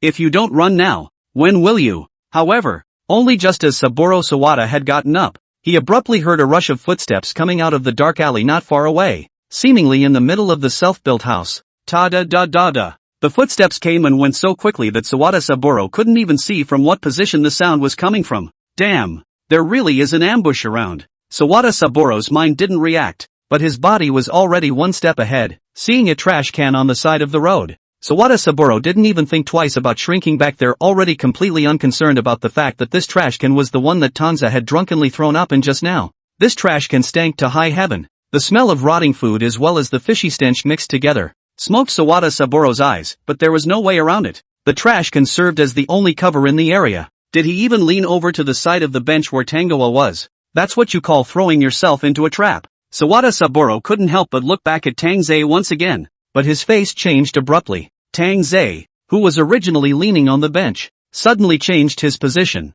at this time into leaning on the bench, with his upper body askew and his head askew. The most critical thing is that, looking at Tang Ze's right hand, it seems to have fallen behind him. Fark. Sawada Saburo cursed at once. What the is this guy touching behind his back? It must be a concealed weapon. It's definitely a concealed weapon. Is it a gun? No.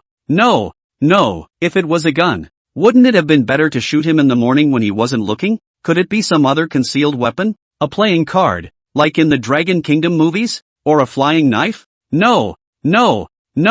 It must be a poison needle stained with highly toxic poison. Just like what they show on TV. It only takes one drop to make him die on the spot. And even the best doctors can't find out the cause of his death afterward, kind of thing. Crouching behind the trash can, Sawada Saburo instantly launched into a brainstorming session, his thoughts spinning so fast that they hadn't even spun this fast before when he was putting the rich girl away. Damn it! According to this situation right now, even if he managed to escape from Tang Ze's hands this time, he wouldn't be able to escape the ambush around him. He had to call and inform the people he knew out there and hurry up and send someone to come to the jungle to save the day. Before he left, the rich woman of the consortium also reminded him, let him bring a few bodyguards, but he was so proud. The wind was overwhelming the boss. The boss whole half a month have no face to go to the company to work. How would care about a few bodyguards, not to mention now? Even if it was the beginning of the Sawada Sanjuro did not take the consortium of the rich woman led him to this countryside as a shelter purely as a vacation. Even at the beginning, Sawada Saburo did not think that the rich woman of the consortium had asked him to come to the countryside as a shelter from the wind,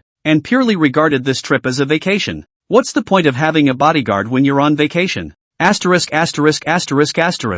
should have known to bring someone. Only this reasoning was too late for Sawada Saburo to figure out now. He finally knew why rich people always traveled in great numbers and had a bunch of people surrounding them whenever they were around. It was annoying to have so many people, but if something did happen, it would at least take a bullet for him. However, as the saying goes, woe is me. Saburo Sawada had just taken out his cell phone and tried to call the scouts over again, but when the call came back, the number on the other end was actually empty. Scouting is originally a hand-to-hand, clean business, and now this situation is very obvious. This scout knows he has caused big trouble, directly cut the relationship clean, afraid of pulling themselves into the water. Looking at the empty, messageless screen of his cell phone, Sawada Saburo was so angry that he was about to break down in the middle of the road on the spot. Is there such a thing as a ing thing? Falling down a well. Right. Damn islanders. No martial arts. But now even if Sawada Saburo cursed as much as he could, it was useless. Right now getting him out of this almost close call was the crux of the matter.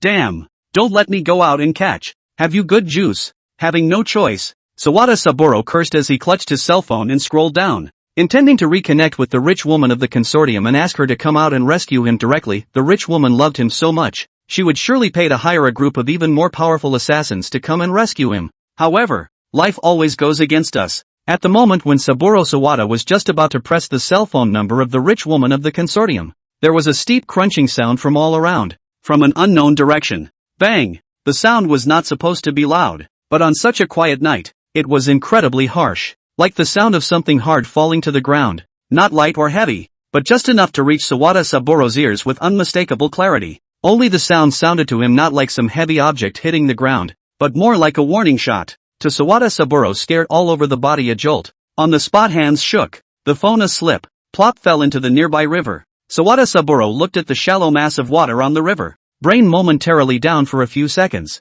No! Sawada Saburo almost howled out of control at that moment, but fortunately there was still a thread of reason in his head that hadn't yet crumbled, pulling him back with a deadly grip. Sawada Saburo violently covered his mouth and watched the blob of water on the river gradually follow him away, his eyes wide and his heart in his throat. Cell phones. My cell phone. That's ing over. The cell phone is gone, cutting off his own retreat. Not to mention, then he has no last bit of contact with the world. This ing world. Why did it do this to him? Is there a possibility? I mean, if this Sawada old dog suddenly backhandedly kidnapped our Tangze-kun, would be like this? Firm. Kenichi Tsukikata and Ichiyuki Akagi. The two of them were discussing something with serious expressions regarding this blurry image on the large HD screen. But Tsukikata Kenichi had just finished that sentence, and it made Akagi Ichiyuki whole. I say, Tsukikata-san, this isn't the first time we've watched Tangze-kun on a mission, so can we just open up and talk about it? Chapter 129. Killer also depends on the performance. You guys, learning a few Dragon Kingdom colloquialisms makes you great, doesn't it? Kenichi Tsukikata was also happy. I'm just questioning all the possibilities. Hey, substitute yourself. If you realized you might be surrounded, wouldn't your first reaction be to think about all the possibilities of what to do? Ahem. You're right about that, but did you forget he just got off the phone with his informant? However, Akagi Ichiyuki looked as if she already knew what Tsukikage Kenichi was thinking, and smiled mysteriously with a mysterious look on her face. This guy wouldn't have the guts to do that unless he wanted to go against our entire Hashimoto group. Trust me, no consortium would dare to clash with a killer organization so blatantly, and I can guarantee that even if this guy does make it back alive this time, that consortium's sweet, rich woman of his won't be able to bail him out. After all, last time, even an empty rumor like Tang Ze being kidnapped had already caused Osaka Sanbaka to suffer, and it's hard for me to imagine that if this guy were to kidnap Tang Ze in front of the entirety of our organization well, not to mention Tang Ze, even if it's Sakamoto Soichiro, you won't let it go, will you? After Akagi Ichiyuki finished speaking, her expression was kinda smug, and she happily looked at Tsukikata Kenichi.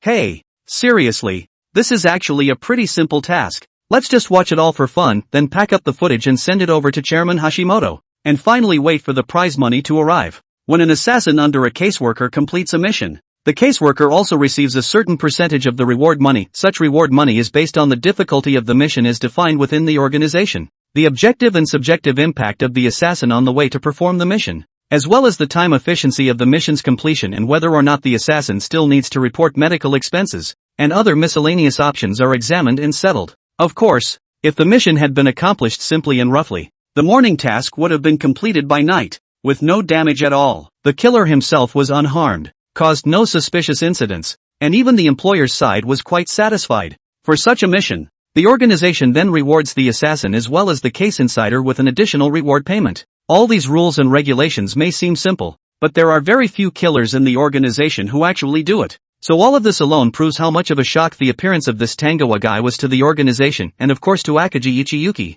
the caseworker. The pickup was first rate, giving Earth to build a class of this ordinary honest case within the people simply grimaced with jealousy. Yeah, your ing waiting for the bonus to arrive. It's doubtful I'll even get my welfare payment this year. Speaking of this problem, Tuafang Jiani headache. The organization is half a year to liquidate once. Right now after this week, this half a year even passed. Next Monday it was back to Tokyo for another general meeting. Kenichi Tsukikata couldn't help but think of his subordinate, Soichiro Sakamoto, a brother who had accomplished so much last year that he had been praised by name by the chairman, Toru Hashimoto. But think about this year. No, at first he clearly intended for the Sakamoto guy to go and learn some top assassin skills from Tangoa, so that he could make some noise in the organization this year as well. But now it seems that instead, it's this thought of his that's causing this Sakamoto guy to fall off the face of the earth this year.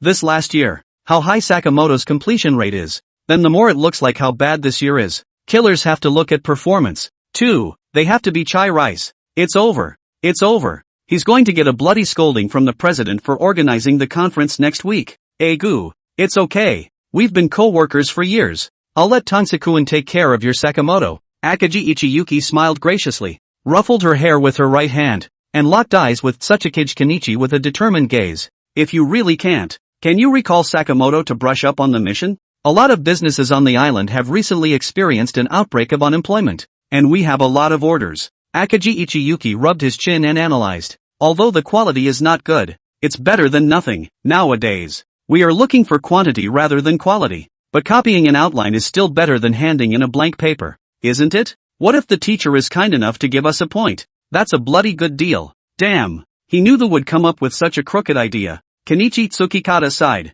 Come on. Didn't you hear the president say before that unemployed laborers are scarier than ghosts? Let's try to have less contact with these people. They say that Fu's money is the best. It comes in fast and the way is guaranteed. Damn it. Let's just work seriously. Tang Ze inside is fine so we can be fine. Kenichi Tsukikata won't be sick and tired either. However, he still intends to wait for Tang Ze once this task is over. He will give that guy Sakamoto a good intensity, so that this guy will follow Tang Ze every day. And it is really not easy to learn how to be good, and learn how to be bad one out of the slip. But at that moment, the two men were monitoring the screen. Sawada Saburo also snapped back to his senses after watching his cell phone fall into the river. Is that all he can do? Wasting time with a top assassins organization? Who the hell can afford to wear out who? If you wrestle with it, you might even be able to turn a bike into a motorcycle. Sawada Saburo thought of this, and immediately looked around for a moment with a thief's eyes, although at the moment, with his naked eyes, not to mention the killers ambushed around, then even if a passerby came, he couldn't see whether it was a man or a woman. But the desire to live is still there, even more and more intense. After all, he does not want to die. As a person who has already experienced the beauty of this human world, he does not want to give up the beauty of the human world so easily.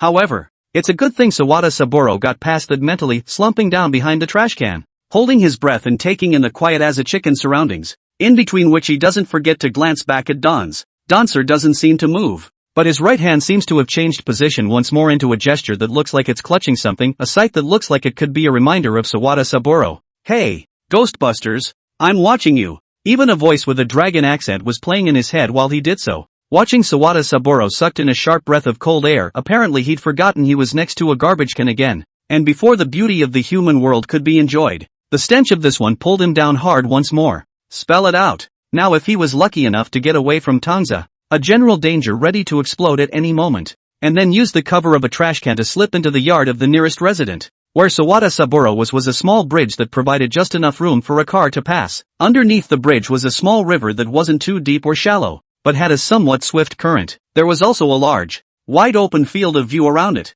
with very little cover, a sniper's paradise. Even the bench where Tang Ze was, and the trash cans that provided him with cover. That was because the village was served by the recently opened izakayas, which were there, but in pitifully small numbers. Now the sky is getting later and later. Sawada Saburo, if he stays like this, not to mention his mental toughness, his nose is already too much to bear. Chapter 130, Truth is a Lie. Anyway, he had nothing to fall back on at the moment. The only way out now, and that's to fight the guys who are ambushing the neighborhood. Yet right now, though Sawada Saburo had a hard time making up his mind, he had even locked his eyes on the small, brightly lit courtyard, not too far away, as the target he was trying to hide. This small courtyard looks like a permanent resident. I'm afraid that no unscrupulous killer would ambush in this kind of extremely easily discovered location. However, the truth of the matter is often the opposite of what is intended. Only Sawada Saburo had just stretched out a leg from behind the trash can, not far away, where he had heard the strange movement at the beginning.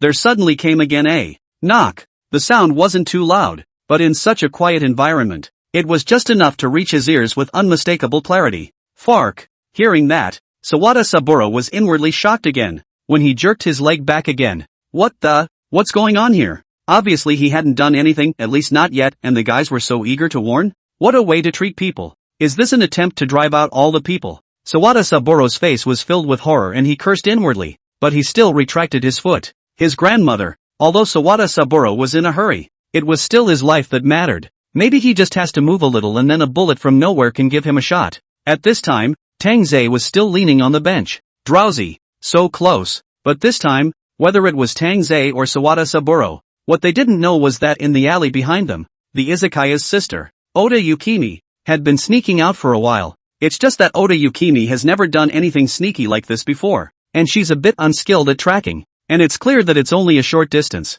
But Oda Yukimi runs into a number of obstacles: trash cans, bamboo baskets placed in front of other people's houses, and even almost stepped on a cat's tail. Oda Yukimi had watched the scum of the earth, Sawada Saburo, help Tangoa out. At this first glance she was subconsciously thinking that Tang Ze must be in league with Sawada Saburo. Otherwise how could two guys who looked so different drink together? But soon she heard from the other customers in the store that the two didn't seem to know each other at all. And it was really Sawada Saburo, the Oni, who was the first to tease before he tricked the handsome-looking young man away. Not only did you get someone drunk, but you even took them away? Damn. I've heard that the America people have an open lifestyle, and that the so-called free country is really free of everything. Oda Yukimi hesitated for a while. Was she going to watch the scum Sawada bring this newcomer-chan back to wreak havoc? After thinking about it, Oda Yukimi instantly followed in the direction Sawada Saburo had left. Then, there was the current situation. Fortunately, the guys didn't go too far, and Oda Yukimi quickly caught up with the two. But what was a bit strange was that Oda Yukimi had hit the ground with a loud thud earlier because she had bumped into a potted plant that was on the windowsill next to her. Oda Yukimi was violently shocked at that time, and had thought that she had been exposed and was dead, but she hadn't expected that instead. That Sawada Saburo guy looked like he was in a state of nervousness, and his eyes couldn't stop looking around, as if he was observing the look of something. This one gave Oda Yukimi a whole lot of confusion. Oddly enough, does this scumbag have any more scruples, guys? Or is it that this guy has done a lot of bad things, met some enemies, and now that he's walking alone at night, he's starting to get weak? What did I say before? This old dog Sawada is so timid. Then there's no way he could come up with the idea of kidnapping Tang Ze-kun in turn. Indeed, even if this guy did think of that, he definitely wouldn't have the courage to do it. Ha! So that's why this guy can't become anything. It probably didn't occur to Saburo Sawada that his every move at that moment was indeed being watched closely, only through a screen, and even being spat at mercilessly by onlookers. Ah, it's because this guy isn't much of a threat that this mission has so much gold. Akaji Ichiyuki's expression smirked. The difficulty of the mission is low, but the bounty is high, and who doesn't like that? Yeah, it would be nice to have more missions like this, Sachikage said with an expressionless face. Then why all the good things are this? His grandmother. This guy eat meat, they cannot even drink a mouthful of soup, is it? No. This time when he reported with the president he had to make a good protest. Can't have everything cheaply taken by this guy. It's okay, Tsukikata-san. Danzaku-kun has already made our organization's name in Osaka, and our mission will only increase. Akaji Ichiyuki was generous enough to smile and pat Sachikage Kenichi on the shoulder. At this point, the two of them, probably because the mission was so easy, didn't even have much of a mind to analyze the mission for Don Zeisen anymore. They just watched Sawada Saburo on the screen, alone, catatonic behind a trash can, not knowing what he was doing. That said, instead, Kenichi Tsukikata squinted at this Saburo Sawada. This guy, he doesn't have some kind of quirk, does he? Can an ordinary person squat next to a trash can for so long?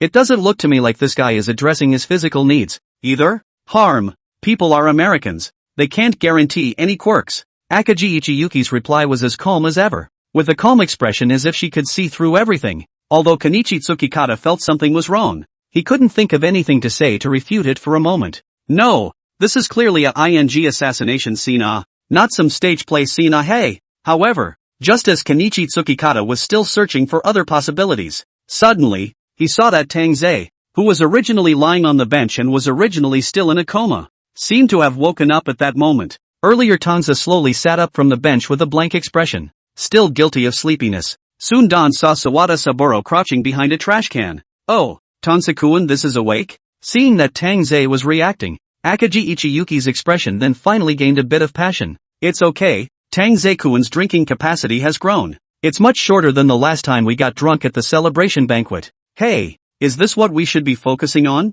Kenichi Tsukikata was filled with helplessness. Damn, it's so annoying to have a coworker who gets paid for doing so little work. However, as soon as Tsuchikado Kenichi said that, he heard Akaji Ichiyuki shout from the side in some surprise. Wait, look, this Sawada guy, why does he feel a little off? Chapter 131, today is another day to touch the fish and go to work. Ha! Kenichi Tsukikata turned around to look, and that's when he saw the screen. Only to see that in the picture, Tang Ze's expression gradually became the same as hers, transforming from bewilderment to confusion, as if he still wanted to open his mouth and ask what this guy was doing. But in the next scene, seeing that Tang Ze seemed to have just opened his mouth, This Sawada Saburo reacted as if he had taken the wrong medicine, violently getting up from behind the garbage can and turning his head to run, his expression as if he had seen a ghost. For a moment, both Tsukikata Kenichi and Akagi Ichiyuki were confused. You looked at me and I looked at you. Their heads full of questions. It's not. If I remember correctly, was Tang Ze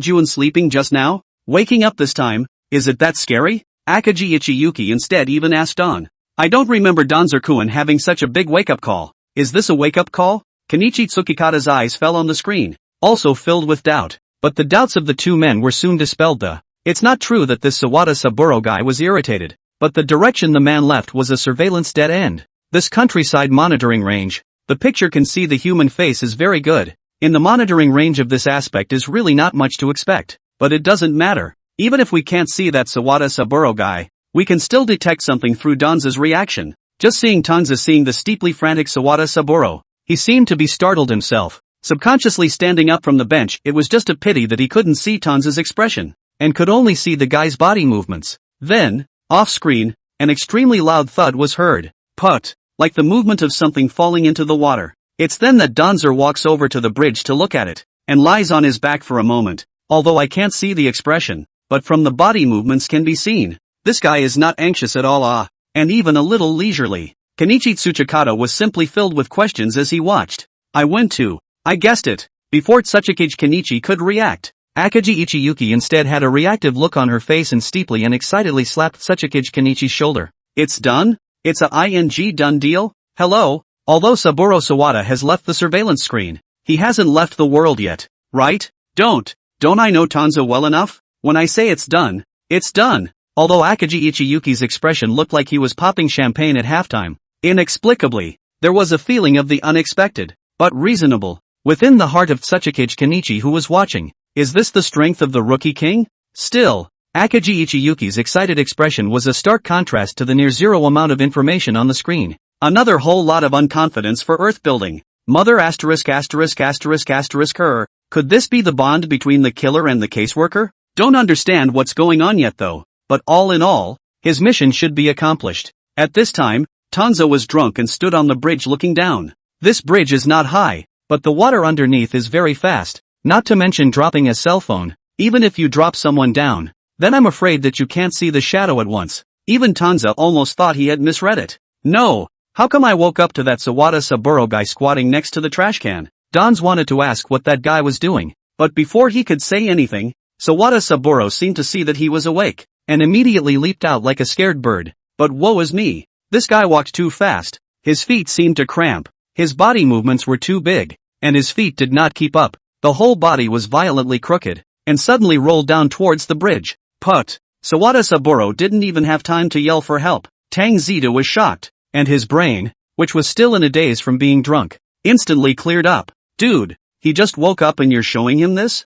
Tang Ze almost thought he was still in a dream. How could he wake up and see this mission target of his jumping into the river? And judging from the way the guy acted after he fell into the water, Danzer sought to think that this guy couldn't swim either. Dans was standing on the bridge, and was looking at Saburo Sawada, who had fallen into the river full of panic, just pulling full of desire to live, and still struggling. But after locking eyes with Dans, who was standing on the bridge, Sawada Saburo's originally extremely strong desire to survive seemed to leak like a balloon pierced by a pin. But normally, even if this Sawada Saburo guy can't swim, there's still a lot of railing on this side, which doesn't look aesthetically pleasing at all, but instead looks like it's increasing the chances of survival for a guy like Sawada Saburo. If Saburo Sawada had been willing to put in some effort, grabbed onto those rails, and then flipped over to the shore like a dead fish, he might have lived then. But there are no absolutes, the unexpected always seems to be the one that comes first. Tang Ze stood on the bridge for a while, his face calm, but inside he was torn. His mission objective,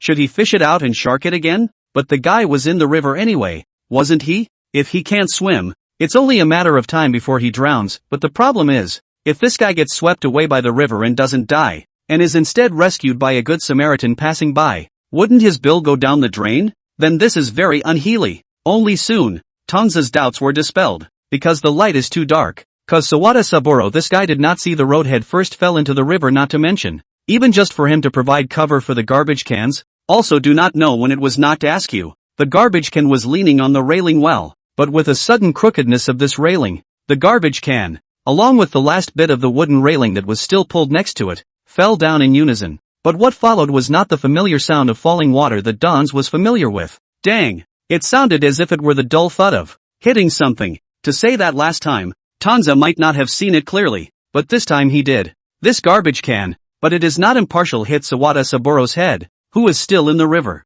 struggling hard to survive. This one was right on the money, the filler was just right. And Tang Ze was eyeballing Sawada Saboro, who was still looking like he was trying to hang on for dear life, until the top of his head suddenly cast a burst of shadows from a falling garbage can. Then there was no more. Wow! The trash can fell into the river with a splash. Dans looked at the river, following the trash cans away, the already unconscious Sawada Saboro happy. Today, it's another day of touching fish while working yet again. In addition to Dans, who was standing on the bridge and watching all this, Oda Yukimi, who was not far away, also reflected all this in her eyes. But what does Oda Yukimi know about the situation? From her viewpoint, all she could see was a river-jumping Sawada Saboro, already looking like he was slowly walking up from behind to Tangoa, as well as a muffled grunt from the river that seemed to be laced with a great deal of information, and then she saw Tang Ze dashing away and the world went quiet. Oda Yukimi's eyes widened and she subconsciously covered her mouth. Did she see any unimaginable images?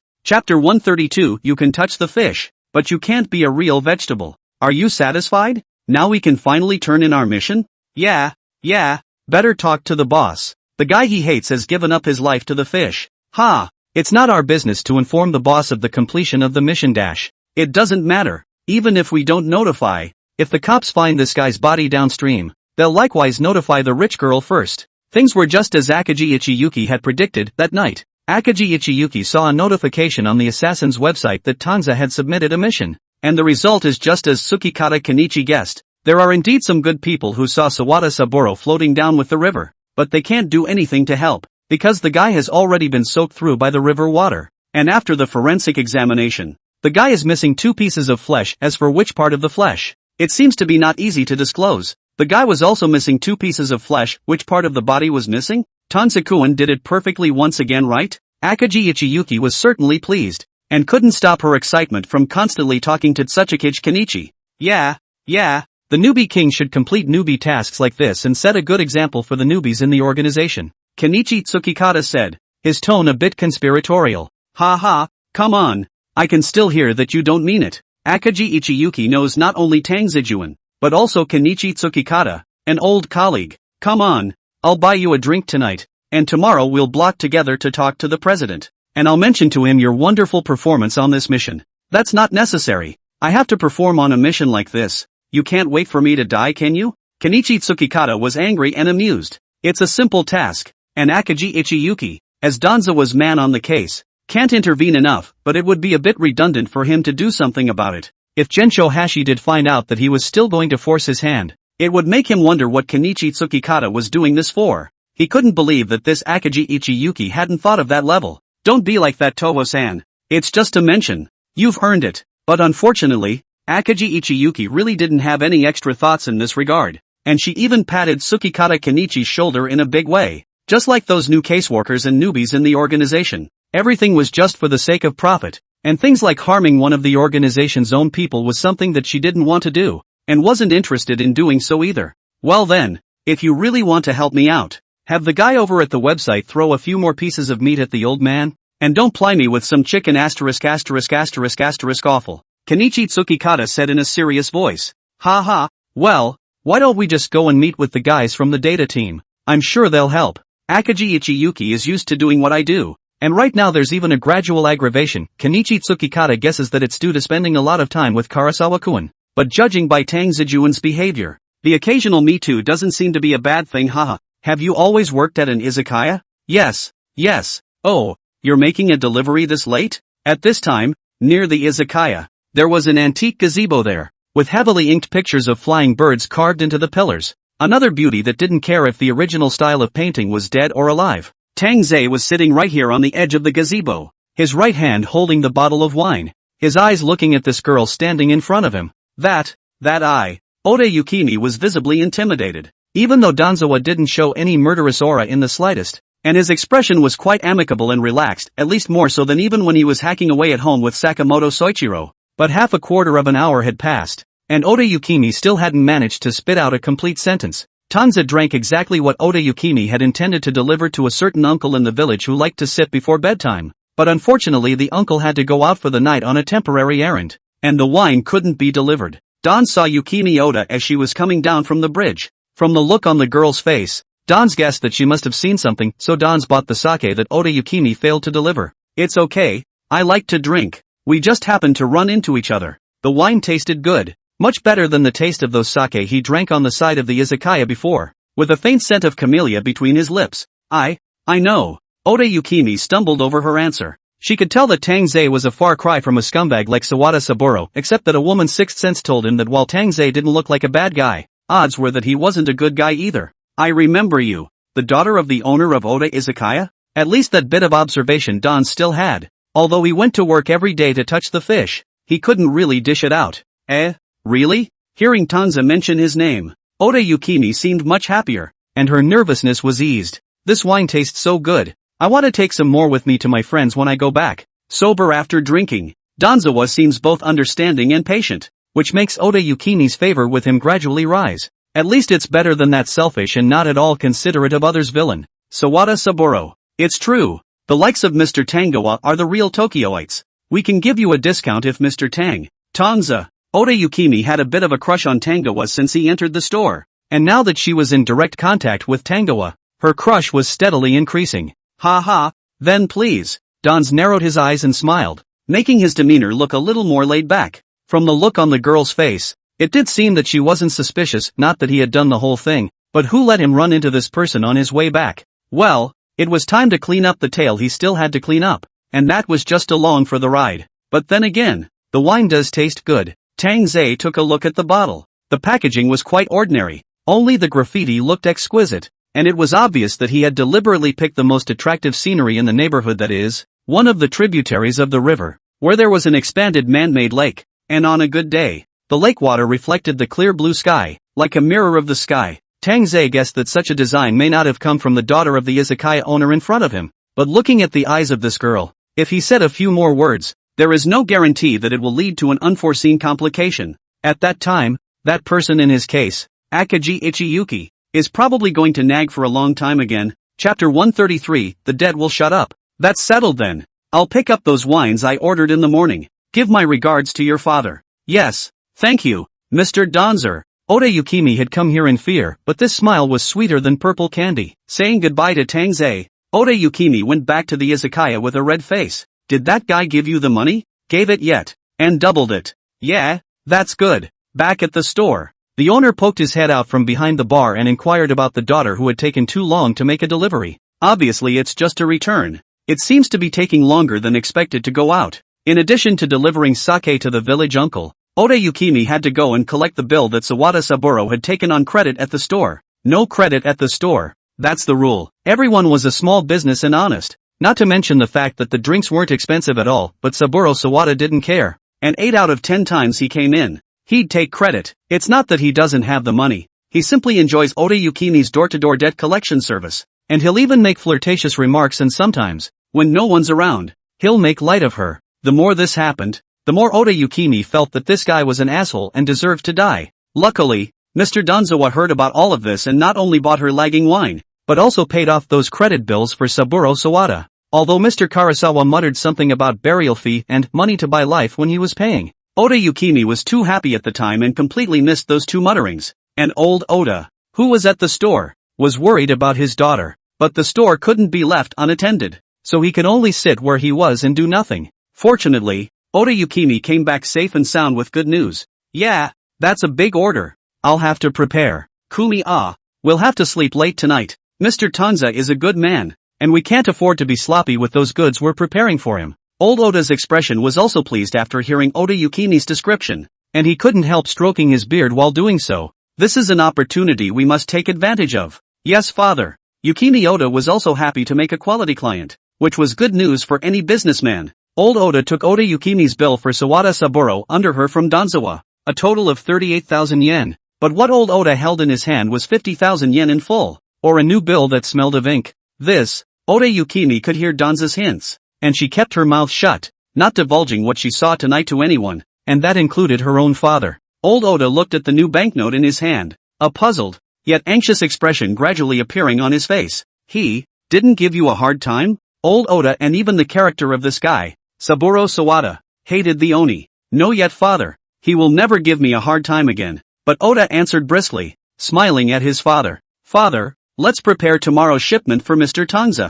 Oh, the elder Oda also didn't notice anything wrong with his daughter and nodded while turning off the izakaya's signature light. Ingi consortium that gang of old foxes is not a light. It doesn't matter, it's just one by one. Just do what we're used to. No, you're missing my point. What we're trying to do isn't destruction. It's better to work together. Cooperation? They're not going to step right up to the plate. Intellectuals don't get their hands dirty easily. That better be, now that Sawada Saburo is dead anyway. They've been pulled into this mess. At his office in Tokyo, Toru Hashimoto is discussing recent movements in the business world with his genros. To a certain extent, the mission in the organization is also closely related to the activities of the business community. And once they have an insight that the guy who is on the death list is an executive of a certain consortium, then they will consider all the things related to the mission. Benefits naturally come first, and it's just a matter of whether they're vertical or horizontal. It was like this time with Saburo Sawada, a bird mission that seems so simple that even an intern in the organization could have completed it,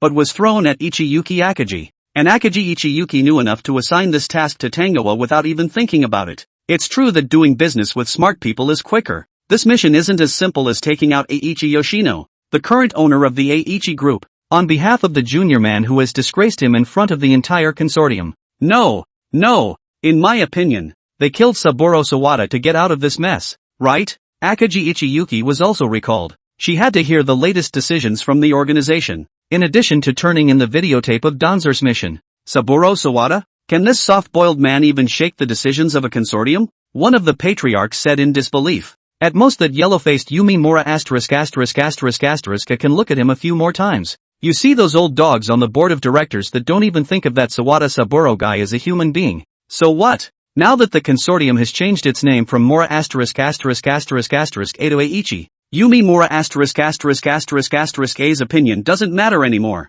Gensho Hashi spoke up. It would have been such a simple thing that even the news made a big deal out of it a while back. The Eiichi Foundation was originally known as the Murakami Foundation. Yumi Murakami's father recognized the abilities of his daughter's husband, Eiichi Yoshino, and made a will before he died of an illness, handing over the foundation to him. Sawada Saburo, on the other hand, seems to be a biter in the middle of this whole thing. He came out of nowhere and suddenly became Murakami Yumi's lover, not to mention openly spreading rumors that the will made by Murakami's old man was a fake, and that it was all Yoshino Eiichi's doing. Though things were quickly squashed and Saburo Sawada was sent packing, the whole fiasco looks to have been put to rest. But it wasn't long before the Hashimoto group received a commission to take out Saburo Sawada immediately. Although the commissioner was an anonymous bounty, it was hard to beat the Hashimoto group, and the scouts and data team quickly found out the true identity of the commissioner, which was none other than the Eiichi Consortium. Figuring out the identity of every client was already a default rule in the organization, which brought some extra benefits and avoided a lot of unnecessary trouble. In my opinion, Sawada Saburo must have gotten hold of something else, Kenichi Tsukikata said slowly. Maybe, it's something that Eiichi Yoshino doesn't want anyone to know about, including Yumi Murakami. Could something that could make Eiichi Yoshino so scornful really have something to do with the old man's will? Akagi Ichiyuki tilted her head and was holding a crystal glass in her hand. The wine inside is exactly what Tang Ze bought, a mouthful of lips and teeth. Refreshing. A handful of people sat in the small chamber. And aside from Gensho Hashi and a few familiar-looking genin, there seemed to be a man sitting there in the shadows at the end of the conference table. It was just that the man hadn't pitched a sound from start to finish, and his presence was even lower than Kenichi Tsukikata's. Chapter 134, It's hard to judge between careers. It's still hard to tell about this. Our people haven't been inside any of the consortiums so far, Gensho Hashi said with some hesitation. But rather than not going deeper yet, they've had no intention of going deeper so far. The consortium is like a 100-year-old tree, thriving and rooted in the earth of the island, with its flourishing leaves and thick trees, able to shield people from the wind, rain and scorching sun. But its counterpart, which is buried underground, how coiled those unseen places are, that's unknown. And there's more than just one ancient tree on island soil, their assassin organization. In order not to be entangled in the annoying vines of these ancient trees, would at most break off the branches and steal a few fruits, doing little things that were irrelevant and harmless. Granted, they still take on some missions that clearly put them on the opposite side of these consortiums, but it's a little rubbing it in and reaping huge two-way benefits. and they're happy to do it. But now, things seem a little different. So send someone in for a good undercover? Akaji Ichiyuki gives the president tips. It's not like we haven't done this before when dealing with cops anyway. Of course, only if the benefits we receive are greater than the price we pay. Just from the information so far, Eiichi Yoshino is definitely not a guy to be messed with. Even this assassination mission, they can find out the source from the Aichi Foundation this matter. The commissioner does not even belong to the Aichi Foundation or scouts to find out the commissioner's place of residence. It is only a person Sawada Saburo has nothing to do with the punk. All day in the street idleness. But recently suddenly go to the upscale clubs in Kabukicho. That's why they took advantage of the situation. Even the person who met with this punk wasn't someone from the Ingi Consortium, but a small accountant who had resigned from the Ingi Consortium a few years ago. The layers came down. And the deeper the hide, the bigger the fish in the back. It's just that it's done. The mission's done. The man's dead. The money's been called in. This whole thing, I really don't think it was necessarily Eiichi Yoshino's idea. At that moment, the man sitting at the table spoke. How? The crowd looked over at once. The matter of the bereaved family is still not completely behind us. And if Sawada Saburo dies at this time, Yoshino Eiichi will do nothing more than draw fire to himself. And he will not be able to gain any favor, but will instead stir up trouble for himself. Shiba Katsu already spoke slowly. Eiichi Yoshino might even send someone to secretly protect Saburo Sawada. Ooh, that's disgusting. Soilfang Jin generation into their own. Suddenly listening to the straight frown. Not to mention that you almost got stomped on by the little white boy your wife raised, but you had to secretly protect him? But what is all this compared to the entire Aichi Foundation? Things may seem disgusting, but as long as you can see the long-term benefits, that disgust looks rather worthless. Hashimoto Toru gestured for Katsura Shiba to continue.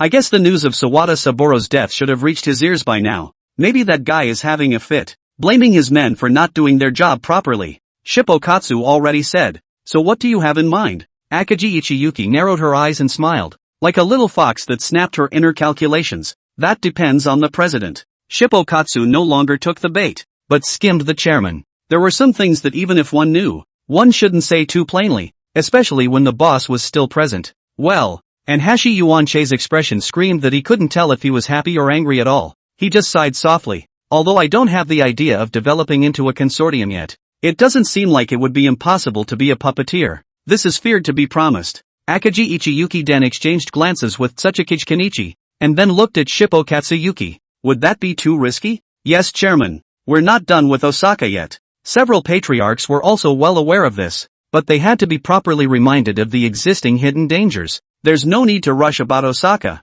Those idiots will find a way to deal with it themselves. Speaking naturally of the local gangs of Osaka, which was tacitly recognized in the minds of everyone present, there was no objection from the crowd for a while. So Hashimoto-cho went on. Well, then we can wait and see a bit more. Tell the scouts to keep a closer eye on that accountant. And ideally we can extract a bit of useful information in a short period of time. Okay, President. In the cafe downstairs of the office, Tang Ze was leaning back on the sofa to close and recuperate. Master, the wine you brought is delicious. Sakamoto Soichiro, who was sitting across from him, had already finished a bottle and was vaguely on the verge of having another. Drink more if it's good. Donaldson has already had his drink. He wasn't much interested in a guy who already knew his roots, and he wouldn't have a problem with that even if Soichiro Sakamoto drank all the wine. Tangoa hadn't been in Tokyo for a while, and had thought he wouldn't have to come over anytime soon. Just submit the task on the intranet as usual, wait for the cash to arrive, and the matter would be over. But Akaji Ichiyuki came straight to his door in the evening,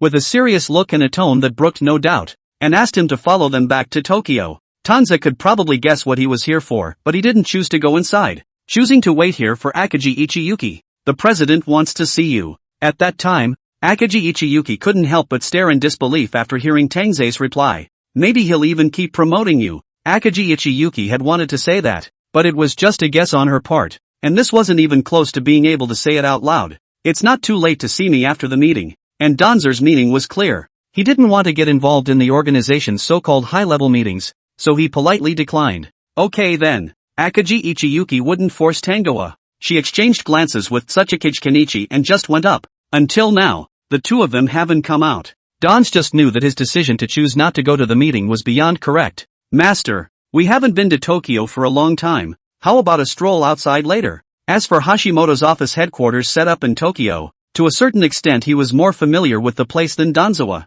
Even where the sugar packets were kept behind the bar he knew very well. touching in as if he were entering his own home, and taking and touching a latte out for Danzawa. The clerks were oblivious to Sakamoto Soichiro's behavior. They were all on their own anyway, and if Sakamoto Soichiro hadn't been so generous with his money they would have been suspicious instead. It was just that a certain customer in the cafe who had ordered a latte was going to have to wait a little longer. Chapter 135. Just do it. There's nothing to shop for. It's hot out right now. Let's talk about it tonight. Tang Ze tasted the latte that Soichiro Sakamoto served. It tasted good. It was the coffee that was a bit astringent. After all, they had to meet the chairman now, in addition to waiting for Akagi Ichiyuki and Tsuchikage Kenichi to come out. The last time Tang Ze had seen the chairman had been during the celebration banquet, but even that time, he hadn't had much contact with Gensho Hashi. Of course it was intentional on Tang Ze's part. Having less contact with a guy like Hashimoto Toru would make fewer enemies for himself and the organization. Ouch. Ouch. He wasn't like Akagi Ichiyuki,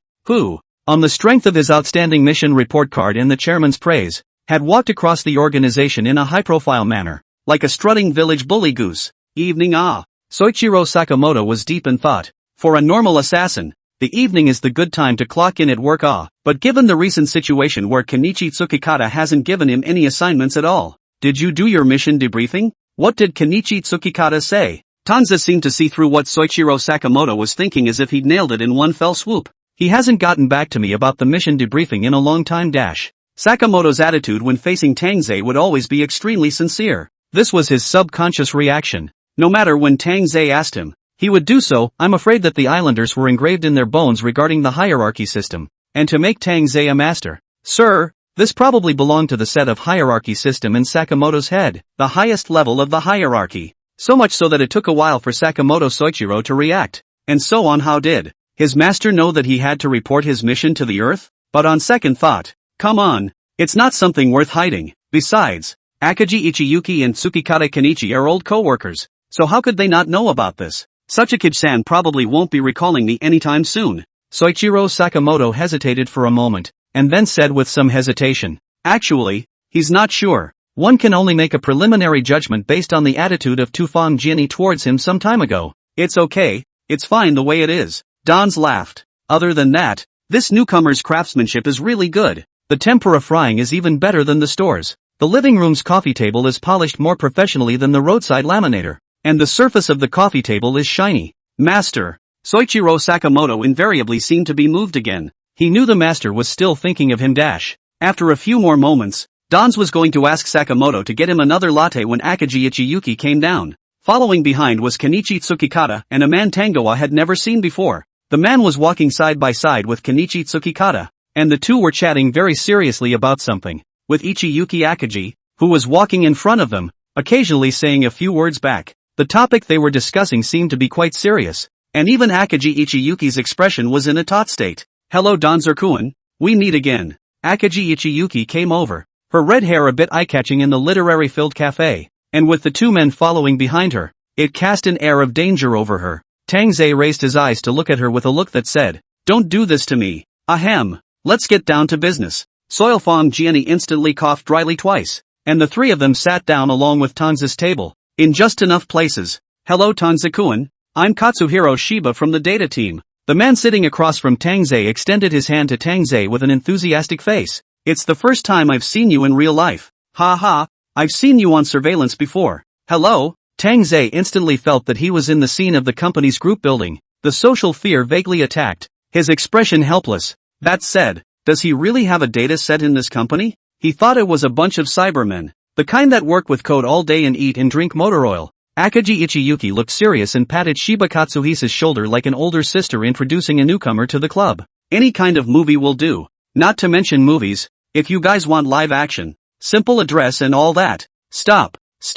The president didn't send me here to pimp. Shippo Katsuras hastily stopped Akagi Ichiyuki. You're overthinking it then. We only welcome pimps, not business. Soichiro Sakamoto even chimed in with a very leathery comment. Are you for real? Kenichi Tsukikata was beside him, helplessly holding his forehead. Shiba right, give me the contact info. Tang Ze was also on board, latching onto his cell phone as he did so, with a look of readiness to scan the code. All in all, Katsushige Shiba, the data group guy, has sort of fought the Osaka distribution of the Hashimoto group. The guy's body has already been taken away by the cops, so I guess it'll be on the news tomorrow. No, on the news or not. That's still up to Eiichi Yoshino. I also think that 9 times out of 10, that guy will darken the news and pretend that this Sawada Saburo guy quietly disappeared from the world. It doesn't matter. I'll make a move. With the necessary pleasantries out of the way, a few people got down to business. Saburo Sawada was the key to their meeting this time, and that was what Gencho Hashi meant.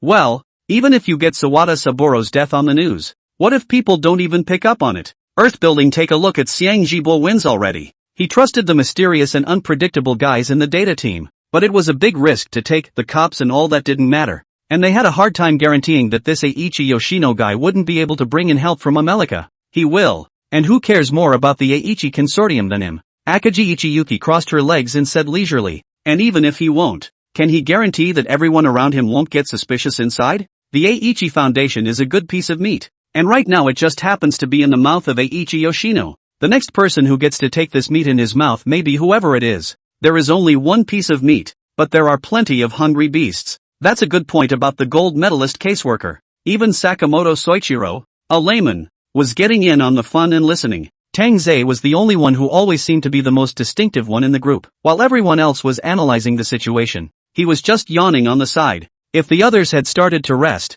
he would have run out of sight long ago. Naturally, a bunch of people's eyes landed on the face of Tang Ze, who was yawning. Don Zeeson, what do you want to do? Chapter 136, only high school girls like to spend the afternoon in a cafe. Me, originally in the paddling fish, while playing with the phone, but also through the floor to the ground through the window to observe those forms of high school girls, just out of class. Tang Ze, listening to the people in front of the gang narrated, only then leisurely back to God. Tang Ze-kun, you can't have failed to see the chairman's intentions for you, can you? Akagi Ichiyuki added another sentence, and her expression even became meaningful. Intentions? What intentions? Instead, Don's was still puzzled, although Tang Ze inwardly did fail to understand. Hey, how to say that he even pushed the meeting? That can't still be anything can fall on his head, right? Otherwise, he would have spent so much effort to come here. But apparently that's not how the guys around him felt, especially Sakamoto Soichiro. Egu, master you again. There's no need to be modest at this time. Sakamoto Soichiro had lived with Tang Ze for a long time, and said that he was no longer surprised by Tang Ze's look of playing dumb. Karasawa-kun, this mission is not like that Sawada Saburo from last time. Even Tsukakata Kenichi, an existence that had never been fond of seeing the wind, seemed to have caught a whiff of it, and all of a sudden followed Akagi Ichiyuki's words and forced himself to join in. Our mission this time has full weight. It's not just as simple as dyeing a fish. Yeah, Donzer cocked his head as he listened. How many times is that going to kill the fish? Dead. Kenichi Tsukikata was momentarily speechless, and had to rely on Akagi Ichiyuki to cover for him. It's not just fish that are dying this time. It's a seriously big client. Akagi Ichiyuki had an I knew it look on her face as she followed Dakikata Kenichi's words. Hey, I told you to come in with us just now, but you guys just don't listen. The chairman is not at the office right now, and won't be back for quite a while. Speaking of which, Akagi Ichiyuki was actually a bit confused inside. The president clearly said when she arrived that she must meet Tang Ze properly later.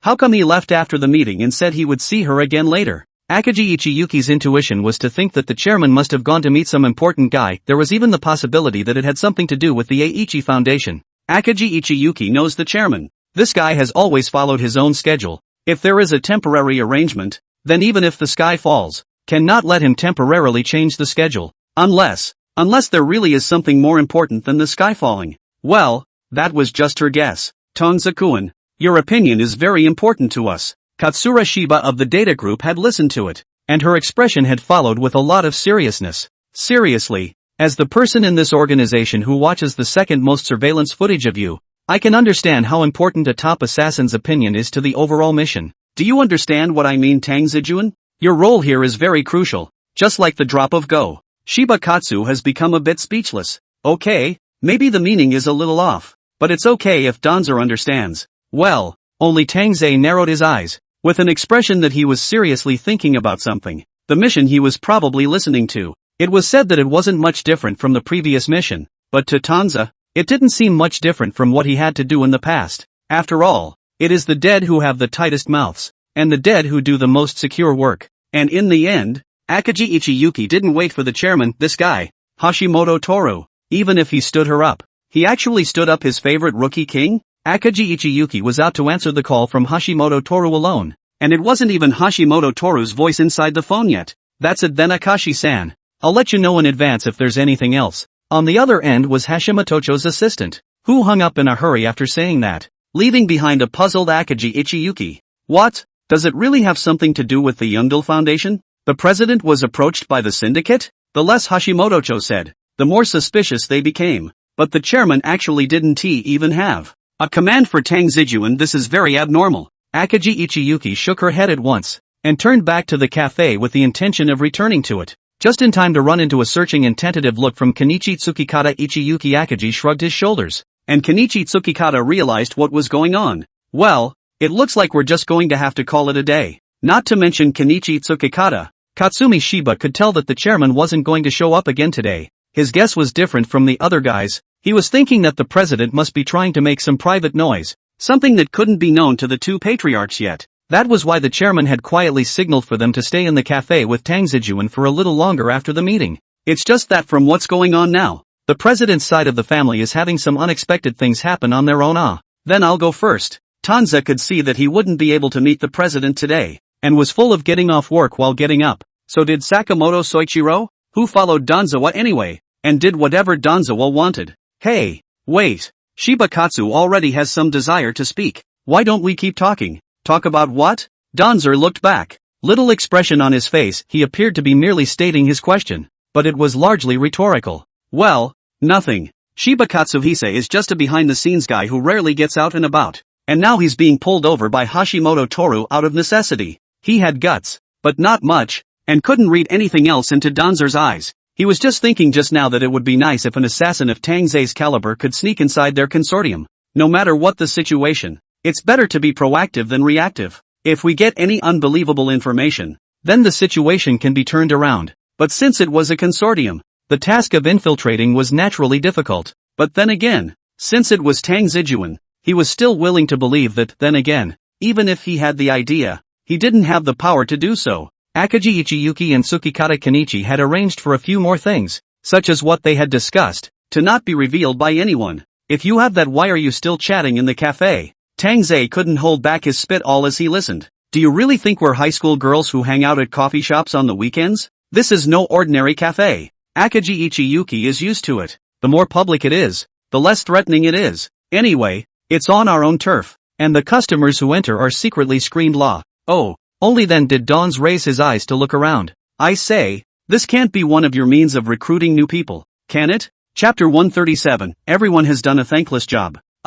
You can think so too? Akaji Ichiyuki nodded. Let's just say that most of the assassins in their organization had, at one time or another, been to this cafe. Even Danzer was no exception. Of course, this is something he probably doesn't remember himself as all. Master, what should we do? On the way back, the two of them walked for a while, and it was then that Soichiro Sakamoto asked, do what needs to be done. The master was so used to being a riddler that he spoke without thinking. Tang Ze didn't drive over this time either. And the direction the two of them went was not to the station, but to the mansion in Tokyo where Tang Ze had lived before. He had asked before, and even during his absence from Tokyo, Akaji Ichiyuki had gotten someone to clean his mansion so that he could come home and move in whenever he wanted. We should be in Tokyo for a while, though. Dons rubbed his chin. In that case, the time I spent in Osaka before could only be described as a business trip. Then again, it had been a while since he'd been back to Tokyo, and he kinda missed it. The scouts under my command said that the Tanze guy left Osaka early in the morning and doesn't seem to be planning on coming back.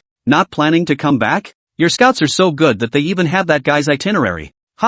What the are you talking about? The guy even parked his own car outside and didn't move it. The station hasn't squatted on them.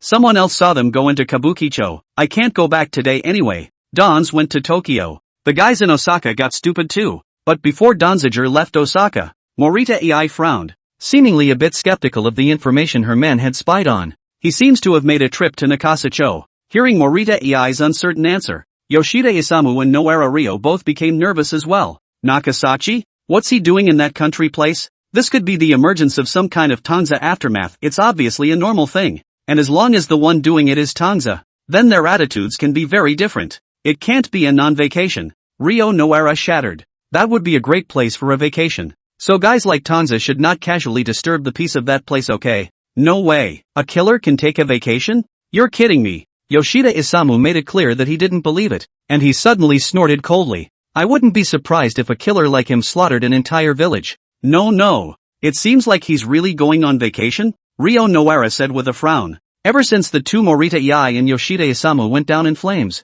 things like gathering information have been left to him. And the higher-ups are actually willing to give him some power now, probably pissed off by seeing the Hashimoto group guys wreak havoc in Osaka and then not bothering to show up at the door at all. Ha! Morita Iai and Yoshida Isamu both immediately voiced their doubts in unison. This guy had nothing to do the entire time and spent almost the entire day at the izakaya, which means he purchased a large case of the izakaya's signature sake in the morning on his way out. Hey, will this izakaya? Morita Iai and Yoshida Isamu both glanced at each other at once. That's impossible. Thieves don't go empty. How can a killer go empty? No way. Absolutely no way. I know you're in a hurry, but hold your horses. Ryo Noara nodded, looking unfazed. I've sent someone to check this izakaya as well. It's just an ordinary izakaya, and it's only the owner's daughter who has some contact with Tang Ze. But that's just for ordering drinks. The boss's daughter even said that Tang Ze was bringing it back to his co-workers to drink. Ryo Noara said. This has been confirmed as well. Didn't you see that when Tang Ze came back to his office today, he brought a big box of wine with him? Hey, that's not right. Morita Iai, who was the owner of the underground casino, spoke again. What do you mean? The guy suddenly ran from the center of town to the country just to buy a case of wine? Are you really sure that izakaya is okay? Morita Iai was afraid that he was the only guy in the group who had gone head-to-head with Tangoa. Tang Ze suddenly went to the countryside this time, but he actually didn't go there to kill people? Hell no. Well, then, according to you, he did go to that kind of country place for a mission. Ryo Noara sighed. I also made it a point to poll the entire village. All of them, and all of them claimed they hadn't seen any suspicious strangers. Yoshida Isamu was listening without saying anything, as if he was thinking about something. How else can you say that this kind of guy sent from above only knows how to talk on paper and his business skills are a pile of repartee? I mean, you believe whatever they say? Ha! Isamu Yoshida shook his head when he heard what was going on. Haven't you ever wondered what if it was their village that knew someone would come to investigate and strung together a confession in advance? Ryo Noara nodded. He thought the guy's suspicions were justified. But, I've thought about the confession thing. Even if they did collude. Right, but I've seen the surveillance. I've sent someone to check the scene, and that result is simply more than normal. Can you see what I mean? Ryo Noara is still a bit patient. No, you're not getting me at all. Yoshida Isamu, a brothel owner, was all too familiar with such things as concealment and forgery and collusion. Even if it was Ryo Nohara's boss, he was confident that he could hide it perfectly. Not to mention that a professional assassin organization like the Hashimoto group would be able to fabricate facts at the drop of a hat. They do it all the time. In this regard, Ryo Noara is significantly less experienced. Ahem. What he means is that someone faked the scene and got the village to collude with confessions up and down the line. Morita Iai could see it, of course, but there was doubt in his mind. But if that's the truth of the matter, what kind of mission objective would cause the Hashimoto group to get so worked up? Isn't a killer a murderer? The figure is a quick fix. And this whole thing seems so consuming that it's even a bit of a labor of love now. Who said it was the Hashimoto group that cleaned up the mess? But Isamu Yoshida seems to have a deeper view of such things. It's true that the guy who was once kidnapped by the Hashimoto groups has seen things at a much higher level. Shouldn't it have been the guy who hired the Hashimoto group? The Hashimoto group is responsible for taking people out, and the employer is responsible for the aftermath, although the aftermath belongs to the assassin's organization. It's not impossible for the employer to come down himself if he's not comfortable with it. Chapter 138, The Unexpected Hashimoto Group. A few of the guys there had at least seen it all before, and hadn't thought about it, they just hadn't connected it to that Thai village. Nope. Ryo Noara shook his head with a grave expression. What kind of guy would make his employer so scornful, and also willing to spend so much cost? Could it be that you guys are thinking wrong? That Thai village. Don't say he sent someone to investigate. Ryo Noara himself had been there a few times,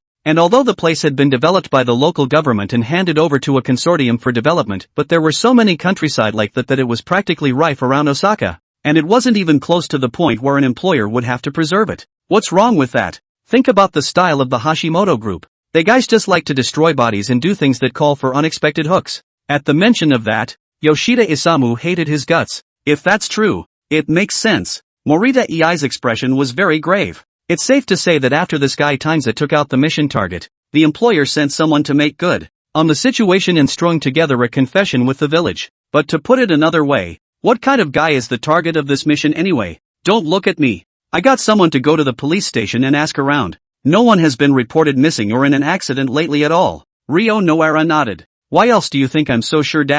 The three men fell silent. This wasn't supposed to be a big deal. But the problem is, after the Hashimoto group made such a big deal about stirring up Osaka like a mess, suddenly there's no follow-up, giving the three of them a whole lot of sleep and food. Now it is not easy to catch Tang Ze hole out a little bit of movement. Result is actually another empty, cracked up family, really cracked up. Come on, no clues in the village, not even the police station? And they're so capable of colluding with even the police department? Morita instantly cursed. You just said yourself that this whole thing may have been suppressed by the employer. Yoshida Isamu mulled over the situation, and an ominous feeling steeped up in his head. To say that to hire killers to do dirty work that are what people are not all the so-called high-class people, the political and business circles, the consortium of the guy is a regular customer. This will not reveal their identity and can quietly kill the opponent's style of action can be too suitable for those guys. So let's say the employer behind this thing is really the consortium. Noara Rio subconsciously gulped, always feeling that the truth was close to them, but couldn't catch it at all, as if it was hidden. Come on, if it's really a consortium, then you can just report the whole thing, probing the guys up there. Rio Noara instantly figured something out and turned his head to Osamu Yoshida for a moment. Ha! As soon as Osamu Yoshida's eyes met Rio Nohara's, he knew what the guy was thinking. Hey, you mean you still want me to go back to the grass, don't you? No way. Absolutely impossible. What's the point of eating back? It's called consoling the old cadres. As soon as Rio Noara took a look at the guy, who had refusal written all over his face but reacted quickly enough, he felt something was going on inside. Didn't you guys have a good time then? What's wrong with going to say hello again this time? Maybe people will still welcome you. It's such a bad economy right now. Take it easy. They're even the same people you used to be. Rio Noara said with a smirk. He knew all about Osamu Yoshida's background. The kid had sold his life in the violence corps before opening the custom store, and had even made it to a very good position, and had been rewarded by the boss.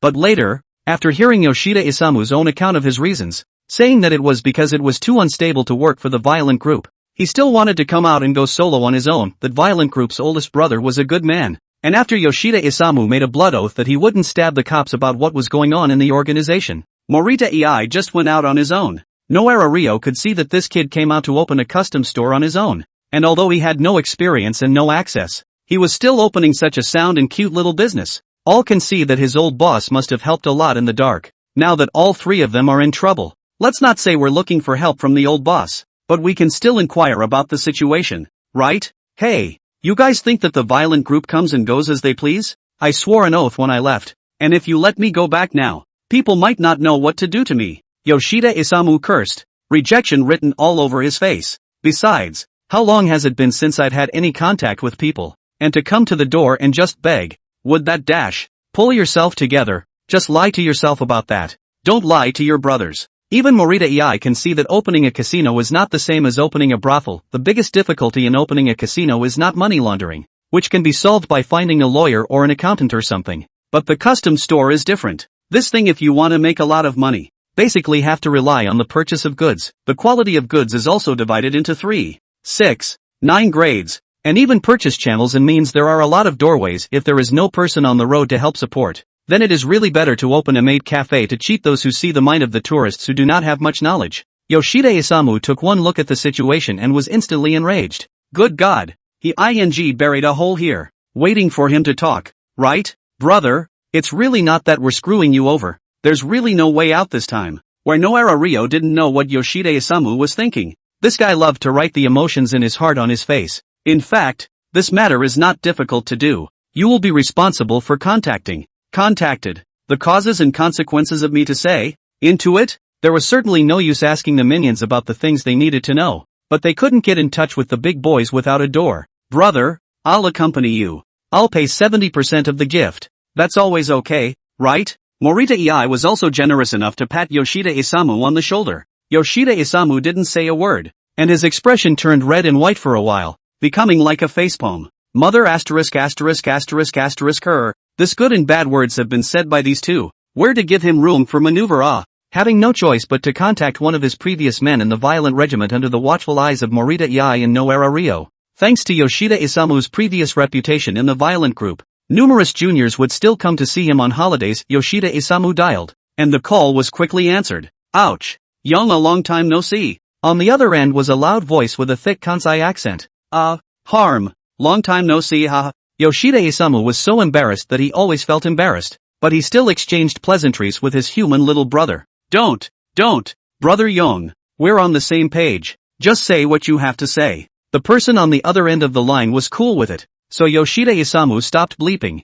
I want to meet Lung. Can you think of something? Chapter 139, The Big Brother of the Violent Group. Yoshida Isamu was somewhat certain. Like Morita Ei had said before, he was on good terms with his big brothers. All that business of opening a custom store had gone so smoothly, and Yoshida Isamu secretly felt that it had a bit to do with the violent regiment that he had once stayed with. It shouldn't be too hard to really hook up with Big Brother again. Big Brother Fujiwara Ryu and him were on pretty good terms before, and when he suggested he wanted to quit before, Big Brother agreed, though he didn't want to. There are many violent groups on the island, and although Osaka is not considered a hard-hit area, its power is not to be underestimated. Fujiwara Ryu had reached the position of chairman in his early 40s. Relying on his tactics of rigidity and flexibility, Yoshida Isamu was similar to him in this regard. So he had the intention of cultivating and promoting this junior. There are many rules in the violence corps, and Fujiwara Ryu's agreement is almost always an exception for him. Yoshida Isamu was grateful and would still visit his big brother every year. Right now,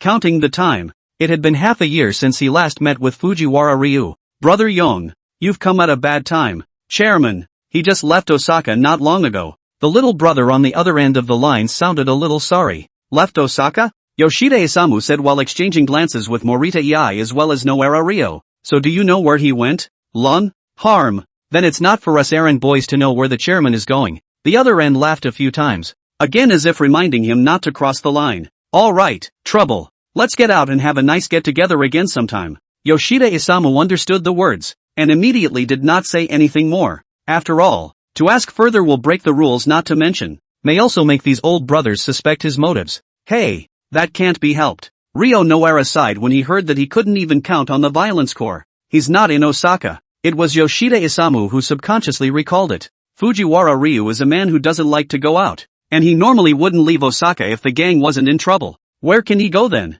Yoshida Isamu was suddenly in deep thought. Master, so we're not going back to Osaka today? No way. I thought I was going to wait here for the president. At this time, Tokyo. Tangoa had chosen not to return to Osaka after hearing Akagi Ichiyuki's answer, but then again, where wouldn't it be better to return? What Akagi Ichiyuki meant was that it was rare for the chairman to go out for such a long trip this time, so all in all, he still had to be asked to wait here. After all, she didn't know what the chairman was going to explain to him in the end, but since she hadn't been asked to help pass it on, it was probably something very important. It looks like you won't be able to be assigned tasks for a while either. Akagi Ichiyuki's expression actually looked a little sad. Well, but now that you're sort of back in Tokyo, it's better to leave the Osaka side of things to that Kenichi Tsukikata guy. What a way to treat me like a tool person. Kenichi Tsukikata crumbled beside him. Before, when Tang Ze came here, he clearly said that he wanted me to be his guide, and then later he said that he would let Tang Ze be in charge. And now he's moving me up again? Akagi Ichiyuki laughed at once. Alright, that's not a problem. Osaka is much better managed now than it was before. It's a job that's easy and easy to rake in money. Chairman Hashimoto share has already felt enough pain for you. What he's obviously just trying to fill the void of Tang Ze's absence. Forget it, I'll go back now then. Kenichi Tsukikata, of course, still listens to Gensho Hashi's orders, and right now is just a little bit broken-mouthed and grunting away. Tang Ze-kun, if you have anything to do in private, you can contact me as well. And Shippokatsu already communicated a few words to Tangoa before leaving, but since it was only the first time he met with this guy, Tangoa couldn't tell if this guy was being polite to him or if he meant what he said. I will. Since he didn't know what the guy's original intention was. But Danzer nodded anyway until the guy was from the data group. He might not be able to use it at the moment, but sooner or later he would. Soichiro Sakamoto couldn't understand what his master was thinking, but he was used to it. What kind of assassin would he be if he didn't have a deep city? Right now they've been out of the office for quite a while, knowing they'll have to stay in Tokyo for the time being, but not knowing where to go for a while. Master, are we going to Kabukicho? Within 2 steps, Sakamoto Soichiro asked. He had heard Akagi Ichiyuki talk about how the master used to like to go to Kabukicho when he was in Tokyo. Of course, Sakamoto Soichiro could understand that. After all, most of the people who came to Tokyo went there for that street. Hey, it's still early. We'll go later. With a wave of his hand, Danzer's place in Kabukicho was all old hat to him, and he had a better idea now. Soichiro Sakamoto looked over, just in time to meet Tanze's grinning expression. Let's go see this. Tang Ze raised a hand and pointed not far away. When Soichiro Sakamoto took a look, Danze was pointing at the green two-ponytailed girl not far away, on the huge electronic display. Hatsune Miku, master? Instantly, what mission chairman Kabukicho instantly was thrown to the back of Sakamoto Soichiro's mind, and the last time he saw a concert with Tang Ze surfaced from the depths of his memory. We've seen the real beauty queens,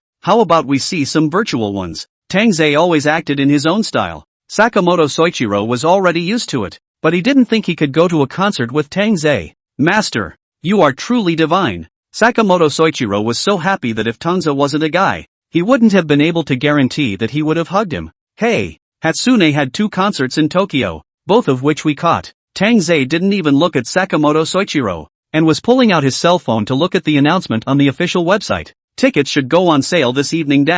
Originally, Tang Ze hadn't thought of this aspect. Who let him look up and saw a Hatsune Miku e-poster? Coincidence? This is not. Tang Ze is looking up this Tokyo no place to go. This is not just right. I go to a lot of nightclubs, so it's nice to see a janky girl sing and dance once in a while, haha. However, Danze was about to buy a ticket and paid a little to get in. Server congestion. Please refresh and retry. Server congestion. Please refresh and retry. Are you kidding me? Can't you just buy tickets for a national phenomenal idol with a couple of clicks on the official website? Okay. Danze sighed. Did you buy scalp tickets again? Last time, he was forced to buy a scalper on the spur of the moment, when it was already past ticket time. Is it possible that he still has to buy scalps when it's obviously still ticketing time? Just as Tang Ze hesitated, above his cell phone, a greeting message popped up. Danze-sama, you can find me for anything, haha. It's Katsuhiro Shiba who just added his contact information.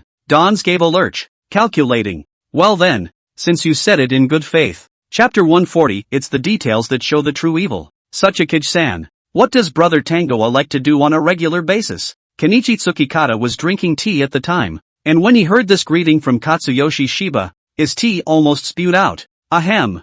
That's a question you might as well ask that Akagi Ichiyuki guy. Thus, Shippo Katsura had turned his attention back to Akagi Ichiyuki. Ha? Akagi Ichiyuki choked. Wait, why are you asking? Hey, didn't I get in touch with Tang Ze, seeking to get close to him? Shiba Katsumi was already a real person, and immediately spoke his heart out. Harm, Tang Ze-kun is an assassin. Of course he usually trains his professional skills as an assassin seriously. Only Akagi Ichiyuki smiled slightly, his face showing the same expression that had once fooled Tsuchikado Kenichi into letting his assassins intern under Tang Ze. Oh, Shiba Katsura had decidedly come to look interested. What does Danze-kun usually do? Can you expand on that? At this point Kenichi Tsukikata suddenly got up and walked away, knowing that sooner or later he would not be able to strain a laugh if he listened any longer. Mother asterisk. But since it's a data team guy, even if Akagi Kazuki uses some more flowery language to fool people, it's still going to be easy to dismantle, isn't it? Tang Ze, he likes to investigate the location of the mission target before carrying out the mission to fully understand the environmental information, and the more he understands this, the more favorable it is for him to carry out the mission. I see. So what kind of places does Danze-kun like to start investigating first? Shippo Katsu already asked with a serious face once again. Of course it's nightclubs, pachinko parlors, and custom stores and such. Akagi Ichiyuki didn't think twice. Katsura Shiba didn't react for a moment. But, even Kenichi Tsukikata, who had already walked away, didn't tense up. Akagi girl, if you really cannot think of anything else, cannot say this is why. No, where are you guys going with this? However, Akagi Ichiyuki certainly had her reasons for saying so. Akagi Ichiyuki's expression was kinda serious, and her expression was serious as she locked eyes with Shippo Katsuhisa. You guys look as if Tang Ze has no sense of propriety all day long, as if he just likes to go to all these pleasure-hungry places. Akagi Ichiyuki smiled mysteriously. But isn't there a saying that the best way to get to know a city is to go to the dark side of the city? The words came out as a blessing. Katsumi Shiba let out an So it is. As the elite backbone of the data team, Shiba Katsura had already heard something about Tang Ze-jun's usual actions. Aside from hearing it passed around the organization and the banter of people within the case, he had more or less seen it in his day job.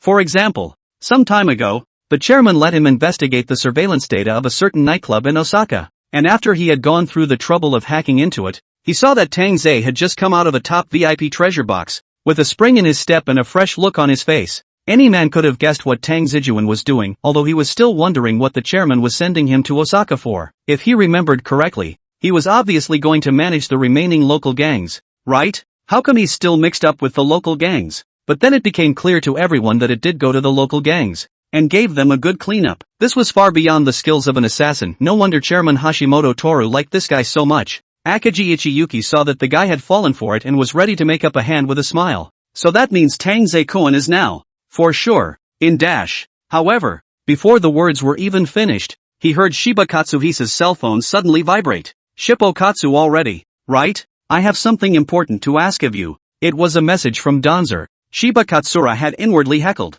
Geez, is Tang Ze-kun finally going to remember him because he has to do an important task? It's true that saying hello ahead of time is effective.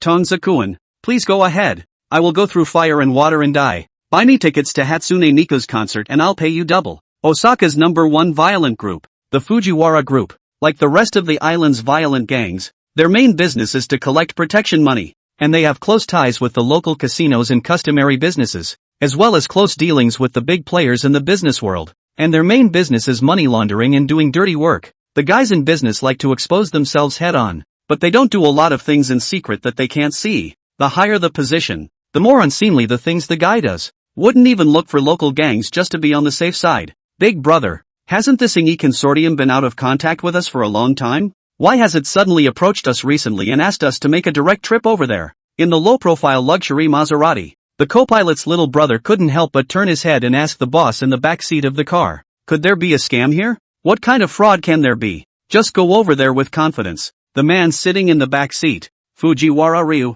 The reputation rumored outside is not so good, but in person at first glance looks very kind. A pair of eyes squinting and smiling. Seems to be smiling all the time. Big brother, Isamu Yoshida, who left the organization a few years ago, says he wants to see you. The little brother added, just after you left Osaka yesterday. Isamu Yoshida? Hearing the name, Fujiwara Ryu seemed to have some interest, which made him turn his head to look. Any idea what it was sought for? That's something I haven't heard. There seems to be more than one of that kid. There seems to be another one named Morita EI. Morita EI was a local underground casino owner. Although there was no direct friendship with them, but occasionally dealt with them, the two did not have a direct conflict of interest. It was considered well water. It's not surprising that Yoshida Isamu's kid is going to open a custom store and get involved with the underground casinos, but all in all, it has nothing to do with them. But that's what makes it so strange. What can these two guys be up to? Fujiwara Ryu didn't make a sound, but the deputy next to him spoke ferociously first. Boss, should we send someone to ask? The little brother in front then asked again. No, just have someone keep an eye on it. Ryuichi Fujiwara waved his hand, obviously not too keen on dealing with this. They had something quite important to do on their trip up to Tokyo. They certainly couldn't afford to be distracted by trivial matters that didn't matter. The deputy interjected from the sidelines. Boss, this Morita EII is a bit sinister. The two of them are close to a guy named Noara Ryo. This Noara Ryo also has a bit of political background. Should we? Chapter 141, the chairman who bowed to the best of his ability. I've heard about this. Don't worry about it. With little expression on his face, Fujiwara Ryu closed his eyes, intending to get some shut-eye. The three of them just get someone to keep an eye on them for a week. On the one hand, he thought that these guys couldn't become a big deal, while on the other hand, Fujiwara Ryu couldn't have imagined that the things these guys wanted to ask about were really related to this errand he was going to run in Tokyo. Fujiwara Ryu soon arrived in Tokyo. The black car to the curb a stop. The car down several expressionless suit men. The car backseat door opened. People have not yet seen. A dragon head cane fell down first. Fujiwara dragon organized collar. In the minions of the flanking, slowly and methodically into the hotel. Can you lay low next time you're here? The presidential suite was already occupied. Seeing Fujiwara Ryu come, the man was a bit furious. He didn't even smoke a cigar, and there were still a lot of wine bottle dregs scattered on the floor. The hotel's waiter was cleaning up beside him. This one seems pretty serious. That's low enough for me. Fujiwara Ryu smiled skinlessly and turned his head to sit on the couch behind him. You better be. Yoshino Eiichi was furious. If it wasn't for the fact that the one in front of him was a big brother of the violent group that he had worked with for many years, Eiichi, with this violent temper, might have just swung his bottle to give this guy a blow to the head before he said it, just like he did to the waiter who had come into the room just now and served him the wrong kind of alcohol. The waiter next to him had already cleaned up the broken wine bottles on the floor and retreated busily with his tray. The group of minions also had the good sense to retreat from the room. There were only two people left in the room. What did I say before? It was clearly in your territory.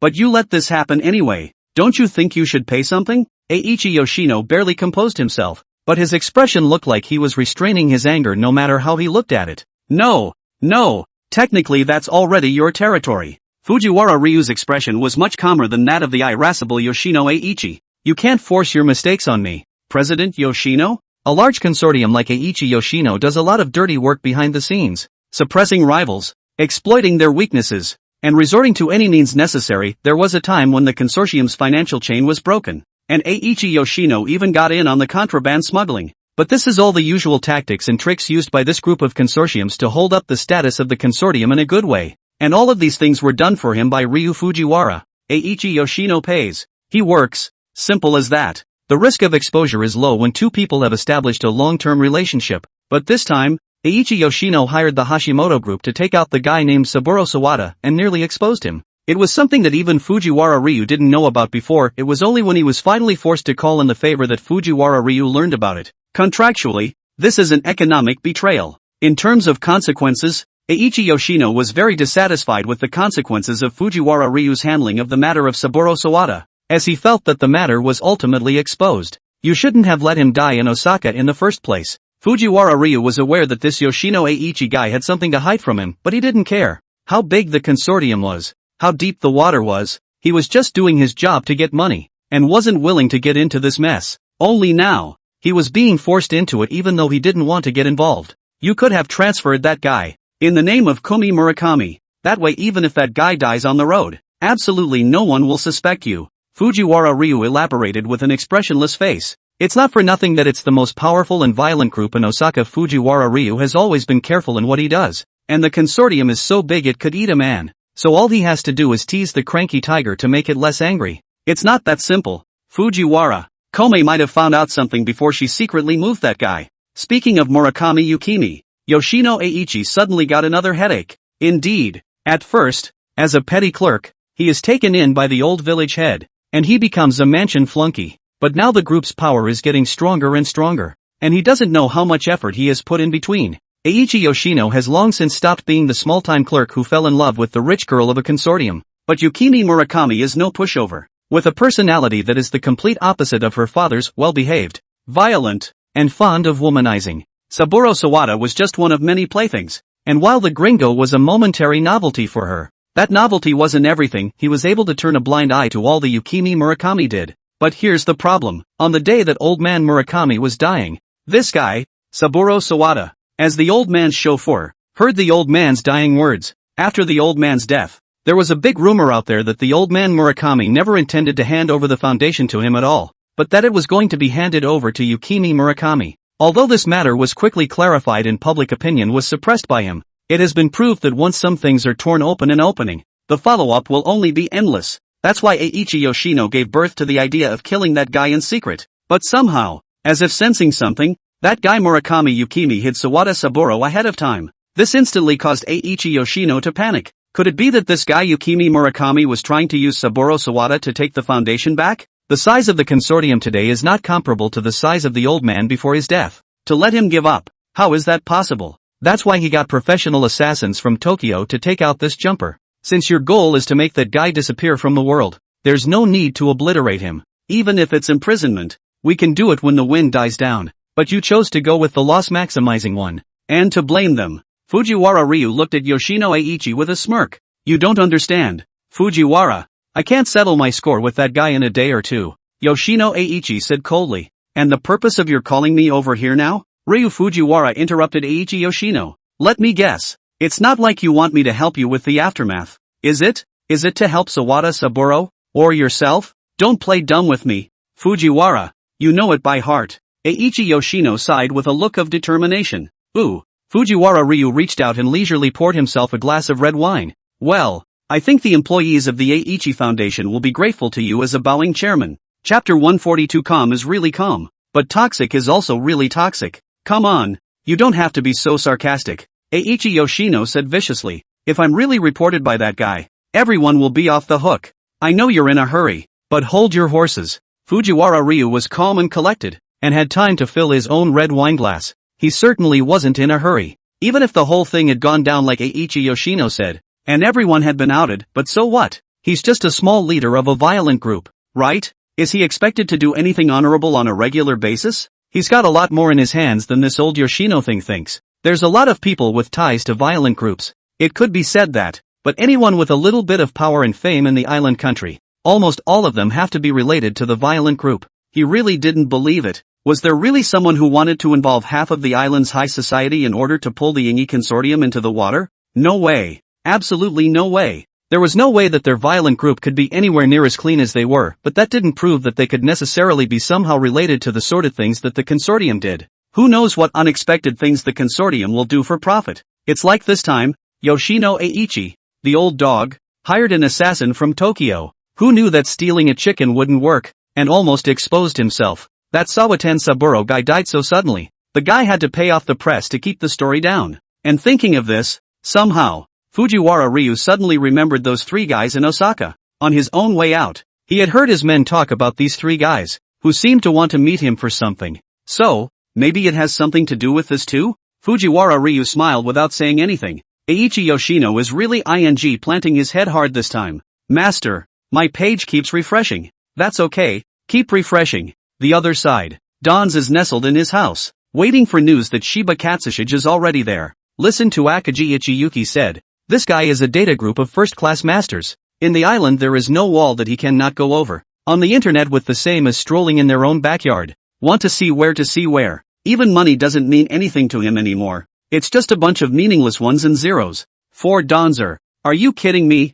Who can top not utilizing such a great resource here? Laughing. It looked like he wouldn't have to worry about getting tickets for whoever he saw in concert from now on. Don's cracked a smile at the thought. And soon enough, Katsura Shiba was very much on board. The guy moved fast, too, and it didn't take long for the validation codes for the 2 concert tickets to be sent over. Master, I still can't get in. But Tang Ze didn't tell Sakamoto Soichiro about the fact that he went through the organization's backdoor. Tang Ze instructed the guy to try to get into the website to see if he could buy Hatsune Miku's concert tickets through normal means, but as it turns out, it's simply impossible. Haha. It's okay, Sakamoto. I already got the tickets. So, Tang Ze raised his cell phone with a proud face. The screen was displaying those verification codes that Katsura Shiba had sent. Master? Soichiro Sakamoto's eyes fell out of their sockets as he watched. Not it. He just painstakingly refreshed the website for so long cannot even enter. Did not think that the master side actually get the tickets? Tickets. Get them. Tang Ze smiled mysteriously. Damn.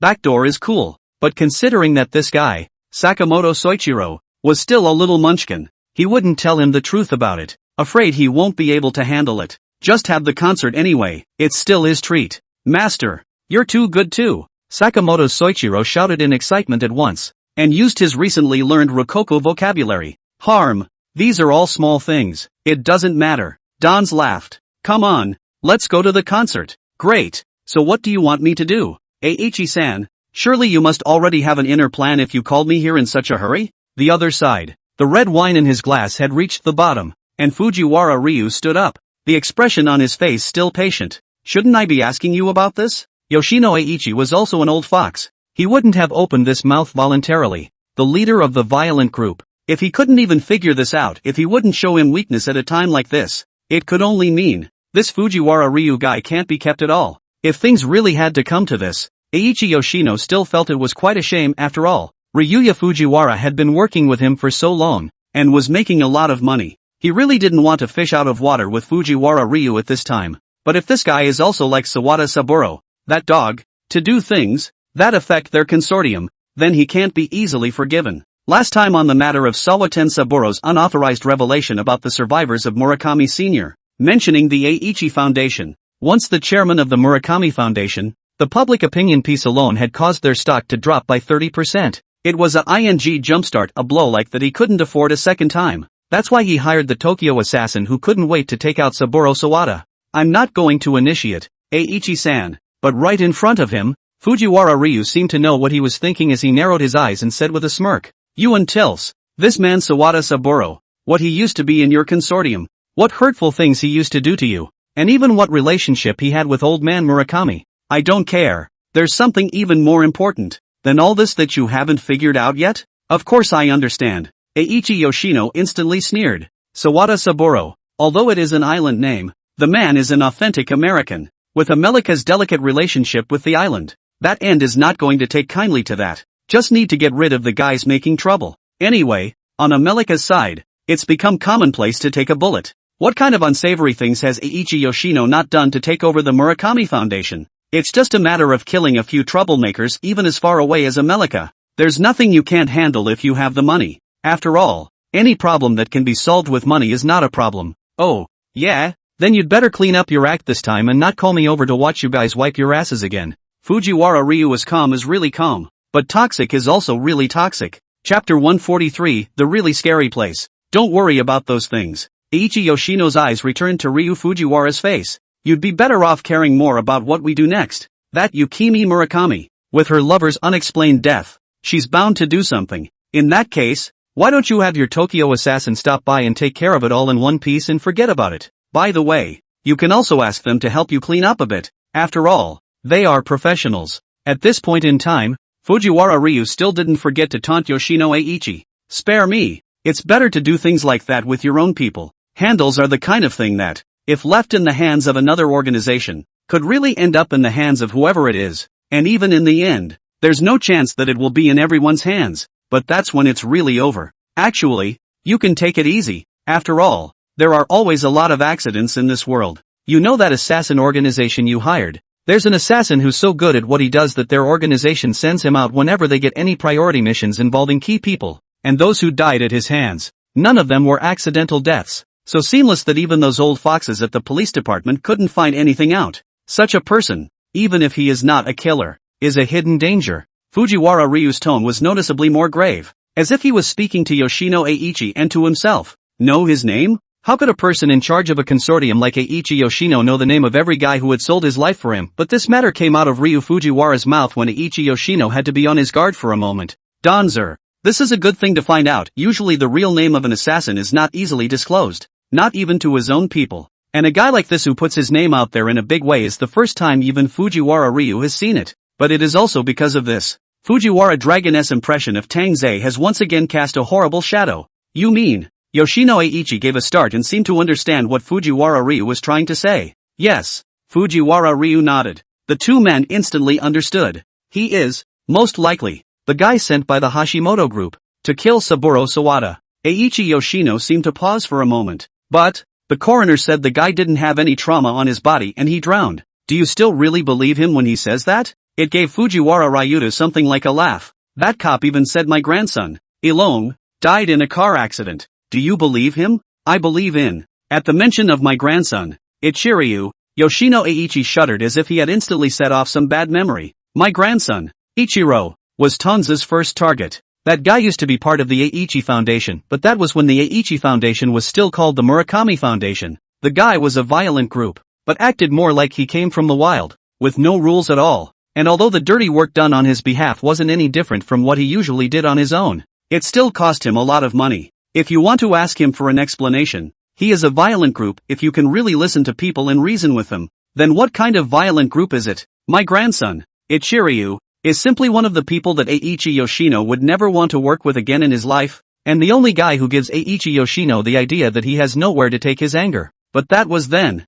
and it's different now, different in that my grandson, Ilong, is dead, and the grass is old in his grave. Yeah, don't believe it. Fujiwara Ryu's information network is still very powerful. Although his main place of activity was in Osaka, he was not the least bit ambiguous about what he should know about the movements on the Tokyo side. This Tang Ze isn't even an islander. He's from the Dragon Kingdom. He followed his mother here when he was a child. And then there was an accident and his mother died, leaving him alone. It could be said that Fujiwara Ryu had checked Tang Ze's identity to the bottom during this time. He didn't know Tang Ze any better than Tang Ze himself knew himself. By the way, Fujiwara Ryu also knew why this Tang Ze guy had made such important information as his name public as if it was nothing. There's not much to check on this guy at all. It's like a ing cleaner resume than a recent college grads. So it is. Listening, Eiichi Yoshino nodded his head repeatedly as well, but there was only one thing he cared about. If Tang Ze is from the Dragon Kingdom, then there seems to be no problem. As we all know, everyone in the Dragon Kingdom, everyone knows martial arts.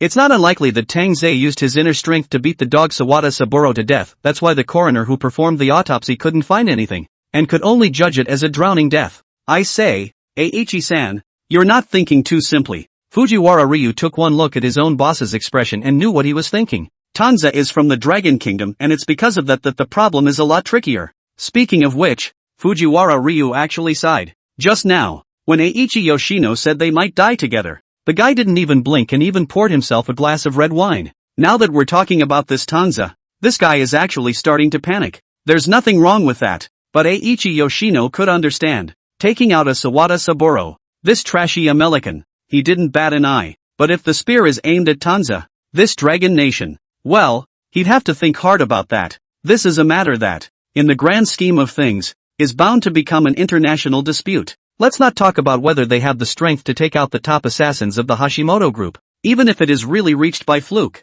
the dragon countryside cannot be handled well. But Tang Ze is a killer. At that thought, Eiichi Yoshino muttered, a killer would be a criminal in the Dragon Kingdom, right? Can they use this to get this horrible guy Tang Ze back? Indeed, he is the killer. Upon hearing those words, Fujiwara Ryu's expression returned to the leisurely, indifferent-like look he had before. But what about the evidence? What proof is there that he's a killer? Car accident? An automobile accident? Or a series of car accidents? In a few words, the person in charge of the Aichi consortium was again rendered completely speechless. Think long-term. Seeing the confusion on his boss's face, Fujiwara Ryu sighed. Now it was good that the two of them had finally found a common enemy and united their fronts. TSK. Eiichi Yoshino's expression was offended. But it's also helpless. There's no way around it. Compared to the violence core, those murderous assassins are the real scary ones. Chapter 144, the favorite is Hatsune Miku. If I said I'd give you another chance. No, there's not that chance. If we miss this one, there won't be any more chances for anything else? Ha, I'll give you face. Don't you dare not. What are you talking about? It's obviously something to be happy about. At this moment, the chairman of the Hashimoto group, Hashimoto Toru, was smiling as he looked at Akagi Ichiyuki in front of him. You've at least worked with Tang Ze for so long. Haven't you thought about this aspect? Ah, even if you say so, Chairman, we don't know about Tang Ze-kuan's past, do we? Akagi Ichiyuki rubbed his chin. Being close to the chairman, Akagi Ichiyuki didn't even bother to use honorifics. Everyone knew their president had been busy lately, but no one knew what kind of things the guy was up to. Only Akagi Ichiyuki. This guy has always been a quirky one, even by masking. Chairman Toru Hashimoto was quickly caught by her, but I can't say she caught him. She just bumped into him right at the time he happened to be heading back to the office. But as soon as the president opened his mouth about Tang Ze, if you say so, maybe it's really related to the mission Tang Ze carried out some time ago? Ha ha, I didn't say that this matter was related to Tang Ze-kuan's past. Hashi Gensho smiled, but his eyes darkened. This was guessed by the girl Akagi Ichiyuki. Harm. It's okay, Chairman. Although we are a free-spirited assassin organization, you and I are family. Akagi Ichiyuki was telling the truth about that. What is she? An orphan. If it wasn't for Hashimoto Share who fished her out of the orphanage, then she might really be an orphan complaining. Don't be poor with me. Even if you don't know, can you ask him about it? You know my character. This matter is definitely favorable to Tang Ze.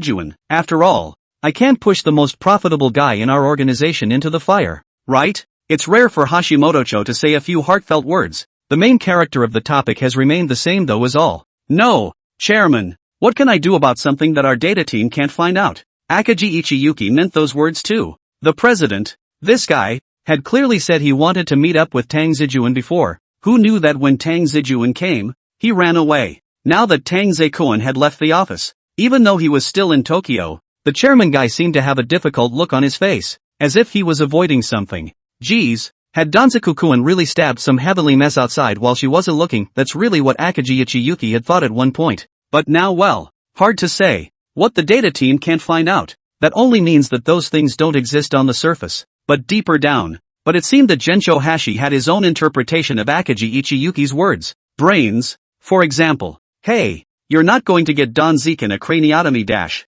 No, hey, what the were you thinking? The upper-class social acquaintance, the president of the Hashimoto group, Toru Hashimoto, exploded for the first time in front of Akagi Ichiyuki. This guy definitely has secrets on him that we can't expect. There's more to these things than just those skills he's got. Oh, so, Akagi Ichiyuki sort of understood. This chairman is suddenly interested in Tang Ze-kuan's past, isn't he? Harm. To go around such a big corner, but then again, Tang Ze-kuan's past, obviously simple can't be any simpler. The guy was a homebody, never even went to school. His mom died young and he had no father. Going down this path was totally expected, so is there any other details to know about any of this? Genji gave Akagi Ichiyuki a whole won't. It doesn't matter. You don't think it's important, so it doesn't matter. Just ask Don's and see what he says. Gensho Hashi rubbed his chin. He didn't come out of nowhere because of anything else. The reason why he suddenly left that day when he was going to meet Tang Ze was precisely because he had learned a piece of news from his deputy. The message came from Osaka, from a minor leader of a local violent group. The guy got drunk and made a scene in his newly opened nightclub, saying that his work had been too stressful lately, and that he had never been so tired in his life, being busy killing people for the people above him, not to mention pressurizing them to do so. It was true that even a violent group could not escape the fate of working overtime. Which brings Hashimoto to the memory of Sawada Saburo, who died at the hands of Karasawa-kun. Normally, this Sawada Saburo guy would be considered a hotshot. The mere fact that he was the lover of the wife of the chairman of the Aichi Foundation would earn enough eyeballs and attract enough attention. But the guy died without even a splash in the major news media. It's just horribly calm. This is not the way they do things in the island media. Then the result is only one thing. Someone paid off the media to suppress the news. But to be able to be so airtight and to have such strength, one can only say that the guy behind it is not small. That would filter out a good chunk of it again. All things considered, it's really still. Ask him what for. Ask him if he knows about the Youngdale Foundation chairman's philandering? Akaji Ichiyuki flirted at once. After all the trouble that guy went through to clean up the scene, there's no way we're going to find out anything more. Is there? Chairman. Even if we start from Tang Ze-kuan's side, the result might still be the same. Despite what many in their organization thought, Tang Ze definitely didn't seem as simple as his profile. This guy sure is hiding a lot of secrets. Maybe Tang Ze was once a member of the Dragon Kingdom gang. And that would seem to explain why Danzaku-kun enjoys strolling through Kabukicho so much. Once upon a time in Kabukicho, it was the world of the dragon mob, and even the island's violent groups couldn't do anything about them. No, that's not necessarily true. It wouldn't make sense if Tang Ze-kun had something to do with the guy from the Aichi Foundation. However, in response to this, Akaji Ichiyuki was in opposition. You might as well say that Tang Ze is an undercover agent sent by the Dragon Kingdom's black gangs. Tang Ze-kun is not interested in the consortium guy. Yeah, and what is he interested in? Chairman Hashimoto Toru held his forehead helplessly. Hatsune Miku, Hashi Gensho gave a start and thought he had heard wrong. Do you want to see what you're talking about? Hashimoto Toru looked at Akaji Ichiyuki with such a look. It's true. Akaji Ichiyuki laughed. He even got Katsuki Shiba to help him buy tickets to go see it with Soichiro Sakamoto. Hashimoto didn't panic when he heard that, but quickly fell into a memory. No. Then again, it's actually not the first time Danzaku-kun went to a Hatsune Miku concert, but that time Hashimoto Toru had something in his heart. Hey, that was a concert where his former nemesis, the Shimada group, sent out to see a sniper, and Tangoa-kun went there to cover himself. Could it be that this time? Chairman, I have to say that you did the right thing by transferring Katsura Shiba out of the data group, but Akaji Ichiyuki didn't seem to notice the chairman's reaction and was still smiling. Now Tanzaku-kun won't be bored even if he returns to Tokyo. Right? As soon as Tang Ze arrived in Osaka earlier, he pestered her with questions about fun places in Osaka and custom stores and whatnot. How fun-loving Tang Ze-kun is. He's been to the pachinko parlor a few times. What boredom? What do you mean? Do you still want that guy Shiba Katsura to be a food and drink case insider for Tang Ze-kun? Hashimoto all but lost his smile. Guys like this are still very common in Kabukicho. Foreigners come to the island to visit. They basically know nothing, especially in places like Kabukicho. Basically a lot of tourists are with the idea of both wanting to have an experience comparable to a VIP, but are willing to spend more money. Although such behavior was no different from idiocy in the eyes of Toru Hashimoto, it gave birth to the profession of caseworker in Kabukicho. Eat, drink and be merry, a street guide. Why not Shiba Katsura already? He's the guy who knows the most in our group. All aspects of knowing. A wry smile appeared on Akaji Ichiyuki's face. No. Shiba Katsuhisa, he still hasn't been able to get into the Aichi Foundation's intranet. That's something that disappoints me about him. Gensho Hashi narrowed his eyes and smiled. This is something that if it were up to Don's dash, if it was Tang Ze instead, maybe we'd never see the chairman of the Aichi Foundation again. Just like Saburo Sawada, who's been dead for I don't know how many days, and the media doesn't even dare to fart. Akaji Ichiyuki corrected with a serious face. To be honest, the matter may not actually be impossible. Gensho Hashi thought deeply about it, but twisted the conversation around. I still have a bit of an inkling of what I plan to do over at the Aichi Foundation, but not to mention Hashimoto share. Akaji Ichiyuki could have guessed it. It's okay, Danzaku-kun is good at dealing with this kind of thing. Have you forgotten? The last time he was at a concert as well. After the concert, things were pretty much settled. Akaji Ichiyuki said with a smirk. Well, this time, though, our focus can be skewed a little bit the other way. Gensho Hashi rubbed his chin. He didn't find anyone else this time. But one of the main purposes was still because of the special status of Akagi Ichiyuki. This girl's appearance was so outstanding that outsiders might be able to guess that she was an insider. After all, in the streets of Kabukicho, it was not uncommon for insiders to rely on their outstanding appearance to bring in an objective amount of income for themselves. But I'm afraid no one would have guessed that this guy was actually the killer's caseworker, and sometimes, outstanding looks can be an excellent means of hiding one's identity. In that respect, Akagi Ichiyuki is much better than Kenichi Tsukikata. That depends on whether or not that Yoshino Eiichi guy will fall for it. Akagi Ichiyuki nodded. According to the usual tactics of large consortia, Tang Ze wouldn't be unloaded, but consortia did a lot of things like this, and those of them who were assassins had certainly seen a lot of them, and had even been executioners quite a few times as well. It would be easy to deal with something like that. The question is whether they can hook Eiichi Yoshino along the line. In the end, it was using Tang Ze as a decoy, a very dangerous bait. I'm afraid Eiichi Yoshino won't guess our actions. He hasn't even raised a single eyebrow. He's probably still worried about Sawada Saburo. Gensho Hashi laughed. Chairman, I do think we can send someone to keep an eye on Murakami Yukimi's side as well. After all, the cause of all the things Eiichi Yoshino did was entirely because of this dangerous insider of his. Akagi Ichiyuki nodded, and in passing, her hands worked on the computer. I'm afraid that the current Tang Ze-kun has already traveled to the scene of the live meeting with Sakamoto Soichiro. Man, the two of them are still really in love with each other right now, and she's getting a little jealous. She's not even been to a concert with Tang Ze.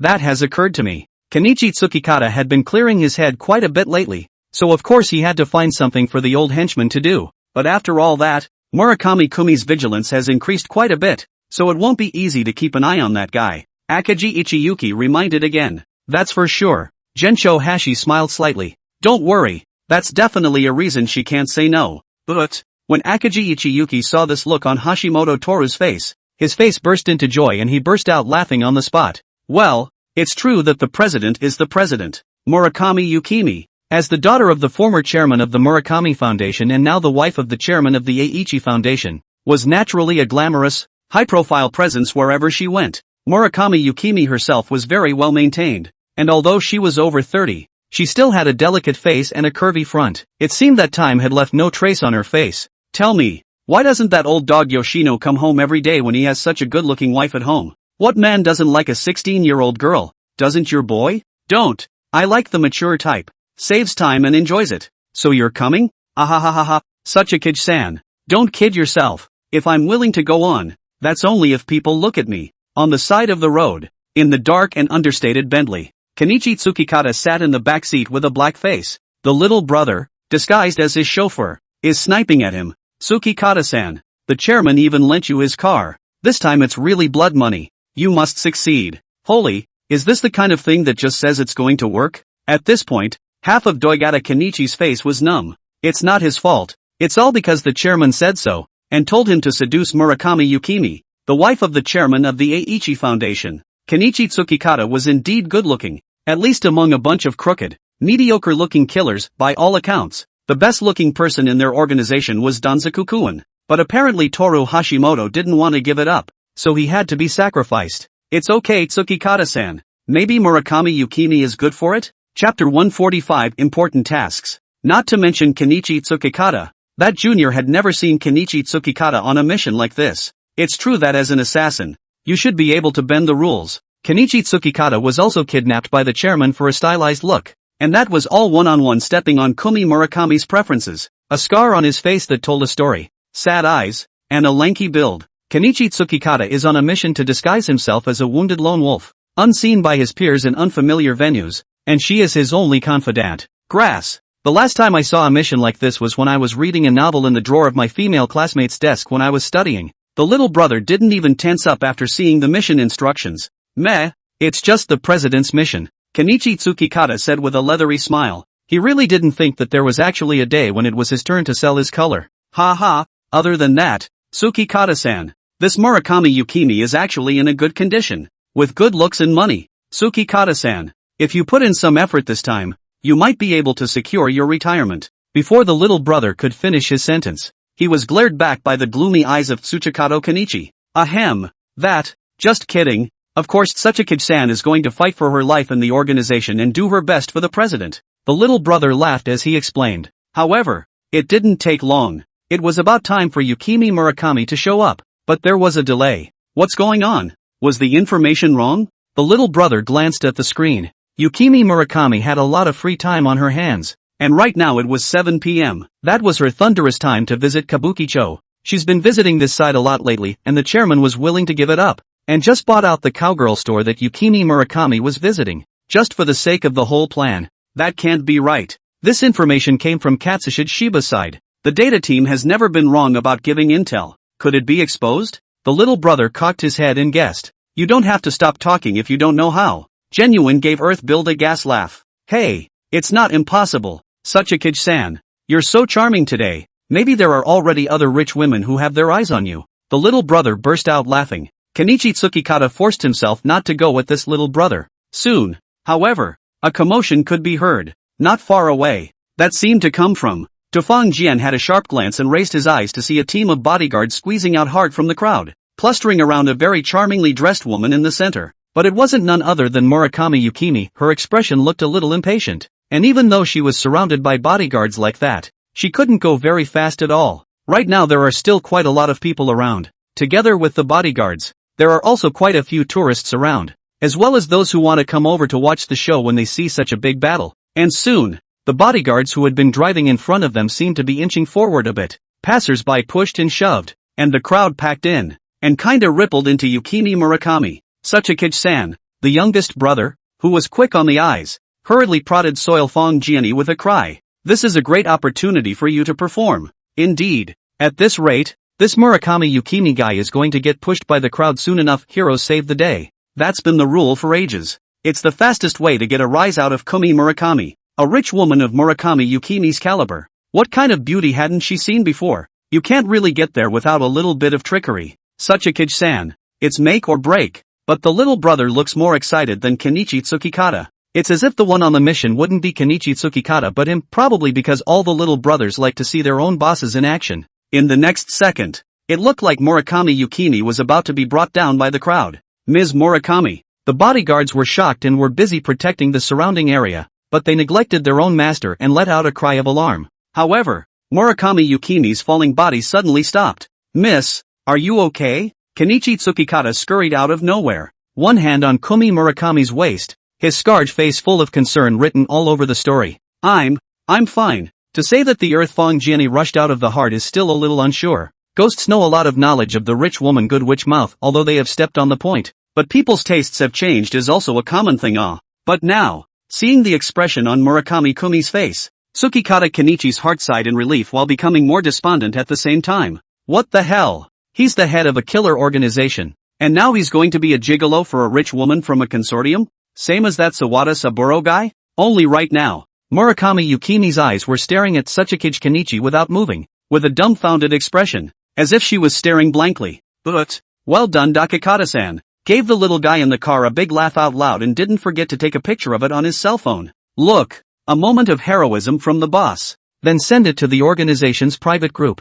Ha ha ha ha ha, is this our ING leader? Hey, what the hell? This guy is letting us play hard to get training and he's actually picking up girls himself? Ouch. You don't understand. This is just an order from the president. Asterisk asterisk asterisk asterisk in order to pick up girls, huh? I'll me too. Come on. You don't even piss on yourself. How can you expect a rich woman to look at you like that? I'm glad I didn't send you to clean toilets. The members of the group are all people under Tsukikata Kenichi. Most of them are beloved. And there are also newcomers who have been promoted by one hand. And at this time, when they see the boss betraying his sexuality to put aside this to carry out the mission, all of them are happy and crazy. Oh my god. For the first time I know our organization actually has a mission like this. What's up with that? It's the pillow people that are the best to get their hands on. You didn't know that, did you? Got it. This is the organization looking down on us.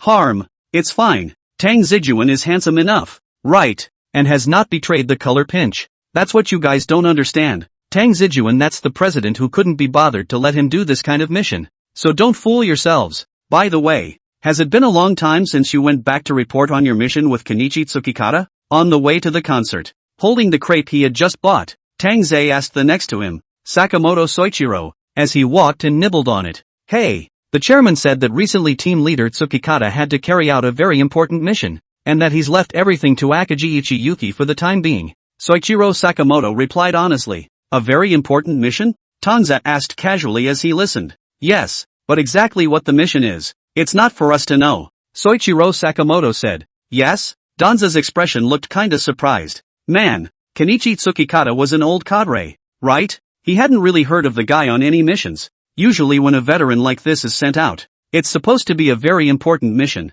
Tang Ze thought so. The two are on their way to the concert, which is still at Tokyo Dome, and there's a short walk in between, which the two plan to walk. Say, has your group leader been on any other missions before? There are some, but not many. Soichiro Sakamoto replied honestly. Team leader Tsukikata was previously dedicated to President Hashimoto share. Only now that team leader Tsukikata's health is failing, President Hashimoto share has given him an idle position. How idle is the idle job? Danzer found the blind spot. It's all about training new people in the organization and learning the necessary skills of an assassin. Soichiro Sakamoto said. And then there's also taking care of some of the details of what they do when they're on a mission. It's all about logistics. You know, the fact that assassins have to need outside help sometimes. It's like those reminders Akagi Ichiyuki used to give him, right? Only Tang Ze seemed to remember that this guy hadn't even had a few decent reminders. Hello. Sometimes these help is very important. Even if a small detail is wrong, leading to mission failure, that's a small thing.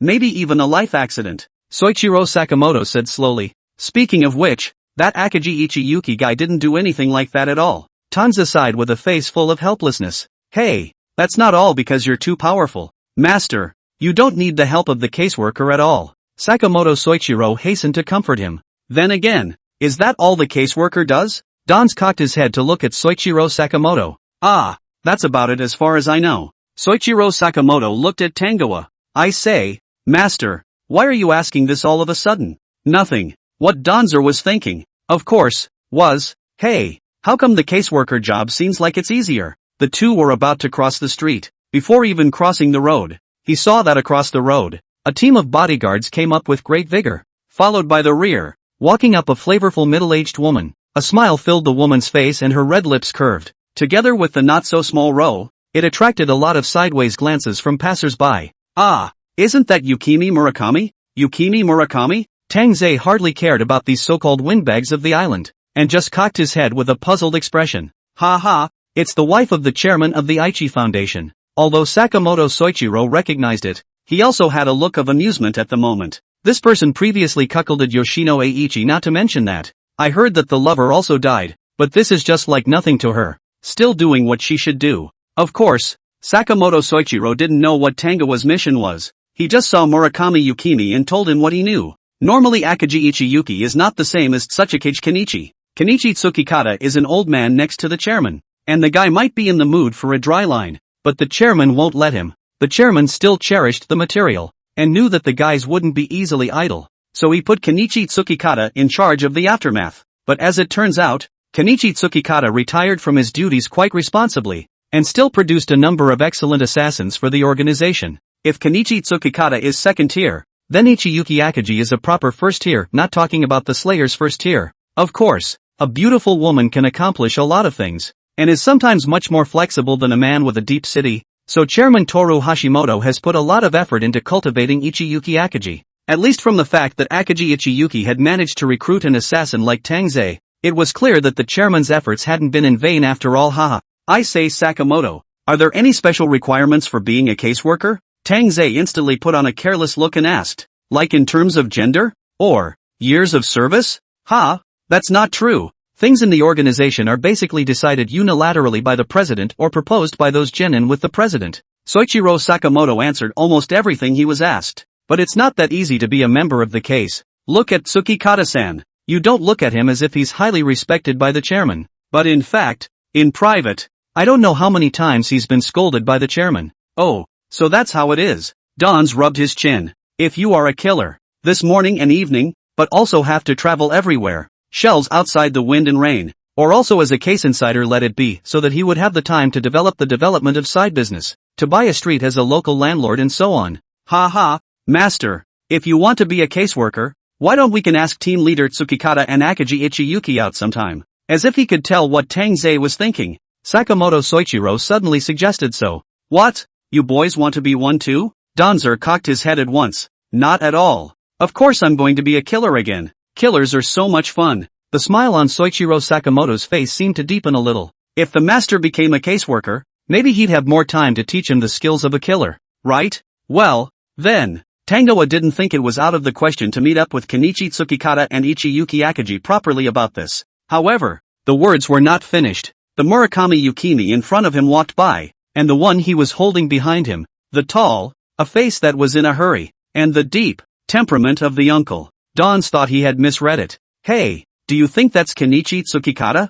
What? Soichiro Sakamoto raised his eyes, just in time to see Murakami Yukimi attaching herself to Takiazuma Kenichi's ear and whispering, and Takiazuma Kenichi's expression, clearly not having dealt with this type of scene, looks rushed and embarrassed with his face and hands not knowing where to put them. But Murakami Yukimi seemed to eat it up, and the interest on her face intensified. This large group of people quickly walked past, along with their bodyguards, into Kabukicho. The two men were silent, slowly look at each other. I say in the middle of the day, Tang Zijuan broke the silence. There are still missions like this in our organization? Tang Zijuan's eyes widened at once. Hey, just now I thought this guy, Kenichi Tsukikata, was a behind-the-scenes person. How come he's switching to the first line of hands-on work in the blink of an eye? Well, why not? It was Sakamoto Soichiro who looked much more calm. I heard the president say that. In fact, the organization encountered a lot of difficulties and setbacks when it was first established. In order to gain a firm foothold, it also needed the help of quite a few powerful people in the circle.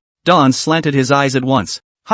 Like caging rich women, right? Chapter 146, Male Sign and Tang Ze have a good time. Ahem, that's one of the things. Soichiro Sakamoto had followed Kenichi Tsukikata in the beginning, so of course he knew a little bit about this kind of thing. The more powerful a person is, the more enemies they have, the more they need people like us. Yeah, all aspects of the need, I guess. Tang Ze came back to his senses. Looking at the back of Dakagata Kenichi's departure, Dakagata Kenichi hadn't seen them, probably because his own attention was all blocked by Murakami Yukimi, and he also couldn't even see that there were any other guys present in the neighborhood besides his own little brother. Can you get in touch with the president? I'll be fine on a mission like this. Tang Ze Den flirted. Ha. Master, you also have to really tell the chairman that. He might say yes. Soichiro Sakamoto laughed. No, I should say you should just make a son-in-law for the chairman. Wouldn't that be more efficient? Ouch. If you can talk more, Tang Ze was instantly amused by the whole thing. The two men talked and laughed as they walked in the direction of the concert.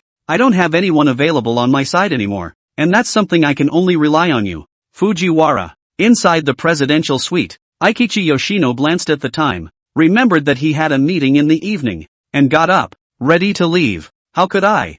I was thinking you'd cover for me, Chairman Eiichi. Fujiwara Ryu didn't move, sitting in his original position and crossing his legs. He kind of knew what the president was doing on this trip. After half a day's trouble, it turned out that they still wanted to get rid of the Hashimoto group. Of course it would be best if they could do that, except that their ultimate goal was still to get rid of the one called Tang Ze. Sure enough, crossing the river and falling down the well are probably the usual tactics of these consortia, but as far as he knows, there were plenty of guys who wanted Tang Ze dead. From the moment this guy Tang Ze's reputation hit the Bridge Yuan group, there had never been fewer people who wanted to kill Tang Ze, literally going back and forth. But so far, not only has no one succeeded, but many have been buried. No, the Shimada group is a good example. In Fujiwara Ryu's opinion, even though they were a violent group and had no explicit relationship with the killer organization, but once they take action against Tang Ze, they can't use the no explicit relationship as an excuse. That old dog, Eiichi Yoshino, he's trying to sacrifice them to protect himself,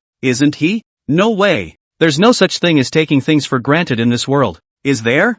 Fujiwara, you know me, I won't come to you until I have to. Eiichi Yoshino still has a sincere face. The only person I can trust in this world is you. Do you realize what a difficult task you've given me? Fujiwara Ryu stood up, and the instant pressure of his aura told Yoshino Eiichi to look at him squarely. Fujiwara, I know what you're capable of. Taking someone out is easier than eating or sleeping for you. Yoshino Eiichi looked at Fujiwara Ryu in a serious manner, as if he was looking at his own brother-in-arms. Okay, and I have to thank you for thinking so highly of me? Fujiwara Ryu narrowed his eyes, calling out his expression. In fact, Fujiwara Ryu had already made plans within himself. After Yoshino Eiichi said what he really thought, Fujiwara Ryu didn't move on the surface and had already thought of a plan in his head. There's no way around it. We're all out there, so it's only natural that we learn to battle it out. Often when war comes, picking the right side is the key.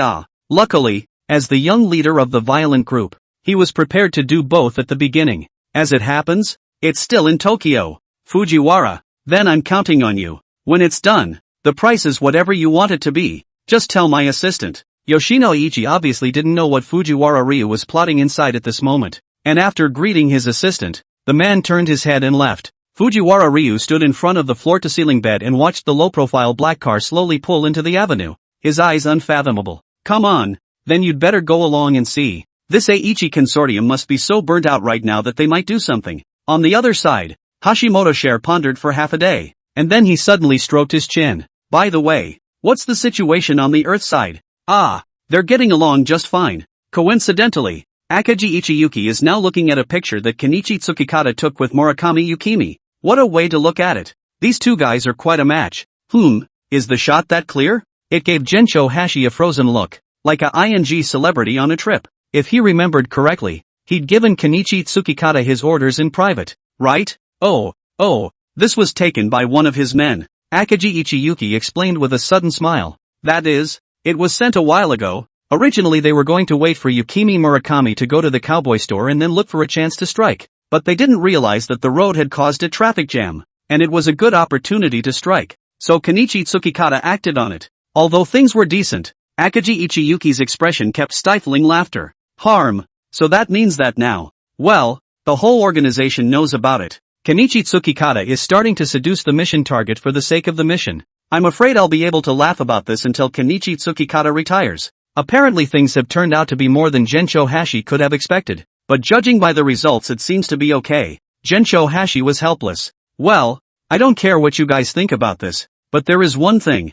If anyone outside the organization finds out about this, I'm not going to stand by and do nothing. Understand? Ha, got it. Akagi Ichiyuki smiled. It's okay, Chairman. The story is being spread by Tsuchiki's own men. Those guys are trustworthy. That's good. Hashi Gensho couldn't help but hold his forehead. Is it his illusion? How does it feel that his gang of men, it seems to be getting more and more out of line, but business is still business. Later, you'll go to Osaka and probe the other side. Hashimoto's words piqued. That old Yoshino thing, he definitely won't be looking for anyone from Tokyo anymore. Now that something so big has happened, he'll definitely look for guys he trusts in Osaka. So check it out for me. No problem. Akagi Ichiyuki nodded. Should we tell Danzaku-kun about this? If he comes back to Osaka with me, there's no chance he'll get new help. Could be. Gensho Hashi nodded. But don't tell him about the specific mission, and make up the rest of the reasons as you go along. Okay, I get it. Akagi Ichiyuki smiled mysteriously. It seemed that this time, she would finally have a chance to have a good time with Tang Ze. Chapter 147. There is an old saying in the Dragon Kingdom that hesitation is certainty. Master, didn't we get any souvenirs the last time we went to a concert? Souvenir. When Tang Ze heard this, it wasn't that he didn't think of it, but he was thinking it over. A souvenir? There was, but his copy had been given to Soichiro Sakamoto almost without even looking at it. Danzawa hadn't even remembered exactly what that souvenir was. Ah, did you give it all to me, Master? And this time, Sakamoto's Soichiro seemed to have completely remembered as well. And Deng looked at Tang Ze. What? Do you want it this time too? Don slanted a glance at Soichiro Sakamoto at once, though he really wasn't interested. Ouch. After all, his level of otaku death is nowhere near as serious as Sakamoto Soichiro's pinch. Ah, hey, is it that obvious? Soichiro Sakamoto was jovial, but his eyes flickered. Fine, take it or leave it. Don's waved his hand. Eyes darted around the scene for a while. The number of people who came to the concert this time seemed to be far less than the previous one. The last time he came Tang Ze almost couldn't even squeeze through the door. But this time the two of them were more than enough to walk side by side. And even looking from afar, the queue wasn't very long. Even the concert venue side didn't look as crowded as the pedestrian side. This scene was simply too different from the previous scene where he couldn't even squeeze into the official website. Really, they don't have the slightest idea of Mika's charms. Soichiro Sakamoto seems to be very angry at such a scene, even if that doesn't fit his image at all is all. Well, think of it another way. Mika's charms are known only to you, so wouldn't you be able to dominate Miku? Like an old hand at making up lies, Tang Ze said slowly in Sakamoto Soichiro's ear. Seems so. Sakamoto's Soichiro then laughed a little embarrassed. However, just as Tangoa was about to enter the ring with Soichiro Sakamoto for a moment, Tang Ze-kun, stop. It was as if Akagi Ichiyuki had fallen from the sky, and Tang Ze hadn't even seen the person before he heard Akagi Ichiyuki's trademark voice, only to see that not far away, an extremely eye-catching red hair, as well as a scenic line made up of a hot body appeared in the field of vision. Many of the surrounding passers-by looked over, their eyes looking as if they were glued to Akagi Ichiyuki's body as they watched Akagi Ichiyuki walk from a short distance away and reach Tang Ze. Egu, Tanzaku, you haven't gone in yet. Looks like I've come at the right time. Akagi Ichiyuki had come here non-stop when she received a task from the chairman. Originally a look at the time to feel Tang Zijuan seems to be about to go in, holding the mentality of taking a chance to come over well, just to see Tang Zijuan is still at the door. Her luck is really good. Hey, what are you trying to do to my master? When Sakamoto Soichiro saw that this guy Akagi Ichiyuki had obviously come with a purpose, his attitude suddenly became arrogant as well. Hey, don't be nervous Sakamoto Soichiro, it's nothing to do with you, just go watch the concert. Anyway, your master bought the ticket, so just go in honestly. Oh yeah, and by the way, sell your master's ticket too. Akagi Ichiyuki didn't forget to kill a little after she finished. Ha, what do you mean by that? Sakamoto Soichiro's eyes widened at once. Don Zekan, I'm taking it away. Akagi Ichiyuki smiled and narrowed her eyes as she said word for word. Ha, who said that? Master clearly promised to watch the concert with me. Sakamoto Soichiro shouted at once. Ah, enough of this Sakamoto-san, don't argue with adults like a child. Akagi Ichiyuki feigned a headache and held her forehead. Do you think I'm taking Karasawa-kun for fun? This is the chairman's order. Tanza-kun has to go back to Osaka with me. Oh, who knows if you're not falsely passing on the chairman's orders this time. I don't even know how many times I've been fooled by you before. Sakamoto Soichiro was a famously honest man under Tsukikata Kenichi, and when an honest man meets a guy like Akagi Ichiyuki, he's just going to have to be taken obediently. Then do you dare to bet with me? This time it's definitely the chairman's order. Oh. Akagi Ichiyuki didn't take Sakamoto Soichiro seriously at all. Her eyes curved in a smile that was both enchanting and dark. Soichiro Sakamoto mentally rolled his eyes as soon as he heard that. Gamble my ass. It's not like he's in a position to call the president to ask. Should I even bother to ask Tsukikata Kenichi? Hey, even if Tsukikata-san wasn't on a mission right now, he'd be furious on the spot if he asked him such a question. Right? Then Tansaku-an, I'll take it away. Oh. Akagi Ichiyuki knew as soon as she saw this frowning look on Sakamoto Soichiro's face that she had won again this time. Tanza stood in the center, his face expressionless. Hey, didn't anyone ask my opinion? Well, later on, I'll take you to the best custom store in Osaka. Akagi Ichiyuki greeted Sakamoto Soichiro while not forgetting to appease Don's. Ha, am I that comforting? Don's almost jumped up. Okay, how about adding an Ice and Fire Double Dragon Super Deluxe package? Akagi Ichiyuki wasn't the least bit flustered and looked at Tang Ze with a smile. What's this? Sure enough, Tanza was once again interested. You're not just making up words to fool me, are you? It's a new product that was introduced after a high-speed spinning attack on 3 points. Akagi Ichiyuki ruffled her hair elegantly. Well, if you don't believe me, why don't you come with me and see for yourself? It's the same old place. You know, Osaka's not as good as Tokyo, but it's still outstanding in some ways. Hiss, to be honest, Don's was starting to get heartbroken. The Islanders play very open.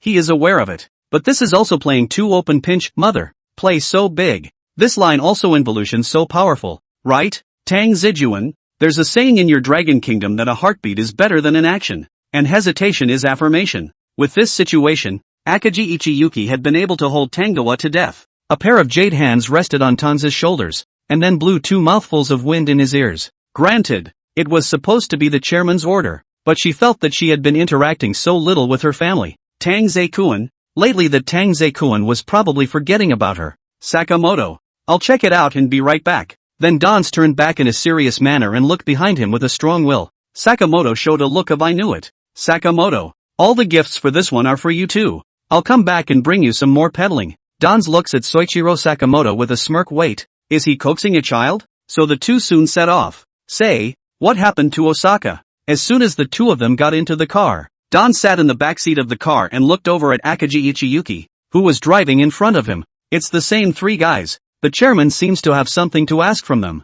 Akagi Ichiyuki replied with a smile as if she knew Tanza would ask that. Tang Ze-kun, this time the mission is very different. Oh, I hope you take it seriously. Chapter 148, it's okay to be sinister once in a while. But then again, that place in Osaka, Tanza had been there not once or twice. I even heard Akagi Ichiyuki himself say that the chairman had wanted to give him the Osaka area's business, just that he was told to stay in Tokyo and wait for orders, and now he has to return to Osaka? Is there something else he doesn't know? Don's cocked his head, unable to think of anything. There's been a change of plans. Don Zerkuan, You know that guy named Saburo Sawada that I asked you to take out last time? The only information you were told at the time was that he was the lover of a wealthy woman from a consortium. But the mission wasn't commissioned by the rich woman, but by the head of the consortium. Even that piece of information was something we inquired about on our own. And the commissioner hid it so stealthily that we wouldn't have been able to inquire about such a piece of information if it weren't for chance. It was rare for Akagi Ichiyuki to have such a serious moment. A pair of eyes looking at Tang Ze from time to time as if gauging his reaction. The news is now common knowledge. No, it can't be called common knowledge. At least the matter hasn't come to light yet. At that point, a smile appeared on Akagi Ichiyuki's face. That guy suppressed all the news and sealed the media's mouths. But it doesn't matter. Even if it's done to this extent, paper always can't hold fire. Eiichi Yoshino is obviously still a bit inexperienced when it comes to dealing with guys from the road. He didn't necessarily want the most secure and professional guy to get his way as quickly as possible, but he may have forgotten one thing. It's dealing with these guys that's the least of the rules. That guy is dead through and through. Tang Ze replied faintly. I watched him die. Yes, but that's not the most important thing. Akagi Ichiyuki drove on, his smile unchanged. The most important thing is why he died and who was behind it. Dons didn't chime in anymore, as if he had thought of something but didn't quite want to say it. The president asked me not to tell you the reason. Probably because he was afraid you'd think too much. Akagi Ichiyuki glanced at Dons again. Seriously, Don Zekan. This one has nothing to do with you.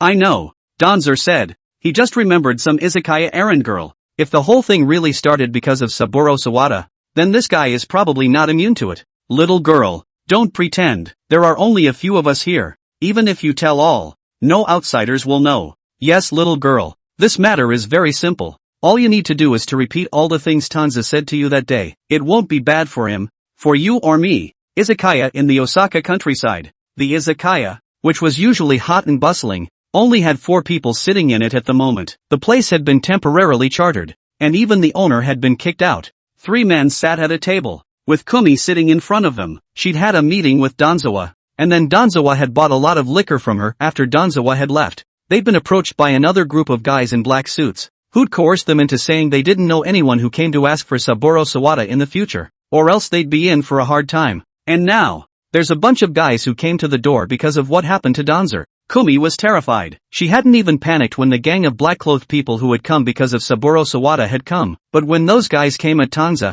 Kumi suddenly didn't know how to react. I don't remember. Kumi was scared, but still answered firmly. Hey, I say little girl, I've seen the surveillance. What's the point of lying anymore? Yoshida Isamu is an acute person. Asked half a day and did not ask any useful information. Anxious or almost tapping the table. When I say I've forgotten, I've forgotten. Komei, a country izakaya girl who had been threatened by who knows how many people in just a few days, had grown in her skills now, and was stalking her neck just to keep her mouth shut, although Tang Ze hadn't made any verbal agreements with her on the surface. But these guys are no good at all at first glance. She didn't want to give up Dons, but Isamu Yoshida does make empty promises, even if Kumi had a brief encounter with Tangoa on the surveillance footage. With so many customers at the izakaya and Tangoa not being a frequent visitor, it'd be a hell of a thing for her to remember, except that there's no other evidence that they've ever seen each other outside of the izakaya, either. Strangely enough, the people in this village seem to be used to these outsiders. Whenever they asked, the people in the village would either say I don't know or I've never seen them before or I don't remember them. It's like they've been brainwashed en masse. Well then, we won't push you. The 3 men who came, both Morita Ei and Yoshida Isamu, were out of it. They were in a sensitive period right now. They really couldn't make any big noise, and there was nothing else to do but to stare wide-eyed at this tough-talking little girl. In the end, it had to come down to Ryo Noara, a civil servant. Kumi, I've heard that your family's wine is very good. Can you introduce it to us? I only saw Noara Ryo smiling slightly, with a pair of gold-rimmed glasses on his face. A good country cadre. City civil servant's appearance. Harmless and human. Yoshida Isamu and Noara Ryo instantly looked at each other, wondering what this one was selling. Since she was here to buy wine, she had no reason to refuse. Komei shot Ryo Noara 2 wary glances, but still turned around and brought a bottle from the display case. What flavor do you like to drink? Something with a stronger flavor, preferably with a little more fruity flavor. Ryo Noara smiled faintly. Kumi nodded and turned her head to get another bottle. It had the iconic view of their village painted on it, the lake that looked like a realm in the sky. Then this one fits your needs very well. Morita Ei's eyes lit up as she watched. I heard that Tang Ze had bought quite a lot of wine from here when he left the village at that time, the very same one at hand. This one is our family's signature and hand-brewed by our family's father. With a slightly astringent taste, but with a sweet aftertaste and just the right amount of alcohol. Kumi introduced him with some seriousness. "Oh, is it suitable to share with friends?" Ryo Noara asked with his smile unchanged. "Of course it fits." Kumi nodded. "I'd like to host a party and purchase one case at a time. Will you see if that's enough?" "Of course, if you don't have too many people, you can buy more than enough for one case," Kumi said subconsciously. "Well," Ryo Noara smiled, a sinister look on his face, his mind wondering what was going on. Chapter 149, Putting in a long line to catch big fish. Don't fish if you can't get off the line. On the bus to Osaka, Akagi Ichiyuki's eyes were like knives, and she instantly saw that the cars she remembered were not parked in front of the nightclub not far away. Isamu Yoshida's, Yai Morita's. Maybe it's that they're not in a nightclub, but in an underground casino? Tang Ze replied casually. Unlikely. A place like an underground casino still doesn't compare to a nightclub, and you know that the best moneymaker in the gang is actually Isamu Yoshida. Akagi Ichiyuki narrowed her eyes. Though puzzled, she didn't get out of the car, and didn't seem to want to go in and visit. Well, do we go over to the government? Don's laughed. Ryo Noara on the government side. Well, I don't know if he's still working for the government these days. Don's tone sounded a bit mocking. He did hear that this Ryo Noara guy was specifically sent by the government to oversee these two guys, Isamu Yoshida and Ryo Noara. By the way, he also had to deliver messages for the government, as well as recommunicate their recent movements to their superiors. This kind of position sounded quite repulsive, but from that point of view Tang Ze was kind of impressed how Noara Ryo was able to get along so well with Yoshida Isamu and Morita Ei. Two bad guys, even in such a repulsive position. Ha ha, since it's the management sent by the government, at least in terms of professional quality there's no excuse. Akagi Ichiyuki laughed. But in other words, if Ryo Noara can get along with them, maybe it's also a directive from his superiors? If they don't rely on Ryo Noara, then what's the point of the government sending him? If even a seemingly random officer sent out can hold them, wouldn't it be easier for someone in another position or higher to dominate them? Akagi Ichiyuki's words sounded like a joke. However, Tang Ze inexplicably felt a pang of sinister. Gee, it's true that there is no such thing as an unofficial, a national-level hitman is just not the same haha.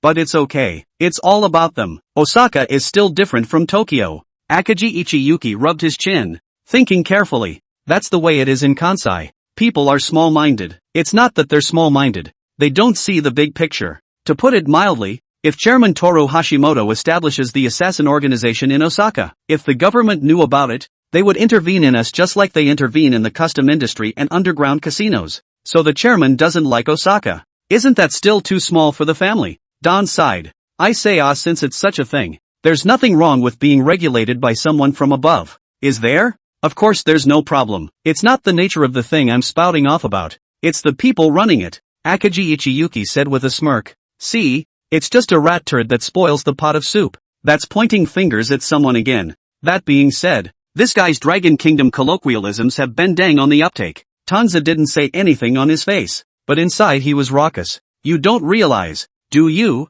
that we're in Tokyo, and the guys up there will be supervising. But those old guys have a good relationship with the president. They know some of the president's big moves, and if the president is going to do something big, he will also let them know in advance. The people on both sides, although one is positive and the other is negative, are somewhat complementary to each other. When things go well on the president's side, they get a decent amount of benefit, both financially and professionally. Look at that. That's what I call a win-win. It's not as simple as planting a camera around someone. Akagi Ichiyuki's smile faded. Forget it, whatever. In that case we'll just go straight to the village. Akagi Ichiyuki was prepared for a few things. Anyway, in the current situation, it made little difference whether they went to Ryo Noara or those two big bosses. We seem to be out on our first mission. Don's thought of something. As I recall, don't caseworkers have to be so dutiful? After saying that, Tang Ze even squinted at Akagi Ichiyuki. Of course, it's just that I'd be willing to do a little due diligence if it was you. Akagi Ichiyuki does count as a very attractive member of the opposite sex. The guy is also quite popular in the assassin organization.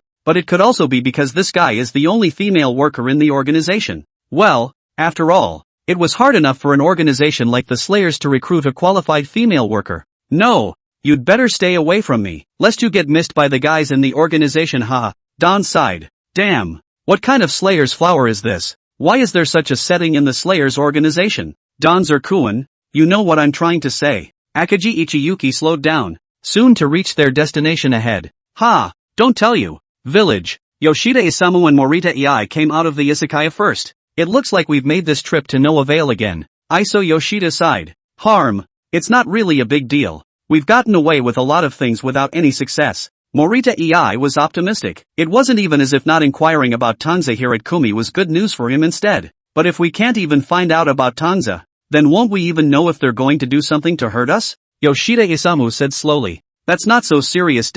Ryo Noara, who slowly walked out from the front of the store, said, we're only here because that Fujiwara Ryu guy won't let up. It's better to find out for yourself than to hear inaccurate second-hand information from someone else. That's just comforting to them. They hear it themselves. It's just that no one's talking through this for a while now, but even that couldn't hide the fact that they'd come up empty this time. Wait, you guys, look over there. And at that moment, Morita Ei seemed to have sensed something, and her eyes looked towards that place, widening her eyes as she did so. That's, maybe Isamu Yoshida and Ei Morita haven't seen it, but Ryo Noara has seen it many times. Obviously an assassin, but acting completely unaware of the low profile, preferring to do the opposite with such a style. It was either Tang Ze, or Tang Ze's insider in the case. Sure enough, as soon as the words left his mouth, he saw two guys get out of the car, Tang Ze and Akaji Ichiyuki. It seemed to be coming right at them, getting out of the car without even looking, and walking straight toward them. How did they get here? Especially Tang Ze. Isn't that guy on a mission here? And now he's returning to the scene of the crime? This guy is really not afraid of being exposed. Chapter 150. You must be Ryo Noara. Akaji Ichiyuki saw the one standing in front at a glance. Morita Ei and Yoshida Isamu in the back she was not even looking at, probably not much use even if she did. Ryo Noara didn't move when he heard Akaji Ichiyuki call his name, and exchanged glances with Morita Ei as well as Yoshida Isamu. Don't look. I'm looking for you guys to know something. Oh, Akaji Ichiyuki said with a smirk. The three men still didn't say anything. They all know that this guy is Tangoa's man on the case. He's been hanging out in Tokyo a lot lately with the chairman of the Hashimoto group. So why is he running to Osaka with Tangoa now? To say that it had nothing to do with Tang Ze's last mission, they wouldn't believe it to death. But to say this matter, the three of them are even more outsiders. Right, how to find them? The more I thought about it, the more I panicked.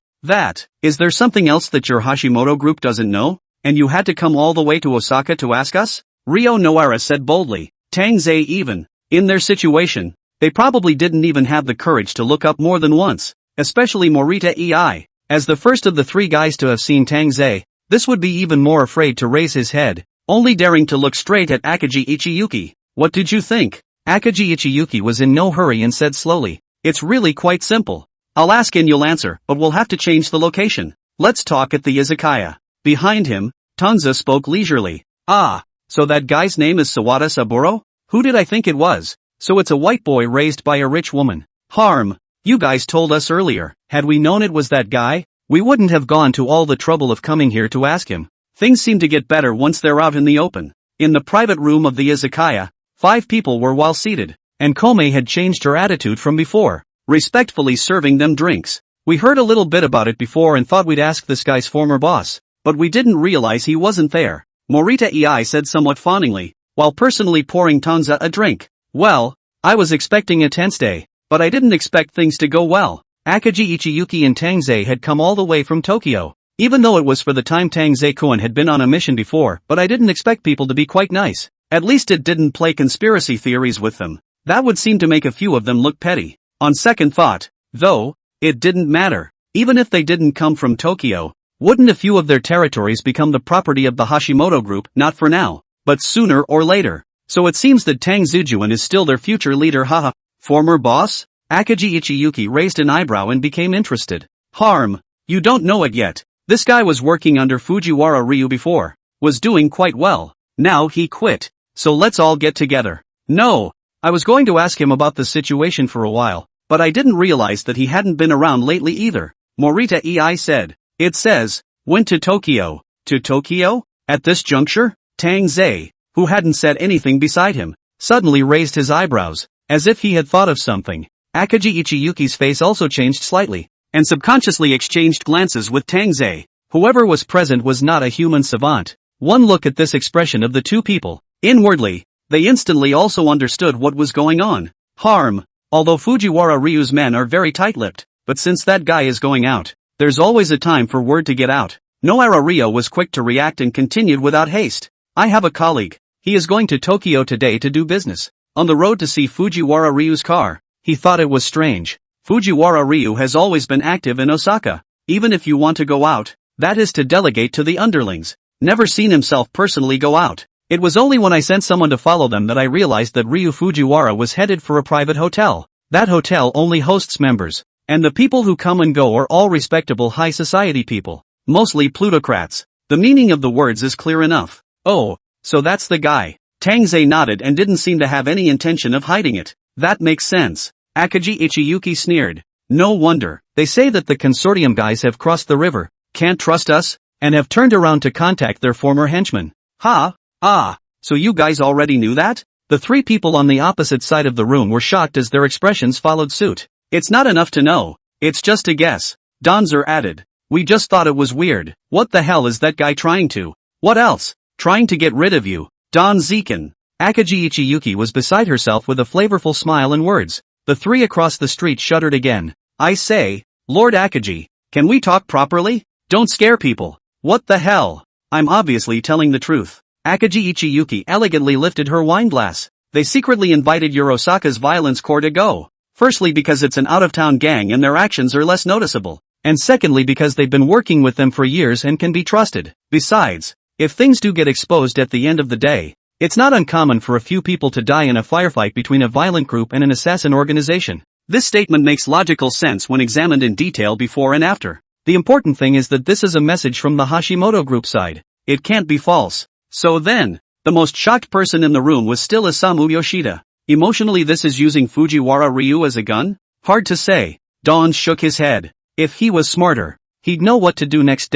If we really obediently give the Aichi Foundation a gun, then we might not even be able to save our lives in the end. Just like Saburo Sawada. Don smiled wryly. Sawada Saburo was sadly just a common oni, and if he had a family member who was a soldier and died like that, he would have been able to make some sort of claim. Of course, if things were really like that, then the Engi group's attitude towards him would be another matter. Only, in someone else's territory, in front of the consortium, even a small, powerful and violent group like Fujiwara Ryu was not worth mentioning at all. Harm. The power of capital. Islanders, they've always had a knack for playing with people's hearts. Then Isamu Yoshida sort of understood. It seems that big brother of his is in a bad way. Quite bad. Yoshida Isamu still wants to get a hand in it. But that's not enough for him. In that case, can we join forces with Fujiwara Ryu? Morita Ei suddenly said. Since some guys want to silence them, why don't we do the opposite? Tang Ze didn't say anything and slowly looked in front of him. That said, these guys are really getting good at Rukoku. Chapter 151, it's time to plan to go back to the Dragon Kingdom. Well, thanks for your cooperation. We've learned pretty much everything. However, Akaji Ichiyuki didn't make up his mind anymore, and with a polite smile, he got up and was ready to go. Tang Ze also proceeds to follow. These things today, I guess, were supposed to be Akaji Ichiyuki's way of holding up the fort while he was in charge of the sidelines. In fact, the specifics still need to be executed by him. And he has to butt out. Lord Tang Ze? Ryo Noara had a steep feeling of being abandoned. Lord Tang Ze, I wonder what your plan is, and how I can help. Now is aware of Tang Ze as their future leader. Now that is not still can be flattered as well as flattered. Since the Hashimoto group had come to Osaka, a few of their things hadn't done anything but make enemies. But fortunately, judging from the situation right now, people were still willing to come to them in person. So maybe there was still room for things to maneuver. Don't worry. If we really need your help somewhere, we won't be polite. It was natural that Tang Ze would not say such words. Akaji Ichiyuki turned back, greeted a few people properly, smiled and prepared to leave. The remaining three looked at each other in disbelief. These guys came over. Did they only ask about Fujiwara Ryu? That's strange. If they already knew about the consortium, why would they have rushed over here to inquire about it? As they watched Akaji Ichiyuki and Tang Ze get into the car, the three of them had their own plans within themselves. Do you think we should save a hand for Fujiwara Ryu? What? What are you doing to my big brother? Yoshida Isamu tensed up. Harm. Don't think too much. Since we're going to pay our dues, of course we have to look sincere. Ryo Noara rubbed his chin. Yoshida Isamu. Since they want to work with Fujiwara Ryu, can't we help as knowledgeable people? Especially since they're also a local gang in Osaka and have a few friendships with the violent groups as well. It's not impossible to really have a say in the matter.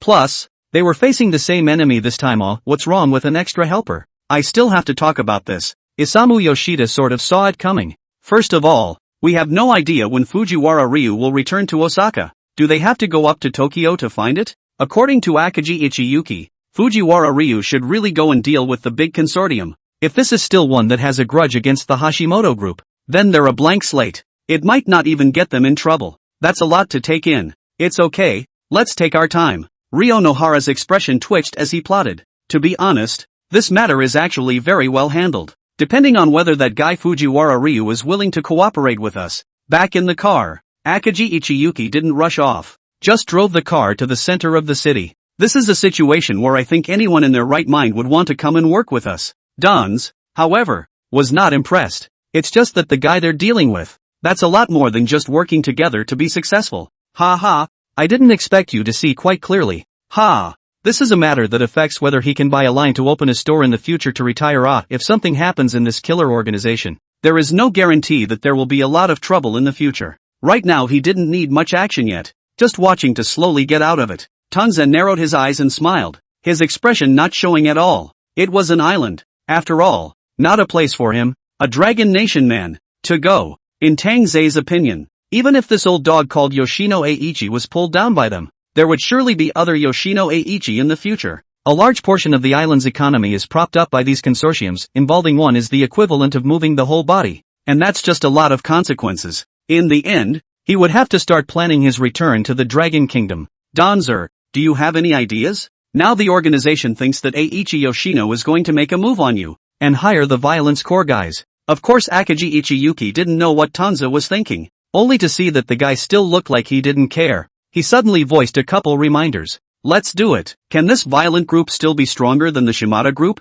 Tang Ze was filled with disinterest. Violence Corps is an integrated business that primarily makes money, and the Shimada group is a single-sex enterprise, focused on killing people, for the threat to human life peace. Of course, you still have to look at the assassin organizations. Violent groups count for nothing. Ha ha, well then, just have it in your mind. Akagi Ichiyuki already trusted Tang Ze, and now that he heard this, he was instantly more relieved as well. The president was hesitant to give you this matter earlier. He was afraid that you wouldn't be able to cope with a whole violent group on your own, and secretly deployed other men. Oh, what manpower! It was true that Tang Ze didn't care, and it wasn't true that he looked surprised. I wouldn't know about that. Akagi Ichiyuki, however, shook her head. But this is also my guess. You know our organization, sent out on missions is a bunch of people, and each mission dispatches different people. The chairman has a specialized group of assassins under him, working exclusively for himself. Maybe it's that group of people, harm, but this group of people so far we don't have a second person in the organization who has seen just that.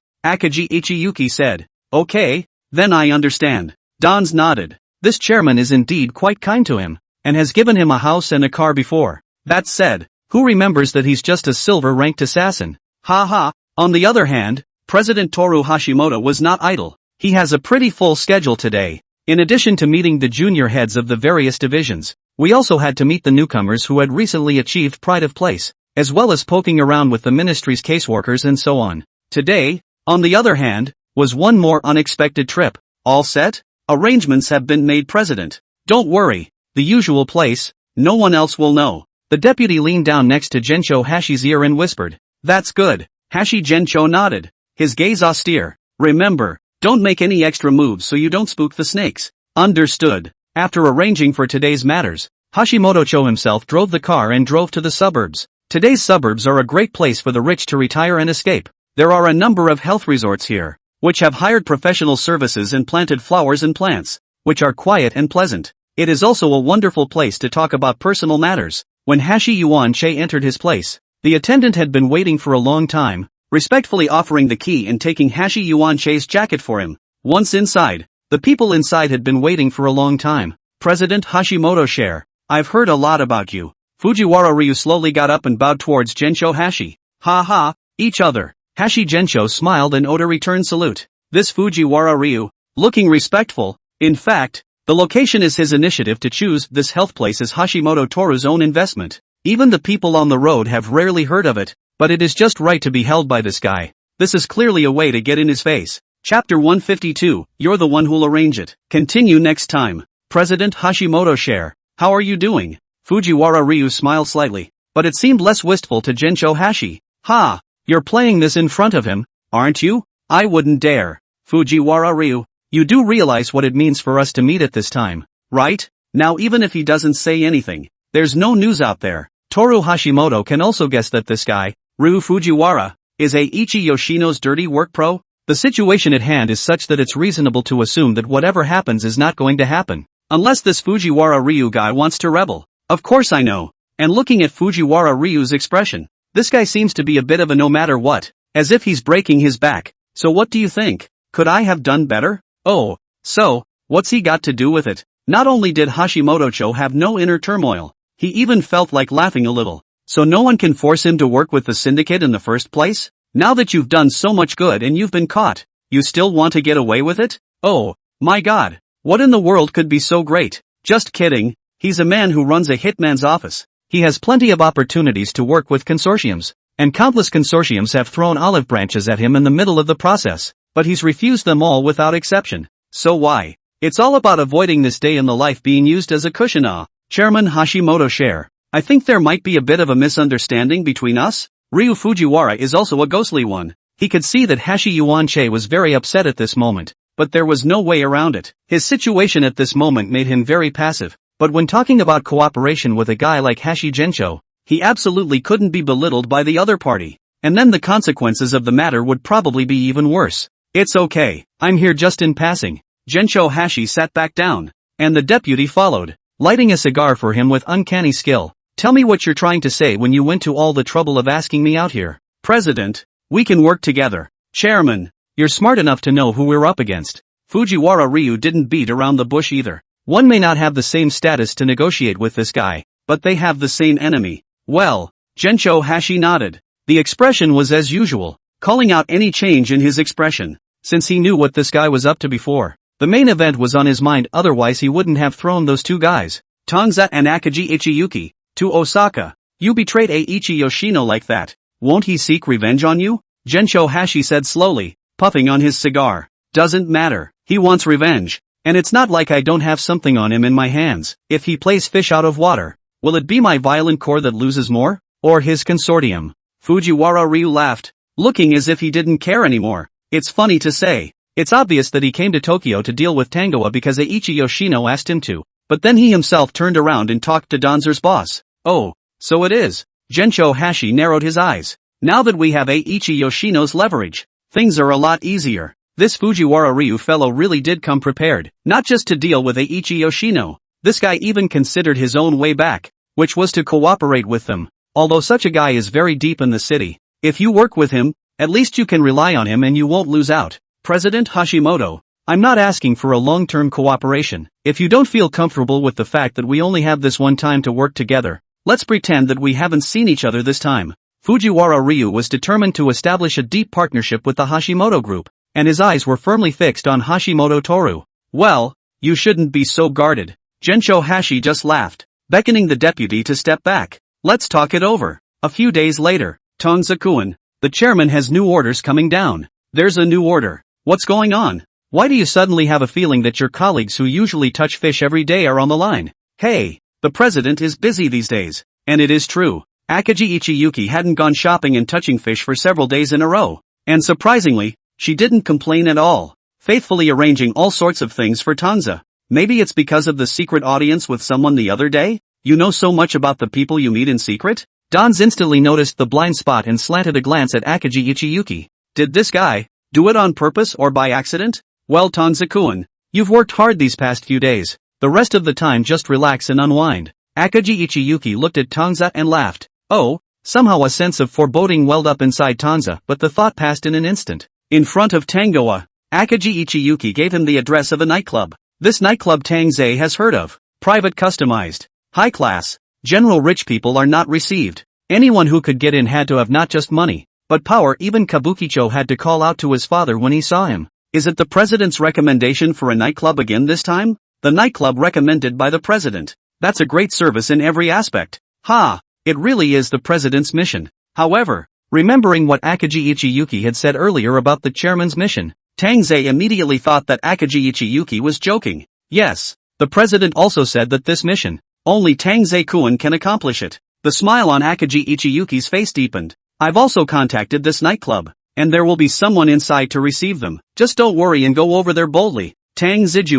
Ha ha, the president is really sweet. When Tang Ze was happy, he immediately felt that this period of hard work was worth it. He probably knew exactly what the president was up to these days. The guys he knew in the organization seemed to be busy. Earlier, he also wanted to let Shiba Katsumi guy to help him grab a pair of limited sneakers, but he didn't expect that he was actually unavailable. Although Shiba Katsura had sent another long paragraph afterwards stating that he was busy for a while only once he had the time to absolutely help him get it, but Tang Ze also thought it was strange. The guys in the data group do fine work, while most of the work taken by the killer organization is rough work. This guy's actually this busy? It's not scientific, it's very unscientific. But Tang Ze didn't think too much about it and just took it as an employee benefit. It's been a really busy time for the organization. Even Sakamoto Soichiro. It said that guy was forcibly fished out by the chairman's men when he was planning to go on a hard shopping spree on the vending street after the concert. That guy was now thrown away to Osaka. And Tang Ze guessed that guy must have been used to monitor the gang of Visualize Hara Rio.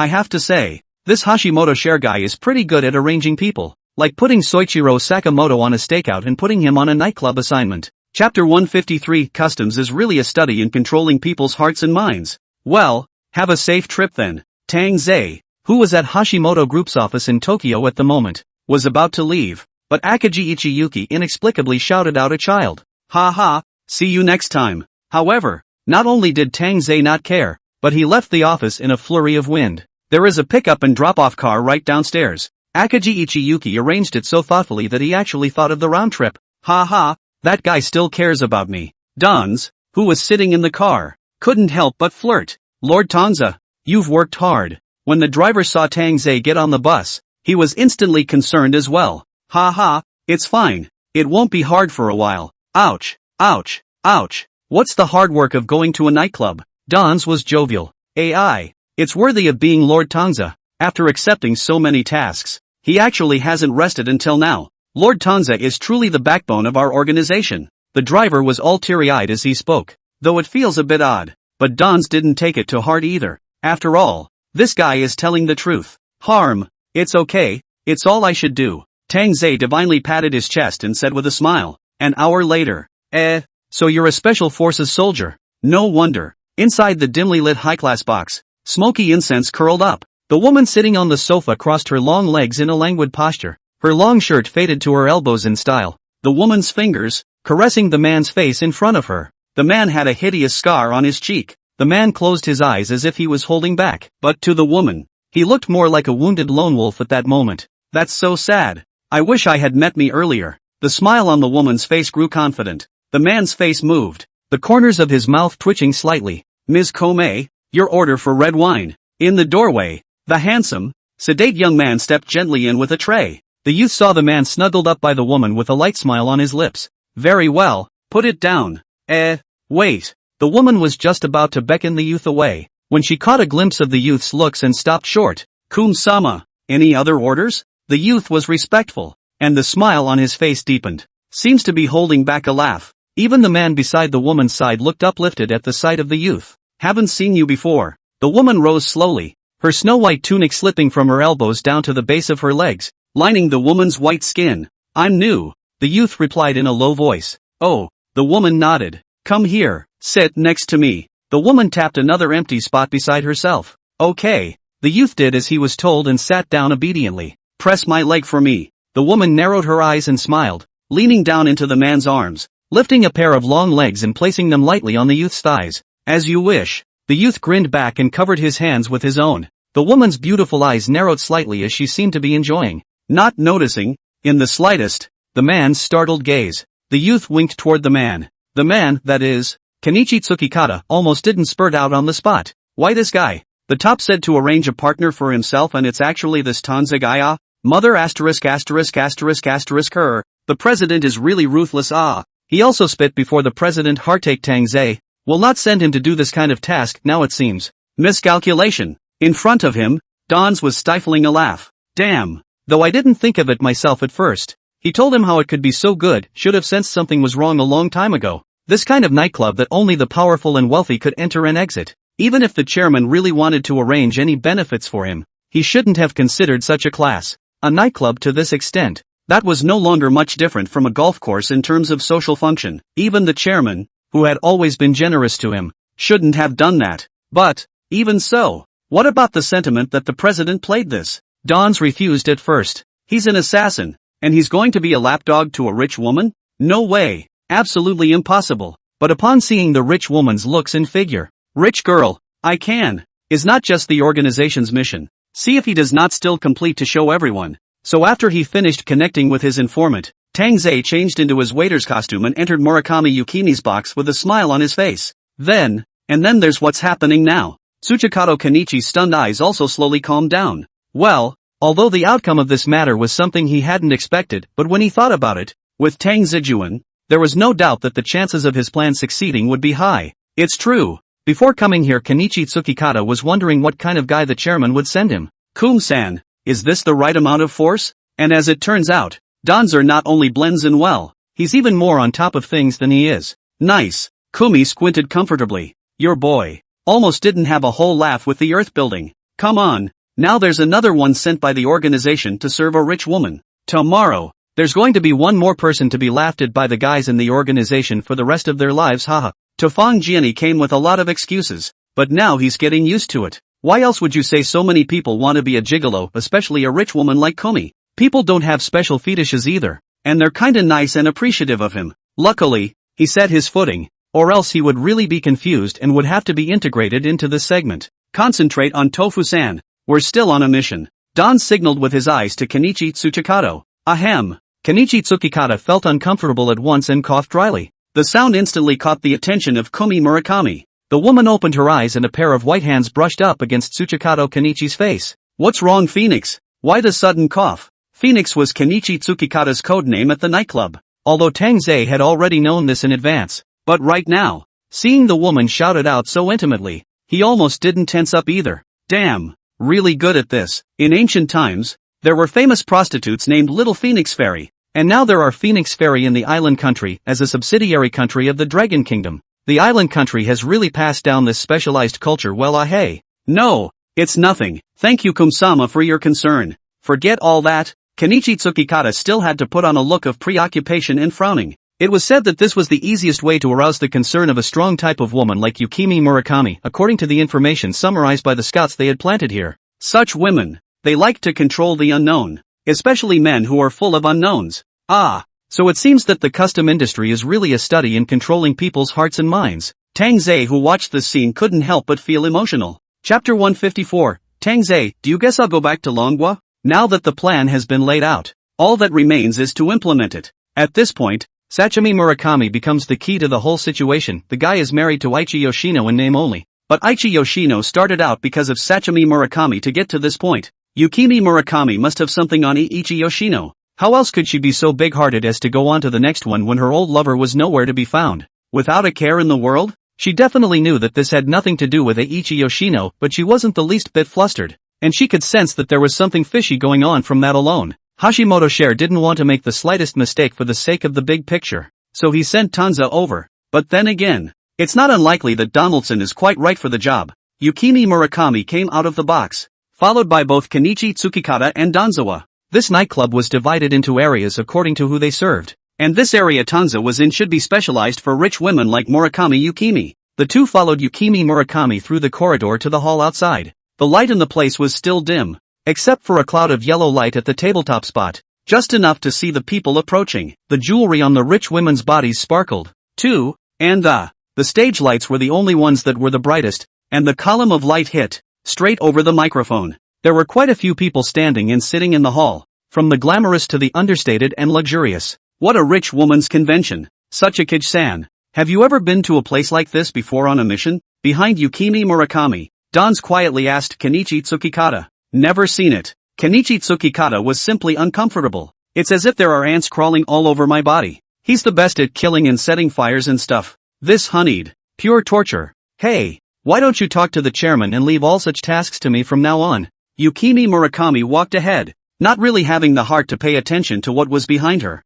Dons took the opportunity to jab at Kenichi Tsukikata. This place enjoys I'm afraid a rank like ours can't reach the threshold of others. It's not much better than doing a mission in the sun. At least there's air conditioning blowing. Kenichi Tsuchikado gave him a helpless look at once. Good lord, are you here on a ING mission or are you here to blow off some air conditioning? Can't you do anything right? But then again, you know what's going to happen later? To Kenichi Tsukikata, Tang Ze looked like a high school student who had just graduated from a high school entrance exam at this point, as if he was excited about everything he was looking at. The musical. Kenichi Tsukikata replied lifelessly, looking as if he had given up on himself. Ha ha, is it a proper musical? Dans was instantly amused by Kenichi Tsukikata. It wasn't that he couldn't tell that Kenichi Tsukikata was in a depressed mood at the moment. Well, for an experienced assassin, doing all this slow and steady work was indeed aggravating. But even so, Dans thought this mission was simply interesting. Can there be a proper musical in a place like this? Kenichi Tsukikata clasped his arms. You don't think about what we just did in the box. Hey, what's the matter? Isn't it just a free house call dash? Wait, it's not free. Dans rubbed his chin. Yukimi Murakami had told them herself, asking them to stay at her house tonight, the luxurious villa in the center of town with its own garden and hundreds of servants alone. But the boss is pretty good at it. Dans said with a smirk. Ha! You really have the guts to casually say such things out there dash. Kenichi Tsukikata was all startled and immediately exited to stop it. Before he could finish his sentence, Yukimi Murakami in front of him snapped. What are you guys talking about back there? The rich woman looked at them with a sideways glance, the corner of her hooked black eyeliner taking on a bit of a scrutinizing edge. He's saying you're skilled, Kenichi Tsukikata said with a leathery smile. Hey, Dans was speechless. Still not a good friend of the United Front anymore. How to sell him backhandedly? Oh, thanks for the compliment. A lot of people say that. However, the rich woman didn't care at all. Instead, she hooked up the corners of her mouth and smiled. By the way, Tsukikage-san,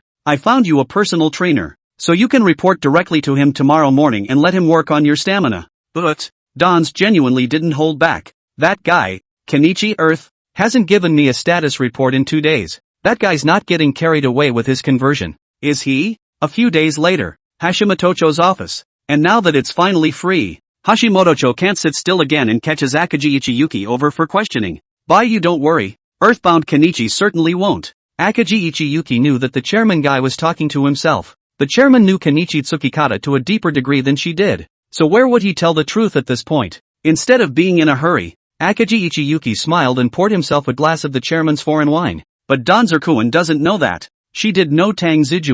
Body of work. President Toru Hashimoto was really shaken up. You can't say such things. Ha ha, this matter is not really certain. Akaji Ichiyuki hemmed and hawed. Don Zegan will be happy with. And then run off with the rich girl. Hashimoto Toru finally saw that this Akaji Ichiyuki guy was lying to him, and lost his smile. You guys, you know I'm in a hurry about this and you're here to scare me, right? Hey, it's not that, Chairman. Why did you send Tang Ze to do that? Instead, Akaji Ichiyuki turned the tables on him. Assisting with Earth Building 1? That's a good point, but not much better. Yukimi Murakami would love Danzai. Hashi Gensho stroked his chin with an air of confidence. That's what Fujiwara Ryu revealed to him. The guy wants to talk to him about cooperation, so of course he has to pay the pitch. Yukimi Murakami's message is one of them.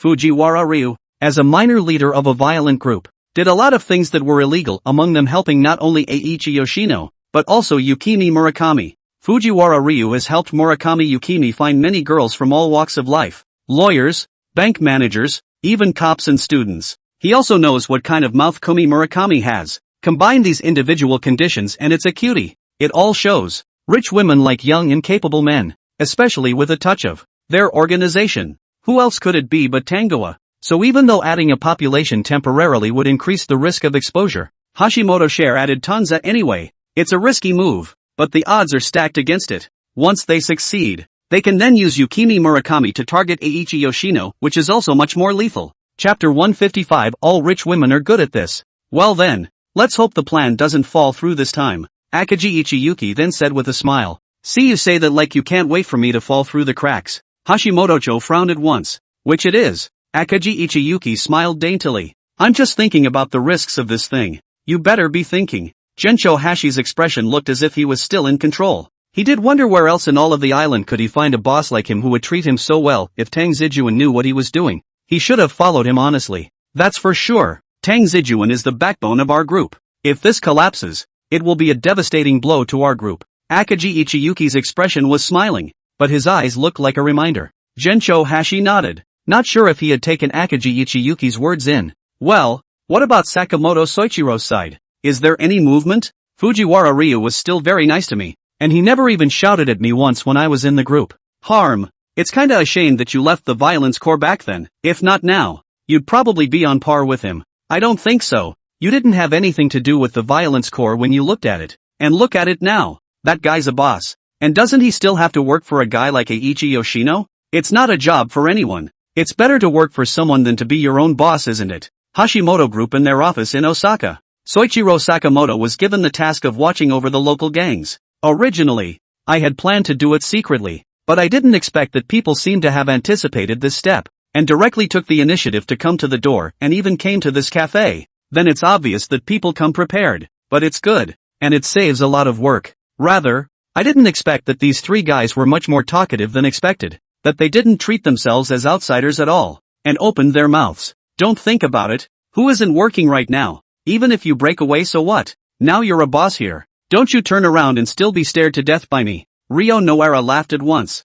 That's a harsh thing to hear, but it's not true. Isamu Yoshida sighed. What about you, Sakamoto-san? What did you do before you joined the Hashimoto group? Now the pressure comes to Sakamoto Soichiro's side. Sakamoto Soichiro left Tangoa like a fish out of water. The whole thing looked a little dead. The three men immediately looked at Soichiro Sakamoto in unison. Soichiro Sakamoto raised his eyes, which then surveyed them. I've always been a killer. Built a henchman in the earth before. It says what they know. Morita Ei was a little more bold and asked a few more questions. I say, Sakamoto-san, do you want to stay in this business forever? What? Do you want to do this too? Sakamoto Soichiro seemed to know what he was going to ask all of a sudden, as if he had thrown out a sentence to block him.